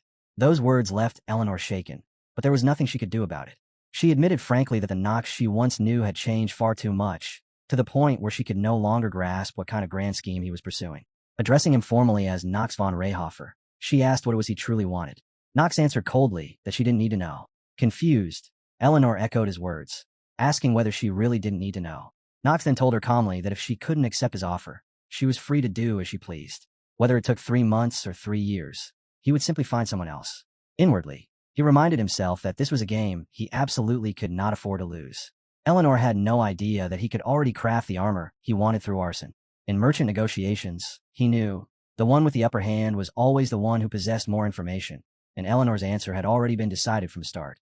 At last, Eleanor conceded. She said she would purchase 15% and give up the production order, since without sufficient materials, they wouldn't be able to produce anything anyway. The blacksmith was instantly overjoyed and excitedly asked if that meant he would be allowed to craft the gear first. Eleanor confirmed it, instructing him, as dwarf number 1, to begin with their client's order. That single sentence ignited the blacksmith's enthusiasm. He shouted that his artisan spirit was burning, demanding to know what everyone was waiting for and urging them to head straight to the crafting table. Knox stopped him at once, telling him to wait and hold off on production for now, explaining that they would begin with equipment enhancement first. Arson's eyes widened when he noticed the mana crystal in Knox's hand. He immediately recognized it as an enhancement crystal, a rare blue gem with an extremely low drop rate for monster hunts. He also knew that at this stage, with no reliable success rates, even a single careless enhancement could waste irreplaceable materials. Alarmed, he protested, urging them to stop the young master, warning that if Knox's hand slipped and the equipment shattered, his own life might be in danger. Jitri calmly reassured him, saying there was no need to worry. She insisted that their young master was a gentleman and was surely acting with a plan none of them could even imagine. Hearing her overly flattering words, Eleanor found the scene rather amusing, while Knox silently felt that being praised this much was making him oddly self-conscious. Even so, he reflected that the moment had finally arrived, the one that had made countless gamers, from novices to veterans alike, laugh and cry. Equipment crafting and enhancement had begun. He then passed a uniform to the blacksmith, telling him to start with that. The blacksmith took it in his hands, immediately recognizing it as an Elden Academy uniform, and commented that for something like this, a single enhancement crystal would be more than enough. Knox cut him off without hesitation and calmly ordered him to use 100 enhancement crystals instead. The blacksmith froze, his mind going blank at the sheer absurdity of the command. Eleanor herself cried out in disbelief, asking if she had heard him correctly. Was he really planning to burn 100 enhancement crystals on nothing more than a school uniform? She insisted it was impossible, pointing out that even for him, a newly established merchant group could never have that many crystals stockpiled. Knox didn't even flinch. With a cold expression, he said he would pay the full amount up front and ordered Arson to continue enhancing without stopping. Overwhelmed and clearly shaken, the blacksmith hesitated, then finally nodded, saying that if the young master insisted, he would comply. The moment he began, he threw himself into the work with frantic intensity, hammers slamming down again and again as sharp metallic clangs echoed throughout the room. Almost immediately, system notifications began to ring out, announcing enhancement +1, then climbing higher with each successive strike. Jitri and Eleanor watched from the side, stunned, as the blacksmith continued without pause, his movements relentless. At last, a new system message rang out, declaring the result. Elden Academy uniform, noble grade, +3. The item materialized, and the blacksmith lifted it high, proclaiming that they had just witnessed a truly magnificent success. Knox, however, responded in an icy voice, reminding him that there were still 97 crystals left. The blacksmith stiffened, completely at a loss for words. Knox then smiled faintly, a twisted curve at the corner of his lips, raised another handful of crystals, and said there were plenty remaining, urging him to keep going. When Knox requested further forging, Arson pushed himself to his absolute limit, sweat pouring down his face as he carried out the final procedures. Then the item began to glow. Staring at it, Arson gasped in disbelief, muttering that such a result shouldn't even be possible. At the same moment, the system announced that Knox had successfully enhanced the Elden Academy uniform, Noble Grade 2, to +15. Overcome with joy, Arson declared it a true masterpiece, and wondered aloud if enhancement was really meant to be this easy, insisting that the young master must possess unbelievable luck. Knox merely smiled to himself. Of course it looked that way to Arson. He simply didn't understand how the system truly worked. He reflected that with Arson's innate talent as a blacksmith combined with his own luck stat sitting at 10, success was guaranteed all the way up to +7. Beyond that point, the odds dropped by 5% with each stage. At the final threshold, +25, the success rate fell to a pitiful 1%. Of course, that brutal rule only applied to top-tier artifacts. For something as simple as an academy uniform, the enhancement cap was +15, which meant the uniform was already complete. He judged it ideal to fully enhance equipment he planned to use often, and even just wearing it now boosted both his physical and magical attack power by nearly 30%. Then the system announcement rang out, informing him that the artifact had reached maximum enhancement, and that, as a bonus, an additional skill slot had been unlocked. Knox celebrated quietly inside. It couldn't have been more perfect. Another skill meant more freedom, more options. His thoughts immediately shifted to which item should be enhanced next. Arson, still flushed with excitement, admitted that it had been a long time since he'd felt his heart race like this while working. Hearing that, Nox smiled and asked whether he truly planned to stop now, casually remarking that enhancing nothing more than a uniform hardly matched the pride of a master blacksmith. Arson looked at him in confusion, until Nox revealed the next item. In an instant, Arson's face stiffened, his voice faltering as he stared at the outrageously expensive object before him. Eleanor wore the same stunned expression when she saw it. Meanwhile, Nox laughed inwardly. Of course she recognized it. It was the highest grade orb of the Great Sage, the very one he had taken from her armory. Without further hesitation, Arson resumed his work, pouring every ounce of his skill into enhancing the orb Nox had entrusted to him. After an intense effort, the system finally announced success. The Great Sage's highest grade orb had reached +10. Arson burst out in delight, marveling at how many successful enhancements he had achieved in a single day with that hammer. He said he could still feel the electric thrill surging through him and praised the young master as someone truly extraordinary. Jitri, just as elated, laughed and commented that today's luck really was exceptional, though he warned that Nox would never let such fortune lure him into reckless gambling. Nox merely smiled and replied lightly that perhaps it wouldn't be such a terrible idea after all. Jitri immediately shut that down, firmly declaring it out of the question, calling it nothing more than beginner's luck and warning that gambling led only to ruin. Meanwhile, the blacksmith, still riding his excitement, eagerly asked whether the young master had any more treasures, claiming he felt like he could enhance every orb in the world that very day. Off to the side, Eleanor stood in silence with a darkened expression, muttering in disbelief about how Nox could so recklessly enhance artifacts of such value. She questioned how he could act so casually, knowing that a single failure could reduce a priceless item to dust. Nox laughed inwardly, finding her displeasure oddly satisfying. He considered it fitting punishment for Eleanor's habit of trying to read his thoughts at every turn. Aloud, he replied that the items in his possession hadn't even been his to begin with, since they were given to him, and that he was free to use them however he pleased. After that, he added that if everyone had seen enough, they should excuse him, as he wished to discuss artifact crafting with Arson. Eleanor's expression tightened at being so plainly dismissed. As Nox quietly observed her, he admitted to himself that he still couldn't regard her as an ally. Unlike Talia and the others, bringing Eleanor to his side would be complicated by their current relationship. Even so, he had no intention of turning her into an enemy either. Her rivalry in merchantry didn't bind itself to any faction. After all, in the final stages of conflict, they would simply choose whichever side offered the greatest benefit. Someday, he knew, he would have to prove his worth and draw them to his cause, but now wasn't the time. Eleanor then remarked that she would be taking her leave, adding that it was uncomfortable for her to sit through a business discussion he clearly had no intention of sharing with her. Jitri immediately offered to escort her out, addressing her politely as Lady Eleanor. She let out a light laugh and teased him, asking if Jitri was really his name, saying there was no need for him to try so hard in front of her, since she could see through any act. After she left, Nox watched her go and thought that it was exactly as expected of Eleanor, the so-called genius of acting. In his mind, he concluded that Jitri's performance had probably only deepened her suspicions. Turning back to the matter at hand, Nox told Arson that they should return to their real business, artifact crafting. Arson grinned broadly, declaring that he would use the young master's materials to forge a true masterpiece, and assuring him that he could be relied upon. Nox's expression, however, grew serious. He drew out the black sword and asked for one more thing before they began. It was then revealed that the blade was Stormbringer, the weapon once wielded by the first patriarch himself, a sword that even Nox had never laid eyes on before despite his countless years and endless runs through Interlunatic. He explained this to Arson, adding that the blade had been passed down to him by his father. It was a strange weapon, one that absorbed the wielder's mana before releasing it in a violent, explosive surge. That was precisely why he wanted to know more about it. Arson accepted the sword and studied it in silence, his rough fingers tracing its surface with practiced care. After a brief moment, his eyes suddenly widened. He looked up and asked Nox if he had ever heard of the White Dragon. Nox repeated the name under his breath, confused. Arson then explained that it was a legendary being from a distant era, once worshipped as the ruler of the skies, a creature whose traces had long since vanished from the world without explanation. As Arson spoke, Nox felt a subtle chill. Even after countless playthroughs, countless hidden routes, and buried records, he had never encountered such lore. Arson continued, explaining that the sword appeared to be forged from the scales of that very white dragon. Judging by its structure and craftsmanship, it had likely been created by his ancestors long ago. In that moment, Nox realized the blade was far more extraordinary than he had ever imagined. Arson nodded firmly, stating that with material like this, only a dwarf could have forged such a weapon. However, as he examined it more closely, his expression darkened. The sword, despite its origin, was in terrible condition. For the edge of a blade made from dragon scales to be chipped so severely, it must have been used in an unimaginably fierce battle. Otherwise, damage of this extent would have been impossible.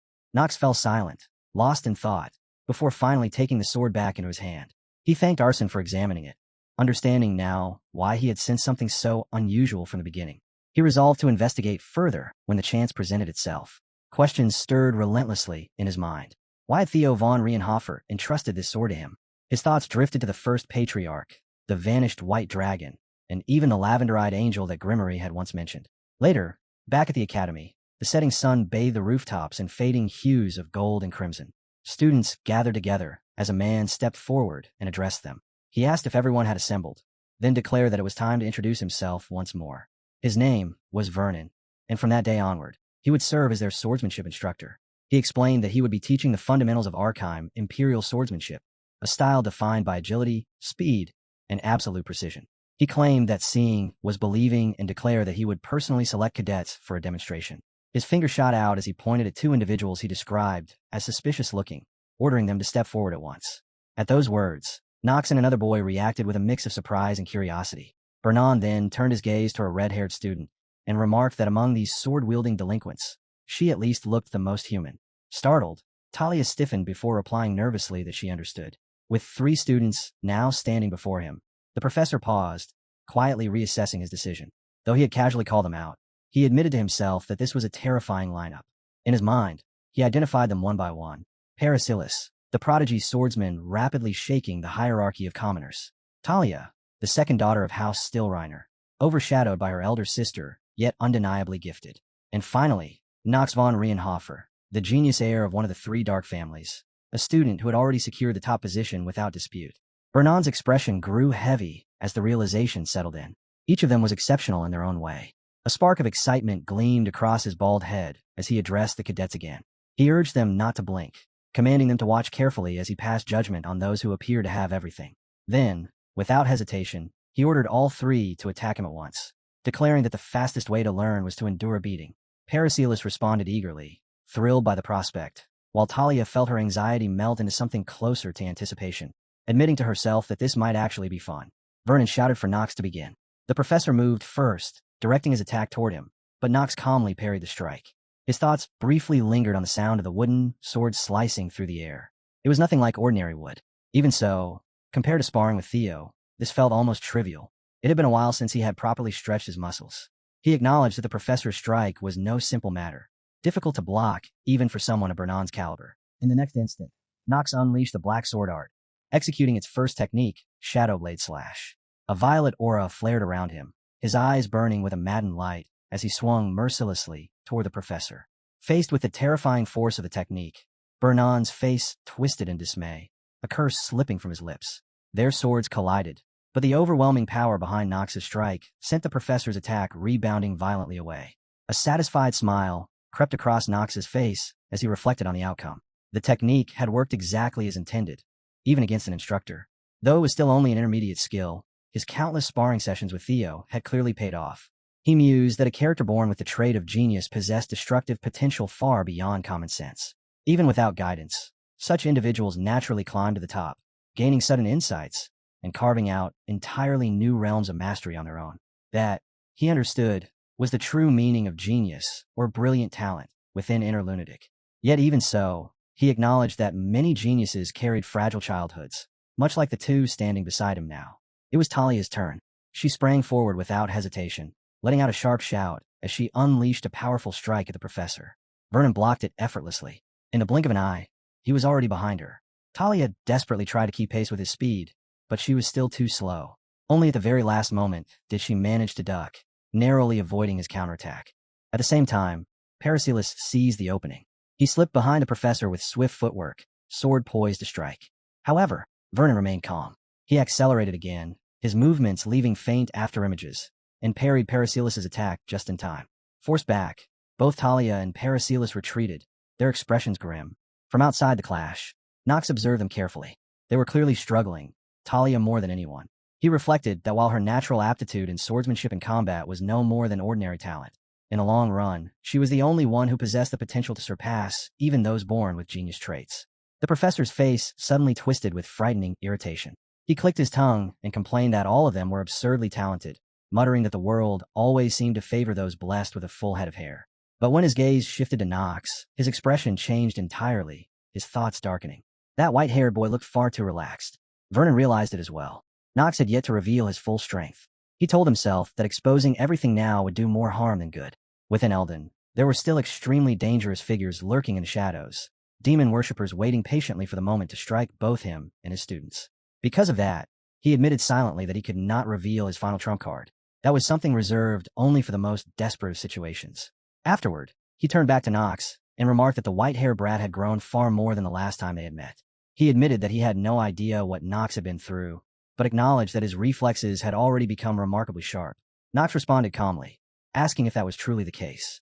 The professor gave no direct answer, and instead shifted his attention back to the duel, addressing the two students who had crossed swords with him. He asked them why they thought he had been able to follow their movements and evade their attacks so easily. Talia hesitated before admitting that she had not seen it clearly, but for a brief instant, it had felt as though his sword had vanished like an illusion.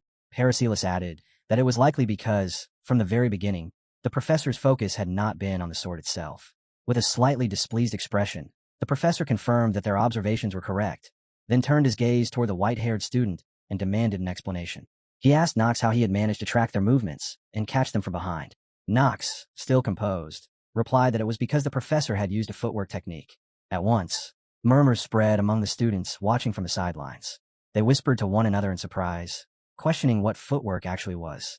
Some wondered if it was that flashy movement style rumored to be used by royal swordsmen, darting around with a sudden swoosh. Excitement quickly built as others exclaimed that it really was footwork and that they were finally getting a proper swordsman's lesson. A few voiced their relief, saying they were tired of endless theory classes, while others remarked that techniques like this usually weren't taught until the second year. The professor confirmed their assumptions.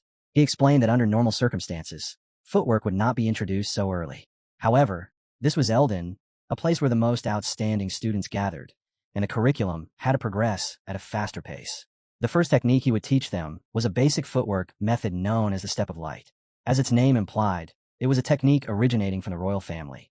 Though it was only a foundational method, he stated that when properly refined, it could branch into many advanced derivative styles. Before teaching the Step of Light, the professor declared that he would first assess their skill levels objectively, as confirming their growth was the first step toward proper learning. However, he added that evaluating each student individually would be dull. Instead, he announced that from that moment onward, every cadet would choose one of the three who had just sparred with him and fight them. They would see just how many students those three prodigies, the so-called stars, could defeat, and in turn, how the rest of the cadets would attempt to drag them down. With that declared, the professor called out Lion von Marvis, ordering him to step forward and choose his opponent. Lion hesitated, admitting uncertainly that he lacked confidence with the sword. The professor's voice immediately rose, silencing the room as he demanded Lion step forward. He questioned whether Lion believed mages should be exempt from sword duels, or if he thought enemies on the battlefield would politely wait until the very end to attack him. Such thinking, he declared, was utter nonsense. In real combat, the first ones targeted were always mages and healers. At the very least, Lion needed a final means to protect his own body. Hearing this, Lion reluctantly agreed and said that he understood. As Lion moved ahead, the professor watched him with a faint trace of sadness. Though his words had been harsh, he admitted to himself that fairness would still be upheld. As long as Lion wielded a sword, any form of combat would be permitted. After a brief hesitation, Lion lifted his gaze toward Knox and declared that he chose Knox von Rienhofer. Knox froze, momentarily unable to process what he had just heard. Lion's face brightened as he repeated his choice, standing there with a sword in one hand and a magic book in the other. Irritated, Knox immediately turned toward the professor and called for a timeout, protesting that what Lion was holding could hardly be called a sword. The professor snapped back angrily that it still counted, and that the book would be treated as nothing more than a support tool. Annoyed, Knox thought the logic was completely absurd. Turning back to Lion, he asked whether, out of everyone present, Lion had truly chosen him, and whether he really looked that easy to defeat. Lion smiled as he opened his magic book and explained that it wasn't like that at all. He had simply chosen Knox because he believed him to be the strongest. The moment his words ended, undead figures emerged at his command, each gripping a sword. Seeing this, Knox's expression darkened as fury rose within him. He demanded to know whether, in what was supposed to be a sacred sword duel, the instructor truly intended to allow summoned undead. The professor, utterly unconcerned, replied that he allowed it. Confused and incredulous, Knox pressed further, asking why something like that was permitted. The professor's temper finally exploded. He shouted that it was allowed simply because it was entertaining. He cursed under his breath, calling Knox a white-haired brat, and admitted that while Lion was irritating, Knox was far worse than any student he had ever taught. He went on and on, venting his irritation about Knox's rich, lustrous hair, those strange, dazzling eyes, and that infuriatingly handsome face, paired with an attitude that made it feel as if nothing in the world could escape his gaze.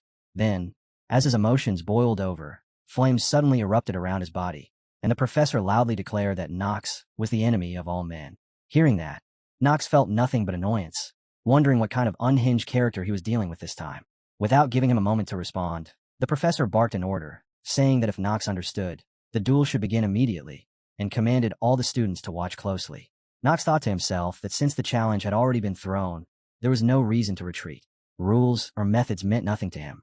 With that settled, he smiled calmly, confidence radiating from him as a vivid purple aura flared around his entire body. He warned his opponent not to cry if Leon von Marvas ended up losing. At that instant, the undead stirred. A violent frenzy spread through them as they surged forward, charging Knox with a terrifying presence that made the air feel heavy. Watching the scene unfold, the professor's expression grew cautious. He admitted inwardly that although he had allowed them to use any means necessary, he hadn't expected Lion to summon the undead so quickly. Still, he reasoned that it was only natural for someone from the Dark families. What truly shocked him was the quality of the summons. Every single creature possessed strength on par with at least an intermediate knight.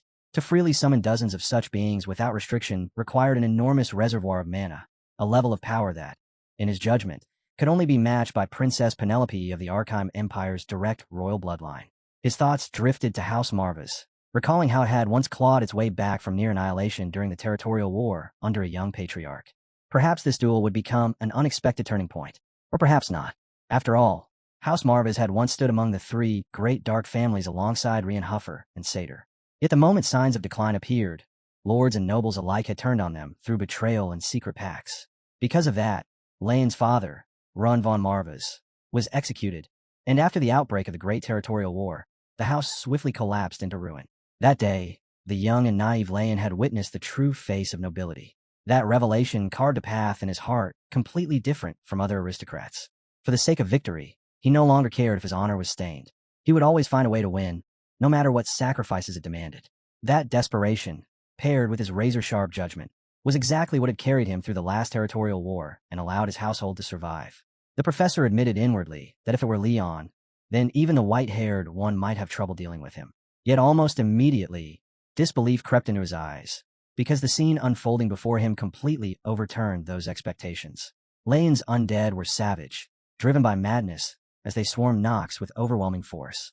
And yet Knox cut them down with horrifying ease, shattering their bodies into fragments one after another. Every undead that rushed him was split apart, and the image he presented was that of a war god, cold, merciless, and terrifying to behold. In that instant, a familiar truth seemed to echo through the battlefield. There was always someone stronger. Beyond the sky, there was another sky, and above every talent stood an even greater one. The professor realized that Knox's swordsmanship was fundamentally different. It resembled a sword dance, giving the sense that Knox was not merely fighting to win, but fighting to survive. The students watching could only stare in stunned silence, their faces tense with caution. In the end, they were all forced to accept the same undeniable reality. Knox was overwhelming. After cutting down the obstructive undead, Knox immediately turned his gaze toward their controller and burst forward with blinding speed. In that moment, Leon felt utterly powerless, fear finally surfacing on his face. Just as Knox closed the distance, Leon hastily cast a spell, raising a barrier to block the attack. It had to be acknowledged that Leon's talent and magic were extraordinary, because even Knox's powerful strike failed to shatter the shield. The students observing were left speechless, exclaiming in disbelief that Leon had actually blocked it. The rebound force pushed Knox back, his expression darkening as he landed. Inwardly, he admitted that this was Leon's true strength. His eyes then fell upon the artifact Leon was wielding, the Necronomicon, a grimoire of House Marvis that had gone unused for generations. Knox recalled how, in the past, when even Leon's retainers had abandoned him, Leon had awakened its power and secured victory in the final territorial war by forming a contract with the Black Lion Marvis. Gathering all his magic into his sword, Leon spoke with renewed confidence, admitting that Knox was truly formidable and that he had misjudged him, thinking such measures would be enough. He then requested another match. Hearing that, Knox let out an amused smirk, thinking to himself that Leon was completely insane. Facing undead of that caliber, he reflected that even handling them with only the first technique would already be difficult. Yet, this was exactly the kind of challenge he had been craving. For a long time, he had wanted to test himself against a truly worthy rival, and Lion might be that opponent. When Leon noticed the inhuman grin spreading across Nox's face, a deep sense of unease settled in his chest. At the same time, he sensed something strange. He questioned what was happening, realizing that Nox was not suppressing his mana at all, but instead draining his own strength. Leon couldn't understand it. In this fight, Nox should have been amplifying his power, not reducing it. Soon, Nox's true intention revealed itself. Behind him, a massive orb of dark purple magic began to take shape, steadily swelling as it absorbed the surrounding mana. The sight was ominous, befitting a true descendant of the Dark Swordsman's lineage. Leon had no idea what Nox was planning, but he remained vigilant and refused to underestimate him. He immediately ordered his gigantic undead to charge, deciding that whatever judgment Nox was making, it would be best to strike first. The colossal undead, its sword shrouded in deadly miasma, hurled itself toward Nox with terrifying momentum. And yet, Nox didn't move. His expression hardened into something frighteningly grim. In that instant, he unleashed a technique he had never shown before. The Black Sword Art. The second technique, Dark Severing Flash. At first, the scene looked almost ordinary. Then, in the next heartbeat, a compressed sphere of purple energy formed along his strike, erupting in a massive surge of mana that tore into Leon's giant undead, ripping it apart piece by piece. Watching from the sidelines, the professor nearly doubted his own eyes. There was no mistaking it. That sword dance was unmistakably the second technique of the supreme Black Sword Art. There wasn't a single sword instructor on the continent who wouldn't recognize it. He also knew that mastering the second technique normally required surpassing a certain age. Gaining such overwhelming power too early was dangerous, even for those of the direct bloodline who naturally inherited greater strength. And yet, here stood a boy barely 15 years old, flawlessly wielding the second technique with nothing more than a wooden sword. The giant undead could no longer hold its shape and began to crumble into nothingness. Leon's expression darkened as he admitted that Nox truly was different. Brimming with confidence, Nox shot back that if Lion wished, he could crush him even further. Realizing that he had already exhausted every other option, Leon finally resorted to his most mysterious form of magic. Power rapidly gathered beneath his feet as he began the incantation. Watching him, Nox couldn't help but think that Lion was destined to become one of the strongest figures of the future. In this world without its destined protagonist, he reflected calmly, if the only one who can burn with competitive spirit is me, then so be it. In the next instant, a massive skull erupted beneath Nox's position, its hollow maw yawning wide as it attempted to swallow him whole. Yet Nox only smiled brightly. To him, it was no different than Perisilis. He would give Lion the same answer. One day, Leon would come to understand his own weakness, and Nox would become the goal he chased, the villain he had to overcome, the one who would stand at the end of the story in the protagonist's place. Without a moment's hesitation, Nox cleaved the skull apart, shattering it into fragments, and surged forward with clear delight etched on his face, striking directly at Leon. Nearly drained of mana and unable to form another magical barrier, Leon could only raise his weapon and defend himself with grim resolve. When their auras collided, a violent shockwave erupted, twisting the air itself into chaos. Inwardly, Nox declared that he would overwhelm and crush everything standing before him. When the dust and smoke finally settled, the outcome was already decided. The battle was over, and Nox stood victorious. Leon's sword had snapped cleanly in two, though he remained standing for a few moments longer. Looking down at his own trembling hand, Leon finally admitted defeat. He told Nox von Rienhofer that he conceded, and that thanks to him, he had learned a great deal. Nox responded calmly, remarking that Leon's use of the undead in combat was not a poor choice. Caught off guard, Leon thanked him sincerely. At that point, the instructor raised his voice, announcing that the sparring match was concluded and declaring Whitehair the winner. Hearing himself called by that nickname, Nox felt a surge of irritation, muttering inwardly that his name was Nox. The instructor continued without pause, stating that the next matches would begin and urging everyone to choose their sparring partners. After witnessing the battle, the other students hesitated, whispering among themselves that rather than face a monster like Nox, they would much rather fight Perisilis or Talia. Standing quietly in a corner, Perisilis overheard the remarks. His expression darkened as he angrily drew his sword and shouted that if that was how they felt, then all of them could come at him at once. Meanwhile, Nox adjusted his stance, a faint sense of satisfaction settling in as he thought that after displaying such an overwhelming gap in power from the very beginning, anyone reckless enough to challenge him blindly would probably not show up anytime soon. At that moment, Princess Penelope stepped forward toward the instructor and calmly declared that she, too, wished to choose Knox von Rienhofer as her sparring partner. Her words instantly stunned the surrounding students. They stared in disbelief, unable to understand how she could dare to challenge such a monster. Some hurriedly tried to dissuade her, but the princess remained perfectly composed, as though she had her own hidden intentions. Wearing a confident expression, she stated that she was fine with the situation, reminding everyone that the rules clearly allowed participants to fight anyone they designated as their opponent. The professor standing beside her had already begun to sweat nervously. Around them, whispers spread through the crowd. Students speculated whether Her Highness had deliberately chosen Knox, wondering if it had something to do with the annulled engagement, or if Knox had caused so much trouble that the princess intended to punish him personally. Grinding his teeth in irritation, Knox muttered that he couldn't understand her reasoning at all. The princess simply smiled and remarked that she happened to have a rather keen sense of hearing. A system notification suddenly rang out, announcing that the trait normal talent acting was violently shaking. Knox studied her carefully, wondering if she might already know something about his engagement with Talia. Without delay, the princess drew her sword and took her stance, telling him not to worry and to give it his all, just not to the extent that the Empire would accuse him of attempting to assassinate the princess. Feeling awkward, Knox thought that even if she said something so absurd, her sword stance was completely wrong. In his eyes, it was obvious. She was a mage, not a swordswoman, and possessed no talent in swordsmanship whatsoever. That only left him wondering how he was even supposed to fight her. Seeing that both sides had agreed, the professor raised his hand and loudly declared the start of the duel. Knox immediately dashed toward the princess, deciding that whatever happened would simply happen. But in the very next moment, a notification abruptly appeared before his eyes. It informed him that due to the effect of a trait frequent sickness, he had acquired nervous breakdown level 1. His tension level had exceeded its limit. His consciousness had briefly blacked out. The instant he read it, Knox was left speechless. His face drained of color, his eyes rolled back, and his body stiffened, nearly freezing in place. The princess saw the look on his face and immediately misunderstood it, assuming he was mocking her. Her warning came sharp and cold, telling him to stop fooling around. Before Knox could even react, she swung her sword straight toward his head. He didn't resist. He couldn't. The strike landed cleanly, and in a single blow, Knox was sent crashing to the floor. The victory was so sudden that even the princess froze, staring down at him in confusion, unable to process what had just happened. Around them, the students erupted into hushed whispers. Did you see that? The princess defeated Knox. Another voice scoffed, saying anyone could tell he had let her him on purpose. Knox heard every word clearly, yet his body refused to obey him. Flat on the floor, unable to move, he could only shout his denial inside his own head. There was no way he would ever do something like that. No way. The professor's voice cut through the noise, calmly declaring the winner as Princess Penelope von Arnhem.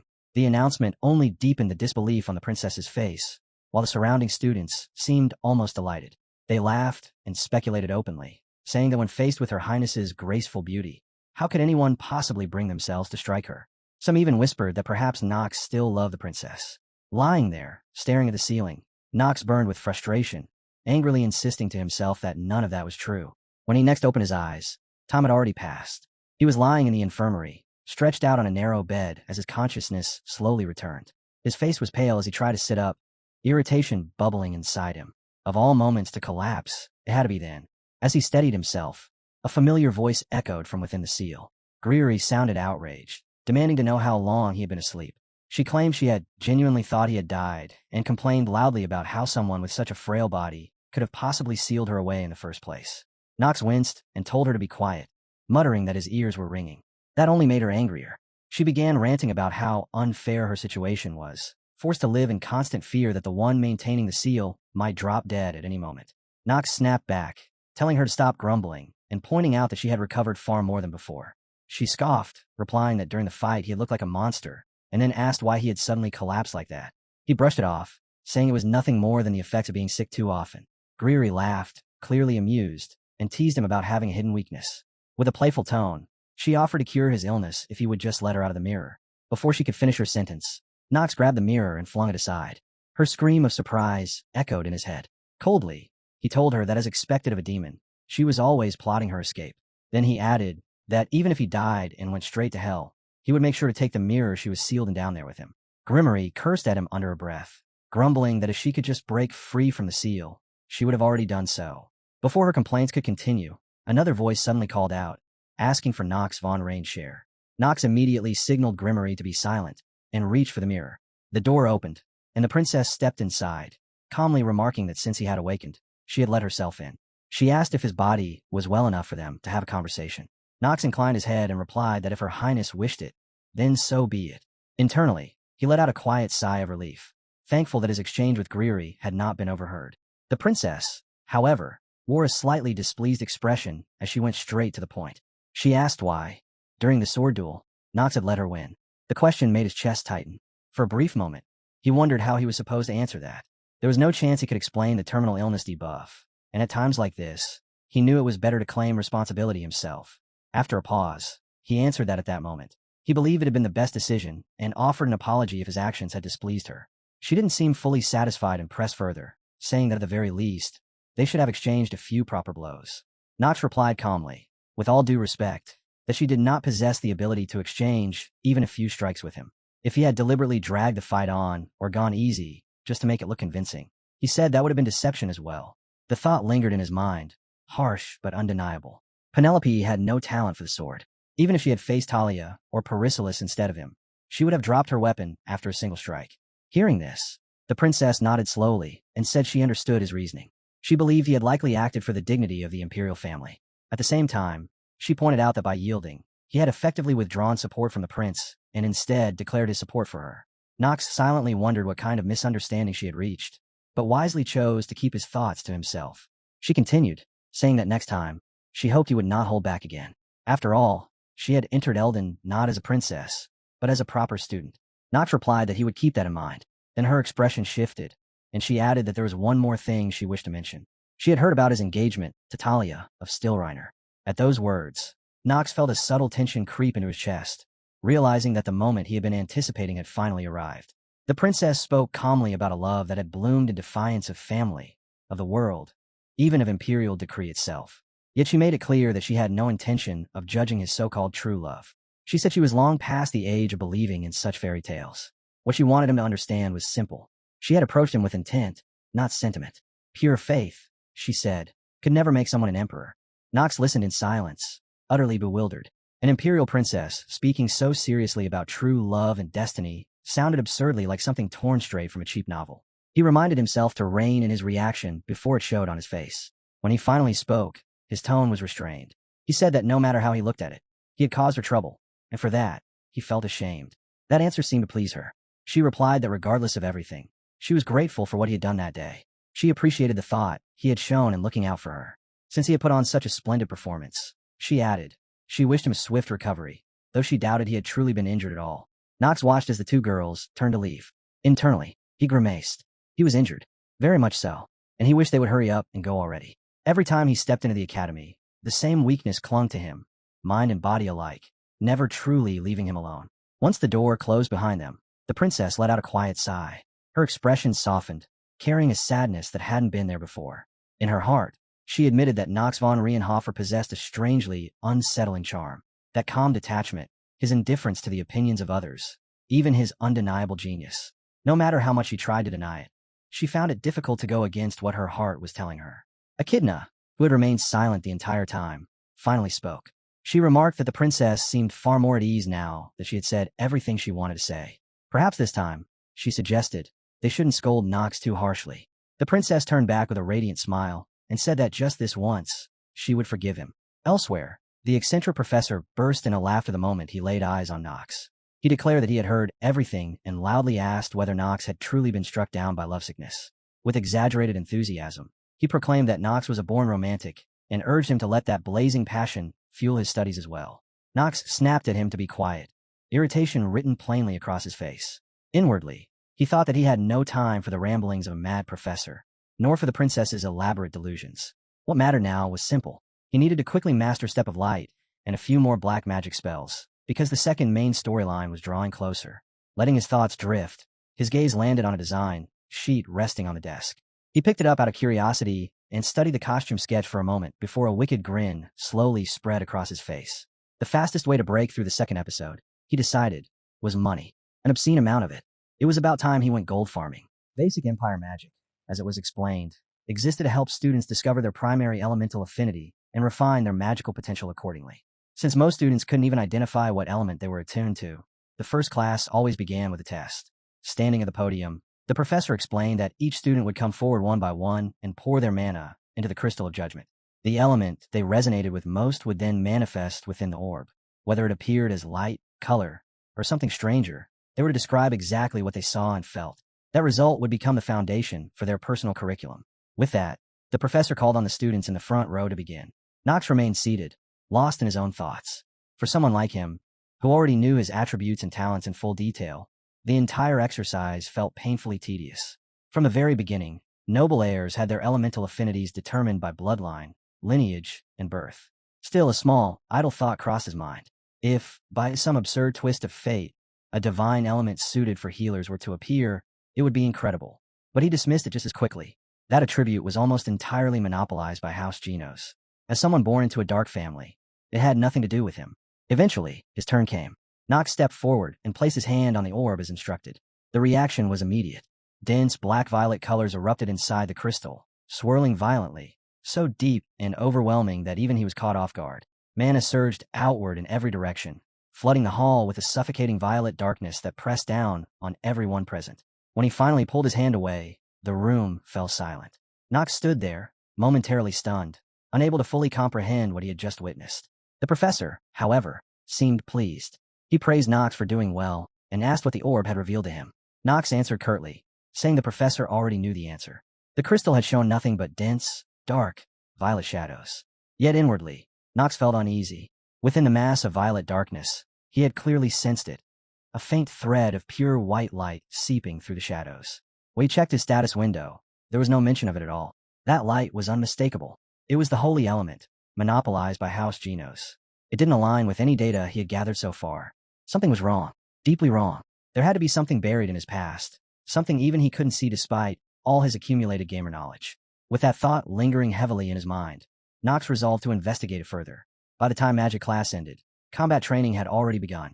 The bald professor stepped forward and explained that footwork techniques demanded immense mental strength, but once mastered, they allowed a fighter to move beyond ordinary perception. To demonstrate, he vanished from his spot without warning and reappeared beside the nearest student in the blink of an eye. He calmly stated that with such mastery, one could slip completely out of another's awareness.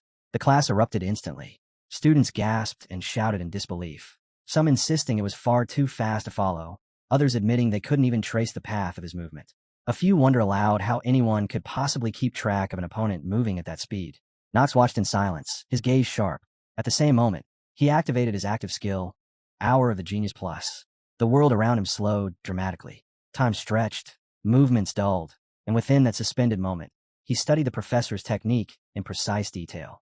Everything appeared frozen, except for a single figure closing the distance with terrifying speed. The professor had chosen Knox as the target for his demonstration, but to Knox's eyes, every motion was perfectly clear. He could see it all, and more importantly, he realized the man was simply looking for an opening to strike him. There was no reason to allow that. As the blade came down, Knox shifted and dodged at the last possible instant. A wave of shock rippled through the class. Students cried out in alarm, asking what had just happened. Some insisted that Knox had avoided the instructor's sword using footwork. Others admitted they hadn't seen anything at all and couldn't understand how it had occurred. Knox straightened calmly and said that he understood now. So this was what footwork truly was. The professor's face darkened. Feeling slighted, he muttered under his breath and bristled with irritation. Talia, still stunned, demanded to know how Knox had done it and when he had ever learned footwork in the first place. The professor snapped back that she had seen it wrong. Knox hadn't used footwork at all. He had simply read his movements and reacted accordingly. Even so, the professor judged that Knox's ability to react instinctively without any formal training was extraordinary. With a sharp gesture, he ordered the white-haired student to remain after class for personal instruction. The moment those words landed, an uneasy feeling crept into Knox's chest. It felt disturbingly familiar, like déjà vu repeating itself. Around him, whispers spread through the room. Students exchanged confused looks, quietly questioning why the top student would need additional training at all. The professor's face twisted with open irritation. He barked that he only favored the chosen ones, and that anyone drowning in jealousy should go and master footwork on their own. Otherwise, he warned coldly, it wouldn't just be demons cutting them down one day. Even low-level monsters would slaughter them without mercy. One frightened student immediately blurted out an apology. Another muttered that, as expected of the bald instructor, his skills were genuine, even if his personality was completely unhinged. Those words did not go unheard. The professor suddenly seized a student by the head, gripping him tightly as he promised to help awaken their hidden talent, just as he had done for himself. The same treatment, he declared, would be given to everyone present. Releasing his grip, he announced that he would explain the step of light once more, this time slowly. The classroom fell silent as he began breaking it down piece by piece. He explained that the step of light consisted of 3 stages. The first was manhwa, transmutation, converting a portion of one's elemental attribute into divine energy and channeling it into the legs. The second stage was tensional flow, where that transformed energy interacted with the ground itself, creating a smooth and controlled current. The final stage was blink, using the accumulated momentum of the previous steps to make the caster vanish instantly from the opponent's sight. He added bluntly that since most of them were only beginning to learn their elements, they couldn't even stabilize mana properly, much less transmute it. Because of that, he announced they would spend the entire day practicing nothing but mana transmutation. Nox watched the scene unfold and smiled inwardly. It sounded fun. More than that, he found himself wondering just how quickly he could truly master footwork. From the side, Perisilis glared at Nox with undisguised irritation, cursing silently that Nox von Rienhofer was a bastard. His thoughts drifted back to his youth, to a moment when he had once asked his own teacher whether the 7 stars of the continent were really as powerful as people claimed. The old man had affirmed it without hesitation, saying their strength was overwhelming. Perisilis had pressed further, asking whether his teacher himself had not once been counted among the 7 stars, and if so, how his sword compared to theirs. The response had only been laughter. His teacher had admitted that his own talent paled in comparison, explaining that Theo's supreme black sword, the lunar sword art, and a heaven-destroying sword art existed on an entirely different plane altogether.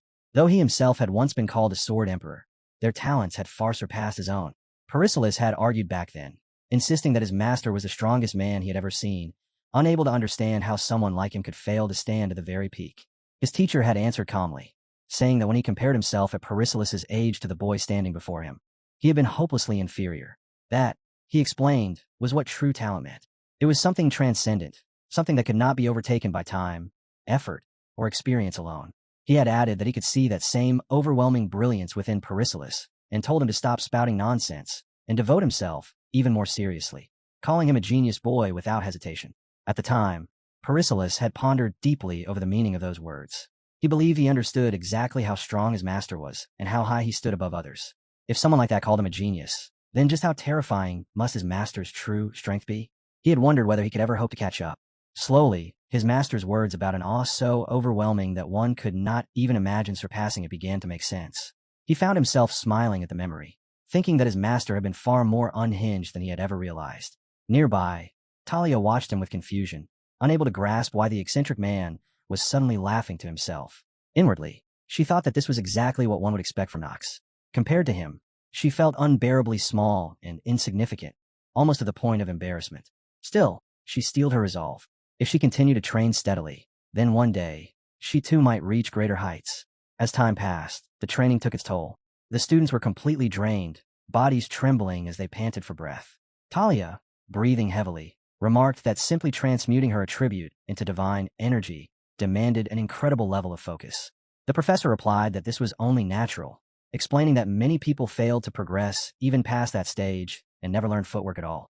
He then turned his gaze toward Nox, calling him white hair, and demanded to see what he had practiced.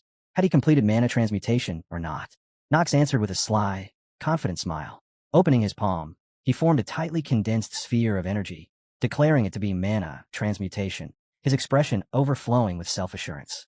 Then he lifted his leg and initiated tensional flow. A heartbeat later, he slammed his foot against the floor, and in the blink of an eye, his body shifted. His movement carried a strange elasticity, as though his foot had pressed down on a sheet of rubber, rebounding and unfolding in a single fluid motion. It happened so fast that the naked eye could barely track it. Gasps rippled through the classroom as students whispered in disbelief, wondering how, in less than half a day of instruction, Nox had not only mastered mana transmutation, but had gone on to complete the step of light itself. Rather than pride, fury flared in the professor's eyes.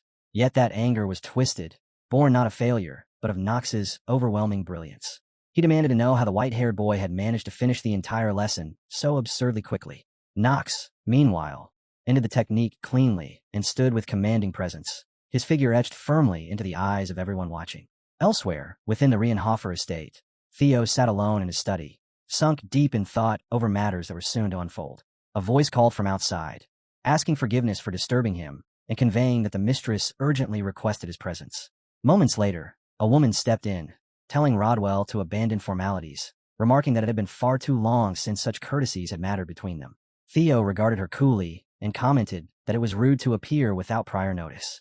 She answered calmly, asking when they had ever bothered with ceremony, and insisted they move straight to the point. Her expression darkened as she declared that the issue concerned his child with that woman, Knox von Rienhofer.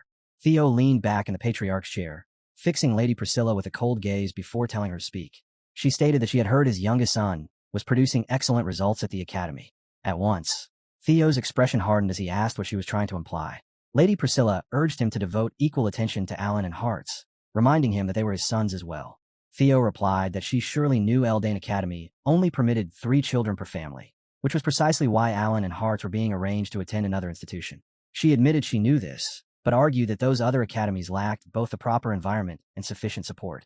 Alan and Hartz, she insisted, still had room to grow. Even so, Theo had chosen to pass down the second form of the Black Sword to Knox alone. Theo's voice remained firm, as he stated that such decisions were his to make as head of the house. Lady Priscilla pressed further, asking whether he truly believed the other retainers shared his view. Theo dismissed the concern without hesitation, saying flatly that he did not care what they thought. Growing visibly agitated, Lady Priscilla demanded to know why he favored that child above all others. She pointed out that Knox had once been nothing more than the shame of the family, someone no one had even bothered to care about. Another voice echoed the sentiment, remarking that even if Knox had somehow won Theo's favor through nothing more than shallow talent, it would only be temporary. That same voice went further, daring to question whether Theo's recent favoritism stemmed from the fact that Knox was the child of that woman. At once, Theo's voice cut through the room like steel. He warned Priscilla to watch her tongue. Observing her agitation, he said coldly that it would be best if she left for the day.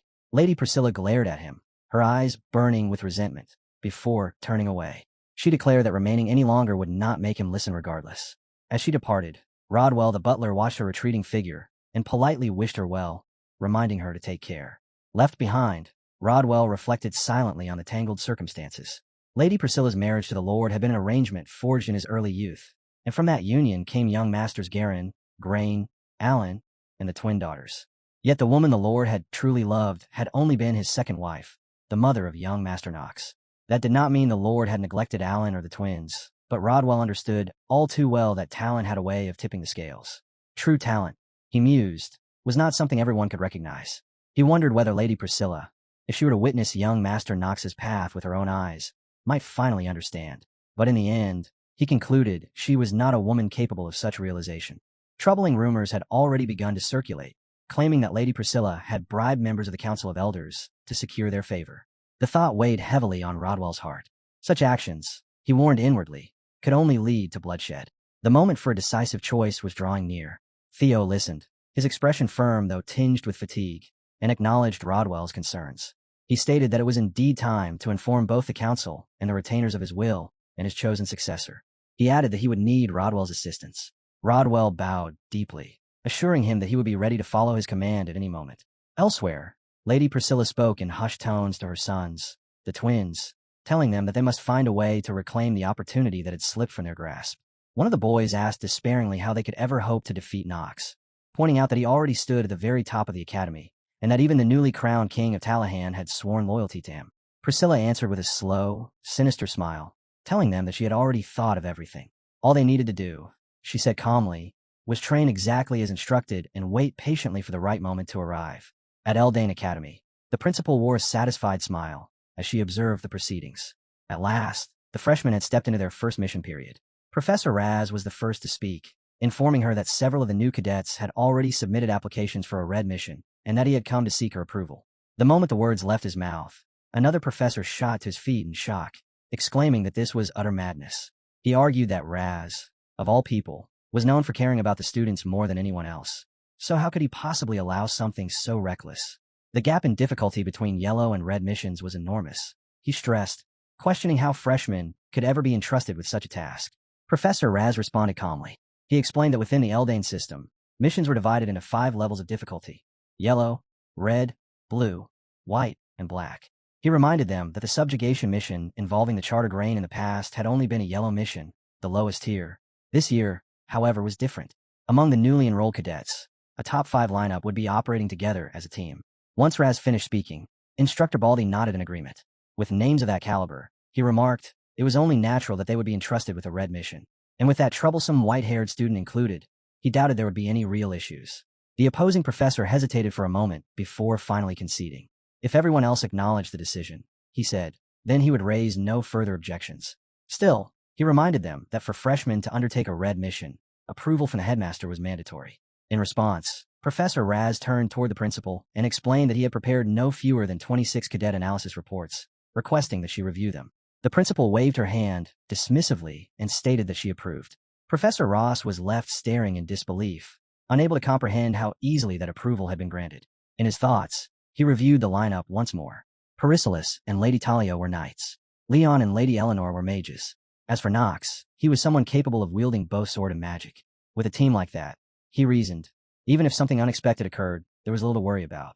In his mind, there could be no formation more perfect. Just as the meeting was about to conclude, one of them spoke up, saying there was still one final matter to address. In an instant, a chilling aura flooded the room, causing the professors to stiffen in shock. The principal's lips curved into a sinister smile as she remarked that she could no longer tolerate it. Professor Rascal glanced around at his colleagues and warned them that he did not know how long they believed they could continue hiding there. He urged them to conceal themselves more thoroughly, making certain that no gaps were left behind. The principal added with a crooked, almost malicious smile that Maine carried a uniquely filthy stench, the kind that lingered long after he was gone. Not long after, a carriage rolled through the eastern extral region, its wheels cutting across a land scarred by endless war. The fields were barren, the villages worn down by years of conflict, and yet the road led to Abelard, a colossal casino planted in the heart of the territory, like a festering wound. It was a decadent paradise for overfed nobles, infamous as a den where the children of aristocrats from countless nations wasted fortunes and trafficked slaves in secret. Before the second major episode could even begin, a new mission was issued to the lunatic as well. Knox read the briefing in silence. Mission period. Abelard Casino. Red mission. Demon extermination. The words settled heavily in his mind. Their objective was clear: hunt down and eliminate a demon hiding within the casino's walls. For the first time, he truly felt the burden of belonging to the lunatic. Paracelsus broke the silence by asking why. As a noble, Knox had not arranged for a luxurious carriage and instead chose to ride in a merchant caravan. Knox answered calmly that there was no reason to advertise their presence when they needed to enter a casino with hidden identities. He added, pointedly, that this eastern region was his homeland and told Paracelsus to stop complaining. That only made Paracelsus scowl harder. He snapped back that it was precisely because it was Knox's homeland that he disliked it even more, grumbling about the oppressive air and the damp, unpleasant stench that clung to everything. Leon quickly stepped in, telling them both to drop it and at least take a look around. He commented that while the air was humid, the undeveloped landscape still held a certain rugged charm. Elmo disagreed, warning that open land and wide visibility were not always blessings, as they also made one an easy target. As the caravan pressed on, a villager suddenly shouted, telling everyone to look ahead. Armed men had appeared, blocking the road. Someone cried out in panic that they were bandits. The caravan leader reacted instantly, ordering that the Elden students be protected first. Talia screamed Kia's name, and in the same moment, Knox turned to Paracelsus and told him to go out and fight. Paracelsus frowned, clearly irritated, and demanded to know why it had to be him. Knox shot back without hesitation, asking who exactly Paracelsus was complaining for, and whether he was calling him a commoner just to curry favor with the nobles. He added casually that if the thieves injured the horses, then everyone would be forced to walk together, wouldn't they? He also reminded them that Abelard was still half a day away by horseback. Paracelsus glared at him for a brief moment before clicking his tongue and muttering that he would go. Leon moved as well, preparing to leave, and Knox declared that they would head out too. Thalmus rose from her seat, gripping her sword tightly, insisting that she would join them. She said they couldn't allow others to be harmed just because of their carriage. Knox, however, leaned back with a lazy yawn and waved them off, saying they could do whatever they liked since he planned to take a nap right there. The others stared at him with irritation, wondering why he gave orders only to claim rest afterward, muttering under their breath about the arrogance of a young master. Jitri, on the other hand, simply smiled at the absurd scene. Knox closed his eyes, thinking that all of this would serve as their experience points anyway, while what they truly needed was rest to keep pace with their future schedule. His thoughts drifted to the most important event awaiting them in Abelard, where he would soon obtain the auction's top item, the masterpiece he had been pursuing for so long. The scene shifted abruptly to a dark stone chamber. A figure with animal ears and a tail was revealed, chained tightly and huddled on the cold floor. Then, just as suddenly, the view changed again to a grand casino overflowing with nobles, their laughter and chatter blending with flashing lights and music. Announcements rang out, informing guests that exchanges of 70 gold coins were ready and that only Imperial chips were permitted within the establishment. The voice concluded by wishing everyone good fortune at the Avla Casino. Amid the bustling crowd, Nox and Jitri appeared, both clad in refined clothing and hiding their identities behind ornate masks.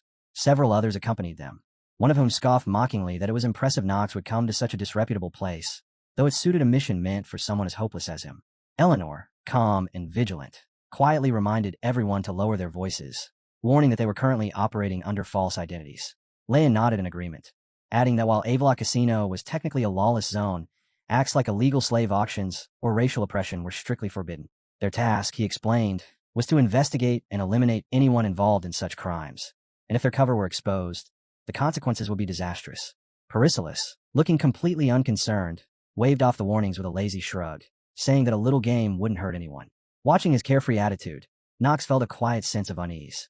He knew all too well that Perisilis would be lucky if he stopped after just one round. With the fortune stat sitting miserably at 2, losing was practically guaranteed.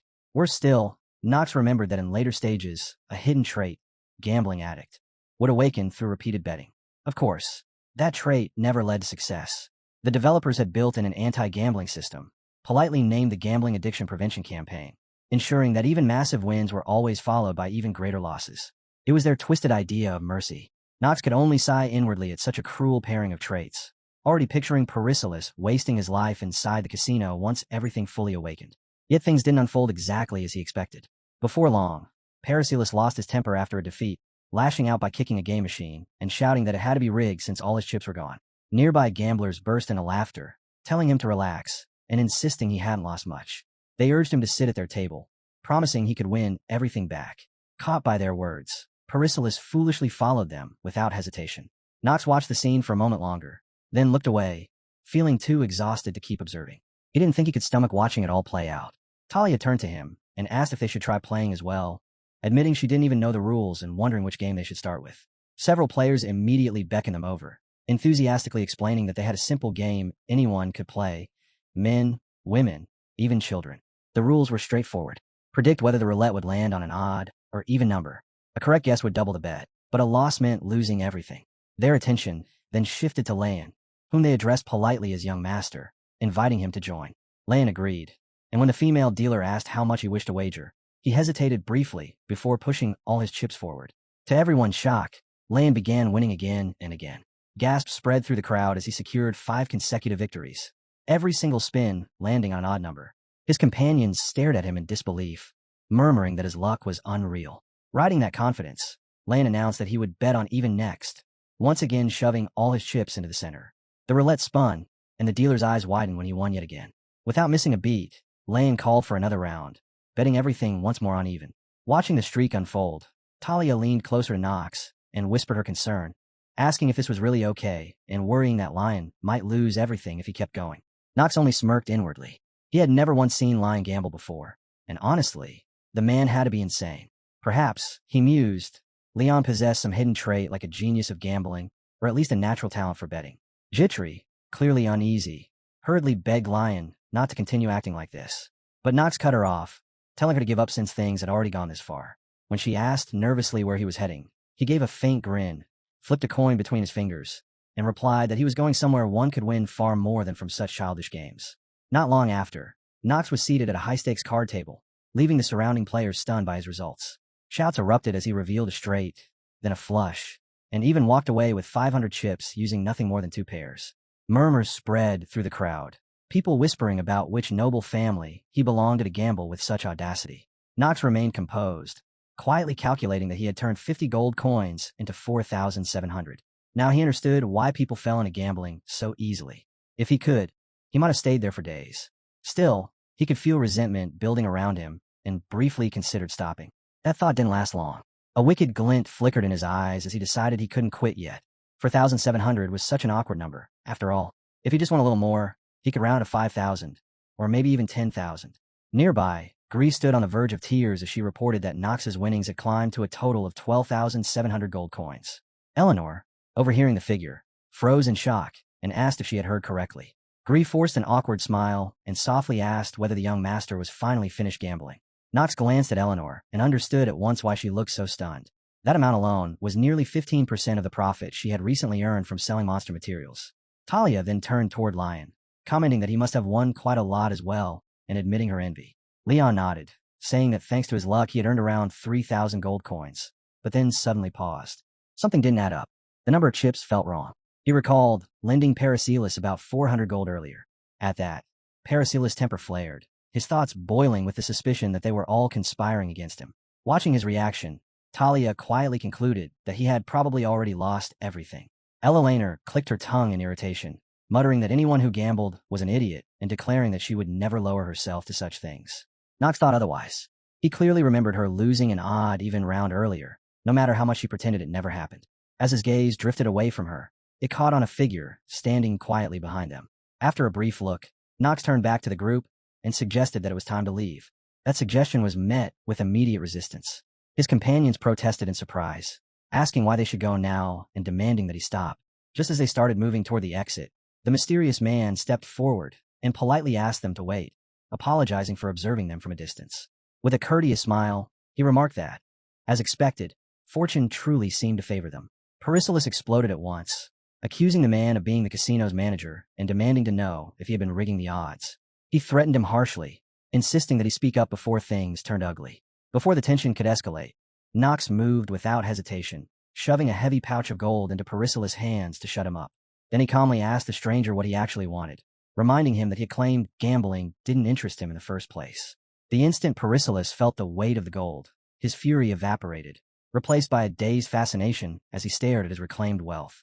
The stranger explained that while gambling itself might be trivial, their winnings now qualified them for a far more exclusive place, the auction hall. He invited them to view rare and intriguing items available only to those of sufficient standing. Knox watched him closely and immediately understood. The bait had been taken. With an easy confidence, he replied that they didn't need permission since they were already VIPs, telling the man to check their entry cards if he doubted it. Then he demanded to be taken there at once. The stranger stiffened, quickly apologizing for failing to recognize them as VIP guests, but hesitated and asked whether Paracelsus qualified as well, given how much he appeared to have lost earlier. Paracelsus coughed awkwardly and claimed that he had only been pretending to lose. They were led through narrow, damp passages until they reached a hidden area buried deep underground. In stark contrast to the alleys above, the place was eerily pristine. Before them rose a grand stage, lined with cages where demi-humans were imprisoned, waiting to be sold. The host stepped forward and announced that the evening's special products were reserved exclusively for VIPs, strong, long-lived, and perfectly obedient demi-humans. Cries of despair echoed through the hall. Chained captives begged for mercy, and one mother screamed desperately for her child as a soldier approached, gripping a red-hot iron rod. From his seat, Knox watched the scene unfold with grim, unshaken composure. Compared to the scripted scenes he once remembered from the game, the reality unfolding before him was far more grotesque, far more unbearable. No words could truly describe what spread out before his eyes. It was disaster piled upon disaster, tragedy layered with grief, an atmosphere so heavy it made the air feel rotten. His thoughts drifted to Grimmery, the demon whose very essence was honesty and sorrow. This place, steeped in corruption, was her nourishment, the source of her mana. To him, it felt utterly vile, like a festering nest of maggots wriggling beneath the skin of the world. Beside him, Jitri sat rigid, her body trembling as fear seeped into her bones. Silent dread clung to her face, freezing her expression in place. Then, suddenly, warmth wrapped around her shaking hand. She flinched and turned, whispering his title in a confused, fragile voice. Knox met her gaze with quiet sympathy. He knew it well. The trait that endlessly tormented her, misery itself, was being stirred awake once more. Inwardly, he apologized for dragging her into such pain. Yet reason tempered his guilt. With enemies closing in from every direction, leaving her alone would have been far more dangerous. At that moment, a voice rose above the murmur of the crowd. The host thanked everyone for their patience and introduced himself as Herman, the general manager of the underground auction. With practiced enthusiasm, he urged the gathered nobles to cheer and applaud for what he promised would be an unforgettable night. Knox's eyes sharpened. So the manager had finally revealed himself. Herman. The name clicked into place as the narrative advanced in his mind. Episode 2 had begun. The corruption of Avalok continued. In this chapter, the nobles would squeeze the commoners dry, exploiting them without restraint, pushing social tensions to the breaking point. From that pressure, a revolutionary army would be born, and lurking behind it all, the demons would wait patiently, fanning discord between every faction, nurturing chaos until the moment they could bare their fangs and devour the human world. When that happened, the demon realm would descend upon the earth, signaling humanity's collapse, a tragedy no different from the fall of Tajuan. And at the center of it all stood that man. Knox already knew the truth behind that polite smile and smooth voice. He knew the filthy identity hidden beneath the mask. Herman was one of the 72 great demons. Grand Duke Lame Jin. The system interface materialized before Knox's eyes, its cold light cutting through the darkness as it displayed a detailed profile of the entity known as Lame Jin. Male, age unknown, primary element, water, recognized among the 72 demons. His talents were listed next: normal mana sensitivity, normal proficiency in alchemy. His neutral trait was labeled without hesitation: pure evil.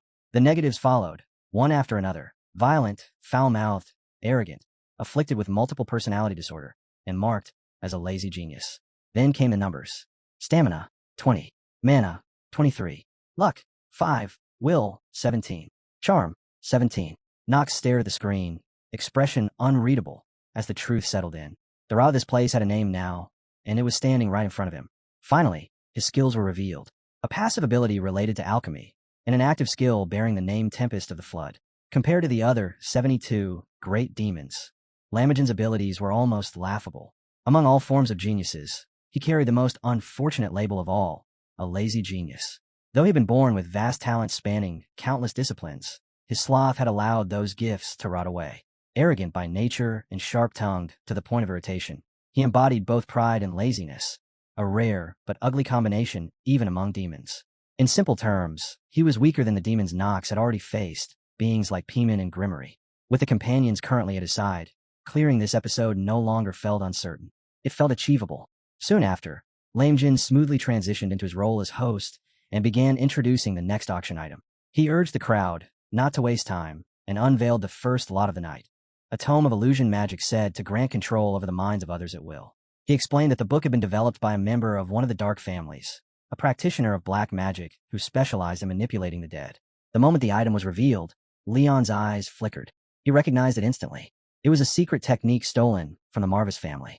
Knox watched quietly from the sidelines, his gaze lingering on Leon. What surprised him wasn't the revelation itself, but Leon's composure. Despite his family's hidden art being displayed so openly, Leon remained calm, betraying no outward reaction. Even with Knox's own hardened mental resilience, he had to admit it was impressive. Then again, reason quickly followed. Anyone lacking the dark element couldn't use such a forbidden tome in the first place. Lame Jin was surely aware of that fact as well. As the auction continued, Longan's voice echoed through the hall as he called for bids. The price climbed steadily, eventually reaching 17 million gold. He asked if anyone wished to go higher, stressing how rarely such a tome ever appeared on the market. Knox narrowed his eyes. It sounded like bluffing. Sure enough, after a brief exchange of bids, Lame Jin declared the sale closed, congratulated the winner, and seamlessly moved on to the next item. This time, it was a mysterious scroll, faintly radiating immense mana. Lame Jin explained that although no one had ever managed to decipher it, the starting price would be 3,000 gold. The audience reacted immediately. Some scoffed, muttering that spending 3,000 gold on a scroll no one could read was absurd. Others dismissed it outright, saying they were only here to buy slaves anyway. Then LMG paused, as if suddenly remembering something important. With a casual tone, he added that the scroll was written in an ancient, extinct language known as Dragon Tongue. At that, a faint smile crept onto Knox's lips. It was subtle, almost imperceptible, but behind it, an outrageous plan had already begun to take shape. The crowd erupted into murmurs, questioning what value the scroll could possibly have if it remained unusable.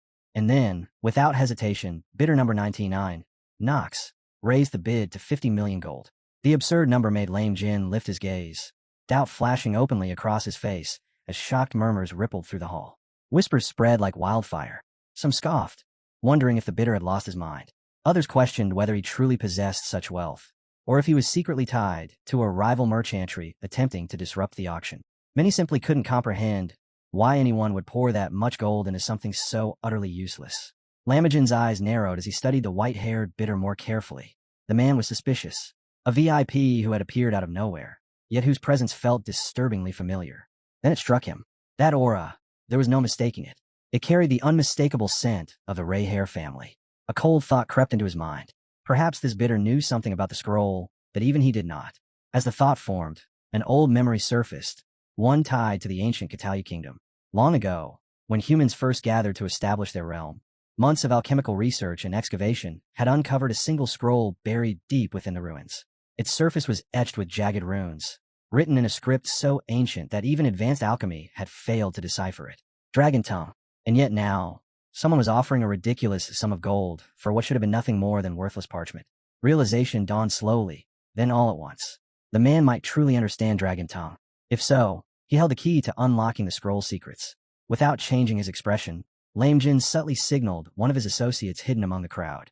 The planted bidder responded instantly, raising the price to 51 million. Knox didn't even blink. 60 million, he countered at once. The other man stiffened, sweat beading on his forehead, but stubborn pride pushed him forward. 65 million, he forced out. Then Knox, as if all restraint had vanished, shattered the room's composure entirely. 120 million. The rival bidder swore under his breath, disbelief written plainly across his face. The number was insane. Seeing the price soar to such heights, even Lame Jin decided it was pointless to drag the spectacle out any longer. With a sharp strike of his gavel, he declared the scroll sold to the white-haired VIP and congratulated the winner. Once the deal was sealed, Knox casually turned toward Eleanor and asked how much she could lend him. She answered calmly that she could manage around 200 million at most, adding that even with her spatial pouch, carrying more than that would be impossible. Knox nodded and told her he would borrow all of it. Eleanor raised an eyebrow and asked what the interest would be. In response, Knox merely smiled, confidence radiating from him as he assured her he would repay everything before the night was over. Their companions, however, were far less composed. Perilsus clicked his tongue irritably, muttering about what those two were even talking about, while Talia stared in open disbelief, stammering as she asked just how wealthy Eleanor truly was. Knox watched her in silence, recalling that even within the original storyline, Ella Laner's exact fortune had never been disclosed. Her wealth had always been described in vague, almost fearful terms, as something vast and unfathomable.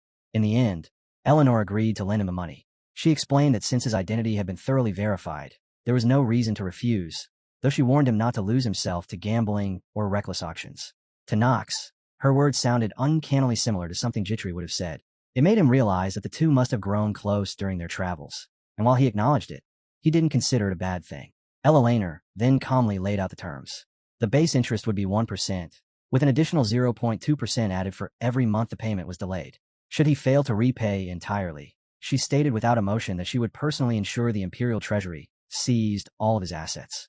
Hearing that, Knox's expression darkened slightly. Even so, he admitted inwardly that such mercilessness was exactly what he expected from her. Meanwhile, Lamagodan smoothly resumed the auction. With a grin that promised indulgence, he announced the items everyone had truly been waiting for. Slaves, from humans to demi-humans. He proclaimed that a wide variety was available to satisfy any master.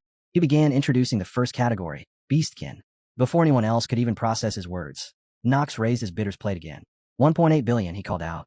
The hall froze. The other attendees were so stunned by the outrageous offer that no one managed to react in time. Jitri turned pale and whispered in horror, asking if Knox had completely lost his mind. After the scroll, he was now bidding recklessly on slaves as well. Murmurs erupted throughout the crowd. Some speculated that he must be a planted bidder from Avalot itself. Gree could only let out a hollow sigh, lamenting that Chatter's entire annual budget barely reached 50 million gold, yet Knox had already spent several times that amount in a single night. Lame Megadon scanned the audience and calmly asked if anyone wished to bid higher than the white-haired VIP's offer. Silence answered him. With a satisfied nod, he declared that the sale would be finalized. Frustration rippled through the crowd below. Some muttered bitterly that it was absurd, that all the slaves in the hall could have been bought for 30 million gold. Others scoffed and waved it off, saying the white-haired bidder could have them all, claiming the Avalot auction was rigged from the start. Unbothered by the uproar, Legaton continued smoothly, offering his congratulations and stating that the customer had once again secured another winning bid. As the auction drew closer to its end, he politely inquired whether the buyer would prefer to settle the payment and receive the purchased items in private. Talia, standing close by, couldn't hide her growing anxiety. She grabbed at Knox's sleeve and warned him that going alone was far too dangerous, insisting they should move together. Parasols cut in before Knox could respond, reminding him sharply that he had been throwing money around without restraint and demanding to know whether he even had a plan to recover from it all. Knox didn't bother to explain. He simply told them to stay where they were and not to follow him. If they came along, he said flatly, they would only get in the way of what he was about to do. Out in the corridor, Knox followed Lamagodan into a separate chamber. The demon turned with an easy smile, saying he had been expecting him, and asked that Knox first accept the scroll. As he reached for it, Knox weighed the situation in silence. Of all beings, Lamagodan knew very well that he understood how to handle a scroll written in dragon tongue. That alone told him how desperate the demon was, willing to gamble even his own life for the chance to learn the method. Still, Knox was certain of one thing. Lamagodan would never guess the real reason he had paid 6 times the price, all for the sake of a single slave boy. Moments later, Knox stood before the cell where the slave was held. In a calm voice, he told the demi-human that he was the one who had purchased him. The beast man snapped his head up, eyes burning with hatred as he demanded to know what Knox intended to do. Knox answered evenly that they would be seeing each other often and advised him to lose the attitude. Then he leaned in slightly, a faint smile touching his lips, and murmured that the boy wasn't going to run off chasing some hollow idea of freedom. The words hit their mark. The demi-human froze for a heartbeat, then bolted, making a desperate dash for escape. He didn't get far. A vicious pulse of magic flared behind him, and blood-red chains erupted from the air, coiling tightly around his body and dragging him to a halt. Lame Megaton's voice echoed through the chamber, thick with contempt. He berated the slave's insolence, sneering that there were limits to such behavior, that a mere slave daring to speak of freedom was laughable. He went on to reveal that he had personally carved an imprint into every slave's body to prevent exactly this kind of rebellion.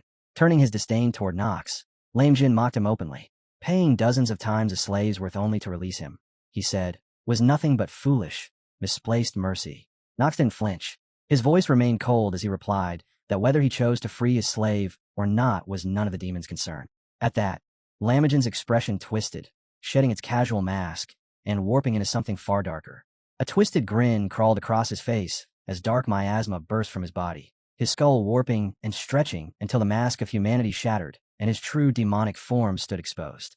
He sneered down at Knox, asking if he had really come all this way just to flaunt his wealth, mocking him as the young heir of the Reincarnated family.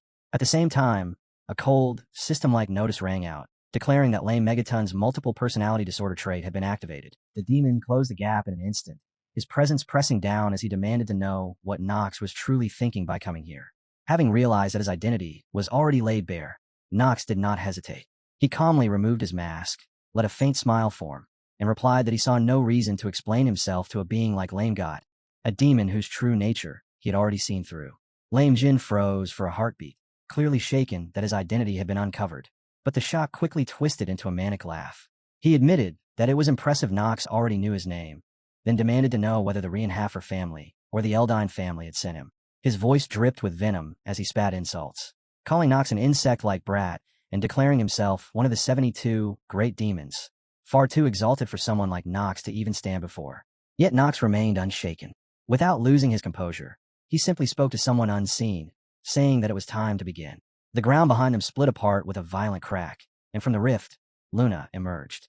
The moment she appeared, the air grew unbearably heavy. Even the demon stiffened, unease creeping into his expression as a sense of dread told him exactly who stood before him. Luna's voice rang out, sharp and commanding. She praised Knox for his efforts and told him to leave the rest to her and her team. She was a member of Lunatic, a criminal syndicate that had risen through secret dealings with dark noble families and absolute control of the black market. Their goals were simple yet terrifying. First, to bring down the imperial family and usher in a new era. Second, to wipe out the 72 demons and purge all evil from existence. Their true motives remained cloaked in mystery, but the story pressed onward toward its inevitable clash. As Luna stepped forward, the first phase of the battle between her and Lamagodan began. Killing intent poured from her like a blade drawn bare. She condemned the demon's crimes, the slave trade, the persecution of demi-humans, the laundering of blood-soaked money, and declared that he had gone too far. Lame Megaton only laughed obscenely, sneering at her audacity, mocking her for daring to speak of morality to one of the 72 great demons. Luna met his laughter head-on, her gaze unyielding as she declared that if a battle was unavoidable, then she would face him without a shred of hesitation. Knox stood off to the side, watching in silence. A deep, almost instinctive chill slid down his spine, an oppressive intensity he had not felt since standing before Theo. In that instant, he understood Luna was stepping closer to the realm of an absolute being.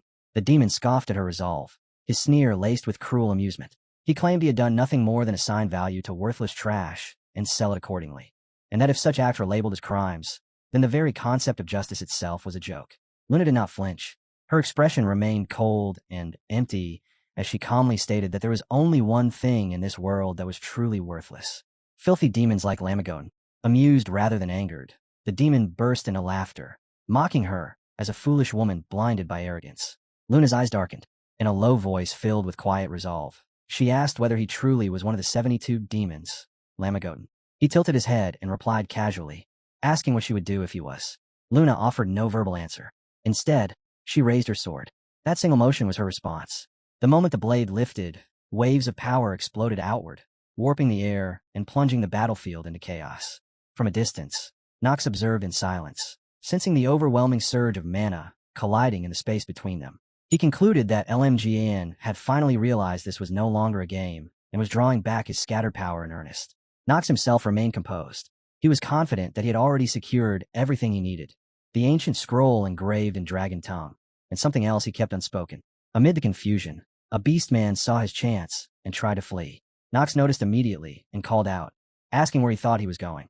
The young beastman froze in place. Nox's thoughts drifted briefly as he recalled the boy's past. His name was Prim, a bearer of the rare trait known as the Genius of Command. He had grown up in the brutal mountain ranges of the eastern region, with no memory of his parents, his homeland already erased from the maps. Like countless children of the East, Prim had been nothing more than a sacrifice to endless wars. Loyalty to any nation had long since lost its meaning. One day they fought for one country, the next for another, all just to survive a little longer. They lived by begging, trading away their dignity for scraps of food, a piece of potato, a handful of grain mixed with stones. With nowhere to belong and nowhere to return to, they eventually banded together. And among them, Prim had naturally become their leader. In those bleak days, Prim had crossed paths with a man named Herman, a man who spoke like a savior. He promised them a path to Central, the heart of the Archive Empire, a place without hunger, without war, without suffering. 4 starving children with nowhere left to run. It sounded like salvation. But it had all been a lie. The children were sold off as slaves to nobles, scattered like commodities. Even so, Prim never let go of his dream of freedom. With his natural charisma, he stirred hope among the slaves, leading escape after escape. Yet, every attempt ended the same way. Lamageddon's demonic mark dragged them back into chains, crushing their hopes over and over again. And yet, in this moment of chaos, that feeling surged stronger than ever. This was it. With the demon fully occupied by Luna, the opportunity he had waited for had finally arrived. Now was the time to run. As he moved, rage boiled inside him when someone suddenly blocked his path. He cursed inwardly, wondering what kind of noble idiot would stand in his way now of all times. When Nox intercepted him, Prim forced a stiff smile and threw out a taunt, asking if he regretted spending 1.8 million gold coins. Nox did not react to the provocation. His expression remained serious as he corrected him calmly. He said he had not bought just him. He had bought the rights to every slave in that place. Prim froze, staring at him in disbelief. He asked if Nox truly meant to save them all. Nox answered without hesitation. He said he would take them to his own territory, where there would be food, water, and protection. Humans and demi-humans alike would live under the same laws, without discrimination. The words hit Prim like a blade. He stared at Nox in shock, accusing him of lying just like the demon before him. He demanded to know if Nox understood why his people had suffered for so long. It was because they had believed in sweet lies exactly like the one he was hearing now. Nox replied that Prim did not need to trust him as an individual. He only needed to trust his house, the house of Reincarnated. Swearing on his name and everything he was, Nox vowed to give them freedom of choice. He told Prim to decide for himself. He could keep watching his kin die, repeating the same meaningless escapes, or he could kneel there and swear loyalty as his vassal. Prim fell silent. He had heard of House Reincarnated, even amidst endless war. A noble house of swords, known as the Supreme Black Sword. Any oath sworn upon that name was bound by one's own life. He wondered if Nox would truly risk such a vow for him, for his people. He was nothing but a slave, yet this man was offering him the right to choose. At last, Prim agreed, but he named a single condition. Nox must ensure the safety of everyone there and never sell any of them back into slavery. If that promise was ever broken, their pact would be void. Nox accepted without the slightest hesitation. Standing beneath the ancient legacy of the Black Sword, he swore solemnly that from this moment onward, Prim would be his vassal, and he, as Prim's master, would uphold every word of their vow. Prim watched him closely, doubt still lingering in his eyes, until Nox calmly told him that those words alone should be enough to earn his belief. He ordered Prim that from now on he was to address him as Lord Nox, warning him flatly that any disrespect would be met with death. Prim nodded quickly, correcting himself at once, and answering with proper respect, calling him my lord. Unsure of what to do next, Prim hesitated before asking about Luna, wondering aloud whether she could truly withstand a demon like Lamagoten. In response, Nox placed a key in his hand and told him not to concern himself with that. He was to follow orders. He was instructed to use the key to free his people, then lead them out of the auction house and toward the central hall of the casino. As a beast man, his sense of smell would have already mapped every passage and exit. He was to guide them along the safest and fastest route available. As Prim moved to carry out his task, Knox reflected quietly on the boy's gift. Thanks to his innate talent, those around him would instinctively trust and follow him without the need for long explanations. It was a rare quality, one that would become an immense asset when commanding armies in the future. With the situation around him finally under control, Knox allowed his attention to return to the battle unfolding ahead. His gaze settled on Luna as she wielded her sword, a weapon only she could control among all members of Lunatic. It was one of the strongest artifacts in existence, imbued with the hidden attribute of moonlight. Her blade moved like a cold dance beneath the moonlight blade itself. That sword could only be wielded by Luna within the domain known as Inner Lunatic. It was an overwhelmingly powerful swordsmanship technique obtainable only by completing a hidden route. That was precisely why Nox had planned to discard the Dark Sword of Force by the end of the game. In Lunatic, even those who played the role of villains could master the Moonlight Blade, though, as he admitted to himself, that privilege would depend entirely on whether Luna ever granted permission. At that moment, Luna was locked in fierce combat with the demon. Her voice dropped, cold and absolute, as she declared that she would end everything with a single strike. She began to gather her power, activating the technique. Moonlight Blade, opening sequence, first form, super. From a distance, Nox analyzed the skill in silence, noting how it explosively enhanced the user's physical abilities while instantly detonating the mana condensed within the sword. The demon, driven into a frenzy, roared at her to stop her meaningless talk and die like the worthless filth she was. It lunged at her in blind fury, but Luna met the charge without effort. Her blade moved once, clean and precise, deflecting the attack and sending the demon reeling in confusion. The collision of their powers detonated through the area, violent shockwaves ripping across the ground and walls alike. Pain shot through the demon's arm as its hand went numb, and it cursed inwardly in disbelief. That white blade could only belong to the successor of the Moonlight Blade. Luna did not give it time to recover. She stepped forward and invoked the second form. Full Moon. Veins surfaced across her skin as her power surged, her expression tightening under the strain. In the next instant, her sword flashed downward. The demon's arm was severed cleanly, spinning away before its mind could even process what had happened. Watching from afar, Nox felt a deep, crushing awe settle over him. There was no doubt anymore. This was the Moonlight Blade, the same technique he had once seen her use against Raymond, but now refined, sharper, and overwhelmingly stronger. Luna was forcing the skill beyond its previous limits. The demon screamed, terror bleeding through its forced arrogance as it shouted that losing an arm meant nothing, that it could regenerate whenever it pleased. Luna's expression did not change. Her voice remained calm, yet saturated with killing intent, as she called out the next movement. Moonlight Blade, third form. The moment the words left her lips, her figure vanished. No eye could follow her. A single, silent flash passed through the space where the demon stood. Then its body split cleanly in two. Dark purple blood erupted outward as the creature staggered, its mouth opening and closing soundlessly, unable to even scream before death claimed it. And then came the end. Moon-splitting slash. In less than a heartbeat, thousands of radiant strikes descended like falling stars, carving the demon apart again and again until its body was reduced to countless fragments. Nothing remained. Not flesh, not bone, not even a trace of its existence. The brilliance of the attack flooded the battlefield, painting everything in breathtaking light. Nox stood frozen, eyes wide, unable to speak. It was far more beautiful than anything he had ever witnessed on a screen. A quiet thought surfaced in his mind. If it were possible, he wanted to learn that swordsmanship himself. Luna turned her gaze toward the pitiful remains, her voice low as she murmured that she would finish this cleanly. The demon, now nothing more than a writhing mass of flesh, somehow managed to rasp out a defiant question, asking if she truly believed it was over. Before she could answer, the ground beneath the remains trembled. Luna felt it instantly. Danger surged through her senses. From the very spot where the demon had fallen, a magic circle began to form, and mana converged upon it with violent intensity. Luna raised her voice in warning, though even she could not yet grasp what was about to unfold. From the heart of the magic matrix, a grotesque arm tore its way out, followed by the slow, deliberate reconstruction of the demon's body, each fragment locking into place until something far stronger and more terrifying than before stood complete. Nox could only stare, disbelief crashing through his mind as his thoughts spiraled out of control. He couldn't accept what he was seeing.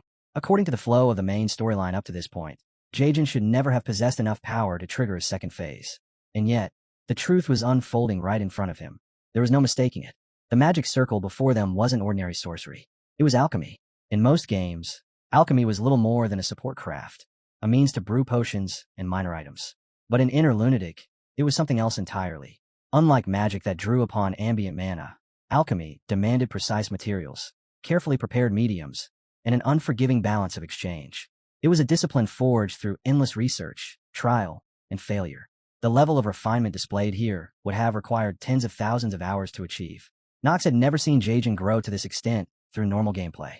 For a fleeting moment, he wondered if Jaejin had been artificially enhanced, but dismissed it just as quickly. Systems for amplification shouldn't even exist yet. That was when LM Gon let out a smug smile, his voice dripping with mockery, as he declared that humans were fools to think they had already won. He claimed he had heard the rumors surrounding Archduke Palin, and had prepared for this very moment. The realization struck Nox instantly. This was the butterfly effect. By interfering with Palin's death, he had altered the flow of events.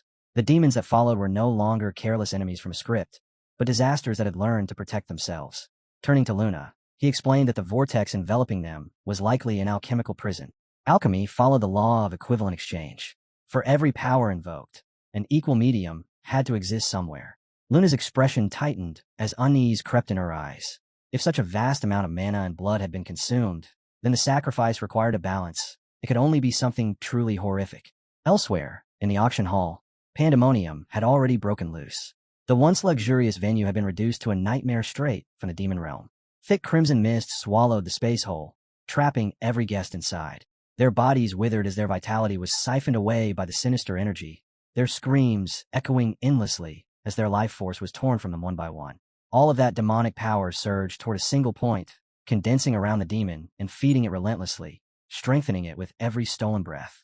He watched the scene with a tense, troubled expression, quickly concluding that the formation surrounding them was a prison forged of blood and water, a late-game, binding alchemy, an eternal anhel, a structure that would not disappear even if its caster died. If it was allowed to continue, it would spread outward and devour everyone trapped within its reach. The butterfly effect had pushed the difficulty far beyond anything controllable. Seeing an Act 2 boss borrowing a late-game technique didn't shock him. He had witnessed this kind of distortion many times near the endings of other stories. And because of that, he believed he understood how such a formation could be destroyed. The Blood Lake functioned as a sealed battlefield. Once someone was caught inside, the fight could only end when the prison's condition was fulfilled. There was only one way to weaken it: the death of a comrade. A sacrificial ally was required to shatter the nightmare field. Only then would the boss's assault come to a halt. He understood exactly what that meant, and the weight of it pressed heavily on his chest. Just then, Luna shouted his name, warning him to stay alert, and snapping at him for acting like a rookie. She yelled that if he stayed where he was, everything would be swept away. Her voice cut through the chaos as she demanded to know whether he had another desperate plan this time, and told him to explain how they were going to destroy the prison. She asked bluntly if their only option was to slaughter all the nobles so the formation would finally stop. Nox felt a chill settle in his gut. If he revealed the truth, Luna would die. He was certain of it. He resolved not to trigger the prison's lock condition first. The moment she learned the escape method, she would sacrifice herself without hesitation. His thoughts drifted into a cold, private calculation, measuring Luna's value, questioning whether her death would allow him to reach the end of Inner Lunatic. She was harder to control than most units, and offered low strategic flexibility. The assessment trailed off before it fully formed. Meanwhile, thick blood mist swelled around them, closing in from all sides. From within it, demonic arms clawed outward, grasping and pulling as fresh demons manifested nearby, their forms twisted and varied, born directly from the spilled blood. Luna spoke again, reminding Nox that he had saved her once before. This time, she said, he had to be the one to leave. She warned him that if he disobeyed her order, she would treat it as defiance against the commander. Nox remained calm. He refused. As the demons shrieked and surged toward them, he swung his sword, cleaving through one of the charging figures. Without turning back, he told Luna that he wasn't going anywhere. After cutting down the demons, Nox slowly raised his hand and deliberately drew in the power leaking from their collapsing bodies. The eerie energy unraveled into thin, writhing threads that crawled across his skin and coiled tightly around his arm. The sight made Luna cry out in shock, calling his name and demanding to know what he was doing. He didn't answer. Instead, a faint smile tugged at his lips as he murmured that his reckless plan had reminded him of something painfully simple. Luna could only stare, utterly unable to understand what she was witnessing. Nox turned to her then, wearing a confident grin, and told her to think of it as just another act of disobedience. Before she could stop him, he threw himself straight into the center of the matrix, plunging into the densest surge of blood-red demonic energy. Luna was left behind, frozen in place, her thoughts scattering as she stood helplessly outside the vortex. All she could do was widen her eyes and scream his name as his figure vanished into the storm of darkness. Inside the hall, the air was thick with screams. Agony filled every corner as the blood-soaked, death-heavy atmosphere pressed down on everyone trapped within. People begged for help, crying that the blood was being drained from their bodies, shouting for someone to save them, demanding to know why no one was doing anything. Others screamed for everyone to run. Eleanor, her face pale, asked in panic what had happened. Leyen grimly remarked that the nobles must have been dealing with Herman for a long time, pointing out that the alchemy circle before them clearly used human blood as its catalyst. Remembering Nox's last words, he muttered that something about this situation felt terribly wrong. Perilsus cursed under his breath, wondering where the noble lord had disappeared to at such a critical moment. But before anyone could dwell on it, the surge of blood energy intensified, growing even more violent and filling the group with an overwhelming sense of dread. Talia spoke anxiously, saying the energy they were feeling was clearly coming from the hall where Nox had gone to retrieve the goods. Without hesitation, Paracelsus drew his sword and urged everyone to move, insisting that Nox might be in danger. Behind them, Jitri trembled uncontrollably, her fear undeniable, yet her worry for her master burned even stronger. Meanwhile, on the battlefield, the sphere of energy continued its frenzied consumption, devouring power without restraint. Luna stood nearby, unable to interfere, her hands clenched in helpless frustration. Inside the sphere, Nox endured unbearable pain as the raging energy tore through him. Seeing this, Luna cried out in despair, shouting that even someone who had surpassed human limits wouldn't be able to last more than 10 minutes inside that hell. She cursed herself under her breath, lamenting that she should have handled their opponent with far more caution. The demon only laughed in response, its voice dripping with ridicule as it claimed the strike had been meant to kill Nox from the start. Imprisoning such a weak brat, it said, was unbearably dull. It sneered at Luna, asking whether she was trembling because she feared the boy might die. Humans, it mocked, always drowned in useless sentiment. If she understood her place and fled now, it might even consider sparing her life. Luna snapped back in fury, shouting that it talked far too much. She tightened her grip on her sword and charged forward, declaring that unlike filthy scum like it, a lunatic never abandoned their comrades. The demon didn't even flinch. Sheltered by the boundless power of the alchemy matrix, it watched her strike land uselessly against its defense. Looking down at her with open contempt, it said that was precisely why her kind were fools, before casually brushing aside her attack with a flick of its arm. As she staggered back, Luna realized that while the water prison dulled the demon's destructive power, time was slipping away. If this dragged on any longer, both she and the rookie would die. Gritting her teeth, she resolved to end everything with her next strike. Drawing deep, she invoked Lamagoten and roared the name of her technique, Full Moon. The demon studied her calmly and remarked that she was strong enough to make it regret not capturing her alive. It guessed that she must have been the one who killed Archduke Pawn, but added that there was something she needed to understand. If she cut it down now, the boy would die as well. The words struck her hard, and her expression wavered. The demon pressed on, savoring the moment, reminding her that alchemy was governed by equivalent exchange. The water prison, it explained, had been formed by sacrificing its own life, making that life part of the exchange itself. Only the caster could dispel the prison, or the one trapped inside would have to gamble with their own life to break it. Only then would the prison collapse. There was no other path. If the caster died, the prison would instantly explode, tearing the boy apart. It laughed softly, saying that her troubled face was a delight to behold. Luna's face darkened as turmoil churned within her. The situation felt painfully familiar, echoing the moment her master had died. She wondered why she was hesitating again. She reminded herself that the rookie of House Rienhofer had no hope, and yet, she couldn't understand why her emotions refused to let go of even the faintest possibility, or why she continued to wait, stubbornly clinging to her comrade. She cursed the rookie as a fool in her thoughts, and then, without warning, Nox's voice echoed inside her mind, calm and unmistakably his, telling her that he was still there. Along with the words came the image she knew too well, his brazen, infuriating grin. It was some form of voice transmission magic. He casually asked whether she was still holding on.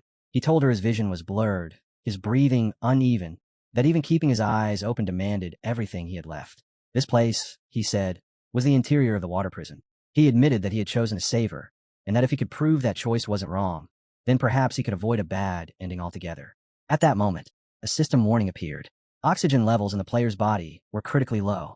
Cardiac arrest would occur in 8 minutes. Death would follow in 9. Nox reflected quietly that he had assumed all of this was merely setting the stage for Chapter 3. Perhaps he had been wrong. Still, he decided his first move would be to contact Luna through telepathy. Another system message immediately followed, warning that activating a skill in his current condition would further shorten his remaining lifespan. After reading it, he let out a small sigh. He already knew that. The system asked whether he wished to proceed. He confirmed it anyway, irritation flickering across his face as he wondered if the system was deliberately trying to scare him. Once the skill activated, the connection stabilized. He asked Luna if she was still alive and reminded her that he was still here. Luna froze. Hearing his voice left her shaken, unable to comprehend how he was speaking to her at all. She blurted out her concern, scolding him for continuing to do such reckless things. She warned him that using mana inside the water prison consumed life force even faster and ordered him to stop immediately. Knox answered calmly. He said she might not believe him, but he knew a way to save everyone. The plan, however, would only work if she trusted him completely. From this point on, he would give her two choices, and she could choose whichever she wanted. Confused, Luna asked what he meant by choices. Knox explained without hesitation. The first option was to let him die. At the moment his life ended, she would cut down LMG, who had been weakened by maintaining control over Knox. If she moved fast enough, she could strike before the demon had any chance to react. Luna brushed the suggestion aside as utter nonsense and demanded to hear the second option. Knox fell silent for a moment, watching her, and reflected inwardly on her nature. Sacrificing a rookie who had barely joined Lunatic would have been the simplest answer. It would have solved everything cleanly. Yet she had still chosen the harder path, the one filled with danger and uncertainty. In that sense, he realized she was no different from him. With a calm voice, he explained that the second option was straightforward. She only needed to teach him her lunar sword art. Luna stared at him in disbelief, clearly unable to grasp what he was trying to do. Seeing her reaction, Knox foolishly assumed that his proposal had crossed some unforgivable line, so absurd that she might as well have chosen the first option instead. A faint disappointment crept into his thoughts as he lamented that he had raised his hopes for nothing. Luna hesitated, her gaze lingering on him longer than before, then finally spoke. Since their battle with Palin, she said, she had already sensed that he always came up with ideas beyond her expectations. She asked him to explain his reckless plan once more. Hearing those words, Knox froze. It took him a moment to realize what she had actually agreed to. His mind erupted in disbelief. Luna, one of the 3 sword emperors, was willing to take on a rookie still in his second year and teach him a legacy left behind by her master, a technique she was permitted to pass on to only a single person. He knew he had been the one to suggest it, yet now that it was real, the situation felt utterly insane. Unable to hold it back, he asked if she was truly serious. Luna gave no long explanation. She simply told him to prepare his stance. She would explain everything under the assumption that he already knew the basics, and she warned him to listen carefully. She would begin with the first technique of the lunar sword art, and he would only have one chance. At those words, a quiet surge of joy rose within Knox. He thought that he had finally arranged everything needed for this moment. Without hesitation, he pulled out a magic scroll and began reciting arcane words no one else could understand. The scroll soon began to glow, and the system's voice echoed as it announced that he was using the artifact known as the Ancient Dragon Tongue Scroll. A hidden function had been activated, one capable of raising the rank of a designated sword technique or spell by 1 tier. The system requested a selection. Knox immediately confirmed his choice, designating Dark Family Intermediate Swordsmanship. The system responded that the scroll had been successfully used. His expression sharpened, growing more triumphant and confident than ever, as the dark sword in his grasp erupted with a fearsome aura of black-purple energy that seemed to swallow the air itself. The system's voice followed immediately, announcing that Dark Family Intermediate Swordsmanship had advanced to Dark Family Advanced Swordsmanship. Knox fell briefly into thought, recalling the requirements he knew so well. To learn the lunar sword art, one first needed swordsmanship at the advanced level or higher. The second condition was far more delicate, using what he had learned from the Step of Light technique to transmute his primary element, darkness, and shroud himself in the special element known as moonlight.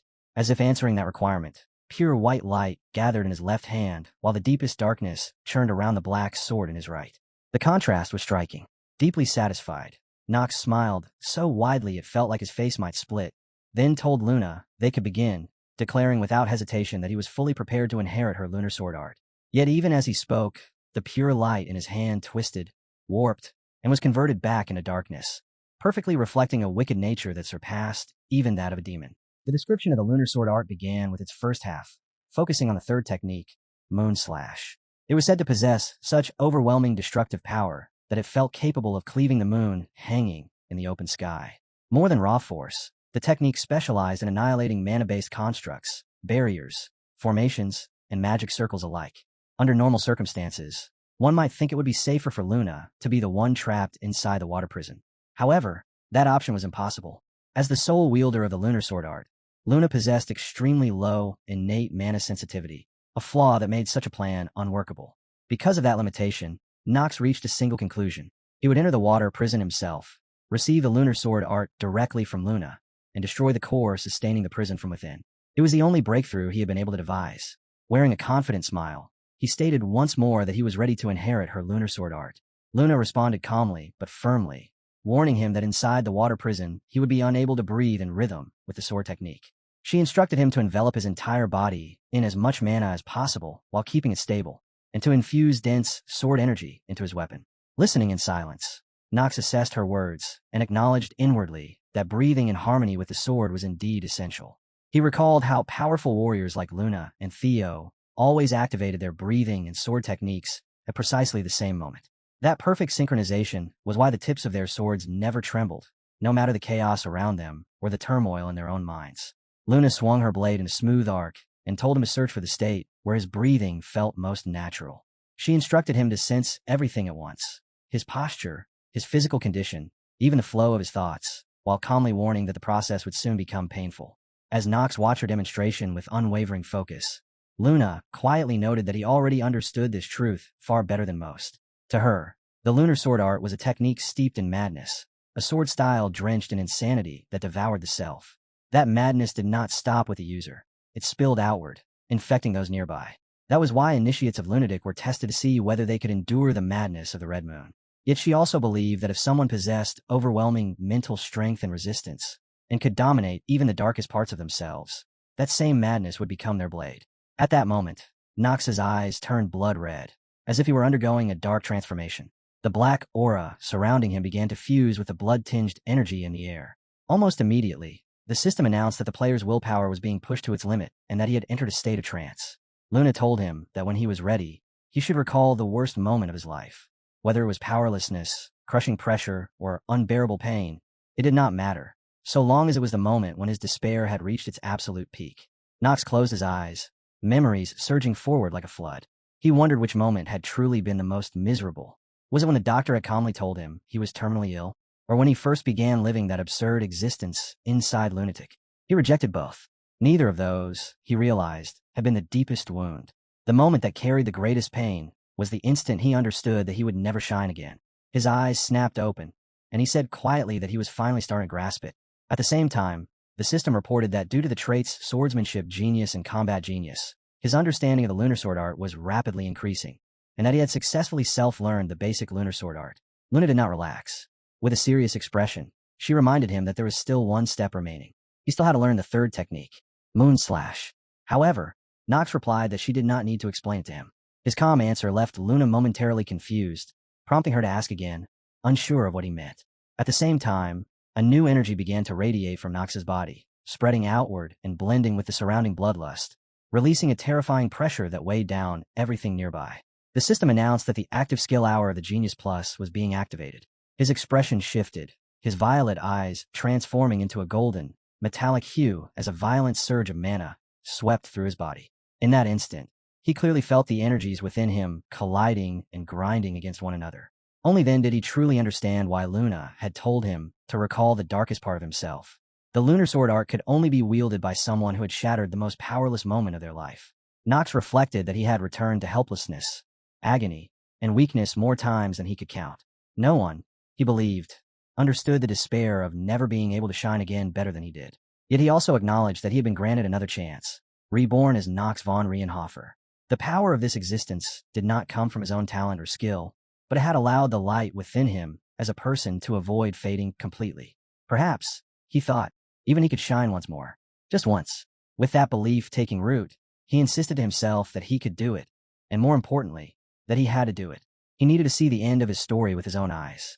A bright smile spread across his face as he raised his sword, declaring that he could finally see it, the core of the circle. In the next breath, Nox unleashed the technique known as Moon Slash. A terrifying killing intent erupted from his blade as a crescent-shaped arc tore forward, cleaving through the blood-formed sphere that had trapped him and shattering the massive energy the demon had been accumulating. The strike did not stop there. Everything in its path was split cleanly in two. In the very next moment, Nox appeared before Luna and the demon. He apologized lightly, saying that he was a bit late. Hearing his voice, Luna froze in disbelief. It felt impossible. She had not even taught him the basic forms of the lunar sword art. She could only wonder if he had already experienced the despair and madness that formed its very foundation, something unimaginable for a rookie who had not even reached his second year. The The demon froze when it saw Nox standing there unscathed, its spell completely erased. Disbelief twisted its expression as it screamed inwardly that a mere human could never comprehend, let alone destroy, the water prison it had devoted its entire existence to. Refusing to accept reality, it roared and ordered all of its forces to attack at once and tear him apart. Hellspawn surged forward in relentless waves, flooding the battlefield, yet none of them managed to slow the two down. Each creature that approached was cut down instantly, fell by swift, decisive strikes that left no room for resistance. Luna turned her head toward Nox and told him to leave the weaker monsters to her. She urged him to show the demon the blade he had forged by shattering his own despair. The demon erupted in rage, screaming that this outcome was impossible, that insignificant beings like them would be punished by Archduke Palin. Nox answered coldly, his aura shifting into something even more terrifying, declaring that Palin, or any demon stronger than him, should all be summoned here at once. A confident, almost mocking smile curved across his lips as he charged straight toward the demon Lemegetin, causing its body to tremble and cold sweat to break out across its form. Nox told the demon to stop hiding behind others. With a single swing of his blade, he split it cleanly in two. His sword carried the radiance of the moon fused seamlessly with the darkness dwelling within him. The aftermath of the strike birthed a towering column of light that pierced the night sky, completely obliterating the demonic blood energy. Lemegetin's body dissolved into the raging torrent of power. All that remained was a fading remnant, a thin wisp of black mist that wailed helplessly before dispersing into nothingness. The system announced that Nox had defeated one of the 72 demons, Archduke Lamejin. Nox and Luna stood silently, gazing at the now empty battlefield where the demon had fallen, the remnants of its blood energy still lingering faintly in the air. Suddenly, blood spilled from Nox's mouth, and his body gave out under the strain of having wielded far too much power. Chapter 125. The system continued issuing notifications, stating that he had gained 150 days of life and attempting to report his remaining lifespan. But before it could finish, his eyes had already begun to lose focus. Exhaustion washed over him, his gaze dropped, and he collapsed into unconsciousness. His body fell backward, but Luna moved instantly, catching his limp form before it hit the ground. Her expression tightened as she carefully lowered him down, worry filling her eyes. In her thoughts, she could only lament that once again, she had come frighteningly close to failing to protect someone. She found herself wondering how much longer she would be forced to live with the fear of losing yet another companion. From the moment of her birth, through her vengeance, and up to the wish she carried for her master, those were the only reasons she had ever held a sword. And yet, no matter how many times she faced it, she had never grown accustomed to moments like this. Not even once. Doubt crept in quietly, asking whether the road she walked was truly the right one, and whether the goals she chased were truly worth the blood and loss they demanded. Then, cutting through her thoughts, Nox's weak voice called out to her, addressing her as his captain. Luna immediately responded, her concern slipping through her tone as she asked if he was all right. Frustration followed, just as quickly. She scolded him, demanding to know how he could keep acting on his own without discussing anything beforehand, especially after what had happened with Marin. His reply came out fragile and strained. He admitted that he wanted to become stronger, then pleaded with her to accept him as her disciple. Luna fell silent. She wondered if the boy even understood that the lunar sword art could only ever be passed down to a single disciple. A troubling thought surfaced. Had he planned everything from the very beginning, cornering her into a choice she could not refuse? She finally spoke, remarking that his reckless stubbornness reminded her of Mirin, and asked whether he had ever considered the possibility that she might reject him outright. Slowly, Nox opened his eyes. With what little strength he had left, he formed a faint, strained smile and insisted that he was the only companion who could truly understand the madness she carried. Once more, he asked her to teach him the lunar sword art. Luna felt her chest tighten. She wondered if this was exactly how her own master had felt on the day he first chose to teach her the sword. Calling him absurd, she admitted that she did not know whether becoming her disciple would be a blessing or a curse for him. After a brief pause, Luna spoke again. She declared that she, Luna, captain of Lunatic, swore upon the moonlight itself to pass down all of her sword techniques to him. Nox looked at her then, relief and joy breaking through as he smiled openly. As the tension finally eased, he began to hear distant voices calling out to him.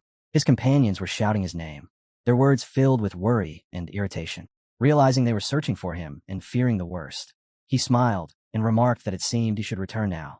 Luna watched him closely and sensed that he had, for the most part, recovered. She rose to her feet and said that they would meet again soon. When that day came, she added, he was to remember the proper respect between master and disciple. As her words settled, the red radiance around her flared once more, brighter than before, and in the next instant she vanished without a trace. Soon after, The rest of Knox's group arrived and immediately surrounded him, demanding an explanation. They summarized what they had pieced together so far. The administrator of Avalot, Herman, had in truth been the demon Archduke Lamagon. Knox had been injured fighting him, and according to what they had heard, a mysterious woman had appeared out of nowhere, defeated the demon, and disappeared just as suddenly. They asked if that account was correct. Knox calmly confirmed that it was exactly as they said. His answer was met with stunned silence. Everyone listened with disbelief, clearly struggling to accept what they were hearing. Paracelsus, his expression darkening, pressed him further. He said he hoped Knox was not lying, pointing out that when they had split up earlier, Knox had claimed he had something to take care of, and that everything about this situation felt suspicious. Knox replied slowly, asking whether Paracelsus was truly being unreasonable enough to interrogate someone who had just been seriously injured. Paracelsus scoffed at the idea of patience, arguing that even if all 5 of them attacked together, they likely would not be able to so much as scratch Knox. Leon immediately chimed in, pointing out that despite saying that, Paracelsus had been desperately searching for Knox the entire time. Talia cheerfully backed him up, saying she had seen herself, and that Paracelsus had shouted Knox's name until his voice was nearly gone. Eleanor added dryly that she had always thought Paracelsus only cared about himself, but it seemed he did possess a side that worried about others after all. Flustered, Paracelsus protested loudly. He complained that if they intended to insult him, they should insult him properly, and if they intended to praise him, they should praise him properly, telling them to stop mixing the two together. Eleanor, showing a rare hint of seriousness, cut in to remind him that, as he had instructed, all the rescued slaves had already been loaded onto wagons bound for the academy. Once their identities were confirmed, she explained, they would either be reunited with their families in their respective regions or relocated to Chatters. Hearing this, Knox thought to himself that she had handled everything well. He expressed his gratitude to the entire group, but added that their work was still not finished. Jitri immediately objected, worry clear in her voice as she urged him to rest longer, reminding him that his wounds were still severe. Knox apologized, yet firmly insisted that there was no time to rest. The most important part of their mission still remained, and it could not be delayed. Sensing the seriousness in his tone, Paracelsus remarked that if Knox was speaking like that, then he would help as much as he could. Leon nodded in agreement as well, stating that they would assist him once again. Knox smiled, a calculated glint flashing in his eyes. He then handed each of them a strange item, saying that he was genuinely touched by how eager they were to help, and telling everyone to take one. The group examined the objects in confusion, turning them over in their hands and wondering what they were supposed to be. Paracelsus even voiced his doubt aloud, asking whether they were sacks. Knox then calmly instructed them to gather every gold coin scattered throughout the area. He added that he would naturally be taking 80% of the profit, since he was the one who had killed the demon, and assumed that none of them would have any objections. Paracelsus immediately protested, demanding to know whether Knox had lost his mind. Knox simply replied that since Paracelsus understood him so well, he should hurry up and get to work, as opportunities like this did not come often. He added that Paracelsus, in particular, should work harder, since a single sack would never be enough to make up for all the money he had wasted in the past. Enraged, Paracelsus snapped back that Knox must be confused if he thought Paracelsus listened to anyone. Meanwhile, Leon quietly ran the numbers in his head. With such an enormous amount of gold, even after dividing 20% among 5 people, one could live comfortably in Avalot for a very long time. That single thought was enough. The foolish Paracelsus, completely swayed, suddenly became enthusiastic and urged everyone to search every corner of the rubble. Watching him, Knox laughed inwardly, thinking that Paracelsus was truly a simple-minded man. The scene shifted to the Reefer family estate. There, Knox's older brother stood beside Knox's stepmother. He greeted her politely, remarking that it had been a long time and asking whether she had been well. She responded calmly, saying that she trusted he had received her letter, and then explained that it seemed Theo was considering a successor who was not him, but another child. With a cunning smile, Garen asked whether she meant the youngest, Knox von Reefer. She confirmed it, stating that Knox's position in the line of succession had risen dramatically. She added that while the Council of Elders still appeared to support Garen, Theo held undisputed authority within House Reefer. For someone as notoriously troublesome as Knox to rise in reputation so quickly, she remarked, it could only be the result of Theo's blatant favoritism. Garen responded with a sly smile, saying that he had brought her shame and asking her to pass along his apologies to House Oral as well. She waved it off calmly, telling him not to concern himself with House Oral at all. With his genius-level talent, she claimed that devouring House Raynher and elevating their own house to glory would be effortless for him. No matter what others might say, she insisted that he was her eldest son, the rightful direct heir.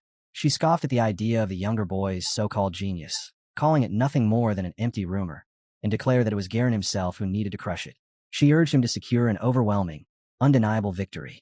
Garen covered his face and burst into laughter, asking whether she truly believed he couldn't defeat a mere brat like Nox. Then his laughter faded.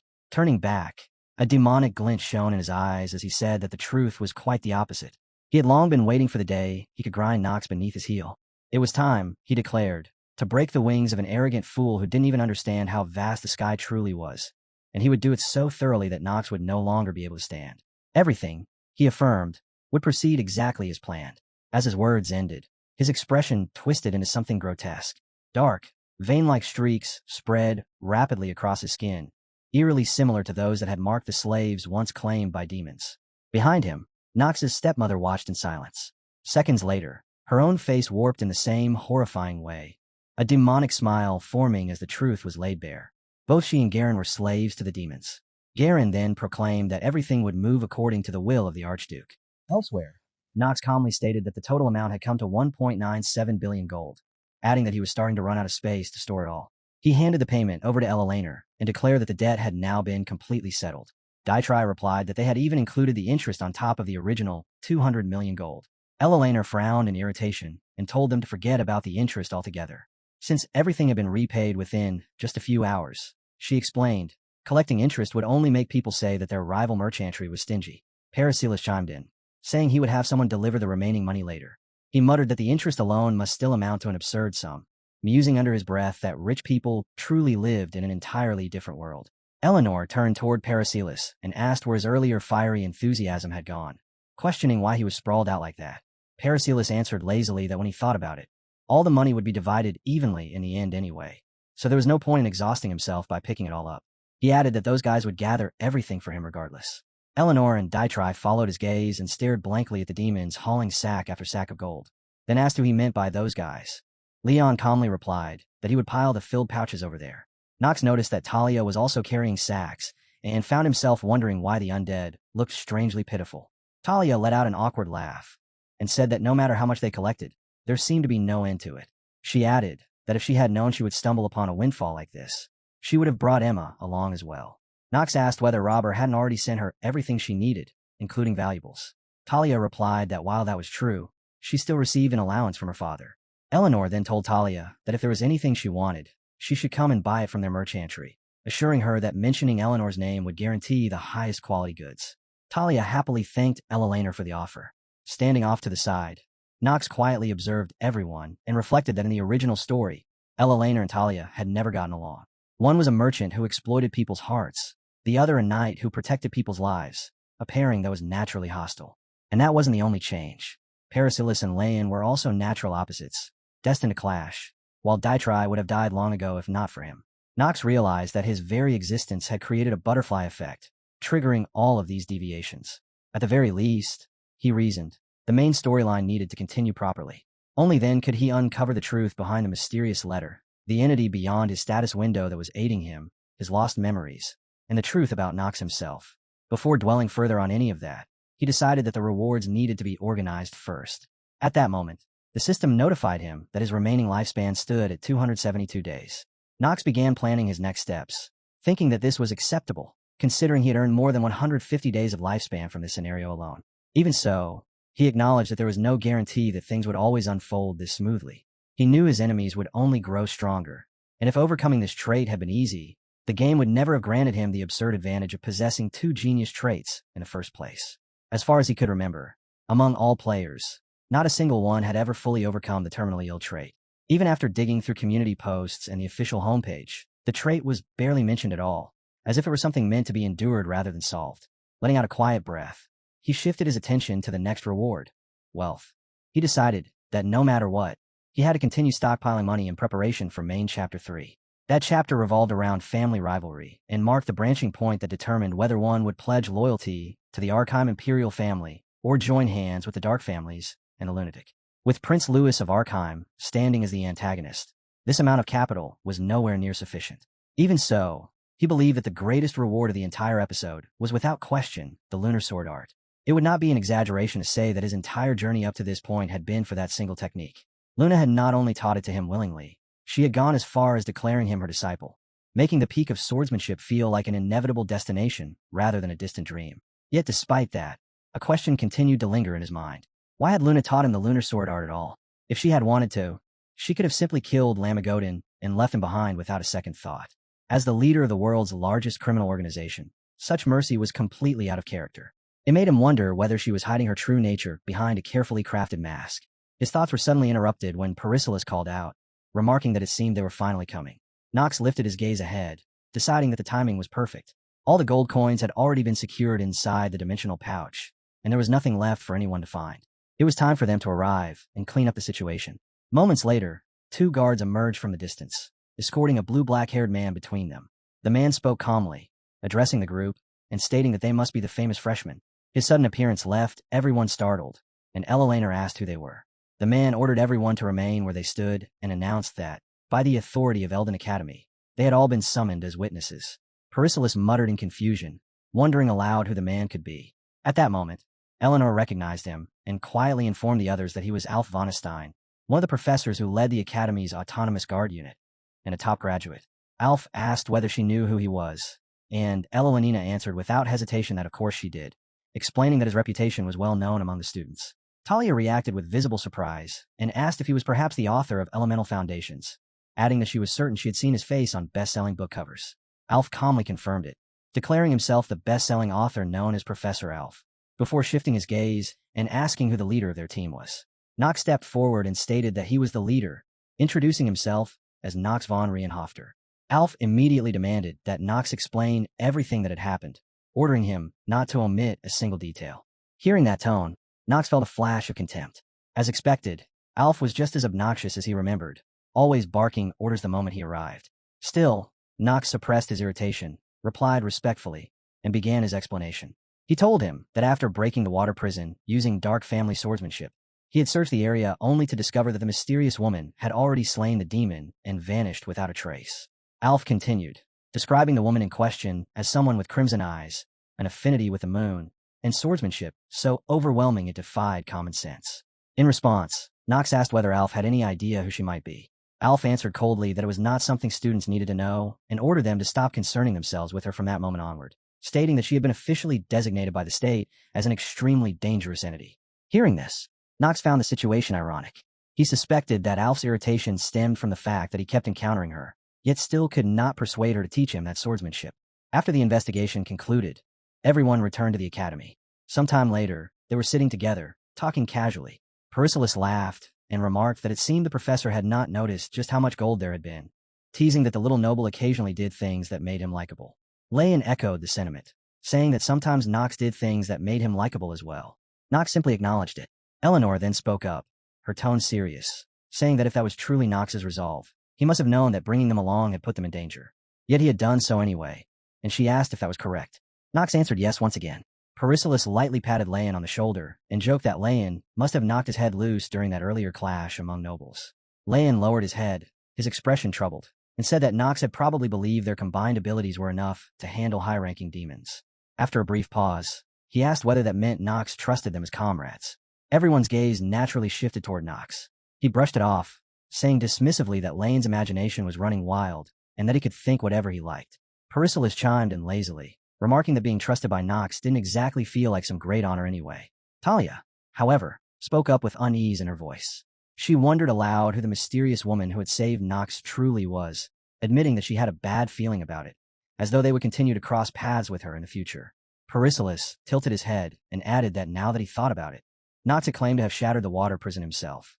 He questioned how that had even been possible, pointing out that the dark family sword had no techniques capable of breaking seals or magic. Nox looked at Perisilis with faint contempt. For someone who usually looked foolish, the man had suddenly asked something surprisingly sharp. Clicking his tongue, Nox decided not to dodge the question. He explained that he had recently been practicing the swordsmanship of a different swordsman, one unrelated to the dark family. He admitted that he had even copied a portion of that woman's swordsmanship after observing it only briefly, and that was how the water prison had been destroyed.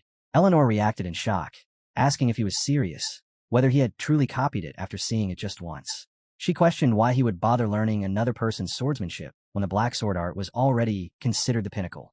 Nox replied coolly that he did not feel the need to explain himself to her. He then stated that no matter how great the dark family sword was, only the next head of the family ever received its complete teachings. With only a half-finished sword art at his disposal, he could never accomplish his goals, which was why he had begun learning other sword arts. Perisilis let out a sound of realization. remarking that this meant Knox was not the eldest son and that his rank in the line of succession was far behind. Talia looked at Knox gently and voiced the same conclusion, acknowledging that he was not the eldest son and that his position in the succession was therefore low. Hearing this, Knox inwardly thought that he had fed them pure nonsense. Yet they had accepted every word of it without question. Only then did he notice that Daitrai had remained silent the entire time. Knox glanced at her and saw the sorrow and anxiety written clearly across her face. He thought that the journey must have been especially harsh on her. Though she had lost her standing, she had still grown up as the young lady of the Levia family, and what she had witnessed that day must have been a devastating shock to her. He reached out and took her hand, telling her gently to forget everything she had seen that day and not to dwell on it any longer. Daitrai froze for a moment, clearly caught off guard, before turning to him and thanking him sincerely for his consideration, addressing him as young master. Knox's expression darkened, and he fell silent, retreating into his own thoughts. He resolved that he would no longer leave dangerous situations unattended. Butterfly effect, or not. If the system tried to tighten its grip around his neck, he would simply break through it. He reflected that his encounter with Professor Alf had come far sooner than expected, a clear sign that the timeline of Episode 3 had been dragged forward. Still, it didn't matter. If Alf had appeared earlier than predicted, then Knox would simply eliminate him earlier as well. The next morning, inside the study, Knox found himself speaking with a white-haired woman. Wearing a cheerful smile, she remarked that he had caused quite an amusing incident this time, teasing that thanks to him, she, as the dean, had been buried under an incredible amount of additional work, which she described as truly delightful. Knox replied calmly that he wasn't sure what she meant and claimed that he had hardly done anything at all this time. The woman responded with playful doubt, suggesting that if that were truly the case, then Knox must not need the Academy's reward. She sighed dramatically, saying what a shame that would be, since they had prepared something very useful for him on this occasion. Knox spoke again, all while thinking to himself that he had actually worked extremely hard this time, and that she was crossing the line by dangling the reward like bait. In his mind, he grumbled and called her an old lady. The white-haired woman let out a soft laugh and commented that even his obvious lies were cute in their own way, but reminded him that rewards required proper justification. Addressing him casually as a kid, she asked whether he planned to explain everything and questioned what kind of demon he had fought this time. She pointed out that he reeked of the stench of one of the 72 demons, and added that she would much prefer it if he didn't lie to her. Knox fell silent for a brief moment. He knew that lying in front of Noah von Trinity would be practically suicidal. With that realization, he concluded that this time, he had no choice but to tell the truth.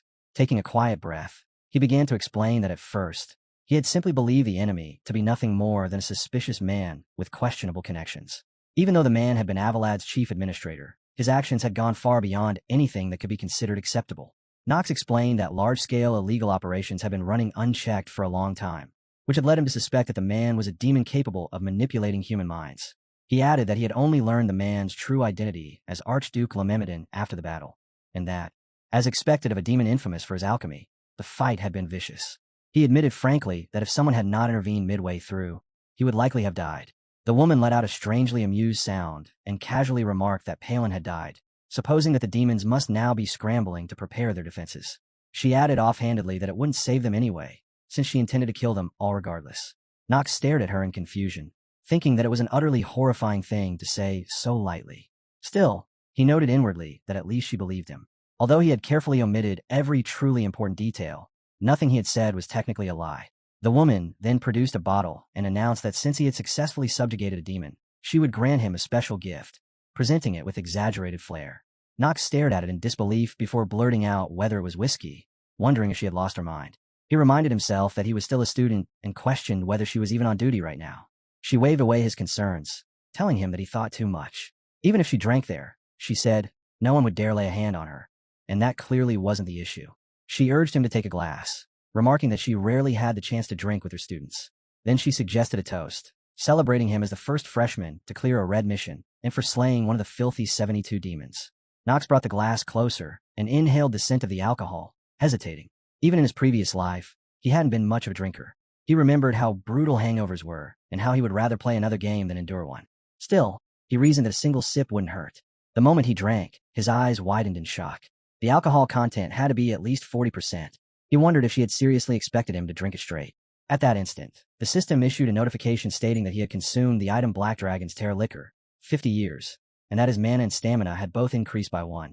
Knox was left staring blankly, his thoughts tumbling over one another as he tried to understand what was happening. The woman caught his reaction immediately and chuckled, saying he could already feel it, the growth surging through his body. Hearing that, Nox almost laughed in disbelief. Just drinking something had raised his base stats. It sounded ridiculous. No matter how many playthroughs he remembered, he had never once heard of a hidden item like this. A dangerous thought crossed his mind, and he decided on the spot that he would drink it every single day. The woman laughed again, as if she had been waiting for that conclusion.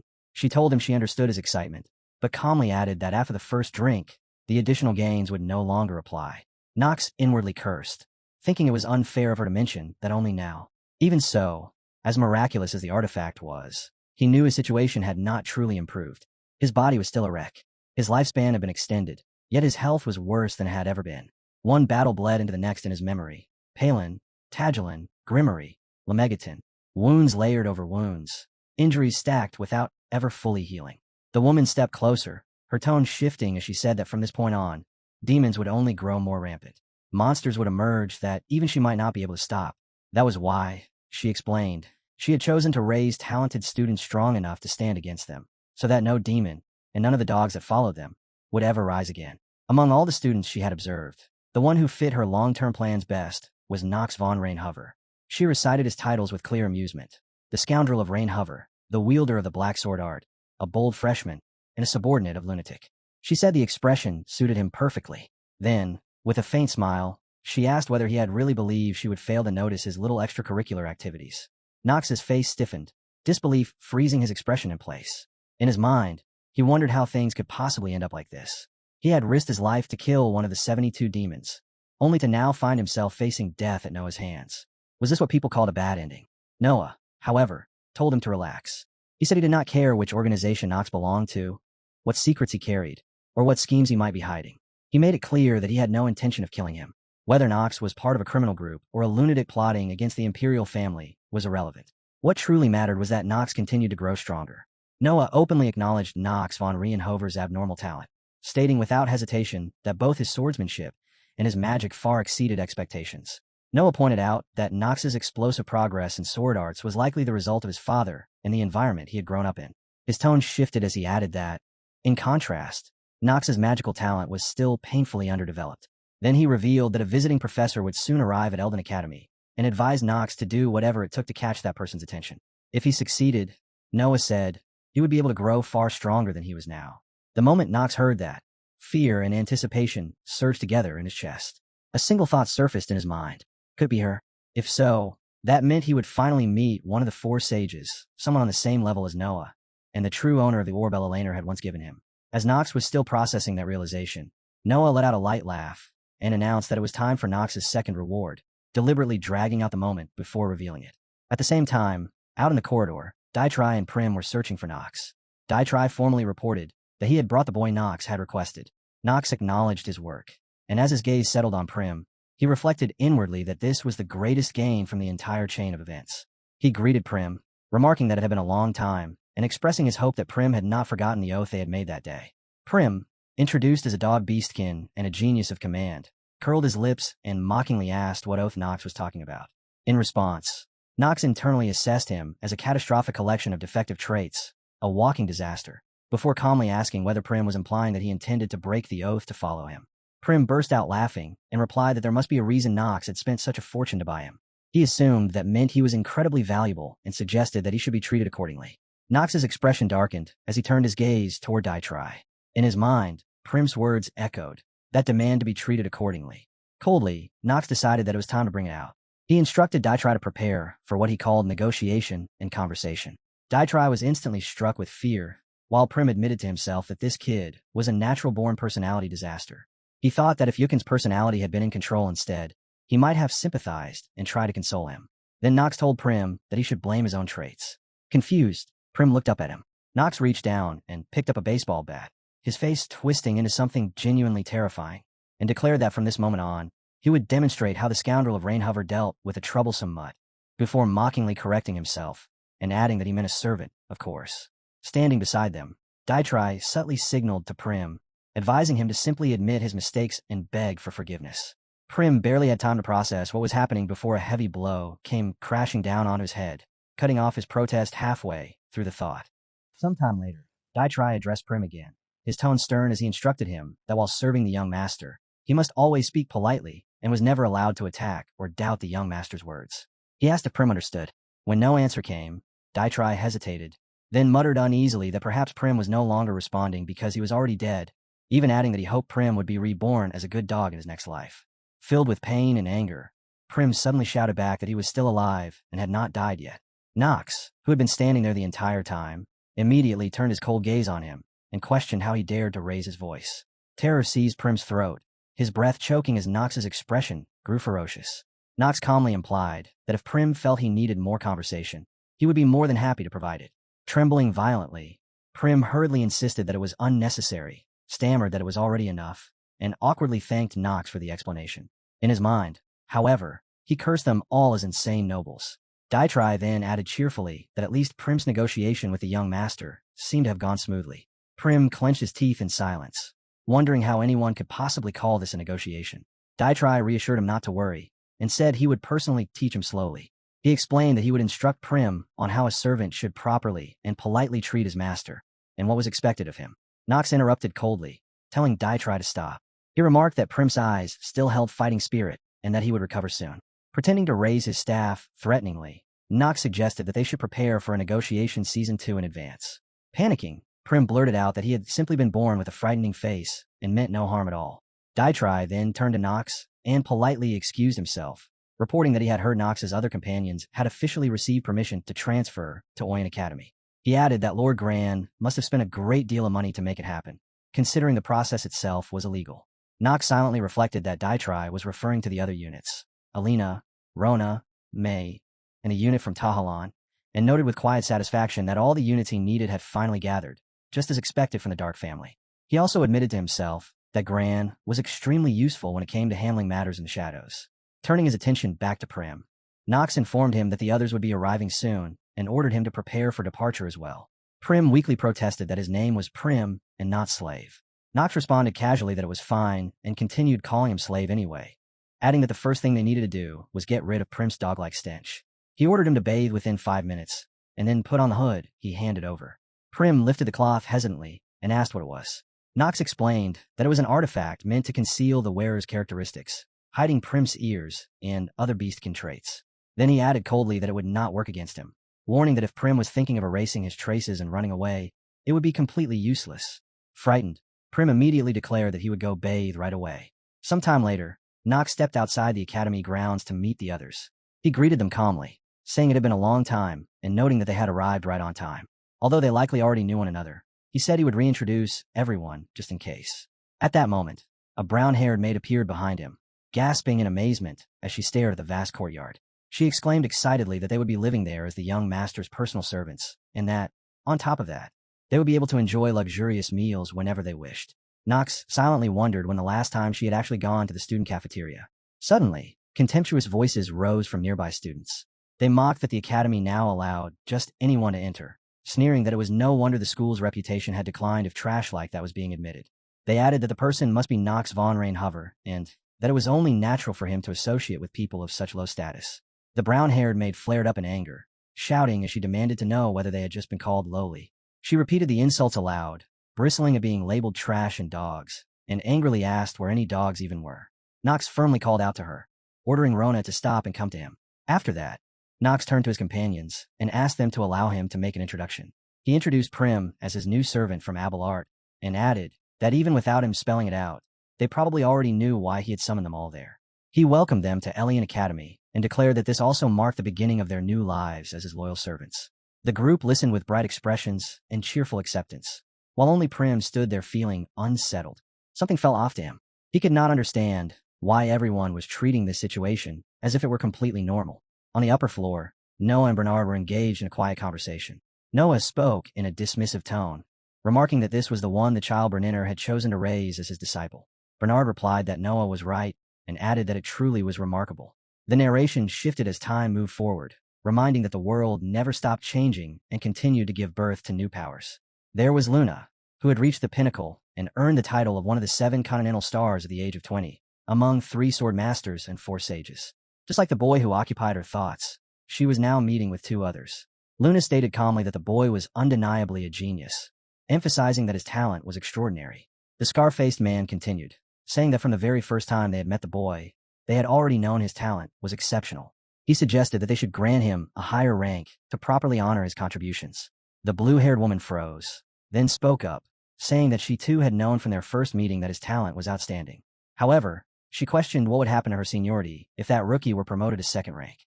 Duff scratched his head awkwardly as the atmosphere grew strange. Luna continued, stating that the boy had managed to destroy a barrier that could not be destroyed. The blue-haired woman shouted in shock, demanding to know how such a thing was even possible. Luna replied that there was something else she needed to convey. After witnessing his abilities during the mission, she had decided to make him hers. Duff and the blue-haired woman stood stunned, disbelief flashing across their faces as they tried to grasp what Luna meant by that claim. Luna's face flushed red, and she hurriedly clarified that they had misunderstood. She scolded them for being foolish and explained that she meant she would accept him as her disciple. The blue-haired woman laughed and teasingly added that, in her opinion, stealing the princess's fiancé would be a fitting form of revenge. Luna immediately snapped at Marin, telling her to stop indulging in such fantasies. Duff then spoke again, saying that he understood Carton's concerns, but questioned whether the child was still far too young to inherit his sword. He added that the child himself, and even the captain, did not yet seem ready. Luna answered quietly, her voice heavy with the sadness she had long since learned to carry. In this line of work, she said, both the child and she herself could die at any moment. There was no such thing as too early. The moment she had seen the child wield the moonlight element, her decision had already been made. It was no different from the day her own master had once made a choice and given her a name. Her thoughts drifted backward, sinking into memories she rarely allowed to surface. Long ago, beneath the sky and beyond it, there had been a girl born with talents so overwhelming it frightened others. She had been praised as a sword genius, yet abandoned by a nameless noble family before she was old enough to understand why. People whispered about her and called her the sword demon. Luna remembered how that girl had lived, how a single piece of dirty bread or a bowl of thick soup was enough to make her stop caring whose life she took in exchange. Heroes, knights, swordsmen, to her, they were nothing more than smoke that vanished the moment it was touched. Any hope that life might one day become kinder had long since been thrown away. To survive, she had joined a mercenary corps in a small, forgotten village, accepting the most dangerous jobs just to see another day. Luna remembered standing nearby as soldiers casually chatted after a battle, laughing as if it were nothing. They bragged that they had made a good catch again, telling each other to take their share and keep quiet, mentioning a sum of 7,000. They sounded almost impressed that such a monster had appeared so suddenly in the area, joking that the captain was lucky. They laughed and said that if that woman were given even a piece of bread, she would slaughter 10. No, even 20 people without hesitation. Then, suddenly, a long gray-haired woman called out to her. Luna could still remember the way that voice cut through the noise. That woman was her master. She spoke to Luna gently, like one would speak to a child, and asked about the life bound to that bread. She said its price was unbearably high and calmly asked whether Luna would still eat it. The soldiers, startled, demanded to know who she was. In response, the woman slowly raised her sword and replied without a hint of emotion that she had come to collect the sins they had committed. Once, in the ruins left behind by a devastating war, a quiet village stood as a fragile refuge where children displaced by the conflict could live in safety, a small sanctuary carved out of broken land. Yet that fragile peace did not endure, because thieves disguised as an order of knights descended upon the settlement and unleashed a merciless attack, slaughtering the villagers while hiding their brutality behind the mask of justice, leaving nothing but a massacre where hope once stood. Now a woman returns to the remains of that place, her purpose clear and unwavering, to make those responsible answer for what they did. She recognizes that the village had once existed as a haven meant to protect the innocent, yet the calm it represented no longer matters to her, because her mission demands something else entirely. Luna's eyes carry both fear and hunger, and when she's asked about her future, she falters for a moment before the truth becomes clear even to herself. She wants to escape the misery that has followed her for so long. In her hand, she clutches a piece of filthy bread, its hardened crust standing as a quiet symbol of everything she has endured, because the food is barely edible, and yet it is all she has ever known. And the tremor in her hands reveals the deep toll that hunger and despair have taken on her. With a quiet but stubborn resolve, Luna slowly raises her head, admitting through her actions that she refuses to keep living in filth and starvation. And so she begs to be taken away, seeing the white-haired woman before her as the only possible path to salvation. Even though Luna cannot truly comprehend the power held within the woman's sword, something about the weapon draws her attention without explanation. Its silent presence, carrying a strange allure that commands notice without a single word. Sensing the girl's fascination, the woman offers her a choice and explains that the blade, known as the lunar sword, is far more than a simple weapon, because it is a legacy that can only be passed down to a single apprentice. She makes it clear that the sword represents everything she is, and if Luna truly desires it, then she must be prepared to inherit not only its strength, but also the heavy burden that comes with it. The woman continues with a warning, explaining that learning her sword art demands far more than mastering technique, because the art is inseparable from identity itself. Anyone who accepts this path must erase their past entirely, leaving behind every trace of the life they once lived. She asks Luna directly whether she is prepared to abandon her name, her history, and every hardship that has shaped her until now, because only by casting those things aside can she be reborn through the blade. Luna meets the woman's gaze with steady eyes, silently revealing that her decision has already been made, and seeing that determination, the woman gives her approval before granting the girl a new name, Luna. From that moment onward, the nameless child finally receives both a purpose and a future. Under the strict guidance of her master, Luna begins her training, and without even realizing as she rapidly absorbs every sword technique she witnesses, her instincts and determination allowing her to replicate the movements as if they were etched into her from the beginning. By the time she reaches the age of 20, Luna has mastered every form her master ever demonstrated, an accomplishment so rare that even elite swordsmen would struggle to match it. Yet such achievement demands a price, and although the sword once gave her a sense of hope, that fragile feeling eventually shatters, because the small piece she found through training begins to collapse as her master's teachings echo with tragedy. And like a moth drawn helplessly toward flame, Luna finds herself consumed by grief. As the sun sinks behind a quiet town, an uneasy tension settles over the streets, and Luna rushes forward with urgency, driven by a warning she cannot ignore. Following that instinct, she arrives to find her master already locked in a violent clash with a demon, blades colliding in a desperate struggle. Yet the moment Luna witnesses the crushing strike that ends her master's life, her body goes rigid with shock. Grief crashes over her all at once. And in that single instant, Luna feels as though the world itself has come to an end, because everything she once held dear has been taken from her again, and this time the loss feels absolute and irreversible. Time passes beneath a red moon, and the years carry Luna into adulthood as she reflects on the silence left behind by her master's death. Gradually the name of the Sword Empress fades from the world, leaving only Luna, the sole successor who inherited her master's title.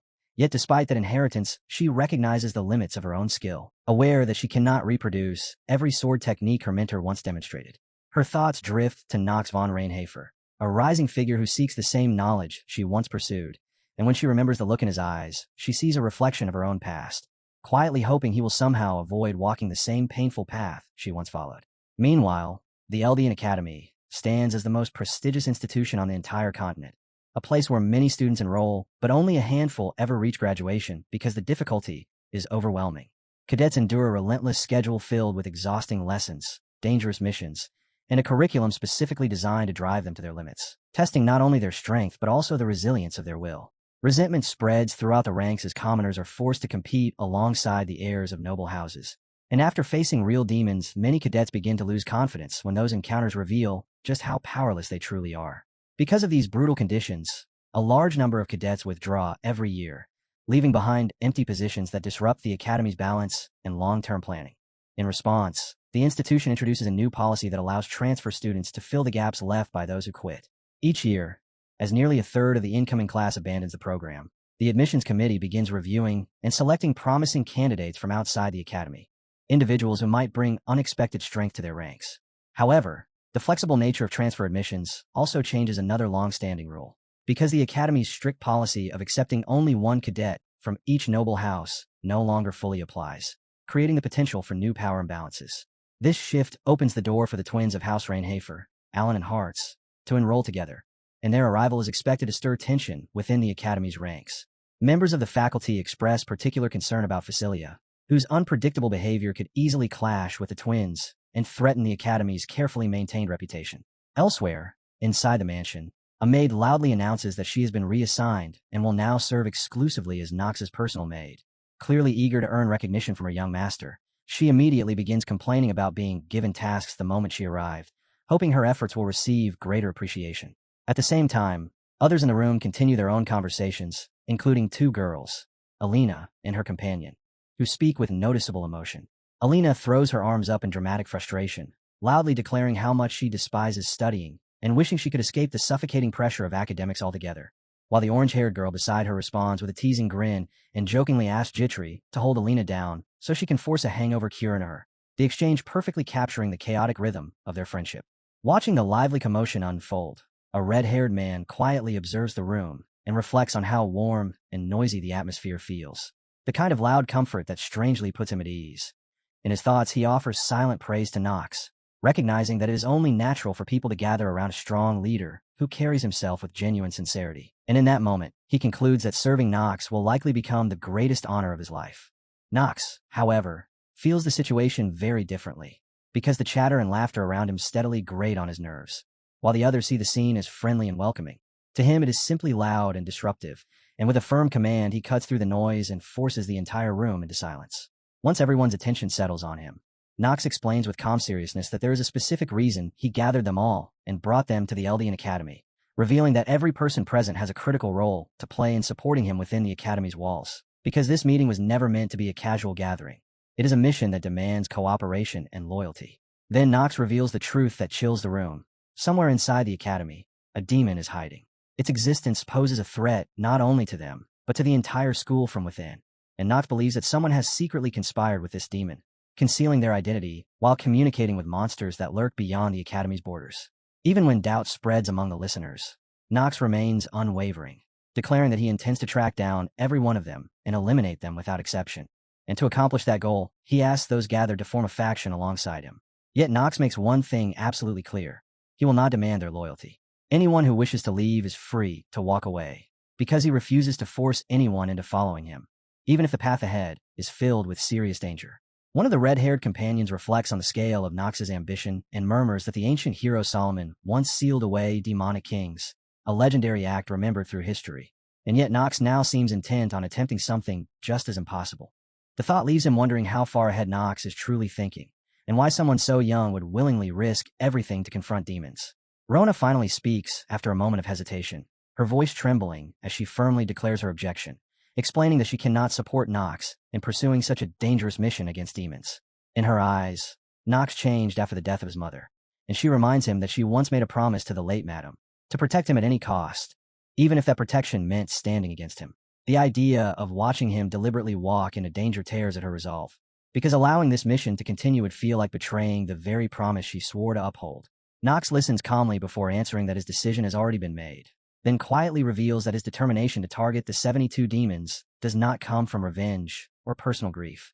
According to him, the reason is not emotional at all, because something else drives him forward, some deeper purpose that even he himself has not yet fully understood.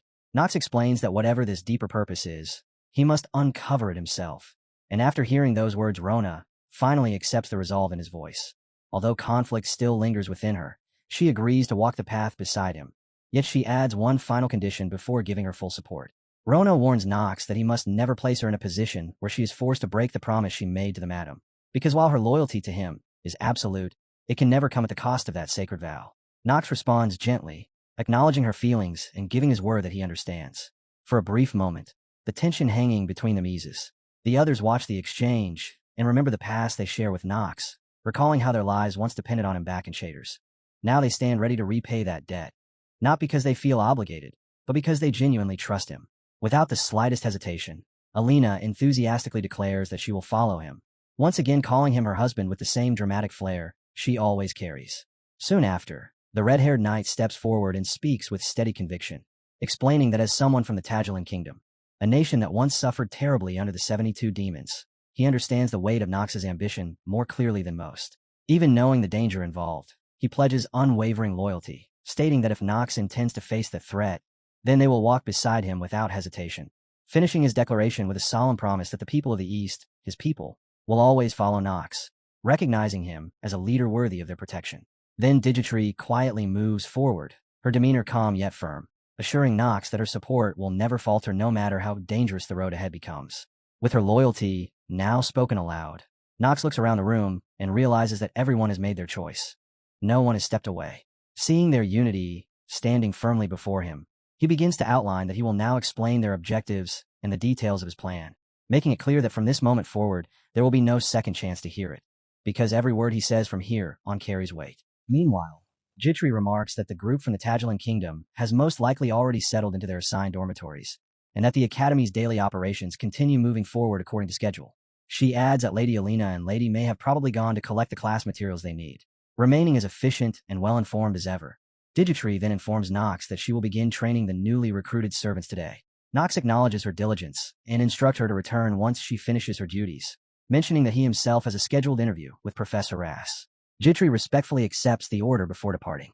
Soon after, Nox approaches a large, ornate door and knocks firmly, knowing that the meeting waiting on the other side is important, not only for academic procedure, but also for the personal plans he intends to carry out in this world.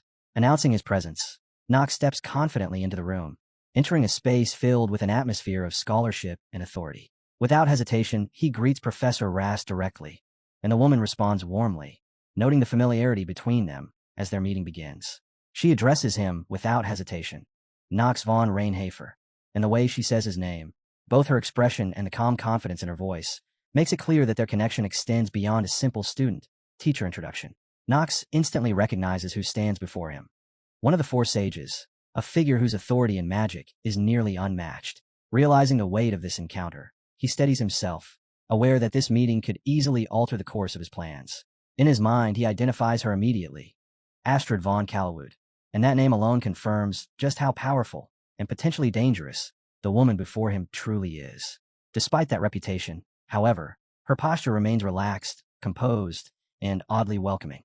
Astrid notices the way his attention drifts toward the magical orb she holds and lightly teases him about it, her tone playful even though the situation itself carries significant weight. Nox silently reflects on the timing of this meeting with Astrid von Kallewood. He had always expected that their paths would cross eventually, but he had not anticipated it happening this soon. Even so, he keeps his composure while quietly considering what this early encounter might mean for his future moves. At that moment, his status interface activates, revealing detailed information about Astrid. Her race identified as Dragonkin, her mastery over flame magic clearly displayed, and her overall abilities ranked at an exceptional level. Her history lists formidable titles, such as Survivor of the Gorge and Demon Exterminator, achievements that firmly establish why she stands among the four sages. Nearby, a young nobleman present in the room remarks with casual humor that he regrets not being properly prepared to host someone so important, his light tone clashing sharply with the overwhelming aura surrounding Astrid herself. Her arrival, after all, came without any formal notice, catching both Nox and the others off guard. Yet Astrid shows no concern for etiquette or procedure, reinforcing the reputation that she acts entirely on her own terms. Another status display outlines her abilities and personality traits in greater detail. Rare talents like elemental magic control, the capacity to detect lies, and a natural aptitude for teaching. Alongside those strengths are descriptions of her apathetic temperament and a streak of sadism that shapes her unconventional behavior. Nox studies her conduct closely, recognizing that her indifference towards social expectations allows her to ignore formalities altogether. She speaks plainly, acts decisively, and never wastes time on polite conversation or unnecessary courtesies. Strangely enough, Nox finds himself approving of that straightforward attitude, since he also prefers skipping empty formalities in favor of addressing the core of a matter directly. Then, without any hesitation at all, Astrid makes an unexpected request. She calmly instructs Nox to remove his clothes. Her voice remains completely neutral, as though she has just asked for something perfectly ordinary. The sudden demand catches Nox off guard, and he responds with visible disbelief as he questions what she means. Astrid, however, shows no embarrassment or uncertainty, clarifying that from her perspective it is simply a logical step for teaching magic and nothing inappropriate. Inside his thoughts, Nox notes that Astrid's personality is exactly as unfiltered as he remembers. Even as one of the four sages, her demeanor has not softened at all compared to how she was portrayed in the game. He recalls that the developers themselves once considered her far too volatile to realistically serve as a teacher. Yet because of her immense magical ability and brutally honest approach, Nox had frequently chosen her as a mentor while progressing through Inner Lunatic, appreciating the efficiency and effectiveness of her direct teaching style. Astrid senses that Nox is fully aware of her scrutiny and immediately demands to know how he managed to uncover details about her past. Nox answers calmly, stating that he figured everything out on his own. At that moment, a surge of mana spreads through the air as Astrid activates her lie detection ability. Flames coil subtly around her body, forming a restrained yet dangerous aura that makes it obvious deception will not work here. After observing him for a moment, she determines that Nox is telling the truth, as her ability confirms his answer without hesitation and leaves no space for dishonesty. Her eyes remain sharp and calculating, while Nox realizes he must avoid lying at any cost, because even his best acting would be useless against her power. Understanding this, Nox removes his shirt without protest, accepting that complete openness is the starting point Astrid requires before she will even consider mentoring him. He realizes that earning Astrid's absolute trust is the first step toward learning from her, and any hesitation would only lead to failure.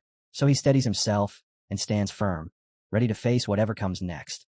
Astrid mocks what she calls his redundant question, clearly aware of what he is thinking already, and her irritation grows as she shows how little patience she has for pointless conversation before preparing to continue. Another observer nearby nervously asks what exactly she intends to do, but Astrid silences him with cold authority, declaring that if Nox wants to learn her magic, then he must survive it, and if he cannot, he will die. Without further warning, Astrid begins the ritual, channeling her mana straight into Nox's chest. Her face stays calm and controlled, yet the energy she releases is violent and intense.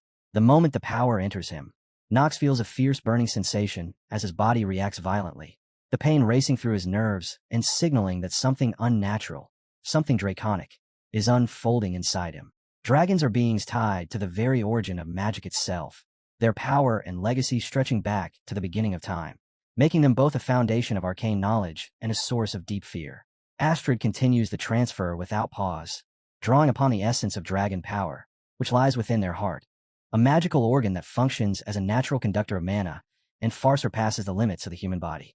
For most mages, the human form acts as a barrier that caps their magical potential, and only a handful ever approach the threshold where dragon magic begins, much less survive crossing it. Overwhelmed by the process, Nox is pushed to the brink as pain floods every sense he has, forcing him to wonder whether he will even live through this. Then, suddenly, a change begins.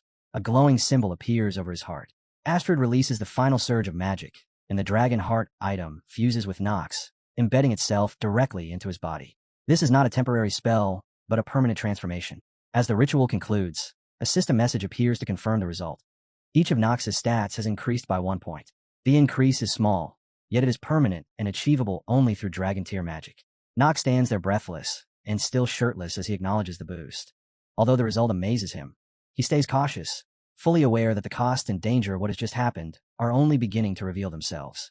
Astrid praises Noah for bringing someone useful, a faint note of satisfaction appearing on her face as she examines the outcome of the ritual.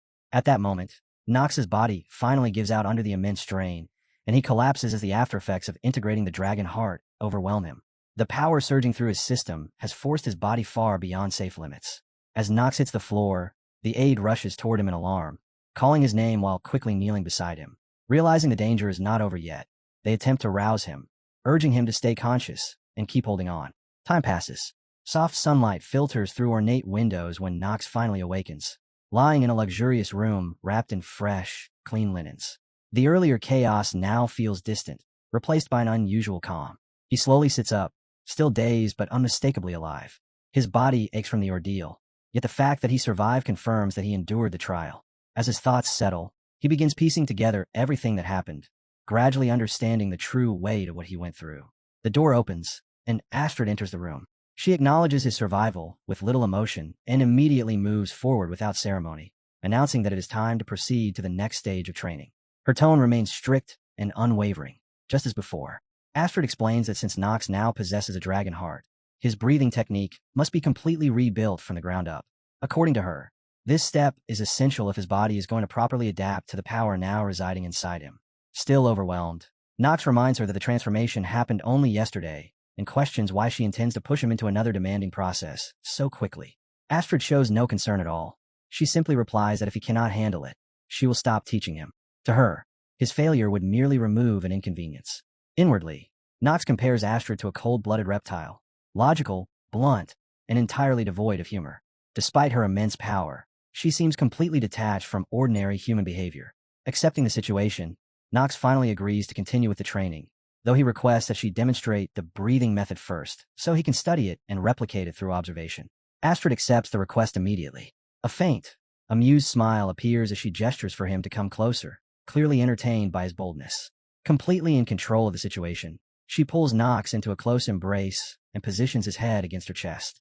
Without saying a word at first, she uses the proximity to allow him to feel the rhythm of her internal mana directly. Then she instructs him to observe the pattern of her breathing carefully and concentrate on how her mana circulates throughout her body. The physical contact is intentional, meant to deepen his understanding of the technique.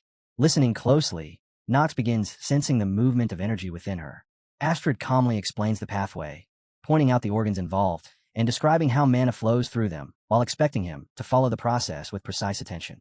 As he studies the pattern, Knox realizes that the structure of Astrid's mana circulation is something completely different from anything he has encountered before. Knox quickly realizes that the circulation he is sensing is draconic in nature, something entirely foreign to the normal structure of human energy systems. In his mind, he traces the flow carefully. Mana begins in the upper energy core near the head, then moves downward through the heart before settling into the lower core beneath the navel, completing a continuous cycle that forms a closed loop.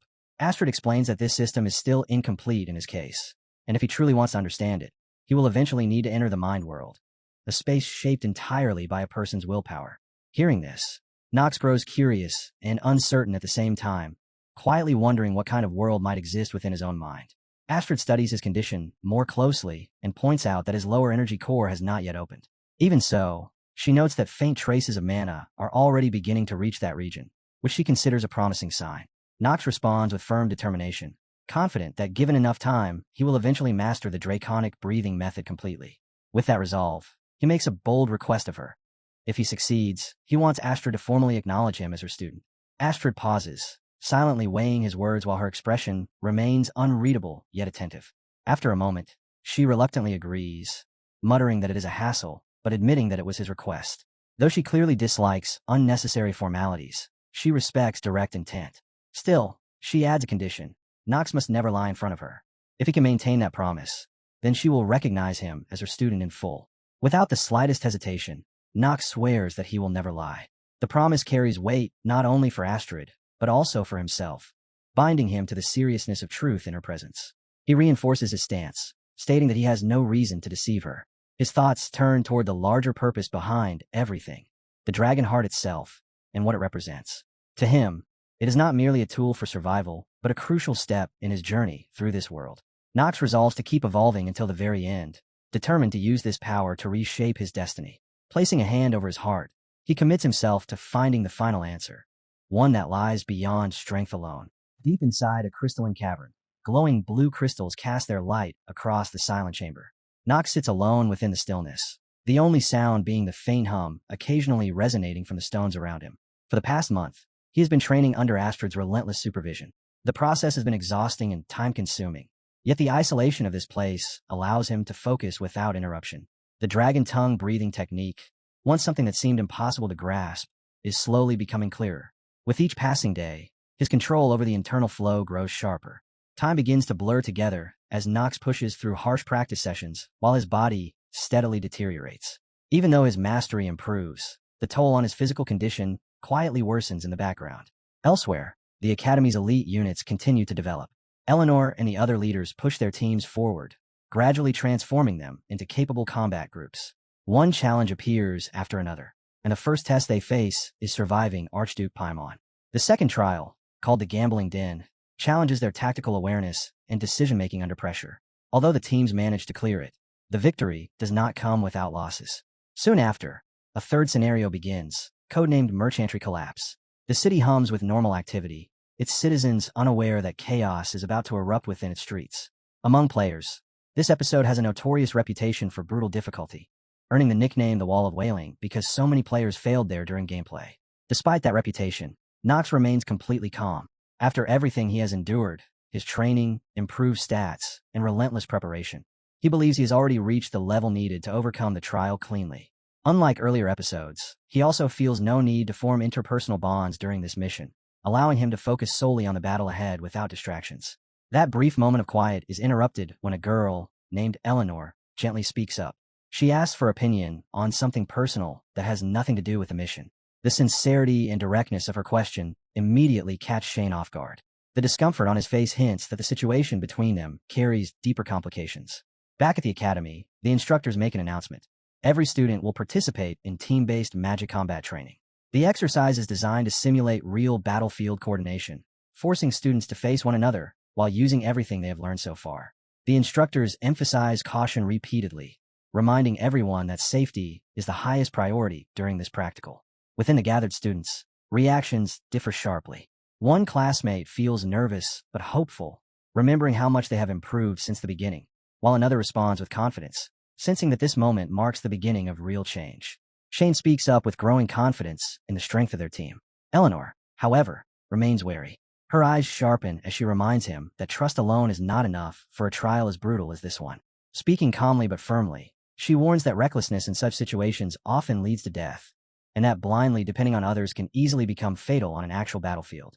A hint of suspicion slips into her words as she questions Knox's approach, suggesting he may be planning something different from the rest. Even so, she insists that she will manage her own survival without relying on anyone else. Later, during a quiet moment over tea, Eleanor finally reveals what she truly wanted to ask.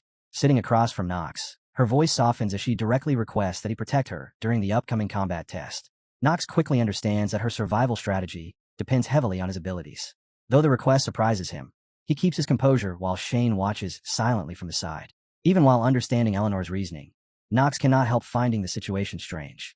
She has no idea that danger is already circling her, as an unknown faction has begun targeting her from the shadows. Noticing the tension in Knox's expression, Eleanor presses further and asks whether something unusual has happened recently.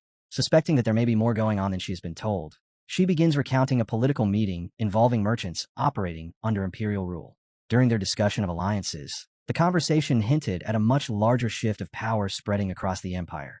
At the center of that conversation was one critical issue: the deteriorating health of Emperor Esteban.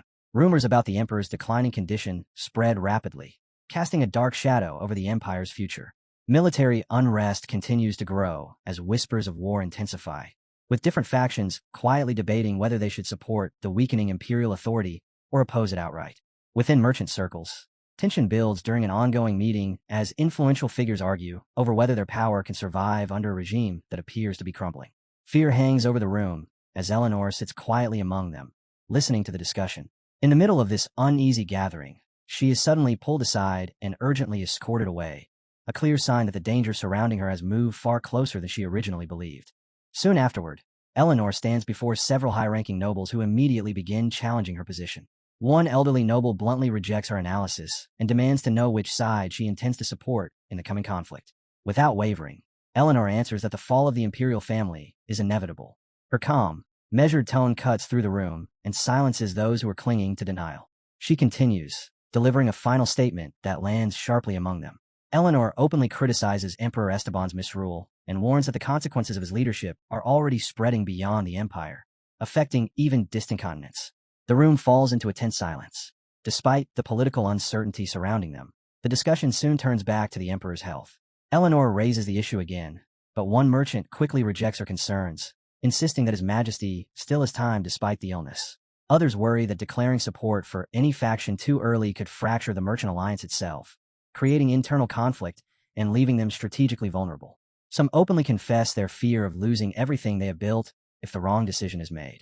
The growing panic finally erupts when one member refuses to continue the discussion and storms out of the meeting entirely in protest. A senior merchant, dismissing Eleanor's insight, insults her openly and calls her immature. Voices begin clashing as opposing opinions collide throughout the chamber. To prevent the situation from spiraling further, the merchants eventually agree that a larger council meeting will be held so a unified decision about their future allegiances can be made.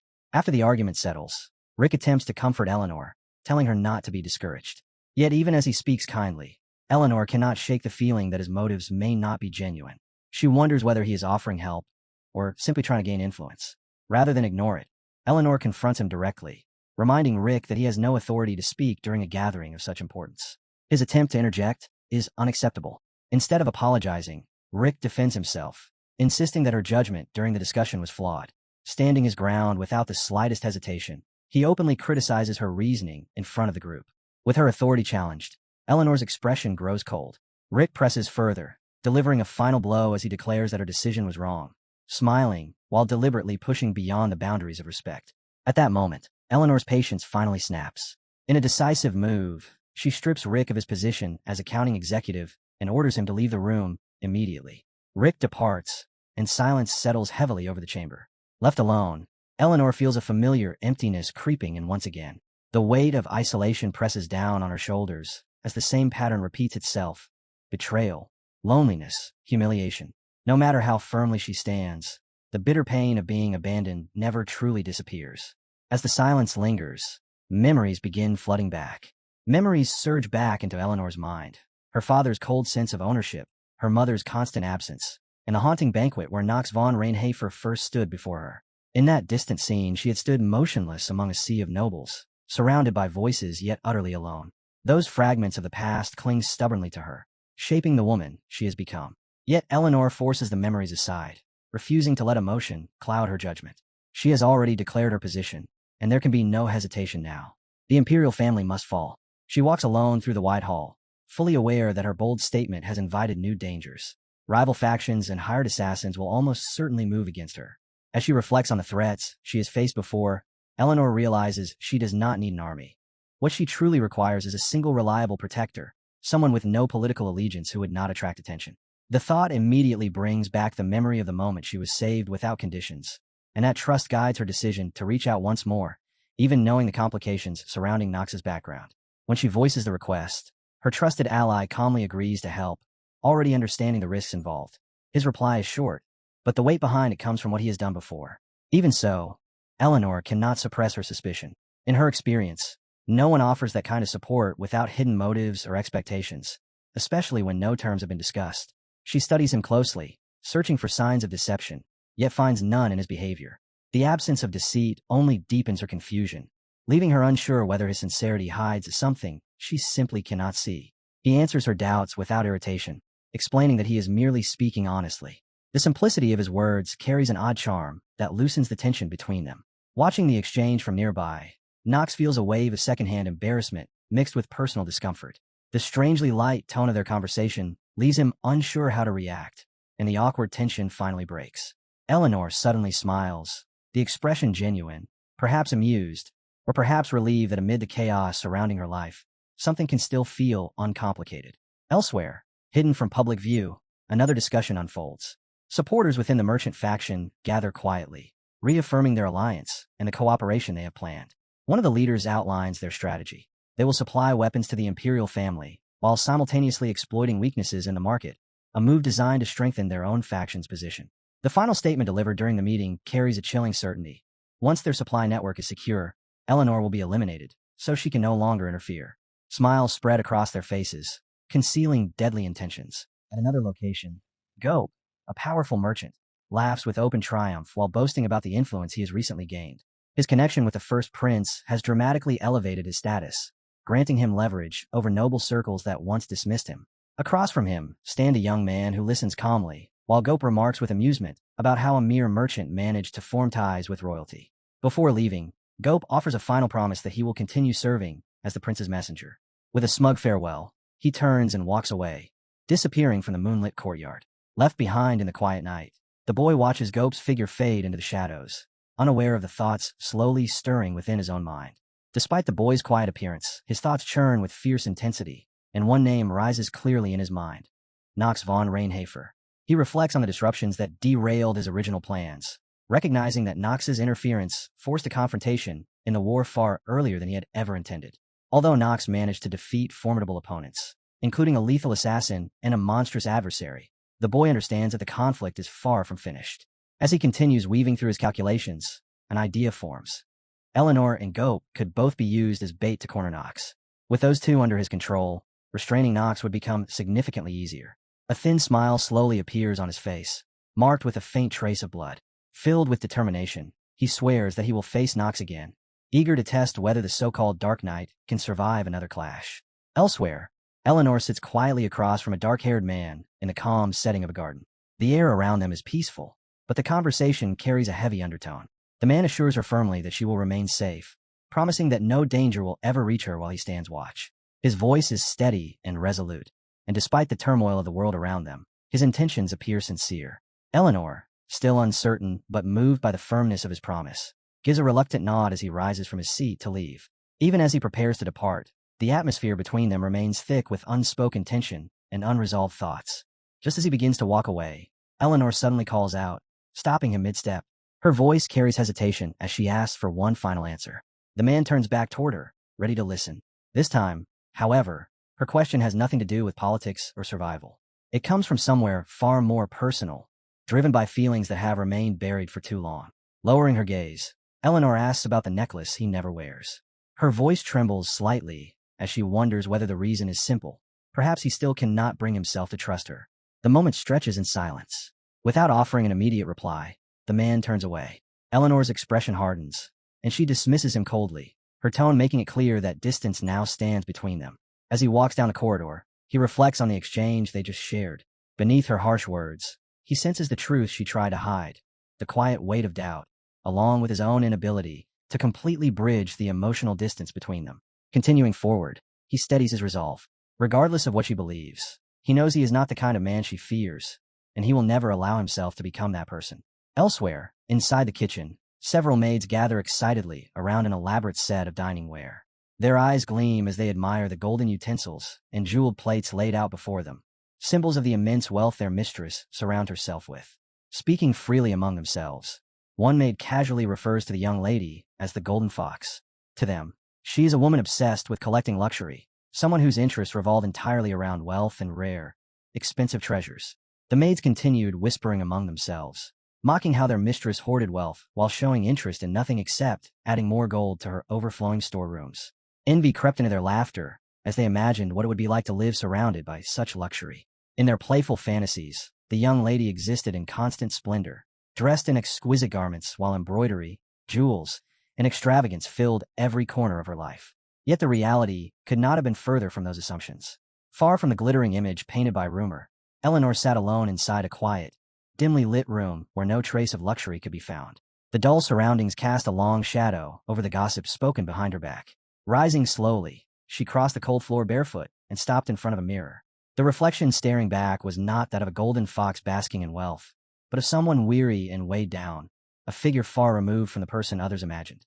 Her eyes dropped to the torn dress she wore, and a quiet sigh escaped her lips.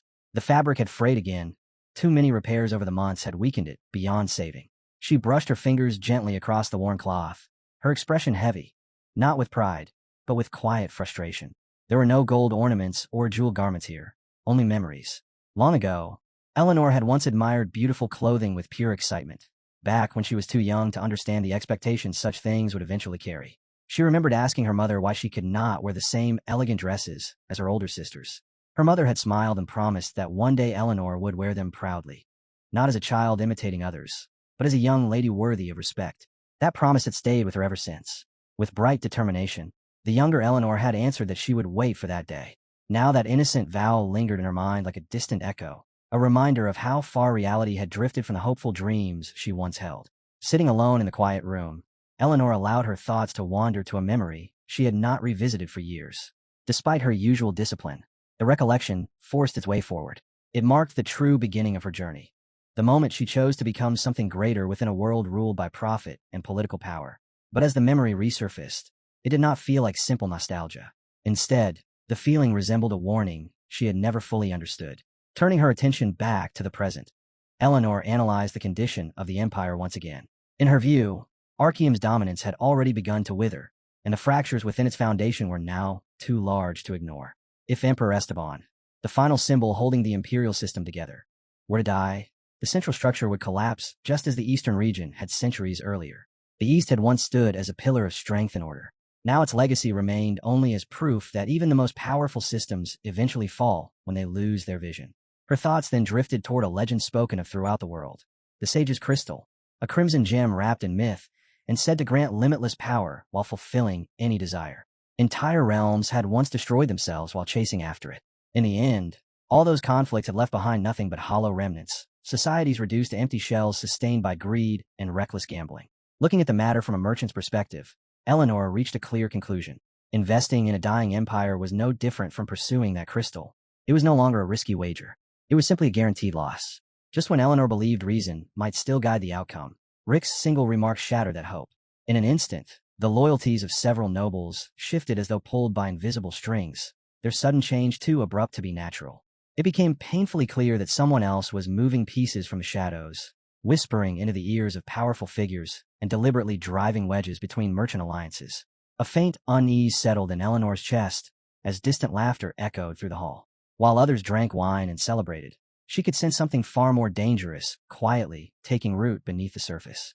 Elsewhere, beneath the soft light of the morning sun, a new figure stepped onto the academy grounds. Students gathered in quiet expectation, unaware of what was about to unfold.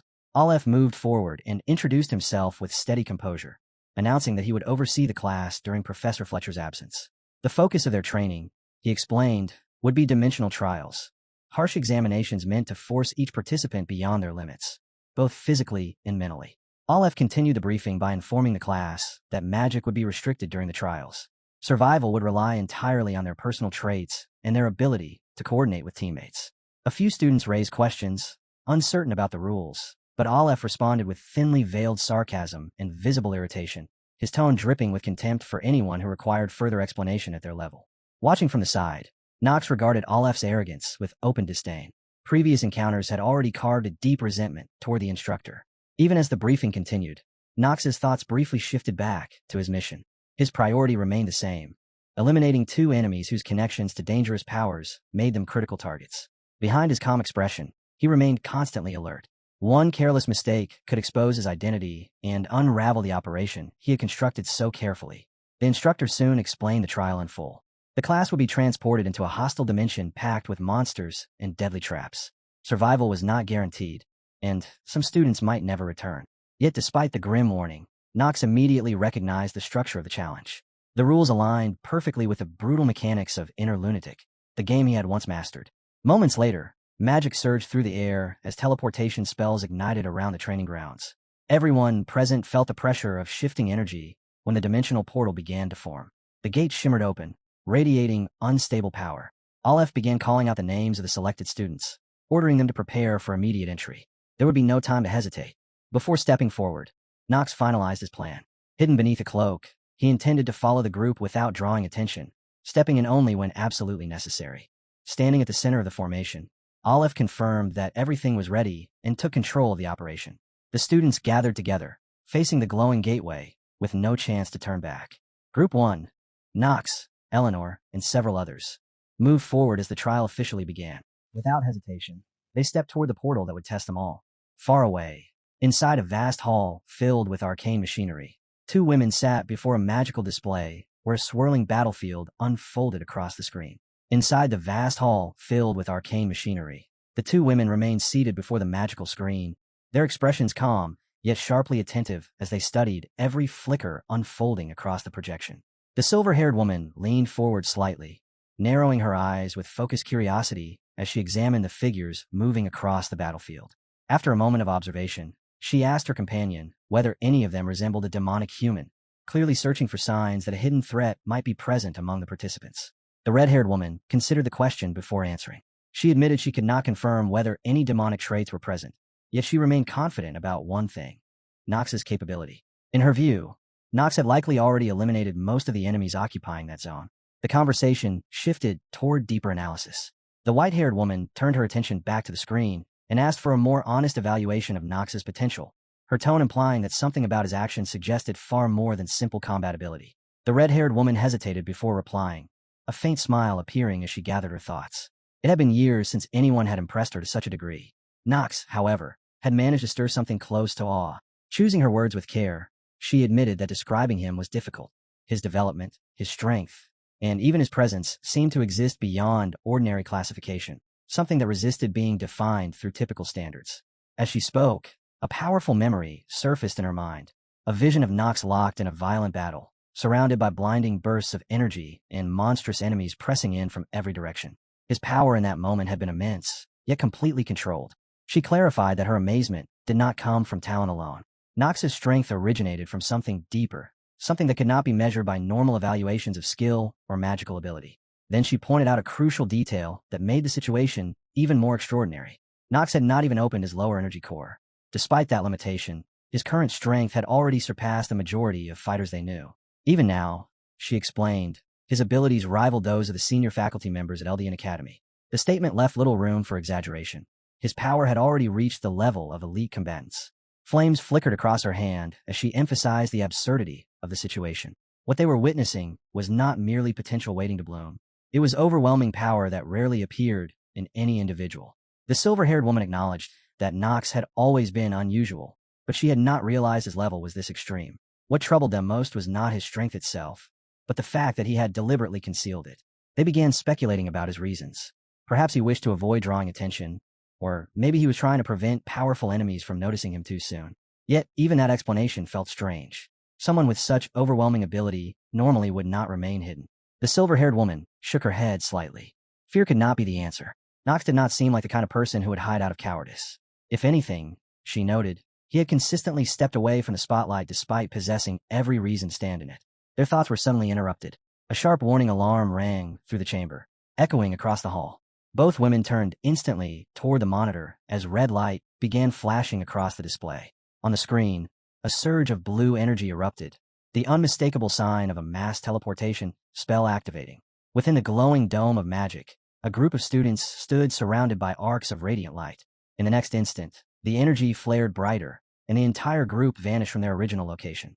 Nox stood at the center of the formation, fully alert and concentrating, muttering Olaf's name under his breath with clear irritation as he pointed out the fatal error in the teleportation calculations, a mistake in the parameters that had introduced a dangerous delay into the spell's execution. As the teleportation sequence finally completed, the world around them twisted and shifted violently, and in the next instant the entire group was deposited into a snow-covered wilderness that felt remote and unfamiliar to most of them. Nox stepped forward into the bitter cold and released a slow breath, completely unaffected by the freezing air, already confirming through quick assessment that the landing point had drifted exactly the way he expected it would. Behind him, Eleanor and the others appeared one after another as the fading glow of teleportation energy dissolved into the icy wind, but the abrupt plunge in temperature shocked them, leaving several members visibly shaken as they struggled to adjust to the harsh new environment. Eleanor scanned the surroundings with rising confusion, and it did not take long for her to realize that some of their teammates had vanished during the transit, a discovery that immediately tightened the knot of worry forming in her chest. Movement stirred far ahead across the frozen terrain as enormous silhouettes slowly emerged from behind jagged ridges of ice. The moment Eleanor recognized the shapes, panic surged through her, because these creatures were never supposed to be here. This was not part of the designated operation zone, and the realization made it painfully clear that something had gone terribly wrong with the mission setup. With thunderous roars that shook the frozen landscape, the trolls began their charge. Eleanor barely had time to react before one of the monsters lunged directly toward her, forcing her to dodge as the massive creature hurled itself forward without hesitation. For a split second she froze, staring straight at the charging troll as the distance between them vanished, and time seemed to drag, the shadow of death closing in while the beast's enormous claw swept down toward her. Before the strike could land, a streak of violet light tore through the air. Nox moved so fast his motion blurred, and with a single precise swing of his sword, he cut cleanly through the creature, the blade ripping through the troll before it could even touch Eleanor. He came to a stop in front of the collapsing monster, standing quietly as its massive body crashed into the snow. Nox cast Eleanor a brief glance. The threat was gone, yet there was no pride or celebration in his face, only a calm, watchful readiness for whatever might appear next. While observing the aftermath, Nox evaluated the result in his mind. The ice troll had been eliminated instantly, a clear measure of how far his abilities and raw power had advanced. He knew the progress was largely thanks to Astrid's training combined with his growing mastery of the lunar sword art, and together with the steady rise of his stats, his overall strength was increasing at a remarkable pace. Turning back toward Eleanor, Nox calmly instructed her to remain behind him. From this moment forward, he was taking control of the battlefield, completely prepared to deal with any enemy that approached. He then explained the underlying problem with the teleportation spell, stating that the formula had not followed the preset coordinates, but had instead been diverted somewhere else entirely, which meant outside interference had altered the mission. Nox added that if the deviation had been nothing more than an accident, the monsters in this area would not be so powerful or appear in such numbers, and the presence of threats at an elite level made one conclusion unavoidable. Someone had deliberately arranged this. Eleanor felt a chill that had nothing to do with the snow as the truth settled in. This had not been a mistake. They had been sent here deliberately. The air between them grew heavy with suspicion as both silently considered the same possibility, that someone had intentionally targeted them. Nox responded without hesitation, drawing his sword in a smooth, controlled motion before telling Eleanor in a calm, flat tone that if she was unable to fight, she should stay out of his way, because this was not a moment for doubt or hesitation.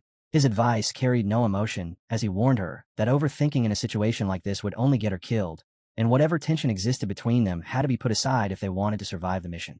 With firm clarity, he told her to drop her bias against him, at least until they managed to leave this place alive, because holding on to a personal grudge right now would only drag them both down. Just then another wave of trolls stormed toward them, and Nox moved the instant they closed in. Violet energy ignited along his blade as he surged forward, his sword cutting through the battlefield in a lethal blur. Each motion flowed seamlessly into the next, as the glowing blade traced elegant arcs through the air, dropping multiple enemies with every strike. The timing, the balance, the rhythm of his movements felt almost unreal, every step and swing flowing together with such smooth efficiency that it resembled a practice dance rather than a fight. Eleanor could do nothing but stare, captivated by the sight unfolding in front of her. What she was witnessing went beyond simple swordsmanship. It looked like pure artistry, the product of discipline, skill, and relentless improvement. She remained frozen there until Nox suddenly called out her name, snapping her out of the trance the spectacle had put her in. As she regained her composure, Nox casually teased her, remarking that admiring him in the middle of a battle was hardly the best use of her attention. Eleanor immediately denied it, flustered and embarrassed. Though her reaction made it obvious she had been caught off guard, Nox simply moved ahead, taking the lead, and reminding her that standing still would only attract more danger. While following him, Eleanor began examining their surroundings more carefully, and the terrain soon triggered recognition. They had arrived in the Northern Territories, a region called Winterbridge, a harsh land that contained the forest of frozen frost trees. Surprised, she questioned how Nox could possibly know about such an obscure place, but he brushed the concern aside, reminding her once again not to overthink things. Instead, he told her to follow his lead and trust that he could guide them out safely, his confidence leaving no space for doubt, even as her mind filled with questions. Trailing behind him along the snowy path, Eleanor found her thoughts refusing to settle.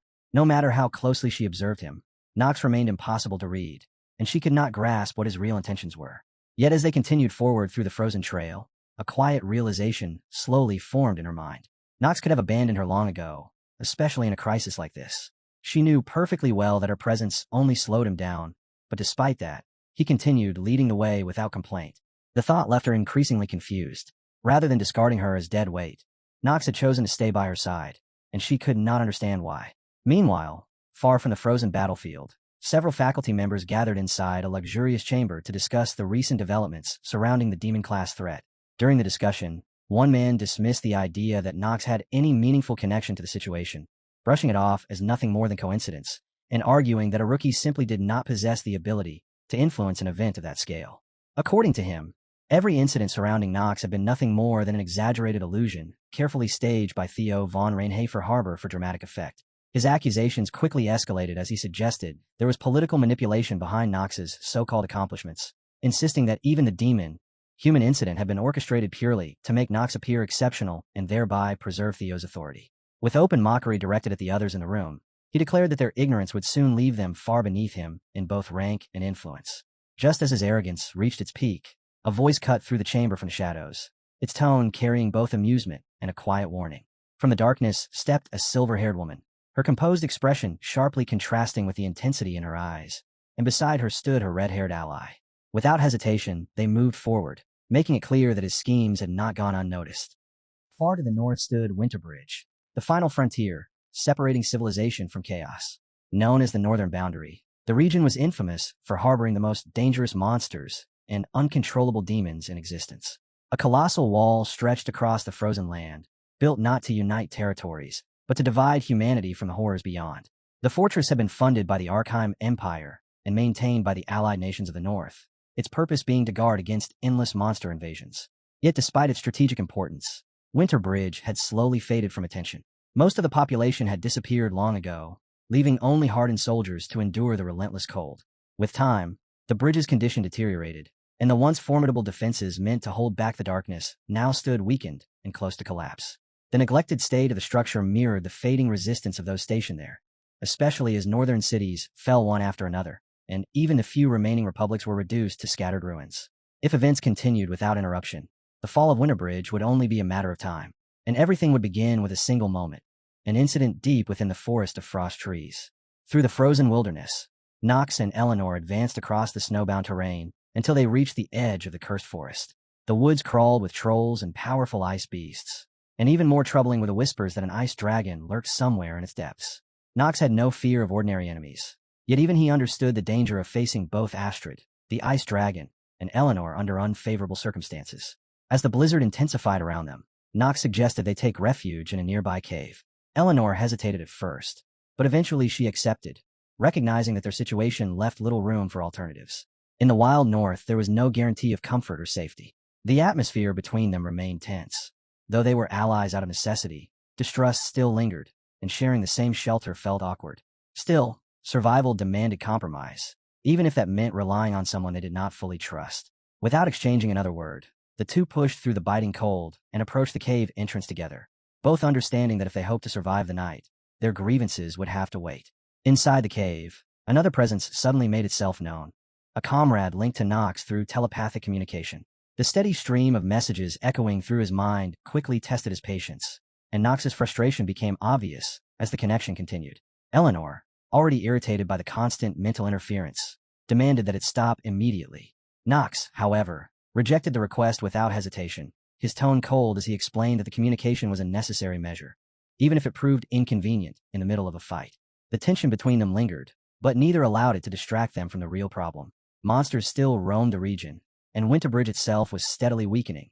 Arguments could wait, because survival had to come first. While they remained inside the cave, Eleanor checked her belongings, only to discover that her dimensional pouch could not be accessed. After testing it again, she reluctantly accepted the conclusion that their situation was not accidental. They had been deliberately stranded. Nox silently agreed with her reasoning, recognizing that someone had clearly arranged this situation for a specific purpose, though uncovering the culprit would have to wait. For now, their attention shifted to the immediate threat around them. The freezing environment itself was dangerous enough, forcing them to prioritize warmth before attempting to unravel the larger mystery. With a simple spell, Nox summoned a flame that illuminated the cave's dark interior, the flickering firelight rippling across the rough stone walls and revealing a narrow passage stretching deeper inside. He advanced carefully, scanning the space ahead for movement or hidden danger. When he sensed nothing alive nearby, Nox decided the cave was safe enough for temporary shelter, assuming that if anything lived here, it would only be minor creatures. Even so, he kept the flame burning in his hand, ready to react at the first sign of trouble. If anything emerged from the darkness, it would be greeted with fire. The silence did not last long. A sudden stir deep within the cave broke the stillness, as pairs of glowing eyes appeared in the shadows, reacting to the sudden intrusion of light. Low murmurs spread through the chamber, followed by a deep, unnatural voice that recognized them as humans and immediately declared them enemies. Whatever dwelled in this place was not simply defending territory. It viewed Nox and Eleanor as threats to the forest itself. From the darkness, enormous shapes began to emerge, their forms resembling towering trees, twisted into monstrous figures with grotesque faces carved into their bark-like bodies. These were far from ordinary creatures, and the ground trembled beneath their heavy steps as they advanced. Eleanor quickly recognized them as Ents, powerful beings she had only encountered in ancient records.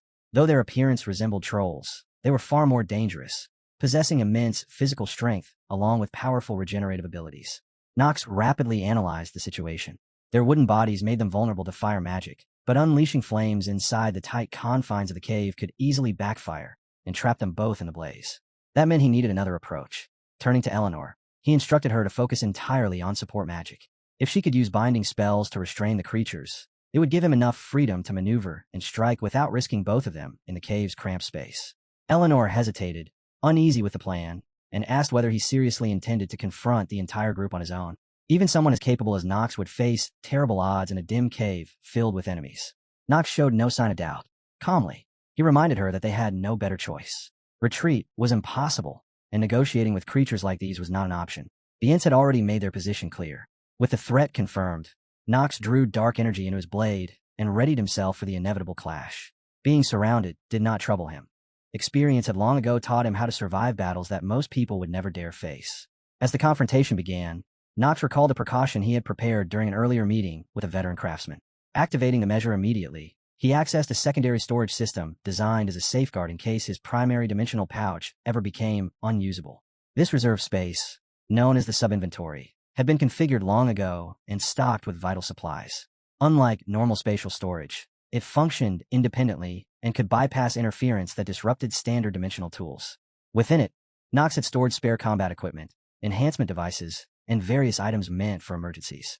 Among the supplies were Astrid's core enhancers along with several support tools he had purchased specifically for crisis situations. With access to these resources secured, Nox moved forward and initiated the battle. Even though the conditions were far from ideal, for the wooden-bodied Ents blocking their path, however, it would be more than enough. Stormbringer responded instantly to his mana and intent, the sword swelling with dark energy as the power coursed along its edge. The weapon began to pulse, triggering the skill known as Dark Severing Flash, an ability that consumed a significant portion of his reserves. Without hesitation, Nox surged toward the approaching enemies, delivering precise strikes that cut through them one after another. Purple arcs sliced through the air as his technique overwhelmed the towering tree-like creatures. Though they possessed the size and strength of giants, Nox's refined swordsmanship allowed him to control the flow of combat. His upgraded rank granted him faster execution, and every swing became sharper and more decisive than the last. In a rapid exchange, 3 ants collapsed. The system immediately recorded their fall, displaying a notification that confirmed the kills. At the same moment, his black flame ring activated, extending his remaining lifespan by an entire day. Nox did not overlook the significance of that reward. With 8 hours gained for each enemy he eliminated, the battle presented a grim but practical opportunity, survival earned through steel and blood. The fight continued without pause as Nox cut his way through the remaining creatures. Dark energy flared around his attacks, forcing back several enemies at once, even as their massive bodies attempted to surround him. Despite their overwhelming size and numbers, he kept pressing forward, though the strain slowly began to wear on his stamina. Even so, he refused to slow down. With each movement, he slipped closer, weaving through the ants' heavy limbs and striking directly at the vulnerable cores hidden within their wooden bodies. Recognizing the mounting pressure, Nox called out for support magic to maintain his momentum. Eleanor reacted at once, casting haste to accelerate his movements and sustain his speed against the relentless assault. Maintaining her focus, she followed it with additional reinforcement spells, layering both haste and strength onto him. Although she lacked practical experience on the battlefield, her theoretical expertise proved remarkably effective. Her magic flowed with precision, strengthening Nox's body and sharpening his reactions, amplifying his physical power and speed, even without the instinct that came from real combat experience. Every cast landed at exactly the right moment. Nox acknowledged her skill silently, while continuing the fight. For all her obsession with profit, there was no denying Eleanor's remarkable talent with magic. A prodigy shaped by intellect rather than instinct alone, Nox faced the towering ants as their fury erupted, the creatures accusing the humans of wounding their forest, every fallen tree, to them a violent assault against their own kind. Fire represented annihilation in their eyes, a force capable of erasing their existence, and the mere presence of flames stirred ancient rage within their wooden hearts. Listening to their accusations, Nox understood that this hostility was rooted in old conflicts and wars that had scarred the land long before his arrival. Yet he felt no responsibility for those events. The destruction they spoke of had been done by others, and he had no intention of apologizing for crimes that were not his. With Stormbringer already in hand, he brushed aside their anger without hesitation. He had not come here to negotiate or reason, and if they insisted on blocking his path, he would bring them down just as he had the enemies before them. A powerful current of magic surged through Nox as he activated a specialized technique. The energy circulating through his body with deliberate control as each steady breath guided the flow. The power resonated through him, a discipline forged through countless repetitions and relentless training, something that went beyond a simple combat ability. It represented a mentality carved out by hardship and strengthened by unwavering resolve. With retreat no longer a possibility, Nox accepted the finality of the moment and prepared himself to confront the enemy leader directly, all traces of hesitation gone. The battle would end here, and the only outcomes left were victory or death. Far away at the academy, the enigmatic Professor Aleph found himself standing before the dean, who had summoned him to answer questions surrounding the sudden disappearance of Nox and Eleanor. Suspicion hung heavily in the air as the dean pressed him about the circumstances behind the altered teleportation. Aleph attempted to play the part of an uninformed bystander, feigning ignorance, yet the tension in the room made it clear that his act convinced no one. The dean spoke carefully but firmly, pointing out that the academy's systems were constantly monitored, meaning any interference with the teleportation network should have been impossible under normal conditions. And yet the tampering had happened. More importantly, only a single portal had been altered, a detail that ruled out random malfunction and instead pointed toward deliberate sabotage. With that revelation, the focus of the room shifted directly onto Aleph. The dean's suspicion hardened into open confrontation as he decided to act. Releasing a sudden burst of magic meant either to expose Aleph's true nature or restrain him on the spot. The spell erupted with violent precision, surging forward like a blade of concentrated power. Caught by surprise, Aleph barely had time to brace himself before the attack struck. The impact detonated across the chamber, shattering the floor as a wave of compressed ice exploded outward, the crushing force flooding the room with frigid energy. Aleph staggered back from the blast, but managed to steady himself, quickly regaining his footing even as the damage spread across the ground around them. His situation had become dangerously exposed, yet the confrontation was far from finished. The clash between them had only just begun. Despite the attack being formed from cold-based magic, the dean's spell had sliced forward with terrifying sharpness, leaving Aleph momentarily puzzled as he wondered how an element like ice could cut through defenses so effortlessly. Strategic calculations began racing through his mind as he weighed his options, whether to retreat, rely on regeneration, or manipulate someone nearby as a distraction to escape the pressure. Realizing that brute force alone would not guarantee victory, Aleph shifted his attention toward the woman standing beside Noah. If he could separate her from the others, he believed his chances of turning the fight in his favor would increase, even if doing so meant resorting to underhanded tactics. Astrid, however, did not react with alarm when the incoming attack targeted her. She remained exactly where she stood, calm and completely unshaken, and with no trace of urgency, she simply lifted one hand to meet the strike. Dark energy slowly gathered within Astrid's raised palm, forming a dense swirl of power as the incoming strike lost its momentum and dissolved before it could ever reach her. Rather than retaliating immediately, she remained still and watched the subtle shift in the surrounding air, her senses catching something unfamiliar hidden inside the magical current. As a crimson glow ignited around her body, a realization surfaced, and the moment that understanding settled, the change it triggered unfolded instantly, transforming the situation in a way her opponent had not anticipated. The confidence on his face vanished, replaced by open shock. Golden chains of magic burst across the hall without warning, snapping into existence around Aleph and locking him in place before he could react. The spell moved with flawless speed and accuracy, leaving him no opportunity to evade or resist. Trapped within the glowing restraints, Aleph twisted and struggled as pain coursed through him, clearly unprepared for such an abrupt counterattack, especially one that seemed to ignore every normal rule of spellcasting. Confusion and alarm filled his voice as he demanded to know how such magic had been used without a single incantation. For the first time, his knowledge failed him, because the power restraining him contradicted everything he believed about magical combat. Astrid approached with steady, deliberate steps and calmly introduced herself, openly confirming who she was. Addressing Aleph directly, she mocked his helpless state, pointing out his inability to respond while bound by the glowing chains. With the situation firmly under her control, she shifted her attention toward what mattered most. Her calm, tone sharpening in a firm authority as she prepared to question the demonic figure trapped before her. The tension in the chamber thickened as Astrid demanded one answer above all else: the location of her apprentice. Composed expression she had worn until now disappeared, replaced by cold, focused determination. The true confrontation had only just begun. Within the vast chamber, the glowing chains cast flickering reflections across the stone walls as a fierce woman descended the staircase above, her voice echoing sharply through the hall with unmistakable urgency. The force of her presence alone silenced the room, and the weight of her demand settled heavily over the prisoners restrained below. One of the chained men, still defiant despite the magic binding him, lifted his head and met her gaze with a smug smile. He openly questioned her authority and refused to cooperate, clearly convinced he still held some leverage over the situation. She brushed aside his resistance without the slightest hesitation. Studying the faint traces of magic lingering in the air, she quickly analyzed the residue of the teleportation spell and calculated where the apprentice had most likely been sent. Nearby, another captive stared in disbelief as she unraveled the destination from nothing more than the remnants of a formula, clearly stunned by how easily she reached the conclusion. As she turned and began walking away, she remarked casually that sending someone north had been an obvious choice, criticizing the careless spell work that had delivered them there.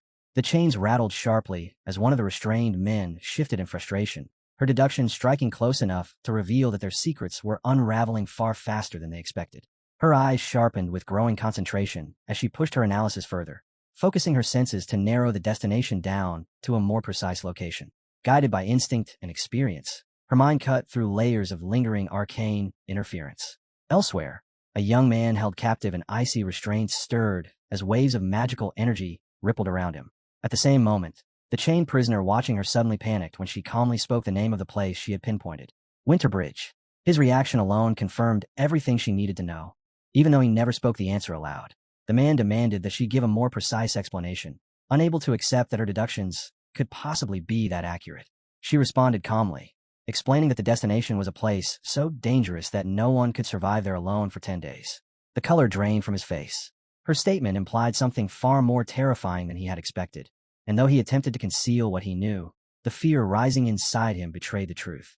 Watching him carefully, she decided to test his reactions further by naming possible locations one after another.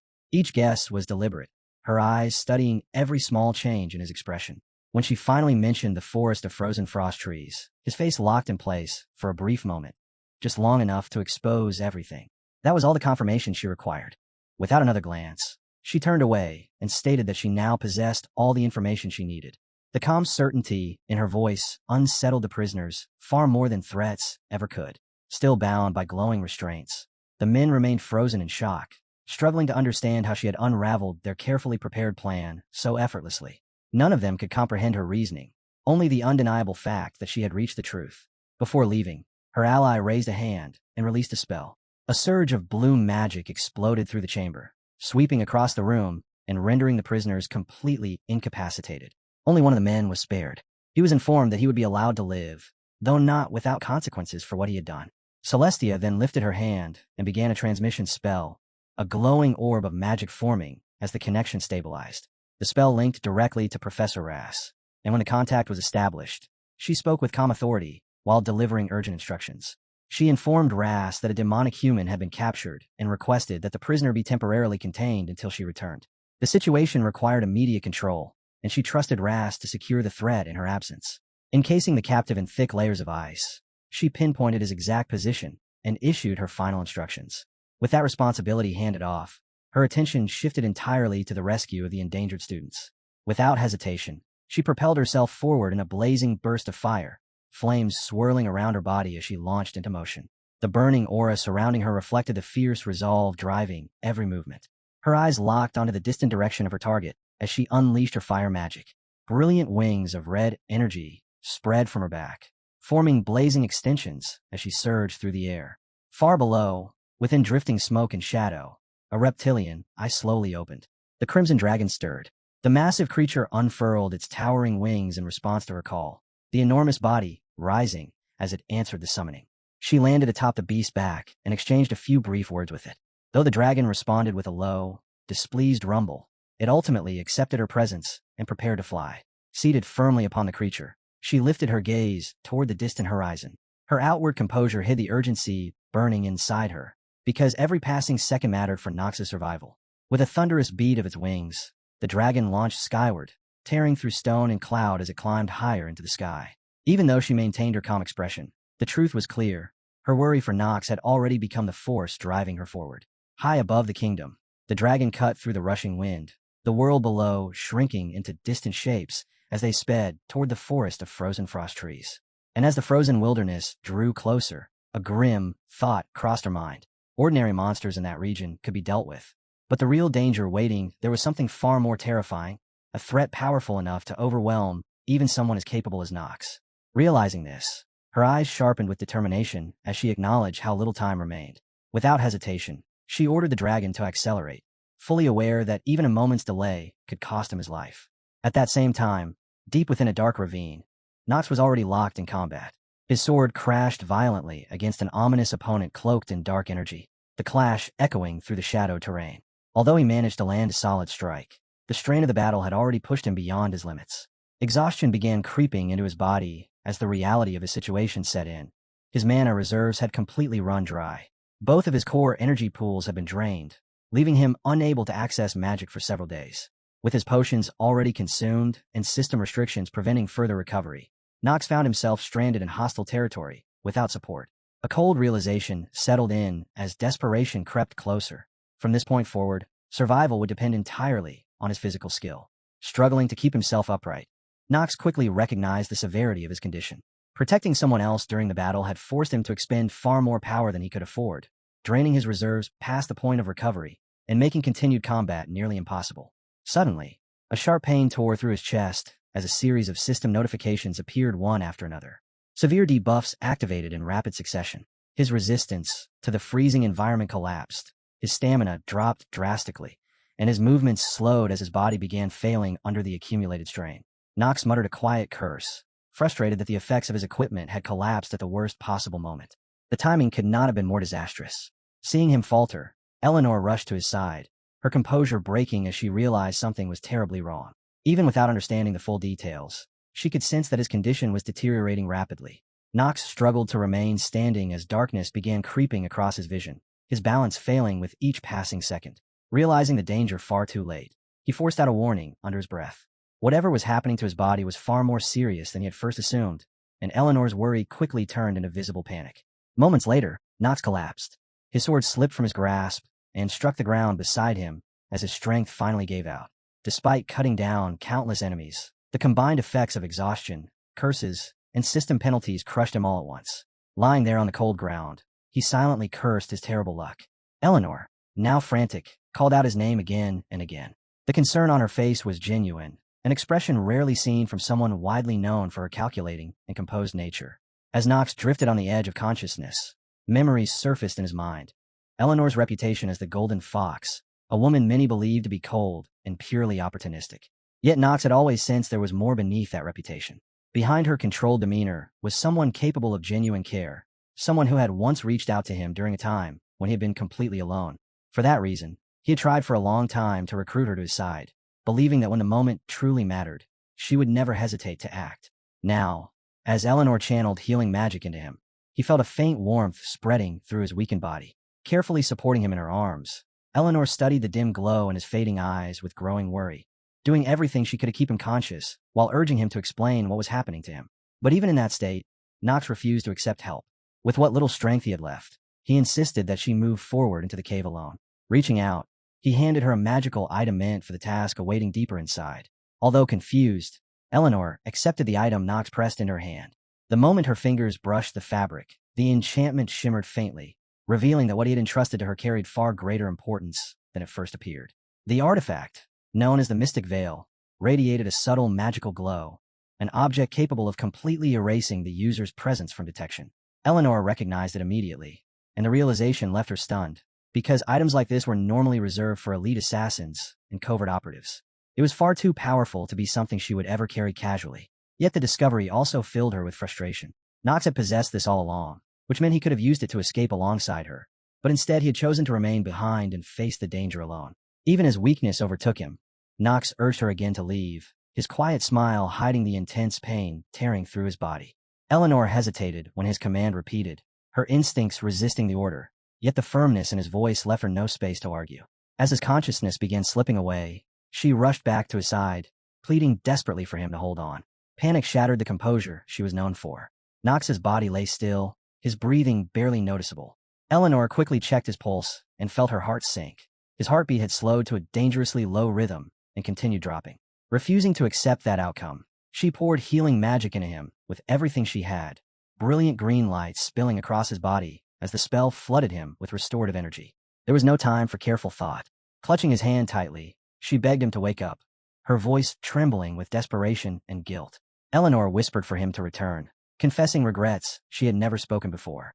She regretted the secrets she had kept from him, especially the truth that she herself had been targeted by an assassin, a problem Knox had been dragged into because of her silence. Even while unconscious, Knox stirred faintly under the steady flow of healing magic.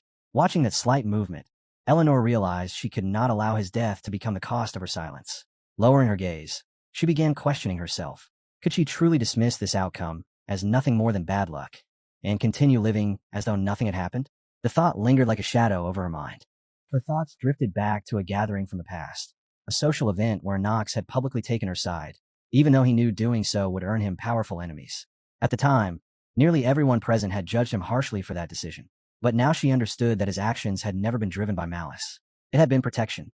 Through quiet words, she spoke to him again, her voice soft but unwavering. Knox had never chosen to run away. He had stood beside her when no one else would. And now, as the first light of sunrise began to creep across the horizon, she remained by his side. A quiet moment of doubt settled over Eleanor as guilt and uncertainty clouded her thoughts, shadows lingering in her mind while memories resurfaced. In that memory, a young girl stood alone in the center of a crowded room, her eyes lowered while judgmental gazes and hushed whispers surrounded her from every direction. Then, through the crowd, a boy stepped forward. He moved quietly against the current of people who avoided her, drawing no attention to himself, yet walking with steady purpose straight toward where she stood.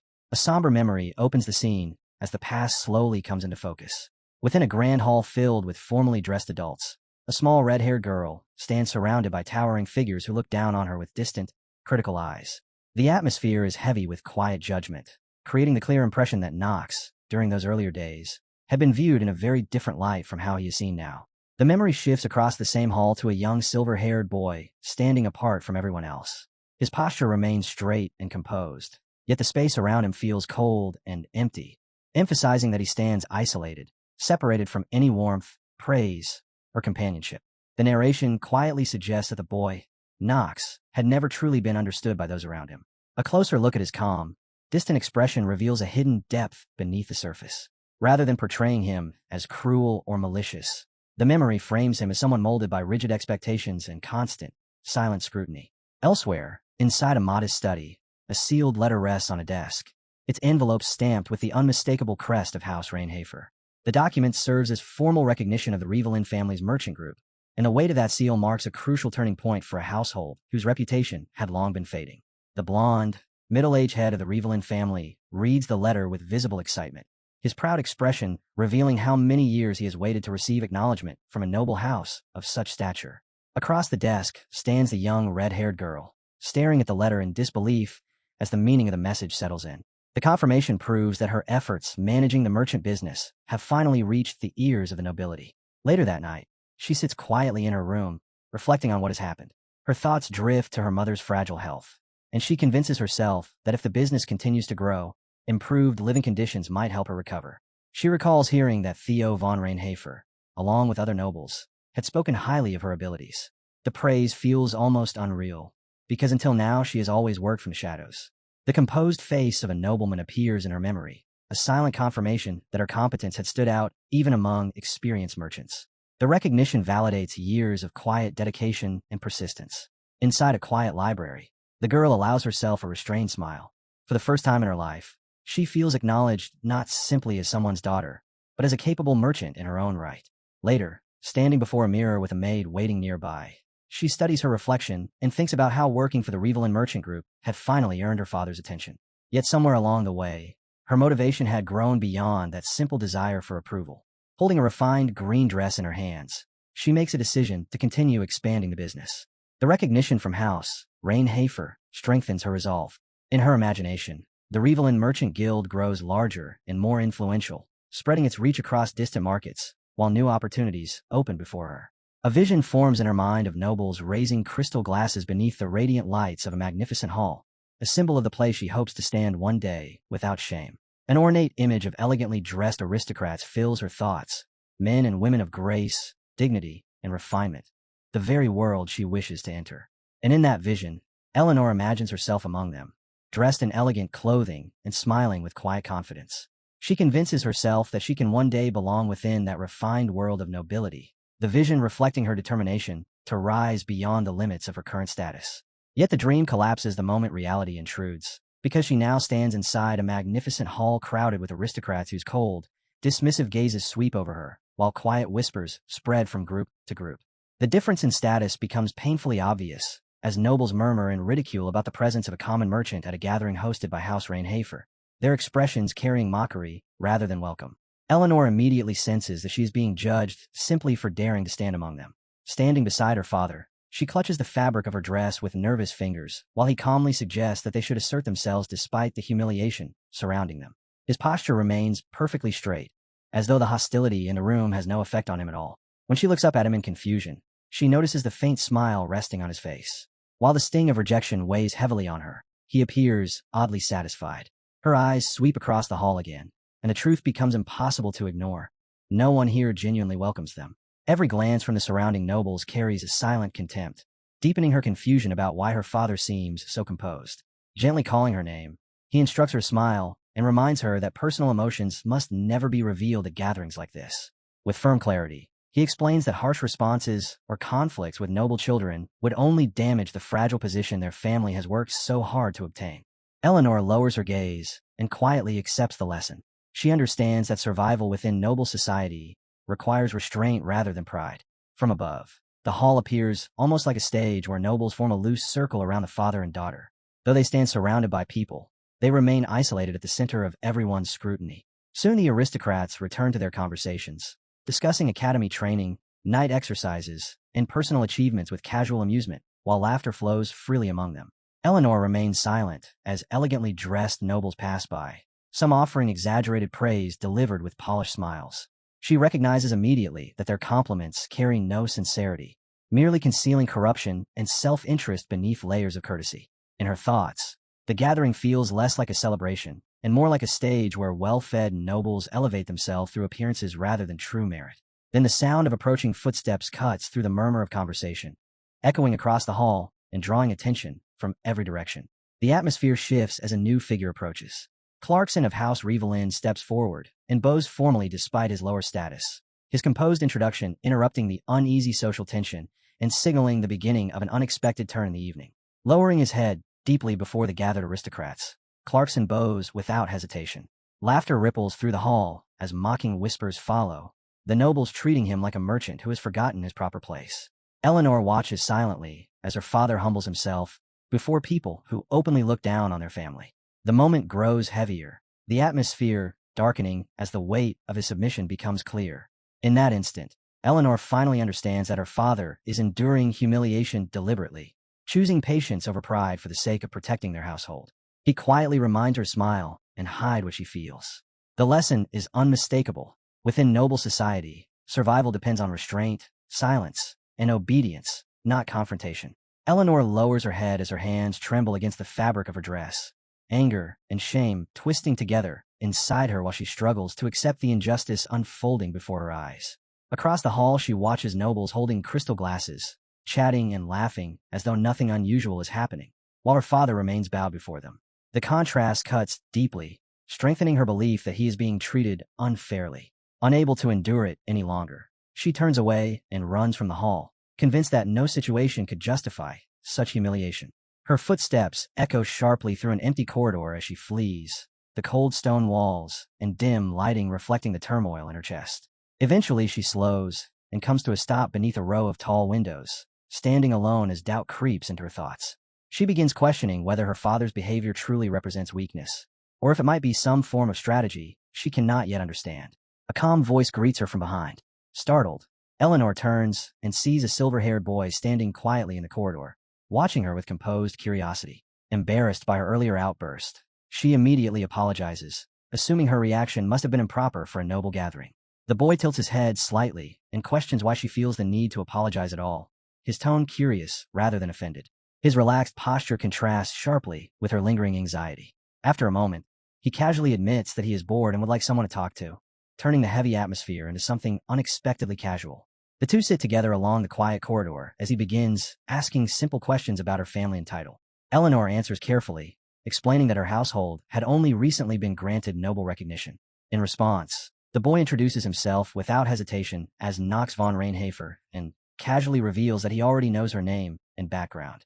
The revelation unsettles her for a moment. When they discover that they're the same age, however, the tension between them softens slightly. His straightforward manner surprises her, and what began as an awkward encounter slowly becomes the start of a connection built not on status, but on simple curiosity. Knox admits that he dislikes gatherings like this, explaining that the endless formalities and forced smiles quickly drain him. His earlier cheerful look fades into quiet honesty as he describes how other children avoid him entirely. According to him, those his age seem to draw invisible boundaries around him, treating him differently simply because of his family name. Eleanor listens in surprise, not expecting someone of such high status to feel so isolated. After a pause, Knox asks whether she feels uncomfortable sitting with him. She quickly shakes her head and denies it. Instead, she confesses that she would like to continue talking, adding that she spends much of her time studying accounting in order to help manage her family's merchant business. Knox reacts immediately with genuine excitement, praising her dedication despite her young age. His enthusiasm feels completely different from the hollow compliments she heard earlier from the nobles in the hall. Eleanor shyly thanks him, unaccustomed to receiving sincere admiration. For the first time that evening, she no longer feels like someone being judged, only someone being seen. When Eleanor asks about his own pursuits, Knox answers simply that he practices swordsmanship, though the calmness in his voice carries a weight that suggests far more complicated feelings beneath the surface. Behind him, the image of a blade paired with the Reinhafer crest seems to linger like a symbol of the expectations tied to his name. His family is famous for their mastery of the sword, and he explains that people constantly tell him he possesses remarkable talent. Yet instead of bringing comfort, that praise only feels heavier each time he hears it. The reputation of his house presses down on him like an obligation he never chose. Eleanor senses that the confidence he presents hides a quiet pressure. For the first time, she realizes that noble status does not necessarily mean an easier life or greater happiness. Her father's earlier warning echoes in her thoughts, reminding her to remain aware of the gap in status and wealth before speaking too freely. The memory makes her hesitate as doubt creeps into her mind, and she begins to question whether it is appropriate for someone of her position to grow close to the youngest member of House Reinhafer. Lowering her head, she worries that crossing such boundaries might lead to consequences she cannot predict. Before her anxious thoughts can spiral further, Knox casually reaches out and takes her hand, interrupting the storm of doubts forming in her mind. The gesture is simple but sincere. With an easy tone, he suggests they leave the corridor and go find something to eat together, inviting her to escape the suffocating atmosphere of the banquet hall. As he gently leads her forward, Eleanor realizes that he feels completely different from the nobles she has encountered before. A small, cautious hope begins to form inside her, the possibility that things might not always be governed by rigid rules when she is with him. She looks up at him with hesitant optimism as the fragile idea of friendship hangs quietly between them. The guarded tension in her expression softens for the first time that evening, and despite the lingering doubts about status and distance, a faint smile begins to appear. The moment does not last. Sharp footsteps suddenly echo through the corridor, cutting through the quiet. Two boys step into view, their polished shoes striking the stone floor with deliberate confidence. One of them immediately questions why Knox is standing alone in the corner, and then turns his gaze toward Eleanor with open disapproval. Their presence carries the unmistakable weight of noble authority, and the expressions on their faces show suspicion rather than curiosity. In the dim corridor of the banquet hall, the silver-haired noble questions Knox about the lowborn girl beside him, his tone suggesting accusation rather than simple interest. Knox glances aside and answers calmly, dismissing the implication while insisting that his attention toward the common girl carries no deeper meaning or personal attachment. As those words leave his mouth, Eleanor listens in silence. Her expression tightens slightly as the distance between them begins to form, shaped not by space but by the meaning behind his reply. Without another word, the silver-haired noble turns and walks down the darkened hallway. The sound of his footsteps echoes softly against the stone walls as he leaves the girl standing where she is. From above, the corridor stretches long and cold, and with every step he takes forward, the physical distance between them grows wider while he continues walking away without looking back. Left behind in the corridor, the girl lowers her gaze and stands motionless, quietly reflecting on the fragile hope that had briefly convinced her they might become friends. Inside the grand banquet hall, beneath glittering chandeliers, nobles gather in clusters while discussing politics and the influence of various houses, their voices polished and polite, yet layered with quiet rivalry. Among them, a blonde aristocrat observes the silver-haired youth with sharp curiosity, already having heard rumors that he had shown unusual attention toward a common merchant's daughter. Finding the situation amusing, the blonde noble decides to stir the matter further. Sensing an opportunity to damage both the boy's reputation and the girl's dignity, he smiles faintly and raises the subject before the surrounding nobles. With calculated politeness, he suggests that if the silver-haired youth is truly curious about the common girl, then he should simply clarify the nature of their relationship openly in front of everyone. The sudden challenge catches the young noble off guard. He attempts to respond calmly, but his brief hesitation only deepens the impression that something improper might exist between them. Noticing his discomfort, the blonde noble prepares to press the issue even further, intending to expose the girl publicly before the entire gathering. Cornered between rising pressure and wounded pride, the silver-haired youth announces that he will personally resolve the matter himself, hoping to regain control before rumors spiral beyond repair. Meanwhile, at the far edge of the hall, the red-haired girl stands quietly with her head lowered.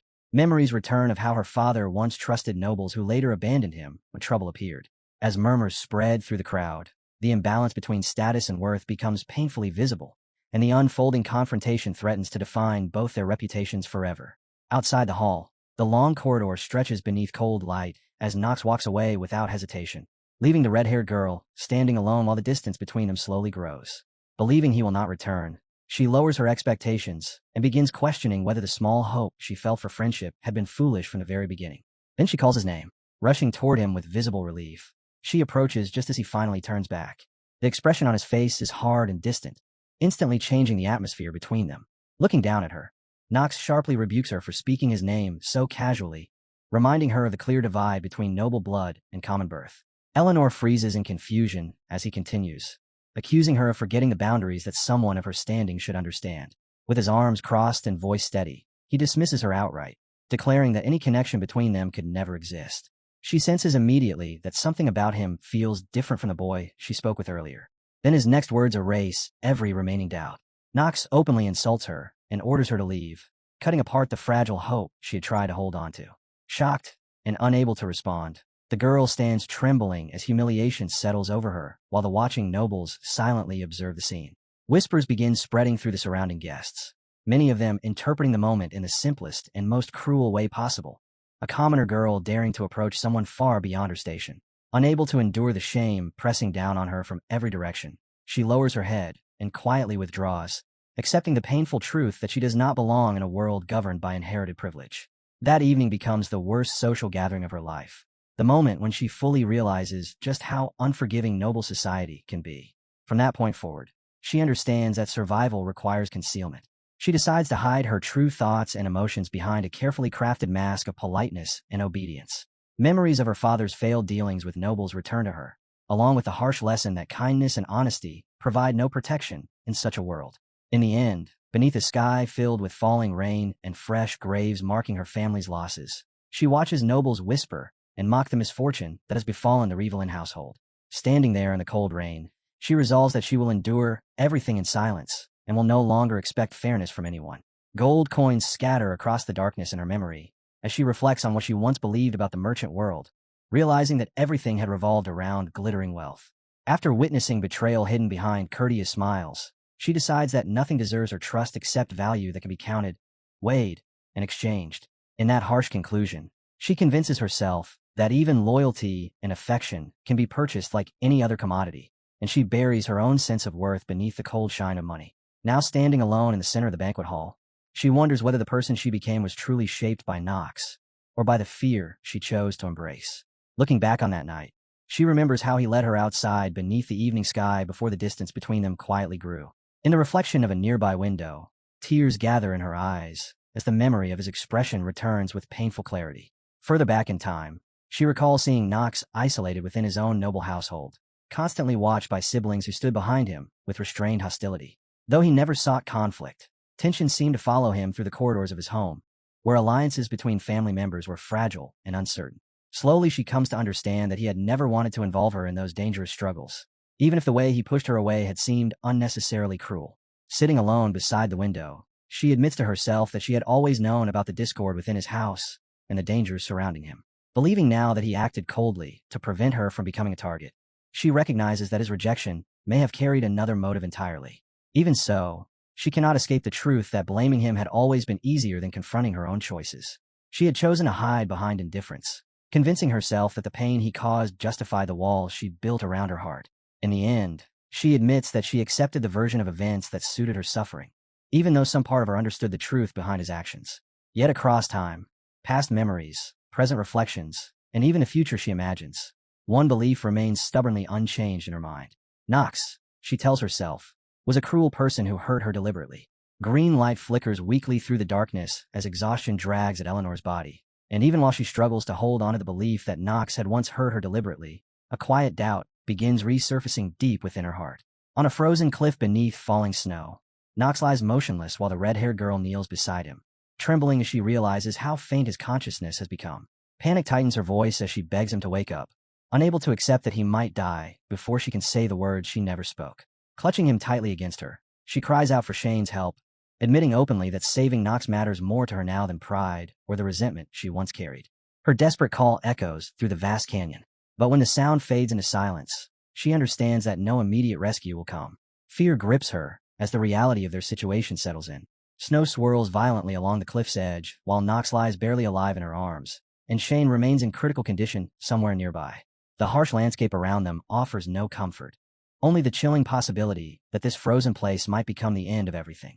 Refusing to surrender to that fate, she clutches Nox's coat and begs him again to rise, her voice breaking as she refuses to let him slip away.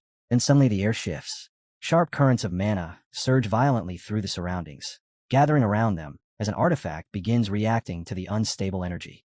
Ice erupts upward from the ground in jagged formations, spreading outward while a surge of overwhelming power manifests beyond her control.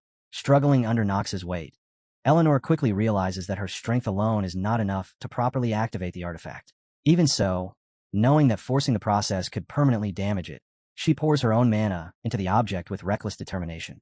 A violent shockwave bursts from her hands. Snow and shattered debris explode outward across the mountainside as the surge of energy tears through the frozen ground. When the storm of power finally clears, something immense rises from the broken earth before her. Towering above her fragile figure, a massive dragon unfolds its crimson wings against the pale sky, its arrival triggered by the chaotic release of mana. Still holding Nox close, Eleanor steadies herself and lifts her gaze toward the awakened creature, knowing that their survival now depends on facing a force far greater than anything she expected. High above the shattered mountainside, Astrid stands balanced upon the back of another dragon, her white hair whipping wildly in the freezing wind as she demands to know what sudden disturbance has occurred. Yet the violent momentum surrounding her halts abruptly, and confusion replaces her anger when she senses that the raging surge of mana has suddenly vanished. Far below, beneath the pale sky, the red dragon narrows its eyes and speaks with chilling certainty. Nox von Rainhaver's heart has stopped beating. The heavy silence hanging in the air confirms the truth. At that same moment, massive claws tear through the cavern floor as another dragon forces its way upward, shattering stone while overwhelming waves of mana flood the darkness. The colossal creature rises through the fractured ground, its enormous presence dominating the cavern as its gaze locks onto the space below. Nox and Eleanor stand within the shattered chamber, their figures small against the immense cavern around them. Eleanor stares upward in shock at the colossal creature looming before them, instantly recognizing that the being towering over the ruins is a true dragon. Dragons are known as intelligent and ancient beings, creatures capable of thought and judgment. Yet legends also warn that some willingly devour humans to absorb the mana contained within their bodies. The dragon slowly lowers its massive head toward the ground, its enormous eye narrowing as its attention sharpens with clear intent. Nox remains still beneath that gaze, already understanding that the creature's focus has settled entirely on him. The cavern trembles with each heavy breath the dragon releases, the rumbling air making it obvious that an attack could come at any moment. A close look at Eleanor's face reveals the tension tightening across her expression. She understands immediately that the dragon is openly hostile, and fear mixes with urgency as she quickly evaluates their situation. Supporting Nox's weakened body, she helps him move across the broken stone floor, carefully navigating the uneven terrain while trying to place as much distance as possible between them and the looming monster. Even while moving, Eleanor reflects calmly on her own limits. She knows she does not possess extraordinary magical talent or vast reserves of mana, which means that surviving this encounter will depend on careful strategy rather than overwhelming power. As her thoughts sharpen, she reaches an unsettling realization. The dragon awakened because it reacted to Nox's mana. His presence must have triggered the creature's movement in the first place. Yet instead of feeling resentment, she wonders quietly whether Nox truly believes she would abandon him in a moment like this. Without hesitation, Eleanor steps forward across the fractured cavern floor and places herself directly between Nox and the dragon. The icy aura surrounding the creature thickens immediately as it lowers its massive head toward her. One enormous eye narrows, studying her carefully while sensing something that does not quite align with what expected. Rather than striking at once, the dragon hesitates, suspicion beginning to grow. A wave of freezing mana rolls outward from its body, spreading across the cavern while Eleanor stands alone before it, her uniform whipping violently in the surge of cold energy. The dragon speaks, stating that the mana detected earlier does not match the presence standing before it now. Maintaining her composure, Eleanor answers that she already exhausted her mana earlier, offering that explanation as the reason for the discrepancy. Yet, even as she speaks, the strain becomes visible in her posture while the crushing pressure of the dragon's icy aura bears down on her. The dragon releases a thunderous roar. It declares that the faint mana still lingering within her remains completely different from the power that awakened it. A dark, oppressive aura arises behind Eleanor as the dragon accuses her of hiding something, the tension between them escalating rapidly. Circling slowly above her, the dragon explains that this entire region is constantly battered by violent mana storms, an environment where only beings with immense power can survive for long. It admits that after waiting so long, it has finally discovered something worthy of consuming, and it has no intention of retreating quietly. Listening carefully, Eleanor calculates her options. If she can delay the dragon long enough, there is a chance the academy professors might sense the massive disturbance and come to investigate. That possibility alone becomes her plan. Her hesitation disappears. Even if her strength is limited, she clenches her fist tightly and admits to herself that what she regrets most is not the danger before her, but the fact that she never spoke honestly to Nox. Drawing in a steady breath, Eleanor calms her racing heart. Then she makes her decision. She will not step back from this fight. The dragon unleashes a violent torrent of icy breath, sending shards of frozen mana hurtling toward Eleanor as the cavern shudders beneath the force of the attack. The descending storm crashes forward with overwhelming power, threatening to swallow the entire chamber. Eleanor reacts instantly, igniting her own magic as flames surge outward to meet the advancing frost. Fire collides with ice in a violent explosion, and the impact erupts into a shock wave that rips across the rocky ground. The blast hurls Eleanor backward, her body striking the fractured floor as pain spreads through her limbs. For a moment she struggles simply to breathe, realizing with grim clarity that the dragon's strength surpasses anything she had anticipated. Yet even through the pain, Eleanor forces herself back on her feet. Standing unsteadily, she declares that she will not step aside. The dragon lowers its enormous head and watches her with cold amusement, remarking that this stubbornness is exactly what makes humans interesting creatures. Still, it continues. Someone who cannot be subdued easily would only create problems in the future, and therefore eliminating her now would be the simplest solution. Frost gathers around its jaws as the dragon prepares another decisive strike, the immense bulk of its body towering above her much smaller frame. Eleanor steadies her stance and raises her arm, refusing to retreat even as violent currents of icy wind slam against her uniform. The stone beneath her boots fractures under the crushing pressure, a warning that the next attack is already moments away. Then the scene shifts. Nox stands alone in a vast darkness. As he reflects on the name he carries in this world, he acknowledges a truth he has always known. Nox von Reinhafer Harbor was never truly his name. It was only a role he adopted after arriving in this reality. He understands that he has taken over a life that once belonged to someone else and has continued playing that role simply to survive. The weight of that stolen identity lingers heavily in his thoughts. Images of the academy students surface in his mind, reminding him that countless people now live within this altered world and that his actions inevitably affect them. He realizes that every decision he makes sends consequences far beyond himself. Standing alone within the darkness, Nox reflects on another painful truth. The more power he acquires in this world, the more isolated he becomes. A faint image begins forming nearby. A small room, a desk, the quiet outline of the life he once left behind. He admits to himself that he is still suffering because he never fully erased the shadow of the person called Nox.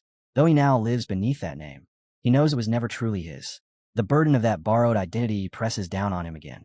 In truth, he recognizes himself as Yuchan, someone who once existed outside this world entirely. Memories of entering the game and taking control of another person's life resurface, forcing him to confront a question he has avoided for a long time. Who he truly is, and why he ended up possessing Nox's body. Around him, a vast digital glow spreads through the darkness as fragments of his former reality begin reconstructing themselves. The light grows brighter and brighter, gradually pulling him toward familiar surroundings. Yuchan suddenly finds himself back inside his original room, standing before the familiar computer that once displayed the game Inner Lunatic. The space around him feels strangely distant, yet undeniably real, as though he has stepped into a memory that still carries weight. The quiet hum of the room settles around him, and the faint echo of keys striking the keyboard breaks the silence. Then a voice speaks. It challenges his identity directly, forcing him to confront the divide he had always maintained between Yuchan and Nox. The voice declares that he is no different from Nox, refusing to accept the separation he has tried to preserve. Another statement follows immediately after. Yuchan is Nox, and Nox is Yuchan. The two names, it insists, belong to the same person. The barrier he built between himself and the body he once possessed begins to collapse. White feathers drift slowly through the empty space, symbolic fragments floating between his past and present selves as the fragile boundary separating them fades. Standing there, Yuchan finally acknowledges the truth he has been avoiding. He is both Yuchan and Nox. His fist tightens as the realization settles in. The transformation did not begin after he entered that world. It had existed from the very start. He understands now that he was never simply pretending to be Nox. He had already become him. As he reflects further, he recognizes that because Yuchan and Nox lived different lives, their paths naturally diverged. Yet that difference does not mean they are separate people. The realization destroys the illusion that he had merely been acting within a borrowed role. The scene shifts again. His physical body sits before the computer inside the small room, the familiar surroundings now filled with an uneasy stillness. Scattered medicine bottles lie across the floor, quietly representing the uncertainty that once surrounded him. Yuchan understands then that uncertainty itself had always been the thing he feared the most. Now, accepting that both identities exist within him, he faces the truth he can no longer escape. His memories from before feel distant and blurred, almost as if they belong to someone else entirely. He wonders if his time in that other world had only been temporary, if he had simply been sent away for a while. The memory of a mysterious letter returns to him, along with the message that welcomed him back. Standing barefoot in the quiet room, he senses that the fog clouding his thoughts is finally beginning to clear. As he takes a step forward, a new sense of clarity settles firmly in place. The uncertainty that once defined his existence fades away, replaced by a clear understanding of who he truly is. He remembers how he once despised the character named Nox, believing him to be flawed, hollow, and unworthy. Yet he also recalls the warmth others showed that identity, the trust placed in him, the loyalty and affection people offered to Nox. Those bonds were real, and the experiences Nox lived through belonged to him as well. At that moment, the divide between Yuchan and Nox disappears completely. Accepting that the two identities are one and the same, he decides that he will embrace even the dark reputation attached to the name. No matter what consequences follow, he resolves that he will endure them and survive.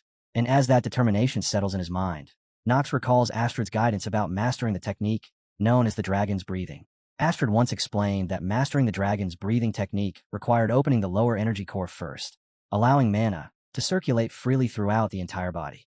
The instruction returns to Nox's mind with striking clarity, and an image forms within his thoughts. A beating heart surrounded by intricate magical patterns, each line representing the delicate pathways through which power must flow. He understands that awakening such strength is not something achieved through simple effort. It demands entering the inner world of the mind itself and confronting the depths hidden there. Nox realizes that he has already stepped into that inner realm once before. Within that quiet mental space, the boundary that once separated Yuchan and Nox slowly dissolves. The rune that appears there symbolizes both identities at once, confirming that the inner world belongs equally to them. As that understanding settles, light begins gathering around his chest while he focuses inward, drawing out a dense concentration of mana from deep within himself. For a long time, he believed this inner place was nothing more than an illusion, a construct shaped by imagination rather than reality. Now he understands it is real. As his consciousness begins fading under the strain, Nox feels the terrible cost of what he is forcing his body to endure. His heart and energy core are being pushed far beyond their natural limits. System warnings echo through the darkness of his mind, counting down the seconds remaining before his heart will fail completely. Even with collapse approaching, Nox refuses to stop. He continues pushing forward. Then a final flash of light tears through the darkness as he commits himself entirely to awakening the dormant power buried within his body. Meanwhile, Eleanor stands trembling within the freezing storm. Her breathing comes unevenly as frost clings to strands of her hair and spreads across her torn uniform. Blood stains the snow beneath her boots, yet she refuses to fall. The dragon looks down upon her and mocks the weakness of her fragile body and fading mana, describing her desperate resistance as nothing more than a pathetic struggle. Despite the pain surging through her limbs, Eleanor slowly raises her head and acknowledges that the dragon is not wrong. She understands her limits clearly now. Death is close, and the strength remaining within her body is almost gone. Even so, she steadies herself. Spreading her arms slightly, Eleanor accepts the reality that her life may end here. Her legs tremble violently, and her vision blurs from exhaustion, but she refuses to retreat from the battlefield. She admits to herself that she might not survive this encounter. Still, she will not surrender until the final moment. Gathering the last fragments of mana left within her body, she forces her wounded form to respond one final time. In silence, she thanks Nox for protecting her earlier and regrets that she can no longer speak those words directly to him. Facing the dragon without turning away, Eleanor asks the creature to listen while she prepares a final request. The dragon answers with violence. Another torrent of freezing breath erupts from its jaws as Eleanor stands unmoving before it. Blue light floods around her body while she entrusts everything to this final act of defiance. Then, in an instant, a surge of violet energy rips through the frozen storm. The sudden power slices directly across the dragon's descending attack, tearing through the torrent of ice before it can swallow Eleanor completely. Nox suddenly appears beside Eleanor and pulls her away from the center of the explosion, his movements swift and precise as the violent surge of energy tears through the frozen air behind them. The timing of his arrival makes one thing unmistakably clear. It is far too early for her to fall here.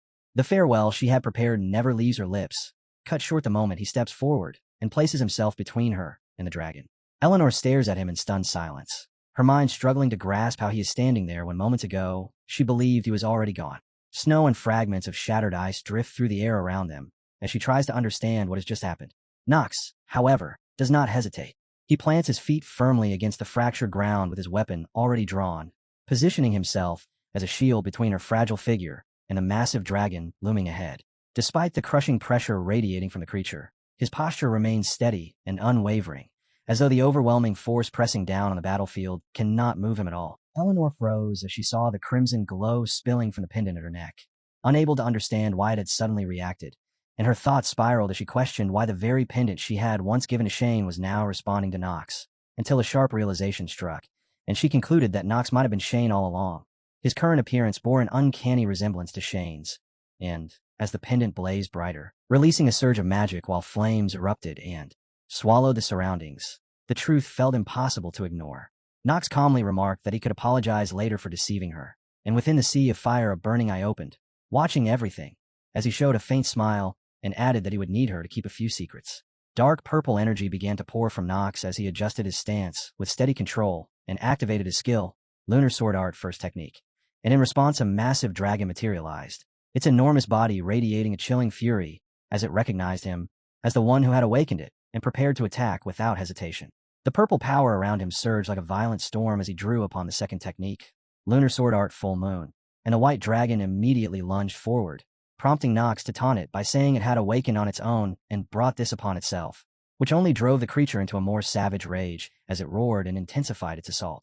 In a sudden flash of movement, Nox leapt into the air and shot forward, cutting straight through the dragon's body as his power tore apart its defenses in a single decisive clash. And without pause he followed with another strike, coldly declaring that it should die, before unleashing a relentless sequence of attacks through the final technique, Lunar Sword Art Moon Slash.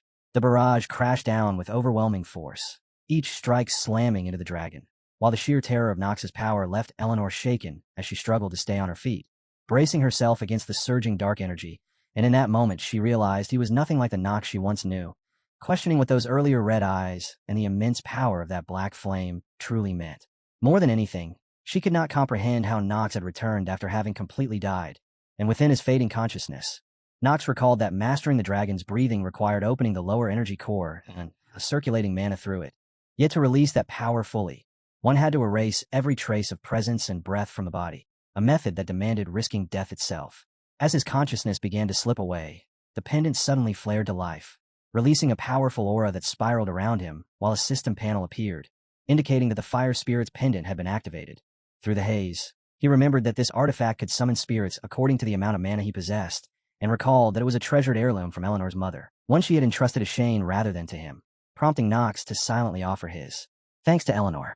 The system then notified him that a contract with the intermediate fire spirit salamander was available. Yet despite this opportunity, he gave a faint smile and rejected it outright, convinced that using such a rare item on a mid-level spirit would be a waste.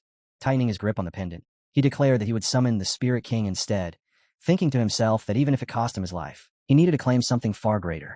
A warning immediately appeared, stating that calling forth a higher-ranked spirit would drain his life force, and asking if he still wished to continue. And Nox reasoned that to bring down a dragon, he needed a spirit with overwhelming mana, the Spirit King of Flames. So he made his choice without wavering. His heart shook as the dragon's power surged around him, while new system messages confirmed that a contract with the Fire Spirit King, Ifrit, was possible, followed by repeated cautions that most of his life force would be consumed and that death was a real possibility. And once again the system demanded confirmation.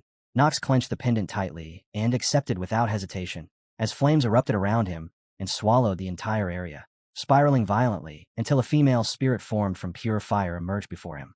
She laid out her condition, questioning whether he truly intended to contract with her, and warning that he might have to give up everything he had. Yet Nox showed no hesitation and calmly suggested that perhaps she was the one who wanted him, a response that caused the Fire Spirit King to falter in visible surprise. Within his mind, Nox calculated his advantages, recognizing that he had enough mana to summon the Ice Dragon, that his resistance to flames had been strengthened through training with Astrid, and that his youth meant his potential was still vast, leading him to conclude that Ifrit would prefer a contractor like him. He also recalled that the Fire Spirit King took pleasure in punishing demons and had once aided Solomon in their destruction, and he believed that his own objective of eliminating the 72 demons aligned perfectly with her purpose. The Fire Spirit King asked how much he intended to offer, and Nox answered that he would give 10 days, prompting her to react with confusion and remark that such a small amount was nowhere near enough, until he calmly clarified that he meant he would surrender everything except those 10 days. At that, the Fire Spirit King burst into laughter and accepted, noting that it had been a long time since she had met someone so interesting, before asking for his name, to which he introduced himself as Nox von Rainhafer. Without delay, she began channeling her power into the pendant and declared that they should begin, as the contract took shape and blazing energy coiled tightly around his body. Power flooded through him as his entire condition stabilized and the transformation completed, followed immediately by a system message informing him that his lifespan had been drastically reduced. Back in the battlefield, the White Dragon, having withstood Nox's earlier strike, grew irritated and demanded to know how someone so young could wield such overwhelming strength, while Nox lifted his sword with confidence, pointing it straight at the creature as he mockingly questioned how something so ordinary could possess such power. Enraged by the provocation, the dragon roared violently and declared that it would kill him, unleashing a devastating wave of icy energy. The frozen surge swept across the field, but Nox evaded it in an instant and pushed forward, challenging the dragon while thinking that he needed to grow stronger and that this very opponent would become his foundation.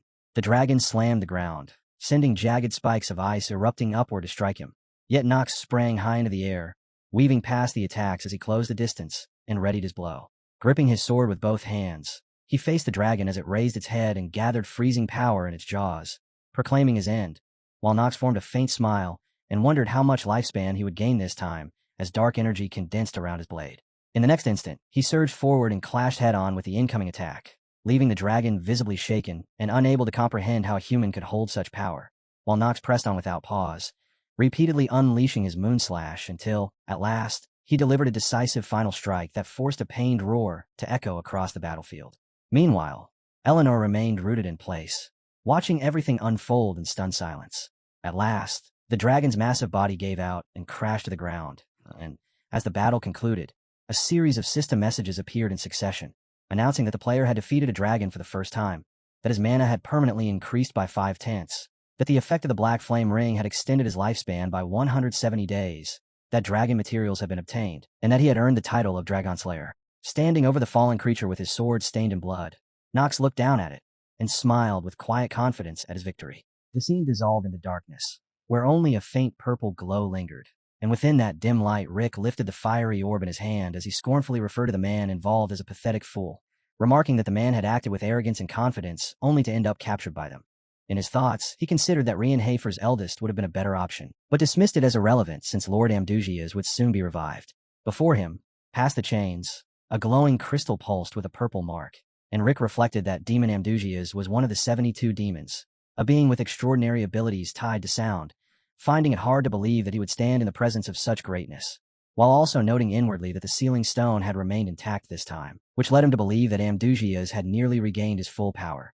He reasoned that once that moment came, they would be capable of killing not only Nox von Rainhafer, but also Noah von Trinity and Luna as well, and as his thoughts settled, a sinister smile spread across his face while he reached forward and placed his hand on the mark embedded in the crystal. At his touch, cracks spread rapidly across its surface until it finally shattered, revealing a bizarre demonic figure that immediately demanded to know who had awakened him. The being, with dark skin and a single horn rising from its head, radiated a dense and oppressive demonic aura, prompting Rick to drop to one knee at once as he respectfully declared that he was the one responsible and offered his greeting to Lord Amdugias. Amdugias regarded him briefly and remarked that Rick appeared to be useful, then questioned him about the whereabouts of Archduke Bal and Agars, causing Rick to lower his head in apology as he explained that they had failed to gather all the fragments, meaning Bale's revival would take considerable time, and added that Lord Agars' location remained unknown. Amdugias accepted this and stated that their objective remained unchanged regardless. For among Solomon's 72 demons, Bal stood as the first and foremost Archduke, and the aim of both demons and demonic humans was to bring him back, anchor the demon realm onto the earth, and turn the mortal world into a living hell. Rick calculated that to revive Bal, they needed to recover the 9 soul fragments scattered during the Eastern War, and concluded that to achieve this, the remaining archdukes would have to awaken as quickly as possible, something he believed would not take much time. At that moment, Nox's status window appeared, displaying a message that he had obtained the title Dragonslayer, and upon seeing it, he released a quiet breath of relief as he thought about how dangerously close the situation had been, concluding that his survival was due to the fire spirit's pendant Eleanor had given him. Without warning, Eleanor suddenly wrapped her arms tightly around his waist and refused to let go, catching him off guard, and Nox called out to her in surprise, awkwardly asking her to wait as he explained that he would set her down first so they could talk, yet she continued clinging to him before softly apologizing. Confused, Nox asked what she was apologizing for, and Eleanor admitted that she was sorry for misunderstanding him and for forcing herself to hate him for so long, adding that she regretted everything.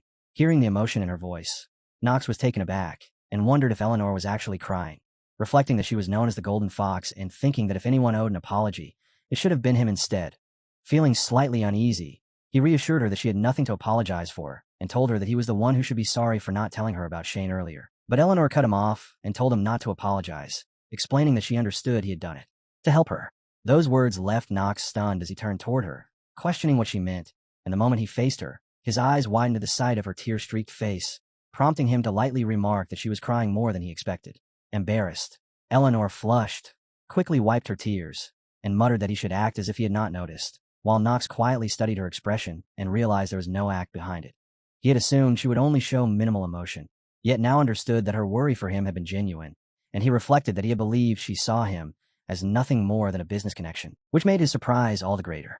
Eleanor then asked why he had saved her, wondering if it was because he was kind, and questioned whether he had ever hated her. To which Knox replied that he did not understand what she meant, but Eleanor grasped the hem of his clothes as though pleading and asked him not to avoid the question, begging him not to leave her alone like before and at least to tell her that he did not hate her.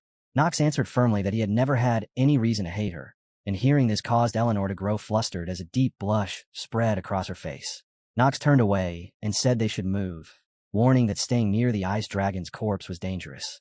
And, as his words settled in, Eleanor realized what she had done and became flustered, her face flushing red as she questioned her own behavior. Unable to believe she had exposed that side of herself, she reflected that her tears had fallen without her even noticing, and that simply standing behind Knox had made her feel unexpectedly warm, allowing them to flow on their own. Meanwhile, Knox approached the fallen dragon and began carefully collecting materials from its body, thinking that everything from the defeated ice dragon needed to be properly gathered. When he suddenly heard Eleanor's soft laughter, Knox glanced back and asked what it was, and she replied in a bright tone that she had just been thinking about how he never changed, even in a situation like this, to which Knox bluntly told her to be quiet and just follow him.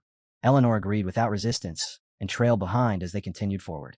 As they moved, Knox sensed something off and quickly realized that two strong mana signatures were approaching, and that if they kept going, they would inevitably run into them. Elsewhere, Noah, riding atop a dragon, suddenly showed surprise as she noticed that Knox's heart had begun beating again while the presence of the ice dragon had vanished, prompting her to question whether such a thing was even possible. Though she admitted to herself that while it sounded unbelievable, Knox had already defeated several Archduke-level demons, which made it slightly easier to accept, leading her to conclude that even killing a dragon might not be as shocking as it first seemed. She then asked Astrid whether Knox could have accomplished it alone, and Astrid replied that if he had perfectly mastered dragon's breathing and opened his lower energy core, then it would indeed be possible, while the dragon added that he would have needed to stop his own heart and forcibly open his mind world, and that if he had truly achieved that, then defeating the ice dragon would have been inevitable. Noah let out a sigh and admitted that she had expected as much, acknowledging that Knox was truly extraordinary. Yet she continued to question how an ordinary human could stop their own heart and reach such a level, confessing that even she would not have been capable of going that far.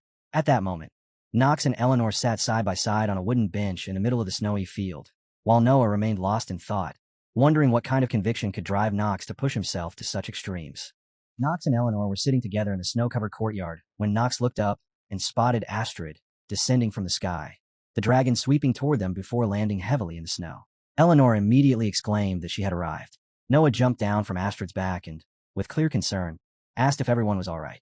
Eleanor thanked him for coming to help, explaining that if he had not arrived, the situation could have become dangerous. Watching quietly, Knox noticed that Eleanor seemed to be back to her usual self. Astrid commented that the dragon's breathing had worked, asking if that was right. Folding his arms, Noah answered that it had, then added in a serious tone that only lunatics would stop their own hearts, though since Knox had come through safely, that was all that mattered, before remarking that Knox was quite troublesome. Knox then asked if Professor Aleph had been responsible. Noah confirmed it, explaining that Professor Aleph had been a demonic human and dismissing him as nothing remarkable, then angrily added that those vermin had actually dared to lay hands on his academy.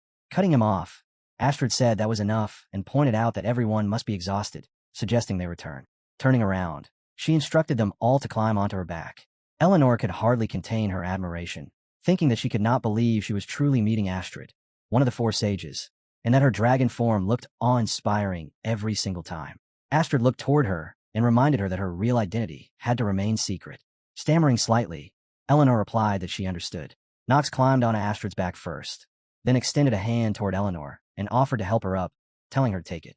After a brief pause, Eleanor placed her hand in his and shyly thanked him. Noah cheerfully declared that everyone was aboard. Astrid spread her wings, announced their departure, and took off. By the time morning arrived, they had safely returned to the academy. Even so, rumors about Eleanor quickly began circulating among the students, who questioned whether she had truly been expelled from the rival in merchantry, claimed they had heard that even the nobles had abandoned her, wondered how things had reached that point, and added that the imperial family had completely cut ties with her. Hearing those remarks, Knox turned and shot them an angry glare. Eleanor gently took hold of his arm and gave him a reassuring smile, saying that she had expected something like this to happen. Eleanor explained that when she had asked Shane, no, when she had asked him to protect her, the nobles had already started abandoning her, but she insisted that everything was fine now. Continuing forward with an optimistic smile, she declared that anyone who thought she would give up that easily was mistaken, and that above all else, she would never allow anyone to take what belonged to her. Knox reflected that he had expected her to be far more shaken by everything, yet seeing her like this was actually reassuring. At the same time, he thought he already knew exactly how the scenario would ultimately unfold. In his mind, this was the ideal moment to come up with a plan that would pressure Rick and the first prince and deal with him properly. Stepping closer, Knox placed a hand on Eleanor's shoulder and told her that a crisis could also become an opportunity, advising her to stay calm and keep her composure. Eleanor responded brightly that she would trust him. That evening, back at the mansion, the maid Grease sternly questioned Knox, asking what sort of trouble he had gotten involved in this time for matters to spiral so badly. Knox paused briefly, then looked away and calmly asked whether she should not be checking on his condition first. The moment she heard that, Jitri became concerned and quickly asked if he was feeling sick. Knox answered that he seemed to have a slight fever. Gitri immediately urged him to wash up and rest, then asked whether he could manage bathing on his own.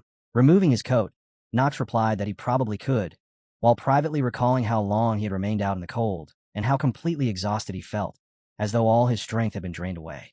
Gitri placed a hand on his shoulder and remarked that it could not be helped, adding that she would assist with washing his upper body. Knox's eyes widened helplessly as she started dragging him along, and he called out for her to wait. Afterward, Gitri prepared a large bath and instructed him to wash thoroughly before leaving him alone. Letting out a long sigh, Knox settled into the water, closed his eyes, and relaxed. As he soaked, he thought about how strange this was. The illness that regularly troubled him had been acting up far more often lately, making him think of it as a cursed trait. With that thought in mind, he decided to check the newly obtained title first. Lifting his hand, Knox opened the status window. The display showed the title's basic information: Dragon Slayer, an advanced grade title with an ice attribute, carrying the equipment restriction Slayer of Dragons, along with a special effect that increased the damage of ice attribute magic and swordsmanship by an additional 30%. Knox quietly considered the information. Because of his cold hands and feet trait, ice attribute magic and swordsmanship were disciplines he had not properly mastered yet. Even so, he recognized that they would be extremely useful if he learned them. A 30% increase in damage was absurdly powerful, and he thought that he might ask Christopher to teach him the Frost Sword art at some point. For the moment, however, he felt that rest was more important.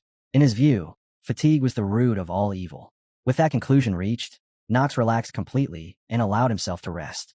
Elsewhere, Eleanor sat with her chin resting on her hand as she thought about the rumors spreading regarding the imperial family's intention to cut ties with her. She questioned whether the imperial family could truly crush House Revival so easily, no matter how much pressure they applied. A merchantry with enormous amounts of capital tied up in its operations could not simply be sanctioned without consequence. She reasoned that if such a merchantry chose to take its wealth and relocate to another nation, not only would wealthy individuals follow, but master craftsmen from countless industries would likely leave as well. The result would be reduced tax revenue and, eventually, a weakening of the country's overall strength. After considering the matter further, Eleanor ruled out Princess Penelope. If the princess had been involved, she believed the approach would have been far more careful, and she doubted Penelope possessed that level of hostility in the first place. No matter how she looked at it, only one answer remained. Rising from her seat, Eleanor voiced her conclusion. It was Louis von Arkheim. This was obviously the work of the first prince. Even knowing that, she had no intention of retreating. Remembering Knox's advice to stay calm and composed, she encouraged herself. After hearing those words from him, she did not want to give up. Her thoughts then drifted to the Knox she had seen earlier, the image of him defeating the White Dragon while wearing a confident smile. The memory struck her as beautiful, and affection caused her cheeks to redden. Meanwhile, deep within a forest battered by relentless rain, Rick stood beside Aegis. Aegis remarked that humans were dangerous and continuing to grow stronger. He warned Rick that among them, Knox von Reinhafer had the potential to become as threatening as the Seven Saints of the continent. Because both Knox and Eleanor de Rivellin were becoming obstacles to their plans, Aegis ordered Rick to eliminate them immediately. Rick answered with an unsettling smile, acknowledging the order and declaring that everything they were doing was for the resurrection of Baal. Beside him, Medicus let out a cruel laugh, clearly thrilled by the prospect as excitement filled his voice. Sitting in the study, Knox reflected that this entire situation would likely keep him occupied for quite a while. Although he had returned alive, the third episode still had not concluded. The Rivellin merchantry had already slipped halfway into Rick's control, and even though Eleanor had also survived and returned safely, the overall circumstances remained extremely unstable. As he analyzed the situation, Knox concluded that the imperial family's involvement was the greatest issue. What irritated him most was the fact that the first prince, who stood directly against him, had become a major threat. If the imperial family truly began pressuring House Rival in earnest, the result would either be an outright conflict or an endless cycle of problems as long as neither side was willing to back down. In Knox's view, this was almost certainly the outcome Rick wanted. To counter forces of that magnitude, they would need power. More specifically, influence strong enough to restrain even Prince Louis. Just then, the door opened and a blonde girl stepped inside. She asked whether he had summoned her, because he wanted help keeping her brother under control. Knox considered the situation carefully. While Eleanor had lost part of her influence, he believed the damage was only temporary. The two things most necessary for rebuilding power were capital and leadership, and both belonged to Eleanor herself, the renowned merchant known as the Golden Fox. With that in mind, Knox asked Penelope to lend him her strength. Internally, he calculated the benefits. By working together with her, he could bring about the downfall of the first prince, restore the Rievelin merchantry to its former prosperity, and help maintain balance among the various factions. However, Penelope gently declined. She apologized and said that she was not particularly fond of the proposal. Knox immediately froze. Asking what she meant, he inwardly panicked as he wondered why she would reject the idea. He questioned whether another person might already be acting as her financial supporter or whether she had secretly aligned herself with Prince Louis. Maintaining a polite smile, Penelope replied that it was poor etiquette to ask one woman to assist a rival marriage candidate. The answer left Knox speechless. A moment later, however, relief washed over him as he realized she appeared to be joking. Even so, he privately felt that a joke like that sounded more like a threat, and that she really ought to return the title of merciful princess. Setting her teacup down, Penelope then remarked that, regardless of that, she understood both his proposal and the reasoning behind it. Penelope explained that, since they needed to keep the GOP merchantry, which maintained close ties with Prince Louis, in check, she assumed Knox believed the best course of action was for their side to cooperate with the Rievelin merchantry. However, she pointed out that Eleanor did not support the imperial family and asked what reason she would possibly have to work together with her. Knox sank into thought. He recalled how Eleanor had recently defied the imperial family in public during a major merchant assembly. From what he knew, Eleanor hated war to an extraordinary degree and held deep-rooted doubts about the empire itself. She believed that if the Archime Empire continued on its current path, an era of warfare would inevitably arrive. He further reflected that Eleanor had judged Princess Penelope as lacking the qualities necessary to prevent that future. In Eleanor's view, countless people would suffer and die regardless. Because of that, her plan had been to abandon the nation entirely and search for a way to survive alongside the people elsewhere. Looking at it objectively, Knox thought that decision might actually have been the wisest option available. At the same time, he understood that Princess Penelope would never view the matter that way. Even in the case of the Rievelin merchantry, interfering with the imperial order was something she could never accept under any circumstances. Knox believed that this difference in perspective was likely the reason so many people had begun turning against Eleanor. His thoughts continued. With the inner lunatic involved, once the power struggle among Penelope, Prince Louis, and Eleanor reached its climax, the demon Medicus would begin building his forces in earnest. Medicus was currently an enemy they had no realistic way of dealing with, a demon who would awaken countless others in preparation for Baal's resurrection and drive the entire crisis to a far greater scale. Knox suspected that Rick had played a significant role in arranging Medicus's cooperation with the GOP merchantry and helping establish that alliance. Because of that, he concluded that Rick needed to be eliminated immediately. Otherwise, something far worse would eventually happen. For that plan to succeed, however, Penelope and Eleanor would have to work together. Frowning slightly, Penelope admitted that she could not understand why someone as clever as Eleanor would choose to make an enemy of the imperial family. Knox answered that it had been the only way to reassure the first prince. He added that Eleanor had ultimately been worried about the safety of the people. Otherwise, it would have made far more sense for her to ally herself with another nation and use that relationship to keep the Archime Empire in check. He continued by explaining that the reason she had never taken that path was simple. She had refused to abandon the land where she was born and raised, and she had refused to give up on the people of the empire. Knox went on to explain that the catastrophe brought about by the foolish Emperor Esteban had only intensified the conflict between nobles and commoners. Yet Eleanor had never abandoned her efforts, and by running the merchantry, she had even helped reduce the tension between both sides. He then asked Penelope whether she did not already understand that she had no other path left to take. Gripping the fabric of her skirt, Penelope confessed that she had long been aware her influence was still far too weak. She admitted Knox was correct, saying she currently possessed no real power, could not escape difficult situations on her own, and ultimately had no choice but to depend on someone else. The confidence she had shown earlier faded as she lowered her head and asked why he was helping her, questioning why a member of the Dark family would do such a thing when he had clearly stated that he would support no one. Knox answered that it was still true he would not support anyone, but he trusted the country where he had spent his life and trusted its people as well, which was precisely why he did not want to see Archime fall apart. Even after hearing his explanation, Penelope remained uneasy and said that Eleanor would not help her either because, just as Knox himself had pointed out, Eleanor would probably decide it was better to ally with another nation instead. At that moment, Penelope's eyes widened in shock while Knox smiled in satisfaction and commented that the timing could not have been more perfect. A servant immediately arrived and announced that Princess Eleanor de Rivlin had come and urgently requested an audience with her. After a brief moment of surprise, Penelope instructed the servant to bring her in. Once Eleanor entered, she placed a hand against her chest and stated that she had come because there was something she needed to tell her highness. Getting straight to the point, she declared that she could assist Princess Penelope, adding that the princess was surely already aware that the rival in merchantry had split into two factions. Eleanor explained that although people claimed those factions were divided, her influence still outweighed the others because she had been the most recognizable figurehead and the person who had actually managed the merchantry. She continued by saying that whenever people spoke of the rival in merchantry, the Golden Fox was the first thing they thought of, and she firmly stated that Penelope already knew Prince Louis had to be removed. Penelope responded by questioning Eleanor's intentions, asking what conditions she wanted in return, and pointing out that, given the imperial family's current situation, there was very little she could offer.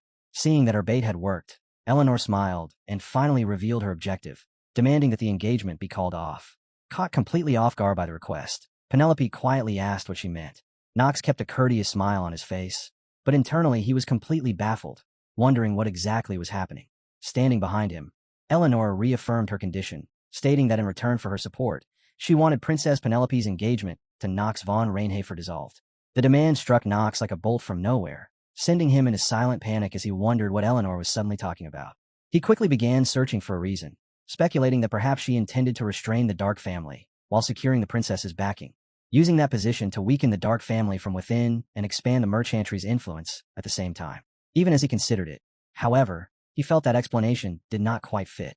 Penelope then spoke with clear dissatisfaction in her voice, asking what exactly she was supposed to do and pointing out that Knox von Reinhafer was not an object to be traded. Her reaction only made Knox more nervous, as he wondered why the princess was showing such an expression, especially when they urgently needed Eleanor's cooperation and did not have time to spare. Penelope then asked whether House Reinhafer truly held that much value in Eleanor's eyes. Eleanor gave a light laugh and answered that it did not, stating that she had absolutely no interest in House Reinhafer. As she leaned closer to Knox, she clarified that the person who interested her was the princess's kingmaker, Knox von Reinhafer. Penelope frowned and immediately challenged her statement, pointing out that it made no sense to offer support while trying to take away her kingmaker at the same time. She demanded to know Eleanor's true objective, asked what benefit she expected to gain from such an arrangement, and questioned why House Rival would be interested in Knox von Reinhafer in the first place. With a smug and deliberately provocative smile, Eleanor finally revealed her answer, declaring that the truth was simple. She had come to want him, and because of that, she had decided to take him for herself. Eleanor's shameless declaration that she intended to take Knox for herself left both Penelope and Knox stunned, while Knox inwardly spiraled into disbelief and panic. Even the girls secretly listening from outside the room blushed at the bold confession. Yet Eleanor continued, as if nothing was unusual, explaining that she had no special interest in whether Knox von Reinhafer supported Penelope or not. What she wanted, she said, was not his house, but Knox himself. Keeping up the appearance of calm, Knox raised his teacup and took a sip, though inwardly he was completely confused, wondering what she was talking about and questioning whether she did not dislike him. Smiling, Eleanor went on to say that if things turned out that way, Knox would be free from the label of being the imperial family's dog, and from his perspective those terms were hardly unfavorable. Penelope's expression tightened at those words, while Knox looked into the reflection on the surface of his tea and silently considered her argument. What Eleanor had said was true. The existence of stronger demons was still hidden from public view, and if he attracted too much attention to himself, those beings would inevitably crush him. That was precisely why he had been proceeding with such caution. To him, the title of the imperial princess's fiancé carried nothing but danger, and receiving Eleanor's assistance seemed like the better choice, though he still could not understand why she was willing to go so far for his sake. Breaking the tension, Penelope proposed a compromise, saying she would accept the deal on the condition that the final decision would be left to Knox von Reinhafer himself. Satisfied with that response, Eleanor smiled and repeated that the person she was interested in was Penelope's kingmaker, Knox von Reinhafer. Meanwhile, inside the prison, Aleph revealed his true form and shouted for his release, demanding to know whether they understood who he was. Suddenly, a voice remarked that the filthy demonic human was still alive, causing Ali to freeze in place. Staring in disbelief, Aleph asked whether the newcomer was Knox von Reinhafer and demanded to know how he had returned alive, insisting that he should have died there. Looking down from above, Knox cracked his wrist and stared at Aleph with open disdain before saying that it was none of his concern and that, before anything else, he needed a beating. Without hesitation, Knox drove a heavy punch straight into Aleph's face and demanded answers to his questions. As Aleph's face twisted with shock, Knox informed him that he already knew he was serving demons and that there was no point trying to deceive him. Aleph responded with a mocking sneer, asking what a mere academy student could possibly do to someone like him.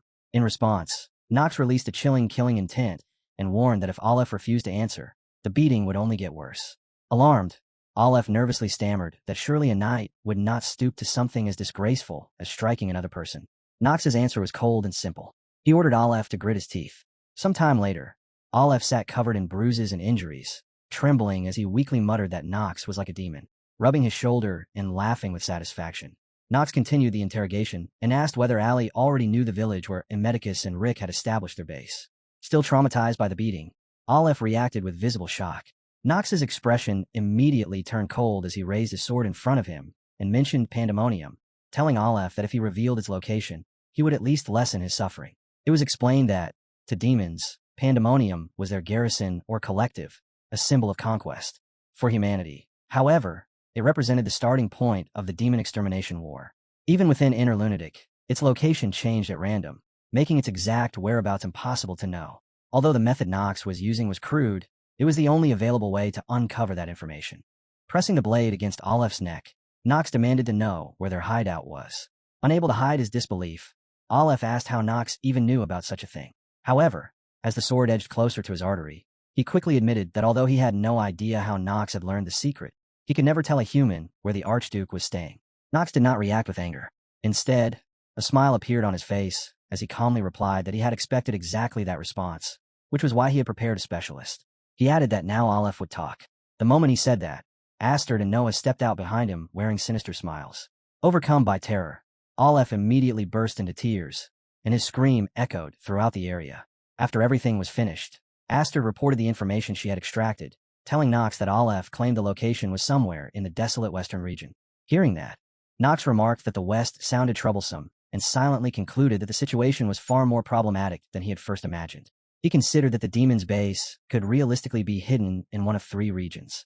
The east was already a battlefield, making it an ideal gathering place for demons.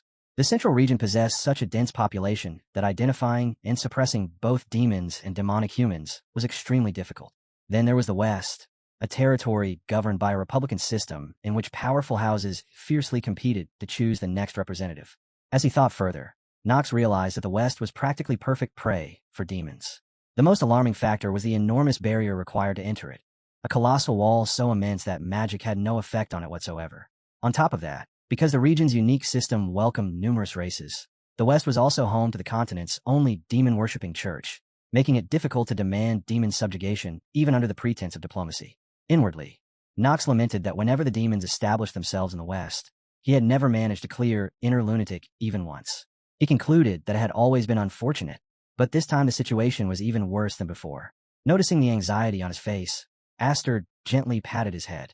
Knox immediately looked at her and asked what she was doing. Smiling softly, Astrid reassured him that he had been through a great deal this time, so she was praising him.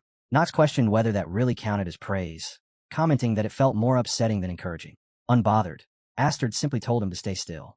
Knox then turned his attention toward Noah and pointed out that if he continued using ice magic so often, he might end up dying. At that very moment, Noah was freezing Aleph, yet he confidently smiled and replied that everything was fine because he had used absolute zero instantaneously. He added that while Aleph remained frozen, he would not age and might even enjoy it. Still enduring Astrid's head pats, Knox replied that he understood, but inwardly wished Noah would stop saying such disturbing things with such an innocent-looking face. It was a thought he felt he could never voice aloud, and he noted to himself that if Professor Raz had been there to hear it, he would have screamed and foamed to the mouth. Meanwhile, Eleanor's words continued to linger in Penelope's mind. She had come to want him, and so she had decided to take him for herself. Standing alone in her nightgown, Penelope thought about Eleanor de Rievelin. Following Knox's own reasoning, Eleanor could have expanded her merchantry even further by parasitizing another nation. Yet that had never happened, and the reason was that Knox von Reinhafer had intervened during the negotiations. Whatever his true motives might have been, Penelope acknowledged that she owed Knox a great debt. She recognized that his actions had been the most effective way to restrain Prince Louis, and that he had essentially prepared the groundwork necessary for negotiations to proceed. Even so, there was one matter she could not stop thinking about. Remembering Eleanor's condition for offering support, that Penelope dissolve her engagement with Knox von Reinhafer, she wondered what that proposal was truly supposed to mean. As the owner of a merchantry, Eleanor should have had no reason to make such a request. Penelope admitted that she could not claim to fully understand Eleanor's intentions. It was perfectly normal for influential houses and powerful organizations such as House Rainhafer and major merchantries to form alliances and broaden their influence through cooperation. However, what unsettled her was not the proposal itself, but the implication hidden within Eleanor's words. Quietly, she repeated the phrase to herself. Eleanor had come to want him. Penelope kept turning those words over in her mind, feeling that there was a kind of purity within them that she simply could not understand. And as she thought about it, she questioned whether Eleanor truly wanted to have Knox, and whether the so-called Golden Fox genuinely wished for the same thing. At the same time, she became aware of a faint, confused conviction buried within herself, a belief that whenever she remained by Knox's side, every problem would somehow find solution, and she realized that this small belief had carried her through difficult moments more than once. She then wondered whether that was the reason she felt a trace of resistance when she heard that Eleanor wanted to have Knox. After collecting herself, Penelope smiled and raised her eyes toward the sky. But in that very moment, a report arrived stating that Prince Louis appeared to be making preparations for a civil war. Hearing this, Penelope said they had no time left for further contemplation, then turned and gave the order that they must begin their own preparations as well. She declared that she would join hand with Knox and Eleanor to prepare for the coming civil war, stressing that they needed to act more quickly than anticipated, and that the deadline would be no later than 1 month. Standing before the ferocious white dragon, Eleanor faced what felt like a life-or-death moment, and as she closed her eyes, she thought to herself that it was over. Just then, a voice reached her, and Knox appeared, asking if she had truly believed he would abandon her. The next instant, Eleanor awoke from the dream, abruptly sitting upright as she pressed a hand against her chest and realized that she believed she liked Knox von Rainhafer, and that what she felt went beyond simple friendship. As she sat before the mirror, slowly brushing her hair, Eleanor reflected on how she had never properly recognized or expressed those feelings, concluding that it was likely because she had become accustomed to hiding behind a mask as the owner of a merchantry. Even so, she admitted to herself that she was certain she viewed Knox as more than a friend, despite the fact that she had never truly had any friends in the first place. Her thoughts continued drifting toward him as she recalled how, even in dangerous situations, he never lost his composure, dignity, or judgment, and how his sharp and beautiful swordsmanship only made him more appealing. To steady herself, Eleanor lightly slapped her cheeks, then remembered something Knox had once told her, that he had never had any reason to hate her from the very beginning. Thinking back on those words, she realized that he truly had never hated her, and with that understanding, she reached a clear conclusion. She wanted Knox von Rainhafer. After arriving at that realization, Eleanor immediately began wondering how she was supposed to get closer to him, and how she could possibly convey her feelings. Suddenly, she struck the table and rose to her feet with determination, convincing herself that people were at their most attractive when they displayed their strengths, and deciding that she should show Knox that she was a capable woman. With that resolve, she smiled at her reflection in the mirror. Meanwhile, inside the academy, students gathered and exchanged rumors among themselves. Some said they had heard that Knox von Rainhafer had chosen to side with the princess, and that his engagement with the imperial family had been cancelled. Others questioned why House Rainhafer would have any reason to support the imperial family, and wondered whether the house had already abandoned Knox. Additional voices claimed that the Eleanor faction still maintained the advantage within the rival and merchantry, while others speculated that the first prince would ultimately win anyway, since he currently possessed both the regency and the power that came with it. Some even commented that Eleanor would have been better off seeking asylum in another country. Listening to these rumors, Knox thought to himself that, as expected, news traveled fast. He reasoned that now that the two factions had split and openly entered into conflict, the atmosphere throughout the academy had inevitably changed, drawing in not only the students, but also faculty members and high-ranking aristocrats. Knox further reflected that even the 3 sword emperors and the 4 sages were now in a position where they remained wary of one another, and he concluded that under circumstances like these, it was only natural for everyone to be tense. Repeating the thought to himself, he acknowledged once again that everyone was truly on edge. His train of thought came to an abrupt halt when he entered his room and found a mountain of gifts stacked inside. Stunned by the sight, Knox wondered aloud whether all of it had been sent by the rival and merchantry. Internally, he calculated that the value of the pile was enough to serve as military funding and questioned why such an enormous collection of gifts had ended up there, estimating that it was worth at least 100 million gold. He then asked whether anyone had heard news that Eleanor was suffering from a terminal illness. Jitri replied that he did not remember hearing anything of the sort. Beside him, Rona stared at the gifts with wide eyes and openly admired them, while Prim carefully inspected the collection. Watching helplessly as Prim tore open one of the gift boxes, Knox remarked that the presents had supposedly been intended for distribution among everyone. Before long, the door opened again, and additional boxes continued being carried into the room.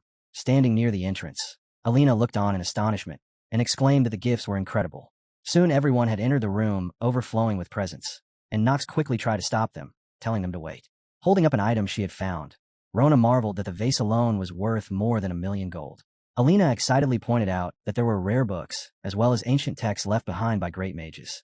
The room soon filled with chatter, as people exclaimed that Nox was already receiving tremendous support, noted the presence of a top-grade alchemy tool, and warned Alina not to touch everything carelessly. At that moment, a new voice spoke up, saying that she could touch them because permission had been granted. Eleanor then appeared and gently asked Nox whether he liked the gifts, adding that everything currently present amounted to less than half of what had been prepared and that the remainder would arrive within the next few days. Nox immediately questioned why she had sent such a massive quantity of gifts. Eleanor answered that it was because he had saved her. Hearing that, Nox was surprised inwardly and wondered whether that alone could really be the reason. Eleanor continued, explaining that back in the forest of frozen frost trees, even while standing on the verge of death, he had chosen to save her before saving himself. She recalled how he had told her to continue deeper into the cave without him and pointed out that abandoning her would have been far more advantageous for him.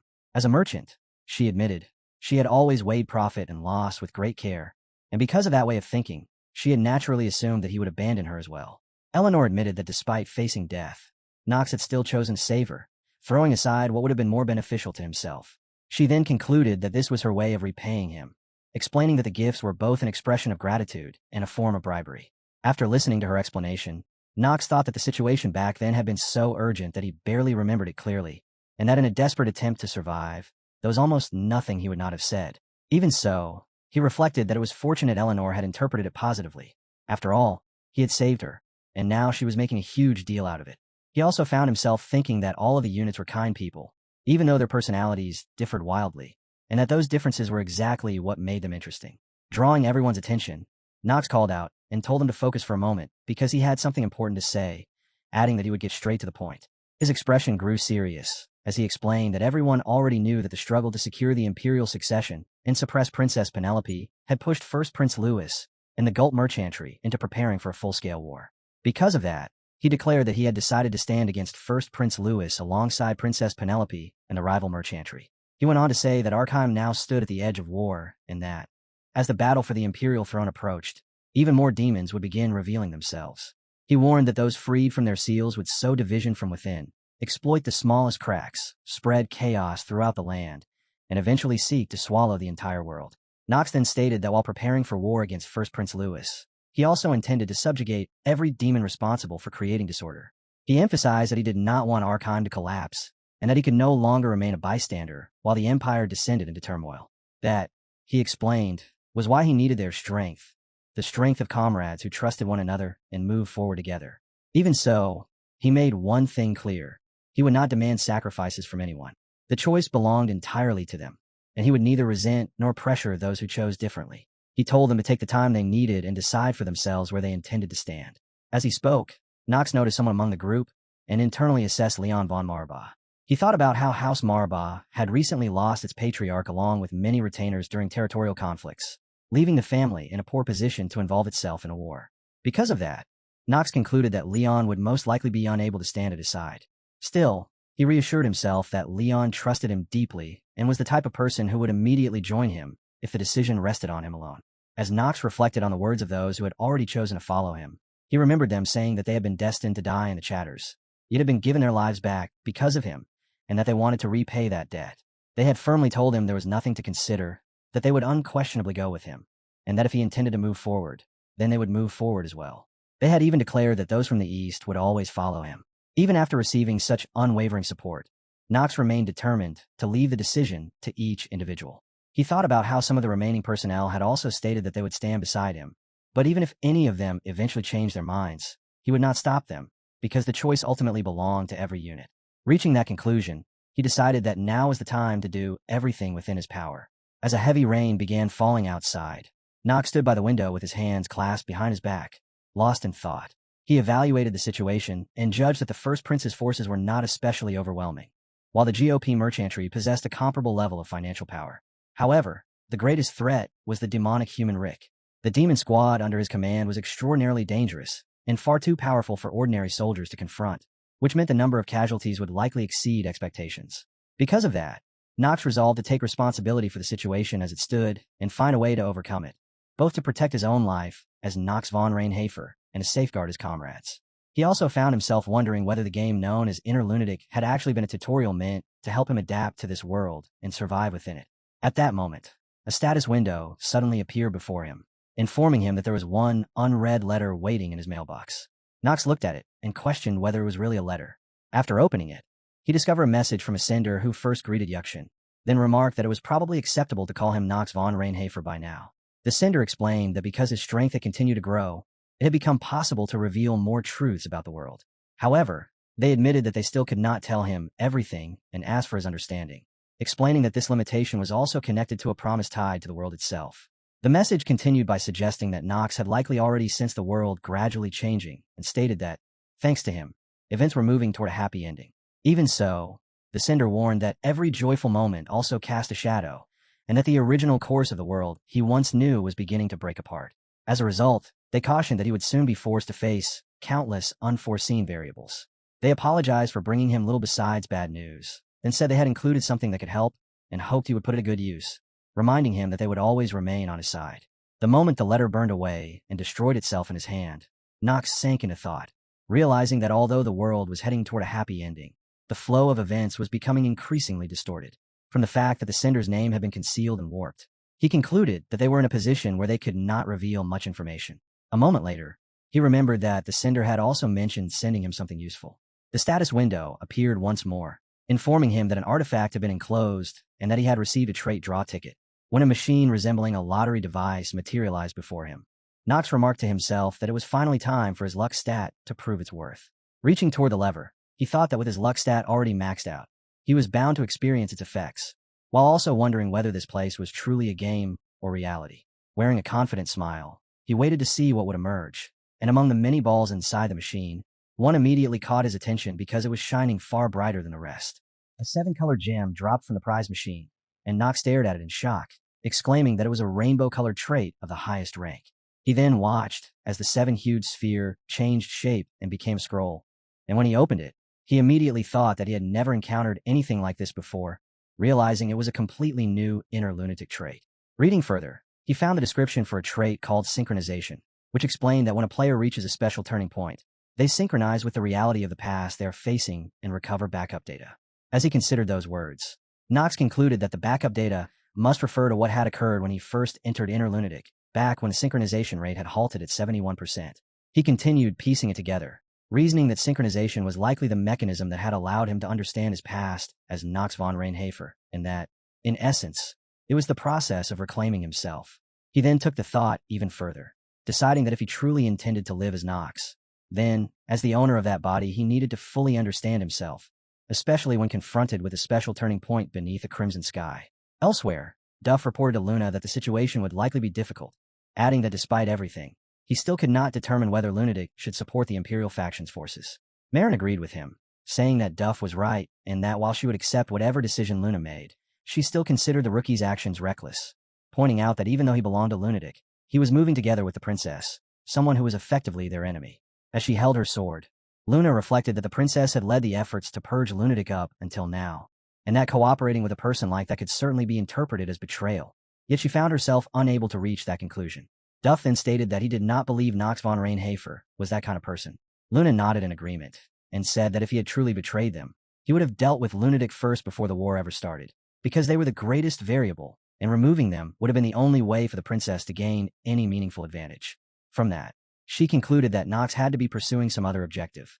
Letting out a frustrated sigh, Marin complained that she could not understand why he was acting in such a roundabout and cunning manner, adding that there should be limits to how absurd someone could be. Meanwhile, Luna thought to herself that Nox never tried to solve problems with the help of others, and instead chose to carry everything alone, something that inevitably caused her concern. She reflected that he carried far too many burdens by himself, and that even when faced with genuinely dangerous situations, he continued pushing and exhausting himself. Raising her eyes toward the sky, Luna quietly wondered what exactly the rookie was planning. At the Steeliner family residence, Lober evaluated the situation and stated that, from what he could see, Nox von Reinhafer was preparing to go to war alongside the princess, and was now asking the houses aligned with him to show their support accordingly. Emma listened carefully, only to be caught off guard when Lober suddenly burst into laughter and slammed his hand onto the table, declaring that they should, of course, support Nox von Reinhafer. Internally, Emma was amazed by how quickly he had reached his conclusion, and she asked whether that meant House Steeliner would be supporting House Rainhafer. With a smug laugh, Lober dismissed the idea as absurd, explaining that supporting House Rainhafer was not what he meant at all. What he intended to support was his son-in-law Knox. He went on to say that even in a situation like this, profit and loss had to be calculated clearly, and that he was backing his son-in-law because of the talent and capability Knox possessed to raise the standing of his own house, which was the position of House Steeliner. Later, after hearing Emma repeat Lober's words, Talia sat quietly in thought and admitted that although her father had said all that, she still could not stop worrying about Knox. She added that he seemed to have grown much closer to Eleanor recently, mentioning that she had seen the two of them heading toward the highest level of Sida's Hall, where the princess had been staying, and she anxiously wondered whether Knox might be having an affair. Emma tried to reassure her, explaining that it had only been a meeting involving the princess herself, and reminding her that the engagement with the princess had already been cancelled, which could actually be considered fortunate from her perspective. Even so, Talia remained uneasy. She recalled seeing Knox wearing the same necklace as Eleanor and wondered whether, despite the cancelled engagement, yet another complication had appeared. Admitting that she could not stop thinking about it, she continued to dwell on the possibility. Emma then knelt before her and offered a sincere reassurance, asking whether she truly believed Knox would abandon his fiancée and insisting that he would never leave her behind. After considering it, Talia admitted that Emma was right, but then decided that simply worrying would accomplish nothing.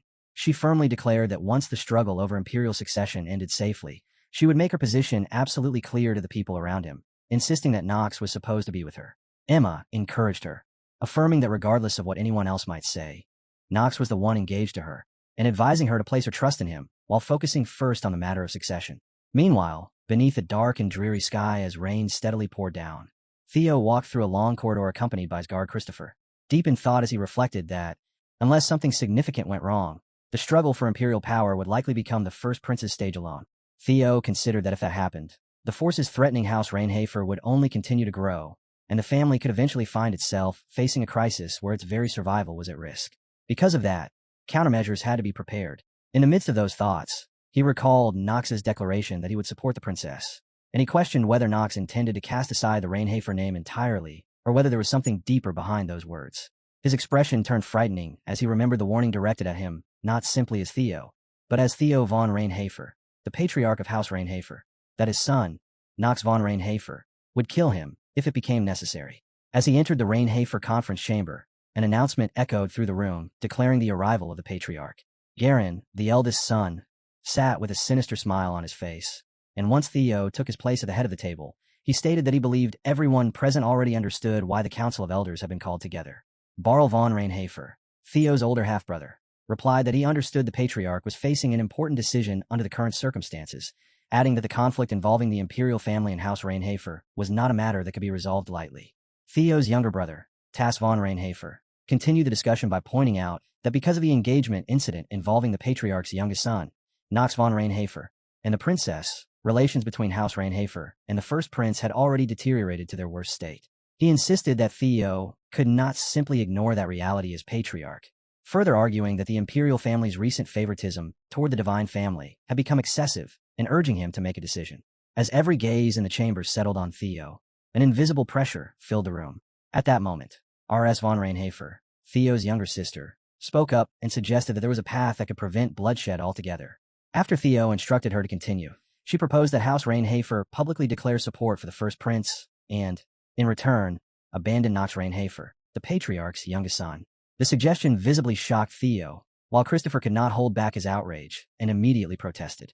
Before he could continue, however, a crushing force struck him, causing him to collapse as he struggled to breathe. Barl rebuked him coldly, saying that an uninvited vassal had no right to speak carelessly inside the council chamber. Furious, Theo slammed his hand onto the table and declared that enough was enough, openly reprimanding Barl von Rainhafer and stating that his behavior was ruining the atmosphere of the council. Barl answered with contempt, arguing that it was exactly because Theo constantly indulged his own family that Knox had become so reckless. Garin then shared his own opinion, stating that Emperor Estaban had once promised to guarantee equal and proper rights to every dark family without discrimination. Yet that promise had never been fulfilled, as the emperor had concerned himself only with increasing his own wealth and influence. Garin continued, saying that regardless of how incompetent Estaban might be, House Rainhafer alone lacked the power to remove him, and for that reason, they should make use of the strength offered by demons. He added that he had heard rumors claiming the first prince had entered into collusion with demons, but questioned whether demons could truly be trusted, only to dismiss the concern by pointing out that humans could not even trust each other, making demons no different in that regard. Theo's anger finally erupted. Rising from his seat, he demanded to know how the eldest son of House Rainhafer could even consider borrowing the power of the very beings responsible for killing his mother. Unable to contain himself any longer, Garen shouted back that the only mother he recognized was the one who had remained by his side. He then confronted Theo directly, asking whether the reason he wanted to place Nox von Rainhafer in the position of patriarch was because Nox was the son of the woman Theo had truly loved, and whether the reason Garen himself had been cast aside was simply because he was not her child. He demanded to know if that was why his own father had abandoned him. Hearing those words, Theo could endure no more. He immediately summoned his sword, leveled its blade straight at his eldest son, and furiously declared that Garen von Rainhafer was stripped of the proud and honorable name of Rainhafer. He ordered Garen and everyone who chose to follow him to leave immediately, warning that if they refused, he would personally cut them down where they stood. That morning at the Rainhafer estate, as Nox adjusted his tie, he reflected on how the divide had finally become absolute, with the Empire now split into two opposing camps, one aligned with Prince Louis and the other with Princess Penelope. Most of those backing Princess Penelope came from the groups on his side, including Astrid, Noah von Trinity, Eleanor from the rival and merchantry, House Genos, which served Penelope, and House Strilliner. What surprised him most was that Parisa, despite his hatred of nobles, had chosen to support the princess, apparently because he found the first prince even more unbearable. As for Prince Louis, Leon was practically the only person who could be considered his supporter, though that position came from the obligations of his house rather than any genuine endorsement. Looking at the remaining Dark families, Nox noted that House Otter had stayed neutral, likely because its western location placed it beyond much of the central authority's influence, leading them to believe that even if a civil war erupted, Archon would not possess the strength to project its forces that far west. In the end, Nox accepted that, as Nox von Rainhafer, he had completely abandoned neutrality and now stood firmly beside Princess Penelope, because he had to protect the groups that had chosen to follow him and remove the threat represented by the bad ending maker, first Prince Louis. Even so, he knew that this choice had brought its own problem. Looking troubled, Christopher reported that the Council of Elders of House Rainhafer had been assembled and that internal conflict had split it into two factions. According to him, one side, led by Garen von Rainhafer, intended to bring down the Archheim imperial system, while the other, led by the Patriarch Theo von Rainhafer, sought to preserve the Empire's rule. Hearing this, Nox remarked that Garen had indeed caused trouble, but he also pointed out that House Rainhafer should not possess enough military strength to strike at the imperial family, and that the Black Sword Knights would never move without the Patriarch's approval. Christopher hesitated before continuing, then revealed that he had heard young Master Garen had joined forces with a demon. The news immediately shocked Nox, and Christopher explained that Garen had attempted to use demons to overthrow the Archheim Empire, only for the Patriarch to eventually expel him from House Rainhafer. He went on to say that opinions among the retainers regarding Nox had become increasingly harsh, both because of his efforts to build connections with the imperial family and because of his past, while Priscilla's influence within the Council of Elders had expanded far more than expected. He finished by noting that there were now quite a large number of people who no longer trusted the name Nox von Rainhafer. Christopher elaborated on the situation, while Jitri, standing with his arms crossed, questioned how Garen could possibly go so far as to form a pact with demons and launch an attack against the Empire. Listening to this, Nox inwardly clicked his tongue in dissatisfaction, wondering whether that bastard Garen had truly gone insane. Pressing a hand against his temple as he thought, he asked which demon might be supporting him, though he assumed the identity was probably unknown. Christopher confirmed that no one knew and further explained that the Patriarch had announced he would support neither side, stating only that he would personally punish young Master Garen before departing the council hall. Without hesitation, Nox asked what punishment awaited him. Christopher answered that nothing had been decided yet, but added that if Nox continued standing beside Princess Penelope as he was now, the situation would hardly develop in his favor. Hearing that, Nox quietly analyzed the circumstances and judged it to be an unexpected development. In the original story, Garen had still been gathering power in secret around this point, yet now he was already acting openly, taking hold of imperial authority and raising himself to the highest position. The situation grew even worse because Garen was drawing on demonic power, and Theo would undoubtedly exploit the chaos of war to remove him, the designated successor, and strengthen his own standing within the Council of Elders. At the same time, Nox reasoned that Garen's naturally cautious personality meant he would never attack recklessly. Instead, he would wait for a moment when Nox became careless or found himself isolated. After reaching his conclusion, Nox stated that he understood the situation for now and praised Christopher for his excellent work.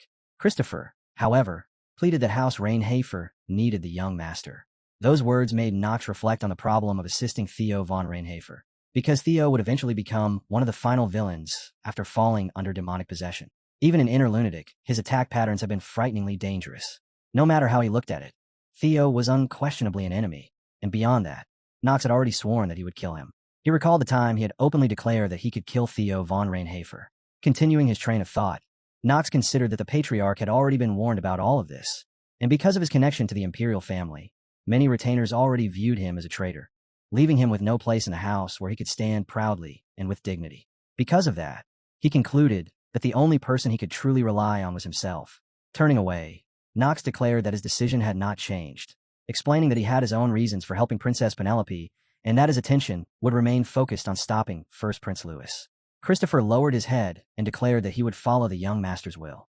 In response, Knox smiled and told him that he trusted him. As he walked away, however, an uneasy feeling lingered in his chest, and he quietly admitted to himself that he did not know how much longer he would be able to remain as himself, though he intended to do everything he could with the time he had left. Meanwhile, inside the lecture hall, Professor Rass continued his class, telling the students that he would briefly review the previous lesson before moving forward, and that the theory covered today would be applied to the material they had already studied. As he taught, Rass found himself wondering why First Prince Louis seemed so eager to begin a war despite having already secured his power.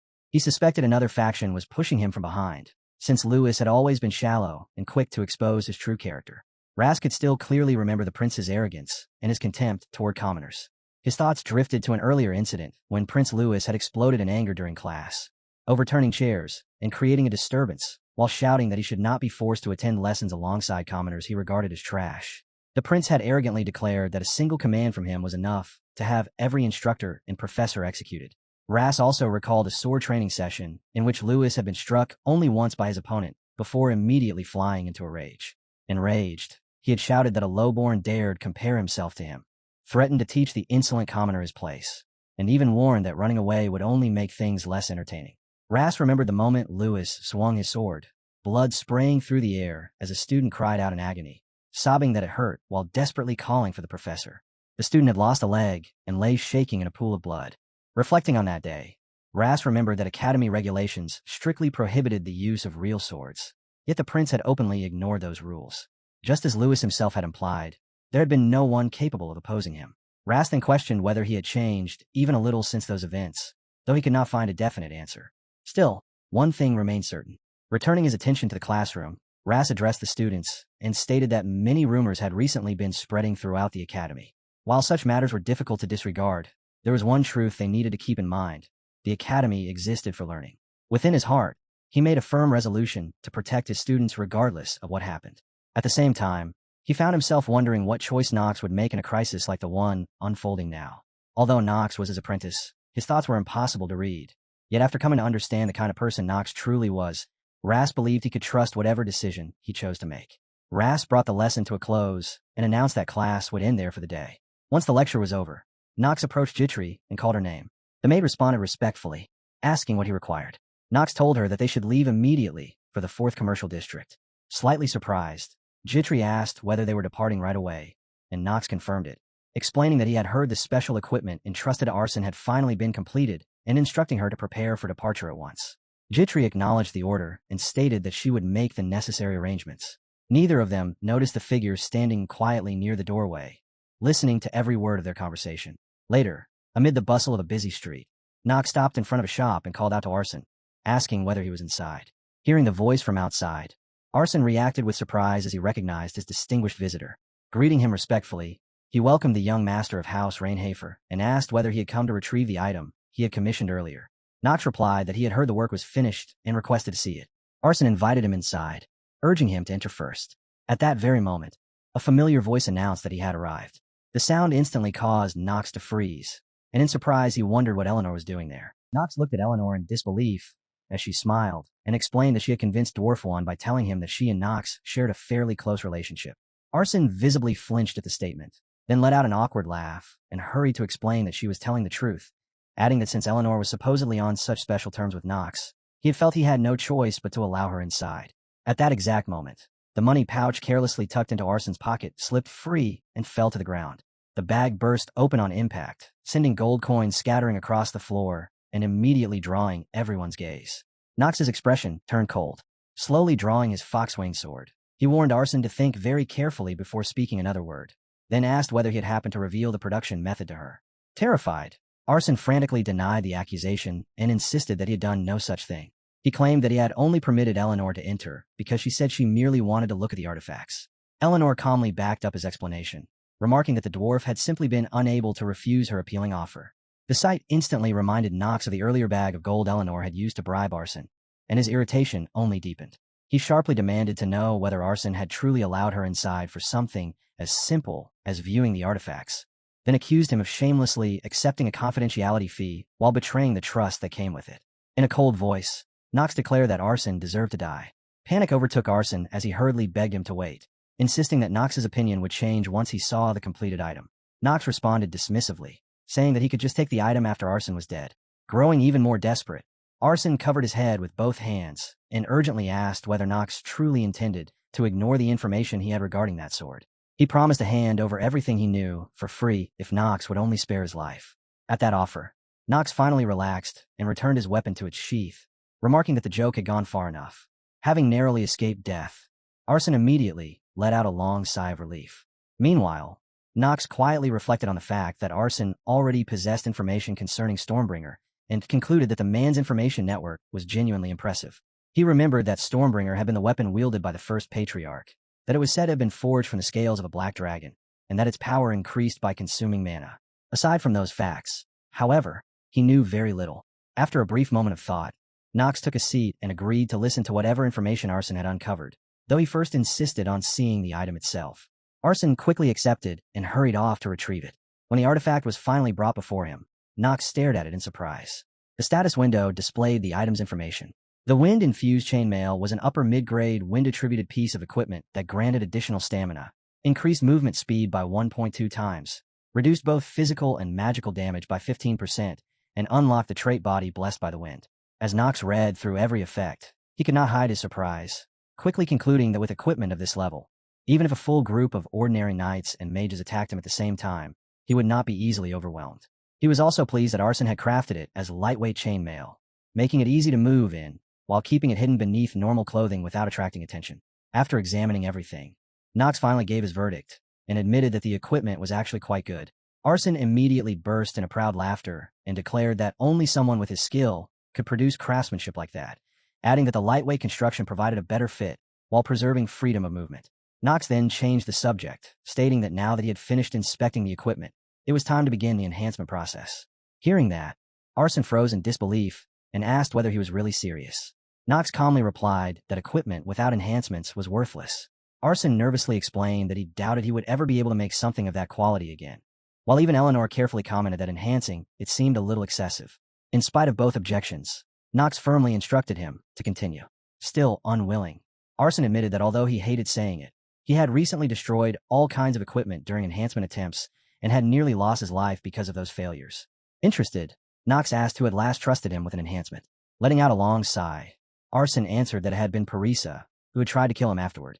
He further explained that the only reason he survived was because Parisa's companion stepped in and stopped him. As Arson trembled while recalling the frightening experience, both Nox and Eleanor instantly came to the same realization. The companion who had intervened could only have been Leon. Without wasting any time, Nox placed a stone onto the table and ordered Arson to perform a +10 enhancement. Arson looked at the stone with obvious hesitation before finally agreeing, but only after making Nox promise not to blame him if something went wrong. With that settled, Arson started the enhancement process. A short time later, the status window displayed the result. The wind-infused chainmail had successfully reached +10. Arson exploded with excitement, while Nox quietly smiled to himself, thinking that Parisa's equipment had essentially served as the sacrifice that made his own enhancement possible. After the process concluded without incident, Nox turned to Eleanor and politely asked if she could leave them alone for a moment. Eleanor brushed her hair back and gracefully agreed to leave, though before departing she asked Nox to set aside some time for her later, because there was something she desperately wanted to ask him. She also reminded him not to forget the contract concerning Shane, or rather, the contract concerning himself. Although a faint sense of unease crept into his mind, Nox quietly agreed. Waving goodbye, Eleanor told him that she would see him later before finally leaving the room. As soon as she was gone, Nox looked toward Jitri.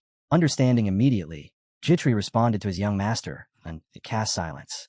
A sealed barrier instantly surrounded them, ensuring that not a single word of their conversation could leak outside.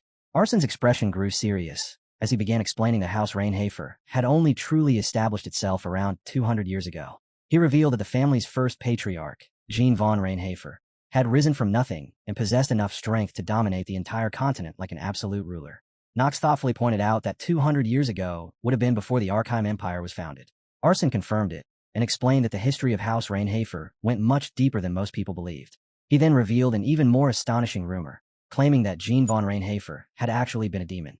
The statement left Knox completely stunned. Arsen quickly clarified that it was only a rumor, but according to the story, the first patriarch had possessed demonic power. With that power, he was said to have slain the holy enchanted beast known as the Black Dragon and used its scales, hide, and teeth to forge Stormbringer itself. The moment he heard that, Knox's thoughts drifted to his mother. A demon had been responsible for her death, and the possibility that the founder of his own house might also have been a demon was something he found impossible to accept. His fist tightened as he admitted that while he could understand how such a thing might be possible, accepting it was an entirely different matter.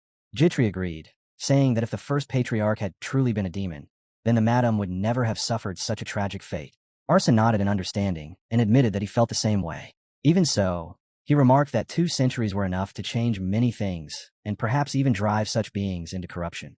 The moment he said it, he awkwardly realized that his words might have sounded insulting toward House Rainhafer, so he immediately offered a sincere apology. Knox shook his head and assured him that there was no need for that, adding that thanks to Arsen, he had learned valuable information regarding both House Rainhafer and Stormbringer. Then, shifting the conversation to something more encouraging, Arsen suddenly revealed that he believed he might be able to enhance Stormbringer itself. Knox's eyes widened in surprise as he immediately asked if that was really possible. Arsen explained that countless mysterious artifacts were scattered across the continent, particularly throughout the barren eastern regions and the former territory of the Catala Kingdom.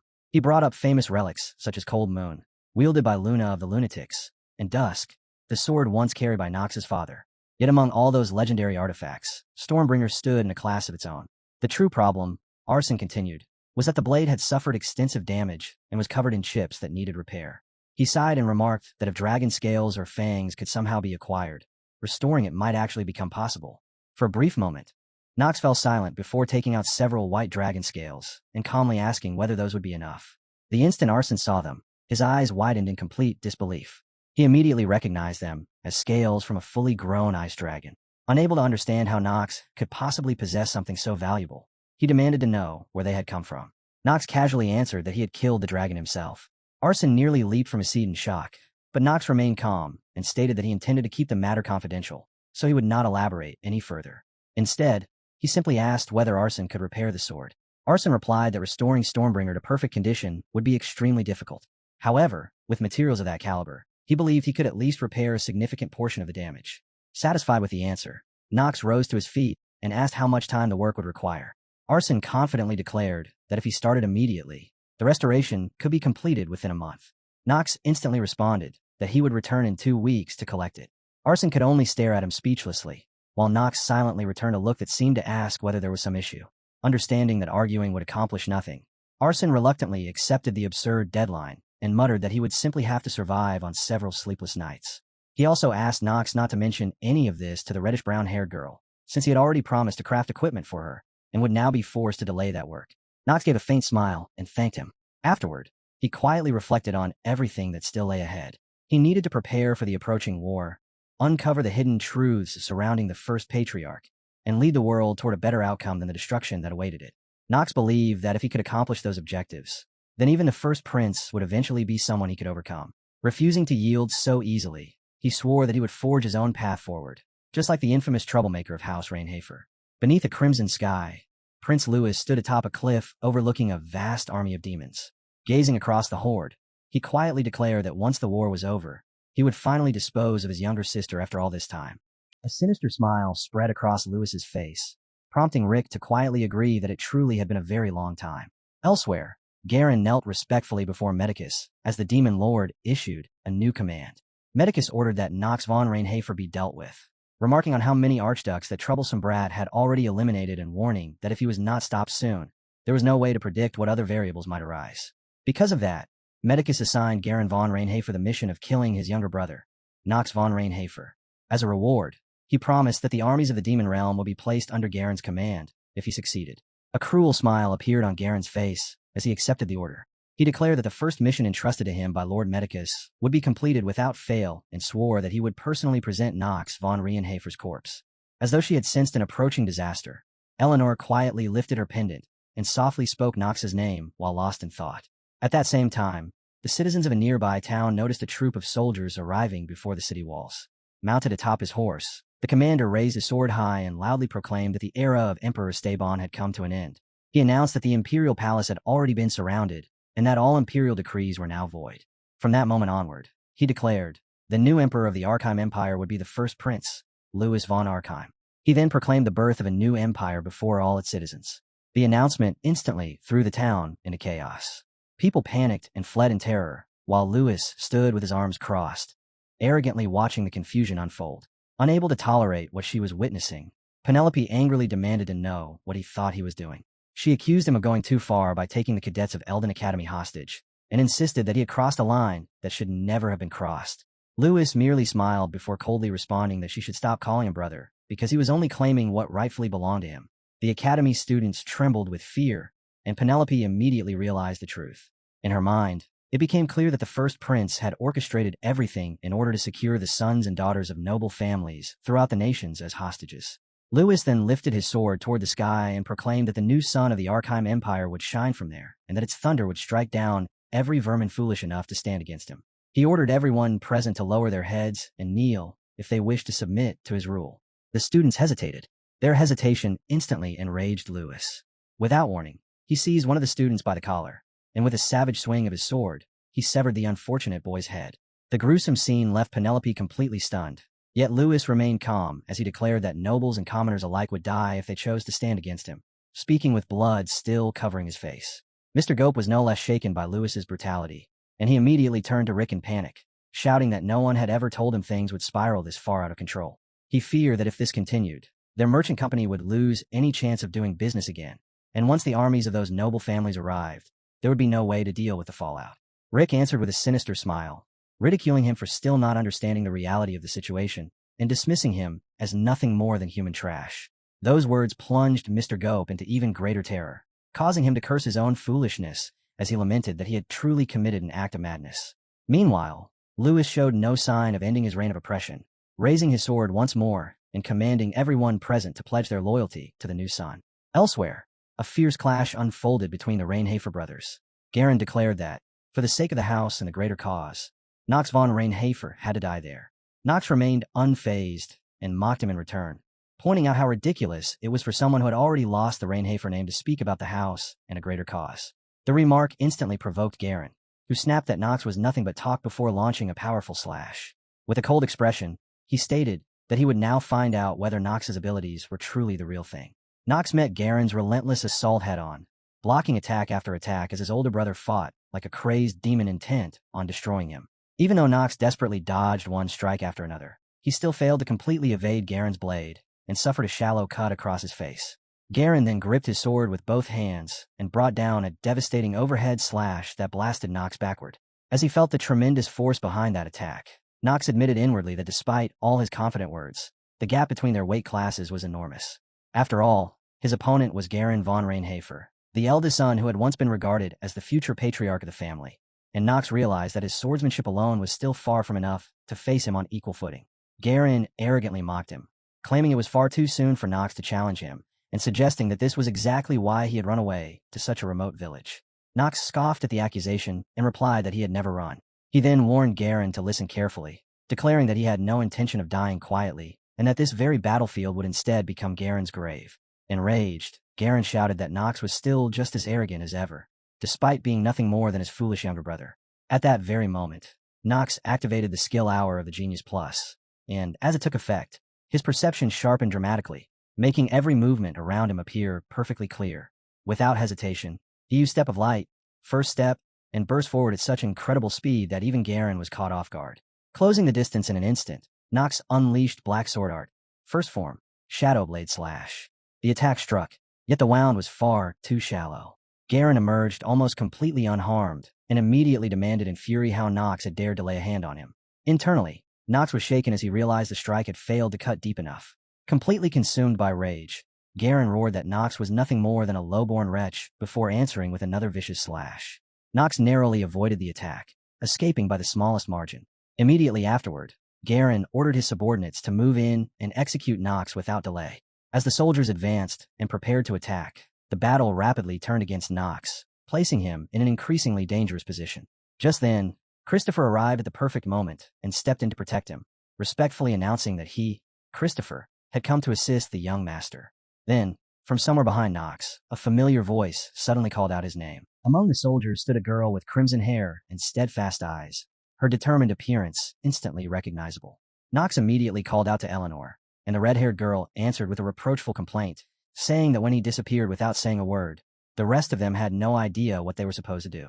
She admitted that he had frightened her, adding that if not for the pendant, she would never have known where he was, and that she had genuinely believed something terrible might have happened to him.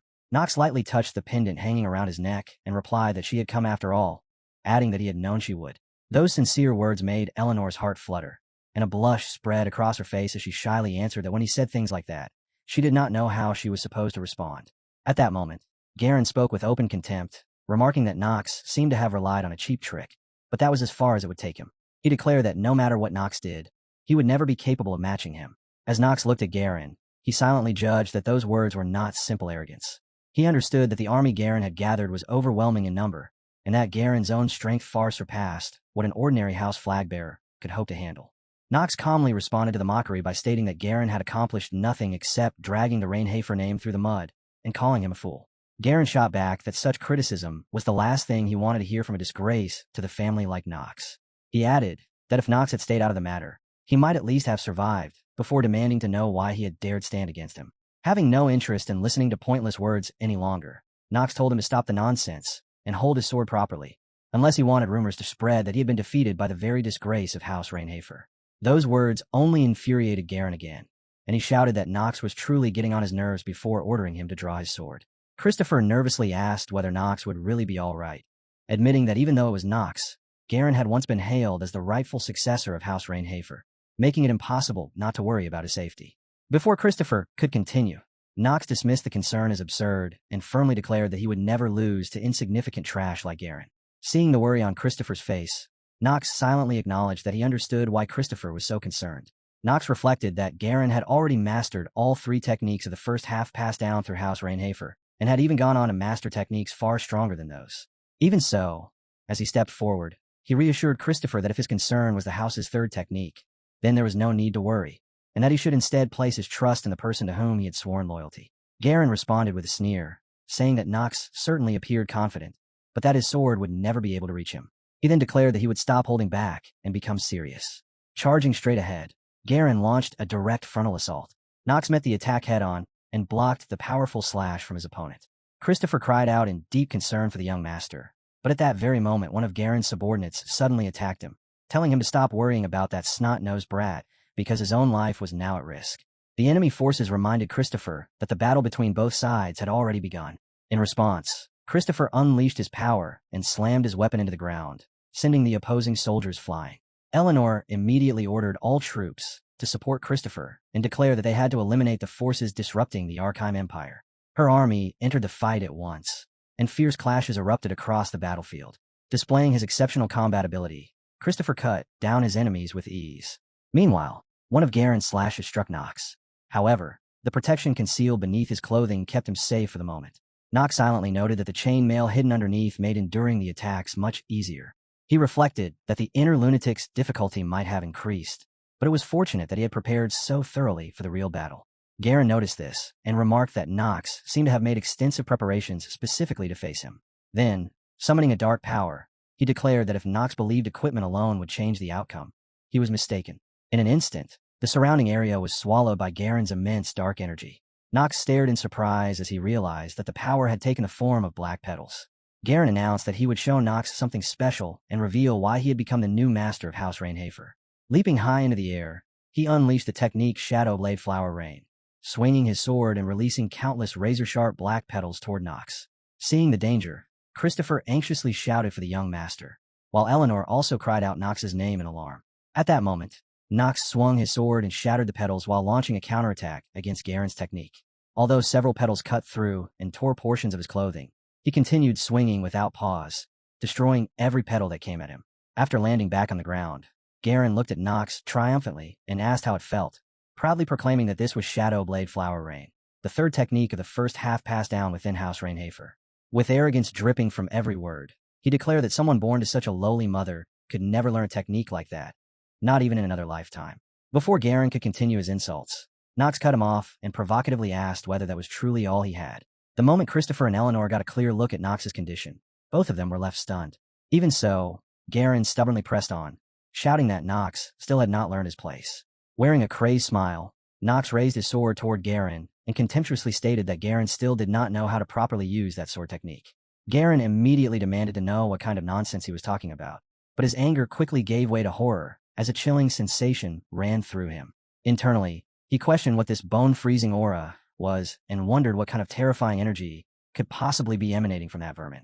Elsewhere, among the students, Lewis had already completed a massacre, leaving both his clothes and his sword drenched in blood. Unable to accept the cruelty before her eyes, Penelope declared that he had become unsightly. Lewis immediately demanded to know what she understood that gave her the right to speak to him that way. He accused her of looking down on him simply because she possessed some talent for magic, then mockingly asked whether she truly believed the entire world would stand on her side. Bursting into mad laughter, he proclaimed himself to be Prince Louis I, the rightful heir of Arkheim. At that moment, a voice suddenly rang out and coldly called him a piece of trash. Lewis stopped and asked what had just been said. Then Parisa stepped forward to confront the villain directly and repeated once again that Lewis was a piece of trash. The terrified cries of the students rang across the area as they watched the prince carry out a ruthless slaughter, and while Parisa fought to contain his anger, an old warning resurfaced in his mind. If he ever wished to die peacefully, he must never stand against Arkheim and the Imperial family, because they were dangerous people who would inevitably take everything from him one way or another.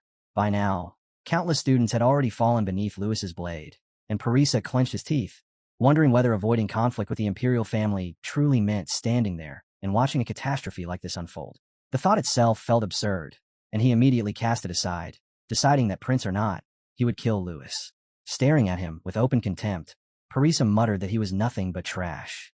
Hearing those words, the arrogant prince turned toward him and demanded to know what he had said. Without a moment of hesitation, Parisa repeated himself and stated clearly that he had called him trash. Lewis let out a disbelieving laugh and asked whether Parisa was insulting the Imperial family, then questioned whether he was insulting him, the prince himself. No longer able to endure Lewis's arrogance, Paracelsus declared that anyone who casually took the lives of innocent students and recklessly swung a sword around was someone he could never acknowledge as a prince. As soon as he finished speaking, he looked back at the trembling students behind him and demanded to know why they were all standing frozen in place. He urged them to rise and fight, asking whether they truly intended to throw their lives away there for nothing. The students hesitated, and silence hung in the air before several finally spoke up in fear, admitting that if they opposed the prince, they had no idea what might happen to their families, their mothers, or their fathers. One after another, others began questioning Parisa instead, insisting that a mere commoner like him could never understand what they were facing. Some even shouted for His Highness to kill Parisa first, cowardly pushing him forward as a shield. Disappointed by their weakness, Parisa let out a bitter laugh and remarked that, in the end, they were the ones fastening the leashes around their own necks. He admitted his disappointment, then stepped forward alone. Lewis answered with a smug, disdainful smile, calling Parisa a fool and asking whether he finally understood that nobody would ever stand on the side of a lowly wretch like him. With open mockery, he told Parisa that if he truly refused to acknowledge him as a prince, then he should come forward, swing that lowly sword of his, and try to take the prince's head. Raising his sword with both hands, Parisa unleashed the living sword art. First half, first technique, Golden Torrent. With a cold voice, he declared that he would kill Lewis without fail. As he steadied himself for battle, he assessed the situation inwardly and recalled a lesson he had learned long ago, that anyone who truly wished to save others first needed the strength to do so. His master's words echoed through his mind once more, reminding him that true strength was achieved only when one sword could reach a place no one else could, and that the living sword art represented the purest form of that ideal. Acting on that conviction, he invoked the living sword art, first half, second technique, salvation sword technique. At that very moment, Lewis ordered the knights to teach that vermin his place. Before they could react, however, Parisa burst forward like a bolt of lightning, cutting through the Imperial Knights in an instant as his overwhelming sword force swept toward every enemy standing before him. Even so, Lewis arrogantly shouted that no matter what Parisa did, he would never be able to stand against the Imperial family.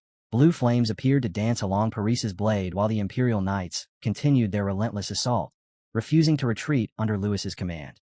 Clicking his tongue in irritation, Parisa complained that they just kept coming without end. Suddenly, a knight struck from behind, and Parisa barely managed to intercept the attack with his sword. Seeing the opening, Lewis immediately ordered everyone to attack together, and the knights launched a coordinated assault, pressing Parisa while he was at a disadvantage. Then, without warning, an unusual black-blue smoke spread across the battlefield. The smoke carried a poisonous effect, and the knights collapsed almost instantly after being exposed to it. A voice then rang out through the battlefield, remarking that the first prince's tyranny seemed even worse than expected. The newcomer held a magic book, the source of the poisonous smoke, and Parisa recognized him immediately, calling out the name Leon von Marba. At the sight of him, Lewis let out a sneer and mockingly asked whether even a dog of the Dark families now dared to challenge him. Leon calmly apologized to His Highness, but explained that even if he had not been a member of a Dark family, he still could not have remained silent. He stated that what Lewis was doing was completely different from the methods he himself normally employed, and added that it was frankly embarrassing. Standing before them with a presence so overwhelming it resembled the embodiment of death itself, Leon faced the prince without hesitation. Enraged, Lewis gritted his teeth, snatched a spear from one of his subordinates, and released his power. Looking down at Leon with icy contempt, he declared that a mere member of the Dark families dared to stand against him. Lewis questioned whether Leon had forgotten the immense power inherited through the Imperial family, the very power capable of driving away darkness itself, and declared that he would personally remind him of his place. With that, he hurled his spear forward as golden lightning crackled around it, proclaiming the attack to be divine punishment. The next instant, a bolt of lightning split the sky and struck the spear directly, completely neutralizing it. The one responsible was Penelope. Speaking out at once, she first addressed him as her brother before calling him Louis von Arkheim, then declared that, as the princess of the Empire, she could no longer tolerate his disgraceful conduct. From that moment forward, in the name of Arkheim, she condemned him as a traitor. Blinding lightning spread across the heavens while Penelope silently evaluated the situation, convinced that the army she had left on standby should already be making its way toward the village. She understood that she now had to kill her own brother, because without doing so, the safety and stability of the Empire could never be guaranteed. Reaching that conclusion, she decided it was finally time to abandon the title of the Merciful Princess. Drawing together her tremendous power and aiming it directly at Lewis, Penelope pleaded that, for the sake of the Empire's safety, her brother must die. Having steeled her resolve, she prepared to strike him down. Parisa and Leon could only stand frozen in shock at her decision as an immense force surged straight toward Lewis, and dazzling golden magical light engulfed the entire sky.